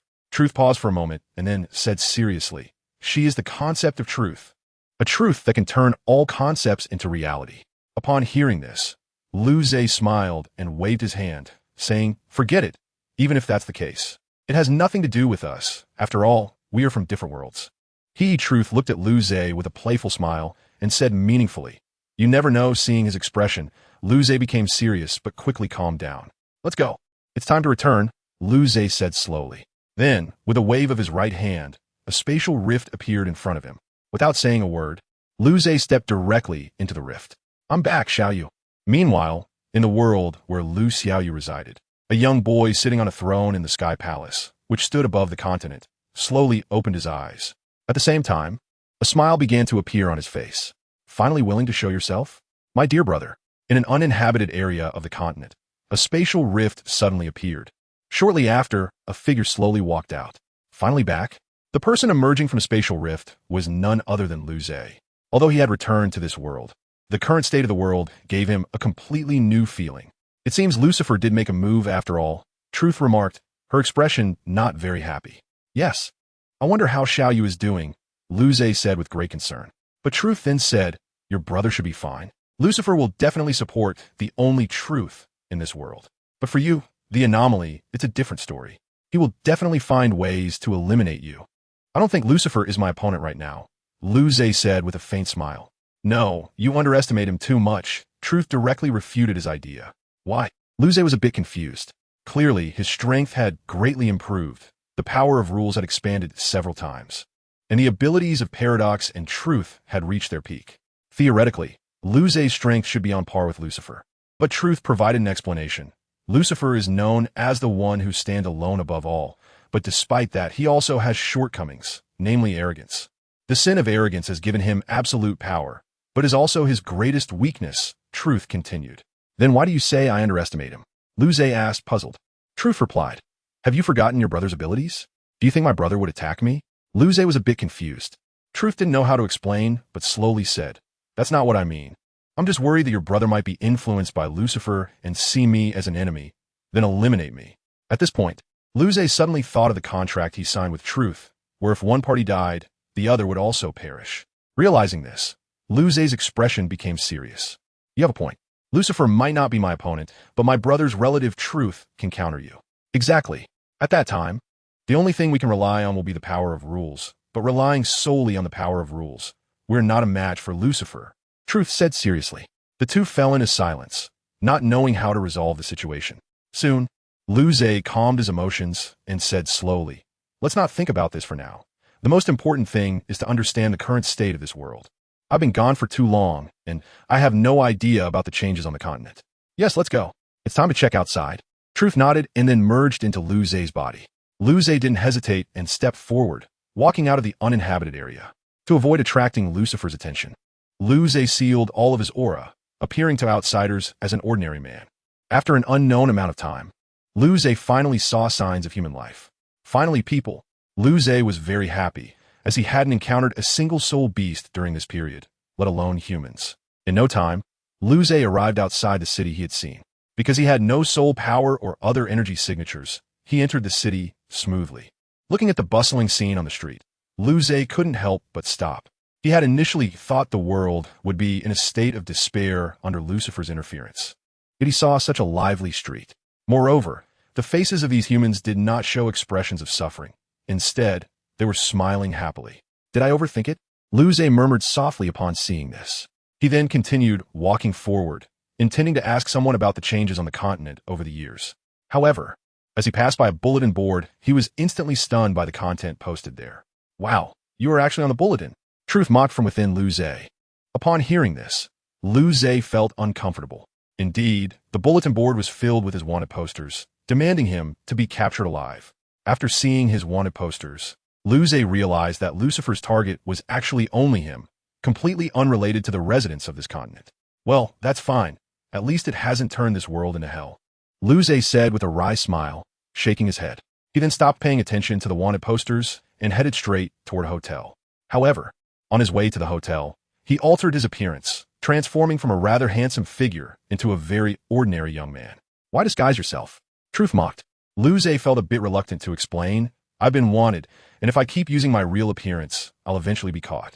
True. Truth nodded with a smile. After that, Luze ignored Truth, went to the hotel, booked a room, and went directly to his room. Once inside, Luze laid down on the bed without a word, staring at the ceiling as countless thoughts flooded his mind. Xiaoyu, what would you do? Luze murmured softly. At this moment, Truth emerged again, looking serious. Remember, do not reveal your true identity until you understand the changes in this world. Otherwise, we both will be done for. I know, Luze said, clearly not wanting to engage with him. Seeing this, Truth fell silent and merged into his body. Luze, amidst countless thoughts, finally fell asleep, having not had a good night's sleep for a long time. Chapter 164, The Lord's Mansion. As dawn broke, the sleeping Luze slowly opened his eyes. You finally woke up? I thought you were dead asleep. Truth emerged, smiling. Luze merely glanced at him indifferently before going to the window to check the situation outside. The streets outside are as lively as when I first arrived here, with everyone wearing happy smiles. What should we do today? Truth floated beside him and asked slowly. Luze didn't think much and directly said, let's find someone to ask about the changes on the mainland in recent years. Upon hearing this, Truth reminded him, don't expose yourself casually outside, or I can't predict the consequences. With that, it directly merged into Luze's body. Luze didn't respond and simply tidied up before walking out of the hotel. Once outside, he looked at the bustling street and momentarily didn't know how to integrate into it. He then smiled bitterly and shook his head, realizing the changes were so significant that he didn't know how to fit in. As he spoke, Luze walked toward the city center. In his view, to understand the changes in the mainland, he should seek out those in high positions. The best choice right now was the city lord. With this thought, Luze showed a satisfied smile. Before long, he arrived outside a very imposing building. This should be where the city lord resides. Looking at the grand structure, Luze smiled slightly. Just then, a magnetic male voice came over. Who are you and why are you here? A man walked over slowly. Hearing this, Luze looked at him and smiled. If I say I'm just passing by, would you believe me? Who stand in one place staring at something with a malicious smile while passing by? The man said, looking skeptical. Lu Zhe scratched his head awkwardly and replied with a smile. To be honest, this is my first time seeing such an imposing building, so I can't help but be a bit shocked. Really? The man said, half convinced. Yes, I'm a traveler from the distant south, Lu Zhe said with a smile. Upon hearing this, the man stopped questioning, as this guy showed no signs of soul power. Wait, the man suddenly realized something and took a combat stance. Are you a sinner? Since Lu Zhe exhibited no soul power, the man could only think of one possibility, that he was a sinner. The power of a sinner cannot be sensed by soul masters and is very dangerous. Lu Zhe did not show any abnormal reaction and calmly smiled. Well, brother, you might be overly suspicious. I'm just an ordinary traveler. Due to an accident, my martial soul shattered, and I became an ordinary person. At this point, Lu Zhe's expression began to look a bit pained. Even though he was pretending, it felt as if he was truly saying that. The man was taken aback for a moment, then retracted his combat stance and apologetically approached Lu Zhe, saying, Sorry, little brother. The sinners have been rampant lately. So as the one responsible for the city's security, I couldn't help but be suspicious. It's okay. Lu Zhe waved his hand and forced a smile. Those things are in the past. I just want to travel the world now. Seeing his forced smile, the man's heart was touched, and he said, Little brother, I misjudged you. To make it up to you, how about I take you inside for a visit? Is that okay? Lu Zhe showed an expectant expression. The man smiled and turned to say, Of course, I keep my word. Thank you so much. Lu Zhe nodded with a smile. The man smiled back and then remembered something, asking, By the way, what is your name? I am Lu Li. May I ask your surname, brother? Lu Zhe smiled. The man replied, My surname is Wang. You can call me Uncle Wang. Okay, Uncle Wang, Lu Zhe nodded. Shortly after, Uncle Wang led Lu Zhe into the imposing building. Once inside, Lu Zhe realized it was not much different from ordinary buildings, just that some walls and stone pillars were carved with many designs. Brother Lu Li, feel free to ask anything. I can see you're holding back, Uncle Wang said with a smile. Lu Zhe didn't hesitate and asked directly, Uncle Wang, why did you say sinners have been rampant in the city recently? While Uncle Wang paused, then continued, because of the unification of the mainland, the number of sinners has gradually increased. Many people, after awakening as sinners, began to act recklessly due to their powerful abilities. Unification of the mainland? Lu Zhe showed a puzzled expression. Seeing his expression, Uncle Wang said, You don't know? To be honest, I've been locked up in my room for years and just recently came out, so I don't know many things, Lu Zhe said with a bitter smile. Uncle Wang looked at his expression and felt he wasn't lying, so he slowly narrated, The mainland was unified 8 years ago by a boy with the surname Lu. 8 years. Lu Zhe was astonished, thinking he had been away from this world for 8 years. Yes, the mainland has been unified for 8 years now. During these 8 years, sinners have gradually emerged. Fortunately, there are people specifically controlling this aspect, and some hot-tempered sinners face dire consequences, Uncle Wang said slowly. After hearing this, Lu Zhe felt something and smiled. Uncle Wang, could you let me be alone for a while? Uncle Wang looked at his expression and sighed. All right, I understand how you feel. I'll head to the city lord now. Notify me if anything comes up. With that, he handed Lu Zhe a round jade. Lu Zhe took it with a smile, and after Uncle Wang left, he walked toward a nearby pavilion. Once at the pavilion, Lu Zhe first observed his surroundings, then leaned against the edge and sat down. Are you lamenting about being away for too long? At that moment, truth spoke slowly from within him. Lu Zhe didn't respond immediately, but kept his eyes closed, contemplating some matters. After a while, Lu Zhe slowly said, I didn't expect to be gone for 8 years. I really wonder how Xiaoyu has been during this time. Countless thoughts flooded his mind, and just then, a female voice reached his ears. Who are you? Why are you sitting in my place? Upon hearing the voice, Lu Zhe slowly opened his eyes and looked at the source, finding a young girl glaring at him with an unhappy expression. What are you looking at? Get up now. The girl continued to shout. Lu Zhe wasn't angry. He slowly stood up and walked toward the exit of the pavilion. What kind of attitude is that? The girl became even more displeased when Lu Zhe ignored her. Oh, how about I apologize? Lu Zhe said nonchalantly. The girl felt insulted upon hearing this and prepared to teach him a lesson. How dare you speak to me like that? I'll make you pay. As she said this, 6 soul rings appeared behind her, and a long sword materialized in her hand. The girl tightened her grip on the long sword and charged at Lu Zhe without saying a word. Seeing this, Lu Zhe raised a hand, ready to teach the little girl a lesson, but at that crucial moment, Uncle Wang appeared. Miss, stop! Uncle Wang suddenly shouted as he appeared. Upon seeing Uncle Wang, Lu Zhe immediately withdrew his power, but the girl was different. Puffed. A splash of blood suddenly sprayed out as the girl's long sword pierced directly through Lu Zhe's chest. When the girl saw Uncle Wong, she panicked and hurriedly retracted her martial soul. Despite this, Lu Zhe's chest was already bleeding profusely. What bad luck, Lu Zhe silently complained, then pretended to be gravely injured and fell directly to the ground. Uncle Wong hurried over to his side to help him up, then looked at the girl and asked in confusion, "Miss, what are you doing? Brother Lu is just an ordinary person." The girl didn't know how to respond, her small hands fidgeting with nowhere to go. Seeing this, Uncle Wong stopped talking and instead carried Lu Zhe toward the direction of the healing soul master. The girl watched Uncle Wong's back and finally realized that she seemed to have made a mistake, but it was too late to remedy it. Lu Zhe, being carried by Uncle Wong, was currently closing his eyes, looking as if he had fainted, but in reality, he was feeling quite frustrated. What a mess. Chapter 165. Yi Cece. As dawn broke, Lu Zhe slowly sat up from bed. "You're awake. How's your injury?" Uncle Wong, who was guarding by the bed, asked when he saw him wake up. Lu Zhe smiled upon hearing this and replied, "It's nothing serious. Thank you, Uncle Wong."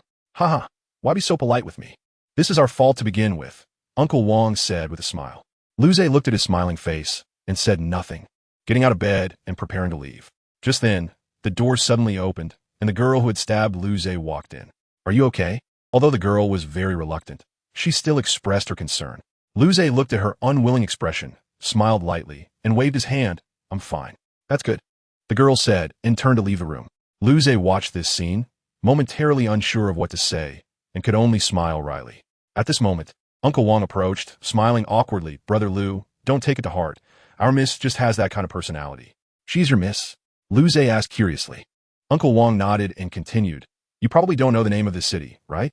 Lu Zhe remained silent, but his expression said it all. Seeing this, Uncle Wong smiled and said, "This is Fenglin City. Although the city lord is just a soul de law, his strength is comparable to that of a titled de law, and our miss is the daughter of the city lord, Yi Cece." "Her name is Yi Cece?" Lu Zhe said slowly. Uncle Wong continued, "Yes. Our miss is not only the daughter of the city lord, but also a student of the Shrek Academy Inner Court." "She is from Shrek Academy? Then why isn't she staying at the academy?" Lu Zhe continued to ask. Uncle Wong didn't hesitate and explained directly, "It's currently a holiday, so the miss came back." "I see." Lu Zhe nodded, then thought of something else. "By the way, what changes have occurred in Shrek Academy over the past 8 years?" "Not much has changed, but it seems their status has risen." Uncle Wong pondered carefully. Lu Zhe didn't continue asking, just as he had guessed. Shrek Academy should be relying on the power of his brother. Seeing that Lu Zhe had no more questions, Uncle Wong said, "Since you're mostly fine now, let's go have breakfast together." "Okay." Lu Zhe smiled and nodded, then followed behind Uncle Wong. Soon, the two arrived at the cafeteria of the city lord's mansion. Looking at the people who were having breakfast, Lu Zhe couldn't help but smile. After they found a place, Yi Cece walked over. "Miss, what are you doing?" Uncle Wong felt very confused. Yi Cece said nothing, just glanced at him, and her imposing aura immediately rendered Uncle Wong speechless. Lu Zhe, who was sitting next to her, felt quite puzzled and asked, "Is there something you need, miss?" "It's nothing. Just wanted to have breakfast here," Yi Cece replied coldly. Upon hearing this, Lu Zhe didn't know what to say, so he quietly started eating breakfast. Meanwhile, Yi Cece stole glances at Lu Zhe while eating, as if she wanted to say something to him. Lu Zhe couldn't possibly not notice, but he chose not to say anything. After a while, Lu Zhe told Uncle Wong that he wanted to take a walk alone. Uncle Wong didn't refuse and even supported him. On the streets outside the city lord's mansion, Lu Zhe was walking alone. At this moment, Lu Zhe was progressing slowly, and the truth within him smiled and said, "Lu Zhe, that girl who stabbed you is following you." Lu Zhe said nothing, but he definitely knew, just hadn't exposed Yi Cece yet. After a while, Lu Zhe arrived at a clearing in a small forest and lay down on the ground without saying a word. Yi Cece, who had been following him, felt puzzled upon seeing this. "What on earth is this guy trying to do?" Yi Cece murmured to herself. The reason she followed Lu Zhe was that she suspected he wasn't an ordinary person. This was because she had felt a wave of power when she attacked him, and that power dissipated when Uncle Wong appeared. At that time, the most suspicious person was Lu Zhe, so Yi Cece had a bold guess and approved her guess. She chose to follow Lu Zhe to investigate. Meanwhile, Lu Zhe, lying on the grassy ground, had his eyes closed, seemingly unaware. Seeing this, Yi Cece didn't rush out, but quietly watched from the shadows. Time passed little by little, and Lu Zhe continued to lie on the grass, occasionally changing his position. Yi Cece, hiding in the shadows, was getting anxious. Finally, she couldn't hold back any longer and dashed towards Lu Zhe. I want to see your true identity. Yi Cece shouted, then gripped her martial soul. At the moment she charged out, Lu Zhe immediately displayed his Oscar-level acting skills. Puffed. The long sword pierced Lu Zhe's shoulder, and he looked at Yi Cece with a pained expression. Miss, what are you doing? Lu Zhe asked with a confused look. Upon seeing this, Yi Cece was stunned and hurriedly retracted her martial soul. Why didn't you dodge? Yi Cece quickly pressed on Lu Zhe's shoulder wound. Lu Zhe, looking helpless, said, well, I would have dodged if I could, Mississippi. How could an ordinary person like me react that quickly? This. Yi Cece was left speechless, thinking to herself. Could it be that she was overthinking? But now is not the time to think about those things. We must quickly stop Lu Zhe's bleeding. You sit on the ground and don't move. I'll help you stop the bleeding, Yi Cece said anxiously. Upon hearing this, Lu Zhe complied and sat cross-legged on the ground obediently. Seeing this, Yi Cece tore open his shirt without hesitation and directly used her soul power on Lu Zhe's shoulder. Before long, the bleeding from Lu Zhe's shoulder wound was stopped. Yi Cece let out a long breath and slowly said, I'm sorry, I was overly suspicious. Looking at her sincere expression, Lu Zhe smiled and patted her head. It's okay, I believe you didn't mean it. Yi Cece, who was being patted on the head, instantly blushed, but she didn't push Lu Zhe's hand away. After patting her head, Lu Zhe slowly stood up. Yi Cece, seeing this, hurriedly asked, What are you going to do? I'm going back, Lu Zhe replied with a smile. But you have an injury. What if Uncle Wong sees it? Yi Cece became worried. Lu Zhe supported his chin and thought carefully, then said, It's fine. Just say I accidentally fell from a tree. No, I should go and admit my mistake myself, Yi Cece said directly. After hearing her words, Lu Zhe said nothing and just smiled at her. Yi Cece, seeing Lu Zhe's expression, immediately understood something. He did this on purpose. Is it not good to be an honest child? Lu Zhe smiled and said, You. Yi Cece instantly became unhappy and puffed her cheeks as she punched Lu Zhe. But after a few hits, she realized her mistake. I'm sorry, I didn't mean to. Yi Cece quickly apologized. Lu Zhe couldn't help but laugh at her appearance. Hearing Lu Zhe's laughter, Yi Cece directly said, What are you laughing at?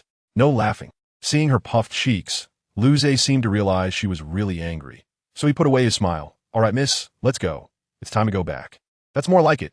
Yi Cece smiled and then walked in front of Lu Zhe. Back home. Chapter 166, Sin Beast. In Fonglin City, Lu Zhe had unknowingly stayed at the City Lord's mansion for almost a month. During this time, Yi Cece often came to find him, which caught the attention of the City Lord. Lu Li, our City Lord wants to see you. In a small pavilion inside the City Lord's mansion, Uncle Wong was talking to Lu Zhe. At this moment, Lu Zhe slowly stood up and smiled. Since the City Lord wants to see me, why delay? Uncle Wong understood and slowly stood up, walking in front of Lu Zhe to lead the way.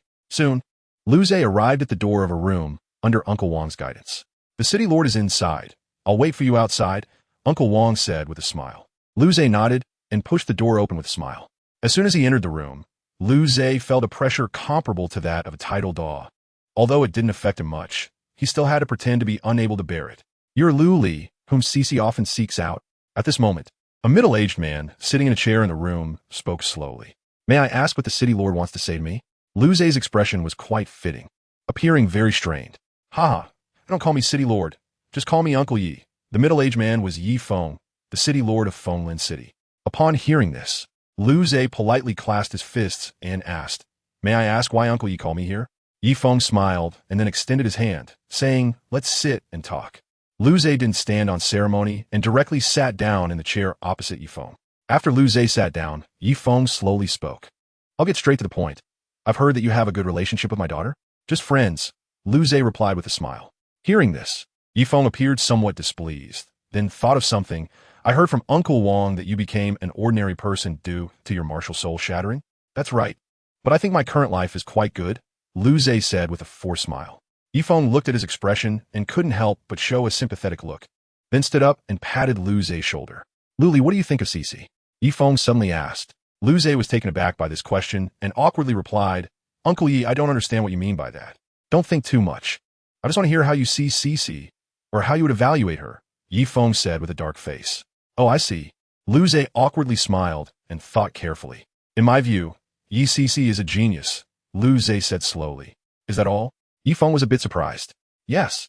Lu Zhe nodded, then stood up and said, Uncle Yi, you finished asking, right? Then I should be going. Going? Where? Yi Feng asked, puzzled. I've stayed here for almost a month. I should be heading to the next place, Lu Zhe replied with a faint smile.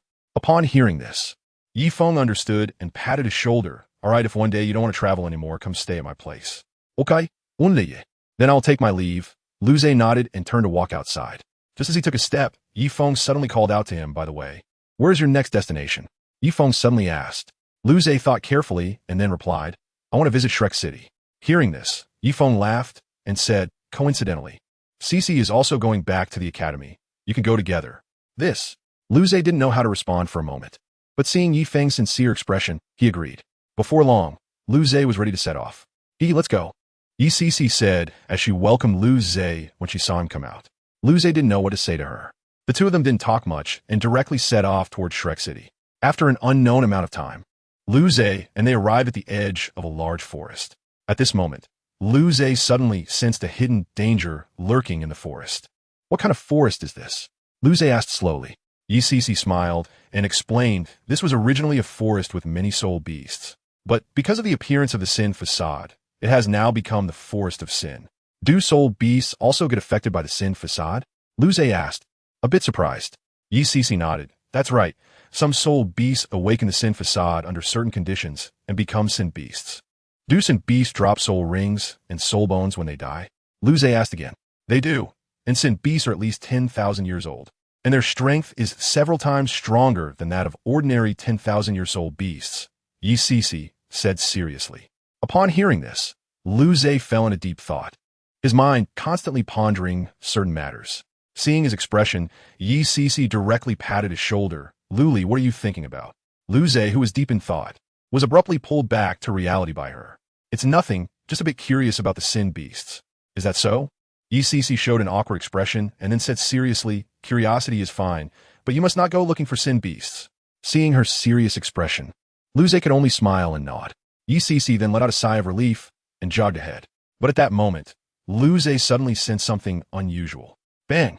A terrifying attack suddenly struck in front of Yi Cici, followed by a roar from a soul beast. What happened?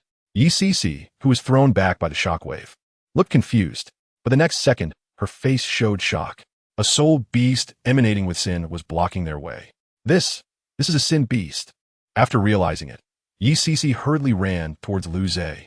Lu Zhe stood still, carefully observing the Sin beast before him. Is this a Sin beast? Lu Zhe murmured slowly. Inside him, truth was sneering. I never expected this world could produce such a monster. Is it strong? A smile appeared on Lu Zhe's face. Truth just smiled and said, not strong for us, but for others, it's an apocalypse. Really? I'm a bit curious about the limits of the Sin beast. Lu Zhe murmured lightly. Just then, Yi Cici suddenly reached Lu Zhe's side and, without saying a word, pulled him to run in the opposite direction. Upon seeing Lu Zhe, the Sin beast instantly flew into a rage and charged at them. The guards accompanying Yi Cici had no chance to fight back against such a Sin beast and were almost all killed. Why is there a Sin beast of this level here? Yi Cici complained while dragging Lu Zhe. Lu Zhe, being pulled along, felt helpless, although he wanted to intervene. Exposing himself would likely draw Lucifer's attention. Roar! The next moment, the Sin beast broke through the guard's encirclement and jumped directly in front of Yi Cici and Lu Zhe. This is bad. Yi Cici had stopped thinking. She watched helplessly as the Sin beast's attack was about to fall upon her and closed her eyes. Boom! Soon, the attack landed and everything around was leveled to the ground. Yet, Yi Cici, who should have died from that attack, was standing unharmed. Not feeling any pain, Yi Cici slowly opened her eyes, only to be shocked by what she saw.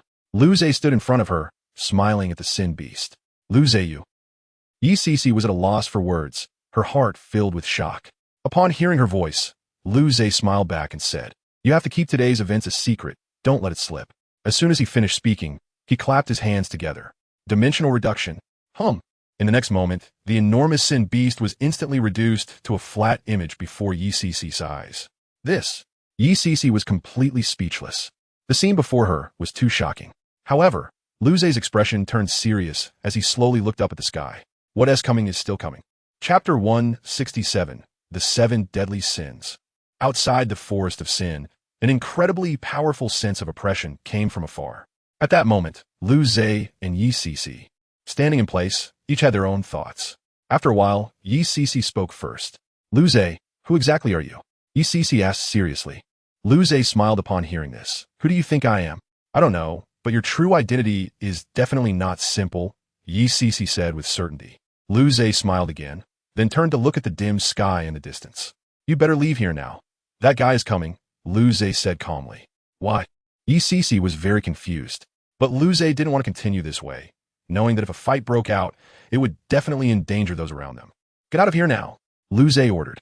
After hearing this, Yi Sisi wanted to say something, but found her body moving uncontrollably away. Seeing this, Lu Zhe started to worry and immediately shed his disguise. I really didn't expect you to have disappeared for 8 years, a voice came from the sky. Lu Zhe looked up at him and sneered. I didn't expect that after 8 years, you still look like this, Lucifer. The one speaking to Lu Zhe was indeed Lucifer, but this time he was not alone. There were 6 others with him. It was easy to guess that these 6 were the other 6 of the 7 deadly sins. Lucifer, I really don't understand why you called us all to find him, said Leviathan, standing beside him. Lucifer, hearing this, showed no extreme expression and instead smiled calmly. He has become much stronger. Is that reason enough? Upon hearing this, Leviathan and the others became serious, but the wrath sin, Samuel, was extremely excited. He has become stronger. This means I can finally have a good fight. Samuel laughed as he charged towards Lu Zhe. Haha, let me have some fun, Samuel shouted with a laugh. In the next second, he appeared directly behind Lu Zhe and kicked out without hesitation. Get down. Lu Zhe reacted quickly, forcing Samuel to the ground. Despite this, Samuel did not stay down for long. This is interesting. I didn't expect your ability could even affect me. Samuel was thrilled. He then broke through truth's restraint and charged at Lu Zhe once more. However, Lu Zhe, who was already prepared, paid him no mind. With a wave of his right hand, a terrifying pressure descended directly on Samuel. Boom! Before Samuel could react, he was sent dozens of meters underground by this pressure. Meanwhile, the other sins of the 7 deadly sins also made their moves. Watch out behind you, kid. A cold voice suddenly rang out behind Lu Zhe. In the next second, Lu Zhe, caught off guard, was sent flying hundreds of meters away, crashing into the forest of sin. The one who struck him was none other than the sloth sin. Belphegor. Seeing this, Lucifer couldn't help but laugh. Don't underestimate him. Others haven't even used their full strength yet. The others chuckled at his words. Although they knew Lu Zhe hadn't used his full strength, they hadn't either. As everyone looked towards Lu Zhe's direction, except for Lucifer and Leviathan, the other 5 showed serious expressions. Luz found himself in a blood-red world, covered in crimson energy, with 10 terrifying scarlet eyes opening behind him. It was unexpected that he had harnessed the power of truth to this extent. It was truly astonishing, Leviathan thought with a smile. Lucifer agreed, but cautioned. Even though we are strong, we still need to be careful. After all, the truth is not something to be trifled with. Acknowledging this, Leviathan nodded and moved closer to Luz. Stop. Just as Leviathan took a step forward, a scarlet giant eye appeared before him. The moment Leviathan locked eyes with the giant eye, his mind was flooded with commands of obedience. Oh, has he become this powerful? Lucifer began to take it seriously. But just as he finished speaking, Luz had already arrived in front of him. Lucifer was shocked. When did that happen? Bang! Before he could finish his sentence, a terrifying force struck Lucifer in the abdomen, sending him flying away. The ground he passed through instantly turned into a canyon. Seeing this, Luz calmly said, "This is for you." The smiles on Leviathan and the others' faces instantly vanished when they saw Lucifer being knocked away by a single punch. At that moment, Luz turned to look at them and said, "Now it's your turn." Leviathan and the others looked serious. They dared not let their guard down. How many times have we confronted the truth now? Leviathan asked with a wry smile. Beside him, Berfinger showed an awkward expression and replied, "The second time, right? The last time was against our master. Although we won, the cost was too high." Samuel, though shocked, couldn't suppress his excitement. Ha ha! Samuel laughed heartily and then shot forward like an arrow. In the blink of an eye, he was in front of Luz, throwing a punch without hesitation. The power was impressive, but Luz effortlessly caught it. "You bastard!" Samuel was enraged. Just as he was about to launch another attack, Luz spoke again. "Kneel! Buzz!" The 10 scarlet giant eyes stared directly at Samuel, and even Lucifer probably wouldn't dare to confront them head-on. Samuel, needless to say, felt his brain freeze and instantly knelt before Luz. Luz looked down at him with a regal demeanor and casually raised his right hand, causing several golden long swords to materialize above him. This is the power of rules. Leviathan recognized it immediately, but there was no time for him to intervene. Was Samuel just going to accept his death sentence like this? No. Just as the golden swords were about to fall, Lucifer reappeared behind Luz. "I didn't expect you to hold a grudge like this," Lucifer said with a faint smile. He then punched Luz. Although Luz defended in time, he was still sent flying hundreds of meters away. Leviathan sighed in relief upon seeing this, but quickly grew worried again. Lucifer's condition was also not optimistic. His upper clothes were tattered, and there was a trace of blood at the corner of his mouth, clearly indicating he had suffered significant injuries. Luz, stabilizing himself after being knocked away, continued to look at them. "I underestimated them," Luz said lightly. He then brought his hands together, releasing a terrifying aura. "World of truth. Unfold. Buzz." In an instant, the reality around Luz began to twist with him at the center. The previously dim sky turned into a blood-red world, and the surrounding reality warped. An alternate space? Leviathan felt astonished. But before he could react, Luz struck again. "World of truth. Invert." As Luz's voice fell, Lucifer and the others were immediately shocked. The alternate space inverted with reality. The ground was above, and the sky was below. Is this the power of truth? Berfinger felt stunned. Leviathan, with a serious expression, said, "Everyone stay alert. This is not a joke." Although he said this, it sounded ridiculous to Luz. "Ignorant," Luz coldly replied. Then, with a wave of his right hand, countless golden long swords surrounded Lucifer and the others. This is troublesome. Even Lucifer felt it was a bit taxing at this moment. Luz didn't hesitate. He waved his right hand, and the golden long swords instantly shot toward Lucifer and the others. But at that moment, the world of truth began to collapse. Sensing something unusual, Luz suddenly turned around and discovered that the space barrier of the world of truth behind him was being torn open by someone from the outside. Soon, a familiar figure stepped out from a spatial rift. When Luz's eyes met his, he froze. "Long time no see. My dear brother." Chapter 168. Confrontation. "My dear brother, long time no see." When Luz heard this voice, he was stunned, hardly able to believe it. "Xiaoyu," Luz said slowly. Indeed, the one who broke into the world of truth was Lu Xiaoyu, who at that moment had 10 giant eyes open behind him, but they were not scarlet. They were golden. "Brother, you left me for 8 years, Lu Xiaoyu said softly. Upon hearing this, Luz felt a wave of shame and asked, "How have you been these 8 years?" "I've been doing well," Lu Xiaoyu replied with a faint smile. Luz sighed in relief and wanted to hug Lu Xiaoyu. But at that moment, Lu Xiaoyu's expression turned cold, and the 10 golden giant eyes behind him emitted dazzling light. As Luz was enveloped in the light, he fell into shock. "Luz, my power has been suppressed. Get out of here, quickly." At that moment, Truth suddenly shouted. However, despite this, Luz had no chance to escape. The moment Truth's power was suppressed, the 10 scarlet giant eyes behind Luz instantly closed, and his abilities vanished. The inverted world shattered in an instant, and Luz began to fall toward the ground. "Luz, you really are careless. How could you make such a mistake?" Truth frantically berated within Luz. Luz, however, wore a serious expression, knowing he was about to crash to the ground. Even though he was strong, without the support of Truth, falling from several hundred meters would surely leave him dead or severely injured. Fortunately, at the last moment, Luz underwent another transformation. His black hair instantly turned into silver long hair. His black eyes became golden, and his entire body was enveloped in golden runes. This was Luz's final trump card, the power of rules. Because the power of rules was unaffected by relative truth, it became Luz's last resort. Boom! In an instant, Luz crashed heavily into the ground. But fortunately, he was covered by the power of rules and suffered no harm. However, the next second, Lu Xiaoyu suddenly appeared in front of Luz. "Brother, I didn't expect you to have a backup plan." After saying that, Lu Xiaoyu condensed the power of rules in his hand and struck Luz in the abdomen. Bang! A punch sent his brother flying hundreds of meters away. Cough, cough. After being sent flying, Luz quickly stabilized his stance, his expression a bit uncomfortable. "See, if we had erased your brother earlier, we wouldn't have ended up in this situation," Truth complained within Luz. Hearing this, Luz instantly became furious and shouted, "My brother's matters are not for you to meddle in." After being yelled at, Truth obediently quieted down, but still showed a worried expression. Once Truth was silent, Luz looked again in Lu Xiaoyu's direction. He never expected to be so defeated by his own brother. Luz thought to himself, unable to help but chuckle self-deprecatingly. But time was running out for him. He had to find a way to leave this place first. However, Lu Xiaoyu seemed determined not to let him go, and with a clap of his hands, the power of truth surged forth. In an instant, a barrier was formed. Seeing this, Lu Xiaoyu smiled faintly and said, "Although I can't construct a different space like you, I can still create a barrier. Should I compliment you a bit then?" Lu Zhe replied with a forced smile. "Sure," Lu Xiaoyu said with a smile.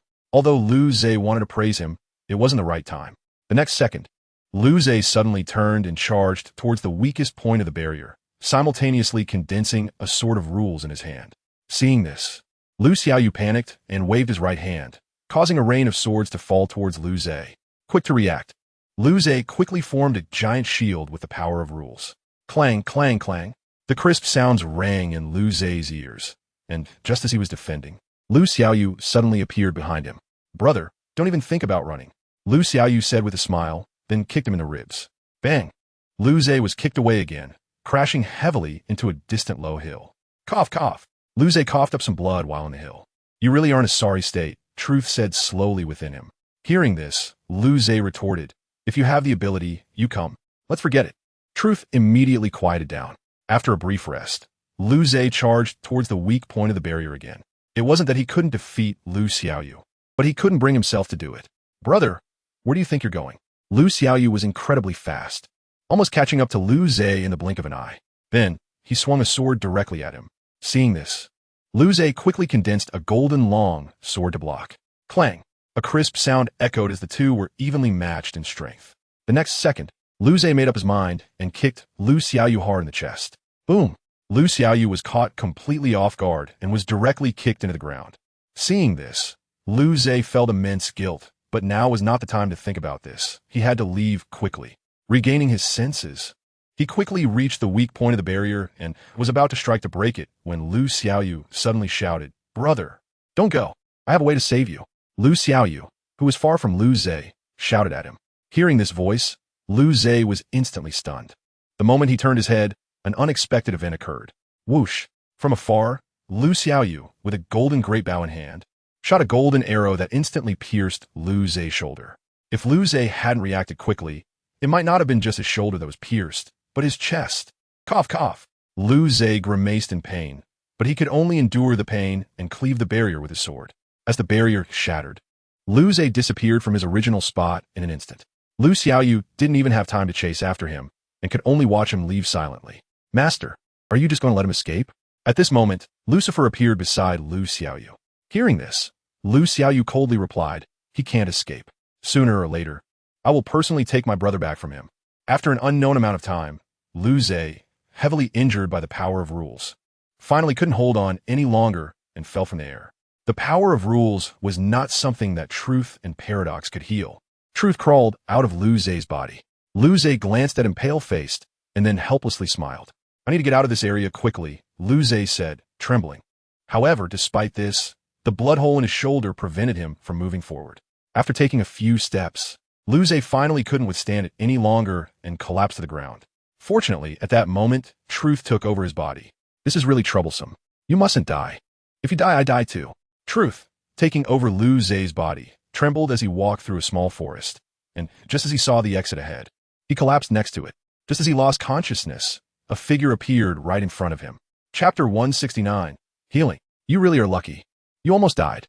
Truth complained unhappily in the sea of consciousness. Lu Zhe rolled his eyes at him and replied irritably, "Aren't I still alive?" Hearing this, Truth immediately got angry and scolded. "If it weren't for running into someone familiar, both you and I would be dead. If we had erased your brother earlier, we wouldn't have caused this mess. Xiaoyu is my brother. His matters I will naturally resolve. It's not up to you to interfere." Upon hearing this, Lu Zhe instantly became furious. Truth saw his angry expression and immediately quieted down, realizing that this was all caused by Lu Zhe himself and should be resolved by him. "All right, I won't say more. You handle your brother's matters yourself," Truth slowly said, and then fell silent. At this moment, Lu Zhe thought of a certain situation and said, "What if I can't resolve it? You die along with me for nothing." Truth seemed to have anticipated that Lu Zhe would think this way, so he smiled and replied, "From the moment I signed a contract with you, I was already prepared to die. Is that so?" Lu Zhe chuckled, then planned to leave the sea of consciousness.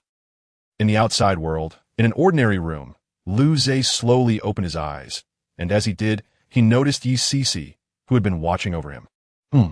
You're awake?" Yi Cece sensed Lu Zhe's movements and stood up groggily. "Thank you for your trouble," Lu Zhe said with a faint smile when he saw her awake. Yi Cece waved her hand with a smile. It's nothing. After all, we're friends. Lu Zhe replied with a faint smile. At this moment, Yi Cece directly asked, since we are friends, can you tell me who you really are? Lu Zhe was taken aback by this question and then replied, do you really want to know? Yi Cece nodded vigorously. Seeing this, Lu Zhe no longer concealed anything and said, I am Lu Zhe, the one being hunted by the Sky Temple. So, are you going to turn me in? Yi Cece was instantly stunned upon hearing this. She could hardly believe that the guy in front of her was actually Lu Zhe, who had been pursued by the Sky Temple for 8 years. If she turned him in, she could directly enter the Sky Temple and elevate her status. At this moment, Yi Cece was caught in a dilemma, unsure of how to choose.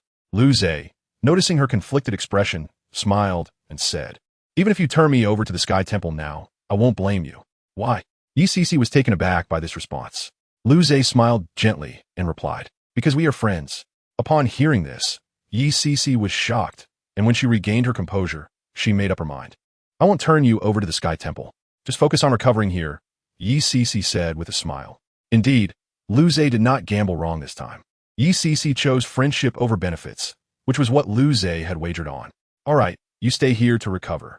Just let me know when you want to leave. Yi Cece said cheerfully. Lu Zhe nodded and lay back down. Yi Cece, seeing this, did not disturb him and walked out of the room.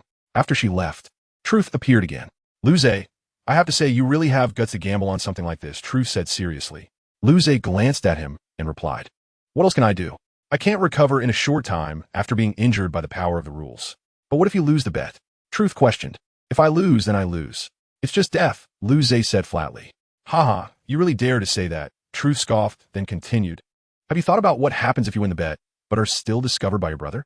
What about that girl's family? Lu Zhe fell silent upon hearing these two questions. He didn't know how to answer.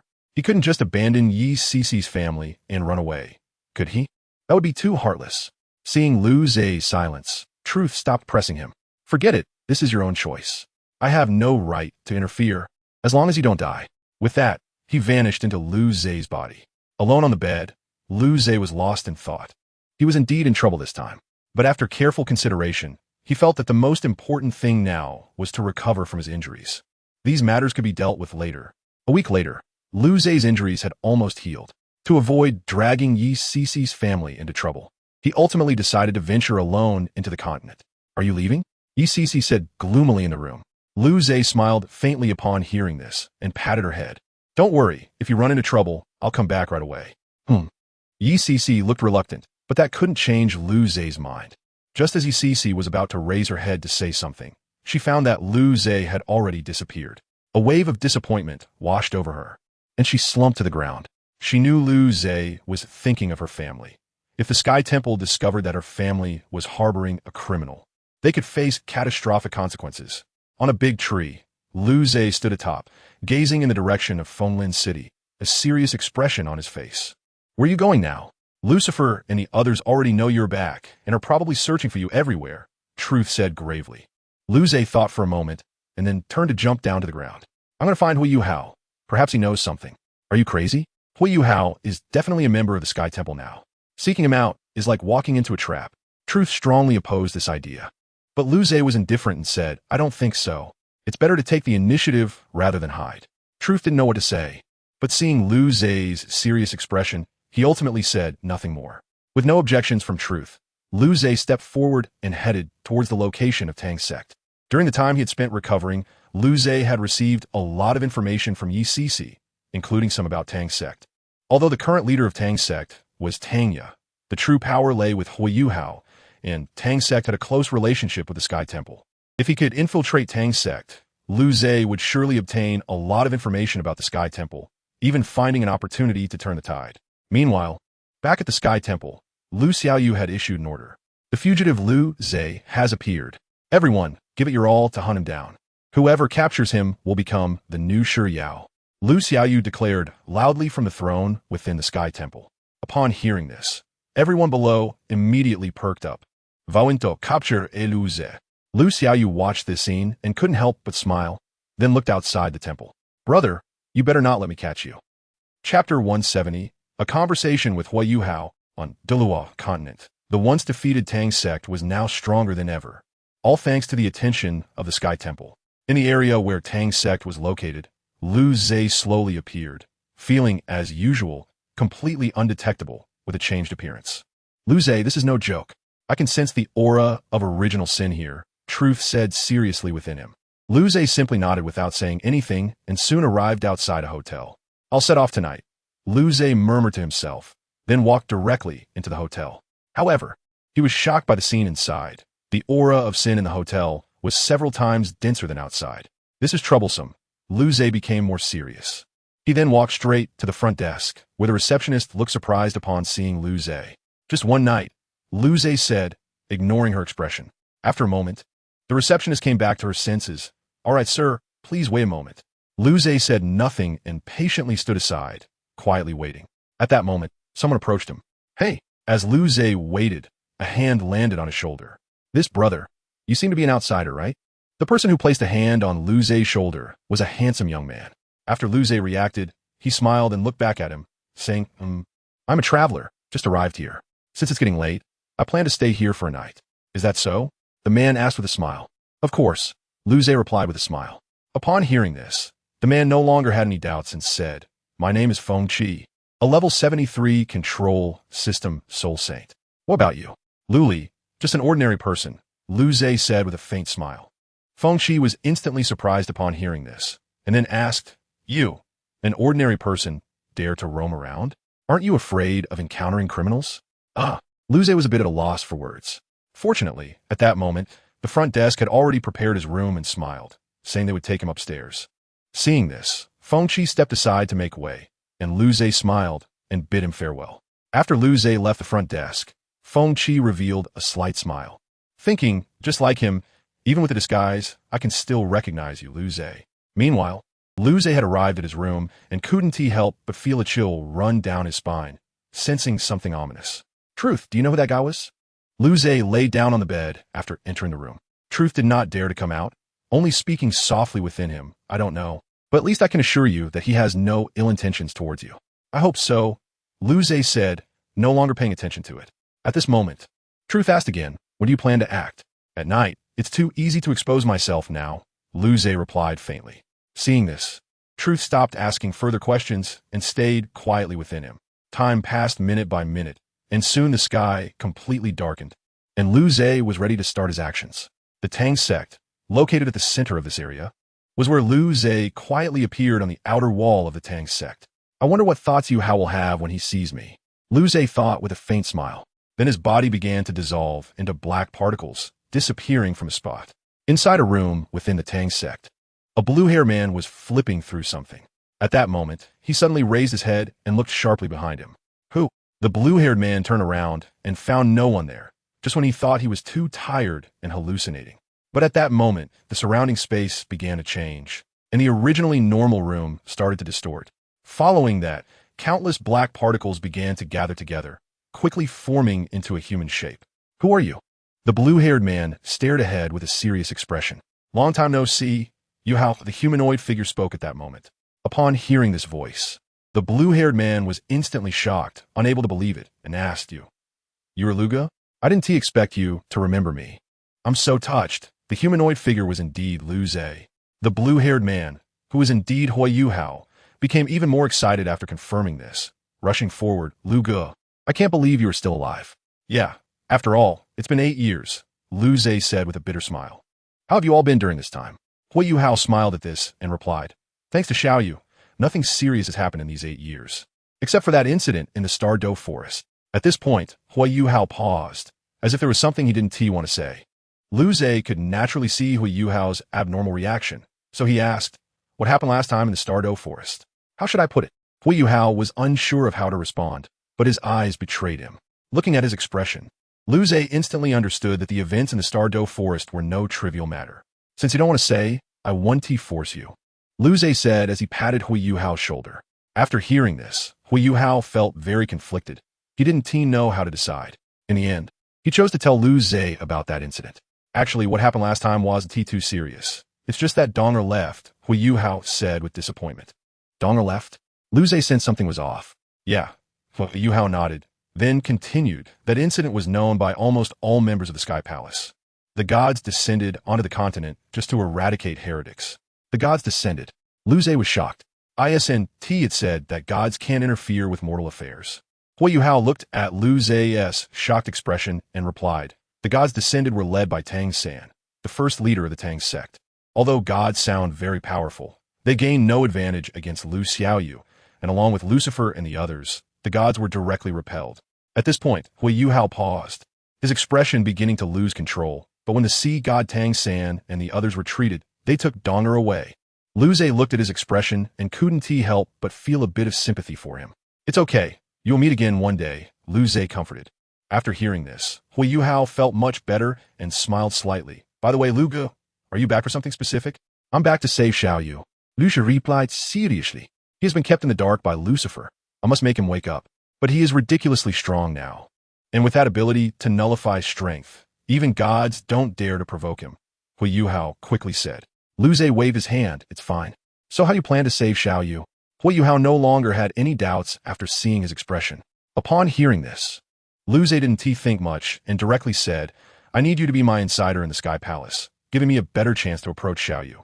That might be a bit difficult. Everyone in the palace is looking for you now, Hui Yuhao said seriously. Lu Zhe was puzzled upon hearing this, and Hui Yuhao explained. Xiaoyu recently issued a new order that anyone who captures you will unconditionally become one of the new 10 sons. You see, Lu Zhe instantly understood, thinking to himself that his brother really is his brother, willing to go to any lengths to capture him. However, this matter didn't catch Lu Zhe's attention at all. After all, besides his brother, even Lucifer was no longer his opponent now, let alone others. All right, that's all I wanted to discuss with you. I will find you again when I start my actions, Lu Zhe said as he planned to leave, knowing that staying too long would definitely attract Lucifer's attention. Just as he was about to leave, Hui Yuhao reminded him again, Lu Ge, you should still be careful. Someone inside said that Lucifer is developing a soul guide specifically designed to counter you. After hearing this reminder, Lu Zhe nodded and then directly disappeared from the spot, followed by the distorted room returning to normal. Hui Yuhao stood in place, looking toward the door, and slowly said, Lu Ge, you must save Xiaoyu. He has changed too much. Chapter 171, New Identity. After talking with Hui Yuhao, Lu Zhe returned directly to the hotel. After returning to the hotel, Lu Zhe was deep in thought about the soul guide that Lucifer was developing to counter him. Although it was just a speculation, he had a bad premonition. Lu Zhe, you should have guessed it by now, truth said gravely within him. Lu Zhe nodded, but remained silent because he knew that only Xiaoyu's ability could restrain him. And Lucifer was likely trying to use the power of relative truth to create a soul guide. As he thought about this, Lu Zhe's expression grew increasingly serious. After a while, he set this matter aside because there was something more important. The Sky Hall. Lost in thought, Lu Zhe chose to lie down on his bed. But unexpectedly, he fell asleep while pondering. The next morning, Lu Zhe groggily sat up in bed. Did I fall asleep? Lu Zhe was quite surprised. At that moment, truth within him chuckled and said, you might have been too tired. Maybe, Lu Zhe replied, then got up and walked toward the door. However, as soon as he opened the door, he saw a person standing at his doorstep waiting for him. It was Feng Qi, whom he had encountered yesterday. You're awake? Feng Qi smiled when he saw Lu Zhe come out. What are you doing at my door? Lu Zhe felt quite puzzled and became cautious. Feng Qi looked at his alert expression and then smiled, explaining, don't be so sensitive. I just happen to be staying next door. Is that so? Lu Zhe still regarded him with some skepticism. Feng Qi, feeling uncomfortable under Lu Zhe's gaze, quickly said, stop staring at me like that. It's a bit embarrassing. How about we go out for a meal together? Lu Zhe, still wary, replied directly, no, I'm leaving here soon. So soon? Feng Qi seemed a bit reluctant. Lu Zhe didn't respond, just nodded and walked toward the front desk to check out. After checking out, Lu Zhe didn't hesitate and stepped outside the hotel. Seeing this, Feng Qi quickly followed, not wanting Lu Zhe to leave. What are you following me for? Lu Zhe asked warily. Feng Qi smiled and said, I suddenly want to travel around the continent too. Take me with you, how about it? Upon hearing this, Lu Zhe's expression turned serious. I refuse. Why not? Isn't it better to have a soul saint to protect your journey? Feng Qi said with anticipation. But Lu Zhe casually replied, I'm used to being alone. Having another person around would disrupt my thoughts. It's fine. I want to disrupt your thoughts, Feng Qi said with a smile. Despite this, Lu Zhe still refused to travel with him, which made Feng Qi feel quite disappointed. All right, if you encounter trouble in the future, remember to find me. I will do my best to help you, Feng Qi said, calming himself and smiling. Liu Ze nodded and then parted ways with him. After separating from Feng Qi, Liu Ze went alone to a small mountain on the outskirts of the Tang sect's territory. Standing on a mountain and overlooking the Tang sect below, Liu Ze fell into deep thought. Just then, a figure slowly appeared behind him. Lu Ge, did you call me here to discuss something? The newcomer was Hui Yuhao. Upon hearing his voice, Liu Ze turned to look at him. I'm about to take action. How can I enter the Sky Hall? Hui Yuhao thought carefully for a moment, and then said slowly, you can only join an academy or sect.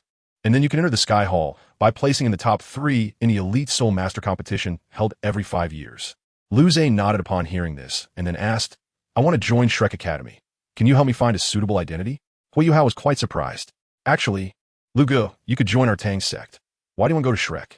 Shrek Academy has the answers I seek, Liu Ze replied simply. Hui Yuhao understood upon hearing this, and didn't ask further. All right, since Liu Ge has his own plans, I have no right to interfere, Hui Yuhao said slowly.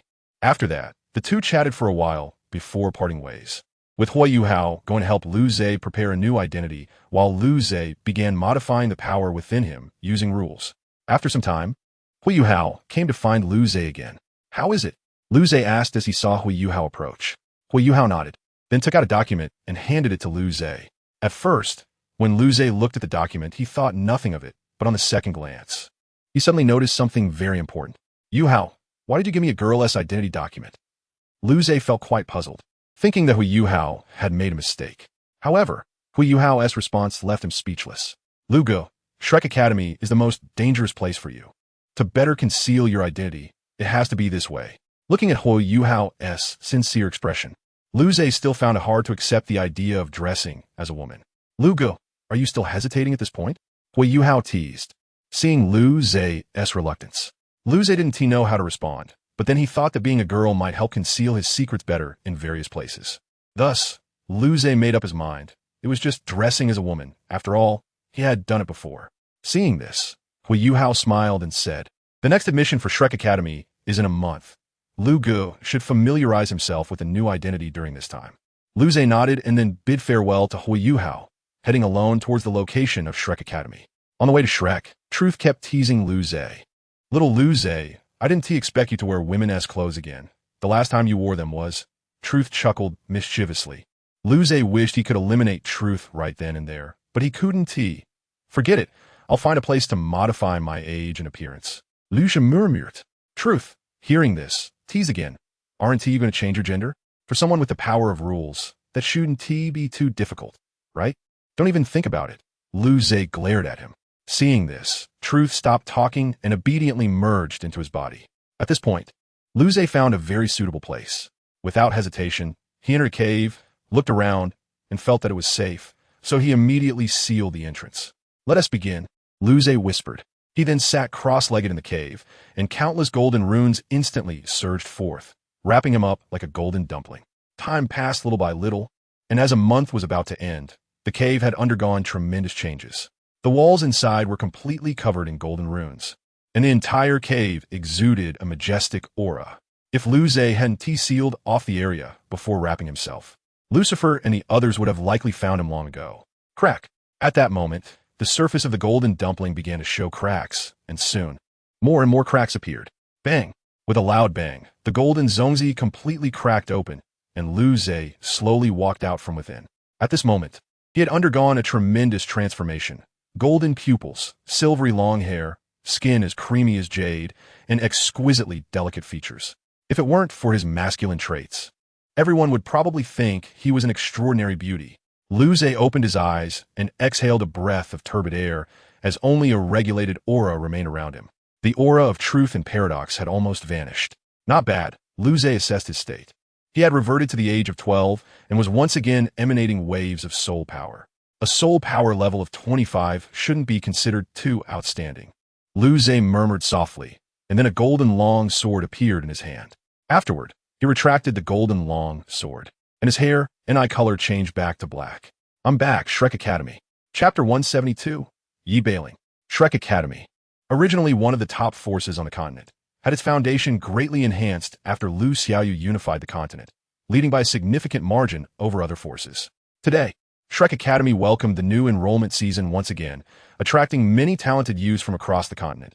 including Liu Zhe, who had changed his identity. At the enrollment office of Shrek, a figure slowly appeared, and the teacher in charge of admissions merely glanced at the individual's information before letting them pass. Another genius added this year, the enrollment teacher murmured with a smile, then looked at the document in hand.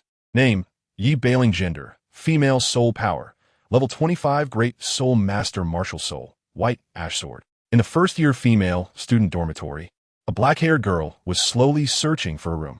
After a while, she found her dormitory, this one. The black-haired girl murmured softly, then directly pushed open the door. But upon entering, she was stunned by the sight before her. The next moment, a scream came from inside the room. But it wasn't the black-haired girl's voice. It belonged to another silver-haired girl. Smack! Following that, the black-haired girl was knocked to the ground by a slap from the silver-haired girl. The black-haired girl, who had been slapped to the ground, looked completely confused. The silver-haired girl then snapped back to reality and hurriedly helped her up, continuously apologizing. I'm sorry, I thought you were a boy. The silver-haired girl sincerely apologized. It's fine, the black-haired girl said calmly, smiling at her. The silver-haired girl, still unaware of the situation, then realized that she was not dressed properly, with only a modest covering on her upper body. Realizing this, the silver-haired girl's face instantly turned red, and she quickly put on her clothes. Sorry to make you laugh, the silver-haired girl said, blushing. The black-haired girl remained unfazed, waved her hand to indicate it was fine, and then went to the other empty bed in the room to make it up. The silver-haired girl stood behind her, and after a while finally asked, are you my roommate? Yes, the black-haired girl nodded. The silver-haired girl then asked again, my name is Guyulinger, what about you? Yip biting. The black-haired girl replied very calmly. Upon hearing the name, Guyulinger immediately came to her side, smiling as she said, can I call you Bailing? Of course. Yi Bailing replied with a slight smile. Guyulinger then directly took her hand and said, let us go, I'll treat you to a meal. Isn't that inappropriate? Yi Bailing said with a wry smile. But Guyulinger said earnestly, it's fine, just consider compensation for that slap earlier. Yi Bailing thought for a moment and then nodded. After all, that slap had been a bit painful. Before long, Yi Bailing and Guyulinger arrived at the cafeteria of Shrek Academy. Looking at the bustling cafeteria, Guyulinger felt a bit at a loss. However, Yi Bailing had no such concerns and directly led her to the ordering counter. Before long, the two girls sat down with their meals in a corner. Bailing, I didn't expect you to be so familiar with this place, Guyulinger said with a smile.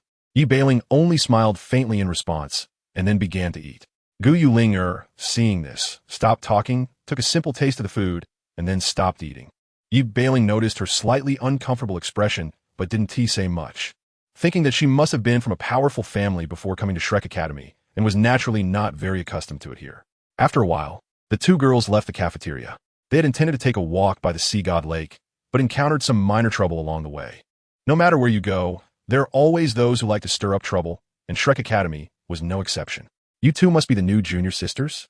Several boys in senior uniform from the outer academy blocked Yi Bailing and Guyulinger's path by the Sea God Lake. At this moment, a handsome boy stepped forward from among them. Although he was good-looking, his demeanor didn't quite match his appearance. Junior sisters, I see you haven't quite settled into campus life yet. How about letting your senior teach you? The boy said with a smile. Guyulinger immediately retorted, I don't need a hypocrite like you to teach me. As soon as she finished speaking, some of the boys beside the handsome boy started to stir. You, a newcomer, dare to insult our boss. Do you want to die? A scrawny boy said angrily, then attempted to charge at them. Just as he was about to reach Yi Bailing and the others, their leader spoke up. Enough! How are you speaking to junior sisters? The boy shouted loudly. Upon hearing this command, the scrawny boy immediately became obedient, retreating behind their leader. Although this scene might appear very gentlemanly to others, it was particularly amusing in Yi Bailing's eyes. After the scrawny boy settled down, their leader approached Yi Bailing and the other girl again, saying very gentlemanly, I'm sorry. It was my failure to educate him, but there won't be in next time. Yes, we also won't have the opportunity to meet again, Yi Bailing said coldly. With that, she directly took Guyulinger and prepared to leave. But just as she turned around and took a step, her other hand was grabbed by the handsome boy. Junior sister, are you refusing to give me Wong face? The boy said with a faint smile. Yi Bailing, whose hand was held, had a very cold expression, even revealing a hint of killing intent. Sensing the killing intent, the boy quickly released her hand, saying, sorry, my fault. Although he apologized, Yi Bailing's gaze remained very cold. Fortunately, Gu Ling tugged at her, which helped her regain her composure. As Yi Bailing prepared to leave, she suddenly thought of something and coldly glanced at the boy, saying, "Remember, there won't be a next time." Her voice was frosty, causing the boy to break out in a cold sweat, as if he had seen some terrifying beast. "Boss, are you just going to let those two girls go?" the frail boy asked, somewhat unconvinced. But the boy replied solemnly, "That black-haired girl is no ordinary person. You'd better not provoke her." "Why?" The frail boy and a few others trailing behind him looked quite surprised. But the boy simply gave him a warning and left. "No reason, just don't provoke her." In the first-year girls' dormitory, Yi Bailing and Gu Linger returned to their room without any issues. "Bailing, you were so cool just now," Gu Linger exclaimed, recalling the earlier scene. Yi Bailing looked at her flatly and slowly said, "It's time to sleep. We have to report to the classroom tomorrow." "All right, I almost forgot." Gu Linger suddenly remembered and then added, "Good night, Bailing." Good night," Yi Bailing replied simply before lying down on her bed. In the middle of the night, Yi Bailing suddenly sat up, glanced at Gu Linger, who was sleeping soundly in the other bed, and then got out of bed to walk outside the dormitory. After arriving at a deserted small park, a voice suddenly rang out beside her. "Looks like it went smoothly," said a scarlet phantom. Yi Bailing glanced at it and slowly replied, "It was okay, but you'd better stay inside me." "Why? Afraid of being exposed?" the scarlet phantom teased. Yi Bailing didn't answer, but her eyes conveyed her thoughts. Seeing this, the scarlet phantom obediently merged back into her body. Yi Bailing gazed up at the starry sky, feeling a myriad of emotions but remaining silent. After a while, she snapped back to reality and walked back to her dormitory. "I'll come and get you soon, Xiaoyu." Chapter 173.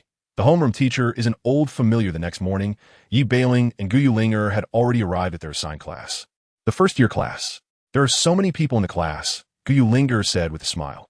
Yi Bailing merely nodded slightly, not paying much attention to them. At this moment, a man slowly walked in, saying, "Everyone, please be quiet."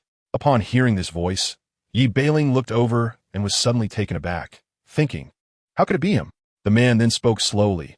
"I am Yin Yun, your homeroom teacher." After saying this, he directly picked up a folder, glanced at it, and said, "The student with the highest spirit power in the class is Gu Linger. She will temporarily take on the role of class monitor." "No problem, right?" As soon as he finished speaking, all the students turned to look at Gu Linger, their faces displaying shock. Even Yi Bailing felt a bit surprised. "Linger, your spirit power is the highest?" "Yeah, I'm already at level 33, Gu Linger replied with a proud smile. Seeing this, Yi Bailing didn't say much more and turned her attention back to Yin Yun. "All right, since everyone is here, let's start the class," Yin Yun said with a gentle smile.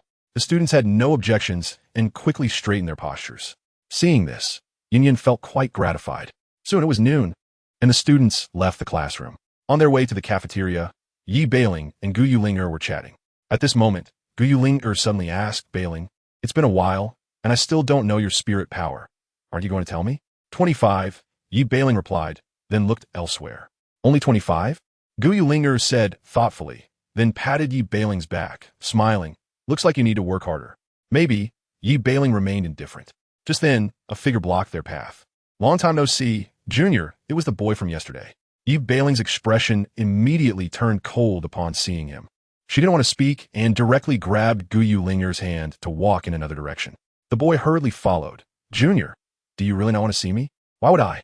Gu Linger replied with displeasure. The boy's face turned pale at her words, but he couldn't act out. However, he still forced a smile and said, "Junior, my name is Suku. What about you?" "Get lost." Yi Bailing shot him a cold glare. With just that one look, Suku felt an immense pressure, his body instantly freezing up. Yi Bailing and Gu Linger ignored him and walked past. Once they left, Suku returned to normal, slumping onto a nearby chair and exhaling a long breath. "That girl is really terrifying," he said, looking distressed. "Bailing, that guy named Suku is really annoying. Should I teach him a lesson?"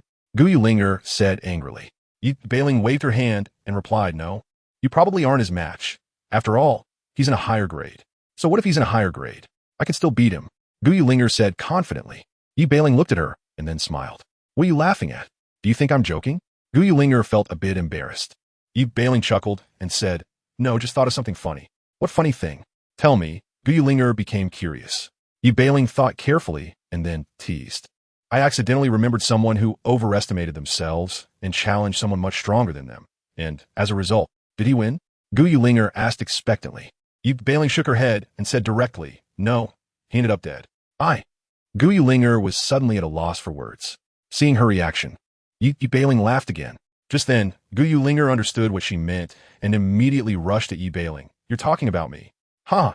Yi Bailing laughed and then ran towards the classroom. Gu Yulinger was not to be outdone and quickly chased after her. Before long, the two returned to the classroom, and upon seeing that it was already full, they realized they might be a bit late. However, Yin Yin calmly said, "Just don't let it happen again. Quickly return to your seats." Yi Bailing and Gu Yulinger did not hesitate and quickly sat down. After everyone settled, Yin Yin spoke again.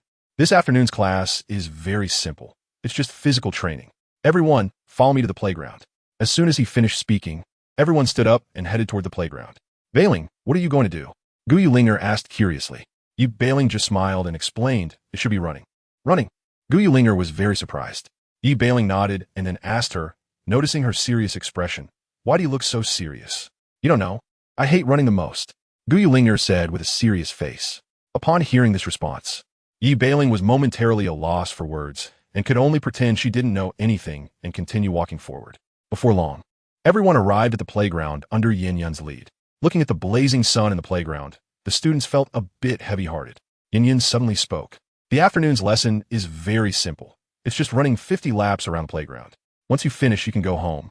After hearing this, some students in class 1 showed very happy expressions, while others looked quite embarrassed, truly a mix of joy and sorrow. Gu Yulinger's expression was even more awkward. She directly grabbed Yi Bailing's arm and said pitifully, "Bailing, I don't want to run. It's just running. It's no big deal." Yi Bailing comforted her with a smile. But today's sun is so scorching. I'm afraid of getting tanned," Gu Yulinger continued. Upon hearing this, Yi Bailing felt speechless and directly left her to start running on the playground. Seeing this, Gu Yulinger had no choice but to run under the sun. Standing at the edge of the playground, Yin Yin couldn't help but smile at this scene, reminiscing, I remember when I went through this too." But at that moment, he thought of something, and his expression suddenly turned heavy. "It's been 8 years. I wonder how Brother Lu is doing," Yin Yin murmured softly. Since he learned of Lu Zhe's disappearance, he had been worried for 8 years. On the playground, Yi Bailing glanced at Yin Yin while running and then smiled faintly. "You haven't changed after all this time, Yin Yin." Chapter 174. Sparring time flew by, and a month quickly passed in Shrek, leading to the start of the new student assessments. In the new student classroom, Yin Yin stood at the podium, smiling as he said, "As you all know, the new student assessment will now proceed to grouping." As soon as he finished speaking, the students in the classroom became very excited, all ears perked up, hoping to team up with 2 strong classmates. Gu Yulinger wasn't worried at all because she was confident in her strength and believed she could definitely win the championship. Soon, Yin Yin began the grouping. "There are 60 of us in our class, 3 in each group, making a total of 20 groups. Although the matchups during the competition will be random, I hope you won't go easy on your classmates if you face them. Understood?" "Understood." The classmates in the classroom replied in unison. Seeing this, Yin Yin felt very pleased and continued. Group 1, Tang Yao, Wu Ling, Yin Zhuzhu. Group 2, Wang Hua, Chen Lin, Yang Fei. Group 3, Yin Lai. Before long, the grouping reached the last group, and Yin Yin smiled as he announced, "Last group, Gu Yulinger, Yi Bailing, Su Qian." As soon as he finished speaking, the entire classroom fell silent, everyone sizing up their teammates. Naturally, Gu Yulinger was staring at Su Qian. She only knew that the other party's soul power was level 25 and that she was a support-type soul master, but nothing else. "All right, since the grouping is done, get to know each other in the next 2 days. The competition will be held in 2 days, Yin Yun said with a faint smile. After saying this, he let them leave the classroom and told them they wouldn't have classes for the next 2 days, which made the students extremely happy. By the Sea God Lake, Yi Bailing and Gu Yulinger were staring at Su Qian in front of them. Feeling their gaze, Su Qian suddenly felt a bit shy and blushed, saying, "Can you not stare at me like that? It's quite embarrassing." "Oh, sorry." Gu Yulinger suddenly realized and quickly apologized. Then she asked again, "Su Qian, your martial soul seems to be a flower, right?"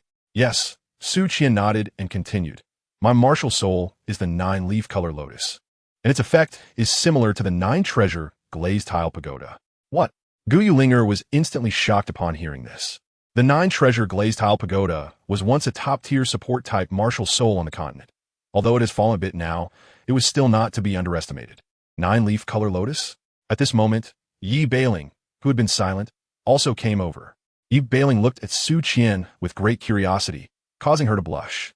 Realizing something was off, Yi Bailing quickly turned her head away and awkwardly said, "Sorry, I was a bit too curious." It's fine, it's fine." Su Qian waved her hand with a smile. At this moment, Gu Yulinger suddenly said, "Su Qian, why don't we team up to teach Bailing a lesson?" Looking at her mischievous expression, Su Qian felt a bit embarrassed, thinking, "Isn't that a bit inappropriate?" "What is inappropriate? Bailing is an attack type, you're a support type, and I'm a control type. It doesn't seem excessive for us two to team up against a strong attack type soul master, does it?" Gu Yulinger reasoned logically. For a moment, Su Qian didn't know how to choose. What if they frightened Yi Bailing? "It's fine, you can team up," Yi Bailing spoke up at this moment. Her tone very calm, seemingly not taking the two of them seriously. "How dare you look down on us, Bailing?" Gu Yulinger looked at her in different expression, and her temper instantly flared. Su Qian felt a bit displeased too. She was clearly just worried about Bailing getting hurt and didn't want to do this. But Bailing turned it around to look down on them. "Then let's do it," Yi Bailing said with a smile, beckoning with her finger. This scene was undoubtedly a provocation in Gu Yulinger and Su Qian's eyes. How could they endure it? "Come on, Su Qian, you assist me later. I'll teach her a lesson," Gu Yulinger said with an annoyed expression. Su Qian nodded, clearly also provoked by Yi Bailing's earlier behavior. Before long, the area by the Sea God Lake was filled with overwhelming fighting spirit. Yi Bailing stood alone, facing Gu Yulinger and Su Qian. At this point, Gu Yulinger had reached level 33 in soul power. Su Qian had reached level 26, while Yi Bailing was only at level 20. In terms of soul power, Yi Bailing was slightly at a disadvantage, but in terms of strength, it was uncertain. "Are you ready?" Yi Bailing asked with a smile.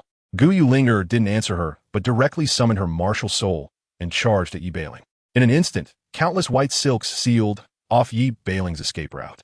With Su Qian's assistance, the speed and toughness of these silks increased significantly.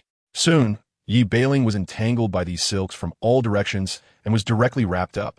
Gu Yulinger smiled upon seeing this and teased, "Bailing, I didn't expect you to be so weak. I'm really disappointed." Just as she was feeling quite pleased, a voice came from the white silk. "Is that so?" Whoosh! Immediately, the white silk was cut apart by countless blades of energy. Yi Bailing, holding a long sword, looked at them with a calm expression. The sword was entirely white, with golden inscriptions on the blade, making it look very noble. Is this her martial spirit? Su Qian was a bit surprised. It was her first time seeing such a beautiful long sword. Gu Yulinger said gravely, "That's right, that's Bailing's martial spirit, the white ash sword." In the next moment, Gu Yulinger launched a surprise attack, sending several strands of white silk toward Yi Bailing. Yi Bailing reacted very quickly, directly positioning her long sword horizontally, and in an instant, the sword energy flew, turning the white silk into fragments. Then, Yi Bailing made a sudden thrust and appeared right in front of Gu Yulinger. "You lost," Yi Bailing said with a smile. Gu Yulinger, with the long sword pressed against her neck, felt very unconvinced but knew in her heart that if this were a life-and-death battle, her head would have probably rolled off by now. "All right, you win," Gu Yulinger said, though her expression clearly showed her dissatisfaction. Su Qian, standing behind her, was even more shocked. After all, Yi Bailing's speed was too fast, and she didn't even have time to assist Gu Yuling. "Sister Bailing is really amazing. I accept my defeat in this battle." Yi Bailing then retracted her martial spirit and said with a smile, "Let's go get something to eat. I'll treat you." Although she was still feeling a bit unhappy about just losing, hearing that Yi Bailing was treating them to food instantly made her forget about her defeat. "Let us go. I'm going to make you bankrupt today," Gu Yulinger said with a smile. She then directly grabbed Yi Bailing and Su Qian's hands and ran toward the food street. Yi Bailing, being pulled along, looked at her back and couldn't help but smile as she thought of someone who used to pull her hand like this. If only there were no crimes. Chapter 175. Freshman Assessment. 2 days later, the freshman assessment area was already filled with people, and Yi Bailing and the others were naturally among them. As it was a freshman assessment, and being late would not be good. Soon, a teacher came out and announced, "Everyone quiet down. The rules of the freshman assessment shouldn't need much explanation. Your homeroom teachers should have already gone over them with you." As soon as he finished speaking, he signaled to several teachers beside him to divide the students participating in the freshman assessment into sections. After an unknown amount of time, the divisions were completed, and Yi Bailing and her group were assigned to Area 3. "I heard there are many Dark Horse teams in Area 3, Su Qian said slowly. Yi Bailing nodded and replied, "It's fine, just be more careful." However, Gu Yulinger next to her was completely unconcerned and boldly declared, "Don't worry. This championship will definitely be ours." Linger is really confident, Su Qian said with a smile. Of course, Gu Linger said seriously. Yi Bailing just smiled faintly and then walked toward the competition stage. Soon, a teacher appeared on the competition stage. He took out a list and said slowly, Freshman Assessment, Area 3, Round 1, Match 1. Class 1's Gu Linger, Yi Bailing, and Su Qian versus Class 4's Chun Xian, Zhu Hao, and Li Feng. Both sides, please enter the arena. As soon as he finished speaking, Yi Bailing and her group stepped onto the competition stage. And their opponents also walked up with faint smiles on their faces. They're all girls. Isn't the outcome already predetermined? At this moment, Zhu Hao from Class 4 said with a smirk. His voice was loud, and Gu Linger heard it immediately, feeling very displeased. She stepped forward and retorted, What do you mean, you ugly loser? Do you look down on us girls? Hearing himself being called ugly, Zhu Hao's temper flared up instantly. You ugly girl. What qualifications do you have to say that? Let's see your strength. Gu Linger became even more agitated and prepared to fight. I'll make you unrecognizable. After saying that, she was about to charge forward, but was stopped by Yi Bailing. What are you doing? Gu Linger asked in confusion. Yi Bailing said calmly, The match hasn't started yet. It's not too late to act once it begins. Upon hearing this, Gu Linger instantly realized that if they started fighting now, they would be judged for a foul and disqualified from the competition. Thus, she reluctantly held back, standing next to Yi Bailing with an unhappy expression. Seeing this, Zhu Hao burst into laughter. Haha, what's wrong, ugly girl? Are you scared now? Although Gu Linger was furious at his words, she could only endure it since the match hadn't started. Meanwhile, a high-ranking man observing from the judges' area showed a satisfied smile upon witnessing this. This Yi Bailing seems to have a talent for being a team leader. Even when her teammates are provoked, she can remain composed, the man said with a faint smile. At this moment, Yin came to his side. Yes, Yi Bailing is the calmest person I've ever seen. She can endure anything. Is that so? Looks like I need to pay more attention. The man replied with a smile. Yin immediately understood and nodded with a smile, then continued watching the match. On the competition stage, the referee saw that both sides were almost ready and announced, The match begins. As soon as he finished speaking, the three boys from Class 4 quickly charged toward Yi Bailing and her two companions. Gu Linger gave Su Qian a look, and Su Qian instantly understood. Second soul skill, Purple Leaf. 200-year soul rings rose behind Su Qian, with the second soul ring lighting up. At the same time, Gu Linger felt the support effect and directly lit up her second soul ring. Second soul skill, Thousand Ties. With Gu Linger's command, the three members of Class 4 were instantly entangled by countless strands of white silk. Just as they were about to break free, Yi Bailing had already made her move. One sword, Yi Bailing softly said, holding the white ash sword, and then she swung the long sword horizontally with force. In an instant, a powerful sword energy surged toward Zhu Hao and the others. The three of them felt a surge of fear as they saw the sword energy flickering before their eyes. Referee, we concede. At the last moment, Chun Xian, the captain of Class 4, shouted loudly. Bang! With a loud crash, a cloud of dust was kicked up on the competition stage, and amidst the dust, a teacher stood in front of Chun Xian and the others. Match over. Class 1's Gu Linger team wins. The referee then directly announced the result of the match, and everyone was shocked by the speed of the competition. This team actually coordinated so well. The man who had been observing was also very surprised by this. Of course, what he was more curious about was whether Yi Bailing had used her soul skills. If she did, why were there no soul rings visible? Yin, this Yi Bailing seems to be from your class, right? The man asked with a smile. Yin, who was asked, felt a bit confused and replied yes. She is my student. What do you want? Quite simple. I want to talk to her alone, the man said with a faint smile. Is that so? Yin seemed to ponder. Seeing this, the man patted his shoulder and said with a smile, Don't worry, I won't force her to do anything. I find it hard to believe, Yin said with a faint smile. The man felt a bit hurt upon hearing this and said pitifully, Yin, do you really not trust me? It's not a matter of trust, mainly because the things you've done in the past are too famous. Yin's expression began to cool down. Seeing this, the man had no choice but to wave his hand and say, All right, since you feel this way, I won't force it. You better be honest, Yin said coldly, then turned and walked in another direction. The man looked at his back, then at Yi Bailing's position, and the corner of his mouth slightly lifted. I'm really curious why you would make such a choice, but it's just what I want. Meanwhile, Yi Bailing, who was chatting casually with Gu Linger and the others, suddenly sensed someone watching her, but she showed no reaction. It seems there are acquaintances here. Yi Bailing thought to herself with a faint smile. Let's go to celebrate our victory. I'll treat you to something to eat, Gu Ling'er said with a smile. Su Qian nodded upon hearing this. Sure, what about Bailing? Coming back to her senses, Yi Bailing smiled and said, Sure, there's nothing going on right now. Then let's go, Gu Ling'er said with a smile. Chapter 176, Easy Champion. The freshman assessment went smoothly, and Gu Ling'er's team successfully advanced to the finals with their cooperation. However, the team they were about to face was the most promising dark horse team among this year's freshmen, mainly because that team had 2 Soul Masters, making them incredibly powerful. Bailing, we are about to compete against that dark horse team. What do you think our chances of winning are? Su Qian asked with a worried expression. Before Yi Bailing could speak, Gu Ling'er jumped in first. What are you afraid of? The championship is definitely ours, no matter how many Soul Masters they have, Gu Ling'er said confidently. Su Qian looked at her confident expression and smiled, but was still a bit worried. At that moment, Yi Bailing noticed her expression and smiled. Don't worry, it's fine, just like before. Hearing these words, Su Qian couldn't help but feel more confident. Soon, a referee appeared on the competition stage and announced loudly, the freshman assessment finals are about to begin. Freshman Class 1, Gu Ling'er's team, versus Freshman Class 2, Lin Xian's team. Both teams, please enter the stage. As soon as the words fell, the referee stepped down from the competition stage, and the 2 teams came up. Hey, I've heard that the 3 girls on the opposite side are very strong. Should we be a bit careful? At this moment, Yi Tian from Lin Xian's team asked with a smile. Lin Xian didn't pay much attention and simply said, just give it your all.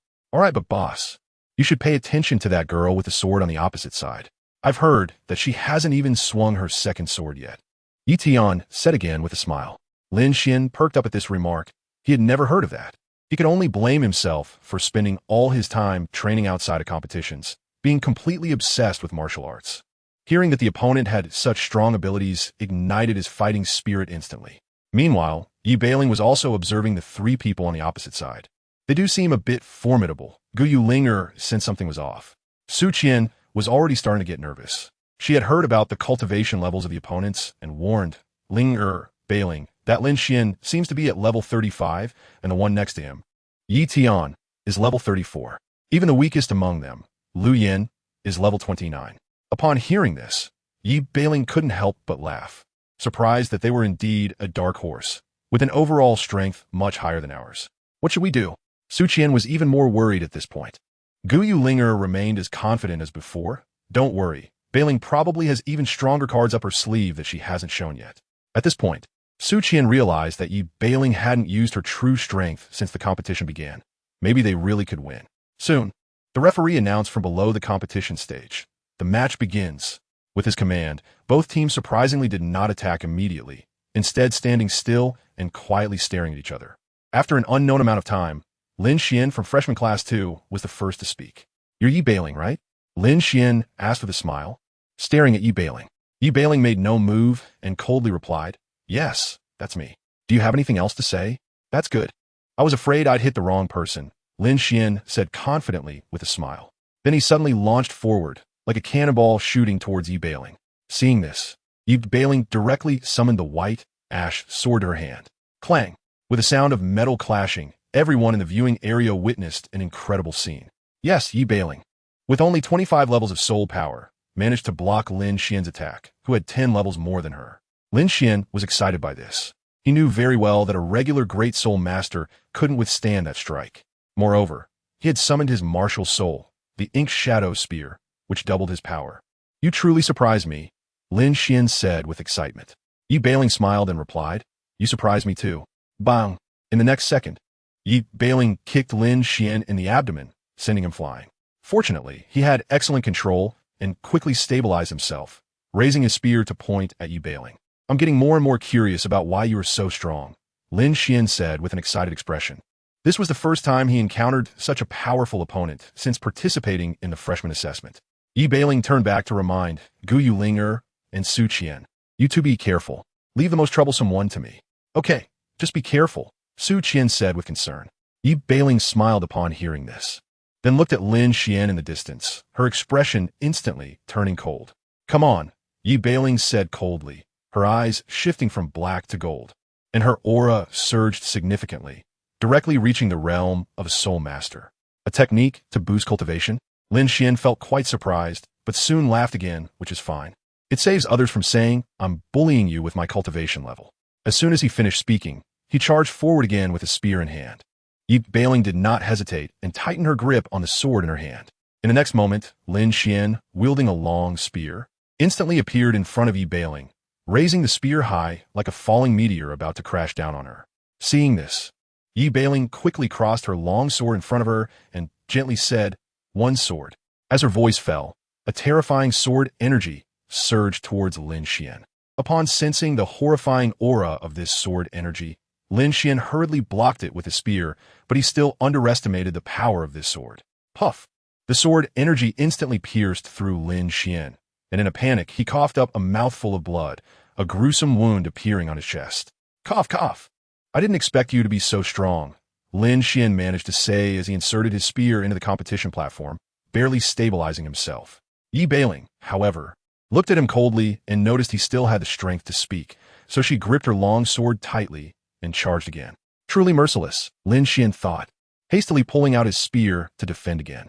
Sword cuts the abyss, Yi Bailing softly uttered. At that moment, the white sword in her hand ignited with golden flames. Lin Xian was momentarily stunned. He realized he could not block this sword at all, and there was no opportunity to dodge now. Crack! With a sound of breaking, the spear in Lin Xian's hand shattered into two pieces, and his chest was already a bloody mess. Thud! Lin Xian fell to his knees, having lost consciousness and now in a faint state. The referee quickly rushed over to take him off the competition platform and ran toward the medical room.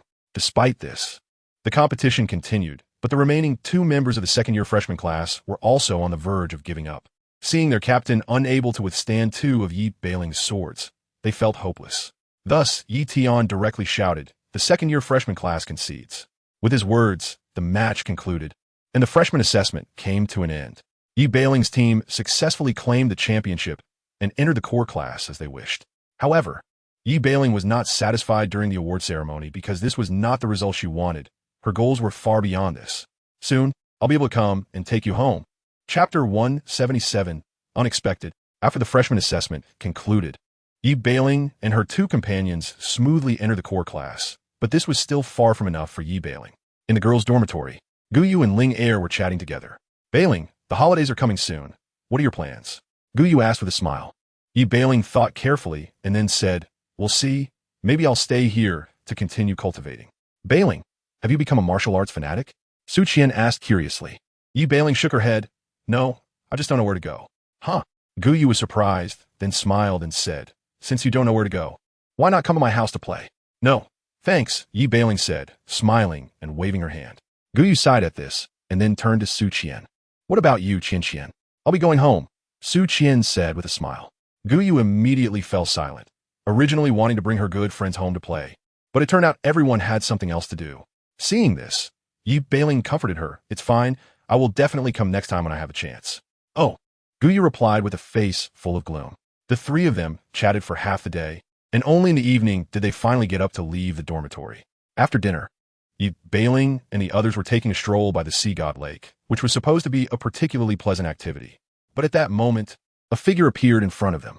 "Yi Bailing, can I talk to you?" The newcomer was the man from the last freshman assessment. Yi Bailing was momentarily stunned upon seeing his appearance, thinking to herself, "How did this guy end up here?" Before Yi Bailing could speak, Guyu chimed in, "Uncle, who are you? What do you want with Bailing?" The man smiled and replied, "Don't worry. I just want to have a simple chat with your good friend." Guyu was even less pleased to hear this, and was about to refuse. "No, my Bailing is not." "It's fine." At that moment, Yi Bailing interrupted her. "Bailing, what are you doing?" Guyu felt very confused at being interrupted. Yi Bailing smiled and said, "You and Su Qian go back first. I'll chat with him and come back." Seeing that her expression didn't seem like she was joking, Guyu could only nod, but once again looked at the man with a fierce expression. "If you dare to bully Bailing, don't blame me for being impolite." "Ha, how could that be?" The man scratched his head and laughed. Seeing this, Guyu finally took Su Qian's hand and walked back to the dormitory. Left alone, Yi Bailing looked at the man with an icy expression. "I haven't introduced myself yet." The man suddenly thought of something and smiled. "Hello, my name is Feng Qi, a level 70 control system soul saint." Indeed, this man was the Feng Qi that Lu Zhe had encountered before. Yi Bailing didn't pay much attention to this and coldly said, "What do you want to say to me?" "Nothing much. Just wanted to ask why you came to Shrek. Or what your purpose is." Feng Qi said with a smile. Upon hearing this, Yi Beiling's expression suddenly grew serious as she grabbed Feng Qi's collar and coldly said, "Who exactly are you? I am who I am. Can I be anyone else?" Feng Qi, being grabbed by the collar, remained calm rather than panicking. Seeing his expression, Yi Beiling loosened her grip and turned away, saying, "My coming here is none of your business. I advise you to stop prying into my affairs." Feng Qi smiled again and said, "All right then, but I still want to remind you that the Elite Soul Master competition held every 5 years is this year. If you want to participate, you need to become a core team member or a reserve team member in advance." Upon hearing this, Yi Beiling was suddenly stunned and turned to Feng Qi. "What do you mean by that? What else could it mean?" "Just a reminder not to miss out," Feng Qi said with a smile as he turned to leave, but suddenly stopped after taking a step. He looked back at Yi Beiling and smiled. "If you want to join the main team early, you can come find me. I can help you, but you have to pay a price." After saying this, he didn't give Yi Beiling a chance to respond and directly disappeared from spot. Yi Beiling, standing there, wore a serious expression, her mind racing with countless thoughts. "What are you going to do?" At that moment, the Crimson Phantom appeared again. Yi Beiling, after hearing this, didn't reply immediately, but after some thought, she said, "I don't need to ask for his help. I'll just challenge the main team directly. Whoever is stronger has the say." The Crimson Phantom chuckled and said, "Changing identities gives a different feeling. It's truly strange." After saying this, it vanished into Yi Beiling's body, while she slowly gazed at the Sea God Lake. After a while, the Shrek Academy welcomed its holiday period. After sending off Guyu Ling, and Su Qie, Yi Beiling headed straight for the location of the Sea God Pavilion. Feng Qi, who had been observing her in secret, smiled lightly. "Truly interesting. No wonder I have my eye on her." By the Sea God Lake, Yi Beiling stood by the edge, gazing at the pavilion in the lake. After an unknown amount of time, Yi Beiling moved, charging towards the Sea God Pavilion at incredible speed. Before long, she arrived outside the Sea God Pavilion, but just as she was about to enter, 2 guards blocked her way. "This place is not where you should be, young lady," one of the guards said slowly. Yi Beiling merely glanced at him and said directly, "Take me to see Yin Xiaojia." The guard was instantly shocked upon hearing this, then reprimanded her sternly. "How dare you call the dean by name?" Upon hearing this, Yi Beiling scoffed coldly and stepped forward into the Sea God Pavilion. Just as the 2 guards were about to stop her, a deep voice came from inside the pavilion. "Let her in." The guards, who had just raised their hands, hurriedly stopped and exchanged glances. "All right, I'll take you in, but you must not call the dean by name, understood? Just lead the way, don't worry about that." Yi Beiling replied coldly. The guard felt a surge of anger, but since the person she wanted to see was a senior from the Sea God Pavilion, he had no choice but to suppress his frustration and lead her inside. "I can only take you this far. You can go the rest of the way yourself," the guard said unhappily. Yi Beiling ignored him and walked inside without looking back. In a short while, Yi Beiling stood before several elderly men. The elder seated in the center looked at her with curiosity and asked, "Little girl, what brings you to our Sea God Pavilion?" Upon seeing his appearance, Yi Beiling smiled and said, "Elder Xian, I naturally have matters to discuss with you." "Oh, what matters? Let us hear it," Elder Xian replied with a smile. However, he did not expect Yi Beiling's next words to shock everyone present. Yi Beiling, standing in the sight of the elderly men, smiled lightly and said, "I want to challenge the main team of Shrek." Chapter 178, Identity Revealed. "I want to challenge the main team of Shrek," Yi Beiling said seriously to Elder Xian and the others. Upon hearing this, Elder Xian and the others were momentarily stunned. Then they laughed. "Little girl, do you know how strong our main team of Shrek is?" An elder sitting next to Elder Xian said with a smile. Yi Beiling remained calm and replied, "Of course I know, but I think their strength is still insufficient." "So you think you're very strong?"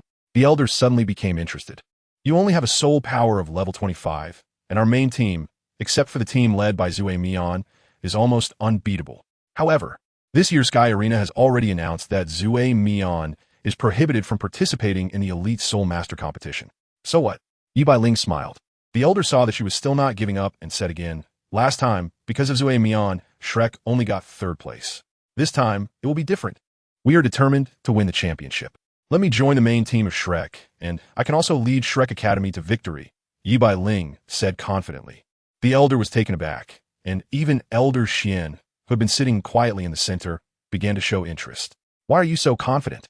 Elder Xian asked with a smile. Yi Beiling replied slowly, "Strength will prove everything." "Ha ha ha." Elder Xian laughed heartily at that moment, and then said slowly, "Little girl, here is the deal. I will give you a chance to challenge the main team of Shrek in a month. How about that? Of course, see you in a month. Yi Ling nodded and turned to leave the Sea God Pavilion.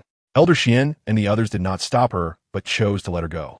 After Yi Ling exited the Sea God Pavilion, the elderly men began to discuss. Elder Xian, do you think this girl has any chance of defeating our main team of Shrek? An elder named Lin asked slowly. Before Elder Xian could respond, the elder who had spoken with Yi Ling said, "It's definitely impossible. Any one of our main team members is a soul emperor. How could a great soul master like her win?" As they spoke, the elderly men laughed. However, at that moment, Elder Xian spoke meaningfully. "I actually think there is a chance." Elder Lin was surprised and asked Elder Xian, "What do you mean by that?"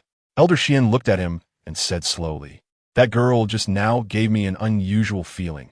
I faintly sensed a powerful force within her. Perhaps that's the reason for her confidence." "So what? I still don't think our academy's main team will lose," Elder Lin said, somewhat unconvinced. But Elder Xian looked at him with a smile, saying meaningfully, "We will know the outcome in a month." Elder Lin didn't say anything more. He simply didn't believe Yi Ling could win. After leaving the Sea God Pavilion, Yi Ling did not hesitate and walked straight to the dormitory. The reason she spoke to Elder Xian like that was that she had no choice but to participate in the Soul Master competition. Just as she was about to reach the dormitory, a voice called out to her. "Luze, where are you rushing off to?" Upon hearing this, Yi Ling was instantly shocked but quickly regained her composure, continuing to walk forward without looking back. She initially thought the person was calling someone else, but the next second, that figure directly blocked her path. "Where are you going?" The person was none other than Feng Qi. Yi Ling looked at him coldly and grabbed his collar, dragging him back to a secluded area. In no time, the two arrived in an open space. Seeing this, Feng Qi smiled and said, "What's wrong? Are you hiding something, Luze?" The next moment, a long sword was pressed against his neck, and Yi Ling said coldly, "Who are you? Speak." Feng Qi smiled and said, "Don't be so cold." Just as he finished speaking, blood suddenly spilled from his neck. "Do you think I'm joking with you?" Yi Ling said coldly. Seeing this, Feng Qi stopped joking and said honestly, "I am Feng Qi. As for how I know your identity." At this point, Feng Qi seemed reluctant to continue, but the next second, Yi Ling pressed his head down against the ground. "I advise you to be honest." A hint of killing intent leaked from Yi Ling's tone. Being pressed to the ground, Feng Qi did not resist, but smiled instead. "Aren't you afraid of drawing the attention of the people from the Sky Arena?" Hearing this, Yi Ling instantly regained her composure and then let go of her hand. Feng Qi also stood up accordingly, smiling as he said, "It seems you're still quite afraid of your identity being exposed. So what do you want from me?" Yi Ling did not engage in pleasantries. Feng Qi thought for a moment and then smiled. "Actually, I didn't know anything about you during these 8 years, but later on, I heard more and more stories about you, and I became increasingly curious, so I started looking for you." "Why are you looking for me?" Yi Ling felt quite surprised. Feng Qi looked at her with admiration and said, "Because I'm curious why you were wanted across the entire continent, and even more curious about your strength." It sounded very honest. Someone uninformed might really take it at face value. But Yi Ling was not that naive and directly pointed out, "Then how did you know about me? I remember I never reveal my true appearance, right?" "It's actually a coincidence." Feng Qi chuckled and explained. "Haven't you already clashed with the leader of the Sky Hall?" Yi Ling felt increasingly that this guy couldn't be left alive. Feng Qi continued, seeing her expression. "To be honest, I was present at that time, and I was nearby after you fell unconscious. Knowing you couldn't use your powers freely, it's normal you didn't notice me. So now that you know my identity, what are you going to do? Hand me over to the Sky Hall?" Yi Ling said coldly. Feng Qi waved his hand and then took her hand sincerely, saying, "How could I bear to hand you over? Isn't it better to keep you by my side?" Yi Ling, whose hand was held, was momentarily stunned. And then after realizing it, she immediately shook it off and involuntarily took a few steps back. "What do you mean by that?" Yi Ling felt a bit flustered. After all, the events in that illusion were etched in her mind. "Are you shy?" Feng Qi laughed upon seeing her reaction. "Get lost." But what greeted him was only a cold word, like a brick hitting his face. "Don't be so cold." Feng Qi rubbed his face and continued speaking. However, Yi Ling did not want to continue this and directly turned to leave. But just as she turned, Feng Qi pulled her into his embrace. "Luze, oh no. You're bailing now. Let go of me. I don't want to say it a second time." Yi Ling's expression had turned extremely cold. However, Feng Qi did not let go, but rather held her tighter. Just as Yi Ling was about to take action, Feng Qi's voice suddenly came to her ear. "Don't move. Someone is monitoring us nearby." Feng Qi communicated using his soul power. Upon hearing this, Yi Bailing instantly calmed down. Her right hand, which was already covered in golden inscriptions, returned to normal at that moment. The two remained in an embrace, and after an unknown period, the person monitoring them, feeling quite bored, left. Once he was gone, Yi Bailing directly performed a shoulder throw, slamming Feng Qi to the ground. His Feng Qi, who was thrown to the ground, gasped for air and then smiled, Bailing, "You are really violent. Get away from me. That person has already left.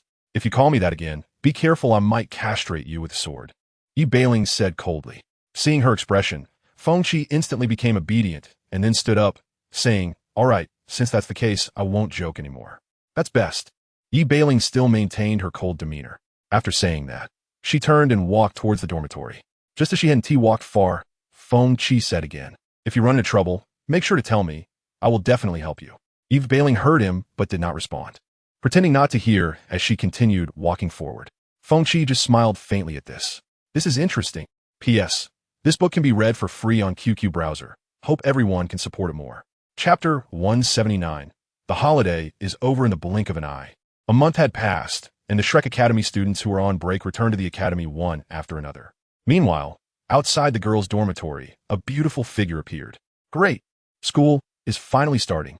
It was none other than Guyu Linger. With a beaming smile, Guyu Linger bounced into the dormitory, eager to see Yi Bailing. But when she opened the dorm door, she was stunned. What happened? Guyu Linger found it hard to believe her eyes. At this moment, the dormitory where she and Yi Bailing lived was enveloped in countless golden inscriptions, and in the center of the dormitory was a huge light cocoon. Out of curiosity, Guyu Linger approached the light cocoon to observe it closely. Just as she was about to reach out to touch it, she heard a cracking sound. With a snap, Guyu Linger quickly withdrew her hand and hurriedly distanced herself from the light cocoon. Is it about to hatch? Guyu Linger was very surprised. The next second, the cracks on the surface of the light cocoon multiplied, and Guyu Linger watched this scene in shock. But more than that, she was excited. She wanted to know what was inside this cocoon. The next moment, a hand covered in golden inscriptions suddenly stretched out from inside the light cocoon. Guyu Linger was startled and quickly hid behind the cabinet, peeking out with her little head to observe. Soon after, the fragments of the light cocoon began to peel away, and a figure slowly appeared in the dormitory. How once the light cocoon completely peeled away, the person who emerged exhaled a breath of murky air.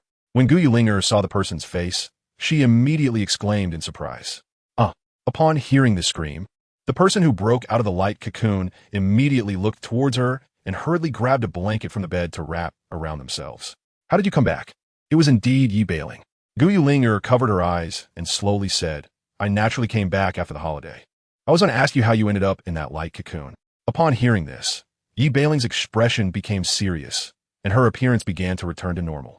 Guyu Linger walked right up to her and asked curiously, "What was going on just now? Why were you covered in golden inscriptions?" Yi Bailing didn't know how to answer this question, so she could only give a perfunctory response. "This is a kind of cultivation method of mine that can temporarily boost my cultivation." "Really?" Guyu Linger looked her skeptically. Feeling the intense gaze, Yi Bailing felt a chill run down her spine and quickly said, "I'm going to take a shower. We can talk later." Without giving Guyu Linger a chance to react, she dashed into the bathroom. Guyu Linger, still processing what had just happened, stared at the locked bathroom door. Lost in thought, Bailing actually doesn't have a chest. Guyu Linger couldn't help but laugh at the scene she just witnessed. Later, she came outside the bathroom to tease. "Bailing, I didn't expect you to be flat-chested. That really surprised me. I thought you were just wrapped up."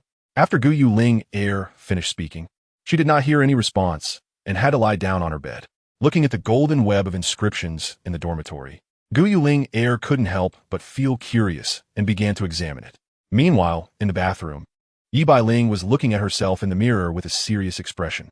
"Based on what she just said, my identity should not have been exposed," Yi Bailing murmured.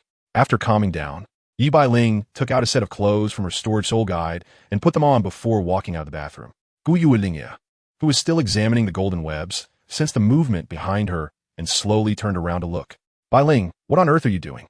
"The dormitory is such a mess because of you," Guyu Linger complained. Seeing this, Yi Bailing confirmed her guess and awkwardly smiled, saying, "I've been cultivating for a month and didn't have time to clean the dormitory, so it ended up like this." "I see. Then let's clean up first before we go find Qian Qian," Guyu Linger said with a smile. Yi Bailing had no complaints upon hearing this and nodded with a smile. In the afternoon, at a dessert shop in Shrek City, Gu Yuling Air was happily chatting with Yi Bailing and Su Qian. Just then, an elderly figure approached. "Little girl, the month has come to an end," the old man said with a faint smile.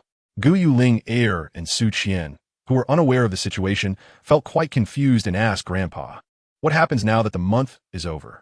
"I didn't tell you," but rather spoke to the little girl beside you. "You can ask her what it means." The old man chuckled. Hearing this, Gu Yuling Air and Su Qian felt curious and turned to Yi Bailing. "What does that old man's words mean? Why won't he tell us?" Gu Yuling Air asked with a smile. Although Su Qian didn't speak, her expression showed her curiosity. Seeing this, Yi Bailing had no choice but to explain, "It's actually a challenge to the Shrek main team. So it's a challenge to the main team." Wait. Gu Yuling Air didn't immediately react, and when she did, she was stunned. "Bailing, are you crazy? That's the Shrek main team. How can you possibly defeat them?" Gu Yuling Air said in shock. "It's fine, I'm confident," Yi Bailing replied with a smile, then looked at the old man. "Suan Lao, when will the match take place? You can set a time." Upon hearing this, Xian Lao laughed. "Oh, you little girl are quite bold. I just have this strength." Yi Bailing continued to smile. Xian Lao, not knowing what to say, could only laugh and say, "Since that's the case, let's schedule the match for tomorrow. I'll come find you then."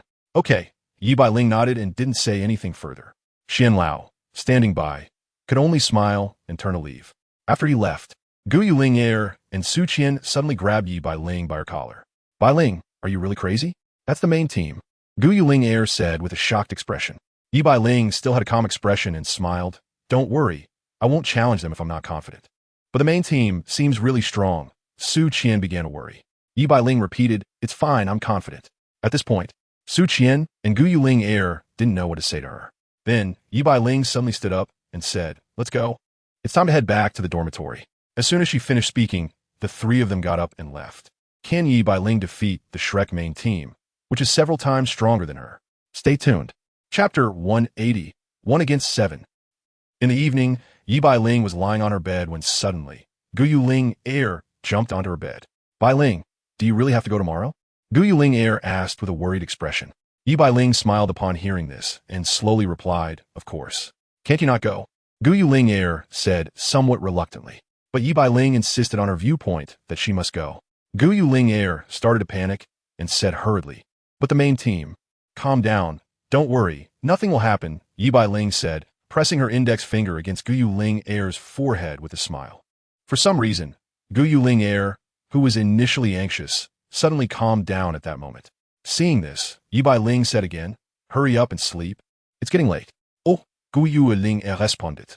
The next moment, she obediently returned to her bed and buried her head in the blanket. Yi Bailing just glanced at her and then lay back down, staring at the ceiling and thinking about some things. After a while, she sighed and closed her eyes. A night without conversation. The next morning, when Gu Yuling Air opened her eyes, she found that Yi Bailing was already gone. So she hurriedly ran out of the dormitory, heading straight for the soul fighting arena. On her way there, she vaguely heard people discussing Yi Bailing's challenge to the Shrek main team. Hearing this made Gu Yuling Air increasingly worried. Just then, she bumped into someone. With a thud, both Gu Yuling Air and the person she collided with fell to the ground. Rubbing her forehead, Gu Yuling Air looked at the other person and found it was Su Qian. Recovering, Su Qian quickly said to Gu Yuling Air, "Ling Air, are you also worried about Bailing?" "Wells," Gu Yuling Air replied, with an expression that suggested the answer was obvious. She quickly got up and grabbed Su Qian's hand, running toward the soul fighting arena. When they arrived, the arena was already filled with people. "Why are there so many people?" Su Qian exclaimed in shock. But Gu Yuling Air had no time to think about that, and she pulled Su Qian's hand to the front row of the viewing area. At this moment, on the soul fighting platform, Yi Bailing was already standing there, facing off against the 7 members of the main team representing Shrek Academy in the Elite Soul Master competition. Is it too late? Upon seeing this, Gu Yuling Air's expression instantly became awkward. Meanwhile, Su Qian had already begun to pray, "Please, don't let anything happen, Bailing." Soon, Xian Lao arrived on the soul fighting platform. He first looked at the 7 members of the main team, and then turned to Yi Bailing. "Although I don't know why you insist on challenging the main team, you should still be careful," Xian Lao said slowly. "You don't need to worry about me. You should be worried about the main team," Yi Bailing replied calmly. Xian Lao felt uneasy but still smiled. "You can set the match rules. That way, others won't say I'm bullying you." Hearing this, Yi Bailing put on a thoughtful expression. Meanwhile, Gu Yuling Air and Su Qian in the viewing area were both praying that she would choose the weakest senior. Ku Yi Bailing completely disregarded the rules and directly said, "To save time, you all can come at me together." After saying this, she revealed a confident smile, and a long sword that was entirely white appeared in her hand. The 7 main team members were momentarily stunned upon hearing this, followed by a sense of displeasure. Not only them, even Elder Xian was taken aback by her words. However, he quickly regained his composure and said, "Yi Bailing, I know your talent is high and you could originally join the reserve team, but you are too arrogant." After a sigh, he turned and left the battle platform.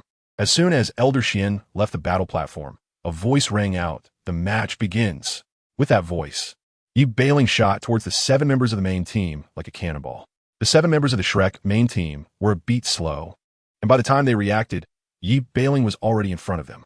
With one sword, Yi Bailing did not hold back at all, immediately sweeping out with her sword. Boom! The power of this sword was even more overwhelming than a month ago, causing the 7 main team members to cough up blood instantly. Xiaomi, retreat behind Chengsu. At this moment, the captain of the main team, Sikong Feng, spoke up. Xiaomi, who was a relatively small boy, immediately ran behind a boy named Chengsu upon hearing this. Sikong Feng did this because Xiaomi was the only support-type Soul Emperor among the 7, while Chengsu was the strongest defensive Soul Emperor in the whole team. As long as the support had a protector, he could continuously use soul skills to assist his teammates, significantly increasing their odds of winning. But Sikong Feng underestimated Yi Bailing. After swinging her sword, Yi Bailing quickly locked onto Xiaomi as her target. Whoosh! The next moment, a spear formed from soul power shot through the air toward Xiaomi, who was rushing to Chengsu's side. Seeing this, Sikong Feng quickly activated his martial soul, transforming into a beam of green light that shot towards the spear. Clang! With the sound of metal colliding, the spear aimed at Xiaomi was instantly knocked away by Sikong Feng. Quick response, Yi Bailing murmured softly. At that moment, a boy holding a spear appeared behind her. Clang! Yi Bailing, as if she had eyes on her back, accurately blocked the spear-wielding boy's surprise attack with her white ash sword. The spear-wielding boy was shocked by the scene in front of him, but before he could react, Yi Bailing had already kicked out with a swift kick. Bang! The spear-wielding boy felt his abdomen turn upside down after taking the kick. Cough cough after being kicked away. The spear-wielding boy barely managed to stabilize himself. "Are you okay, Ziyu?" A girl appeared beside him. Upon hearing this, Ziyu smiled and waved his hand. "I'm fine. I didn't expect this junior to be so strong."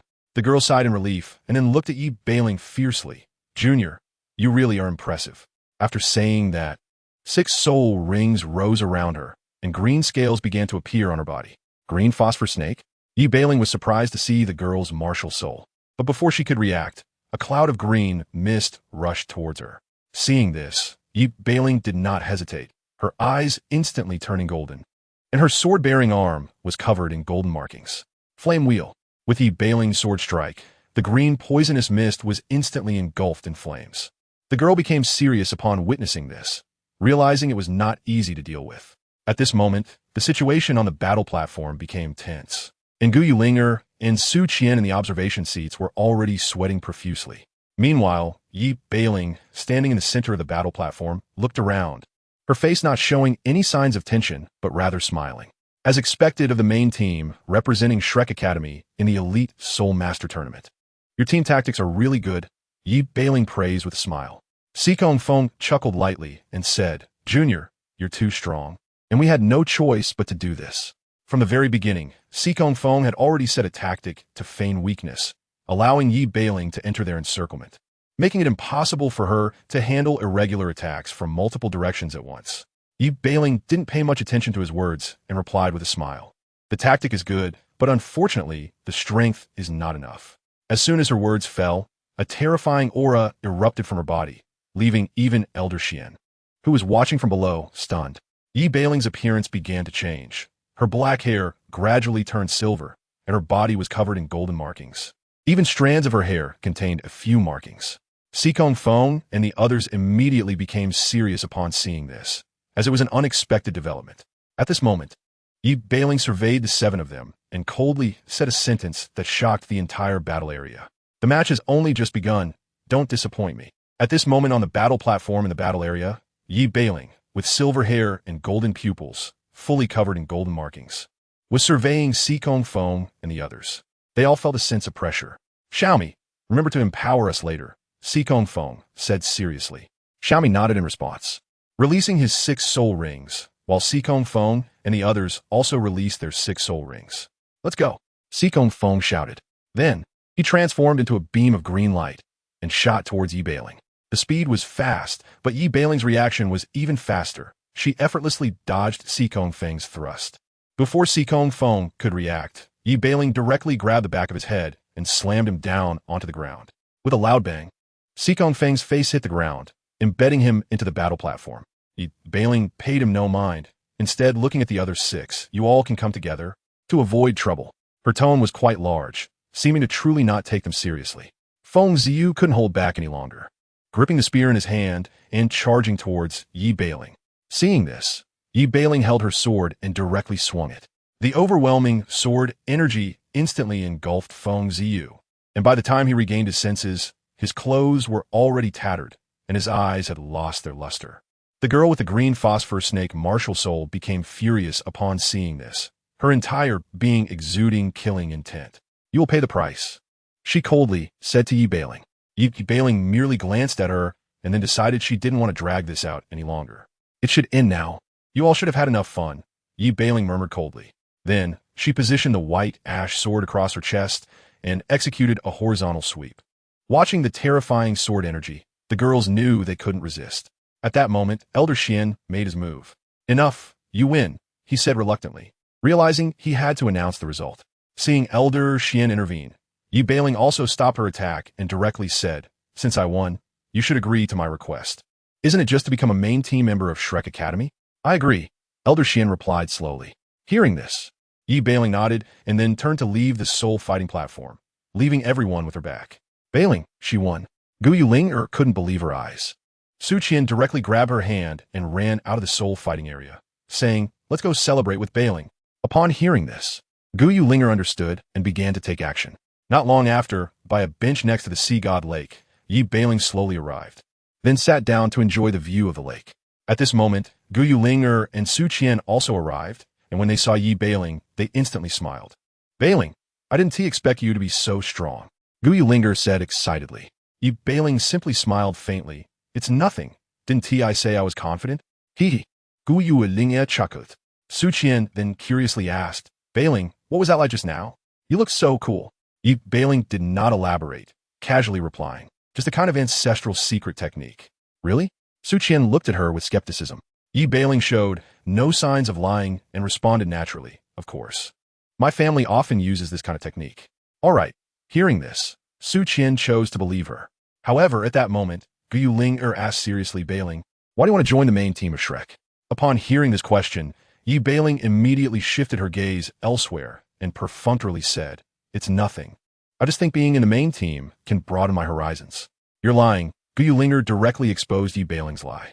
After hearing this, Yi Bailing's expression gradually turned serious, and she abruptly stood up, wanting to leave. But Gu Yulinger stopped her, saying, if you have any difficulties, you can tell me. I will definitely help you. No, you can't help me. Yi Bailing smiled helplessly. After saying that, she left without looking back, while Gu Yulinger felt a blockage in her chest for some unknown reason. Linger, Bailing. Su Qian was unsure how to express herself. Gu Yulinger could only shake her head, thinking perhaps we really can't help her. Sometime later, the news of Yi Bailing single-handedly defeating Xikong Feng and her team spread throughout Shrek City. Almost everyone, young and old, knew Yi Bailing's name. On a high mountain outside Shrek City, Yi Bailing was sitting cross-legged, eyes closed in meditation. After an unknown amount of time, she slowly opened her eyes. Looking at the bustling Shrek City, she couldn't help but feel emotional, then gradually stood up and walked towards the academy. When she entered the inner courtyard of Shrek, Elder Xian suddenly appeared and called out to her. Bailing, there is something I forgot to tell you, Elder Xian said slowly. Upon hearing this, Yi Bailing asked, what is it? It's not too late to say it now. Since that's the case, then I'll say it. Elder Xian paused, then directly stated, the Elite Soul Master competition will be held in 5 days at the Sky Plaza outside the Sky Hall. The Sky Hall. Yi Bailing was taken aback, but quickly calmed down. Although Elder Xian noticed her reaction was a bit strange, he quickly dismissed it. Moreover, the Master of the Sky Hall is on good terms with me, so he should come to Shrek tonight. You must pay attention, Elder Xian reminded.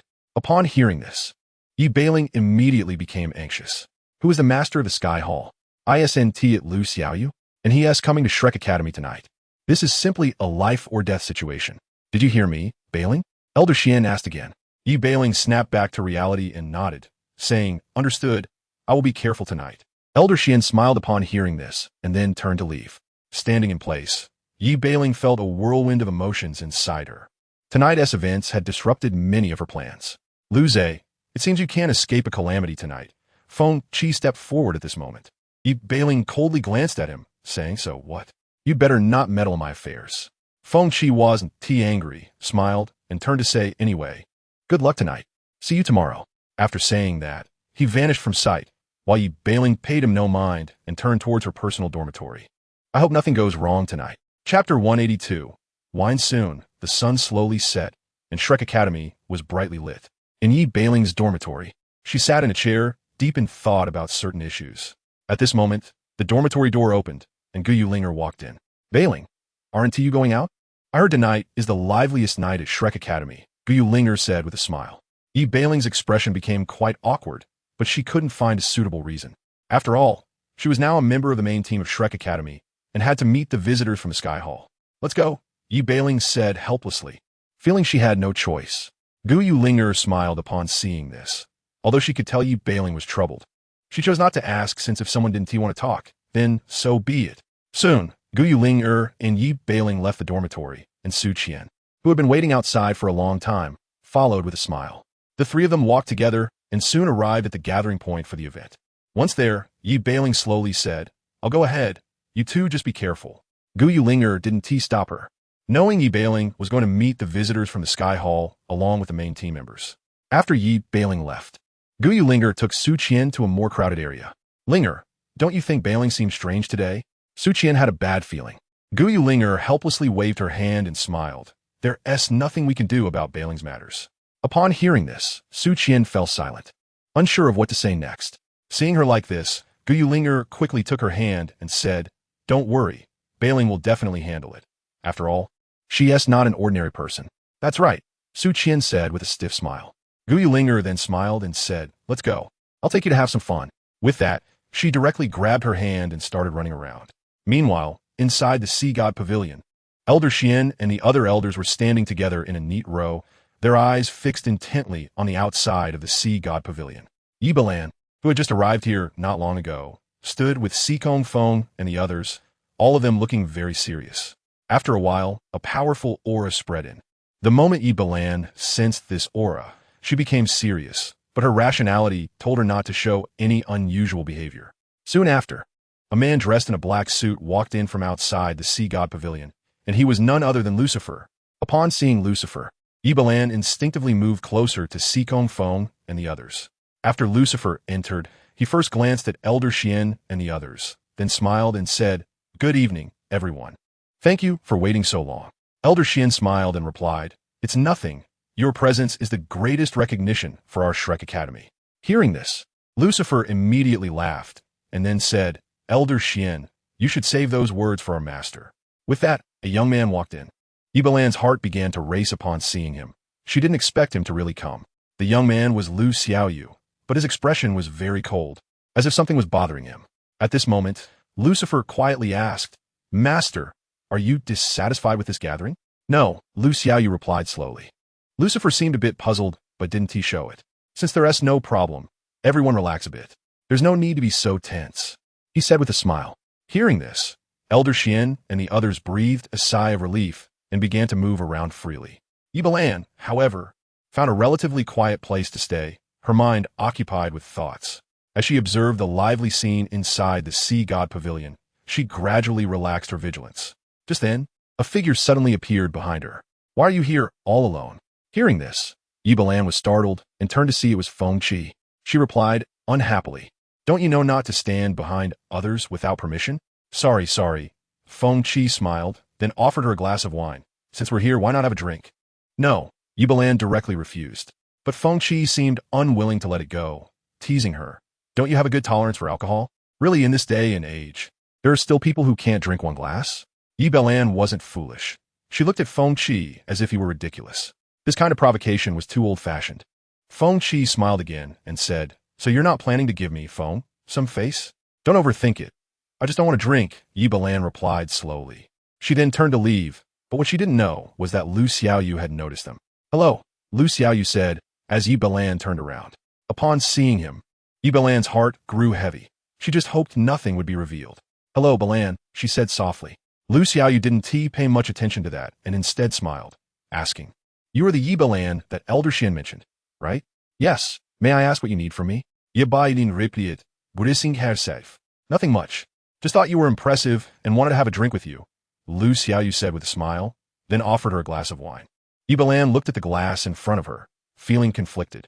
If she didn't accept it, she might raise suspicion. If she accepted and drank it, something might go wrong. It was truly a dilemma. Just as she hesitated, Feng Qi directly snatched the glass of wine that Lu Xiaoyu had offered her. "Balan doesn't drink. How about I drink it for her?" Feng Qi showed no fear of Lu Xiaoyu's identity. Seeing this, Lu Xiaoyu couldn't help but smile and continued, "Of course. But that means you'll have to drink more than one glass." "No problem. I'm known for being able to drink 1,000 cups without getting drunk," Feng Qi said with a smile. As soon as he finished speaking, he downed the wine in one go, finishing it effortlessly. Lu Xiaoyu, seeing this, did not back down either and finished his drink as well. The rivalry between the two was established, each taking turns to drink, and Yi Balan, standing by, had no idea how much they had consumed. However, it must be said that these two had really good drinking capacities after so much. There was hardly a hint of redness on their faces. "No wonder you're known for being able to drink 1,000 cups. Your capacity is impressive," Lu Xiaoyu said with a smile. Feng Qi responded with a smile. "Your drinking capacity isn't bad either. You've drunk so much without turning red." "Thank you for the compliment," Lu Xiaoyu said with a faint smile. Feng Qi shrugged it off, then turned and said, "I'm feeling a bit unwell, so I'll take my leave." Lu Xiaoyu nodded and did not stop him, then turned to Yi Balan, just as Feng Qi approached her again. "Master, is it okay for Balan to take me back? I might not make it back to the dorm alone," Feng Qi said, looking pale and weak. Lu Xiaoyu paused for a moment before replying, "Of course, but make sure to rest well after you get back." With that, he turned and walked towards Elder Xian and the others. Feng Qi, seeing this, didn't think much of it and casually put an arm around Yi Balan's shoulder. Smiling, "Let us go, take me back." Yi Balan didn't know what to say, but was still quite grateful to him. The next moment, Yi Balan said nothing and directly led the pale and weak Feng Qi out of the Sea God Pavilion. Meanwhile, Lu Xiaoyu watched them from behind, his expression somewhat displeased. Chapter 183. Identity Exposed. Plan foiled on the path of Shrek Academy. Feng Qi had one hand on Yi Balan's shoulder. After a while, Yi Balan said unhappily, "Could you take your hand back?" Feng Qi suddenly realized and withdrew his hand, laughing. "Aren't you going to thank me?" "Thank you for what?" "Ye biding, replied coldly. Come on, I saved you from a dire situation this time, and you don't even say thank you?" Feng Qi said with a grin. Yi Balan replied directly, "Thanks, can you go now?" "That's more like it." Feng Qi chuckled, then got up and walked toward the dormitory. Yi Balan, standing in place, turned and walked toward her dormitory without saying a word. However, she didn't walk far before she saw Lu Xiaoyu looking at her. The moment she saw Lu Xiaoyu, she became alert. "Where are you going?" Lu Xiaoyu asked with a faint smile. Yi Balan felt awkward and smiled. "I'm not feeling well and want to go back to my dorm to rest." "Really?" Lu Xiaoyu said, half believing her. And she continued, "How about I walk you back? No need to trouble the hall master. I can go back by myself," Yi Balan said with a smile. Upon hearing this, Lu Xiaoyu clearly felt displeased and said, "Are you refusing to give me face?" Yi Balan was momentarily at a loss for words. "Come on, where's your dorm? I'll walk you," Lu Xiaoyu said with a smile. Yi Balan didn't answer, but slowly raised her hand to point ahead and walk forward. Lu Xiaoyu, seeing this, felt even more suspicious, but said nothing and directly followed behind her. The two walked like this for a while until they reached a big tree, at which point Lu Xiaoyu suddenly grabbed Yi Balan's arm. "You look a lot like someone I know," Lu Xiaoyu said slowly. Although Yi Balan was trying to appear calm, she was actually extremely flustered inside. "It must be a coincidence," Yi Balan said awkwardly with a smile. But Lu Xiaoyu didn't let it go, raising her right hand and saying, "I don't think so. His temperament is not something ordinary people possess." After saying that, she swung her fist towards Yi Balan's face. Seeing this, Yi Balan wanted to dodge, but her rational mind kept telling her not to, as dodging would truly expose her. So, she simply closed her eyes, willing to take the punch to protect her identity. However, just as Lu Xiaoyu was about to hit her, her fist stopped in front of Yi Beiling's face. Did I think too much? Lu Xiaoyu murmured as she retracted her fist. Feeling that she hadn't been hit, Yi Beiling slowly opened her eyes. You can go now. I must have thought too much, Lu Xiaoyu said coldly. Hearing this, Yi Beiling sighed in relief and slowly walked towards her dorm. After she left, Lu Xiaoyu turned to leave the area. Just as he turned around, Lucifer appeared in front of him. Master, are you very interested in that girl? Lucifer said with a smile. Lu Xiaoyu waved his hand and replied, No, I just thought too much. Does the master think she resembles Lu Zhe? Lucifer was not foolish and could see it at a glance. Upon hearing this, Lu Xiaoyu's expression immediately turned cold. Is my brother's name something you can call? Sorry. It was my fault. Lucifer quickly apologized. But then he added, Master, since you suspect that girl is related to your brother, why not capture her for questioning? Also, your brother's disguise is very good. Even I can't sense his aura. What? Lu Xiaoyu's expression became serious upon hearing this, and he suddenly turned to chase after the direction Yi Beiling had left. Lucifer understood something and followed him. However, by the time they reached the dorm, they found that not only Lu Zhe's aura was gone, but even Yi Beiling's aura had disappeared. It can't be wrong. That girl thinks she's related to you, Master. And it can even be said that she is your brother, Lucifer said seriously. Lu Xiaoyu understood this too, but he didn't know how to continue the conversation. Let's go. It's time to head back, Lu Xiaoyu said slowly. Won't the master wait here for that girl to appear? Lucifer asked. Lu Xiaoyu replied calmly, No need. I will see her during the competition. Lucifer understood something after hearing this and stopped asking questions. The two left the area in silence. At this moment, Yi Beiling slowly emerged from the shadows. It seems you've really exposed yourself this time. A crimson phantom suddenly reappeared. I know. The previous plan no longer works. Yi Beiling said slowly. Then her body began to change, her long hair quickly turning back to short hair, and her height increasing. And if he isn't Lu Zhe, who else could he be? At that moment, Lu Zhe reappeared in this world, but he was currently troubled by a troublesome matter. What do you do next? Truth asked. Hearing this, Lu Zhe slowly turned to look at the starry sky and said, I can only go for it. During the Soul Master competition, I will directly kidnap Xiaoyu. You really dare to think that? Truth chuckled lightly. What if you can't kidnap him and end up getting captured instead? What else can I do? Just deal with it. Lu Zhe rolled his eyes at Truth. After seeing that look, Truth directly merged into his body. Just then, Feng Qi appeared behind Lu Zhe. Lucia, what are you planning to do now? Feng Qi asked seriously.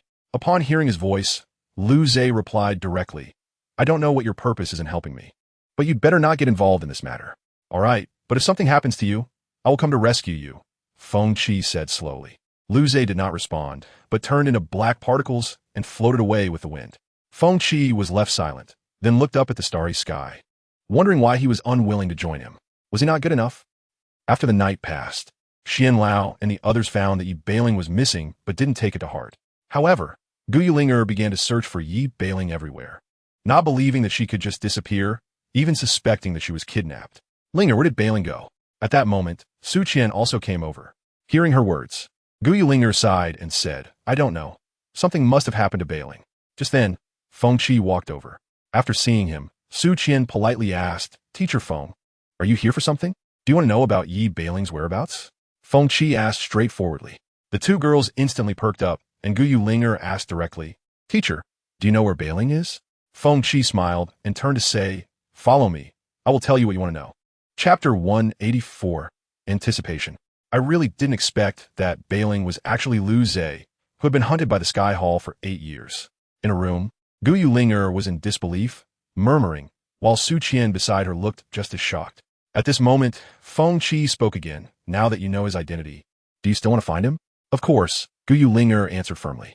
Even if he is someone being hunted by the Sky Hall, it doesn't change our friendship. Teacher, do you know where he went? Su Qian asked weakly. Upon hearing this, Feng Qi's expression became serious, and he slowly said, I don't know.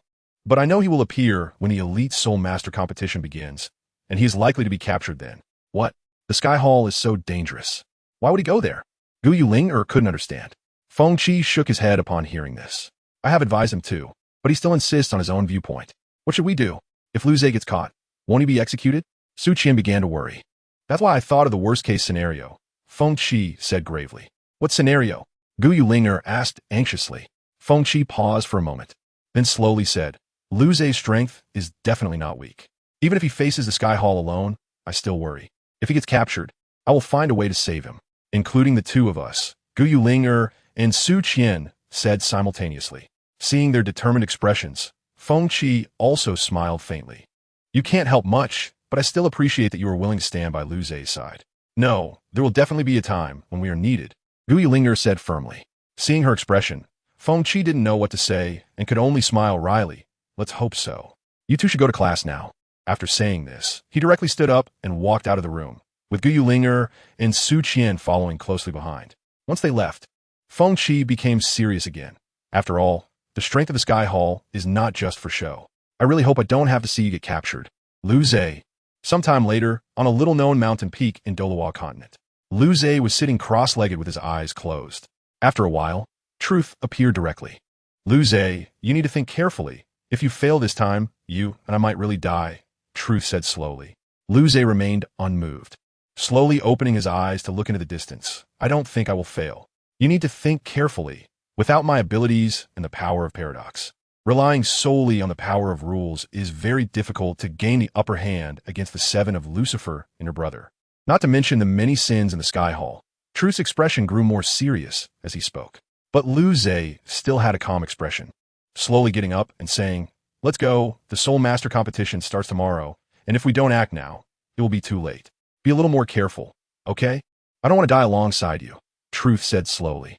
Hearing this, Lu Zhe smiled faintly. You can rest assured, it won't happen this time.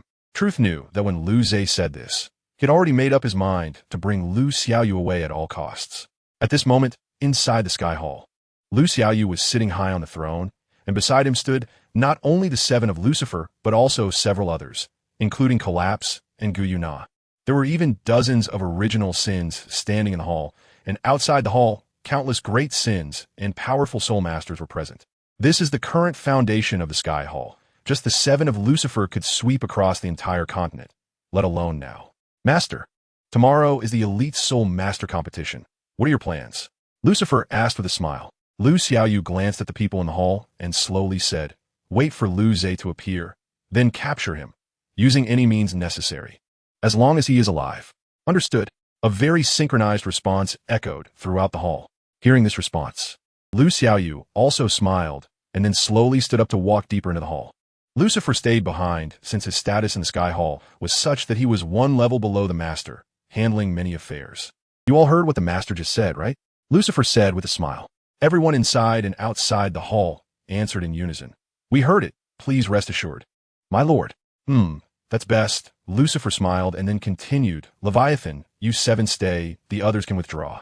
As soon as he finished speaking, everyone except the sixth Leviathan naturally withdrew. After they left, Leviathan asked, Lucifer, what do you think about this capture plan? It should succeed without any issues. But there will likely be a cost involved, Lucifer said slowly. Hearing this, Leviathan became serious. After the last clash with Lu Zhe, he understood that the gap between them had widened. Lu Zhe was no longer someone he could easily suppress. Even if the Master restricted part of his power, it was still difficult to gain the upper hand. So, did you call us to stay for something to say? Leviathan said slowly. Lucifer replied, naturally. I have something to tell you. The few of them felt puzzled, and Lucifer slowly said, you should know that I've been researching something recently, right? That suppressor? Leviathan said slowly. Yes, Lucifer nodded and continued. I have to say that this world has things we didn't have before. It took a long time to create the suppressor specifically targeting Lu Zhe, but it hasn't been tested yet, so we don't know the effect. So what do you want to do? Leviathan asked in confusion. There are currently 7 suppressors, 1 for each person. As soon as the opportunity arises tomorrow, put it on Lu Zhe and see the effect of the suppressor, Lucifer said slowly. At this moment, Mammon suddenly said, clearly, the Master can suppress Lu Zhe. Why do you want to do this? You don't need to think about that, Lucifer smiled. Upon hearing this, Mammon and the others immediately understood and stopped talking. Seeing this, Lucifer stopped elaborating, handed the 6 suppressors to Leviathan and the others, and then turned to walk into the hall. Leviathan watched his departing figure, his mouth twitching slightly, secretly thinking, as expected of you, Lucifer, your ambition is so great. Mammon and the others might not guess much, but Leviathan, who had the most contact with Lucifer, had long seen through what kind of person he was. Then looking at the suppressor bracelet in his hand, his face returned to calm. Let's not talk about this. Leviathan, compared to Lucifer's ambition, wanted to trample Lu Zhe underfoot even more. As long as he caught him tomorrow, the future would be good for him. Tomorrow is truly an anticipated day, Mumin said with a faint smile. The other few echoed, then each went back to their own domains. Not only were the 6 of them looking forward to tomorrow, but even Lu Xiaoyu and Lu Zhe began to anticipate it as well. Brother Lu Xiaoyu, I really look forward to tomorrow. I will definitely rescue you. Chapter 185, Falling into the Net. The highly anticipated Elite Soul Master Competition officially began, with all forces on the continent gathering together, all for a champion. The competition was still the same as before, but the only difference was that the 7 of Lucifer seemed to be on high alert for something. Lucifer, do you think Lu Zhe will really come? Leviathan asked quietly beside Lucifer. Lucifer smiled faintly and slowly said, he will come. Leviathan stopped saying anything and focused on the sky square. The sky square is now filled with people, and it seems almost impossible to spot Lu Zhe at a glance. One can only wait for him to appear. At this moment, Lu Xiaoyu suddenly stands up and loudly announces, welcome everyone to the Elite Soul Master Competition. The rules are the same as before, and the competition begins now. With Lu Xiaoyu's declaration, the teams in the sky square start to move. Lu Xiaoyu then sits back down on the high platform chair to continue watching.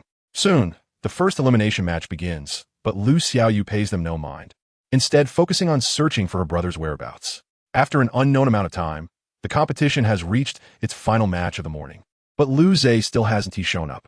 Lu Xiaoyu feels quite bored and decides to head back to her room. Lucifer, seeing this, wants to follow but is stopped by Lu Xiaoyu. Lucifer, you stay here, Lu Xiaoyu says lightly. Lucifer, halted, feels puzzled but doesn't say much, just gives a faint smile. Noticing this, Lu Xiaoyu ignores him and turns to walk into the hall. Inside the sky hall, Lu Xiaoyu walks slowly down a corridor. Suddenly, she stops, a slight smile appearing on her face. Since you're here, why hide? She says. Brother, Lu Xiaoyu smiles slowly as she stands still. She initially thought she was talking to herself, but the next moment, a man appears behind her. Xiaoyu, come with me. The man is Lu Zhe, who has been waiting here for a long time. Upon hearing this, Lu Xiaoyu slowly turns to look at him. Why should I go with you? Can't you stay? This is not where you should be, Lu Zhe says seriously. But the next second, a figure suddenly appears behind him, and, at the same time, a black bracelet appears on his wrist. Long time no see. The speaker is Lucifer, who had anticipated that Lu Zhe would come to find Lu Xiaoyu when she was alone. Seeing Lucifer, Lu Zhe immediately chooses to distance himself. This is bad. Lu Zhe's expression turns very grim. The next second, he suddenly senses something amiss. Truth, where are you? Lu Zhe thinks to himself. However, no matter what, he cannot perceive Truth's presence, as if they had vanished from the world. Not only that, but even the powers of Truth and Paradox have disappeared. Realizing this, Lu Zhe's face becomes serious. Seeing his expression, Lucifer smiles and says, it seems the suppressor is quite effective. Although the power of rules cannot be suppressed, it's enough. After witnessing this, Lu Xiaoyu also smiles and instantly appears in front of Lu Zhe. Brother, could you stay here? I have a way to make that truth disappear, Lu Xiaoyu says with a smile. But Lu Zhe does not want to stay here. Just as he is about to leave, Lu Xiaoyu directly pins him to the ground. Brother, don't think of running away, Lu Xiaoyu says with a smile. With no other choice, Lu Zhe has to enter the rule state. Wrapped in golden inscriptions, Lu Zhe kicks Lu Xiaoyu away and then glares fiercely at Lucifer. You better take off this suppressor for me, Lu Zhe says coldly. What if I don't? Lucifer replies with a smile. Bang! Before Lucifer can react, Lu Zhe punches him away. After knocking Lucifer back, Lu Zhe tries to use the power of rules to forcefully remove the suppressor bracelet, but he immediately regrets it. ZZZ. The moment Lu Zhe's power of rules touches the suppressor bracelet, a terrifying current engulfs his body, causing him to revert to an ordinary state and collapse to the ground. Just as he feels confused, Lucifer walks over, smiling as he says, Give it up, this bracelet is custom-made for you. It has 2 abilities. One is to suppress truth and paradox, and the other is to absorb rules. In other words, if you use the power of rules now, you'll be electrocuted, and you cannot resist, Lucifer says with a smile. Upon hearing this, Lu Zhe falls silent. He realizes he has been captured. After a moment of silence, Lu Zhe can't help but laugh, then slowly stands up, looking at Lucifer with disdain. So what? Do you dare touch me? You. Lucifer's emotions instantly rise upon hearing this. But at that moment, Lu Xiaoyu suddenly stands in front of Lu Zhe and coldly says to Lucifer, You want to move him? Seeing Lu Xiaoyu's expression, Lucifer immediately becomes compliant and smiles. How could I dare? That's best, Lu Xiaoyu says slowly, then turns to Lu Zhe. Brother, you won't leave me this time, right? Lu Xiaoyu smiles as she asks. Lu Zhe does not answer, remaining silent. Noticing his expression, Lu Xiaoyu is not angry and directly orders Lucifer, Lucifer, take my brother to my room and keep an eye on him. Don't let him run away. As you command. Lucifer smiles, then walks up to Lu Zhe. Let's go. Lu Zhe gives him a glare, but has no choice but to follow. Seeing this, Lu Xiaoyu turns around, satisfied, and walks towards the hall's exit, as the Soul Master competition is still ongoing. Inside Lu Xiaoyu's room, Lu Zhe has been brought here by Lucifer. What did you do to Xiaoyu? Lucia scoldly. Lucifer smiles faintly and turns to look at him, saying, guess. You better not touch Xiaoyu. Lu Zhe angrily grips Lucifer's collar and says, bang. The next second, Lu Zhe receives a heavy punch to the abdomen from Lucifer, crashing to the ground. You still don't understand the situation, do you? Lucifer laughs, then lifts Lu Zhe's chin to examine him. It's fine to tell you, Lucifer smiles and continues. I just told your brother that as long as he kills truth, you will be fine. Upon hearing this, Lu Zhe's expression becomes grave. You want to use Xiaoyu's hand to kill me. That's right. Truth has made a contract with you. If he dies, you have to die, right? Lucifer smiles. Yes. So aren't you afraid I'll tell Xiaoyu about this? Lu Zhe sneers. You won't have that chance. Lucifer's gaze turns cold. Lu Zhe instantly senses something is wrong, but it is already too late. Lu Zhe suddenly spits out a large mouthful of blood, and when he recovers, he realizes his vocal cords have been ruined. Now you can only be a mute, but soon you will be free. Lucifer smiles and then turns to leave. Lying on the ground, feeling the pain of his destroyed vocal cords, Lu Zhe loses consciousness. Have you lost the bet? Chapter 186. Attempt to escape. Ultimately fails. Brother, good morning. As dawn breaks, Lu Zhe hears Lu Xiaoyu's voice before he has even woken up. When he slowly opened his eyes, he found Lu Xiaoyu leaning on him, her innocent smile brightening her face. If it weren't for the events that had transpired, Lu Zhe might have genuinely welcomed her with a smile. Brother, why aren't you speaking? Lu Xiaoyu asked, puzzled. Lu Zhe wanted to speak, but his vocal cords had been damaged, and he couldn't make a sound. Seeing this, Lu Xiaoyu understood and slowly said, after we deal with truth, I'll help you with your treatment. Otherwise, what if you help that guy speak? Lu Zhe could only look at her faintly, his face showing no expression. Soon, Lu Xiaoyu added, I prepared breakfast for you. Remember to eat later. I have to host a competition. After smiling at Lu Zhe, she turned and left the room. Sitting alone on the bed, Lu Zhe first glanced at the breakfast on the bedside table, then looked out the window, lost in thought. With truth suppressed and the power of rules unavailable, it was undoubtedly the most troubling situation for Lu Zhe. Gazing out the window, he quietly murmured to himself, I must leave here. With this thought, Lu Zhe began searching the room for something to pry open the suppressor bracelet. However, after searching the entire room, he found nothing suitable for prying. Reluctantly, he decided to check outside the room. After all, Lucifer and the others should be watching the Soul Master competition at this time, and no one would be monitoring him. So, Lu Zhe approached the door, slowly pushed it open, and peeked out to check for anyone. Confirming that there was no one around, he cautiously stepped outside. In the corridor, Lu Zhe continued to search for something to pry off the suppressor bracelet. Just then, he heard a voice coming from around the corner. Alert! Lu Zhe quickly hid in a nearby room. Through the crack of the door, he saw that the approaching individuals were unfamiliar to him, but thankfully, he had managed to hide in time. After watching the two leave, Lu Zhe sighed in relief. But at that moment, a hand suddenly patted his shoulder. Startled, Lu Zhe quickly backed away and stared at the person who had touched him. Lu Zhe. When he recognized the person's face, he froze, not for any other reason, but because it was Qiu Er. Xiying Lucia was initially in disbelief, but then noticed his unusual condition. Are you hurt? Qiu hurriedly stepped forward to express her concern. But Lu Zhe couldn't speak, so he went to the nearby table to grab a pen and paper to write. Upon seeing the content on the paper, Qiu's brows furrowed. Your vocal cords were destroyed by Lucifer, and your abilities are suppressed.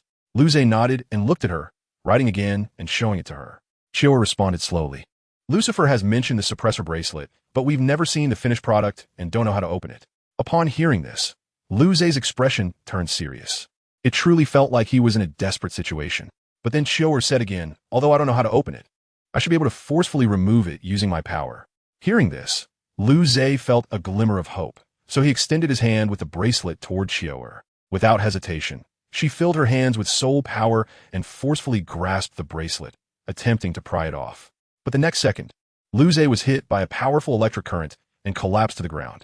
Seeing this, Chiaoer was instantly startled and asked, "Are you okay, Lu Zhe? Is it serious?" Upon hearing this, Lu Zhe just wanted to indicate what she thought, then slowly got up to look at her again. At that moment, he seemed to have made a decisive resolution, so he wrote again, "Cut off my hand." When Chiaoer saw this, she froze for a moment, but upon further thought, it seemed to be the only way. However, she still hesitated. Seeing her conflicted expression, Lu Zhe wrote again, "It's okay, as long as the suppressor bracelet is removed. I can recover." Understanding this, Chiaoer began to gather her soul power in her hand. Lu Zhe saw this, and, without any hesitation, extended his hand out. Chiaoer, seeing this, brought her weapon down, but just as she was about to strike Lu Zhe's hand, a figure suddenly appeared in front of her and kicked her in the abdomen. Bang! Caught off guard, Chiaoer was sent flying by the kick, crashing heavily against the wall of the room. The one who kicked Chiaoer was Lucifer. "I can't believe you would help this fugitive." Lucifer coldly looked at Chiaoer. Upon seeing Lucifer, Chiaoer said unhappily, "Lu Zhe is not a fugitive. All of this is due to your slander. The charge of being a fugitive was given by the Lord above. Why do you say it's my fault?" Lucifer chuckled. After hearing this, Chiaoer had nothing more to say, but she still refused to stand on Lucifer's side. So she accelerated and charged towards Lu Zhe's direction, a golden dragon spear appearing in her hand at the same time. Lucifer instantly understood the situation and released his pressure. Feeling the overwhelming pressure, Chiaoer immediately collapsed to the ground, unable to move. "I didn't guess this method," Lucifer murmured softly. He then slowly turned to Lu Zhe, smiling again. "Lu Zhe, I didn't expect you to be willing to harm yourself, but now it's too late." Saying this, he took out a larger suppressor and, without a word, placed it around Lu Zhe's neck. At the same time, he removed the suppressor from Lu Zhe's hand. "This is good. I don't believe you would gamble with your own life," Lucifer said with a smile. Lu Zhe stared intensely at Lucifer, wanting to say something but unable to speak. He could only silently remember it in his heart. After dealing with Lu Zhe's situation, Lucifer turned to Chiaoer, who was still on the ground. "How should I put this? You helped the fugitive Lu Zhe, so you must be punished," Lucifer said with a smile, raising his index finger. Buzz! A more powerful pressure instantly descended upon Chiaoer, and pain surged throughout her body. Coughing, Chiaoer spat out a few mouthfuls of blood. But there was nothing she could do, because Lucifer was not someone she could contend with. Just as she was about to collapse, Lu Xiaoyu walked in. "Lucifer, what are you doing?" Lu Xiaoyu's voice was cold. Upon hearing this, Lucifer felt a chill run down his back and awkwardly laughed. "My lord, this person was trying to help your brother escape. I was just teaching her a lesson." After hearing this, Lu Xiaoyu turned to look at Lu Zhe, and seeing the slight injuries on him, her expression immediately turned cold.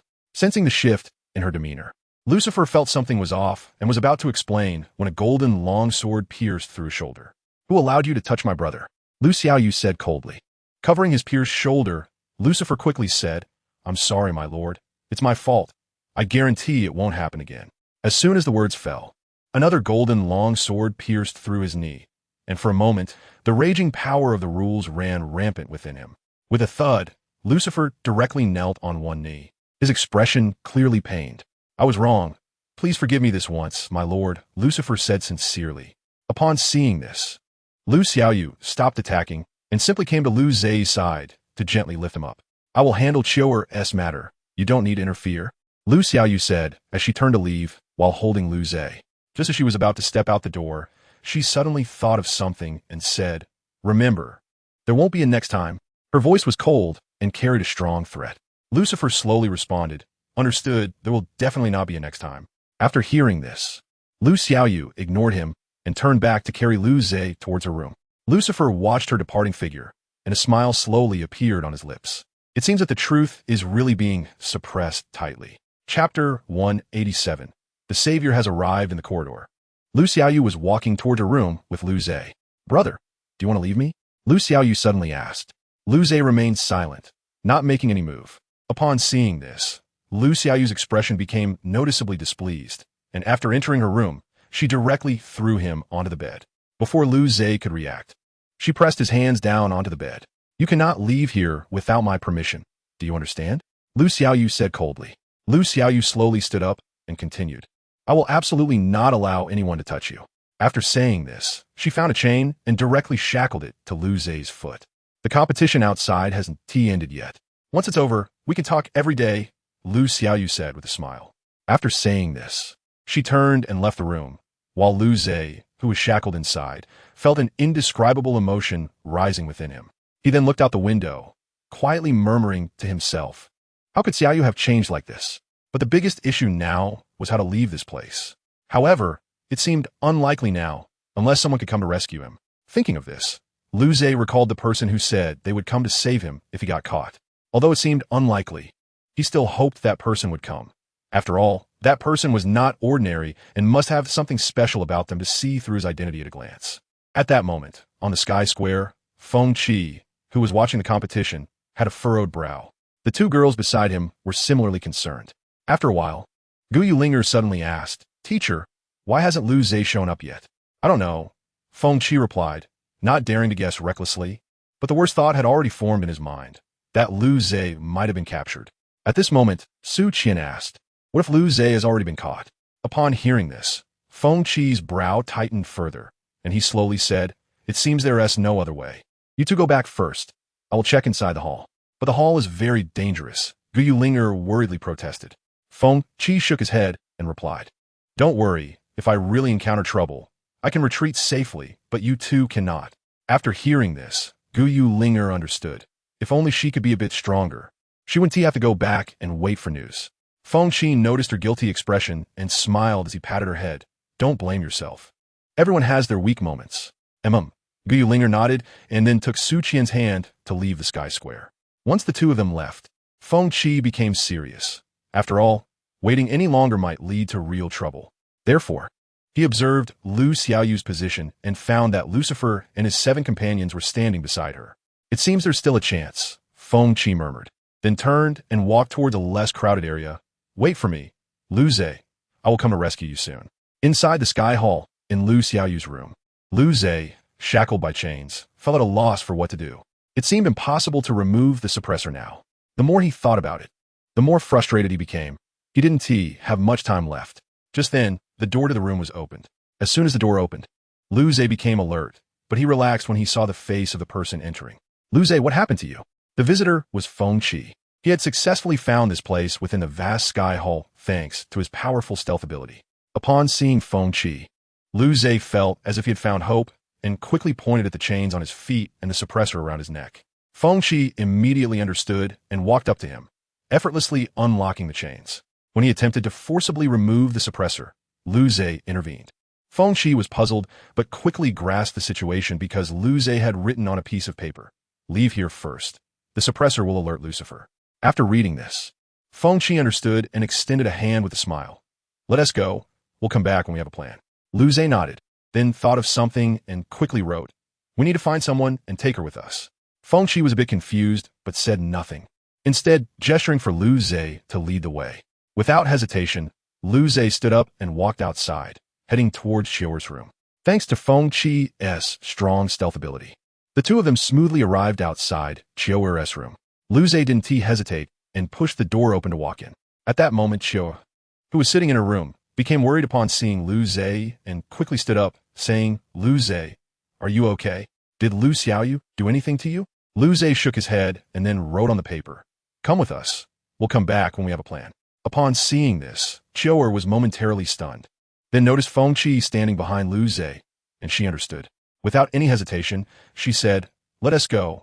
I know the back door of the Sky Hall. Lu Zhe smiled upon hearing this and turned to look at Feng Qi. Feng Qi said nothing and directly indicated for Qiuer to lead the way.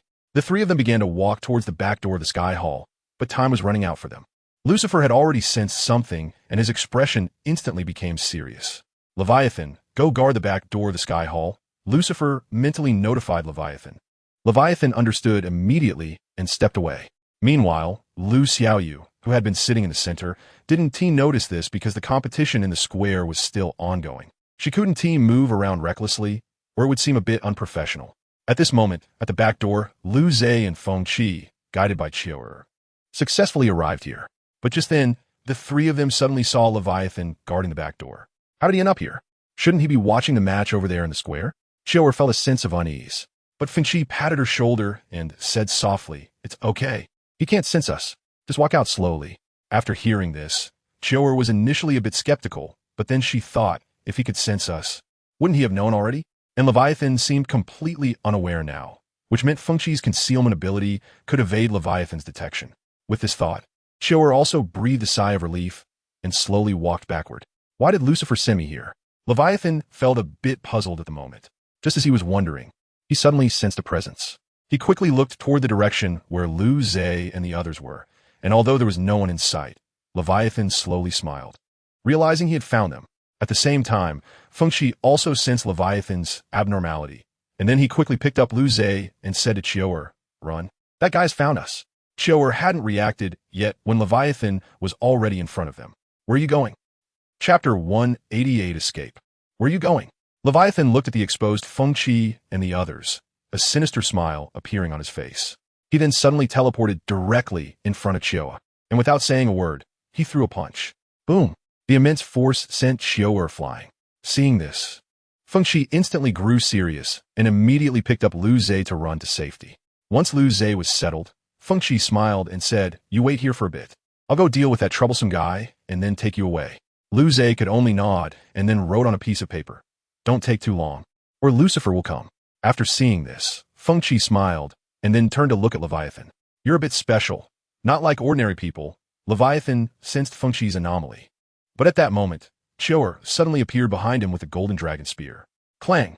The golden dragon spear struck Leviathan's back, producing a metallic clash that shocked Chior. "Little girl, your thoughts are too naive," Leviathan said with a smile. He then grabbed her by the neck and lifted her into the air, while his other hand formed a metal short sword, stabbing directly at Chior. Bang! But before the attack could reach Chior, Fengchi had already kicked Leviathan in the ribs. The kick sent Leviathan flying, crashing heavily against the wall of the corridor. "Are you okay?" Fengchi asked, looking at Chior, who was sitting on the ground. Chior shook her head, then stood up again, gripping the golden dragon spear even tighter. At this moment, Leviathan also slowly stood up, touching his ribs while a slight smile appeared on his lips. "I underestimated you. I didn't expect you could hurt me," Leviathan said excitedly, looking at Fengchi. Fengchi, however, mocked him and said, "It's not surprising to hurt you. You're not that strong." "You bastard," Leviathan felt annoyed after hearing this, and an aura of terrifying pressure began to emanate from him. The pressure made it hard for Chior to breathe, but for Fengchi, it felt like nothing. However, seeing Leviathan's oppressive aura, Fengchi also became serious. His body began to change, black markings gradually appearing on his face, and his eyes turned crimson. "You won't forget everything that happens today," Fengchi said coldly.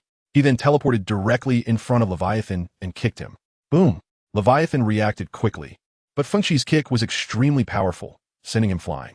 Leviathan was sent flying out of the back door of the Hall of Truth. Chior was stunned upon seeing this. She didn't know how to describe the scene. Fengchi then turned to Chior and said lightly, "You quickly take Lu Zhe away. I'll hold him off here." Without hesitation, Chior rushed to Lu Zhe, picked him up, and ran towards the back door of the hall. When Leviathan returned and tried to stop them, he was blocked by Fengchi. Fengchi grabbed Leviathan's right hand and, without giving him a chance to react, punched him in the abdomen. Bang! A dull sound echoed, and Leviathan felt his stomach churning, but quickly settled down. "This power doesn't belong to you, does it?" Leviathan noticed something was off. Fengchi, however, didn't show any shock and instead smiled. "What if it doesn't belong to me? At least right now, I'm the one controlling this power." As soon as he finished speaking, he kicked Leviathan in the face again. Boom! Leviathan couldn't withstand this kick and crashed through the corridor wall into a room inside. Fengchi did not continue attacking, but turned to follow the direction where Lu Zhe and Chior had left. Inside the room, Leviathan slowly walked out, looking very disheveled. His clothes in tatters. But more than feeling disheveled, he was angrier. After the anger subsided, he thought of something terrifying. Lu Xiaoyu's furious expression when she found out Lu Zhe had been rescued. He would surely face severe punishment then. This is troublesome, Leviathan thought gravely. At that moment, Lucifer slowly appeared behind him. Lu Zhe ran away? Leviathan, hearing this, answered awkwardly, "Yes, the one who came to save him is strange. He has power greater than mine, but that power doesn't belong to him." "Is that so?" Lucifer said lightly, resting his chin on his hand. Seeing him so relaxed, Leviathan hurriedly said, "What should we do if the Lord asks about this?" Lucifer smiled and turned around slowly, saying, "I'll explain it well to the Lord. You don't need to worry about that." Hearing this, Leviathan finally breathed a sigh of relief. If Lu Xiaoyu truly blamed him, he would definitely lose half his life. But with Lucifer helping to explain, it should be much better. Hundreds of meters away from the Sky Hall, Xiaoda was running at high speed while carrying Lu Zhe. At that moment, Feng Qi suddenly appeared in front of them. You came out. What about Leviathan? Xiaoda quickly asked upon seeing him. Feng Qi stiffly smiled and said, Don't worry, they won't catch up for now. Before Xiaoda could respond, he suddenly collapsed to the ground, blood beginning to ooze from his skin. Xiaoda was startled and hurried over to observe him. Lu Zhe, who was nearby, was also stunned after seeing this. But he didn't show much expression. He simply walked over to Qiu Er and wrote on the paper, Carry him and leave here quickly. We cannot stay for long. After seeing this sentence, Qiu Er nodded. After all, they were still within the Sky Palace's range, and if they didn't leave soon, it would be over. Since Feng Qi was unconscious, Lu Zhe's suppressor couldn't be removed temporarily, and they could only wait for him to wake up before making plans. Thus, Qiu Er carried the unconscious Feng Qi and walked away from the Sky Palace with Lu Zhe. After an unknown amount of time, the two found a relatively safe place and settled the unconscious Feng Qi down. Lu Zhe, what are you planning to do next? Qiu Er asked seriously. Hearing this, Lu Zhe slowly wrote on the paper, Let us wait until Feng Qi wakes up. That makes sense. I can't remove the suppressor. So we'll have to see if this guy has a solution. Qiu Er nodded slowly. Chapter 189. The function of the suppressor in the evening.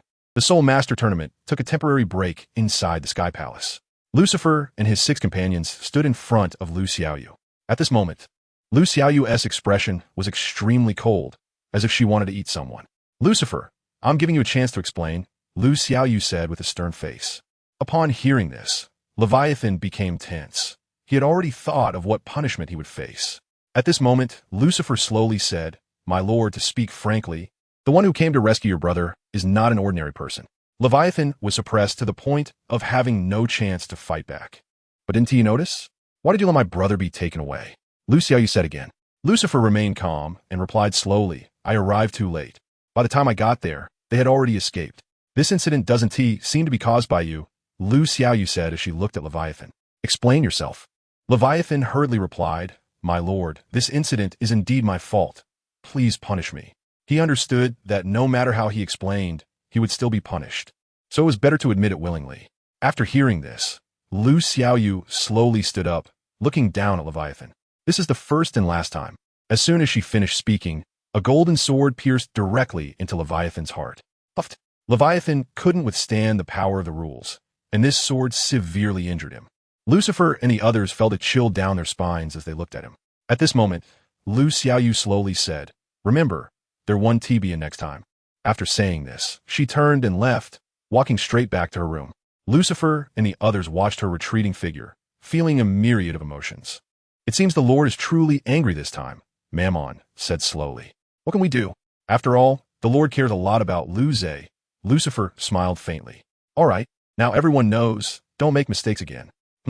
Mammon and the others nodded and then left. At this moment, in a place unknown on the Dolua continent, Feng Qi slowly opened his eyes. You're awake? As soon as Feng Qi opened his eyes, he heard Qiu Er's voice, then slowly sat up and smiled. Where's Lu Zhe? The first thing Feng Qi thought of after waking was him. Qiu Er pointed to Lu Zhe, who was lying beside him, sound asleep. Because of the suppressor, he needed to rest like an ordinary person. Seeing this, Feng Qi smiled and walked over to his side. Unable to believe that Lu Zhe had actually been captured, it was too unimaginable. At this moment, Lu Zhe was also awakened by his movements. Slowly sitting up and looking at him, the two exchanged glances, and Feng Qi quickly understood. Let me help you take off the suppressor. After saying this, he extended a hand, and black runes spread across his hand. With a click, the suppressor fell off instantly. The moment the suppressor fell, a terrifying aura erupted from Lu Zhe. Finally, I can move. As a voice sounded, truth immediately emerged from Lu Zhe's body. Feng Qi didn't show much change in expression upon seeing him, but Qiu Er was a bit shocked. Lu Zhe, is this your soul? Qiu Er asked in confusion. No, Lu Zhe replied, regaining his vocal cords. It's better if you don't know this. Qiu Er understood. After all, everyone had their own secrets. So she didn't pursue the matter further. Truth was momentarily stunned upon seeing Feng Qi, then slowly said, You are. Feng Qi quickly stopped him when he realized Truth figured out his identity. Truth understood instantly and swallowed the words he was about to say. Lu Zhe felt puzzled, but was clever enough to know that Feng Qi didn't want his identity to be revealed, so he wouldn't ask. Truth, what exactly is that suppressor? Lu Zhe asked slowly. Truth smiled and replied, it's designed specifically to suppress personalities. But you're not my personality. Why were you suppressed? Lu Zhe was very confused. It's just similar. That suppressor can suppress any existence other than you, Feng Qi said slowly. Is that so? Lu Zhe seemed to understand a bit. He then made a resolution and said slowly, Truth, you take over my body and then try putting on the suppressor. What do you want to do? Truth asked, puzzled. Just do as instructed and you'll naturally know, Lu Zhe said directly. Truth seemed to understand after hearing this. And then he directly took over Lu Zhe's body. Immediately, Feng Qi put the suppressor back on his neck. Qiu'er stared at Lu Zhe without blinking, fearing any unexpected developments. As Lu Zhe slowly opened his eyes, the crimson pupils stunned both Feng Qi and Qiu'er. Lu Zhe, you. Feng Qi was about to say something when he suddenly thought of something. Your Truth, right? He didn't expect that the boy had such intentions. Indeed, at this moment, Lu Zhe was Truth. Truth stretched and looked at a large tree in the distance, pointing his index finger at it. Bang! Truth murmured softly. Instantly, a mass of colorless air engulfed the large tree in the distance. Not bad, Truth said happily, then directly removed the suppressor. At the same time, Lu Zhe instantly regained his body, smiling lightly as he said, I wasn't wrong. The suppressor can only suppress one of me or Truth. Then why couldn't you take off the suppressor? Qiu'er asked in confusion. Hearing this, Lu Zhe smiled and explained, the suppressor can suppress either me or Truth, and it can also resist the power of the rules. If Truth takes over my body, he can use the power of Truth.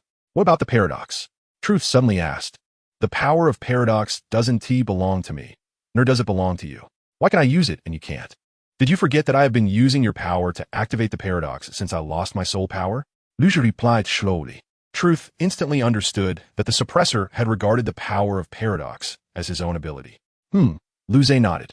However, he then thought of something else and looked at Feng Qi, asking, why did you faint back then? There's no other way. I overexerted my power. Feng Qi laughed, scratching his head. That power doesn't belong to you, does it? Lu Zhe slowly said. Upon hearing this, Feng Qi laughed. Indeed, that power doesn't belong to me, but I can control it.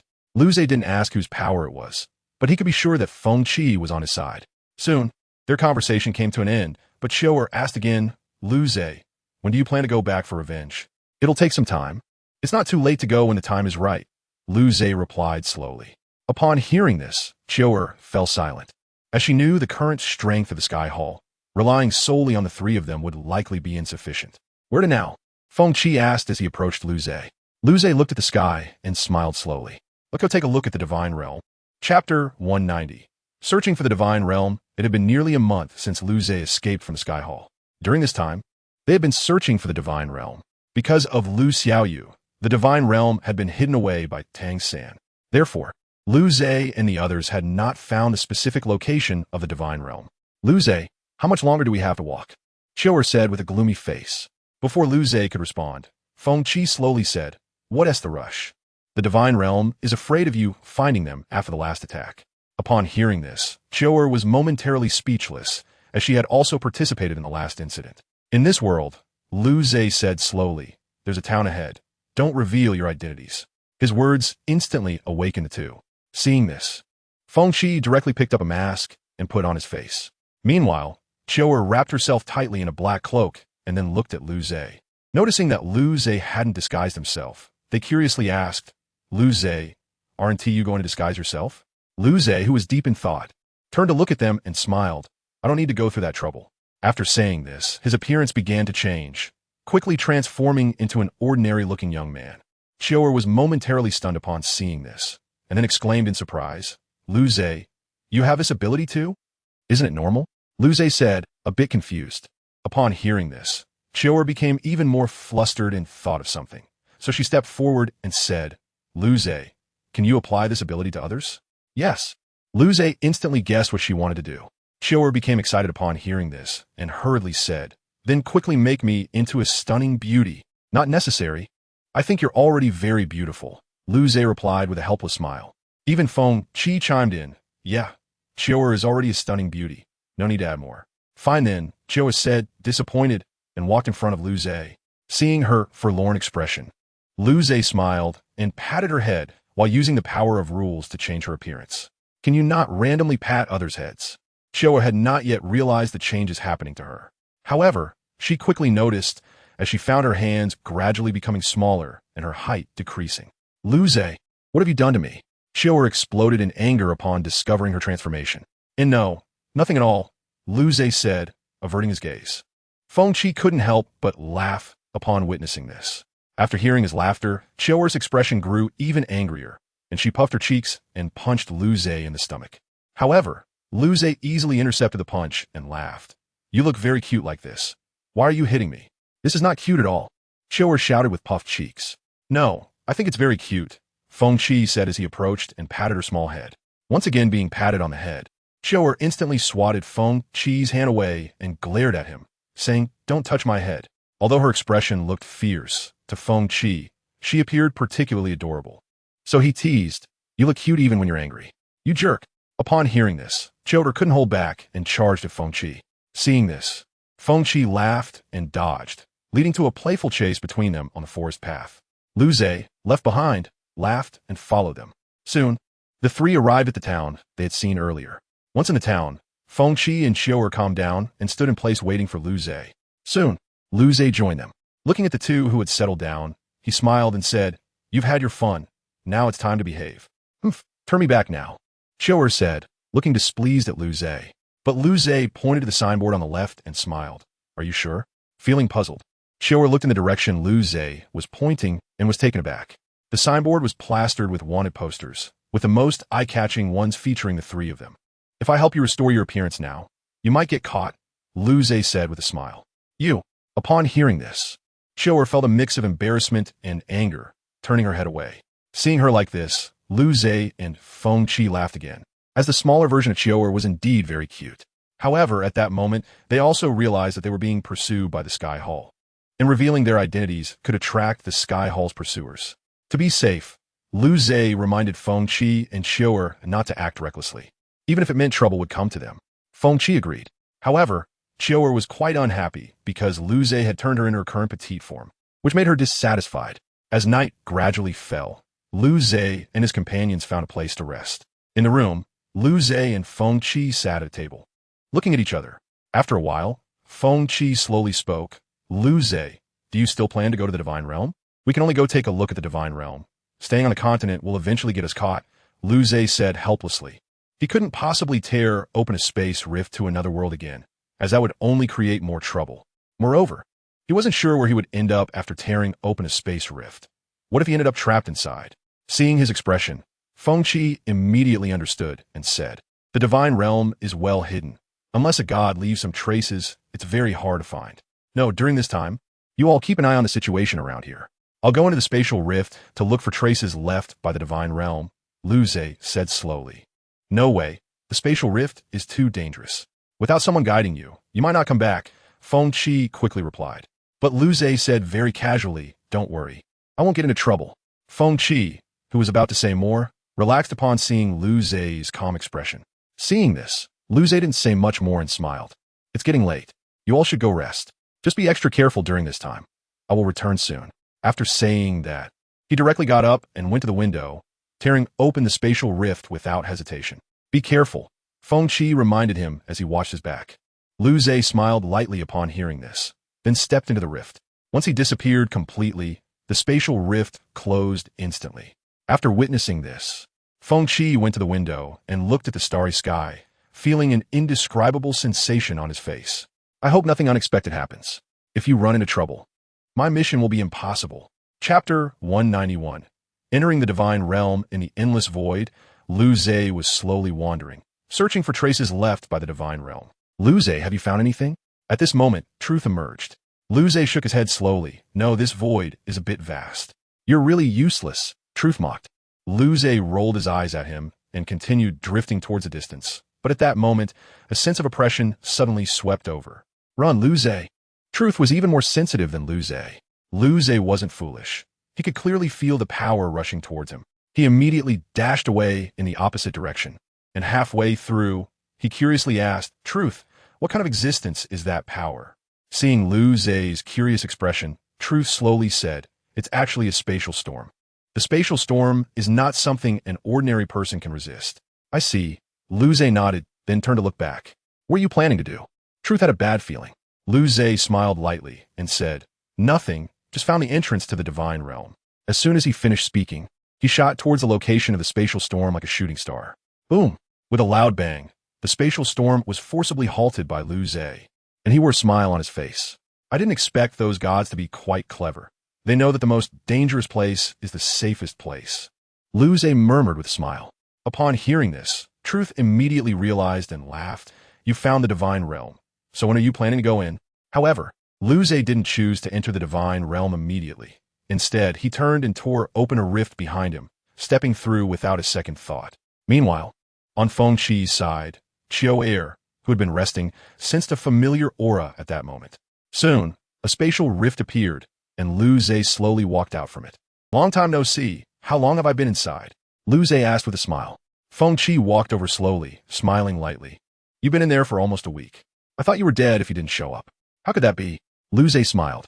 Seeing this, Feng Qi asked again, "So, did you find the divine realm?" Lu Zhe nodded and said seriously, "We found the divine realm. We should go now, or we'll be too late." "What do you mean?" Feng Qi looked at his expression, and a sense of unease rose in his heart. Sure enough, the next second, an attack suddenly shattered the tranquility of the hotel. Boom! Boom! In an instant, the small hotel was reduced to ruins by a powerful force, while Lu Zhe stood unharmed in front of Feng Qi and Qiu Er. "It seems like I still arrived late," said Lucifer. Seeing Lucifer, Lu Zhe teased, "No, the timing is just right." As soon as he finished speaking, golden long swords began to materialize in the sky, and Lu Zhe showed no hesitation. In an instant, a rain of swords fell, and Lucifer, caught in the sword rain, became serious. Truly ruthless, Lucifer smiled faintly, then waved his right hand, freezing time in that moment. Lu Zhe and the others were unable to react, standing in place as if punished. Lucifer did not say much, and, in a breath, appeared in front of Lu Zhe, examining him closely. Truly worthy of being the master's brother, such a perfect existence, Lucifer began to appreciate him. But the next second, with a crack, the surrounding space shattered, and a giant crimson eye opened. "What is this?" By the time Lucifer realized the situation, it was already too late. Buzz. In that instant, it felt as if the world had lost its color, and everyone lost their purpose for living. Lucifer looked at Lu Zhe with a troubled expression and stammered, "Lu Zhe, do you want to destroy this world? What does it have to do with you?" Lu Zhe replied coldly. As soon as he finished speaking, an enormous golden long sword began to coalesce above Lucifer's head. If it fell now, this area would likely face disaster. Just as the golden giant sword was about to descend, Lu Xiaoyu appeared, instantly changing the situation of the battle. However, Lu Zhe immediately reacted, smiling wryly as he murmured, "This is troublesome. It seems I have to leave." But just as he turned around, Lu Xiaoyu spoke up. "Brother, are you going to abandon me again? Can't you stay by Xiaoyu's side?" Lu Xiaoyu said sincerely. Lu Zhe did not answer him, but turned to Feng Qi and Qiu Er, saying, "It's not the right time yet. When the time comes, I will definitely come find you." After speaking, he instantly carried Feng Qi and Qiu Er on his shoulders and entered the spatial rift. Left outside, Lu Xiaoyu had an extremely cold expression, as if he wanted to kill someone. "Lucifer, give me a full pursuit of truth. I want him to pay the price," Lu Xiaoyu coldly ordered. Lucifer smiled faintly upon hearing this, then turned to the sky and slowly spoke, "At your command." At this moment, inside the spatial rift, Lu Zhe was standing in the void with Feng Qi and Qiu Er. After a while, Feng Qi and Qiu Er also regained consciousness. "Lu Zhe, where's this place?" Qiu Er asked in confusion. Lu Zhe smiled and said slowly, "We're going. It's time to take a look at the divine realm."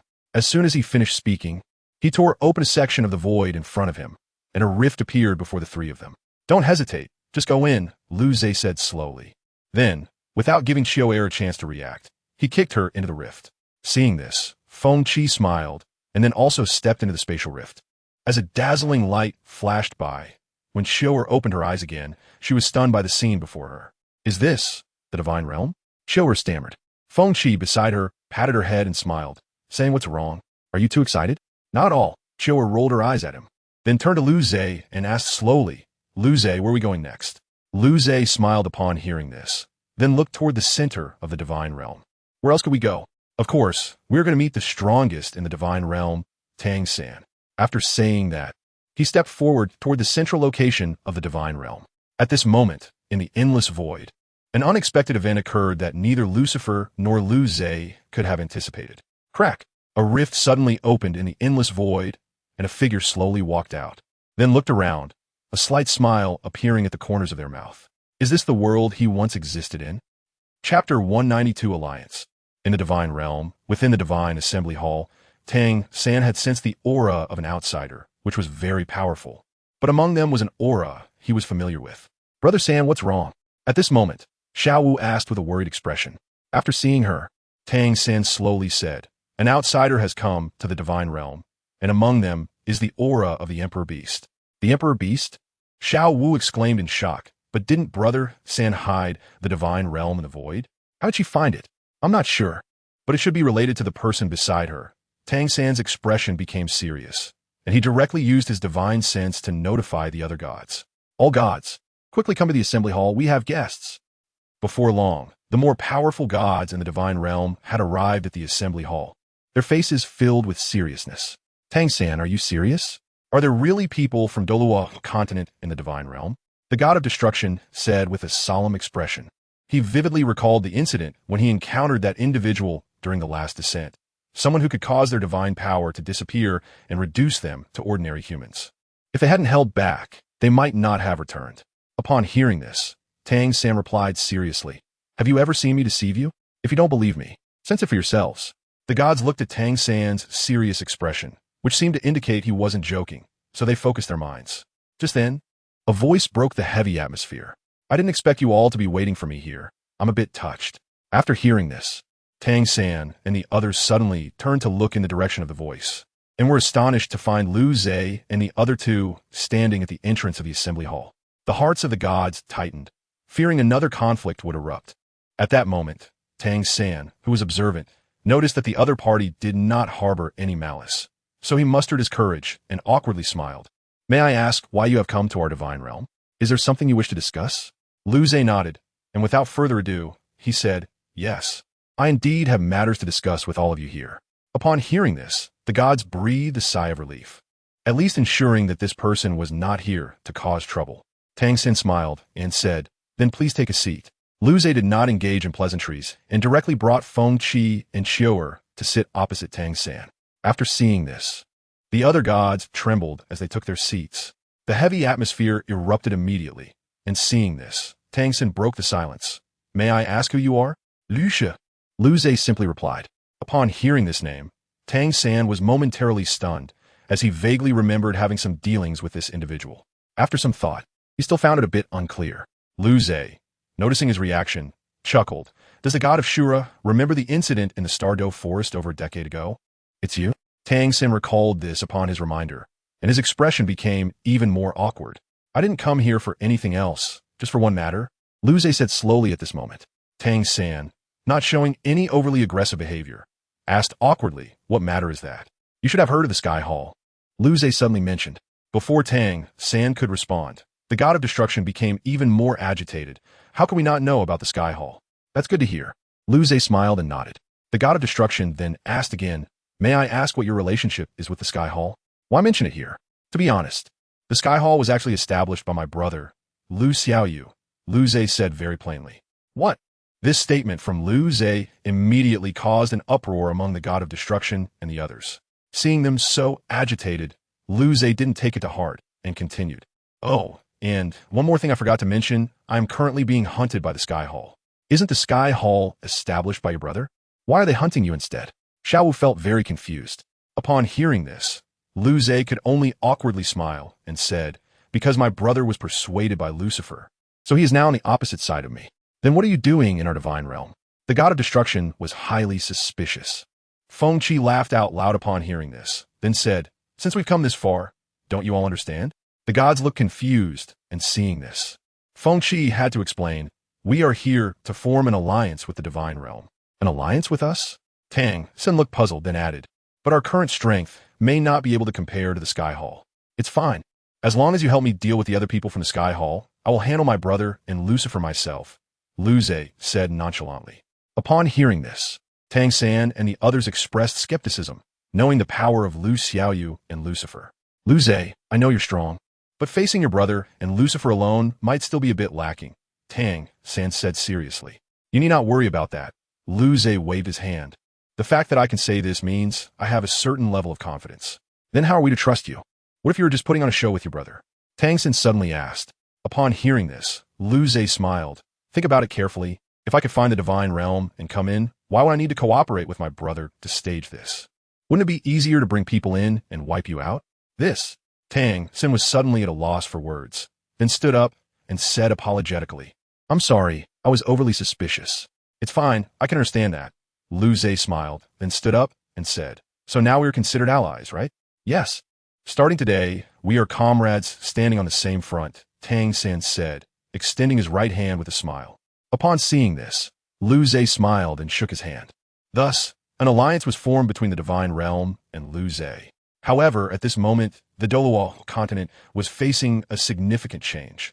Inside the Sky Hall, Lu Xiaoyu was looking at Lucifer and the others with a serious expression.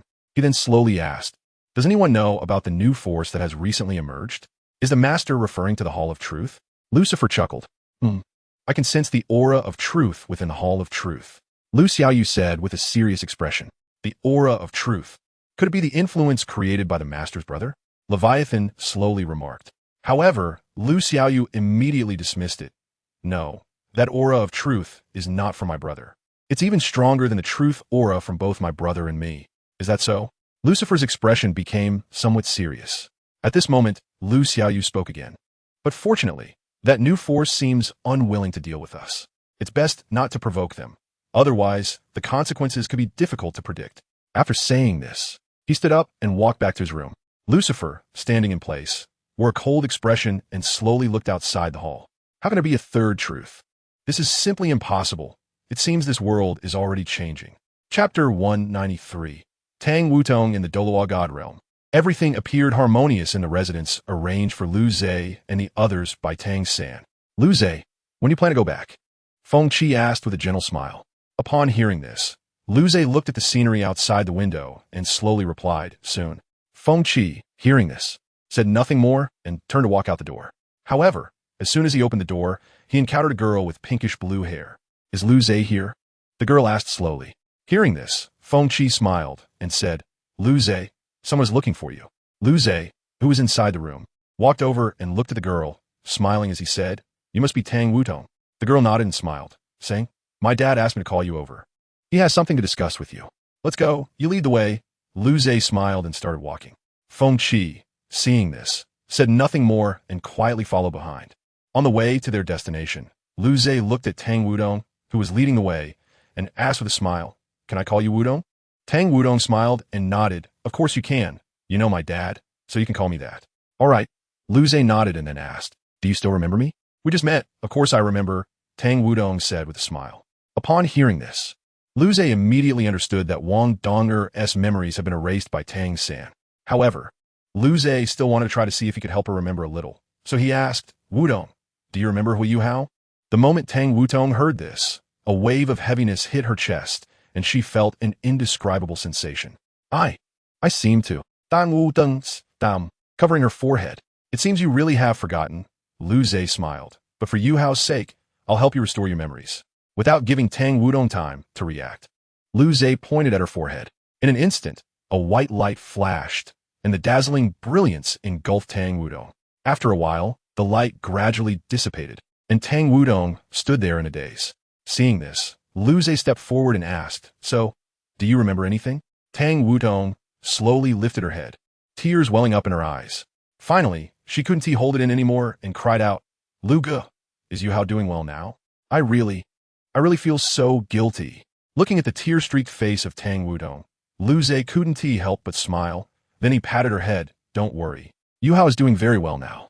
Tang Wudong calmed down after hearing this, then smiled again. Lu Ge, when are you going back? I want to find Yu Hao. Soon. We'll be going back to the mainland shortly. Lu Zhe smiled. Come on.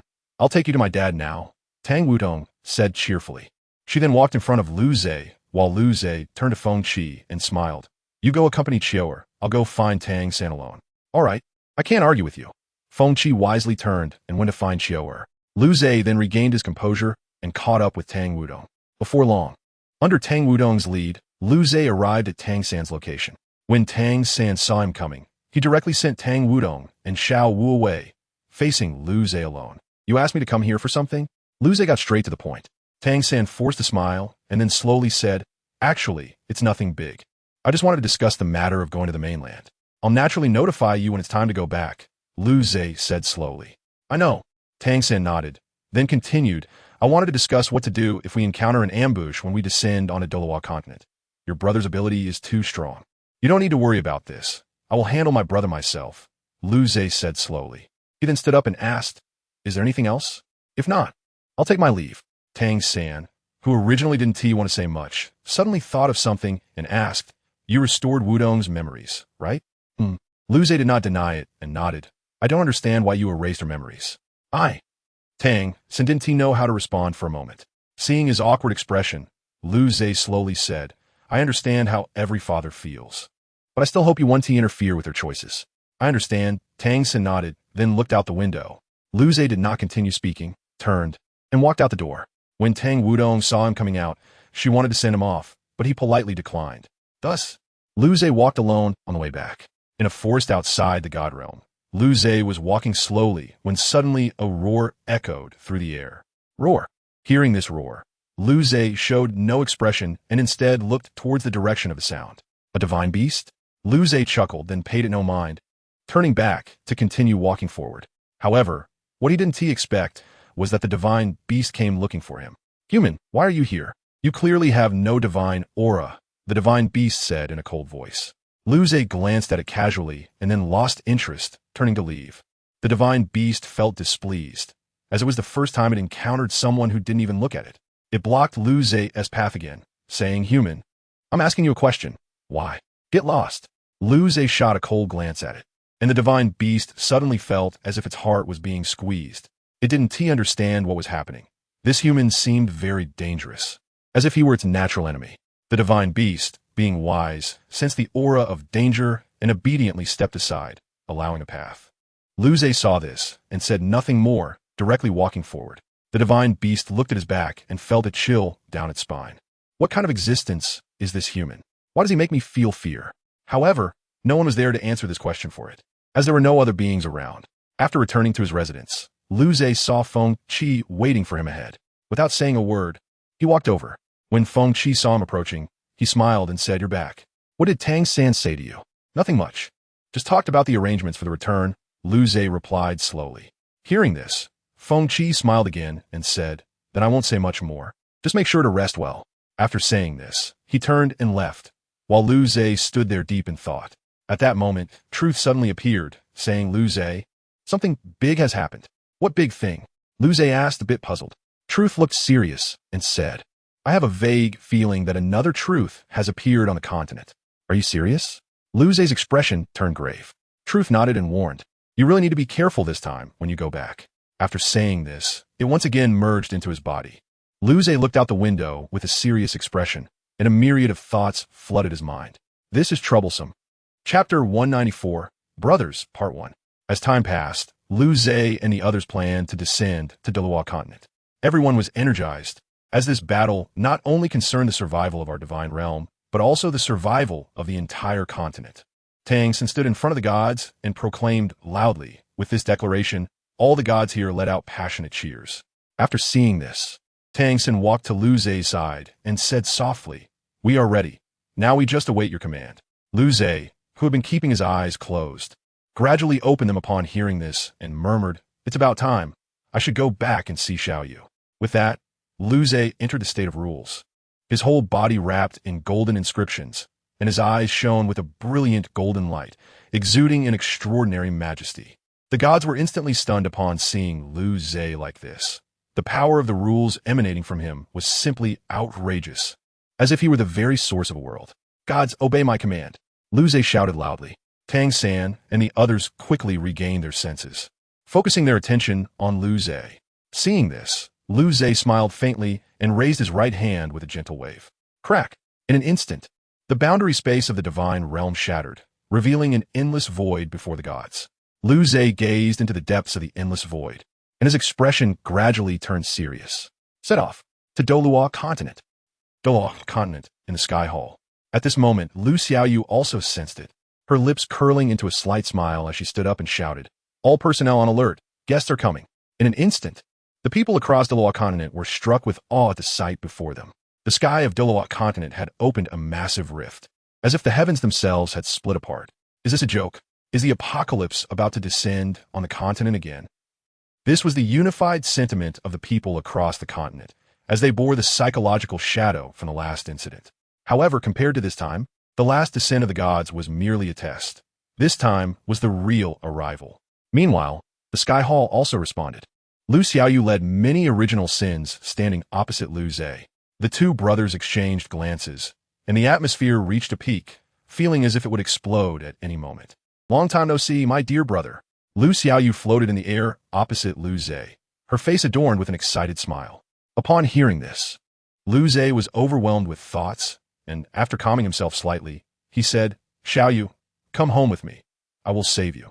Lu Xiaoyu merely smiled in response, and said, "You are the one who needs saving.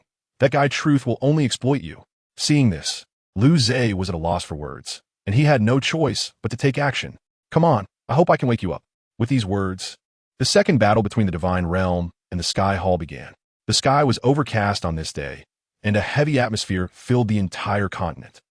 News of the battle between the Sky Hall and the Divine Realm quickly reached the Truth Hall. Within the hall, a group of people stood in neat rows, facing a young girl. In this world, a man dressed in a black suit, with graceful manners, slowly approached her side. "Hall Master, should we go take a look?" The man said with a faint smile. "It's still too early. Let's wait until they've fought for a while before we go," the girl replied slowly. Upon hearing this, the man said nothing more and obediently stood beside her. The people in the hall stood still, waiting for the girl's command. At the battle site, Lu Zhe was engaged in a fierce fight with Lu Xiaoyu and Lucifer, unwilling to give in. "Brother, why do you insist on being my enemy? I'm clearly trying to save you." Lu Xiaoyu shouted loudly. Lu Zhe, holding a golden longsword, did not say much in response. Instead, he said sternly, "It's my fault for spoiling you too much. This time, as your brother, I will make you see the reality." "Is that so?" At that moment, Lucifer suddenly appeared behind him. Quickly reacting, Lu Zhe spun around, thrusting the golden longsword. However, Lucifer had been serious in this battle from the very beginning, and this attack was unable to touch him at all. Dodging the strike, Lucifer produced a pitch-black spear in his hand. Break! In the next second, the black spear came crashing down on Lu Zhe. Bang! In an instant, Lu Zhe's body cut through the air and crashed into the ground, turning the surrounding environment into ruins. From the ruins, Lu Zhe slowly emerged. In that last moment of the previous attack, he had used the power of rules to block Lucifer's strike. Otherwise, he might not have been able to withstand it. After all, apart from the power of rules, all other abilities were completely ineffective against Lu Xiaoyu. Truth could only act as a bystander within him, completely unable to intervene. "Lu Zhe, it seems you've really run into trouble this time," Truth said with a serious expression. Lu Zhe forced a smile and then tightened his grip on the golden longsword, knowing he could only take a gamble. With that, the power of rules surrounding him reached a peak, and by the time Lucifer reacted, Lu Zhe had already arrived in front of him. "You are annoying. I'll deal with you first," Lu Zhe said coldly. He then raised his hand and swung the sword, instantly slashing at Lucifer's chest. Just as Lucifer was about to leave, Lu Zhe's attack came once again. The golden long swords in the sky fell like rain, instantly piercing into Lucifer's body. The long swords turned Lucifer into a porcupine, and he fell from midair. Lu Xiaoyu, who was watching from the side, furrowed her brows but quickly regained her composure. "As expected of my brother, he is truly impressive," Lu Xiaoyu smiled. Without giving Lu Zhe any chance to react, she teleported in front of him. Clang! The two golden long swords clashed, producing a crisp sound. A powerful force radiated outwards for dozens of miles. Even a group of Tang San, who were dozens of miles away, felt it. Truly powerful, the god of destruction sighed. However, he quickly regained his focus. After all, the six guys here were nearly as strong as Lucifer. But just as he regained his composure, Leviathan appeared in front of him in an instant. "Don't lose focus in battle," Leviathan smiled, then kicked out. Boom! The god of destruction was sent flying and crashed into the nearby mountains. Seeing this, Leviathan couldn't help but smile, then turned to look at Tang San and the others, sneering. "I really don't know who gave you the courage to come knocking. So what? We chose the right person. He will lead us to victory, Tang Sen scoffed. Then the Shura blood sword in his hand erupted with overwhelming killing intent, causing even Leviathan to frown. The killing intent is powerful, but still a bit lacking, Leviathan chuckled. As soon as he finished speaking, a terrifying aura erupted from his body once again, causing Tang San and the others to tense up instantly. It seems we've really encountered big trouble this time, Tang San murmured gravely. However, despite this, he did not back down and tightened his grip on the Shura blood sword, charging forward. Leviathan smiled faintly at the sight, then suddenly threw a punch. A terrifying aura instantly filled the surroundings, and Tang San quickly used the Shura blood sword to defend. But it was of little use. He was still sent flying. Back to Lu Zhe's side, he now had several wounds on his body, blood soaking him. Brother, give up resisting, Lu Xiaoyu said with a faint smile. Lu Zhe slowly glanced at her, then pointed his sword at her again. You should be the one to give up. Chapter 195, Brothers, Part 2. Clang. It was raining heavily in the sky, the atmosphere heavy to the extreme, and amidst the ruins. A wounded Lu Zhe was locked in a bitter battle with Lu Xiaoyu. Although Lu Xiaoyu also had a few wounds, they were not as severe as Lu Zhe's. At this moment, Lu Xiaoyu, with a cold expression, slowly questioned, "Why are you holding back?" Hearing this, Lu Zhe smiled bitterly, then slowly looked at her. "Because you're my sister. I want to accept that," Lu Xiaoyu said, looking down coldly. Lu Zhe smiled bitterly again, then tightened his grip on the golden long sword. "I must do this to help you turn over a new leaf." As soon as he finished speaking, he instantly charged towards Lu Xiaoyu, the golden long sword in his hand thrusting towards her. Clang! Lu Xiaoyu reacted quickly, directly blocking with her golden long sword, followed by a kick. He thought Lu Zhe would dodge, but unexpectedly, the kick landed solidly on his ribs. Boom! A muffled sound echoed from Lu Zhe's body as he was kicked away and crashed heavily into the distant ruins. Cough, cough. Lu Zhe coughed up a few mouthfuls of blood amidst the ruins, but quickly stood up again. Lu Zhe, are you crazy? Even at this time? You're still thinking about your sister. Truth shouted loudly within Lu Zhe. Lu Zhe did not get angry upon hearing this. Instead, he smiled. But after all, she is my sister. This is all my doing, so I must understand. This isn't about whether you caused it or not. Your power of rules is clearly above your sister's. Why do you have to hold back? Truth shouted loudly. This time, Lu Zhe did not respond, but charged towards Lu Xiaoyu again. Lu Xiaoyu felt a mix of emotions. Clearly, her brother could have ended the battle early. So why does he keep holding back? Why? At this moment, Lu Xiaoyu could no longer contain herself, gripping the golden long sword and shouting at Lu Zhe. Just because I'm your sister, do you have to hold back all the time? Why is that? The more Lu Xiaoyu spoke, the angrier she became, her grip on the golden long sword tightening further. Clang! With a crisp sound, Lu Zhe and Lu Xiaoyu locked eyes, both filled with past memories. Xiaoyu. Lu Zhe wanted to say something, but swallowed it back. Just then, a violent change occurred in Lu Xiaoyu, and a terrifying, uncontrollable power surged forth. Seeing this, Lu Zhe's expression turned serious, and he tried to create some distance, but was suddenly hit in the chest by Lu Xiaoyu's punch. After taking this punch, Lu Zhe instantly felt a sweet taste in his throat and spat out a large mouthful of blood. But before he could react, Lu Xiaoyu's attack came again. Bang! Ultimately, Lu Zhe was kicked hundreds of meters away by Lu Xiaoyu. What is going on? Lu Zhe struggled to get up from a distance, feeling that those last few hits were several times harder. At this moment, the truth of this world emerged, looking serious. It's the relative truth. Your sister's personality is being eroded. What? Lu Zhe was shocked and quickly stood up. That guy's already been backfired by my sister. Why is he still appearing? Truth, hearing this, smiled bitterly. I should have thought of it sooner. A truth of the same level as me wouldn't be so easily devoured. Seeing Truth's distressed expression, Lu Zhe's face became serious. If the relative truth comes back to life, wouldn't everything I've done be in vain? No, I can't accept this happening, Lu Zhe murmured seriously. Truth understood the situation and warned. The relative truth is very tricky. He likely has mastered the rules. So be careful. Lu Shen nodded. Then in an instant, he dashed towards Lu Xiaoyu's direction, intending to resolve the issue before the relative truth fully revived. In the blink of an eye, Lu Zhe stood before Lu Xiaoyu, just as he was about to strike, but it was still a moment too late. You think too simply of me? Lu Xiaoyu smiled eerily. At that moment, the golden long sword in Lu Zhe's hand shattered into pieces. Before Lu Zhe could react, Lu Xiaoyu pierced his shoulder with her sword, the bloody wound not giving him any time to deal with it. You anomaly. The truth of this world is me. Lu Xiaoyu shouted angrily. Then she delivered a punch directly to Lu Zhe's abdomen. Lu Zhe felt a tumult in his stomach, as if an earthquake had occurred. Damn it. Soon, Lu Zhe stood up again, and once more, a golden longsword materialized in his hand. With that, he exerted force in his legs and lunged towards Lu Xiaoyu. However, Lu Xiaoyu merely smiled faintly and raised his right hand, softly saying, "World of truth, unfold." Buzz. In an instant, everything around began to twist, and Lu Zhe sensed something was wrong. The golden longsword in his hand shattered into pieces, and even the power of rules within him was gradually dissipating. "This is my world, the relative world," Lu Xiaoyu said with a strange smile. Then he grabbed Lu Zhe by the neck. "You still don't know my ability, do you? I'll make you understand how you will die," Lu Xiaoyu said with a wicked grin.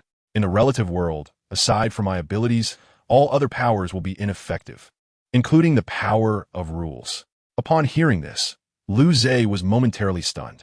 His final trump card, the power of rules, was useless in this world, leaving him with nothing to fight back against Lu Xiaoyu. Seeing his astonished expression, Lu Xiaoyu decided not to waste any more time. It was time to end this. With that, he pulled out a short sword, radiating a dangerous aura from his storage ring. The moment Truth saw this short sword, he was taken aback and quickly exclaimed, "Lu Zhe, whatever you do, don't let that short sword pierce your heart, or we're finished." "What do you mean?" Lu Zhe, being choked, was momentarily confused. Truth realized there was no time for explanations and urged, "We need to get out of here now." Lu Zhe instantly understood. That short sword was very dangerous and could truly threaten his life. But what could he do now? The power of rules was unavailable. He couldn't even escape, let alone break free from his bindings. Just as the short sword was about to pierce his heart, Lu Zhe erupted with a force like a small universe exploding, instantly breaking free from Lu Xiaoyu's grip. "Unbelievable. You managed to break free from my restraints," Lu Xiaoyu chuckled, then started walking towards Lu Zhe step by step. Feeling the urgency, Lu Zhe quickly pulled out a small black sphere from behind him and smashed it onto the ground. Instantly, thick smoke enveloped the area. Just as Lu Xiaoyu was puzzled by the sudden turn of events, he realized Lu Zhe had vanished. "Why are you running?" Lu Xiaoyu was furious, wishing he could obliterate the place. But just then, a figure holding a long knife appeared behind him. "You must die." It was Lu Zhe who, despite losing the power of rules, could still give Lu Xiaoyu a taste of his strength. However, he underestimated Lu Xiaoyu's reaction. Lu Xiaoyu quickly turned around and, without a word, grabbed Lu Zhe by the neck again. "Trying to sneak attack me? How naive," Lu Xiaoyu said coldly. He then delivered a powerful kick, leaving Lu Zhe with no chance to retaliate, and he took the blow directly. Cough cough. That kick was heavy. Anyone else would have likely turned into a puddle of mush. It seemed like he was truly in trouble now. Chapter 196, Brothers, Part 3. Lu Zhe was really in trouble now, as facing the resurrection of relative truth was proving to be quite strenuous. "Ha ha!" Lu Xiaoyu laughed as he looked at Lu Zhe, a condescending expression on his face, and slowly approached him. Lu Zhe felt a sense of foreboding. He was now as vulnerable as an ordinary person and could not resist this terrifying power. In the next second, Lu Xiaoyu appeared right in front of Lu Zhe and threw a punch without a word. Boom! The punch landed solidly on Lu Zhe's face, sending him flying hundreds of meters away. After suffering another heavy blow, Lu Zhe was on the verge of collapse. "Did you not expect this day to come?" Lu Xiaoyu asked, smiling. Lu Zhe let out a cold laugh and replied, "Indeed, I did not expect it, but you will never anticipate what will happen next." "Ridiculous. If it weren't for you, I would have resurrected long ago," Lu Xiaoyu shouted angrily. Then he seemed to think of something, smiling as he added, "But I must thank you. After all, the power of rules is not something that can just be summoned." With that, two golden longswords pierced through Lu Zhe's body. Puff! Lu Zhe, pierced through, immediately spat out a mouthful of blood and looked at Lu Xiaoyu with difficulty. At that moment, Lu Xiaoyu also approached him, looking down with a smile and saying, "This should all come to an end, right?" As he spoke, the short sword reappeared in his hand. Seeing this, Lu Zhe's expression turned grave. In his current state, he couldn't dodge it. Just as the short sword was about to stab into Lu Zhe's chest, an unexpected scene unfolded. "Wah! What is happening?" Lu Xiaoyu exclaimed in shock. His hand holding the short sword was firmly gripped by his other hand. The short sword halted just a few centimeters from Lu Zhe's chest. "Give me back my body!" Lu Xiaoyu suddenly heard a voice resonate in his mind. That voice was his own, or rather, it should be called Lu Xiaoyu's personality. At that moment, Lu Zhe also sensed something was amiss. He could feel the ability of relative truth dissipating, and the power within him was rapidly recovering. Realizing this, Lu Zhe quickly teleported away using his power. Truth, what is happening? Lu Zhe asked gravely. Truth smiled gently and replied, you should be grateful. Your brother is fighting relative truth for control of the body, which is why his abilities are currently unstable. Upon hearing this, Lu Zhe immediately understood that his opportunity had come. He had to seize this fleeting chance to save Xiaoyu. With that, he teleported directly in front of the grim-faced Lu Xiaoyu, and without a word, he grabbed him by the neck. Lu Zhe initially intended to use the paradox to eliminate relative truth, but as soon as he activated the paradox power, he was suppressed again by the ability of relative truth. Bang! In a rush, Lu Xiaoyu kicked Lu Zhe in the head. Truly troublesome. Lu Zhe thought as he regained his footing and looked at Lu Xiaoyu. At this moment, Lu Xiaoyu's aura began to become disordered. If he waited any longer, he might really miss his chance. So once again, he charged forward, but this time Lu Xiaoyu didn't have time to react, and a golden long sword pierced through his chest. Lu Xiaoyu, pierced through the chest, froze for a moment and then spat out a mouthful of blood. Lu Zhe, who caused all this, felt an immense guilt. This was not the scene he wanted to see at all. Lu Zhe, don't hesitate, quickly eliminate him. Truth urged anxiously from within him. Lu Zhe found it hard to act. He couldn't guarantee what would happen to Xiaoyu if he eliminated relative truth. Seeing his hesitation, Truth grew anxious. Hurry up. One more moment, it will be too late. Hearing this sentence again, Lu Zhe suddenly came to his senses, and then murmured with a determined gaze, I can't let this happen because of me. After saying that, he directly unleashed the power of the paradox. The colorless airflow instantly engulfed Lu Xiaoyu, and seeing this scene, Lu Zhe couldn't help but feel worried, but soon he was stunned again. Puff! A hand pierced through Lu Zhe's chest from behind, and blood immediately gushed out. How could this be? Lu Zhe didn't understand. Even the truth didn't expect it to turn out this way. Thank you, that guy has finally quieted down. The speaker was Lu Xiaoyu, or rather, the relative truth. After speaking, the relative truth directly pulled his hand out of Lu Zhe's chest. Puff! The moment the relative truth retracted his hand, Lu Zhe fell to the ground, spitting blood. At the same time, he discovered that his abilities were once again suppressed, and the blood hole in his chest could not heal at all. Just to be safe, it's best to kill you, the relative truth said with a sinister smile, then looked at him with a dagger in hand. Am I going to die? This question kept swirling in Lu Zhe's mind. He felt powerless at this moment. The relative truth, seeing him still struggling, kicked him directly in the chest without saying a word. Bang! The immense force slammed Lu Zhe heavily against a distant stone pillar. The next second, Lu Xiaoyu instantly appeared in front of him, and without saying a word, plunged the dagger into his heart. This should all come to an end. The relative truth smiled as he looked at Lu Zhe. At this moment, Lu Zhe also felt the truth dissipating, and his soul was fading away. Is it over? How pathetic. For a moment, scenes from the past floated before Lu Zhe's eyes, but he revealed a faint smile at that moment. He then struggled to raise his hand and touched Lu Xiaoyu's face. At this moment, the relative truth suddenly stopped thinking. He didn't know what was happening, but it felt like he had lost something very important. Why do I have this feeling? The relative truth released his hand, and Lu Zhe slipped to the ground at that moment. He looked at Lu Zhe's cold corpse, and a sense of loss instantly spread. I clearly only did what I was supposed to do. Why can't I be happy at all? The relative truth knelt helplessly in front of Lu Zhe's body. He had never experienced this feeling before. It was the first time he felt the sensation of loss, and it would also be the last. But just then, a powerful aura that surpassed him flooded this world. Who is it? The next second, the world constructed by the relative truth shattered instantly, and a figure stood in the sky. When that figure saw Lu Zhe's cold body, he was instantly numb. Why? I went through so much hardship to find you. Why did you leave without a word? Why? A terrifying aura descended upon this world, familiar to the relative truth. Concept truth. At this moment, concept truth descended, and another bloody storm unfolded. Chapter 197 Epilogue. Am I dead? My efforts were ultimately in vain, weren't they? In the midst of darkness, Lu Zhe slowly self-mocked. The next second, the voice of truth sounded. How pathetic. Clearly we are the most promising. Yet we ended up dying here. After hearing this, Lu Zhe glanced at him lightly, then began to laugh self-deprecatingly. Ha ha, what are you laughing at? Truth felt puzzled. We were both about to leave. Yeah, but I still don't understand. Lu Zhe fell silent after laughing. Seeing his expression, Truth said seriously, I forgot to tell you, your brother was actually sent away by you with your own hands. WH. What? Lu Zhe couldn't believe his ears.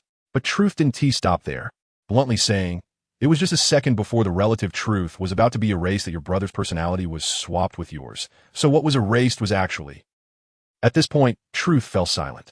Lu Zhe was first taken aback, then let out an incredibly self-deprecating laugh. As he laughed, Lu Zhe couldn't help but clutch his head tightly, his eyes filled with guilt and self-blame. After all this effort, what I got in the end was despair. Lu Zhe murmured with numb eyes. Seeing him like this, Truth immediately felt heartbroken. After all, he had been in contact with him for so long, and he had witnessed his growth in every detail. Just as he was about to speak to comfort him, Lu Zhe spoke first. But this is fine. I never belonged to this world, and now it's finally over. Is it really over? In the Dolua continent, the world was dim at this moment because of the arrival of concept truth, and the relative truth felt exhausted. Did you kill Lu Zhe? At this moment, concept truth, standing high in the sky looking down at the relative truth, said coldly. The relative truth didn't know how to respond, as concept truth was far too powerful. Even his aura surpassed that of the relative truth and absolute truth. I was just removing the anomalies of this world, the relative truth said heavily. But concept truth didn't think so, slowly saying, you're lying. Your brother clearly loved you so much. Why did you kill him? Concept truth's emotions began to spiral out of control. She was none other than Lu Zhe's sister from the parallel world he once existed in, Lu Xiaoyu. At this moment, Lu Xiaoyu probably wanted to kill the relative truth, but she knew she couldn't do that. She didn't belong to this world, so she couldn't interfere with the order of this world. She came here just to see her brother Lu Zhe. But now, she had indeed seen her brother. Yet he could no longer see her. The relative truth really couldn't say anything. Clearly he had won, yet he felt so miserable. The next second, Lu Xiaoyu instantly arrived beside Lu Zhe's corpse. She didn't want him to die just like that. What do you want to do? The relative truth asked as he saw her actions. Lu Xiaoyu stared at Lu Zhe intently, then slowly said, I want to save him. Upon hearing this, the relative truth smiled, then said awkwardly, he was killed by the sword of truth. You can't bring him back. I don't believe it. Lu Xiaoyu shouted loudly. Then, ignoring him, she began to harness the power of concept truth. As the white light illuminated Lu Zhe's corpse, in the next second, the light suddenly dissipated. Lu Xiaoyu looked at the dissipating power in her hand, her expression growing more excited. Seeing her expression, relative truth felt an increasing sense of guilt in his heart, and finally came to Lu Zhe's side and held him in his arms. I don't know why, maybe because of Lu Xiaoyu, but it seems I can't leave you. Relative truth said slowly. After seeing this, Lu Xiaoyu kicked him away. This is all your fault, Lu Xiaoyu said coldly.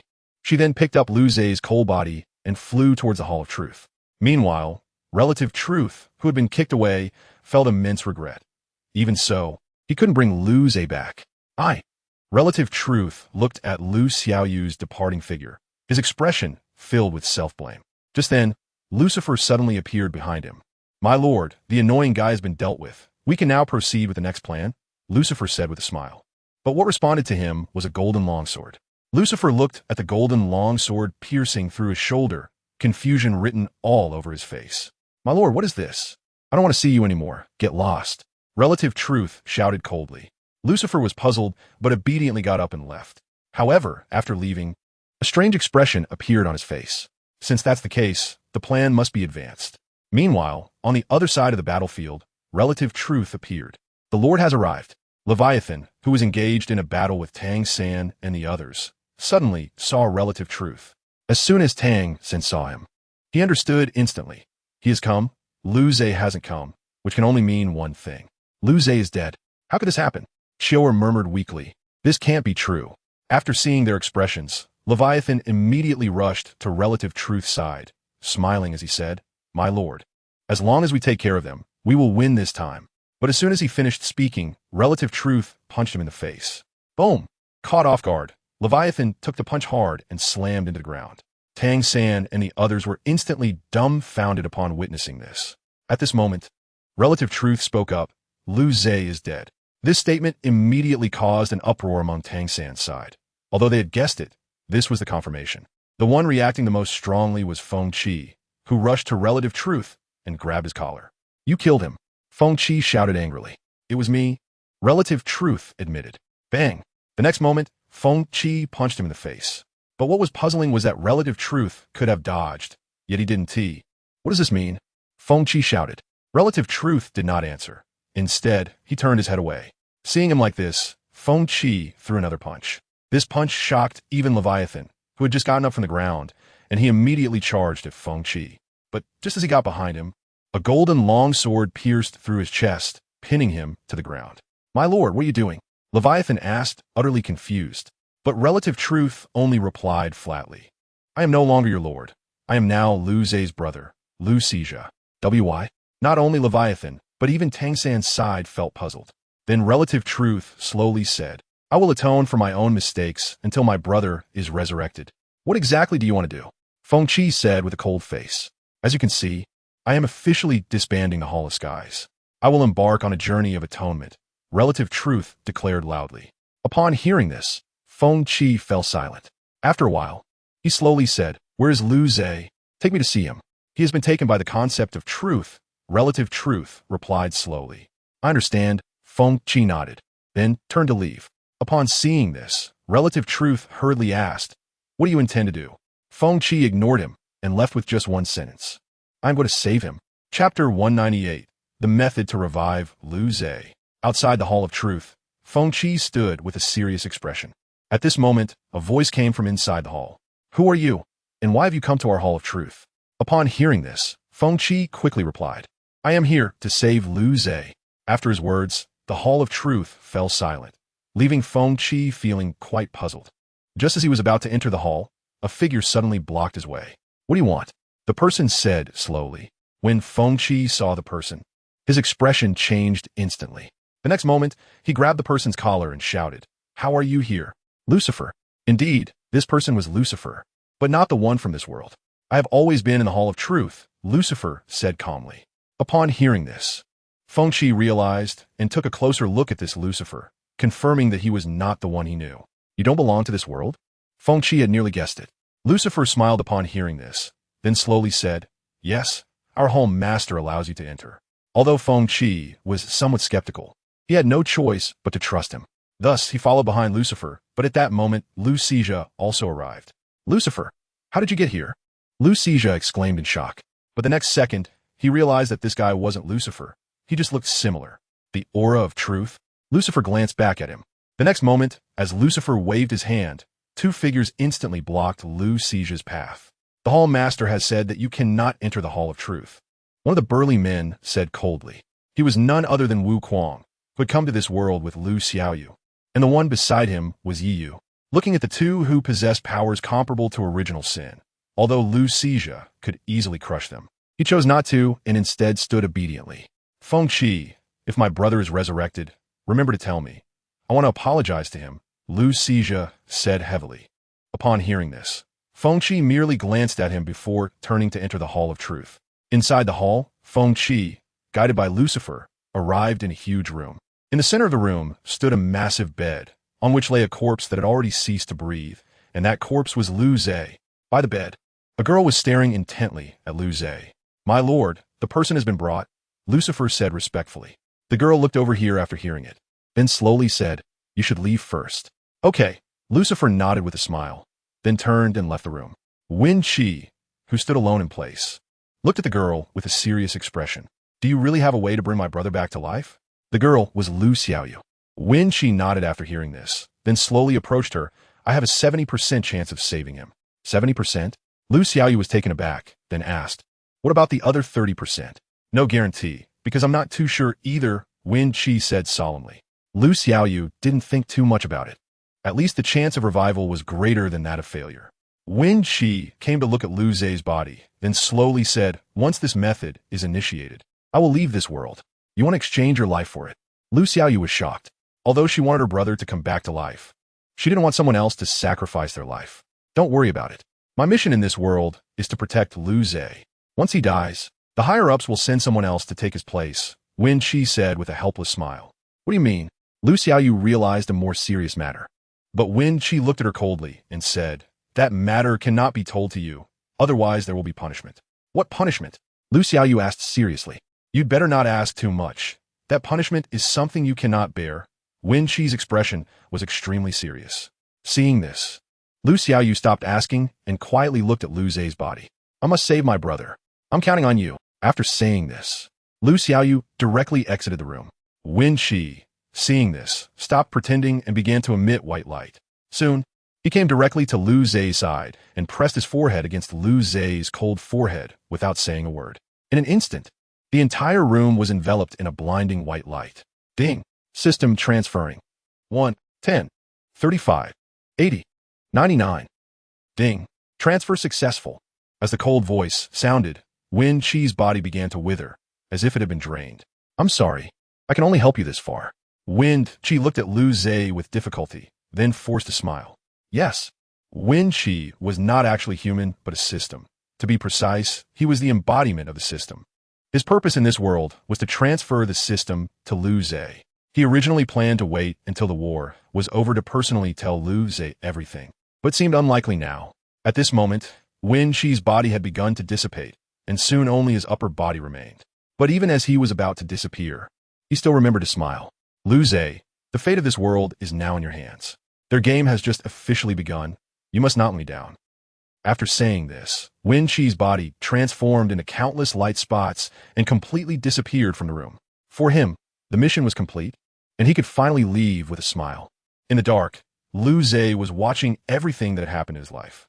Beside him, Truth was doing the same, reminiscing from the first time they met to now, both facing death together. Time really flies, Lu Zai said with a smile. Yeah, I feel like I haven't even officially started my journey, and it ended early, Lu Zai smiled. Just as the two were conversing, a cold electronic, synthesized voice rang out. Ding! System binding. 1, 28, 39, 69, 99. System binding successful. Welcome host to the game of the Creator God. What's going on? Both Lu Zai and Truth were confused. Urgently, the voice came again. Detected that the host has died, reviving now. At that moment, Lu Zai felt his soul recovering. Just as he felt excited, he suddenly realized that Truth's soul was still dissipating. Truth, what happened to you? Lu Zai hurriedly asked. Truth smiled, and then said slowly, It seems I'm the only one who has to go. You must take care of yourself. After all, without my reminders, you often do foolish things. No, you have to stay by my side. Didn't we sign a contract? Lu Zai said with a panicked look. Truth just smiled, then turned and waved his hand. The contract was voided when we died. We have no relationship now. After saying this, he floated away towards the unseen horizon. Lu Zai wanted to reach out to pull him back, but he ended up grasping at air. Can't you stay? Lu Zai said softly while lying on the ground. Truth heard this and laughed, then teased. What? You can't bear to part with me this time? Didn't you always want to get rid of me before? Lu Zai remained silent. He wanted to speak, but couldn't. Truth smiled and waved his hand, saying, Remember, it's me who doesn't want you anymore. I can finally be free. Ha ha, ah. As the laughter faded, Truth gradually disappeared from Lu Zai's sight. When he witnessed this scene, his heart was filled with despair. The most trustworthy person had left him, and he had erased his brother with his own hands. What was the point of him coming back to life? What was the meaning of living like this? Lu Zai asked himself. But at that moment, the system's voice rang out again. Ding! System task. Please choose. 1. Revive, accept the system, join the game, and achieve victory. 2. Revive, refuse the system, face the unknown challenges alone. Please make a choice. Chapter 199. Please make a choice. At this moment, Lu Zai's heart was hesitant. He didn't know how to choose. Both options were filled with the unknown for him, and no matter which one he chose, he would ultimately have to face it. After a while, Lu Zai slowly spoke. System, is there any difference between these two choices? Returning to the host, there is a significant difference between the two choices. The former allows you to know many things, while the latter requires you to understand everything personally. After hearing this answer, Lu Zai smiled, then slowly stood up, as if he had made up his mind. So he directly said, having a system is indeed a good thing, but it's no longer of any use to me now. So I'll choose option 2. I want to face the unknown challenges alone. The system was momentarily stunned by this choice, and after a long while, it finally spoke. Since this is the host's choice, this system has no right to interfere. However, please rest assured, all abilities from your previous life will be retained upon revival. How long will the revival take? Lu Zai asked slowly. The system did not explain further and left one sentence, before completely disappearing. Uncertain, it could be a day, a year, or even 10 years, 100, 1,000, or 10,000 years. Lu Zhe smiled faintly upon hearing this. I understand. Outside, nearly a day had passed since Feng Qi entered the room. Lu Xiaoyu, waiting outside, felt extremely anxious until she sensed the atmosphere inside the room stabilize, and only then did she open the door. Brother. As soon as she entered the room, she found that Lu Zhe, lying on the bed, was showing signs of improvement. At least it was certain that his vitality was slowly recovering, but it was unknown when he would wake up. After seeing this, Lu Xiaoyu finally relaxed, and she commanded, Lucifer, until my brother wakes up, no one is allowed to approach this room. Lucifer, standing behind her, understood and nodded before leaving. Lu Xiaoyu took a reluctant glance at Lu Zhe lying on the bed and then turned to leave. Creak, the door closed, officially making this place a forbidden zone, where no one could enter without permission. At that moment, Wu Kuang walked up to Lu Xiaoyu. Leader, that guy outside wants to see you, and no matter what we say, he refuses to leave, Wu Kuang said slowly. Lu Xiaoyu nodded upon hearing this and replied, let's go meet him. With that, Lu Xiaoyu walked directly outside the Hall of Truth, with Lucifer and Wu Kuang following without hesitation. Before long, Lu Xiaoyu arrived in front of Lu Xizhi. As soon as Lu Xizhi saw her, he quickly asked, how is my brother? He is not your brother. I hope you don't get confused, Lu Xiaoyu said coldly. Lu Xizhi was instantly speechless upon hearing this. He understood Lu Xiaoyu's feelings at that moment. My brother, how is he? Lu Xizhi still asked.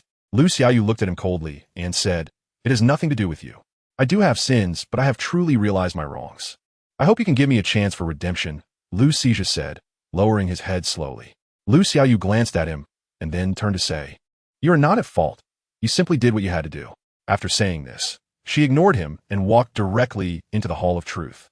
Upon hearing this, Lu Xizhi suddenly knelt on the ground and shouted, I will take concrete actions. I will make you forgive me. But even though he knelt down, Lu Xiaoyu did not look back at him. After a while, the Sky Hall officially disbanded. All the survivors who participated in that war survived and formed a new divine realm. Except for Lucifer, who was missing, Leviathan and the others also chose to submit. The new divine realm was no longer managed by Tang San alone, but was jointly overseen by everyone. They established a strict rule as soon as they created the new divine realm. The people of the divine realm must never interfere with or spy on anything happening in the Dolua continent. Of course, when they established the new divine realm, everything on the Dolua continent returned to its original state. Shrek Academy and other forces still existed, but people's memories of that war and past events were erased. The reason for all this was Lu Xiaoyu. She used her ability of conceptual truth to completely erase the information about the sins in this world, and everyone lost their memories related to sin. The world returned to its proper track, back to the initial state of the Dolua continent, where only martial souls and soul power existed. The Hall of Truth also officially disappeared from the public's view. No one knew what it was, nor did anyone know if it had ever existed. Perhaps this was the outcome that Lu Zhe most wanted to see, but he could not witness it with his own eyes. 10,000 years later, the Dolua continent had undergone a qualitative leap, and thanks to soul guide devices, they had almost reached modern civilization, making many things incredibly convenient. Mom, can someone really become a god in this world? A little girl asked innocently, looking at the woman beside her. The woman smiled upon hearing this and slowly said, of course, as long as you cultivate to a certain level, divine beings will naturally come to find you and take you to the legendary divine realm. Really? Really? Then I want to become a divine being in the future and take my dad and mom to see the divine realm. The woman covered her mouth and smiled. All right, our daughter will definitely become a god in the future. At that moment, in a little-known place on the Dolua continent, a spatial rift slowly opened. A figure walked out, and if one looked closely, they would see a faintly unconscious man lying on his back. Finally out, the man said with a faint smile. He then looked back at the spatial rift, and without a word, directly sealed it.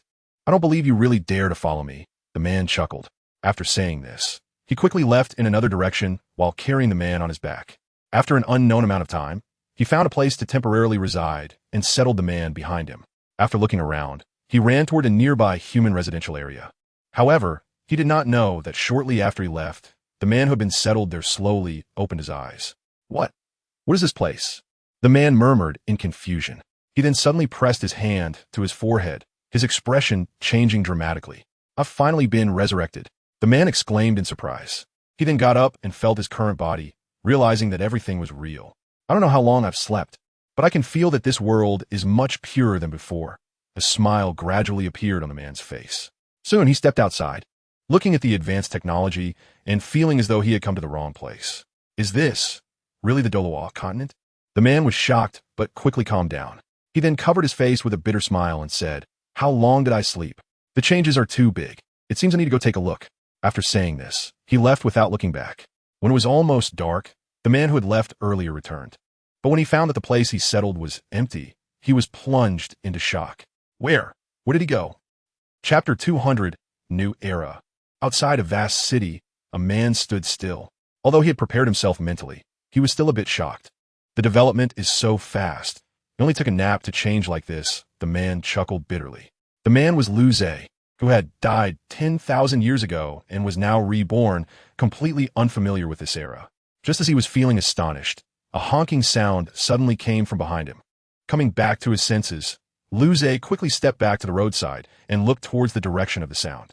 "You reckless kid, standing in the middle of the road. Aren't you afraid of getting hit by a car?" A hot-tempered man hurriedly got out of the car. He was just a bit shorter than Luze, but he didn't lose any momentum, at least in his eyes. "Sorry, I just arrived here." Luze scratched his head and smiled. The man responded, "Since it's your first time, I won't hold it against you." After saying that, he went back to the car and drove past Luze with a huff. Seeing this, Luze couldn't help but smile. He didn't expect that there were cars now. Wasn't this getting more and more like Earth? After that, he stepped forward and walked into the city.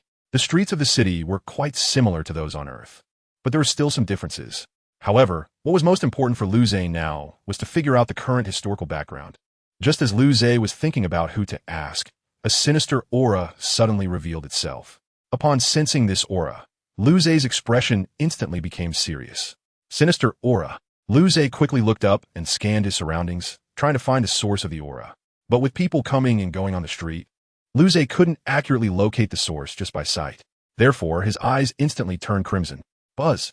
In the blink of an eye, Luze disappeared from his spot, leaving the passers-by nearby dumbfounded. In a small alley in the city, a young boy was surrounded by a group of people. "We've had our eyes on you for a long time. We didn't expect to actually catch you," the leading man said with a smile.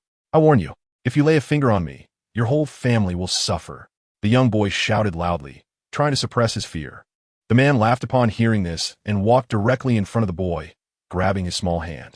"You must be mistaken. You're in our hands now," the man said with a smile. The young boy looked at this scene with fear in his eyes, regretting that he hadn't stayed put. "Kid, if you want to live, just give us money," the man stated their intention. Seeing a glimmer of hope for survival, the young boy replied, "How much do you want?" "I can pay 5 million federal coins," the man stated boldly. The boy was taken aback, but quickly regained his composure.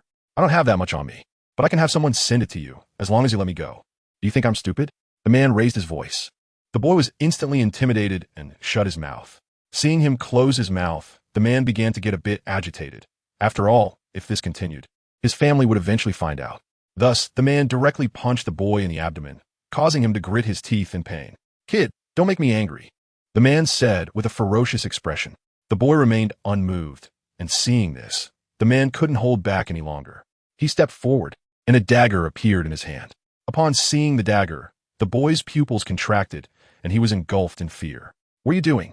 Just as the man was about to strike, a voice rang out from behind them. The man turned around abruptly, initially frightened, but upon realizing that the other person had no spiritual energy, he began to laugh. "Brother, do you want to be a hero?" the man said with a grin. "I'm just asking what you're doing," the person replied again. Hearing this, the man immediately darkened his face, walked up to the person, grabbed his collar, and said, "Are you blind? Get lost." Listening to the man's threatening tone, the person remained calm and said, "Your aura disgusts me." The man instantly became furious. "You bastard. Ugh." Before he could finish speaking, the person grabbed his throat and lifted him high.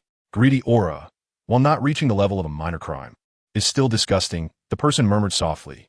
Before the men could react, a wave of colorless energy instantly engulfed him. In the blink of an eye, the man vanished without a trace, leaving no aura behind. The men who had followed him were instantly scared and knelt on the ground.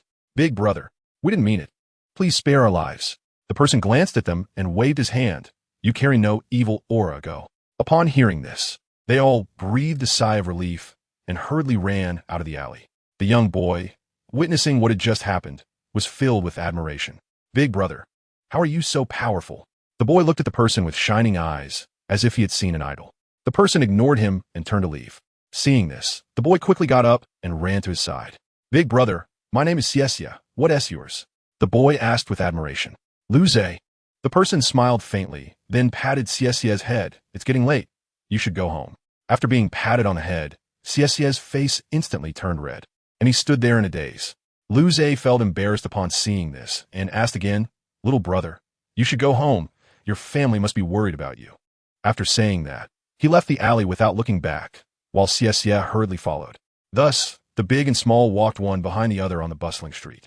Luze didn't want to say anything at this moment, so he simply stood still. Ciesia hadn't realized what was happening and bumped his head against Luze's thigh. Little brother, do you not know the way home? Luze said with a gentle smile. Upon hearing this, Ciesia rubbed his forehead and nodded with a smile. Luze felt troubled upon seeing this, but sighed. Where do you live? I'll take you back. I don't know. It seems to be over there. Ciesia pointed toward the center of the city. Luze looked in the direction he pointed and smiled. Let's go. I'll take you back. Ciesia nodded and followed behind Luze. Chapter 201. History. The sky darkened. In the vast city, Luze was walking around with Ciesia. At this moment, Ciesia sensed something was off and asked, Big brother, you're not lost, are you? Not at all. I just haven't been here in a while. Luze scratched his head. Looking at his expression, Ciesia didn't believe him at all and said, Big brother, follow me. After saying that, he directly grabbed Luze's hand and ran in a certain direction. Being pulled along, Luze could only smile awkwardly. After a short while, Luze, under Ciesia's guidance, arrived in front of a very luxurious building. Is this your home? Luze looked at the building in front of him. Ciesia proudly said after hearing this, Of course, after all, I am the future heir of the CF family in Donghai City. So this city is called Donghai City. Luze smiled and then prepared to turn and leave. Seeing that he was about to leave, Ciesia hurriedly ran up and grabbed his hand. Big brother, it's so late. Why don't you stay at my house for the night? Is that really okay? Luze scratched his head. The next moment, a middle-aged uncle walked out and said, Little brother, why don't you rest here for the night? Seeing that the other party had said so, Luze had no choice but to agree to stay. Inside the CF family in Donghai City, Luze was sitting on a sofa in a living room. Ciesia was sitting next to him with a big smile. Big brother, that move you did today looked so cool. Can you teach me? I can't teach you. Luze smiled. Hearing this, Ciesia instantly felt disappointed. Luze noticed this and patted his head. Don't be discouraged. You haven't awakened your martial soul yet. Once you become a soul master, you will definitely be stronger than me. Really? Ciesia said with disbelief. Of course it's true. Would I lie to you? Luze said with a smile. Ciesia perked up immediately and jumped up from the sofa. One day, I will definitely become the strongest. Ciesia smiled brightly. Luze couldn't help but laugh at this. Then he patted Ciesia's head. At that moment, the middle-aged uncle slowly walked over. Sir, can I talk to you alone? The middle-aged uncle said slowly. Luze nodded and then got up to follow him out of the living room. After the two arrived on the balcony, the middle-aged uncle kept staring at the stars in the sky. Luze, standing behind him, slowly smiled and said, I wonder what you want to talk to me about. The middle-aged uncle smiled and then turned to speak. You're called Luze, right? Yes, Luze nodded. The middle-aged uncle then said, Mr. Lu, it seems you do not have any soul power fluctuations. How did you save our young master from that great soul master? The middle-aged uncle's expression was very serious, clearly wary of Luze. It must have been a coincidence, Luze said slowly. But the middle-aged uncle was not foolish. So he stepped forward directly in front of Luze, his tone very threatening. Although we are very grateful that you saved our young master. If you dare to cause any trouble, the CF family will not let you go. Oh really? Luze laughed upon hearing this. The middle-aged uncle saw this and did not continue speaking, directly turning to leave the balcony. Once he left, Luze sat down in a chair nearby. Looking up at the starry sky at a 45-degree angle, Luze fell into brief thought. However, he was not thinking about the middle-aged uncle's words, but rather about something else. Unknown challenges? Luze couldn't help but think of the choices the system had given him before. At that time, there were clearly two choices, and the first one looked much better no matter how you looked at it. Yet Luze chose the second one. At this moment, Luze smiled again. Just unknown challenges. Anyway, Xiaoyu is no longer here. I have nothing worth reminiscing about. The next day at dawn, Ciesia woke up to find that Luze had already left. Although he felt a bit reluctant, he quickly recovered. Don't worry, big brother. The next time you see me, I will definitely be very strong. CSCS said confidently. Though he said this, he would probably never realize that he was just a passerby in Liu Ze's heart, coming and going in a hurry. In the vast Donghai city, Liu Ze found a library. After researching the history of the continent in the library, he understood a lot. In this era, it's really hard to get by without money. Liu Ze closed a thick book. Then a hint of an awkward smile appeared on his face. In fact, what troubled him the most now was not those unknown challenges, but rather money.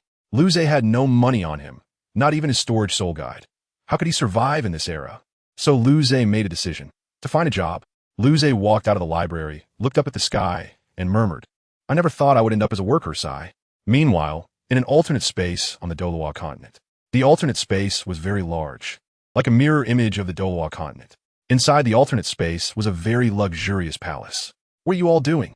Inside the palace, a woman was furiously scolding everyone present. "There were so many people guarding outside my brother's room, yet he was still taken away. What is going on?" The woman was very angry, wishing she could kill everyone in the palace. She was none other than the concept of truth capable of crushing everyone present, Liu Xiaoyu. And also Liu Ze's sister. Lucifer, who had been standing quietly to the side, finally mustered the courage to approach Liu Xiaoyu. "Hall Master, it seems to me that the one who took your brother might only be that guy," Lucifer said slowly. Upon hearing this, Liu Xiaoyu instantly understood and suddenly stood up, saying, "I completely forgot about that guy. I didn't expect him to suddenly show up while I was in the divine realm discussing matters. Should we send someone to capture him?" Lucifer asked with a smile. Although the idea was good, Liu Xiaoyu refused. No, the world of truth, like the new divine realm, absolutely cannot interfere with anything on the Dolawa continent. Then what should we do? Lucifer was a bit confused. Liu Xiaoyu could only shake her head and finally said helplessly, "We can only wait. If anomalies appear on the Dolawa continent in the future, the world of truth and the new divine realm can intervene then. And it won't be too late to settle accounts with that guy. What the Hall Master said makes sense. Then I will take my leave," Lucifer bowed. Seeing this, Liu Xiaoyu did not hesitate, stood up, and waved her hand, saying, "You all can leave. If there is nothing major, do not disturb me, understood?" "Rest assured, Hall Master." The voices in the palace were very unified and orderly, like an elite troop. Upon hearing this, Liu Xiaoyu turned and left. "Brother, you must wait for me." Chapter 202, Dance in the Sky. 6 years passed in the blink of an eye, and the development of Donghai City was getting better and better, with the residents' lives improving. In a coffee shop near Donghai Academy, a handsome young man was serving coffee. "Look, that's the particularly handsome waiter I told you about." At this moment, several customers entered the coffee shop, all of whom were young girls. "Welcome." The young man noticed them and smiled politely. After the girls saw his smile, their eyes instantly sparkled like peach blossoms. The man, upon noticing this, wasn't surprised at all. Instead, he seemed quite accustomed to it. "Xiao Zhe, the manager is looking for you, so I'll take care of things here," an older man approached. The man nodded with a smile and then walked into the coffee shop. Once he left, the girls felt a sudden sense of loss. But remembering that this was his job, they quieted down. Inside the coffee shop, the man stood hesitantly outside a door. Just as he was hesitating, a loud female voice suddenly came from inside. "Liu Ze, what are you doing standing at the door? Afraid I'll eat you?" The man felt embarrassed upon hearing this, and could only push the door open and walk in. "Manager, I was afraid of disturbing your rest," Liu Ze said with a slow smile. The manager of the coffee shop, named Meng Yin, was a woman, yet she was a true powerhouse, considerably stronger than an average person. Meng Yan's appearance could be described as enchanting, as she fully showcased the charm of an adult woman. Liu Ze met Meng Yin 6 years ago on a night that could be considered a coincidence. At this moment, Meng Yin suddenly spoke up. "Liu Ze, you've been working here for so long and have stayed for free for 6 years. What do you think?" Looking at Meng Yan's gaze, which seemed to be ready to devour him, Liu Ze felt a chill run down his spine. Manager, what do you mean by that? I don't quite understand," Liu Ze said, his expression awkward. Meng Yin laughed when she heard this, then walked directly in front of Liu Ze. "Liu Ze, you've been eating and drinking for free here for so long. Don't you think you should pay a little price?" What price?" Liu Ze asked with a smile. "Very simple. Just spend one night with me," Meng Yin said with a smile. Upon hearing this, Liu Ze felt embarrassed and quickly distanced himself. "Manager, it's been 6 years, and you still haven't given up?" "Of course not. You are my favorite man," Meng Yin said confidently, smiling. Liu Ze didn't know how to respond, but he slowly spoke. "Manager, you probably didn't call me here just for this, right?" "Oh, I didn't expect you to be so smart," Meng Yin said with a hint of surprise. But soon she smiled again. All right, since that's the case, I'll be straightforward. Her expression suddenly became serious. Manager, your expression makes me feel a bit uneasy. Lu Zhe sensed something was off. Sure enough, Meng Yin said, I have a lead on the person you asked me to find. Really? Lu Zhe instantly became serious. He immediately asked, what's the lead? You need to go to Donghai Academy and find a guy named Wu Chongkong, Meng Yin said slowly. Lu Zhe nodded and then turned to say, Manager, I'll take a few days off. No problem, but you must be careful. That Wu Chongkong is not simple. Meng Yin reminded. Lu Zhe was taken aback for a moment, then turned back and smiled lightly. Don't worry, there is probably nothing on this continent that can hurt me. Heh. Lu Zhe, you still like to joke around? Meng Yin laughed, covering her mouth. Lu Zhe ignored her and left the coffee shop without looking back.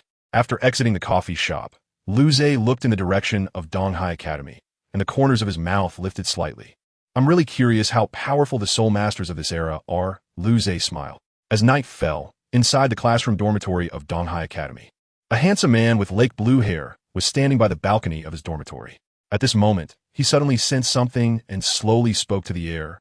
Since you're here, let us talk. As soon as the handsome man finished speaking, he slowly turned around. He saw a man standing there, exuding black particles, with a hint of a smile on his face. You must be Wu Chongkong? The man spoke slowly. That's me. I wonder who you are and why you entered my room without permission. The lake blue-haired man said coldly. The other man smiled and replied, I am Lu Zhe, and I want to inquire about some matters. What if I refuse? Wu Chongkong said coldly. Lu Zhe was not the kind of good person. He took a step forward. In the next second, Wu Chongkong immediately felt something was off as his dormitory began to distort, completely changing its appearance. At the same time, the aura emanating from Lu Zhe instilled a sense of fear within Wu Chongkong, and he didn't understand why. Can we talk properly now, mister? Wu Chongkong, Lu Zhe said with a gentle smile. Seeing this, Wu Chongkong had no choice but to sit in front of him obediently, fully aware that he was no match for this guy. Go ahead, what do you want to inquire about? Wu Chongkong said helplessly. Without any hesitation, Lu Zhe politely asked, I wonder if you have heard of someone named Lucifer? Lucifer? Wu Chongkong was taken aback at first, then shook his head. Sorry, I don't know who Lucifer is. Really? Why'd I feel a bit skeptical? Lu Zhe smiled, and then his eyes turned crimson. Have you heard of Lucifer or not? Answer me. Wu Chongkong initially wanted to fabricate a lie, but upon hearing, answer me, he froze.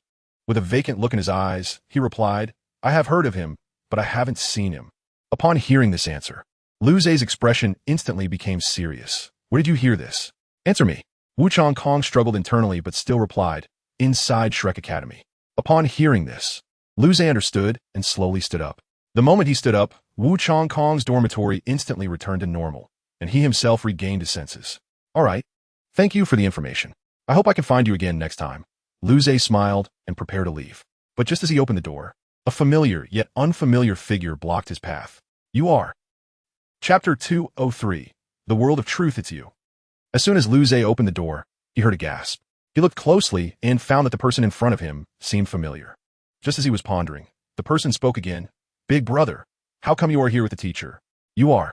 Lu Zhe seemed to have a slight recollection and suddenly remembered. You are Xie? Yes, the person was indeed Xie, though he had changed a bit. Upon hearing this, Lu Zhe laughed, then patted his head. It's been so long since we last met, and you've grown so much. What a surprise. I'm not only grown up, but also become stronger. Xie said proudly. Well, it's good to get stronger, Lu Zhe smiled. He was about to leave when Xie suddenly asked, Big brother, how do you know my teacher? This. Lu Zhe hesitated. At that moment, Wu Chongkong happened to walk over.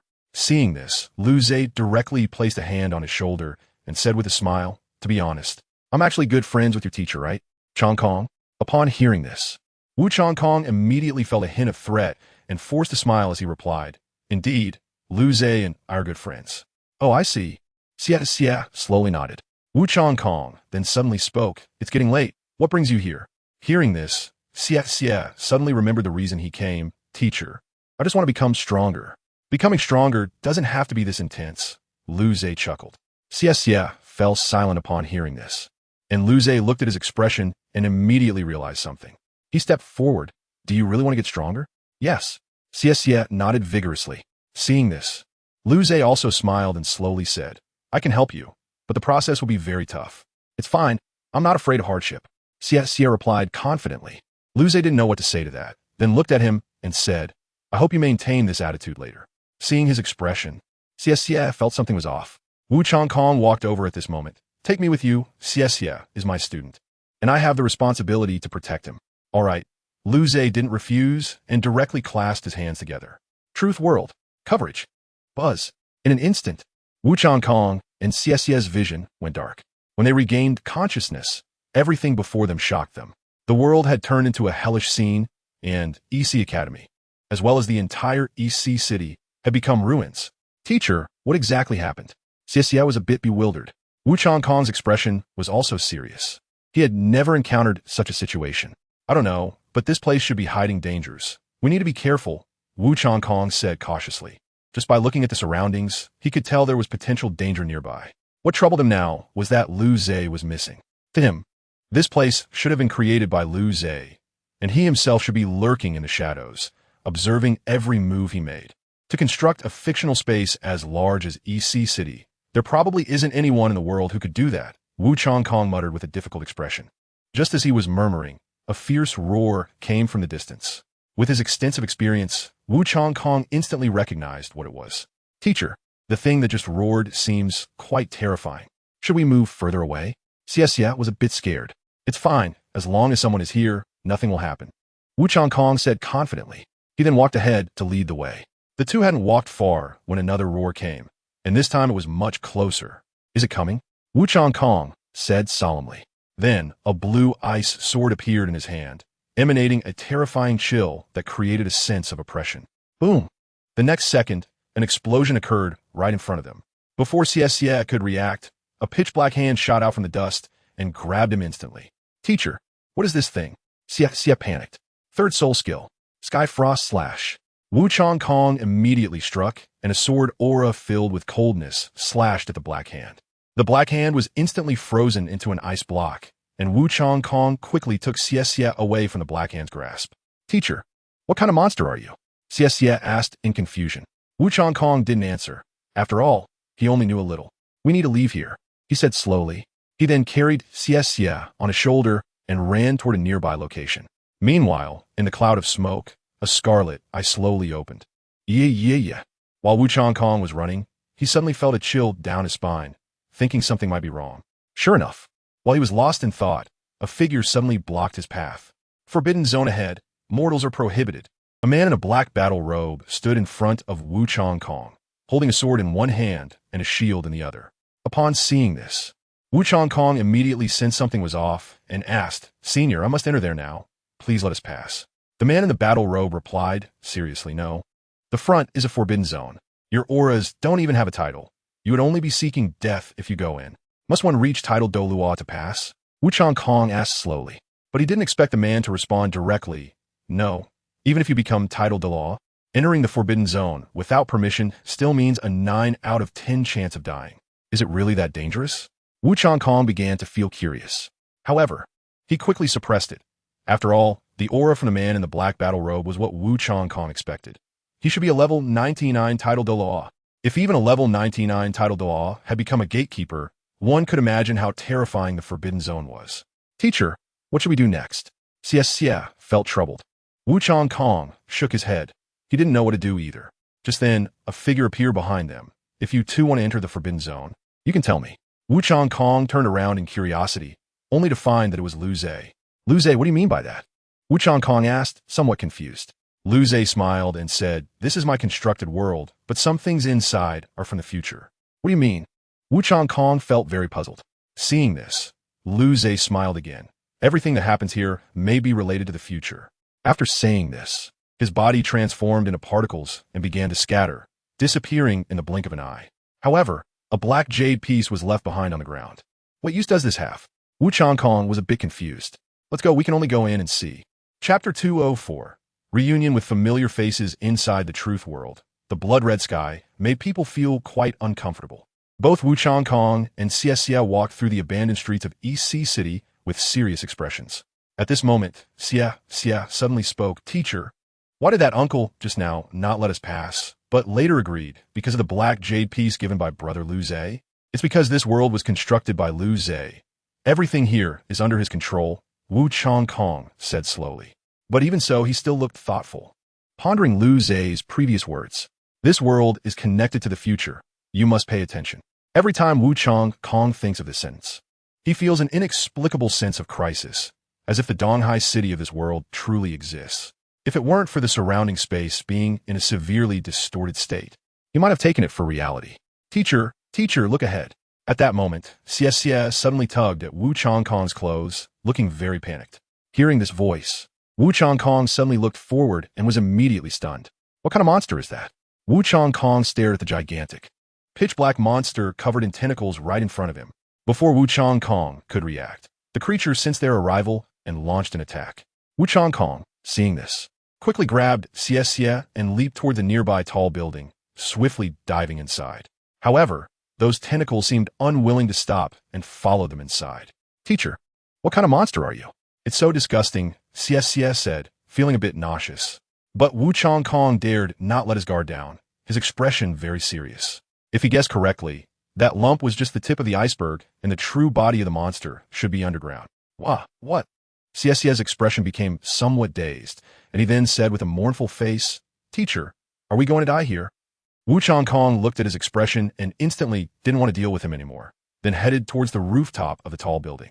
Sometimes, only by standing at a high point can one better understand the current state of the world. The idea was indeed good, but reality was very harsh.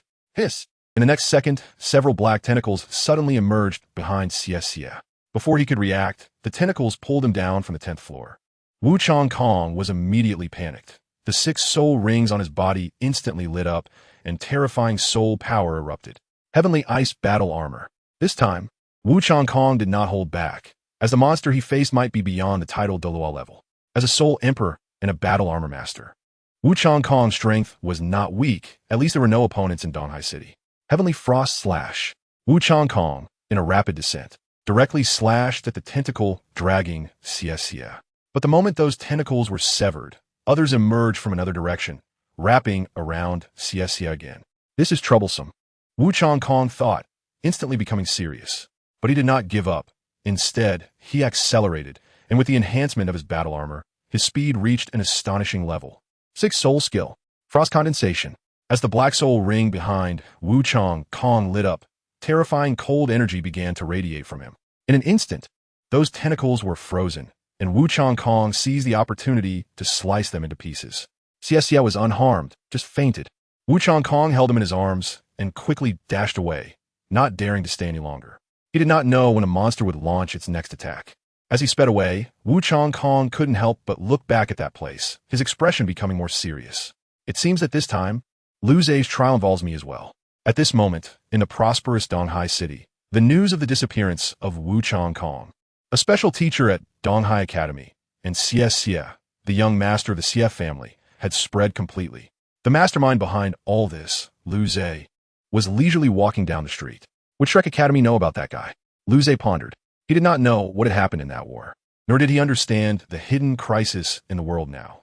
He did not know what the system's previous words meant, and once again thought of the system's earlier statement.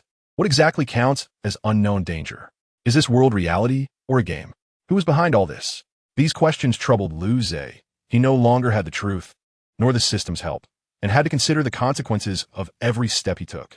After some thought, Lu Zhe ultimately decided to settle down in Donghai City first and wait for the unknown events to unfold before considering the next steps. While thinking, he returned to the outside of the coffee shop where he worked. Why are you back again? Lu Zhe found it a bit amusing, then smiled as he walked inside. As soon as he entered the coffee shop, Meng Yin rushed to him. Lu Zhe, where have you been these past few days? Which? Lu Zhe felt a bit awkward, but Meng Yin did not pay attention to his demeanor, instead hurriedly pulling his hand and walking into the coffee shop. Store manager, what's wrong with you? Lu Zhe felt a bit puzzled.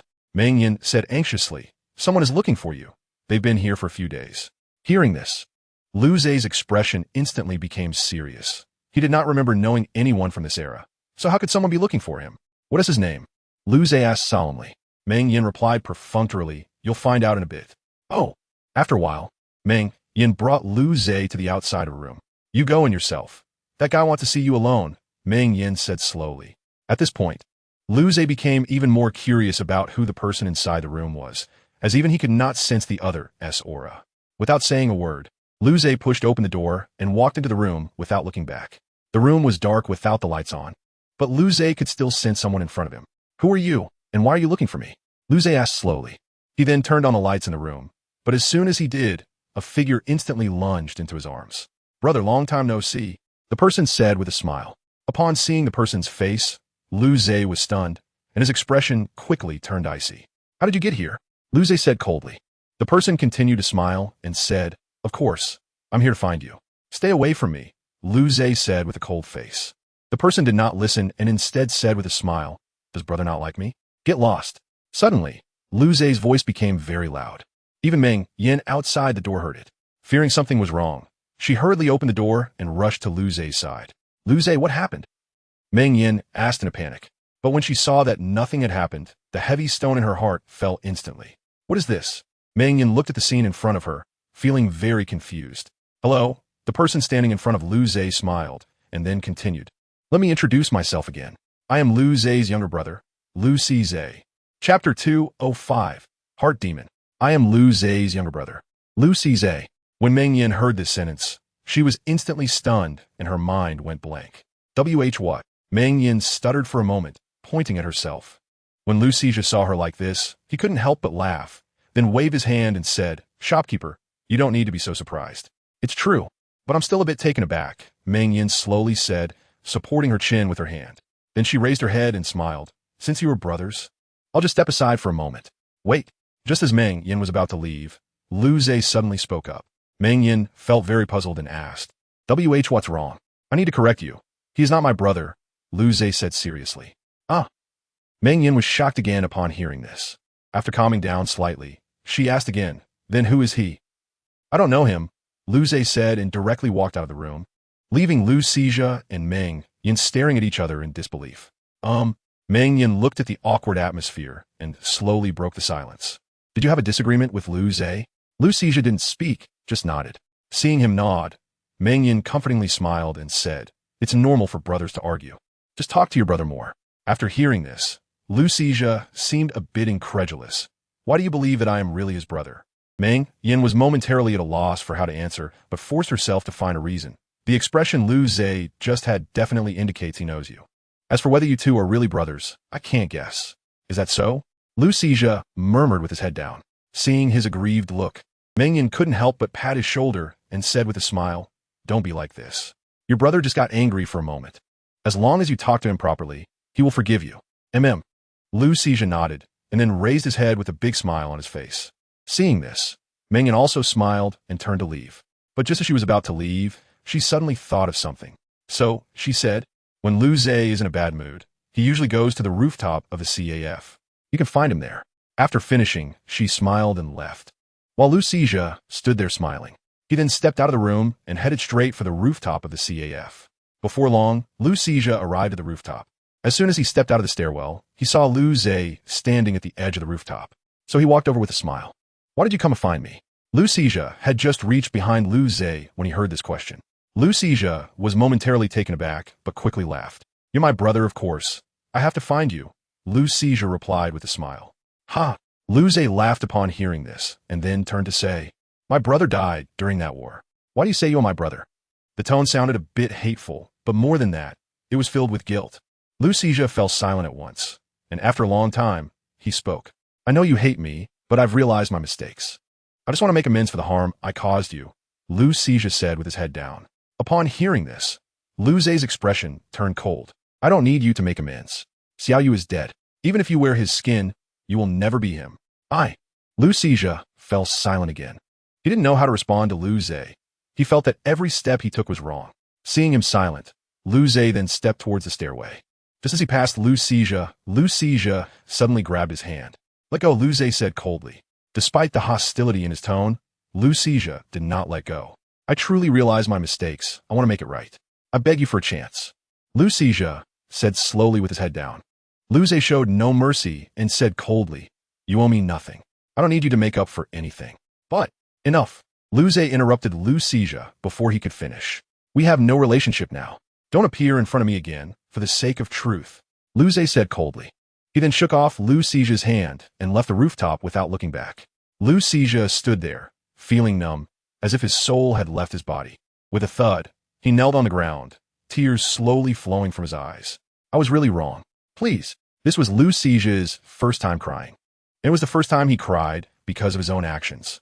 Meanwhile, Lu Zhe, who had already left the rooftop, had a very ugly expression, as everything around him, including the sight of Lu Xijia crying on the rooftop, was in his eyes. Why did you come back? There is clearly no relationship anymore. Why do you still come back to find me? Lu Zhe felt very uncomfortable inside. Although the guy on the rooftop was not Xiaoyu, he was still the true owner of that body. No matter when Lu Zhe saw that face, he would think of Xiaoyu, and every time he thought of Xiaoyu, he would remember that he had erased him with his own hands.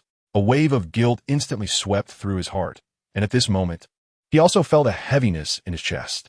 Covering his chest, he slowly walked back to his room, swaying as if he had just recovered from serious illness. Soon, Lu Zhe finally returned to his room. As soon as he entered, he weakly collapsed to the ground. For him, Xiaoyu's departure was not only something he could never forget, but it was also a demon in his heart that tormented him at all times. But now, with Lu Xijia appearing before him, the demon that had settled down instantly erupted at this moment. Lu Zhe, lying on the ground and twitching all over, relied on his consciousness to slowly crawl toward his bed. The distance that was not far at all now felt like it was thousands of miles away, with every step filled with challenges. Why is this happening? That guy is not Xiaoyu at all. Why am I like this? Why? Lu Zhe's vision became increasingly blurry, and he was about to faint when suddenly the door to his room was opened. Brother. The person who came in was Lu Xijia. He had noticed the moment Lu Zhe collapsed on the ground, and without wiping away his tears, he rushed over.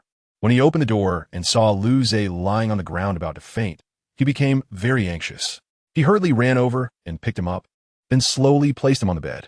In Lu Zhe's eyes, because his vision had become blurry, he felt as if he saw Xiaoyu, and he slowly raised his hand to touch that person's cheek. But just as he touched it for a brief moment, he lost consciousness and completely fainted.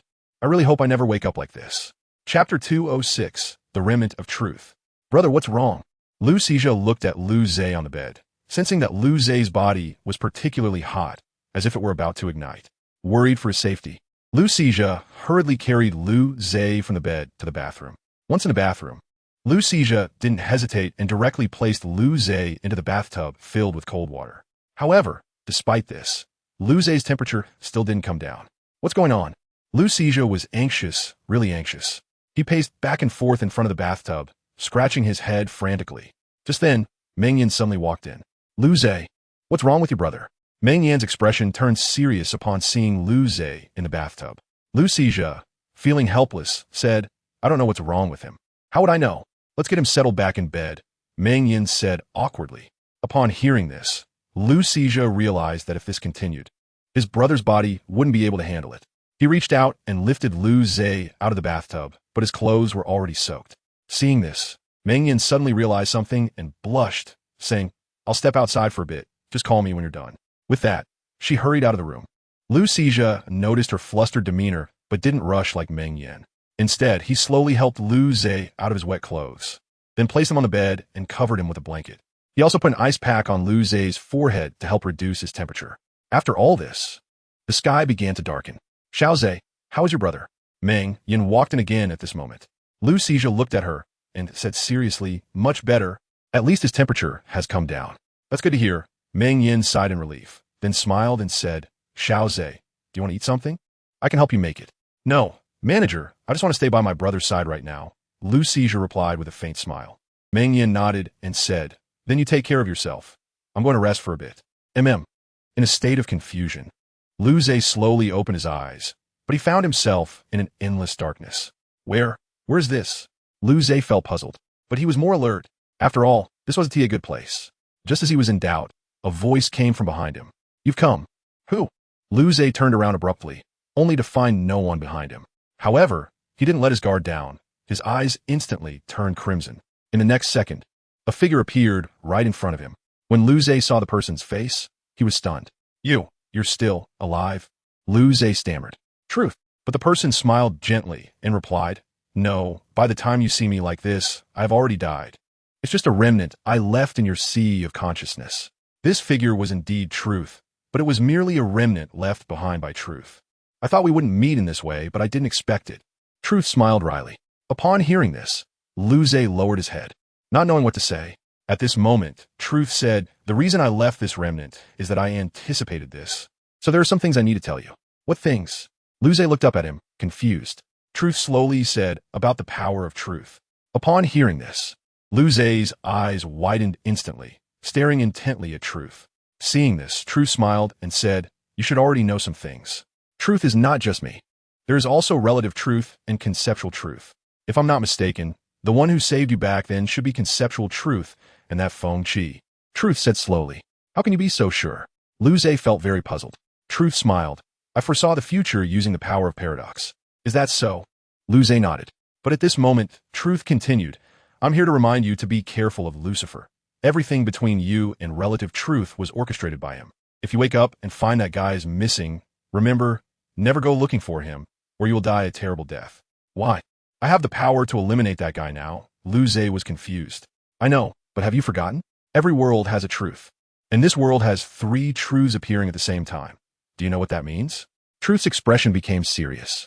Although Lu Zhe didn't understand, he knew this matter was definitely not simple, even more serious than he thought. "Let me put it bluntly. The simultaneous appearance of 3 truths in one world will definitely attract the attention of those guys. They will definitely send someone to investigate the reason," Truth said solemnly. "What does that mean?" Lu Zhe could only guess a little.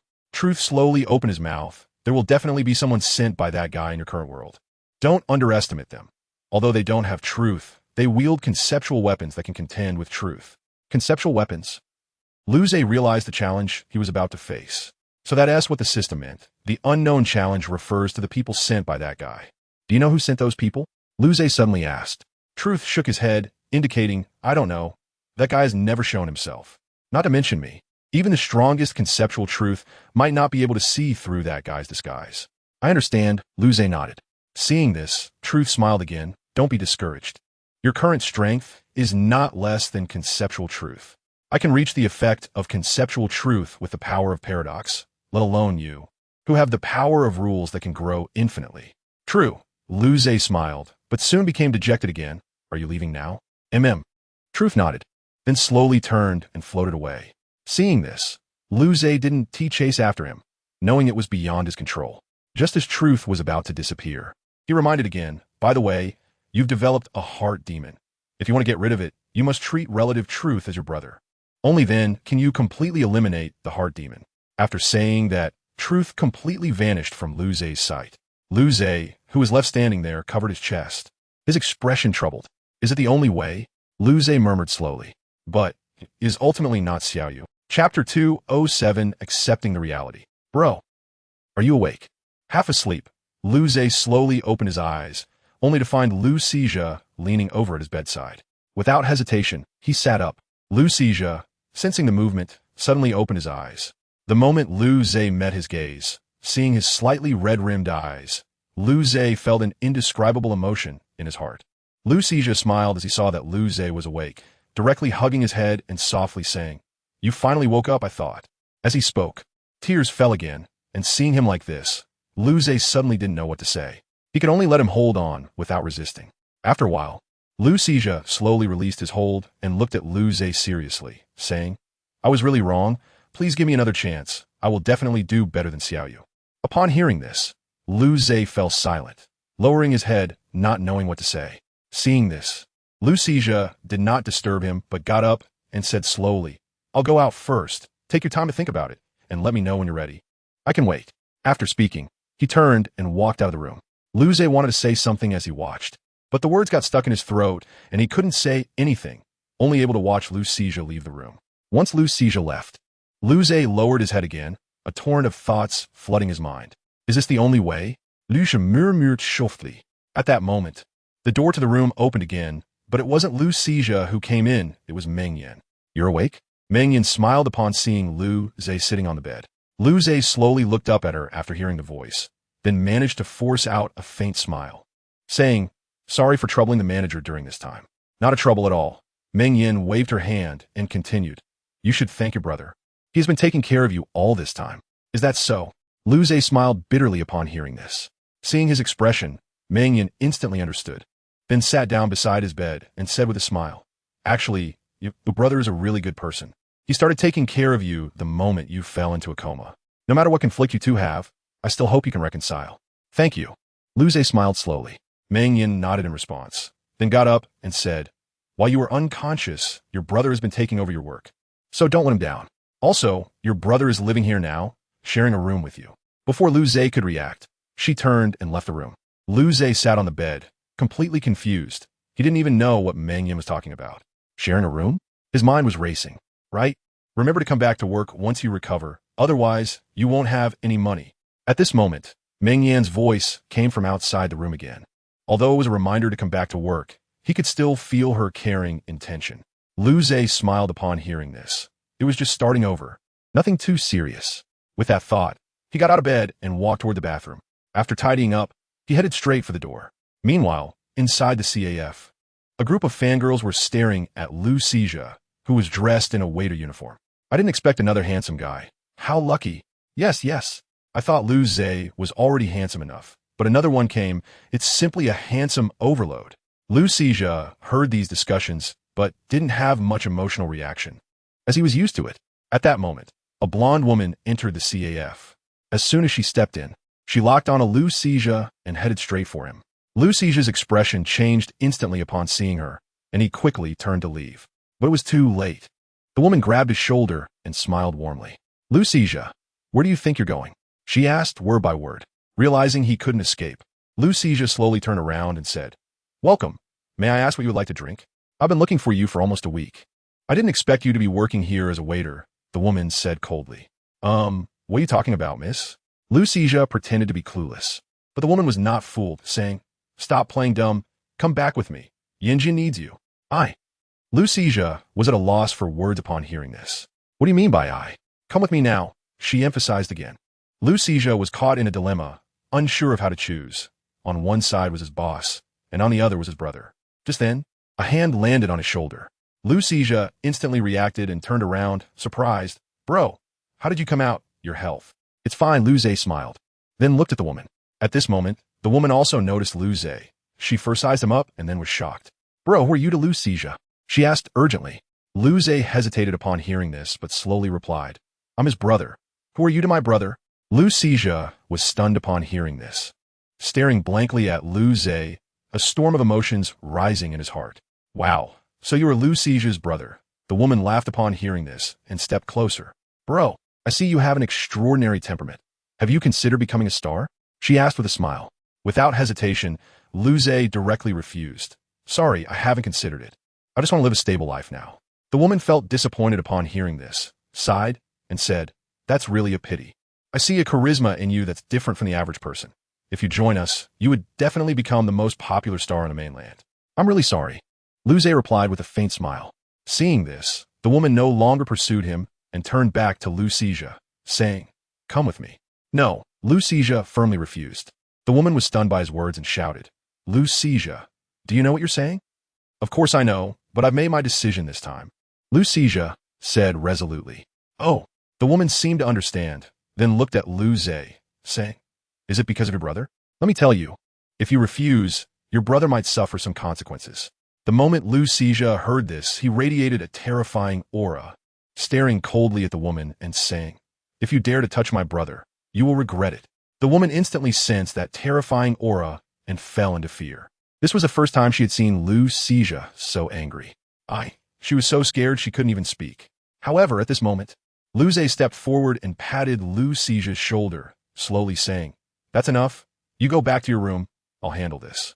Lu Zhe didn't know why, but as soon as he heard Lu Ze's words, his previously agitated emotions instantly calmed down. Lu Zhe nodded and then walked towards the internal room of the coffee shop. After he left, Lu Zhe looked back at the woman and slowly said, what do you want with my brother? This is none of your business, but I can give you a chance. If you're willing to come with me, I promise not to look for your brother anymore. The woman sighed with relief after Lu Zhe left. But she didn't realize that the person in front of her was more dangerous than Lu Zhe. Are you negotiating with me? Lu Zhe said coldly. The woman didn't know why, but when she saw Lu Ze's gaze, a chill ran down her spine. I'll give you some time to think. When you decide, I'll come back to find you. The woman dared not stay any longer and rushed out of the coffee shop, leaving that sentence behind. Lu Zhe did not chase after her, but stood in place, looking outside, then turned and walked back to his room. Chapter 208. He is a dangerous person. Inside the coffee shop, in Lu Zhe's room, Lu Xizhe, who had already returned to his room, had a gloomy expression. He didn't understand why his brother had sent him back. At that moment, the door opened, and the person who walked in was Lu Xizhe's brother, Lu Zhe. Brother, what do you want to say? Lu Xizhe smiled when he saw him. Lu Zhe didn't feel uncomfortable with his address and said plainly, let's talk about it. Talk about what?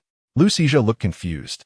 Lu Zhe then sat down beside him, his expression cold as he said, what else is there to explain? Who is that blonde woman? Can't you see everyone's heart?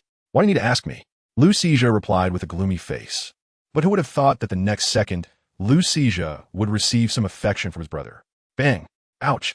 Lu Xizhe covered his forehead, looking pained. Brother, what are you doing? Lu Xizhe asked in confusion. But Lu Zhe slowly opened his mouth and said, the ability to discern truth should not be misused. What if those guys notice? Oh! Lu Xizhe replied perfunctorily. Then he honestly explained, it's like this, I'm just like you, just getting into this era. The currency isn't circulating, and I need to find a job to earn money and eat. And then? Lu Zhe asked again. Then I just happened to meet Sister Yin. Lu Xizhe replied slowly, continuing, Sister Yin noticed my looks. She thinks I have the potential to be a star, so she invited me to join her company. What about that blonde woman? Lu Zhe pressed. Lu Xizhe slowly said, she is my manager, Sister Yin Xia. So you're saying you're a big star now? Lu Zhe smiled. But Lu Xizhe shook his head. No, I'm not debuted yet. Sister Yin Xia is here to help me prepare for my debut. After hearing this, Lu Zhe nodded and then stood up, saying, how did you find this place? Lu Xizhe was taken aback at first, but then smiled because I sense your aura, so I followed it here. Lu Zhe fell silent upon hearing this. In the end, it was his own recklessness that exposed his location, which was quite embarrassing. Thinking of this, Lu Zhe felt even more ashamed to stay here, so he turned and prepared to leave. Just as he took half a step out of the room, Lu Xizhe quickly stood up and asked, brother, what did Sister Yin Xia say later?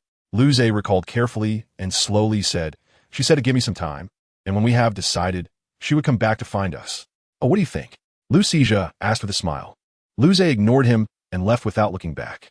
Seeing this, Lu Xizhe felt gloomy and hurriedly followed him. Brother, do you admit I'm your brother now? Lu Xizhe asked with a smile as he caught up with Lu Zhe. Lu Zhe didn't answer him and focused on looking ahead. When Lu Xizhe saw that he didn't respond, he felt unhappy but still obediently followed. Along the way, Lu Zhe didn't speak, which left Lu Xizhe unsure of what to say.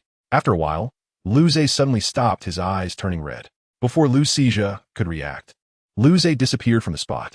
Lu Xizhe was left stunned, and after a while, he began to look around. However, despite this, he couldn't sense Lu Zhe's aura. It was as if he had evaporated. But Lu Xizhe quickly came to his senses and murmured while resting his chin on his hand. Did he go to the truth world he created? Thinking of this, Lu Xizhe wanted to try entering Lu Zhe's truth world, but after several attempts, he couldn't squeeze in and had to give up and honestly go back to help in the coffee shop. Inside the truth world, on the shattered streets of Donghai City, two figures were rushing. These two figures were none other than Wu Changkong and Xie. The reason they were running so fast was that a group of monsters was chasing them. Teacher, why can't these things be killed? Xie gasped as he ran. Wu Changkong looked serious. He also didn't know why. The monsters behind them were not soul beasts. Even if they killed one, several more would appear. It was impossible to kill them all. Stop talking nonsense. Just shake off those monsters first, Wu Changkong said gravely. Xie felt helpless upon seeing this and had no choice but to speed up to keep up with Wu Changkong's pace. The two figures quickly darted through the dilapidated streets, not daring to stop for fear of falling into the jaws of the monsters behind them. Just as they were fleeing, a figure slowly appeared on a nearby tall building. Still alive? This figure was Lu Zhe. He had thought that after such a long time, Wu Changkong and Xie would be dead, but unexpectedly, they were still alive. It seems I underestimated them, Lu Zhe said with a faint smile. Then he leaped directly downwards, diving towards the ground. At the same time, his aura was released, and the terrifying pressure caused those monsters to stop in their tracks instantly. At this moment, Wu Changkong also sensed something and turned around abruptly, discovering Lu Zhe standing in front of those monsters. Those monsters seemed to see their nemesis and didn't dare to move an inch. Hey, long time no see, Lu Zhe turned around and waved enthusiastically. Wu Changkong's expression turned cold upon seeing him, and he walked directly up to Lu Zhe. Without saying a word, he grabbed Lu Zhe by the collar. Do you know we almost died here? I understand, Lu Zhe smiled faintly. Wu Changkong was momentarily speechless upon hearing this, and could only give up in the end. "Take us out," Wu Changkong said slowly as he released his grip. Lu Zhe nodded and then put his hands together, smiling as he said, "I will send you back to your dormitory. If you want to experience this life and death situation again, remember to call me." "Sorry, there's no next time." Wu Changkong directly refused. Upon hearing this, Lu Zhe merely smiled again and then dispelled the world of truth. Buzz! A flash of white light passed, and when Wu Changkong and Xie opened their eyes again, they found themselves back in the previous location. "Teacher, who exactly is Brother Lu Zhe?" At this moment, Xie, still in a daze, slowly asked. Wu Changkong did not answer him immediately, but instead looked out the window. After a long time, he slowly spoke. "Lu Zhe, he is a very dangerous person." Chapter 209. Departure to the Celestial Soul Empire in Donghai City, in Meng Yan's coffee shop. Lu Zhe was busy with Lu Zhe. Due to the presence of the two brothers, the coffee shop's business was booming, and they were getting increasingly tired. Soon, it was time for the staff break.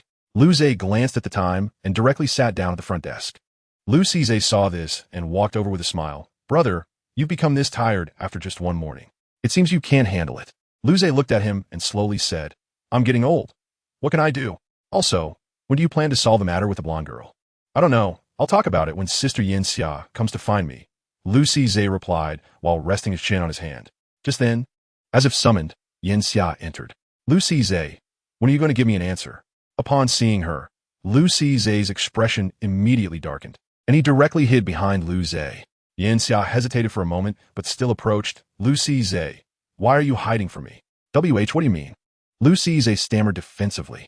Yin Xia looked at his expression and was momentarily speechless, but considering Lu Zhe standing in front of him, she chose to remain silent. Coincidentally, Lu Zhe spoke up. "My brother doesn't want to go back. Who should I talk to about this?" Yin Xia was taken aback at first, then slowly said, "Of course, you should find our boss." "Where is she?" Lu Zhe asked as he slowly stood up. Upon seeing him stand, Yin Xia instinctively took a few steps back and stammered, Our boss is not in Donghai City." "Where is she?" Lu Zhe asked calmly. Yin Xia, a bit frightened, replied, In the Celestial Soul Empire." "All right," Lu Zhe nodded, then turned to Lu Zhe. "Let's resolve your matter first." "Okay," Lu Zhe smiled. Yin Xia breathed a sigh of relief, as in her heart, as long as the other party didn't cause her trouble, that was the best. Thus, Lu Zhe and Yin Xia agreed on a departure time for the next day. Yin Xia did not refuse and directly agreed. After she left the coffee shop, Lu Zhe headed straight to Meng Yan's office, followed closely by Lu Zhe. In Meng Yan's office, Lu Zhe stood in front of Meng Yan. Meng Yan looked serious and slowly said, "Are you going to ask for leave again?" "Yes, to handle my brother's matter," Lu Zhe replied calmly. Meng Yan nodded upon hearing this and then smiled. "All right, just come back early."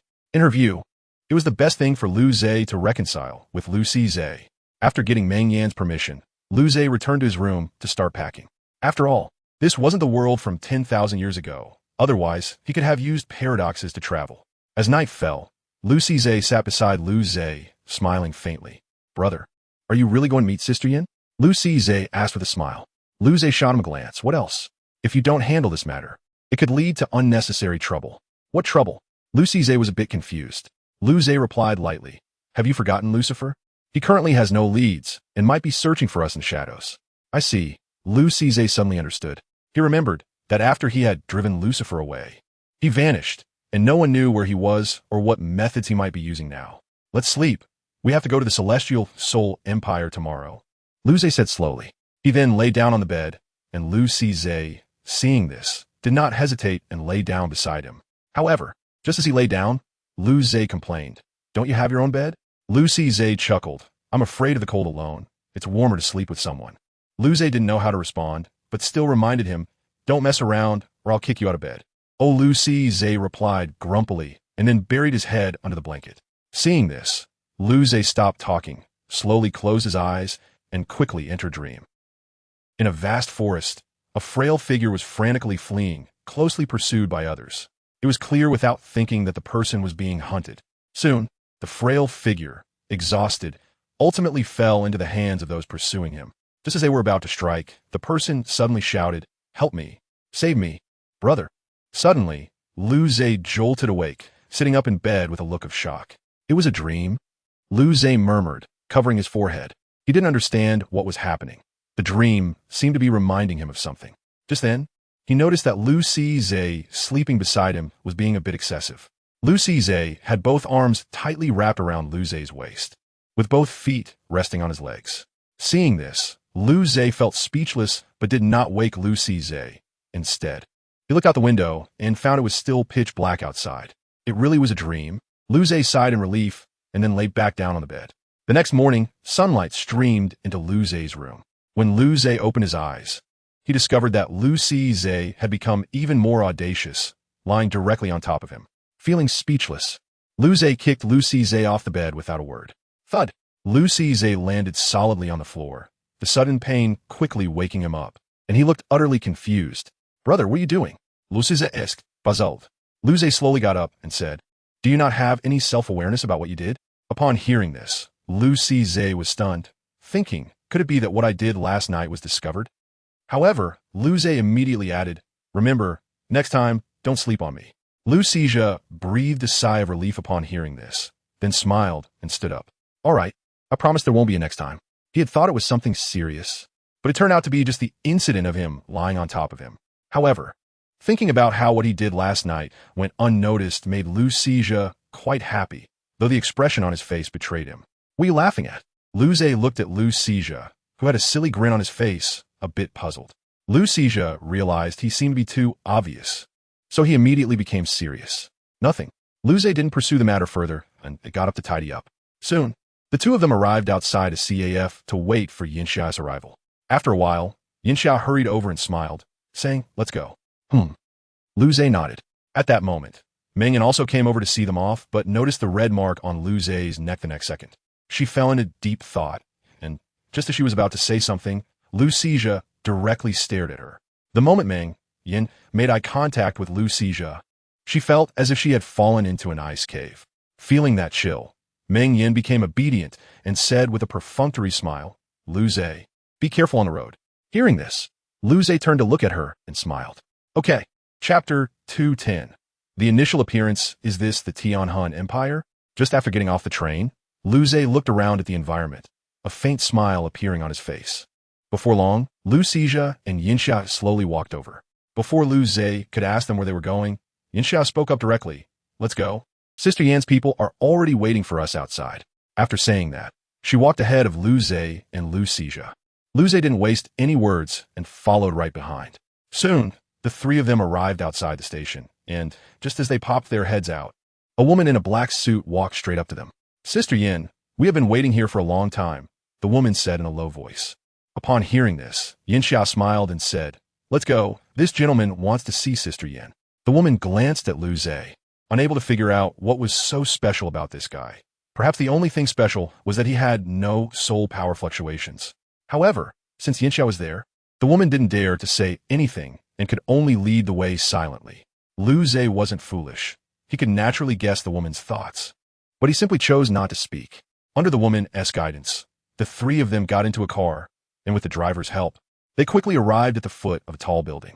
Lu Zhe looked up at the building and then said directly, Let us go. Take me to see your boss. Yinxia didn't waste time and led him and Lu Zhe straight into the building. As soon as they entered, Lu Zhe felt the difference. Looking at the handsome men and beautiful women in the lobby, he believed this was indeed a place for creating stars. However, these people were not worth getting to know. He just wanted to quickly resolve Lu Zhe's matters and leave, and then maybe take a look at Shrek Academy. After a while, Lu Zhe and Lu Zhe arrived outside a room on the top floor of the building. All right, Sister Yin is waiting for you inside. You can go in by yourselves, Yinxia said slowly before turning to leave. Lu Zhe didn't hesitate and pushed the door open, walking straight in. Upon entering the room, he saw a woman sitting directly in front of him. The woman had purple hair, and her features were as exquisite as a porcelain doll. As expected, she was the boss here, Sister Yin. You're here. Before Lu Zhe could speak, the woman spoke first. Lu Zhe smiled faintly and said, Some matters naturally need to be resolved by myself. I am Lu Zhe, Lu Zhe's brother. Hello, Mr. Lu. The woman slowly stood up. I am Lu Yin, the owner of Mingyan Group. Nice to meet you. Since that's the case, I won't waste words. Lu Zhe paused and then said, I want to take my brother away, and I hope you won't interfere. Oh, Lu Yan's mouth curled slightly upon hearing this, and she walked directly in front of Lu Zhe. Mr. Lu, that sounds a bit absolute. With your brother's looks, he could become a sensation across the continent in less than a year. Have you considered it? I refuse, Lu Zhe replied bluntly, then turned and said, Miss Lu, please don't mind us. We have our own reasons. Lu Yan was taken aback at first, then laughed again, covering her small mouth, and said, all right, since Mr. Lu insists on taking your brother away, then I have no choice. However, at this point, Lu Yan suddenly shut her mouth, as if there was something she didn't want to tell Lu Zhe. Seeing this, Lu Zhe's face immediately turned cold, and the temperature in the room dropped sharply. Miss Lu, does this statement have another meaning? Lu Zhe said coldly. Lu Yan shivered at his words, but quickly regained her composure and smiled again. It's nothing, Mr. Lu. Don't think too much. Upon hearing this, Lu Zhe stopped being calm and directly commanded, what do you mean? Speak. Lu Yan originally didn't want to speak, but her mouth just wouldn't listen, slowly opening. Then she stammered, if Mr. Lu insists on taking Lu Xizhe away then I will make sure you can't leave here. After saying this, she collapsed to the ground, her eyes filled with fear. You want to force us to stay? Lu Zhe coldly laughed upon hearing the conclusion. Lu Yan stared at him in terror, her voice trembling. What do you want? I'll warn you, don't act recklessly. Otherwise. Enough, Lu Zhe suddenly said, and Lu Yan closed her mouth again, her eyes filled with fear. This is the first time. There won't be a next time. Lu Zhe glanced at her, then directly pulled Lu Xizhe out of the room. After he left, a strange smile slowly appeared on Lu Yan's face. It really is him. The master didn't guess wrong. At the same time, in a hidden place on the continent, a man dressed in a black and red robe slowly opened his eyes. He has returned. As the man's words fell, several figures slowly appeared beside him. Didn't you say that guy was dead? How has he come back to life? One man slowly spoke. They all wore the same black and red robes, with a series of numerical codes beneath their eyes. The two men had the following numerical codes. The former was 361, and the latter was 09. 01, what should we do next? The man with the code 09 looked at the man who had been sitting beside him. The man's code was 01, and it was obvious he held a high status. Hearing the sound, 01 slowly opened his eyes and then got up, saying, proceed according to the original plan. Wait for 02, 05, 07, and 08 to return before looking for him. Understood. 09 nodded in response, and then remained silent. Indeed, there are a total of 6 people here, including number 361, while the 4 who are not here are out on a mission. The man numbered 361 glanced at them, and then walked alone to the window, a slight smile appearing at the corner of his mouth. I'm really curious how long you can hold on. Lu Zhe, in the Heavenly Soul Empire, after resolving matters with Lu Xizhe, Lu Zhe did not rush to leave, but instead found a hotel to stay in. Brother, what are you going to do next? Lu Xizhe lay on the bed, looking at Lu Zhe, who was sitting on the chair beside him. Lu Zhe did not respond immediately, but continued to flip through the book in his hand. Seeing that he was being ignored, Lu Xizhe felt displeased and directly climbed onto Lu Zhe's back. Brother, why are you ignoring me? What are you so engrossed in? Lu Xizhe asked in frustration. It's nothing, Lu Zhe replied flatly, then picked Lu Xizhe up and threw him onto the bed. You stay here for the next 2 days. I have something to do, Lu Zhe said slowly. Lu Xizhe, confused, was about to say he wanted to go too, but was hit on the forehead by Lu Zhe. Don't follow me. Just stay here honestly, Lu Zhe said mercilessly. Lu Xizhe rubbed his forehead, looking aggrieved and unable to say anything for a while. Seeing this, Lu Zhe ignored him and directly turned to leave the room. Before leaving, he reminded him, when I return, don't run around. Chapter 211. 9 Nether Underworld in the eastern part of the Heavenly Soul Empire, on the eastern side of Shrek City. Outside a large gate, Lu Zhe slowly appeared. His arrival immediately drew the attention of the gatekeeper. This guy has no soul power fluctuations. What is he doing here at Shrek? The gatekeeper muttered in confusion. Just as he was puzzled, Lu Zhe walked directly towards the gate without saying a word. The gatekeeper, seeing this, politely stepped forward and asked, Sir, may I ask what brings you to Shrek Academy? Lu Zhe glanced at him and smiled, saying, just came to take a look. Is that so? The gatekeeper pondered. Lu Zhe smiled and nodded, giving off a harmless impression.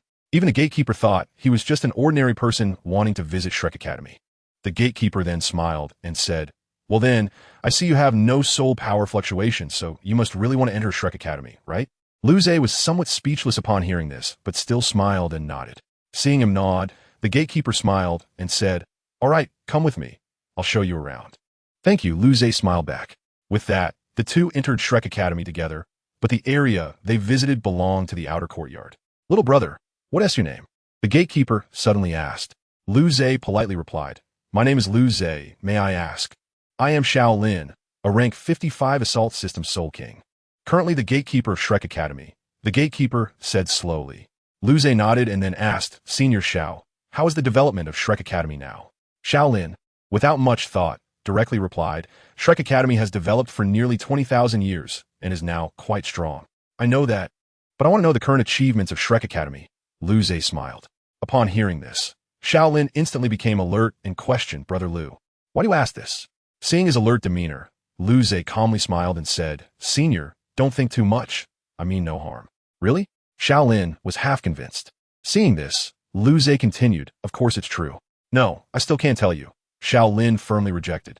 Lu Zhe's face darkened instantly, but he still forced a smile and said, "It's fine. Since Senior won't say, I won't ask further." "All right, let us go.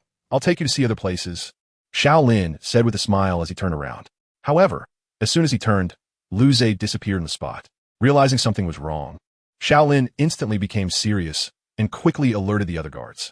However, they never expected that Lu Zhe had already found the Sea God Pavilion and successfully entered. The Sea God Pavilion had changed, but some things still remained.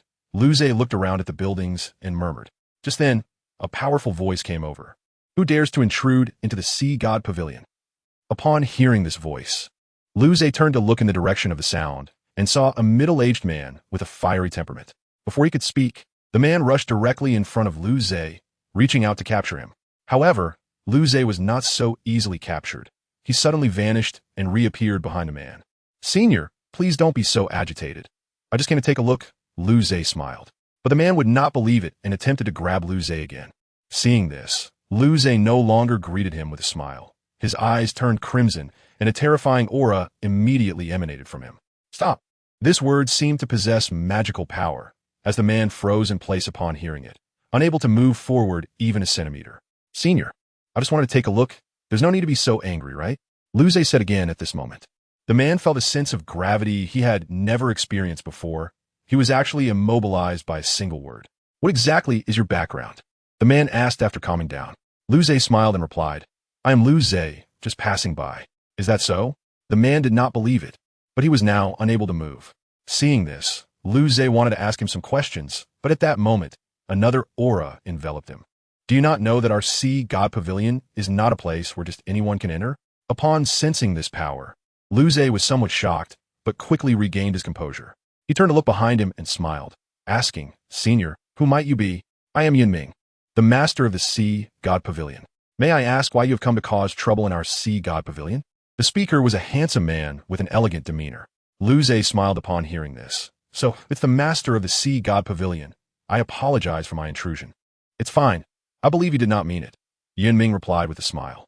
Seeing this, Lu Zhe released the man from behind him and walked directly to Yunming. "Speak.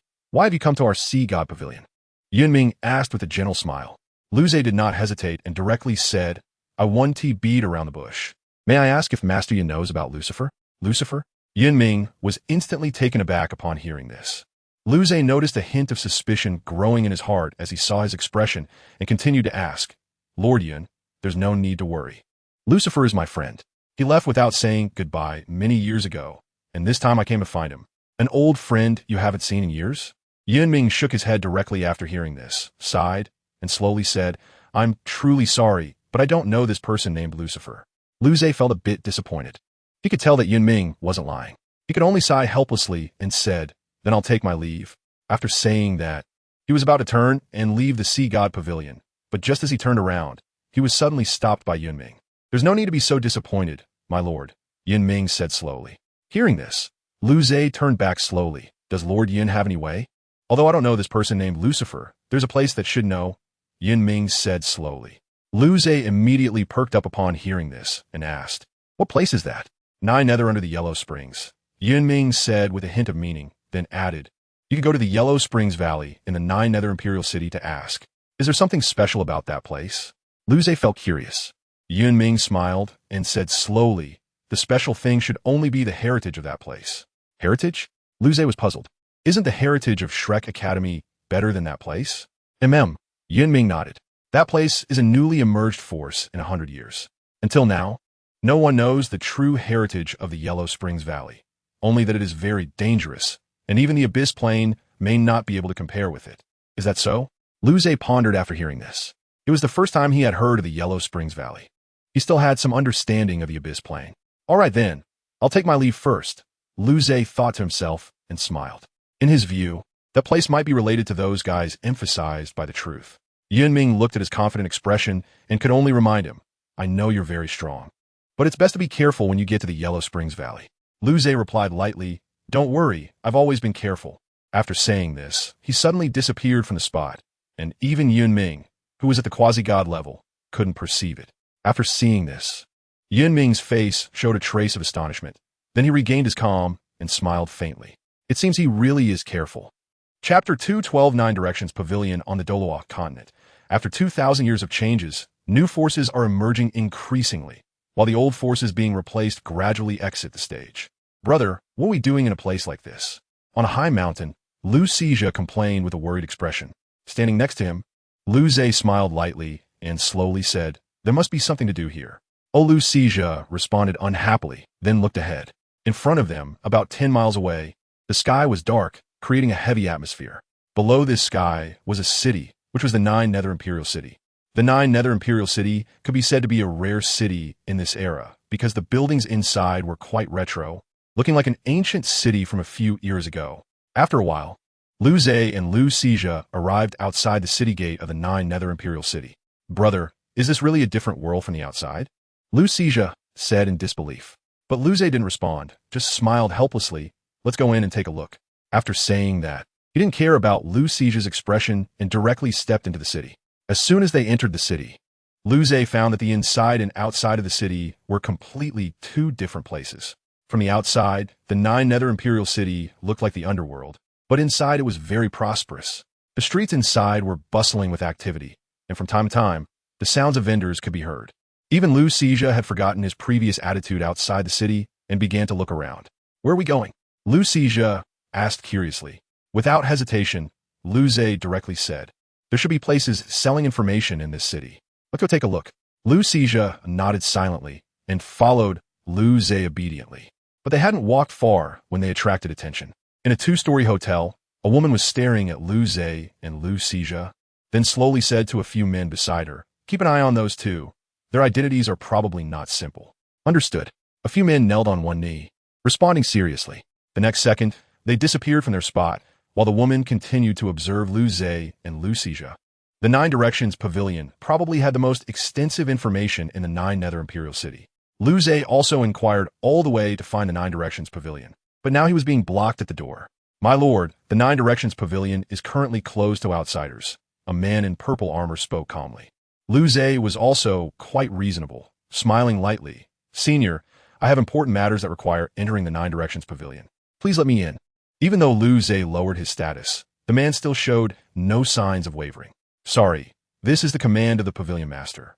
Unless he personally intervenes, the man said slowly. Upon hearing this, Luze no longer hesitated. His eyes instantly turned red, and he coldly said, Take me in. The man was shocked, and his eyes went blank as he said, Follow me. After saying this, he turned and walked into the Nine Directions Pavilion, with Luze and Lu Sijia naturally following behind. Although they attracted a lot of attention along the way, Luze showed no signs of panic and remained very calm. Soon, the three arrived outside a room. When they got there, the man finally came to his senses, and his pupils began to tremble. You, who exactly are you? The man said in terror. Luze replied calmly, Just here to experience life. The man looked disbelieving, but soon a voice came from inside the room. Let them in. Upon hearing this, the man obediently stepped aside, creating a path. Seeing this, Luze turned to his side and said to Lu Sijia, You find a place to stay by yourself. I'll be out soon. Can I go in?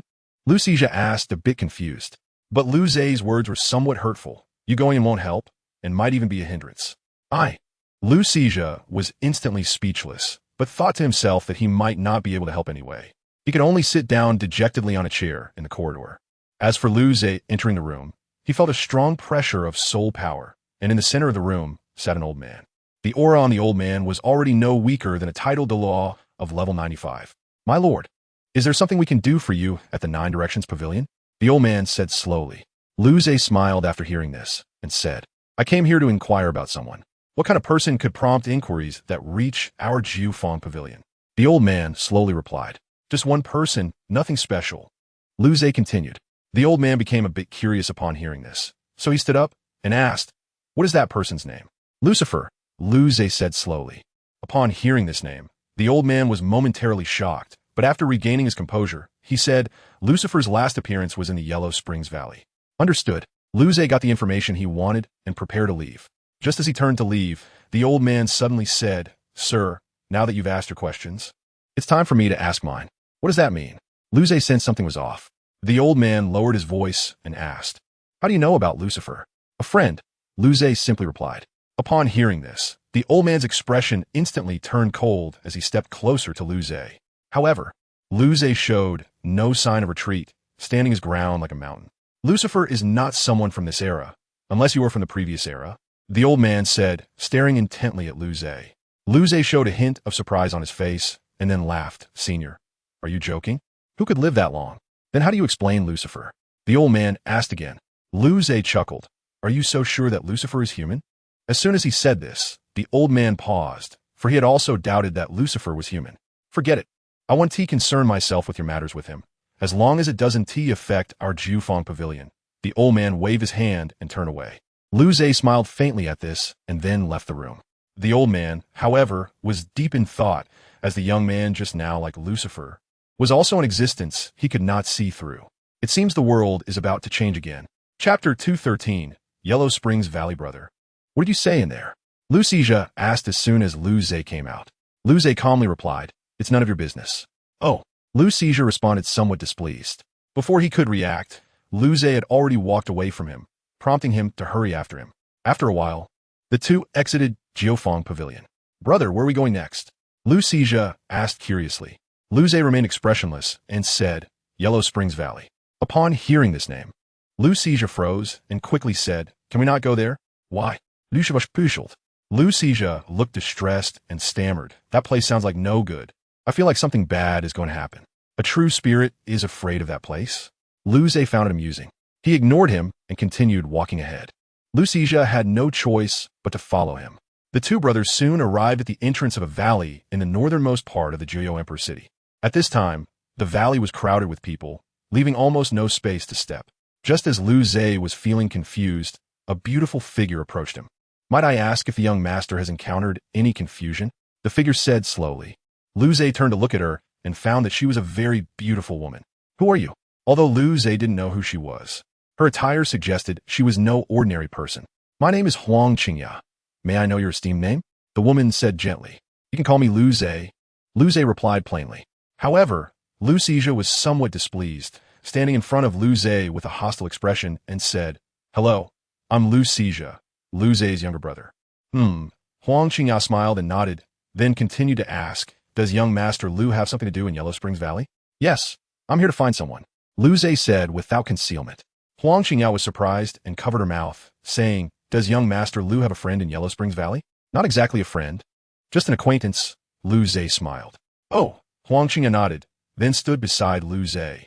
Is young master Lu familiar with Yellow Springs Valley? Huang Qingya asked with a smile. Lu Zhe shook his head, and Huang Qingya's smile became brighter. Coincidentally, I know quite a bit about Yellow Springs Valley. Would young master Lu like to hear about it? Go ahead, I don't know much about Yellow Springs Valley, Lu Zhe nodded. Huang Qingya then began. Yellow Springs Valley is considered the most powerful force in Jiuyou Emperor City, and so far, no one has attracted the attention of those within Yellow Springs Valley. Moreover, every year, Yellow Springs Valley recruits a group of newcomers, and those who enter the valley are either various talents or second-generation individuals with strong backing. Hearing this, Lu Zhe became interested and asked with a smile, They recruit newcomers every year?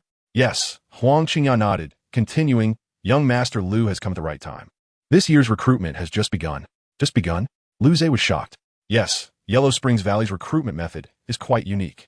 The first test is to enter the valley while enduring pressure, Huang Qingya explained slowly. Lu Zhe nodded at this. What about the second test? I don't know. Yellow Springs Valley changes the recruitment methods every year except for the first test, which catches people off guard, Huang Qingya explained slowly. Just then, a powerful soul force emanated from within Yellow Springs Valley, instantly enveloping everyone present. except for some powerful individuals and armor masters with high-quality battle armor. Everyone else felt it hard to breathe.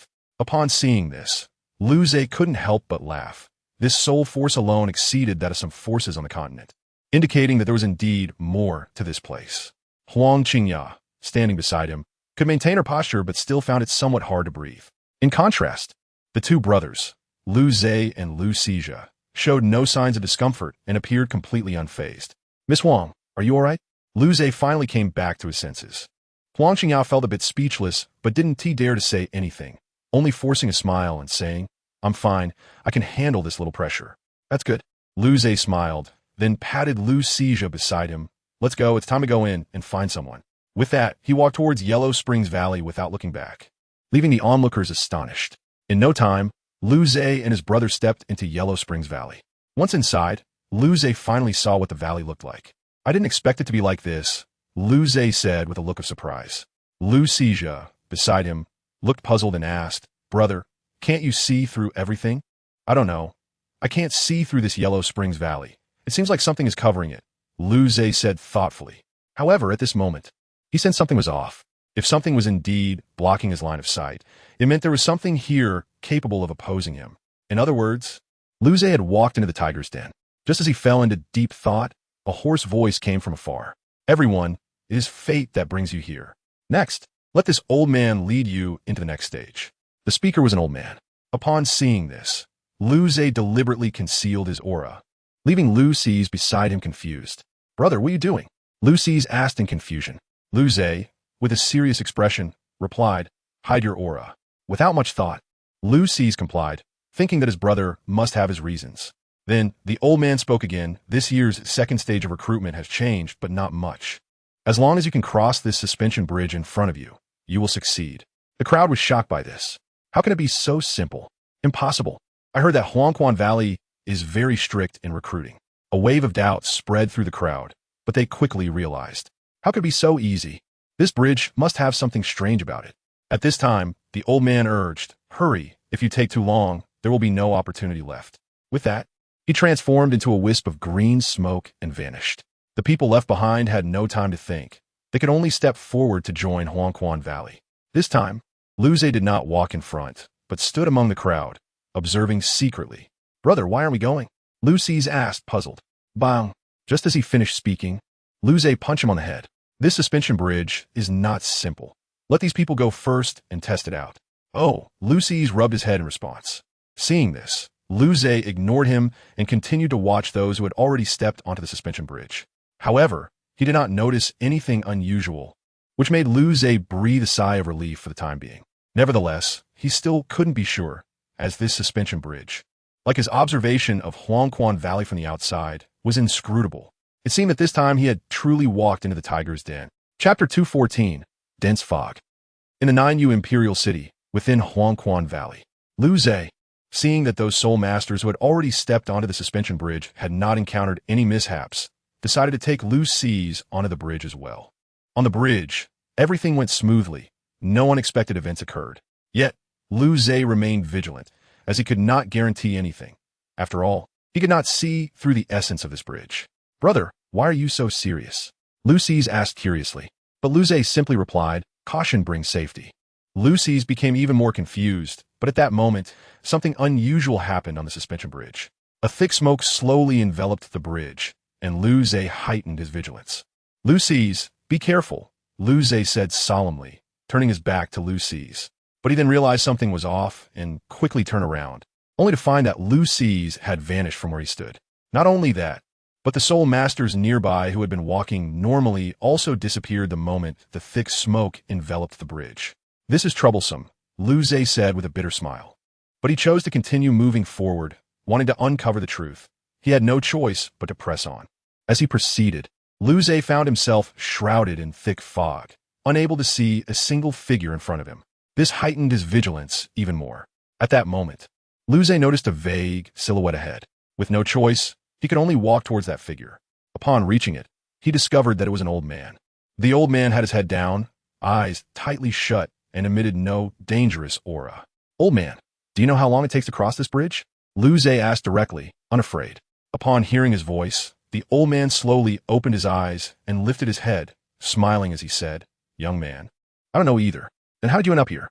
Liu Ze grew suspicious. But little did he know, the old man's next words left him stunned. "I have been trapped in this thick smoke for 50 years, unable to find the end of the bridge," the old man said slowly, revealing a sense of weariness in his eyes. Liu Ze was initially taken aback, then quickly regained his composure and smiled. "In that case, I won't disturb you any longer." With that, he attempted to pass by the old man and continue forward. But just as he was about to walk past, a bony hand grabbed his clothing. "Young man, heed my advice. Do not continue forward," the old man said with a hidden meaning. Liu Ze turned back calmly. "Why? This bridge is not as simple as you think." The old man replied slowly. Liu Ze, upon hearing this, did not show any signs of shock, but rather responded naturally. "I know, but I must leave here." "Is that so?" The old man slowly released his grip. Seeing this, Liu Ze took another step forward, but the old man spoke again. "Young man, if you want to leave here, then play a game of chess with me." Hearing this, Liu Ze was taken aback. He didn't know why, but he felt that this scene seemed familiar. The old man watched him with a distracted expression, waved his right hand, and a small table appeared in front of him. On the small table was a chessboard, with black and white pieces placed on either side. "Young man, don't just stand there. Come play a game of chess with this old man," the old man said, kneeling down with a smile as he looked at Liu Ze. At that moment, Liu Ze snapped out of his distraction and sat down opposite the old man. "Old sir, if I finish this game of chess with you, can I leave here?" Liu Ze asked with a smile. The old man smiled faintly in response, then placed a black piece directly in the center of the chessboard. "After this game, you will know." In the thick smoke, Liu Ze's, having lost contact with Liu Ze, grew serious. He knew that this bridge was definitely not simple, but he could not determine what he would encounter. Now, he could only find his brother. However, after walking for a while, he realized that he could not find his brother this way. "Is this a maze?" Liu Ze's thought, looking grave. At that moment, a figure appeared behind him. "Where did you go? Don't you know it's dangerous here?" Upon hearing this voice, Liu Ze's turned around abruptly, only to find Liu Ze standing behind him, looking very angry. "Brother, where did you just go?" Liu Ze's breathed a sigh of relief upon seeing him. Just as he was about to hug Liu Ze, he was grabbed by the ear. "That should be my question. Where did you go? Don't you know I was looking for you?" Liu Ze said angrily. His Liu Ze, who had his ear grabbed, felt a sharp pain and quickly begged for mercy. I was wrong. I absolutely want to run around next time." Only after hearing this did Liu Ze loosen his grip, then said, "Let's go. We need to leave here first." Liu Ze followed Liu Ze without any hesitation. Although he had a smile on his face, he was very alert inside. After the two brothers walked for a while, they found that they still couldn't see the end of the bridge, which made them realize the seriousness of the situation. "Brother, what should we do now?" Liu Ze asked with a serious expression. But Liu Ze slowly replied, "Don't panic. This kind of place can't trap me." Just then, a black stick shot towards Liu Ze in an instant. Upon seeing this, Liu Ze didn't hesitate and immediately saved Liu Ze. "Are you okay?" Liu Ze asked with concern. Liu Ze, still in shock, replied, "I'm fine." After hearing this, Liu Ze looked up towards the direction from which the black stick had come, coldly asking, "Who are you, and why are you attacking us?" The leader among them looked disdainful and said, "Kid, what kind of look is that? I'm asking you a question. Who are you?" Liu Ze emphasized. Upon hearing this, the man's expression instantly turned cold again, and he conjured another black stick in his hand. "Stay back for a while," Liu Ze whispered to Liu Ze. Liu Ze was a bit confused, but the next second, a black stick shot directly towards him. Barrier. Clang. The black stick struck an invisible wall, making a crisp sound. "It seems you really are," Liu Ze said coldly. His eyes then turned red. The person opposite him immediately burst into laughter upon seeing his appearance. "I didn't expect you to be the anomaly of this world," the person said with a look of surprise. Liu Ze was momentarily stunned, but the next second, a figure suddenly appeared behind him. "Duck!" Liu Ze reacted quickly and directly activated the power of truth, but an accident occurred at that moment. Bang! For some reason, the power of truth had no effect, and instead, he was hit by a heavy punch that sent him flying. Moreover, the paradox's defense also failed to work. "You didn't think your power would be effective, did you?" the man said with a faint smile. Seeing this, Liu Ze hurried to Liu Ze's side to help him up. "Brother, what is going on?" "I don't know," Liu Ze replied. "They must have something that restrains me." "Then what should we do?" Liu Ze began to worry. "If even absolute truth is restrained, let alone me." Liu Ze slowly got up and said seriously, "You find a chance to leave here first. I'll hold them off." "But, no buts." The situation is very serious now, Liu Ze shouted. Liu Xijia closed his mouth and could only silently stand in place. Everyone, pay attention. That guy's getting serious. The person opposite said, beginning to take Liu Ze seriously. Chapter 2:15. What S is wrong? Boom. On the hanging bridge, shrouded in thick fog, a huge explosion sounded, caused by Liu Ze and the black-robed men. Truth is really troublesome, one of the black-robed men complained. Then, he instantly appeared behind Liu Ze, giving him no time to react, and delivered a heavy punch directly to his face. Bang! A muffled sound echoed as Liu Ze struggled to block the punch with his arms, but he was still forcefully sent flying. Brother. Liu Xijia watched from the side, nearly panicking with worry. Just as he wanted to rush over to help, he was blocked by two black-robed men. Kid, we don't want to hurt you. We advise you to behave, one of the black-robed men said softly. Get out of my way. Liu Xijia's gaze gradually turned cold. Upon hearing this, the black-robed man immediately laughed, but in the next second, Liu Xijia, wielding a golden long sword, instantly appeared in front of him and without hesitation, slashed at him. Swish! The black-robed man didn't react in time, and the sword slash tore through his robe, causing dark liquid to flow from his chest. You really don't know your place. The black-robed man was furious. Liu Xijia was shocked to see that his sword only grazed the opponent's skin. It was clear what kind of existence Liu Xijia and Liu Ze were facing this time.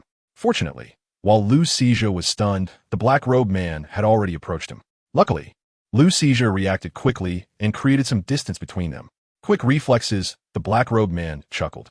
Another black-robed man also came over and said softly, Naturally, you should be careful.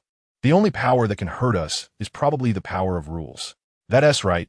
If you hadn't mentioned it, I almost forgot, the black-robed man replied. Liu Xijia stood a short distance away, closely watching the two, not daring to be distracted for a moment. I'm very curious about where your power of rules comes from. At that moment, one of the black-robed men suddenly appeared behind Liu Xijia. Liu Xijia reacted and turned around quickly, but it was still a step too late. Bang! The black-robed man, who appeared behind him, didn't hold back and kicked out the moment Liu Xijia turned. Liu Xijia, who was kicked away, quickly steadied himself, feeling intense pain in his abdomen. Truth world. Unfold. Without hesitation, Liu Xijia knew that the group in front of him was stronger than the enemies he had faced before. Oh, so this is the ability of relative truth? The black-robed man said as he felt the power around him, a smile creeping onto his lips. Liu Xijia thought he was finally stable this time, but the next second, a voice came from behind him. What a pity, truth doesn't work on us, the black-robed man said with a smile. Liu Xijia was utterly shocked, and just as he was about to create distance, he was grabbed by the neck by the black-robed man. You might as well stay with me until that anomaly is dealt with, the black-robed man said with a smile. Liu Xijia struggled desperately, but it was futile. The black-robed man's strength was too terrifying. Meanwhile, Liu Ze, who was entangled in battle in the distance, had already been injured. What a hassle, Liu Ze said, pressing on the cut on his abdomen, a strained expression on his face. To be honest, it was the first time he felt pain after so long, and it was pain that couldn't heal. Absolute truth is a bit tricky, but it's just a matter of time, the black-robed man said with a smile. The next second, two more black-robed men appeared on Liu Ze's left and right sides. Swish! Even with Liu Ze's quick reflexes, this time, he was outnumbered. A black stick instantly pierced through his left shoulder, while his right hand was pressed against the black stick aimed at his heart. Swish! The next second, Liu Ze disappeared from his spot, and when he reappeared, he was already standing dozens of meters away. He pulled out the black rod that pierced through his left shoulder and threw it to the ground. Then he looked towards Liu Xijia and found that he had already been subdued. The expression on his face grew increasingly grave. After all, the relative truth was not that weak. When fighting against a person, don't you know not to get distracted? At that moment, the figure in the black robe appeared before him again. The black rod in his hand sliced through the air, directly severing Liu Ze's left hand. What? Liu Ze was shocked. In the distance, Liu Xijia, who was being controlled, instantly erupted in rage upon seeing this, unleashing terrifying power as he broke free from his restraints and charged towards Liu Ze. Seeing this, Liu Ze quickly shouted, "Run! You'll die!" Liu Xijia heard him but did not stop. With no other option, Liu Ze kicked away the black robe figure in front of him and ran towards Liu Xijia. The two brothers were about to meet when an unexpected event occurred. Splash! Bright red blood splattered on Liu Xijia's face, and the scene before him froze his thoughts. Thud! Liu Ze's heart had been pierced by 3 black rods, blood gushing out. Bro! Lu Xizha trembled as he spoke. Hearing this, Lu Zhe struggled to say, "Get out of here as far away as possible." As he spoke, he smiled, then slowly closed his eyes, losing his breath. At that moment, Lu Xizha could no longer control his emotions. He completely ignored the black-robed figures and rushed to Lu Zhe, holding him tightly. "Bro, wake up. Please wake up. I'm begging you," Lu Xizha said with red-rimmed eyes. But despite this, Lu Zhe showed no signs of life. Lu Xizha lost all control, weeping bitterly as he held Lu Zhe's cold body. Meanwhile, the 5 black-robed figures stood behind him, their faces betraying no emotion. "The mission is over. It's time to leave," the leader of the black-robed figures said flatly. Then he turned and walked away. Left behind, Lu Xizha felt utterly disheartened. He had lost twice, once because of himself, and this time again because of himself because he was too weak to protect his brother. If only he were a little stronger. If I were just a bit stronger, you wouldn't have left me, Lu Xizha whispered in despair, Lu Zhe's cold body constantly stimulating his heart. Lu Xizha hesitated. After an unknown amount of time, he slowly got up, then picked up Lu Zhe's corpse and continued towards the bridgehead. But this bridge seemed endless. No matter how long he walked, he could not see the end. Heartbroken, Lu Xizha ultimately knelt on the bridge. Lu Zhe's eyes closed, the smile at the corner of his mouth constantly taunting him. What did he do wrong? Why did it have to be like this? He had fought so hard to survive. Lu Xizha shouted, but no one responded to him. On a suspension bridge shrouded in thick smoke, Lu Xizha closed his eyes in despair, his consciousness slowly fading. Wake up! Wake up! It's not time to sleep yet. Chapter 216, Illusion. Break. Young man, what do you think a person's life is for? On the smoke-covered suspension bridge, the old man sitting in front of the chessboard slowly asked Lu Zhe, then dropped a black piece. After hearing this, Lu Zhe picked up a white piece, smiled, and replied, "Of course, for a better life." The old man continued, "You could have chosen to live an ordinary life. Why do you want to interfere with this world?" Upon hearing this, Lu Zhe's expression instantly became serious. "Old sir, what do you mean? You should know that only one truth can exist in a world, but because of your presence, there are now 2 anomalies in this world," the old man said meaningfully, then placed another piece. "Young man, you see, this game is already set. You should give up what needs to be given up," the old man smiled. Lu Zhe looked at the chessboard and found that it had become a deadlocked position. However, he quickly smiled. "Old sir, your chess skills are superb, but you've still made a mistake." Saying this, a white piece dropped onto the board. The old man was initially puzzled, but the next second he was stunned, because this deadlock game had actually been broken by that one white piece. Ha ha ha! The old man burst into laughter. In his view, he was sure to win. But he didn't expect someone could break this deadlock. It was truly a once-in-a-century occurrence. "No wonder you're the truth. No matter which world you go to, you stand at the pinnacle," the old man said slowly. Then he stood up and looked at Lu Zhe, who also stood up and directly said, "Old sir, can you take me away now?" "Yes, follow me," the old man said with a smile as he turned around. Seeing this, Lu Zhe followed him. Along the way, the old man told him many things, each sentence related to the truth. But none of this shocked him. What truly astonished him was the changes around him. Whether it was his various experiences in the Dowa continent or his experiences before crossing over, at this moment, they all appeared without reservation, as if watching a slideshow. The old man was not surprised by this. Instead, he smiled and said, "Lu Zhe, you indeed have had many experiences in your life." "Yes, old sir," Lu Zhe smiled. Then continued, "I have indeed experienced a lot, but my original intention has changed." Everyone changes. Not many can maintain their original intentions, the old man said with a smile. After hearing this, Lu Zhe understood a little and no longer spoke. After walking for a while, the surrounding environment began to shatter, and the old man laughed at this moment. "All right, the illusion is broken. You should go out now." The old man stood in place and looked at Lu Zhe. Lu Zhe clasped his hands and bowed. "Thank you." "Ha, no need to bow. This is what I should do," the old man said happily. After hearing this, Lu Zhe also smiled, then closed his eyes as his body began to dissipate. Once Lu Zhe completely left, the old man spoke again. "No wonder that guy chose you. You're truly different." When Lu Zhe opened his eyes again, he found Lu Xizha lying beside him. It seemed they both had fallen into the illusion. Lu Zhe smiled, but he was very curious about who could make him fall into an illusion. But then he remembered the old man's previous words. Everyone is pursuing the truth. Everyone is the truth. Everyone is not the truth. He did not understand what this sentence meant, what the truth really was, and why the old man said that. Forget it. Let's leave here first and think later. Lu Zhe quickly returned to normal and then looked at Lu Xizhe. Wake up! Wake up, it's not time to sleep yet. In the depths of his mind, Lu Xizhe seemed to hear someone calling him. He wanted to open his eyes. Slap! In the next second, Lu Xizhe felt a stinging pain on his face, and then he opened his eyes directly. After opening his eyes, he was instantly stunned, because the person who hit him was none other than his brother Lu Zhe, who had just died. Bro, you're not. Lu Xizhe couldn't believe it, but Lu Zhe was indeed standing right in front of him, alive. You fell into an illusion and almost couldn't wake up, Lu Zhe said softly. Upon hearing this, Lu Xizhe immediately realized, and he suddenly noticed that there were no bloodstains on his body, and the body of Lu Zhe that had been under him had also disappeared. Are you feeling better? Lu Zhe asked again at that moment. Recovering a bit, Lu Xizhe slowly got up and smiled. I'm okay, what should we do now? After thinking for a moment, Lu Zhe replied, go to the bridgehead. Lu Xizhe had no doubts and obediently followed behind him. However, a different emotion appeared in his eyes. He was really afraid that the scene in the illusion would replay in front of him. But Lu Zhe didn't notice this and continued to walk forward. Along the way, more and more people lay on the bridge, trapped in illusions, but some had also come out of the illusions. When they emerged, they found that the bridge was not as long as they had imagined, only about 200 meters long at most. After a while, they finally reached the bridgehead.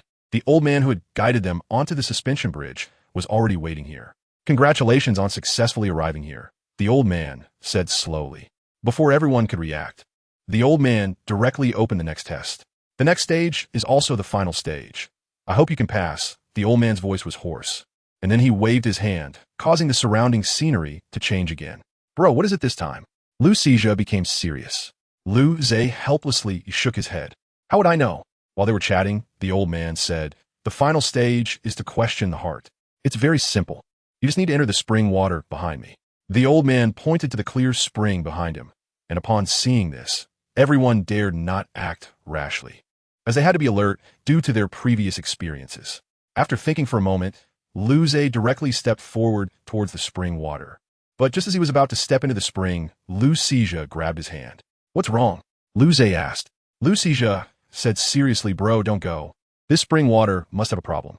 Of course I know, Lu Zhe said a bit speechlessly. Then why are you in such a hurry? Lu Xizhe was puzzled. Hearing this, Lu Zhe smiled faintly. I have a clear conscience. What is there to be afraid of? Hearing this, it seemed to make a bit of sense. Lu Xizhe then obediently released his hand and followed behind him. The two brothers stepped directly into the spring water, and a chill instantly enveloped their bodies. But Lu Zhe didn't mind. Instead, he slowly sat down and closed his eyes to begin questioning his heart. P.S. A new book titled I Am Hunting Demons in Doloa has been published on the Chidian app. If interested, I hope you can take a look and conveniently give it a free collection. Chapter 217, Officially Entering the Yellow Springs Valley. Why have you come here? Knowing it is a tiger's mouth, why do you still venture deeper? In the midst of it all, Lu Zhe heard a voice from within his heart. Listening to these words, Lu Zhe simply replied calmly, I have my own things to do.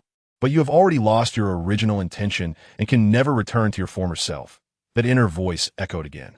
Lu Zhe fell silent, and then suddenly opened his eyes, thinking that if he was lost, then so be it. At least he had to ensure that his current goal was still intact. Crack! As Lu Zhe's words fell, the surrounding environment began to shatter. And in the blink of an eye, this world completely collapsed. Lu Zhe slowly stood up from that icy spring water. As questioning the heart ended, Lu Zhe felt his physical condition. After confirming that there were no surprises, he looked at Lu Xizhe beside him. He saw that Lu Xizhe was frowning tightly, looking like he was in trouble. But even knowing this, Lu Zhe couldn't help him because this was a hurdle in his heart that he had to cross by himself. Having completed the questioning of the heart, Lu Zhe chose not to leave but stayed by Lu Xizhe's side. It shouldn't take long, Lu Zhe murmured softly. In a blank world, Lu Xizhe was wandering within it. He had been wandering here for a long time, but had not encountered any sudden events. Until the next second, a voice sounded behind him. You have changed a lot. Lu Xizhe suddenly turned around upon hearing this, and the next second he was stunned. Because standing in front of him was himself, or rather, Lu Xiaoyu. I don't understand. Clearly, the one who wanted to kill brother the most was you. Why have you changed like this now?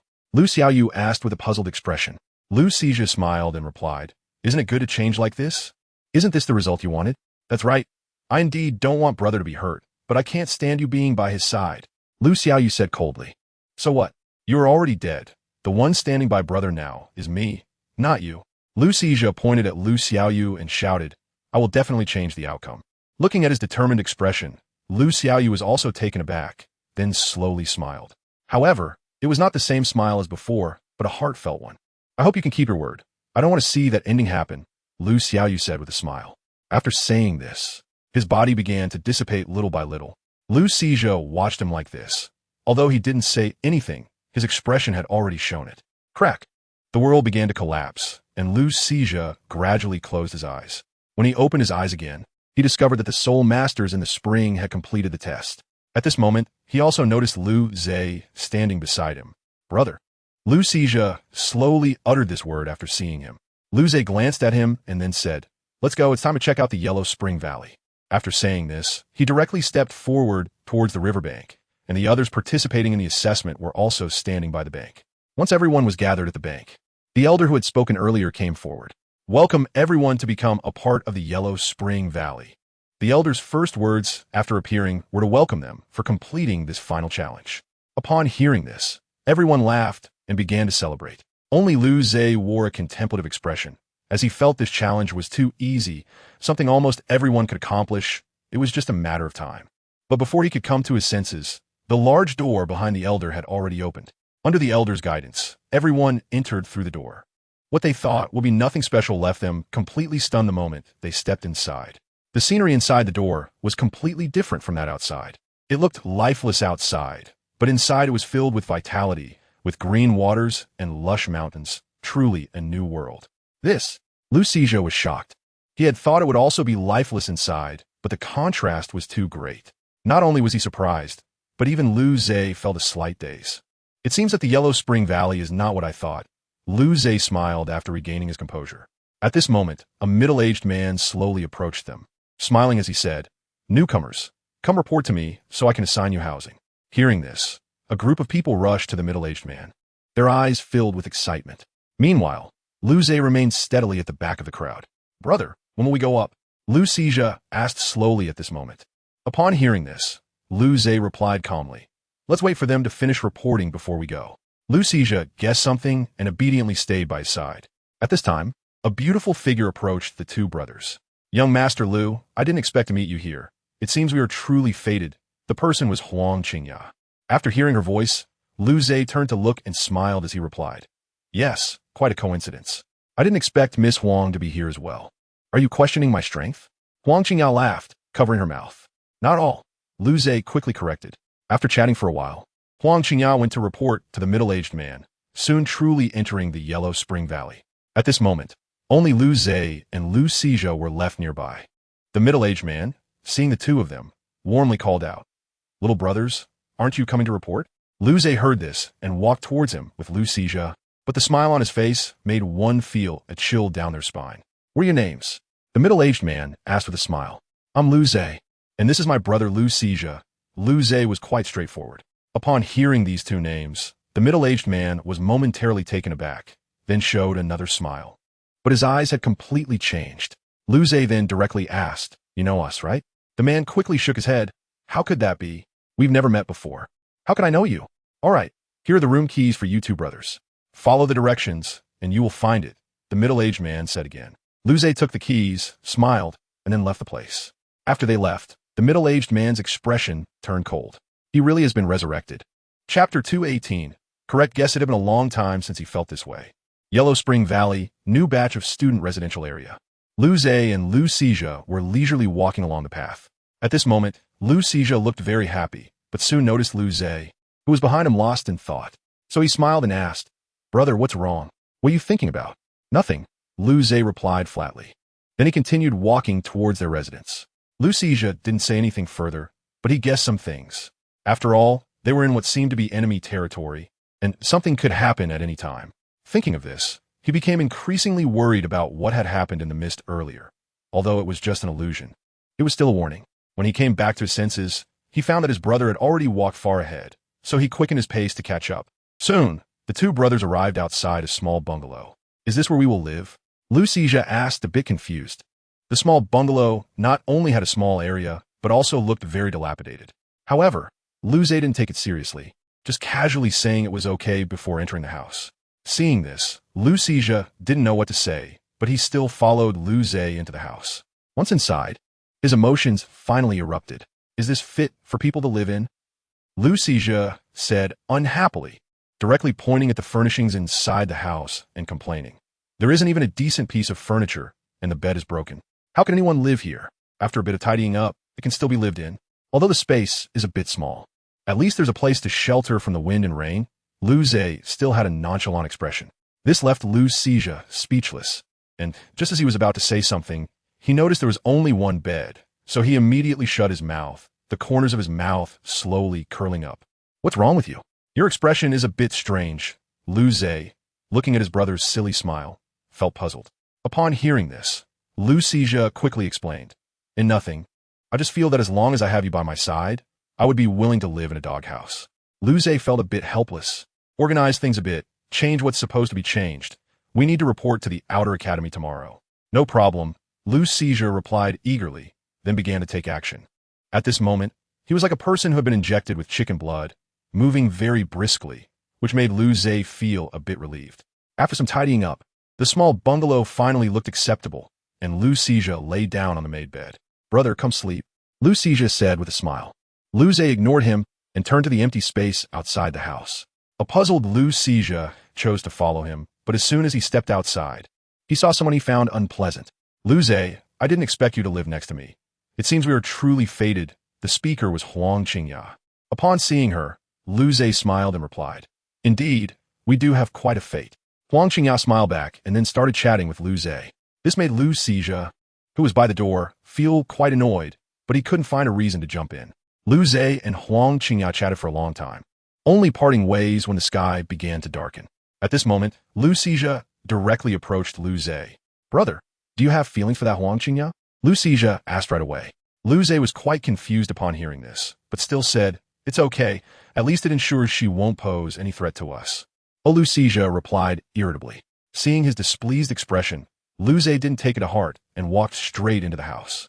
Once in the room, he immediately lay down on the bed. When Lu Zhe came in and saw this, his gloomy expression instantly changed. "Brother, come sleep," Lu Zhe said with a playful grin. A night without conversation. The next day, both Lu Zhe and Lu Zhe arrived at the reporting station outside Huangquan Valley. Looking at the bustling square, Lu Zhe was unsure what to do next. "Brother, what are we doing here?"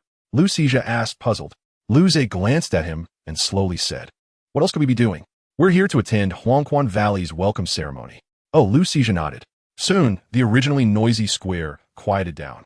Lu Zhe also noticed a familiar figure standing above the square, which made him pause for a moment. "Brother, isn't that guy?" Lu Zhe, beside him, also spotted the figure and showed a look of surprise. "It seems my guess was right. Lucifer is really here." Lu Zhe's expression gradually turned indifferent. But for some reason, he felt that making a move here would be disadvantageous. At that moment, Lu Zhe noticed the outfit Lucifer was wearing and was instantly dumbfounded, because that outfit was exactly the same as those worn by the guys in the illusion on the suspension bridge. Thinking of this, Lu Zhe became increasingly worried that the illusion had become reality. Seeing his worried expression, Lu Zhe gently comforted him. "Don't overthink it. Now is not the time to act." Comforted, Lu Zhe slowly lowered his head.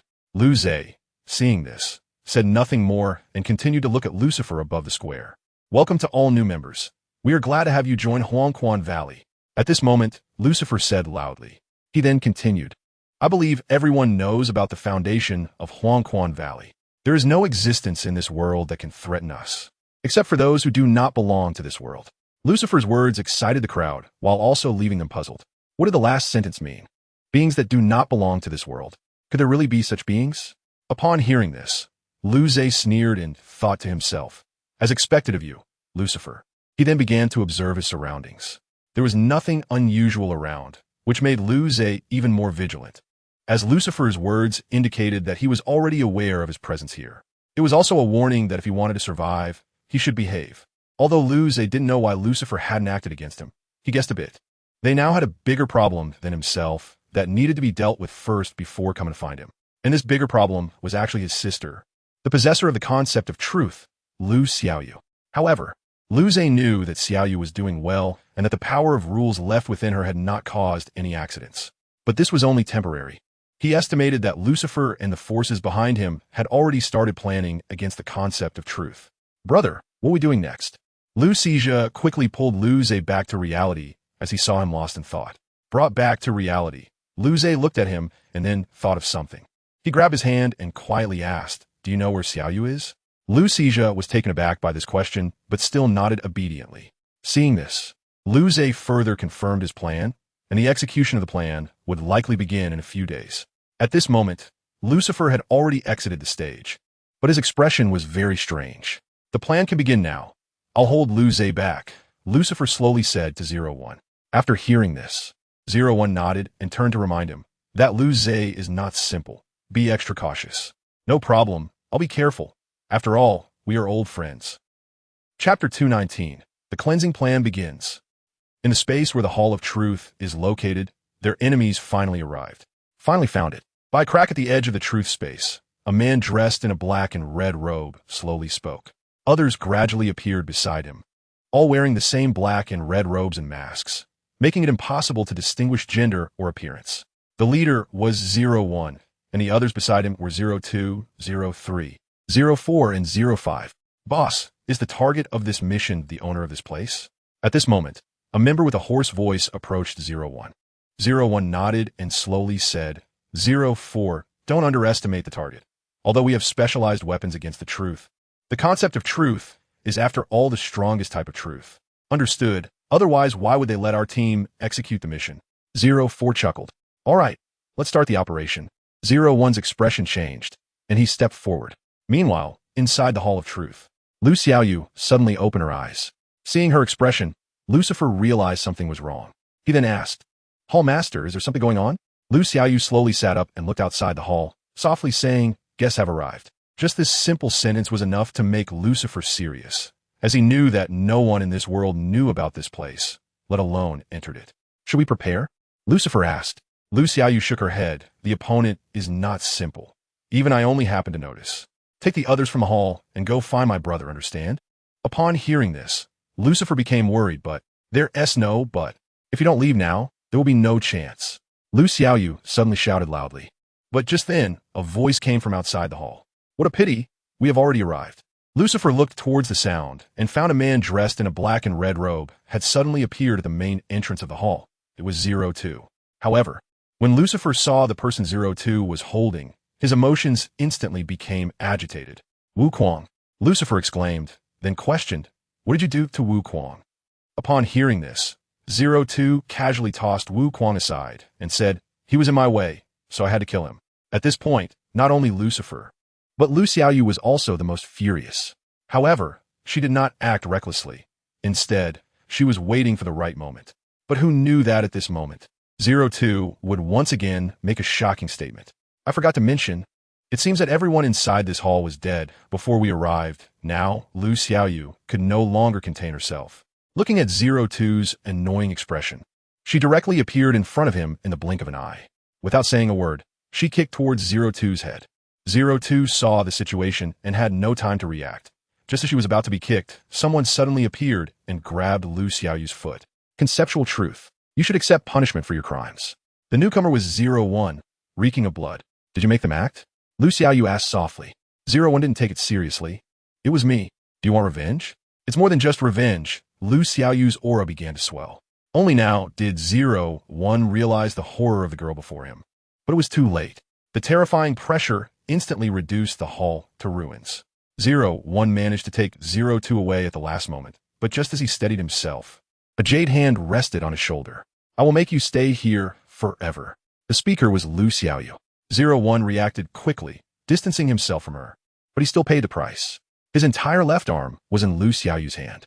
"Looks like I underestimated you," 01 said without a hint of pain. "But you should not know our identities." At this point, 01's severed arm suddenly restored itself, and the next moment, 3 more people dressed like him appeared. "Sorry, we are late," 03 said apologetically. 01 said nothing but fixed his gaze on Lu Xiaoyu, signaling to begin. Understood. Lu Xiaoyu felt uneasy looking at the 5 of them. Why did she feel uneasy despite being more powerful? Just as she felt uneasy, 02 moved. A collar appeared instantly, clamping around Lu Xiaoyu's neck. Reacting quickly, Lu Xiaoyu tried to use her abilities to break free, but soon realized the flaw. Give up. This collar is specially made for your kind, and once it's on, you're no longer the truth. 02 explained with a smile. Then, he placed a hand on Lu Xiaoyu's shoulder, a playful expression on his face. Little sister, you might as well give up. Going with us is better than dying, right?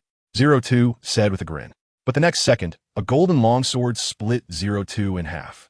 01 was shocked at this scene. Even though the truth's powers have been suppressed, how could this happen? Don't worry, you'll be next, Lu Xiaoyu said coldly. As her words fell, changes began to occur to her body. Golden patterns slowly crawled up her cheeks, and her pupils and hair gradually turned golden. 01 instantly felt this aura. How do you possess the power of rules? You don't need to know, Lu Xiaoyu said as she directly appeared in front of 01 and kicked him in the chest. Boom! Kicked away, 01 crashed into a nearby low hill, unsure of his life or death. However, Lu Xiaoyu was puzzled.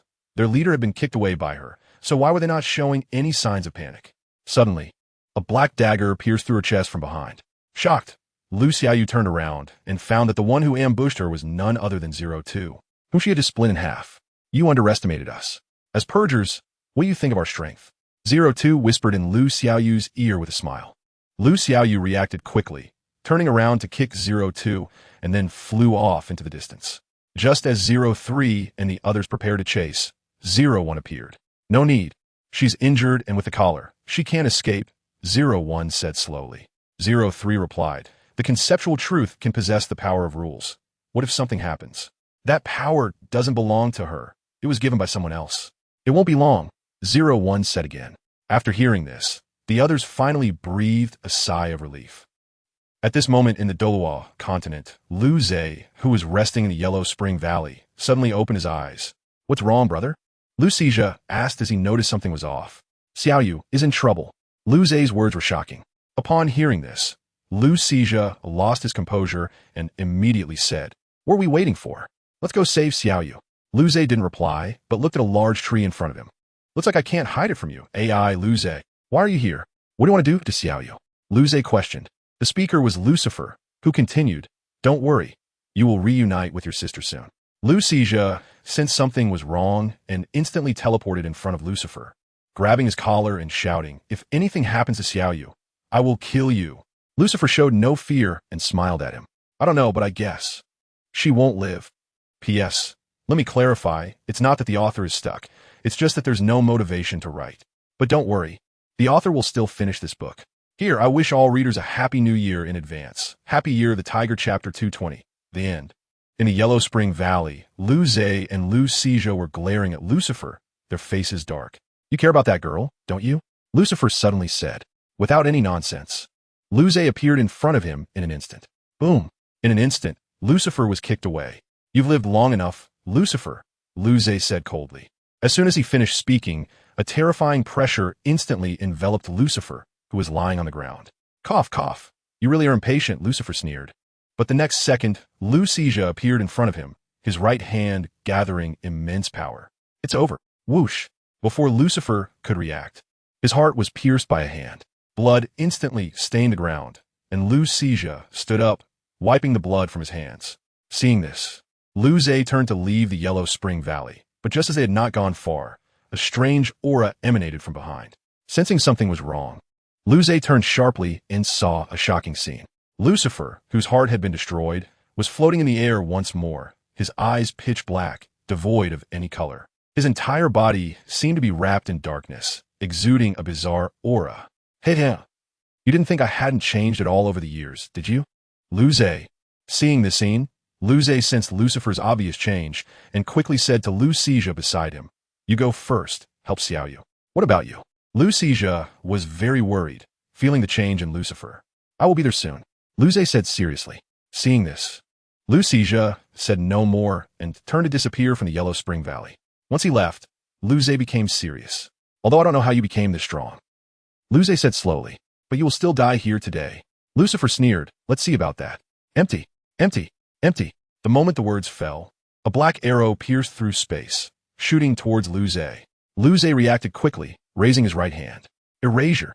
The colorless airflow instantly engulfed the arrow, and in the blink of an eye, the arrow disappeared from reality. However, At the moment the arrow was erased, Lucifer appeared behind Lu Zhe. Get down. Lu Zhe commanded directly, but an unexpected event occurred. Bang! Lu Zhe was sent flying by a punch from Lucifer, crashing heavily into a distant building. Lucia, who was thrown away, felt very surprised. The power of truth had no effect.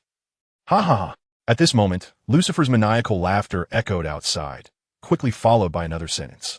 Lu Zhe, you should know the people from that world, right? Lu Zhe, amidst the ruins of the building, instantly recalled Truth's previous words after hearing this. You joined them, the conceptual weapons that can rival truth? Lu Zhe murmured. His voice was low, but Lucifer heard it clearly. I wouldn't call this a conceptual weapon, but at least it can ignore your truth ability, Lucifer chuckled. After hearing this, Lu Zhe began to worry about Lu Xiaoyu. If Lucifer possessed something that could ignore his abilities, what about those who want to find Lu Xiaoyu? Wouldn't that be even more dangerous? The power of truth is useless against me now. Do you still think I will die? Lucifer laughed arrogantly. Just then, a beam of golden light shot towards him, piercing through his shoulder unexpectedly. The power of truth may not work on you, but that doesn't mean other powers won't, right? Lu Zhe sneered. Then, without giving Lucifer time to think, he appeared before him in the blink of an eye. He grabbed Lucifer's head and forcefully pushed it down into the ground. Boom! Instantly, the earth cracked, and Lucifer was pushed nearly 100 meters deep into the ground. Urgently, Lu Zhe delivered a knee strike, sending him from underground to the sky. You think too highly of yourself. Lu Zhe stood in the deep pit of 100 meters. He posed as if drawing a bow, and then the power of rules condensed a large bow and a long arrow in his hands. Whoosh! The arrow left the bowstring, drawing a brilliant line in the air. By the time Lucifer reacted, it was too late. The rule arrow had already pierced through his body. Lucifer spat out a mouthful of blood, clutching the wound on his body in pain. As expected of my opponent, your strength is truly frightening. Hearing this, Lu Zhe felt that Lucifer seemed not to be at the point of death yet. He then wanted to shoot another arrow, but at that moment, he noticed that the wounds on Lucifer's body had disappeared, and even his previously unstable aura had stabilized. It was at this moment that he realized the seriousness of the situation. It seems you indeed have the capital to be arrogant. Lu Zhe retracted the longbow and returned to the ground. Seeing this, Lucifer slowly landed on the ground as well, and the two looked at each other. Two terrifying powers colliding in an instant. At this moment, everyone in the 9 Nether Emperor City felt an inexplicable pressure, making it hard for them to breathe. This is the power given to me by that world. It's strong. I sent it. Lucifer laughed heartily. Meanwhile, Lu Zhe maintained a cold expression. To him, the real danger wasn't Lucifer, but the people from that world who were with Lucifer. In other words, if Lucifer was this strong, wouldn't the people sent from that world be even stronger? He began to worry that people from that world were ambushing nearby. But at this moment, Lucifer said, Don't worry, there is only one enemy in the entire 9 Nether Emperor City. They all went to find the conceptual truth.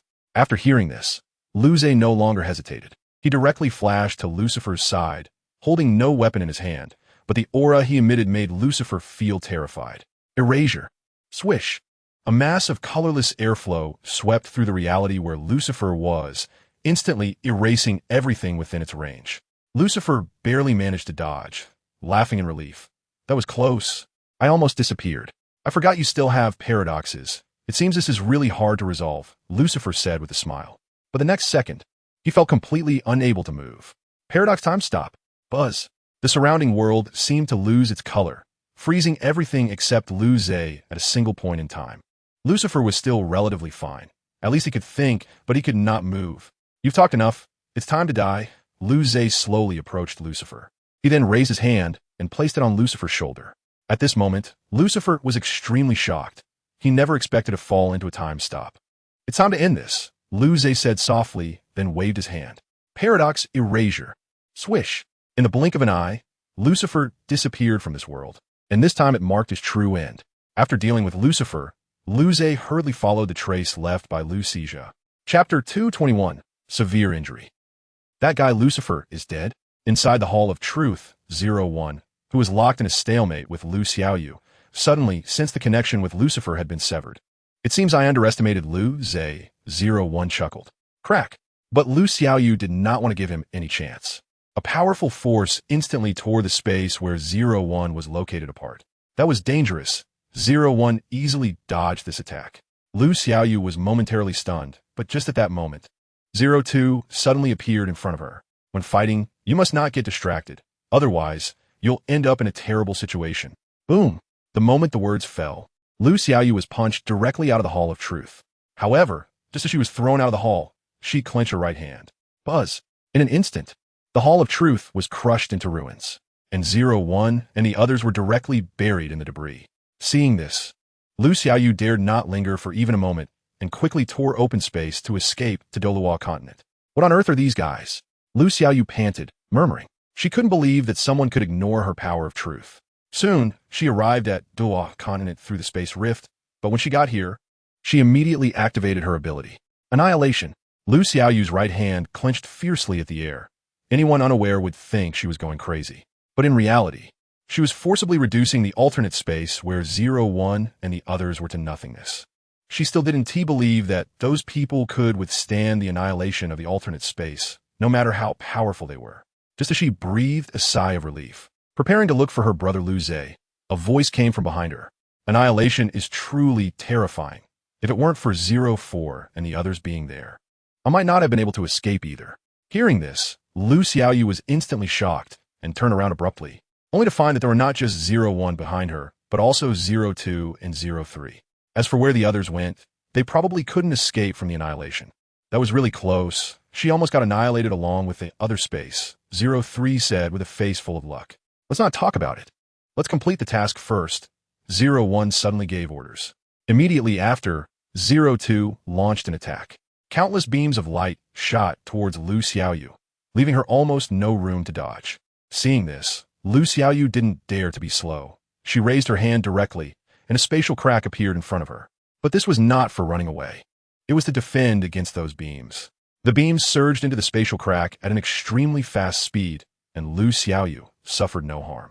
01 didn't say anything after seeing this, but 02 came to his side and slowly spoke. The concept of space is a bit tricky. I know, but it hasn't completely extended yet.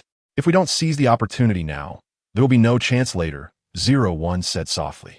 02 and 03 nodded, then looked at Lu Xiaoyu. I'm very curious about where your limits are, 03 said with a smile. In the blink of an eye, he appeared in front of Lu Xiaoyu, facing her with a kick as a form of greeting. However, an unexpected scene occurred. 03 actually passed through the spatial crack and kicked towards 01. 03 was a bit confused, but 01 was very relaxed, raising a hand to freeze 03 in midair. Then he looked at Lu Xiaoyu with appreciation. It seems you were quite impressive. Before 01 could finish his sentence, 03, frozen in midair, was cut in half. The space was sliced open.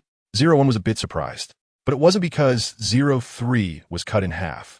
It was because of Lu Xiaoyu's judgment. She actually executed this strike without hesitation.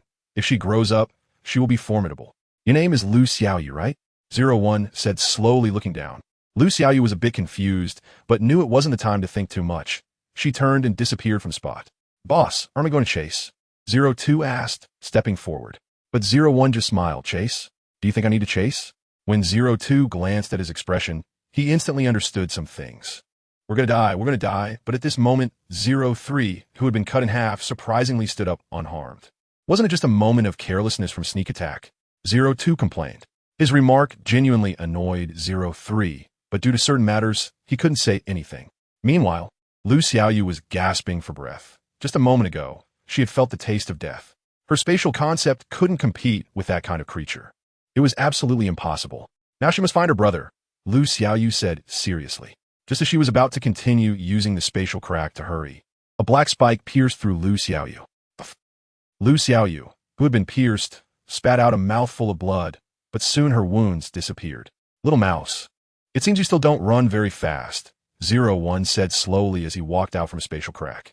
Lu Xiaoyu was shocked, but quickly reacted. She raised her hand to tear open a spatial crack and prepare to leave, but the next second she realized something was wrong. You can't escape. You've already entered my world, 01 said with a smile. After hearing this, Lu Xiaoyu stopped speaking and instead became very calm. Boss, something feels off, 03 reminded. 01 didn't take it seriously and continued to focus on Lu Xiaoyu. In the next second, the surrounding trees surged towards her as if they had come to life. Seeing this, Lu Xiaoyu didn't hesitate. She waved her hands and all the trees around her instantly turned into pieces. After resolving this, Lu Xiaoyu turned and ran into the distance. In her view, she just needed to avoid these three as much as possible. However, 01 and the others were not so easy to shake off. Shorten the distance, 01 said with a light laugh. The next second, Lu Xiaoyu, who had already run far away, instantly returned to her original position. Sorry, 02 appeared behind her with a smile. As soon as he finished speaking, Lu Xiaoyu's body was pierced by 02's hand, and blood instantly sprayed out. Cough, cough. Lu Xiaoyu lay on the ground with a serious expression. Meanwhile, 01 came to her back, looking down with a smile, and said, "Feeling powerless? That feeling of your abilities not being effective, right?" Lu Xiaoyu didn't respond, seemingly having given up. Seeing this, 01 didn't say much and ordered, "Eliminate her, go find Lu Zhe." But the moment his words fell, the surrounding space began to shatter. In the next second, a terrifying aura erupted from Lu Xiaoyu, catching even 01 off guard. Before he could react, Lu Xiaoyu had already torn a hole in his world and escaped. Seeing this, 01's face darkened, but he quickly returned to normal. Run, this is much more interesting. Chapter 222, The Gap, Happy New Year. The sky was gloomy, and the rain kept falling. Ha ha ha. In the dark forest, Lu Xiaoyu endured the pain and walked step by step forward. She just wanted to see her brother as soon as possible. But the blood hole in her abdomen seemed to be unable to support her until she could see her brother. She had wanted to use her abilities to heal, but upon trying, she found that the injuries inflicted by them could not be healed with her powers. Just as she felt regret, a figure appeared in front of her. Xiaoyu. Hearing the voice, Lu Xiaoyu slowly raised her head and found that the person was actually Lu Xizhe. You came? Lu Xiaoyu said tremblingly. Lu Xizhe couldn't believe it. The concept of truth had actually fallen to this state. But there was no time to think because he felt three powerful auras rushing towards them. He hurriedly went forward and carried Lu Xiaoyu on his back, running towards the direction he came from without looking back. Soon, 01 and the others caught up. Oh, someone was taken away, 01 said with a light laugh. After hearing this, 02 stepped forward to check and then said, they just left, they shouldn't have gone far. Chase, we can't let her escape, 01 said slowly. He then directly pursued the direction Lu Xizhe and the others had left. On the escape route, Lu Xizhe felt Lu Xiaoyu's aura growing weaker and weaker. Xiaoyu, you mustn't sleep. Your brother is very worried about you, Lu Xizhe said. Lu Xiaoyu smiled weakly upon hearing this, as if she had already accepted the outcome. Xiaoyu, pull yourself together. Seeing this, Lu Xizhe quickly shouted. He didn't want to see this scene. But no matter how he shouted, Lu Xiaoyu remained silent. It was at this moment that 01 appeared in front of Lu Xizhe. Didn't he expect you to run pretty fast? 01 said with a smile. Upon seeing the three of them, Lu Xizhe's expression instantly turned cold. Did you do this to her? So what if we did? And so what if we didn't? 01 replied with a smile, completely disregarding his words. Hearing this response, Lu Xizhe stopped talking, slowly placing Lu Xiaoyu under a nearby tree. He stood up, turned his back to 01, and said coldly, you shouldn't have touched her. Oh, is that so? Bang. 01 just smiled, but the next second, Lu Xizhe punched him squarely in the face.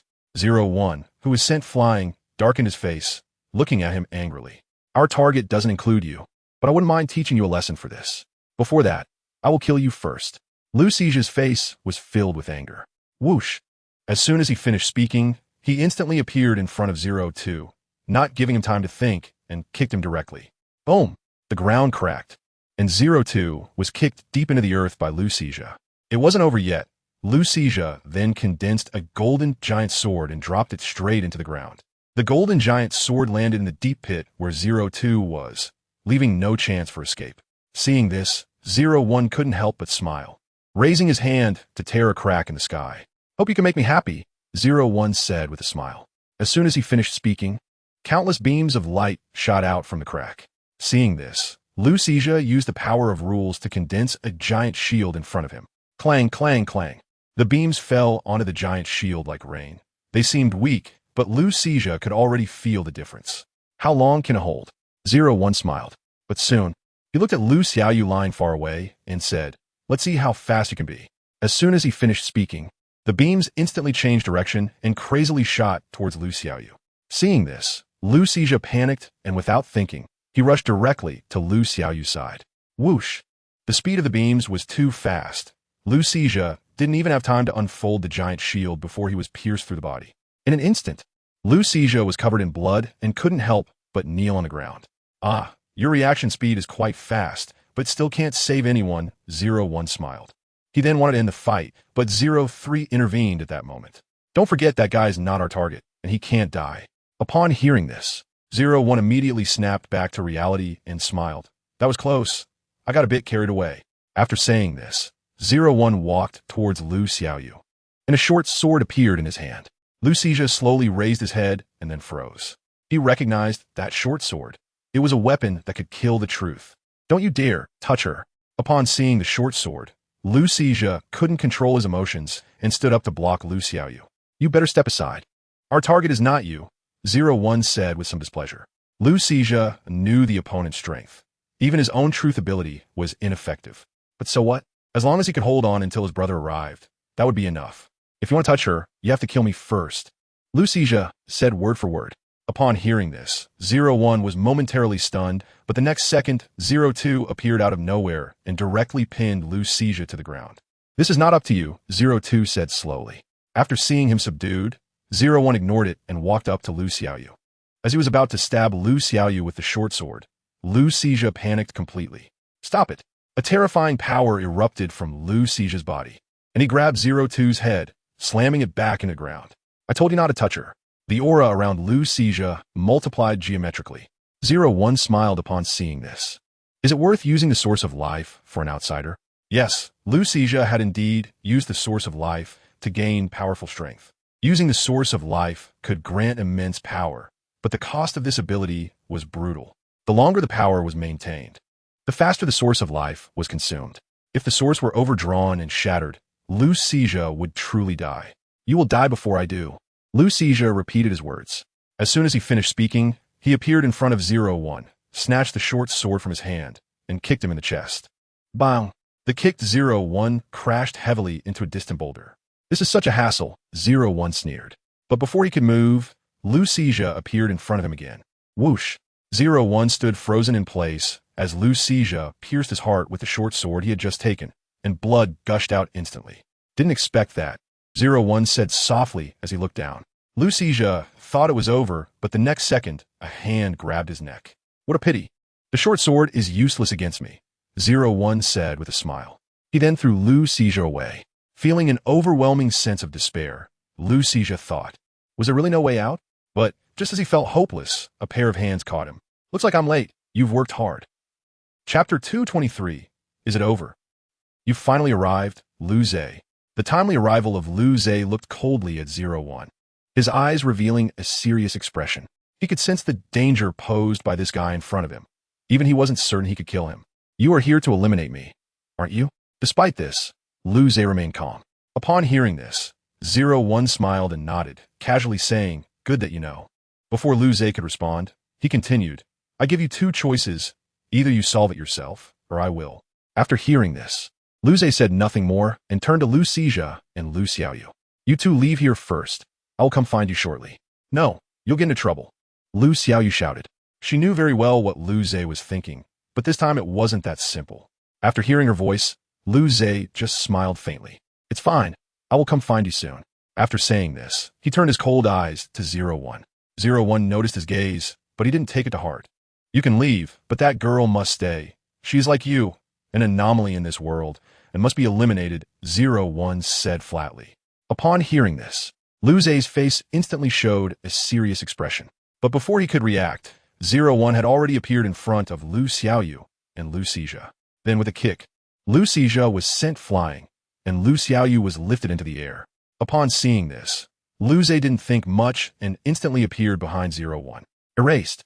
As a wave of colorless air enveloped 01, Lu Xizhi let out a sigh of relief, believing it was over. But the next second, an unexpected event occurred. With a splatter of blood, disbelief appeared in Lu Xizhi's eyes. 01 had pierced Lu Xizhi's chest with one hand, and 01's body showed no signs of injury. Do you think such an attack would be effective against me? 01 said with a smile. Lu Xizhi said nothing, but took action. Just as 01's words fell, Lu Xizhi vanished, along with Lu Xiaoyu. Realizing this, 01's expression darkened, and he turned to look in Lu Xizhi's direction. Running pretty fast, but what use is that? Yes.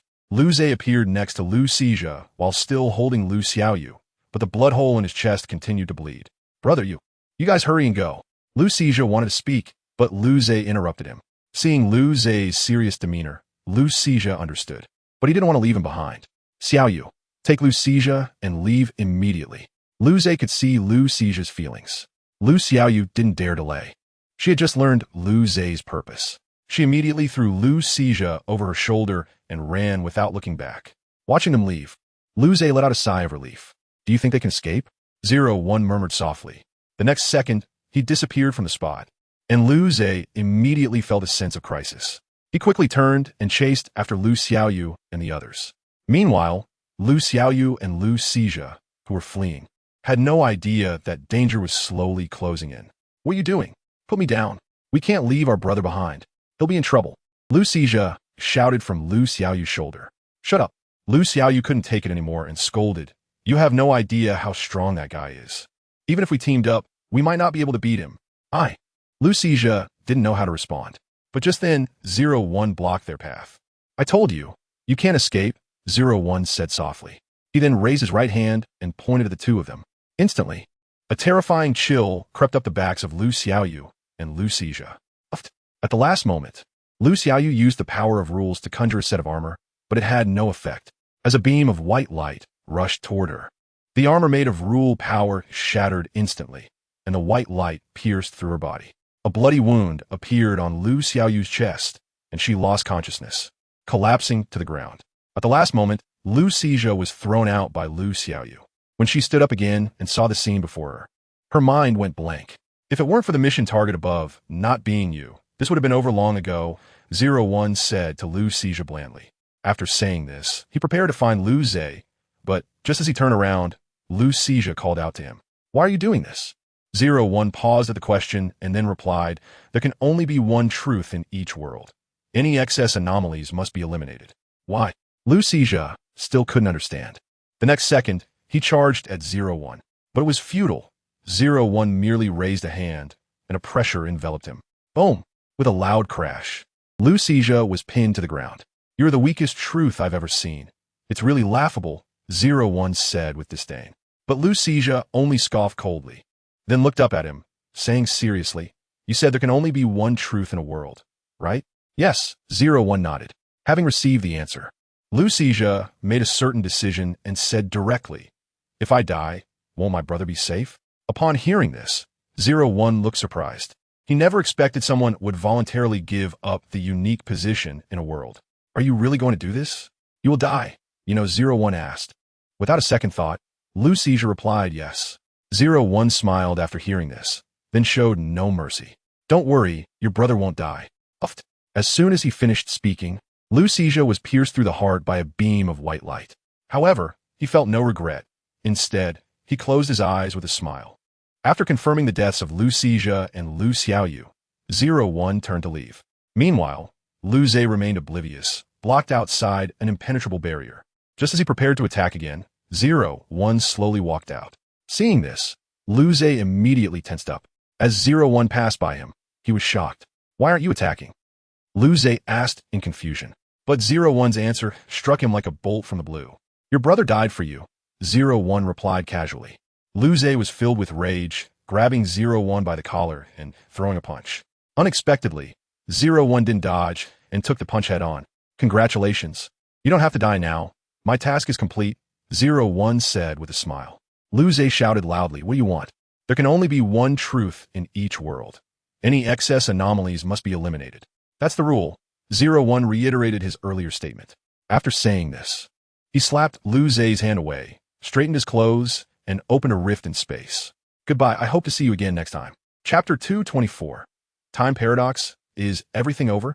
I didn't protect anyone. In the ruins, Lu Zhe knelt on the ground, staring blankly at the two corpses. He couldn't accept it.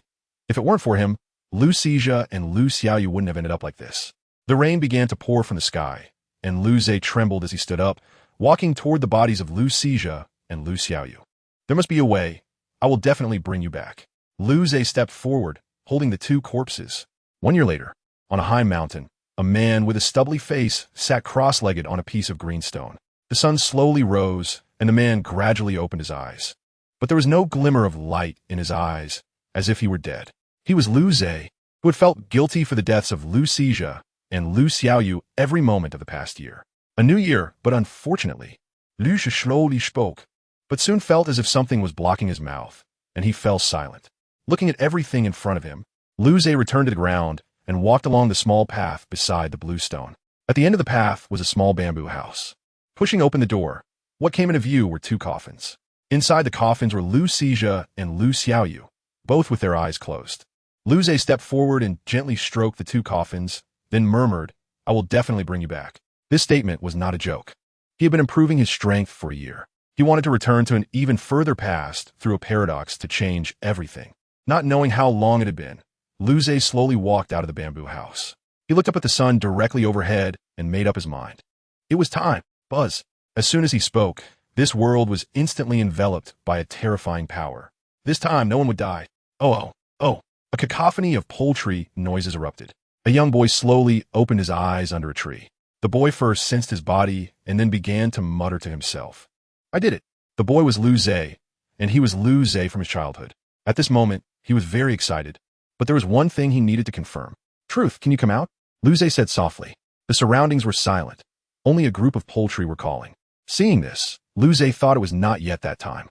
But at that moment, a familiar voice rang out from behind him. I didn't expect you to use a paradox to come back.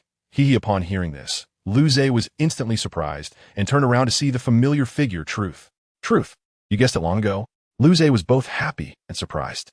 Truth scoffed, and then said, do you know you've done something tremendous?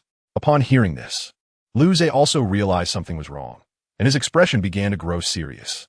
What is it? Truth still had a mocking expression, but the next answer shocked Lu Zhe greatly. You're not the only one who returned to this time period. To be precise, Truth and those from that world are not affected by the paradox. Lu Zhe was stunned. He thought of the worst outcome, but soon calmed down. So, according to you, do the relative and the concepts remember the time period before I came? Of course they do, but just them. Their vessels won't remember, Truth said with a smile. Upon hearing this, Lu Zhe finally breathed a sigh of relief, but Truth suddenly said, however, they might wake up early like me, and then it will depend on whether they are willing to come find you. I hope they don't come, Lu Zhe murmured with a dark face. Truth began to look a bit surprised. What happened after I was gone? Lu Zhe did not answer him, but Truth guessed some things. Because of the purger, right? Otherwise, how could you have used a paradox to return to this time period? Sort of. Lu Zhe's eyes lost their light upon hearing the term purger. At this point, Truth no longer smiled, but seriously asked, so, do you want to face the purger alone? Lu Zhe hesitated for a moment and finally said, I have no choice. Truth was stunned after hearing this. After a while, he said, okay, since that's the case, I'll accompany you one more time. I've long been displeased with the purger. At this point, Lu Zhe also revealed a long-lost smile. It's really good to have you here. 10 years later, a ridiculously powerful boy appeared on the Doloa continent. It was said that even titled Doloa could not withstand a glance from him, and one wave of his hand could annihilate a group of powerful beings. Brother, are we really going to find that legendary figure? On a forest path, a boy who looked to be only 10 years old was talking to a phantom floating beside him. The phantom looked serious. You must find him. Only he can help you. Really? The boy replied innocently. Of course, if you trust me, you won't be wrong. The phantom smiled and patted him on the head, then dove into his body. The boy no longer spoke and obediently walked toward the place the phantom had indicated. Before he knew it, the boy arrived at a vast bamboo sea. Looking at the endless bamboo sea in front of him, the boy felt extremely shocked. This was his first time seeing such a scene. Go in. He is waiting for you, the phantom said with a smile. The boy did not hesitate and directly stepped into the bamboo sea.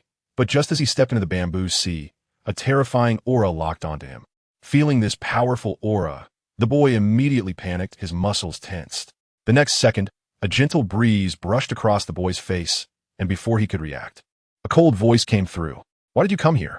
The boy looked in the direction of the voice, and, upon seeing the other's appearance, felt a different sensation deep inside. The phantom felt the same, as if time had frozen. Why did you come here? At this moment, the other person spoke again, pulling the boy and the phantom back to reality.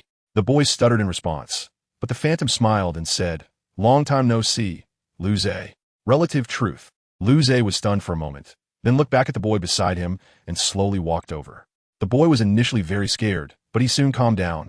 Lu Zhe approached the boy, and without saying a word, directly hugged him. "Welcome back, Xiaoyu." Lu Zhe's eyes were moist, because the boy in front of him was his brother Lu Xiaoyu, not Lu Xijia, played by Relative Truth. Lu Xiaoyu was stunned because he felt the long-lost kinship in front of this young man.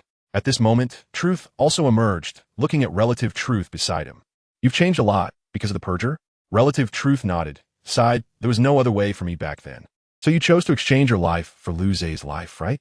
"Yeah, after all, he is also my brother. Lu Zhe probably means more to you than just that kind of brotherly friendship, right?" Truth teased with a smile. "That should have been before. It's different now." Relative Truth shook his head. Yes, he understood in his heart that he was merely a substitute for Lu Xiaoyu. Clearly, he was the real master, but had become the guest. At the moment of his death, he had already realized this. "But I didn't expect Lu Zhe to use this method." Relative Truth spoke again. But at this moment, it was Lu Zhe who answered him. "Don't think too much. If it weren't for you guys, I wouldn't have chosen this way," Lu Zhe said with a smile. At this moment, he no longer held any resentment toward Relative Truth and was even very happy that he could coexist peacefully with Xiaoyu. In the bamboo sea, Lu Zhe and Lu Xiaoyu gathered together like reunited family members. But a crisis was slowly approaching. "I didn't expect we would meet again like this. Wait for me." Lu Shu. Chapter 225. You can't escape. Truth. What are my chances of defeating the purger right now? In the bamboo forest, Lu Zhe sat on a blue stone, whispering. Truth emerged upon hearing this, looking very serious. "It's very precarious. The purger's strength has surpassed the dimensions." Lu Zhe looked up at the sky after hearing this, and then smiled. "It seems this time it's really troublesome." In the early morning, Lu Zhe had already returned to the bamboo house. Looking at Lu Xiaoyu, who was lying on the bed soundly asleep, a smile appeared on his face. At that moment, Lu Xiaoyu slowly opened her eyes and sleepily said, "Brother, good morning." Lu Zhe replied with a smile. He then opened the window to let the sunlight in. "Let's go. I'll take you to play in the outside world," Lu Zhe said gently. Lu Xiaoyu nodded and then got up to put on her clothes and followed him. After leaving the bamboo forest, Lu Zhe took Lu Xiaoyu to the human world. "Xiaoyu, is there anything you want to play with?" Lu Zhe asked. Lu Xiaoyu thought carefully for a moment and then opened her arms, smiling. "Brother, can you hold me?" Lu Zhe was momentarily taken aback when he heard this, then laughed and held Lu Xiaoyu in his arms. "Where to? You decide," Lu Zhe said with great tenderness. "Over there." Lu Xiaoyu pointed to a tall building in the distance. Lu Zhe glanced at it and then slowly walked towards that tall building. Along the way, carrying Lu Xiaoyu drew a lot of attention. At first, it was fine, but soon people started coming up to greet them. Because of this, Lu Xiaoyu clung even tighter, fearing that someone would take Lu Zhe away. Lu Zhe felt quite helpless about this and could only smile wryly. After a while, they arrived at the base of that tall building. Just as they were about to enter, two men stood in front of them. "Little brother, this place is not for ordinary people to enter," one of the men said politely. Lu Zhe didn't say much and asked, "So how can we get in?" "At least be a soul master," the man replied. Lu Zhe smiled awkwardly upon hearing this, as he had never used soul power. He had always relied on paradoxes and rules, so it was normal for him not to have soul power. "Can you tell me what this place is for?" Lu Zhe asked in a calm tone. The man, without any anger, replied flatly, "It's a place for soul masters. Generally, only students from various academies enter." "I see." Lu Zhe seemed to have other thoughts. The man looked puzzled but still seriously stood in front of Lu Zhe. "Let me in." Who would have thought Lu Zhe would suddenly say this? The man, still unsure of what was happening, obediently stepped aside. The other man was dumbfounded and was about to step forward to block them, but ended up stepping aside after locking eyes with Lu Zhe. "Brother, what is this?" Lu Xiaoyu asked, looking confused. But Lu Zhe casually replied, "I don't know. They probably let us in because of how cute Xiaoyu is." "Really?" Lu Xiaoyu said, half convinced. Lu Zhe smiled and patted her head, then walked straight in. Once inside the building, many people turned to look at them. Why don't those two have soul power? Yeah, how did they get in without soul power? For a moment, the surrounding people were buzzing with discussions. But Lu Zhe didn't care about that and continued walking. "Brother, why do I feel like these big brothers and sisters have some opinions about us?" Lu Xiaoyu said, a bit worried. Lu Zhe remained nonchalant. "Don't worry, they won't act out." After saying that, he glanced at the people around. Just that single glance made everyone feel an invisible pressure and immediately shut their mouths, shifting their gazes elsewhere. "Let's go see what fun things are inside," Lu Zhe said softly. Lu Xiaoyu nodded and began to look around. Before long, she spotted a crowded area and quickly tugged at Lu Zhe's clothes. "Brother, Let's go check that out. There's so many people. Lu Xiaoyu said, pointing to the crowded place. Lu Zhe looked over and then walked towards it. Upon entering, they found a crowd gathered around an old man. The old man had set up a stall with the words fortune-telling written on it. The moment Lu Zhe saw those two characters, he thought of a fortune teller. However, he didn't mind it. Instead, Lu Xiaoyu was very interested. Brother, I want to try, Lu Xiaoyu said with a smile. Lu Zhe had no choice but to clear a path for the surrounding people and walked straight to the old man. Old sir, can you help me read my brother's fortune? Lu Zhe politely asked. The old man looked up at him and then smiled kindly, nodding. Seeing this, Lu Zhe put Lu Xiaoyu down. The old man looked at her and raised an eyebrow. What's wrong with this child? Lu Zhe felt a bit serious. The old man looked at him again and stood up, saying, Your brother has a fate that brings misfortune, but is influenced by certain factors. Sometimes it appears, and sometimes it doesn't. And you? Me? Lu Zhe was taken aback. The old man shook his head, turned, and said, You can't escape. After saying this, the old man vanished before everyone present. Lu Zhe stood there, deep in thought about what the old man had just said. I can't escape. Lu Zhe fell silent, unsure of what that statement meant. After this little episode, Lu Zhe spoke less. In the evening, Lu Zhe prepared to take Lu Xiaoyu back to the bamboo forest. But on the way, he suddenly said, Xiaoyu, I have something very important to deal with. I originally wanted to spend more time with you, but time seems to be against me. What is it? Lu Xiaoyu asked, looking puzzled. Lu Zhe didn't answer and just glanced at her. Lu Xiaoyu instantly sensed something was wrong and quickly said, Can you not go? It can't be anything good. Please don't go. Looking at her eager expression, Lu Zhe hesitated, but this time he couldn't listen to Xiaoyu. Fall into a deep sleep, Xiaoyu. Lu Xiaoyu was stunned. When she heard this, she instantly felt drowsy. But just as she was about to close her eyes, she desperately grasped Lu Zhe's hand. Soon, Lu Xiaoyu completely fell into a deep sleep. Meanwhile, Truth also emerged. What do you want to do? Truth asked with a serious expression. Lu Zhe smiled bitterly. I can't involve Xiaoyu. Everything is caused by me. You want to go find the purger alone? Truth instantly reacted. Lu Zhe did not answer, but his expression revealed everything. The relative Truth immediately became displeased and loudly scolded Lu Zhe. Are you crazy?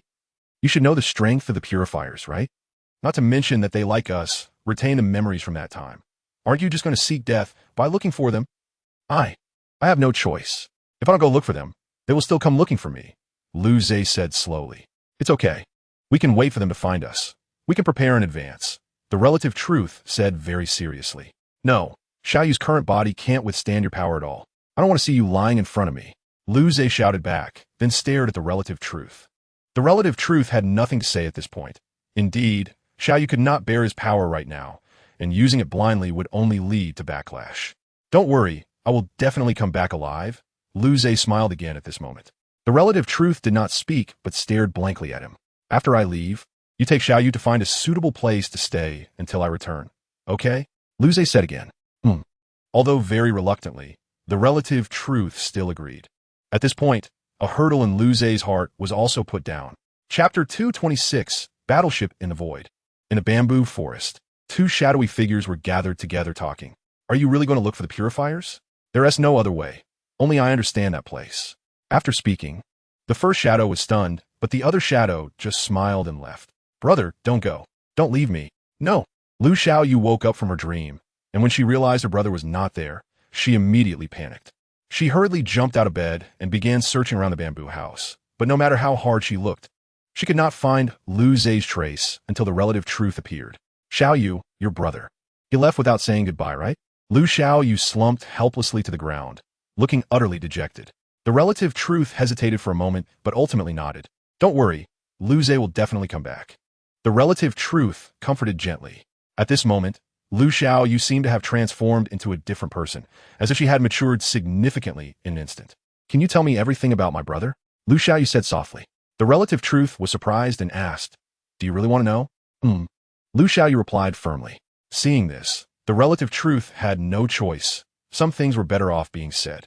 Your brother is from the future. On top of a high mountain, Lu Zhe stood at the edge, gazing into the distance. What's wrong? Can't bear to leave this place? The relative Truth emerged, smiling. Lu Zhe shook his head, then turned and said softly, Let's go. It's time to settle the score. After saying that, Lu Zhe climbed to the mountain peak, and his eyes instantly turned red. Then, with a wave of his right hand, a crack appeared before him, and without saying a word, he stepped inside. Inside the crack was an endless void, and under the guidance of the relative truth, Liu Zhe sped in one direction. Truth. How do you know the location of that world? Liu Zhe suddenly asked at this moment. The relative truth only smiled bitterly and said lightly, I was born in that world. Liu Zhe fell silent. He seemed to have guessed something, but did not say it out loud. The two ended their conversation, and after an unknown amount of time, they encountered trouble. Roar. A deafening howl echoed from the boundless void. Hearing this howl, Liu Zhe felt puzzled, but the relative truth became serious. What was that just now? Liu Zhe asked. Void Devourer, a very troublesome creature, the relative truth said with a serious expression. In the next second, a beam of red light shot past their faces. Had they not reacted in time, they might have been devoured. When the red light disappeared, a giant long worm appeared before them. Is this the Void Devourer? Liu Zhe was shocked. This was the first time he had seen such a creature, and the aura it emitted was far beyond that of a god king. Don't look anymore. Getting entangled with this thing basically means there's no good ending.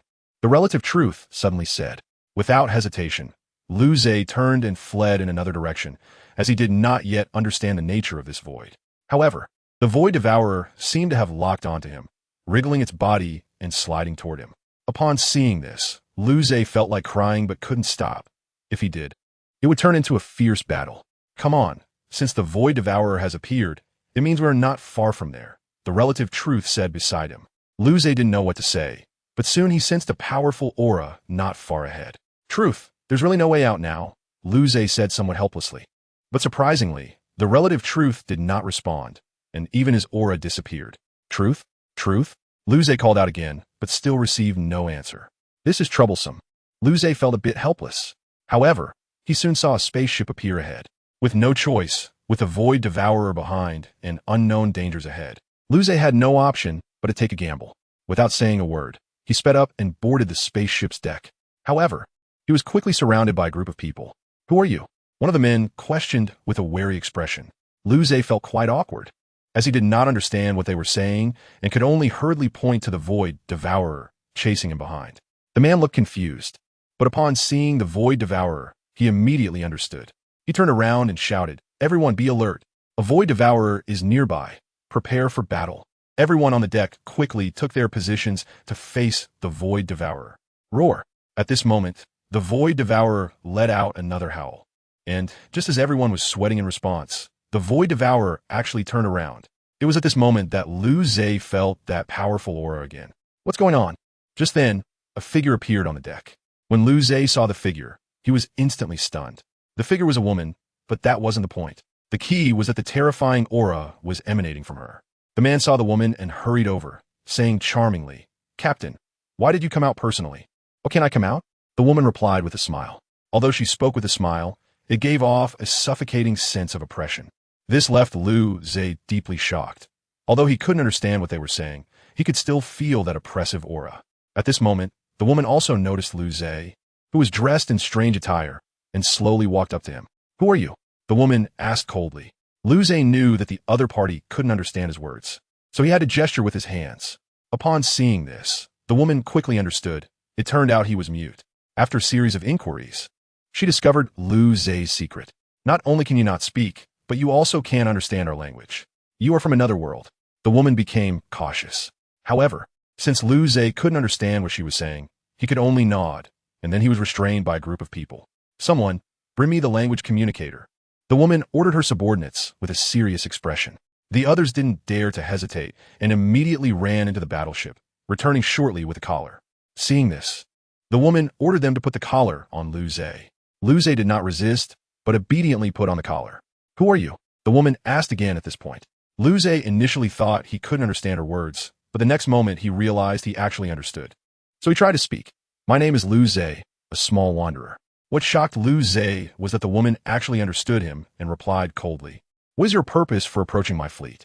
Now Liu Zhe felt relieved. This way he could communicate properly. I have no purpose. I accidentally boarded this battleship to escape from the pursuit of the Void Devourer, Liu Zhe said sincerely. Really? The woman asked, somewhat skeptical. But seeing that Liu Zhe wasn't acting recklessly, she let it go. Fine, consider it saving your life, she said, turning to leave. Just then, the man who had confronted Liu Zhe earlier asked, Captain, How should we deal with this guy? Let him stay on the ship for a while. We'll decide what to do once we return, the woman replied without looking back. The man had no choice but to order the people holding Lu Zhe to disperse. You better be careful, the man warned Lu Zhe as he left. Although Lu Zhe didn't take it to heart, after all, the only one who could threaten him here was the woman from earlier. The others were not a concern. Thus, Lu Zhe temporarily found a place to settle down. But Truth had gone silent, which made him feel serious. Chapter 2:27. New civilization in the void, in an endless void. Lu Zhe stood on the deck of the battleship, gazing into the distance. Kid, what are you doing standing here? At this moment, the man from before appeared behind him, harboring a hint of hostility. Lu Zhe did not show any emotional fluctuation upon hearing this. Instead, he smiled gently. I just wanted to see what is hidden in this endless void. I have no other thoughts, Lu Zhe replied with a smile. This left the man at a loss for words, unsure how to respond. That's for the best. If you have other thoughts, I advise you to dismiss them, or you'll be in for a surprise, the man forced out, trying to save face. After saying this, he turned and left, while Lu Zhe continued to gaze into the endless void. After an unknown amount of time, Lu Zhe finally saw a civilization. At this moment, the female captain approached him. You've been standing here for a long time, the woman said softly. Lu Zhe nodded, not saying much. However, the woman introduced herself at this point. Let's get reacquainted. My name is Kais, and I am the owner of this battleship. Lu Zhe was a bit surprised, and then smiled as he said, Hello Kais, I'm Lu Zhe, from a remote civilization. Thank you for your care along the way. Haha, don't mention it.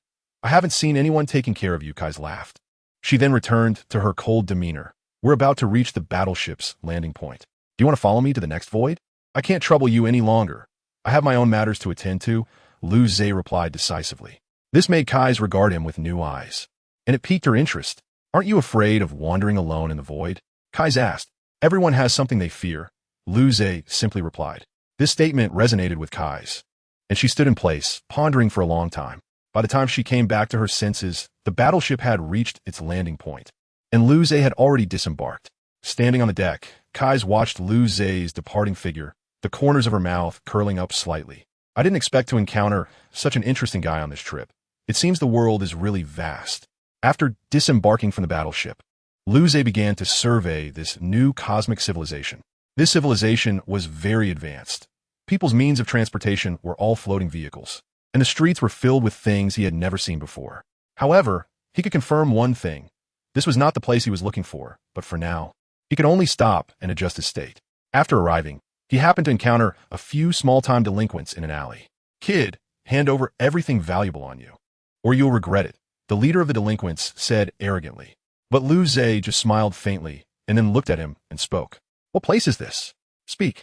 The leader of the delinquents was instantly stunned upon hearing this, and a few of his subordinates felt something was off and wanted to step forward to inquire. However, as soon as they took a step, they locked eyes with Lu Zhe and immediately stood frozen like wooden dolls. At this moment, the leader of the delinquents slowly spoke. This is Anduin City. Be more specific, Lu Zhe demanded. This is Anduin City, located on Angel Star in the Godly Star system. Is that so? Lu Zhe pondered, then spoke again. Hand over all the money you have.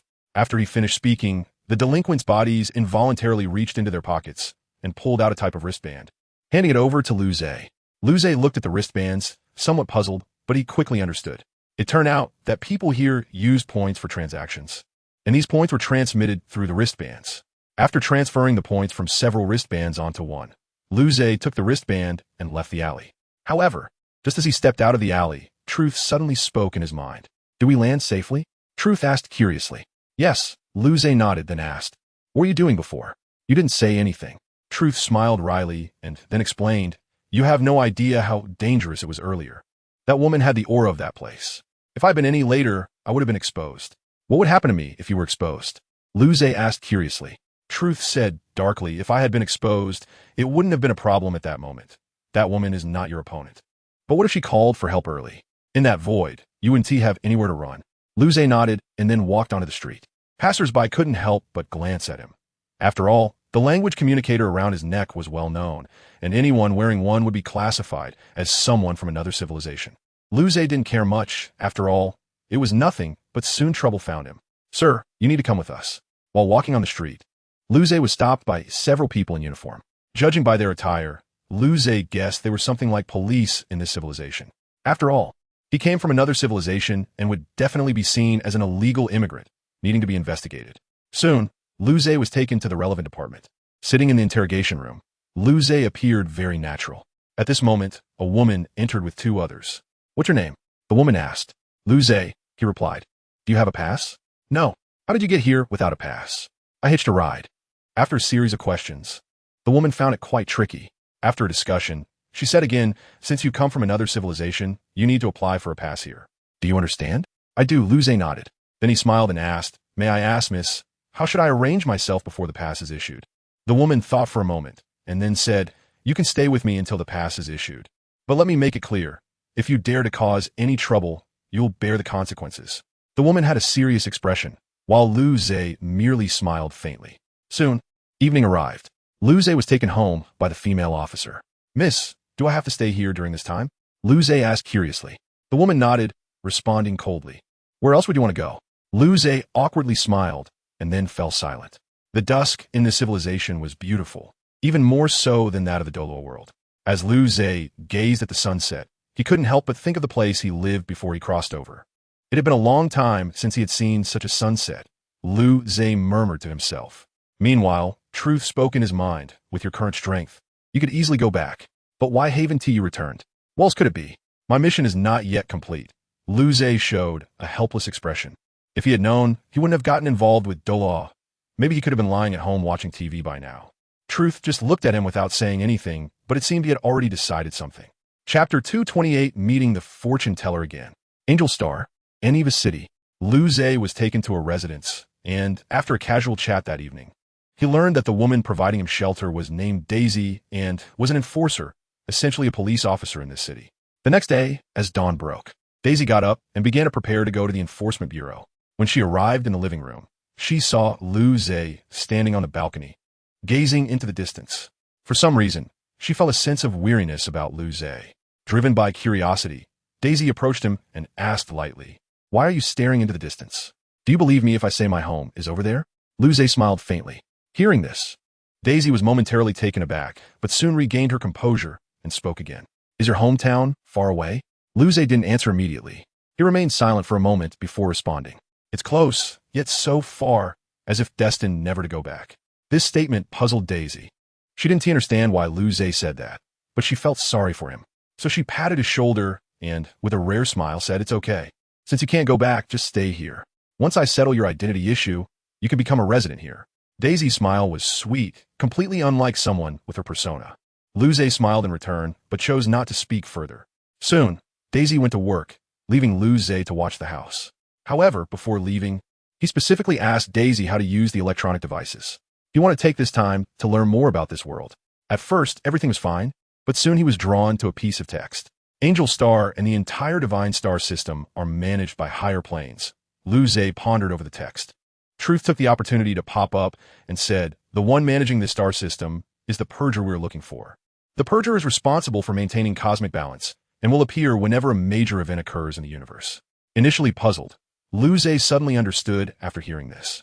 He then smirked slightly. "If I do something big here, will it attract a Purger?" "It should, but what big thing do you plan to do?" Truth became curious. "Destroy this planet or spread my aura to make them come looking for you?" Luze rolled his eyes at Truth and said irritably, "Forget it, one is manageable. But if too many come, who can withstand it?" It was known that in the Doloa world, the Purger who had fought Luze would not lose their memory and would remember him. So what do you plan to do now? Truth became increasingly curious. Luze smiled faintly and said, "To understand this world better and then see how things go." But Truth felt a bit bored. However, Luze didn't mind. Instead, he said with great determination, "The Purger sends someone to patrol various civilizations in the void every 6 months. The last time a Purger came was a month ago. So you plan to act when the next Purger arrives?" Truth had more or less guessed. Luze didn't answer but smiled and nodded, making his intentions clear. "Phew, I haven't learned much about this world yet. I should go out and explore," Luze murmured. After all, the cities in this world were quite similar to the ones he had on Earth. Although the Dolo world had also developed modern technology, it still lacked that certain feeling compared to Blue Star. Soon, Luze walked out of Daisy's residence and headed straight for the street. The flow of people on the street was large, and it had been a long time since Luze felt this kind of atmosphere. However, due to his lack of identity, He could only wander around, but while doing so, he noticed an area marked on the map. The old town. It should be very similar to the cities of Blue Star. Liu Ze smiled faintly. He then followed the map's directions to the old town. When he arrived at the old town, he immediately felt a sense of homecoming. Children were playing and laughing in the streets, and some vendors were selling various items. What's wrong? Do you feel like you're home? Truth chimed in with a laugh. Liu Ze smiled down, then looked up and said, "Yeah, it feels like that." But just as he finished speaking, a commotion broke out nearby.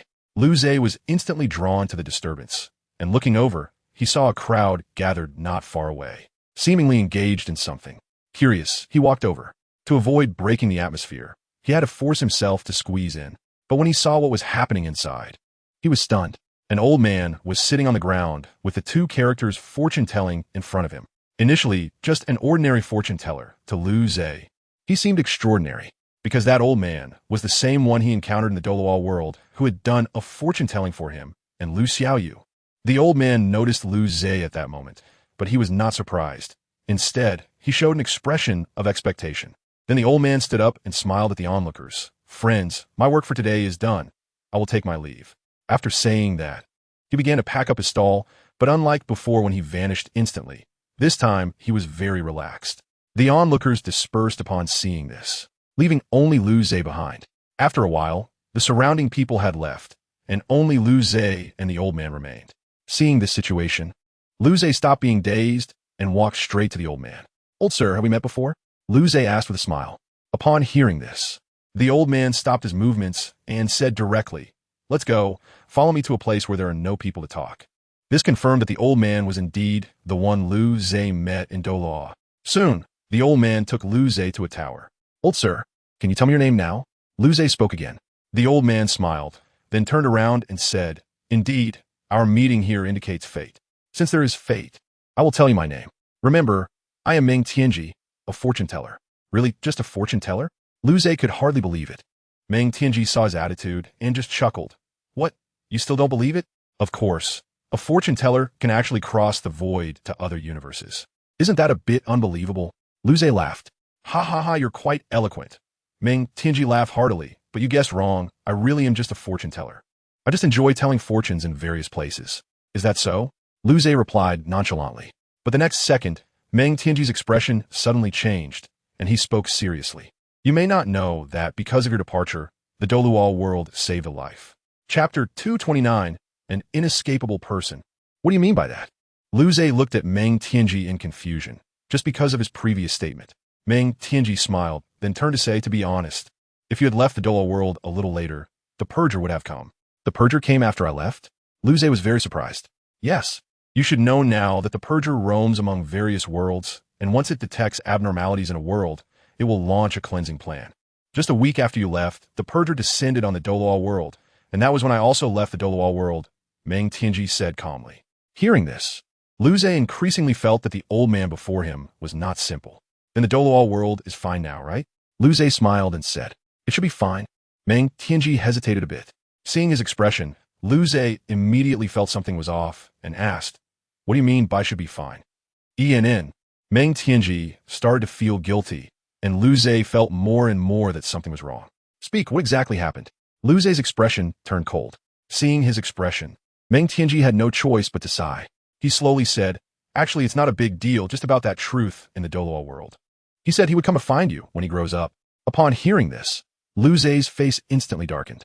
However, he thought it was okay because Lu Xiaoyu was still young, and by the time he grew up, he would probably have already resolved this matter and returned home. But just then, Meng Tianji suddenly said something. "Well, the flow of time in the void is different from that in the Doluo world." "What's the difference?" Liu Ze felt puzzled. He really hadn't felt it. Simply put, staying in the void for a day is equivalent to 100 days in the Doluo world. Meng Tianji explained. Liu Ze initially thought it was no big deal, but Meng Tianji's next sentence shocked him directly. "The truth from the Doluo world entered the void with me, but he was slower, but he should be arriving soon," Meng Tianji said awkwardly. Liu Ze was petrified upon hearing this. He could hardly believe it. "So, if Lu Xiaoyu arrives in this world, he would have already grown up?" Liu Ze asked with a dark face. Meng Tianji did not answer him, but politely nodded his head. Now Liu Ze felt he was truly in big trouble. "Forget it. I'll just hide well," Liu Ze said with a bitter smile. After saying that, he prepared to leave. Meng Tianji then spoke again, his expression becoming very serious. There can only be one truth in a world. This world has a truth, and if you reveal your aura, the purger will probably come looking for you. Upon hearing this, Lu Zhe was taken aback for a moment, then simply replied, I will be careful. After saying that, he walked down the building like an ordinary person.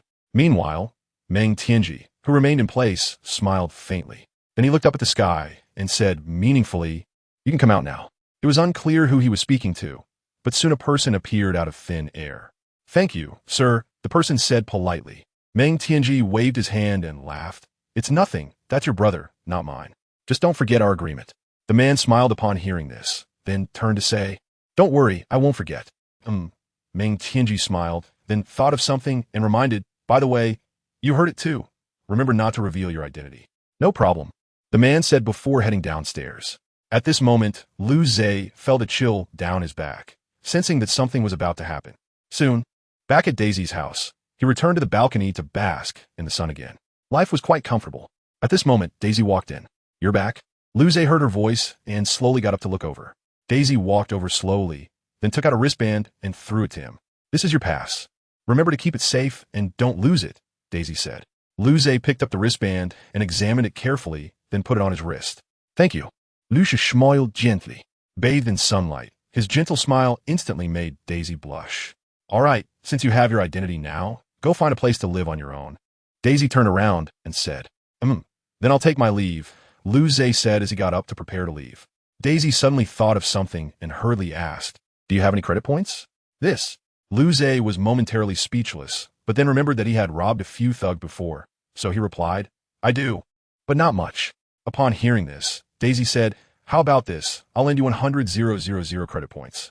Is that okay? Lu Zhe felt a bit awkward. What are you thinking? You have to pay me back once you get a job, Daisy replied with a look of disbelief. Hearing this, Lu Zhe could only laugh awkwardly and said, All right, I'll pay you back then. After saying this, he directly opened the door and walked out. Once outside, Truth popped up and asked, Where are you going? You're unfamiliar with this place. I'll figure something out, Lu Zhe smiled. Truth didn't want to bother anymore and directly merged back into his body, leaving Lu Zhe to carefully study the bracelet on his wrist. He found a random bench in a park and sat down on it. After studying for a long time without making any progress, a figure suddenly appeared in front of him. Bro, have you run into trouble? Lu Zhe didn't react immediately and replied, Yeah, I can't quite understand this bracelet. Let me teach you how to use it, the person said again. Sure, Lu Zhe smiled and looked up. However, when he looked up, he almost got scared to death. What are you doing here? Lu Zhe was a bit shocked. Why, shouldn't you be happy to see me here, my dear brother?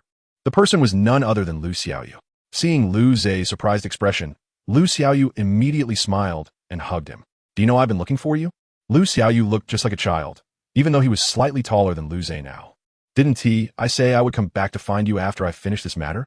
Lu Zhe felt a bit embarrassed. You're lying, Lu Xiaoyu tightened his hug. Lu Zhe felt even more awkward. He indeed lied. His real intention was to return to Blue Star after resolving this matter and lead an ordinary life. However, he soon thought of a way to save face and said, How could I possibly deceive you? Well, have I ever lied to you?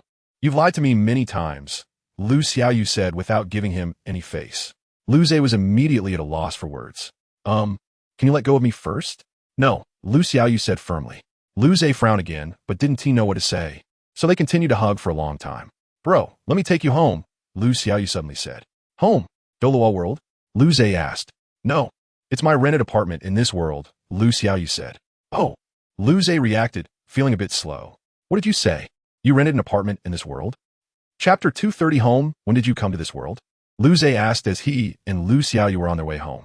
Lu Xiaoyu just smiled faintly and said, I've been here for almost a week. What?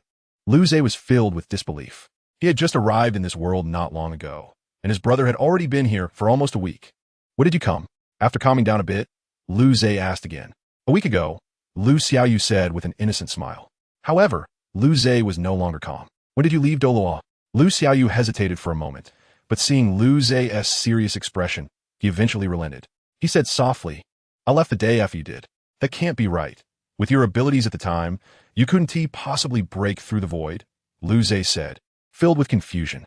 Well, actually, I was brought here by that fortune teller, Lu Xiaoyu said, turning his head to speak softly. Upon hearing this, Lu Zhe lost his composure, and his mind started cursing. That old man dared to deceive me. When I catch him, I'll make him pay. Bro, you don't have a job yet, right? Lu Xiaoyu suddenly asked. Lu Zhe shot him a glare and said, what else would I be doing? What? Do you have a job and plan to support me? He was just joking, but unexpectedly, Lu Xiaoyu actually said, sure, I'll support you. Lu Zhe was stunned. He didn't expect his brother to actually have a job. Where are you working now? Lu Zhe asked with a dark face. I work at a beverage store, Lu Xiaoyu said with a light smile. Lu Zhe replied perfunctorily. Soon, the two chatted and arrived outside a public rental apartment. Here we are, Lu Xiaoyu smiled and opened the door. Lu Zhe took a glance and then followed him inside. Upon entering the apartment, he felt a different vibe. Hasn't it been a long time since you lived in a place like this? Lu Xiaoyu suddenly appeared behind Lu Zhe and whispered in his ear. Whoa, don't get so close. Lu Zhe jumped in surprise. Seeing his startled expression, Lu Xiaoyu immediately smiled. He then walked in front of Lu Zhe and slowly extended his right hand. Welcome home, brother. For some reason, upon hearing this, Lu Zhe felt an inexplicable pang in his heart, and his eyes gradually turned red. Bro, what's wrong? Lu Xiaoyu noticed something was off and quickly asked with concern. Lu Zhe came back to his senses and quickly turned his head, saying, nothing, just thinking about some things. Lu Xiaoyu understood that his brother's heart held more than just matters from Dolua continent. There were other things that he couldn't inquire about now. I really didn't expect you to come here. Truth suddenly appeared at this moment. At the same time, the relative truth within Lu Xiaoyu also emerged. What? Aren't you welcoming me here? The relative truth said with a faint smile. We're not unwelcoming, just reminding you to be careful. If you expose us, we will all be in trouble. Absolute truth smiled and then merged back into Lu Zhe's body. The relative truth only smiled faintly in response and then looked at Lu Xiaoyu. You take care of yourself. During this time, I will seal myself. So you'll have to rely on yourself, the relative truth advised. After saying this, it completely disappeared without leaving a trace. Though absolute truth didn't speak to Lu Zhe, he was well aware that this meant that during this time, only Lu Zhe and Lu Xiaoyu would face everything alone. It's getting late. I have to work tomorrow, Lu Xiaoyu said with a smile. Lu Zhe didn't say much in response and only said, then you should go to bed. What about you? I'll sleep too. But there's only one bed. However, I believe you won't mind. So let us sleep together, Lu Xiaoyu said with an innocent smile, while Lu Zhe felt a bit scared. What's there to be afraid of? I won't do anything bad, Lu Xiaoyu said, resting a hand on Lu Zhe's shoulder. Lu Zhe felt a bit uncomfortable at that moment, but he had no choice but to accept it. Soon, the two brothers washed up briefly and lay down on a bed. The lights went out. The night enveloped the city, and Lu Zhe lay on the bed, staring at the ceiling. Meanwhile, Lu Xiaoyu had already fallen into a deep sleep. If I don't go look for the Purifiers now, can I just live the life I want? Yes, if Lu Zhe doesn't go look for the Purifiers now, living a simple life like this is precisely what he wants. Isn't it? But he can't, because the Purifiers won't forget the events before the time rewind. Even if Lu Zhe doesn't seek them out, they will come looking for him.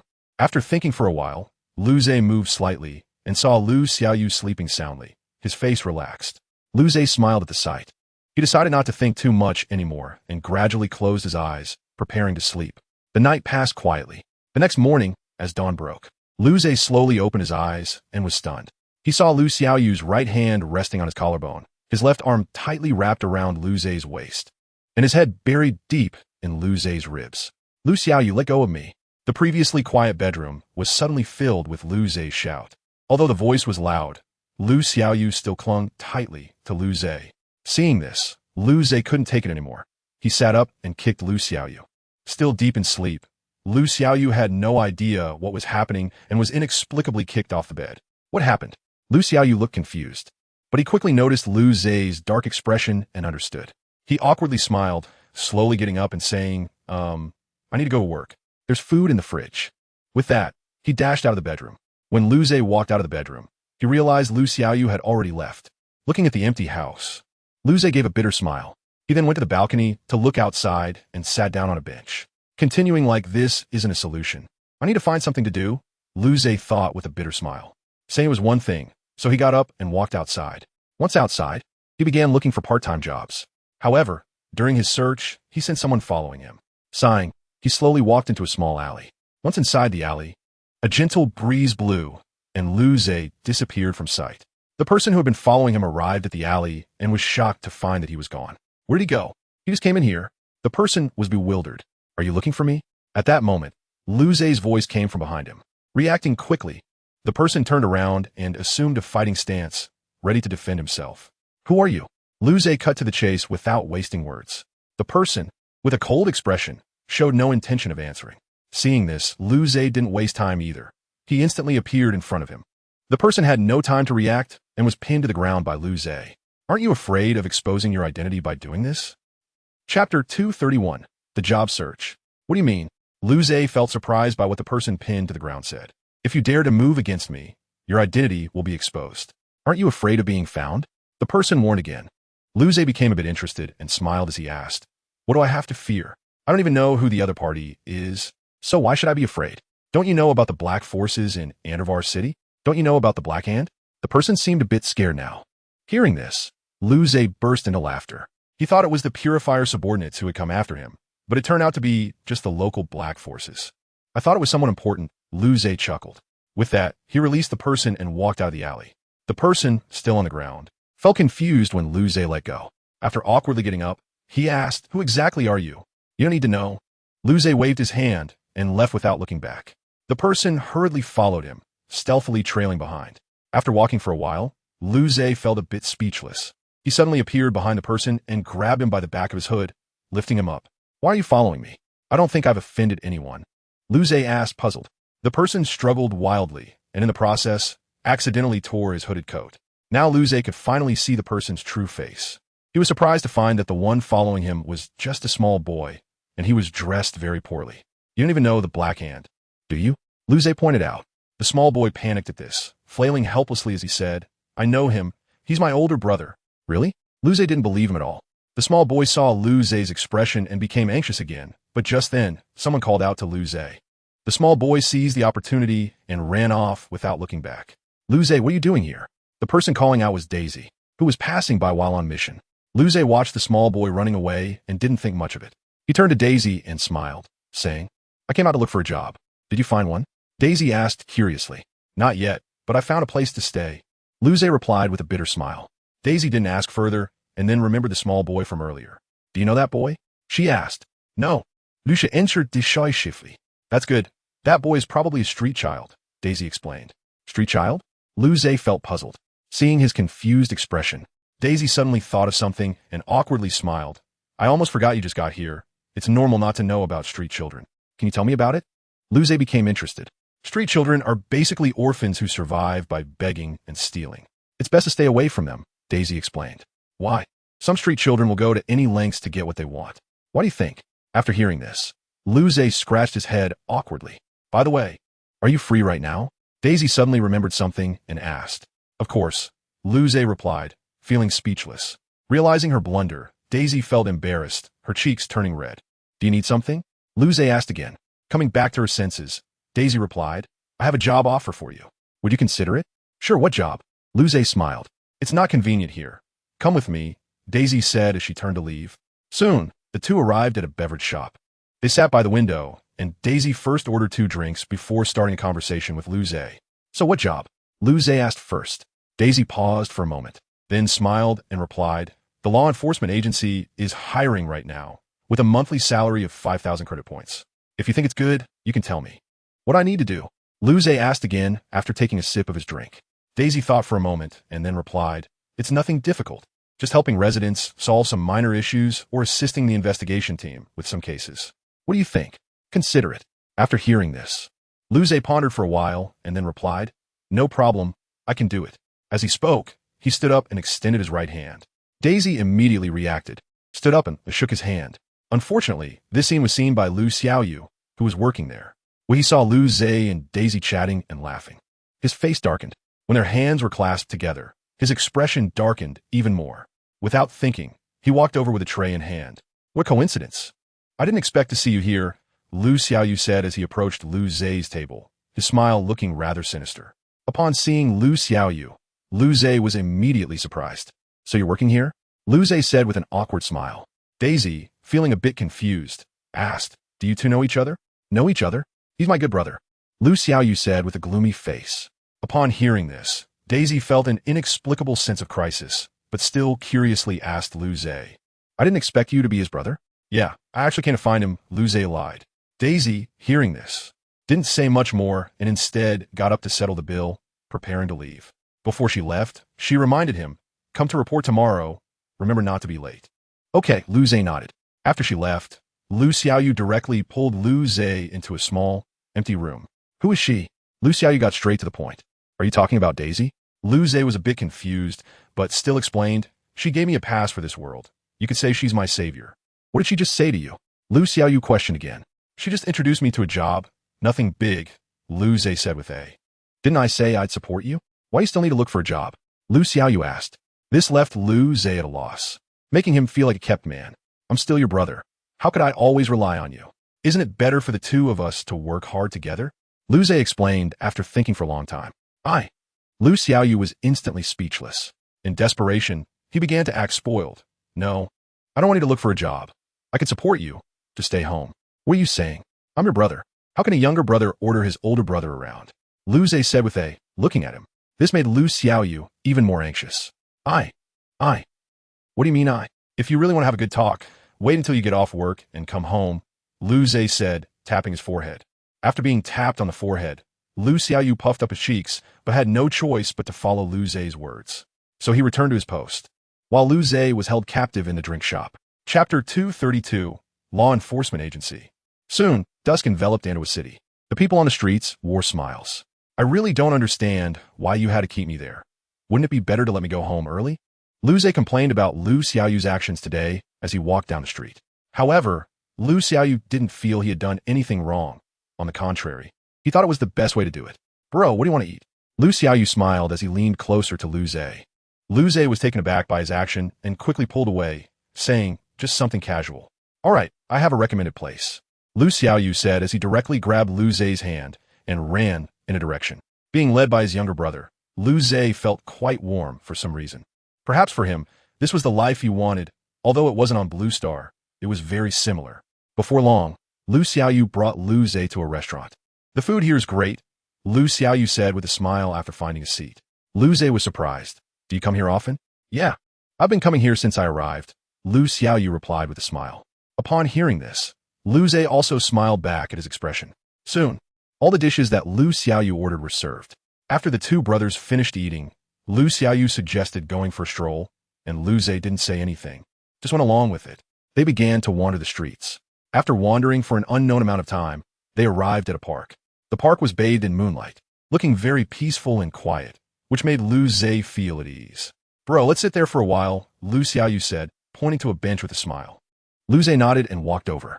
Sitting on the bench, he felt the evening breeze brushing against his face. At this moment, Lu Xiaoyu slowly spoke. "Bro, what do you think of this world?"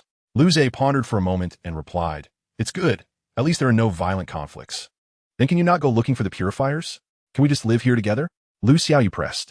Upon hearing this, Lu Zhe fell silent. Seeing his expression, Lu Xiaoyu understood and reached out to grab his shirt. "Can't you not look for the Purifiers? I don't want to see you get hurt anymore," Lu Xiaoyu said softly. Lu Zhe just smiled and then said lightly, "I wish I could, but even if I don't look for the Purifiers, they will come looking for me." "But, no buts. This time I have a reason I can't avoid," Lu Zhe interrupted him. "Don't you want to live this kind of life?" Lu Xiaoyu didn't want to compromise. "But what can I do? As long as the issues aren't resolved, I can never live the life I want," Lu Zhe replied. Lu Xiaoyu felt at a loss. Seeing this, Lu Zhe smiled and hugged him, speaking in a very gentle tone. "Trust me, this time I will resolve it quickly." Lu Xiaoyu, being hugged, fell silent and could only nod. The next day, when Lu Xiaoyu opened his eyes and found Lu Zhe wasn't beside him, he panicked. But when he walked out of the bedroom, he saw a letter on the coffee table. "I went to the law enforcement agency. I'll be back tonight. You take care at work." Lu Zhe, after reading the letter, Lu Xiaoyu let out a sigh of relief. He thought his brother had left him again to look for the Purifiers, but it seemed he was overthinking. Anhui City, Law Enforcement Bureau, West District Branch. Lu Zhe arrived here according to the agreement he made with Daisy yesterday. As soon as he got here, he saw Daisy and politely greeted her. Noticing him, Daisy jogged over and smiled, saying, "I didn't expect you to arrive quite early." "Well, after all, I can't be late for work," Lu Zhe chuckled. "Then let's go. I'll help you with the onboarding," Daisy said, turning to walk inside the bureau. Lu Zhe smiled and followed her. Once inside the bureau, Lu Zhe saw some familiar faces. "Don't worry, everyone here is very kind and won't target you," Daisy introduced. That's good. I was worried about being singled out as an outsider, Luce joked. Daisy, did you bring a new recruit? At this moment, a handsome man approached. Hitler, it seems your team is short-staffed, right? Daisy asked directly upon seeing him. Hitler smiled and replied, yes, our investigation team is indeed lacking personnel. He then turned to Luce, extended his right hand, and said, brother, how about joining our investigation team? What do you mainly do? Luce politely shook his hand. Hitler smiled and explained, our team is generally quite free. We mainly investigate suspicious cases and report them to the action team. In that case, I'll join you, Luce agreed. Hitler laughed and patted his shoulder, saying, great, I'll help you organize the materials right now. Daisy felt like she hadn't helped much, but still smiled and approached the two. I'll take Luce to fill out the onboarding forms first. Bye. See you later, Hitler said as they parted. Daisy then led Luce to the onboarding office.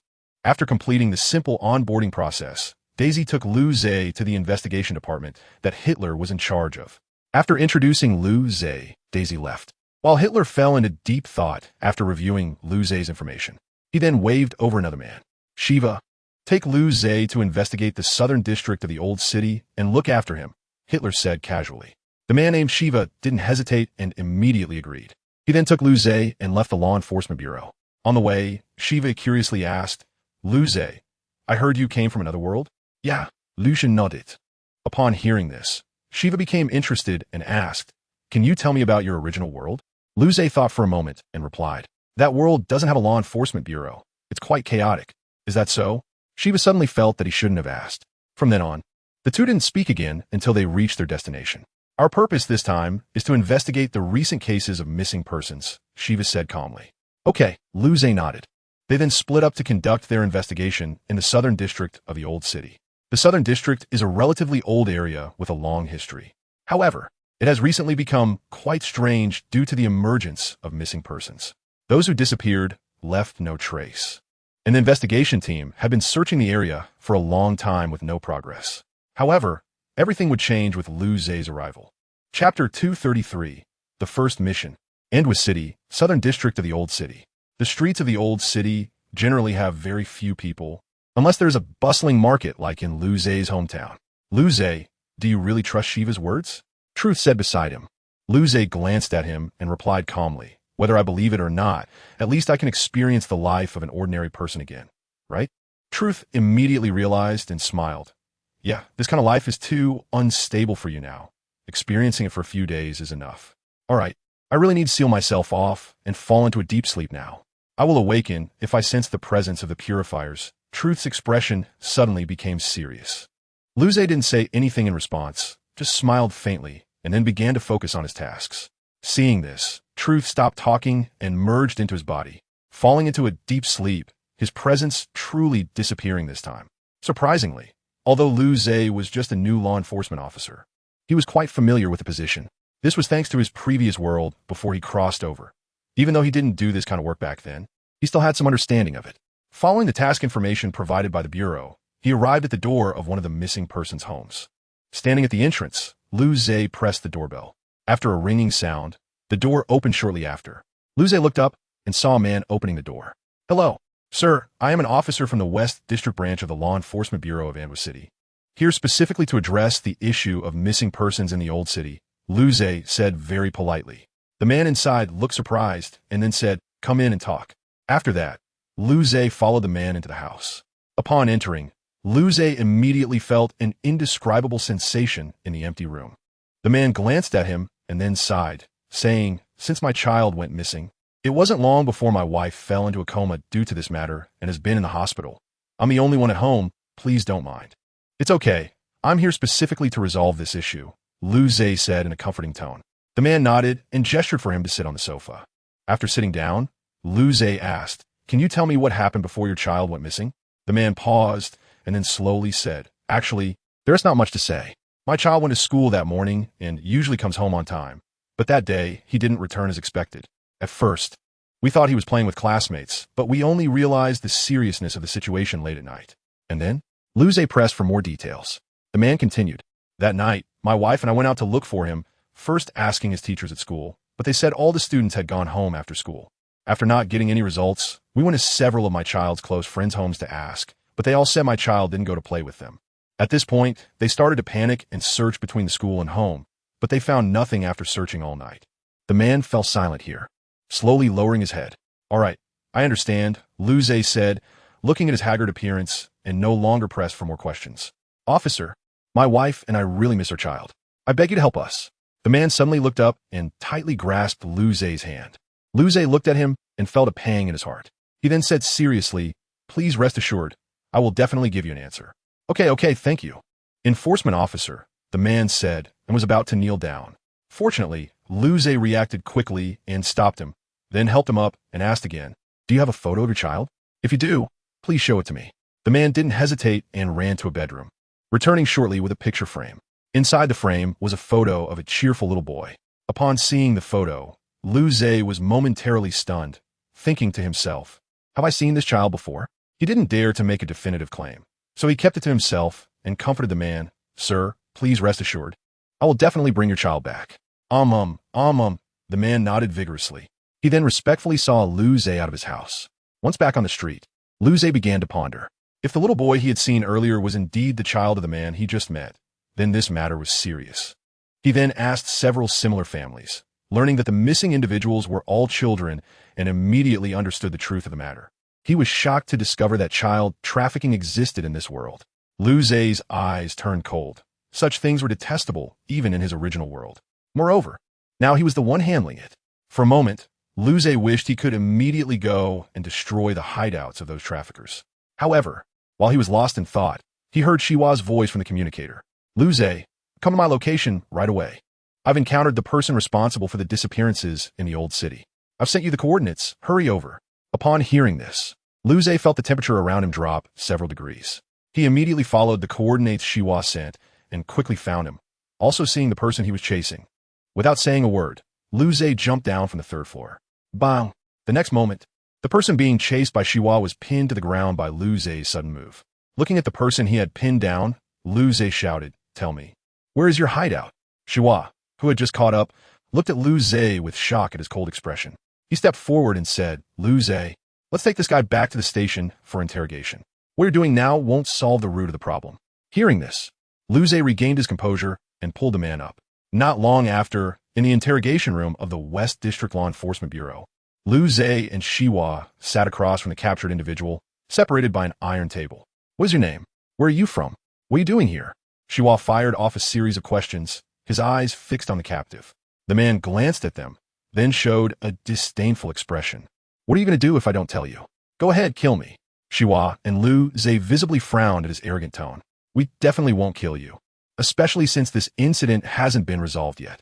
You are of great importance to us, Shihua said coldly, trying to remain calm. Well, I'm not telling you anything. The captive became even more arrogant upon hearing this. Seeing his attitude, even the most patient person would probably find it unbearable, and Shihua was no exception. He slammed his hand on the iron table and stood up, loudly admonishing, this is your last chance. If you don't speak, don't blame us for taking extreme measures. The captive was startled by his sudden action, but still stubbornly insisted he wouldn't say anything. Seeing this, Shihua could no longer hold back. He stepped forward and grabbed the man's collar. Shihua, don't be impulsive. At a critical moment, Lu Zhe timely stopped his next move and pulled him out of the interrogation room. Outside the interrogation room, Shihua looked at Lu Zhe in confusion and asked, why did you stop me? Senior, this way won't solve the problem. Lu Zhe replied directly. Do you have a plan? Shihua asked, after calming down a bit. Surprisingly, Lu Zhe nodded, then walked to the door and smiled. Let me handle this. He will confess. Seeing his smile, Shihua instinctively chose to trust him. Then it's up to you. As long as we can get any information, it's fine. No problem. Introduction. Do I still have a chance? Can I bring them back? A journey of cross-time redemption. Is it a beautiful ending or a tragic beginning? Who is the one standing above the truth of each world? And what is that person fighting for? How did the Purifiers come to be? And what do they rely on to eliminate anomalies? All these mysteries will be revealed in the final segment. So let us wait and see.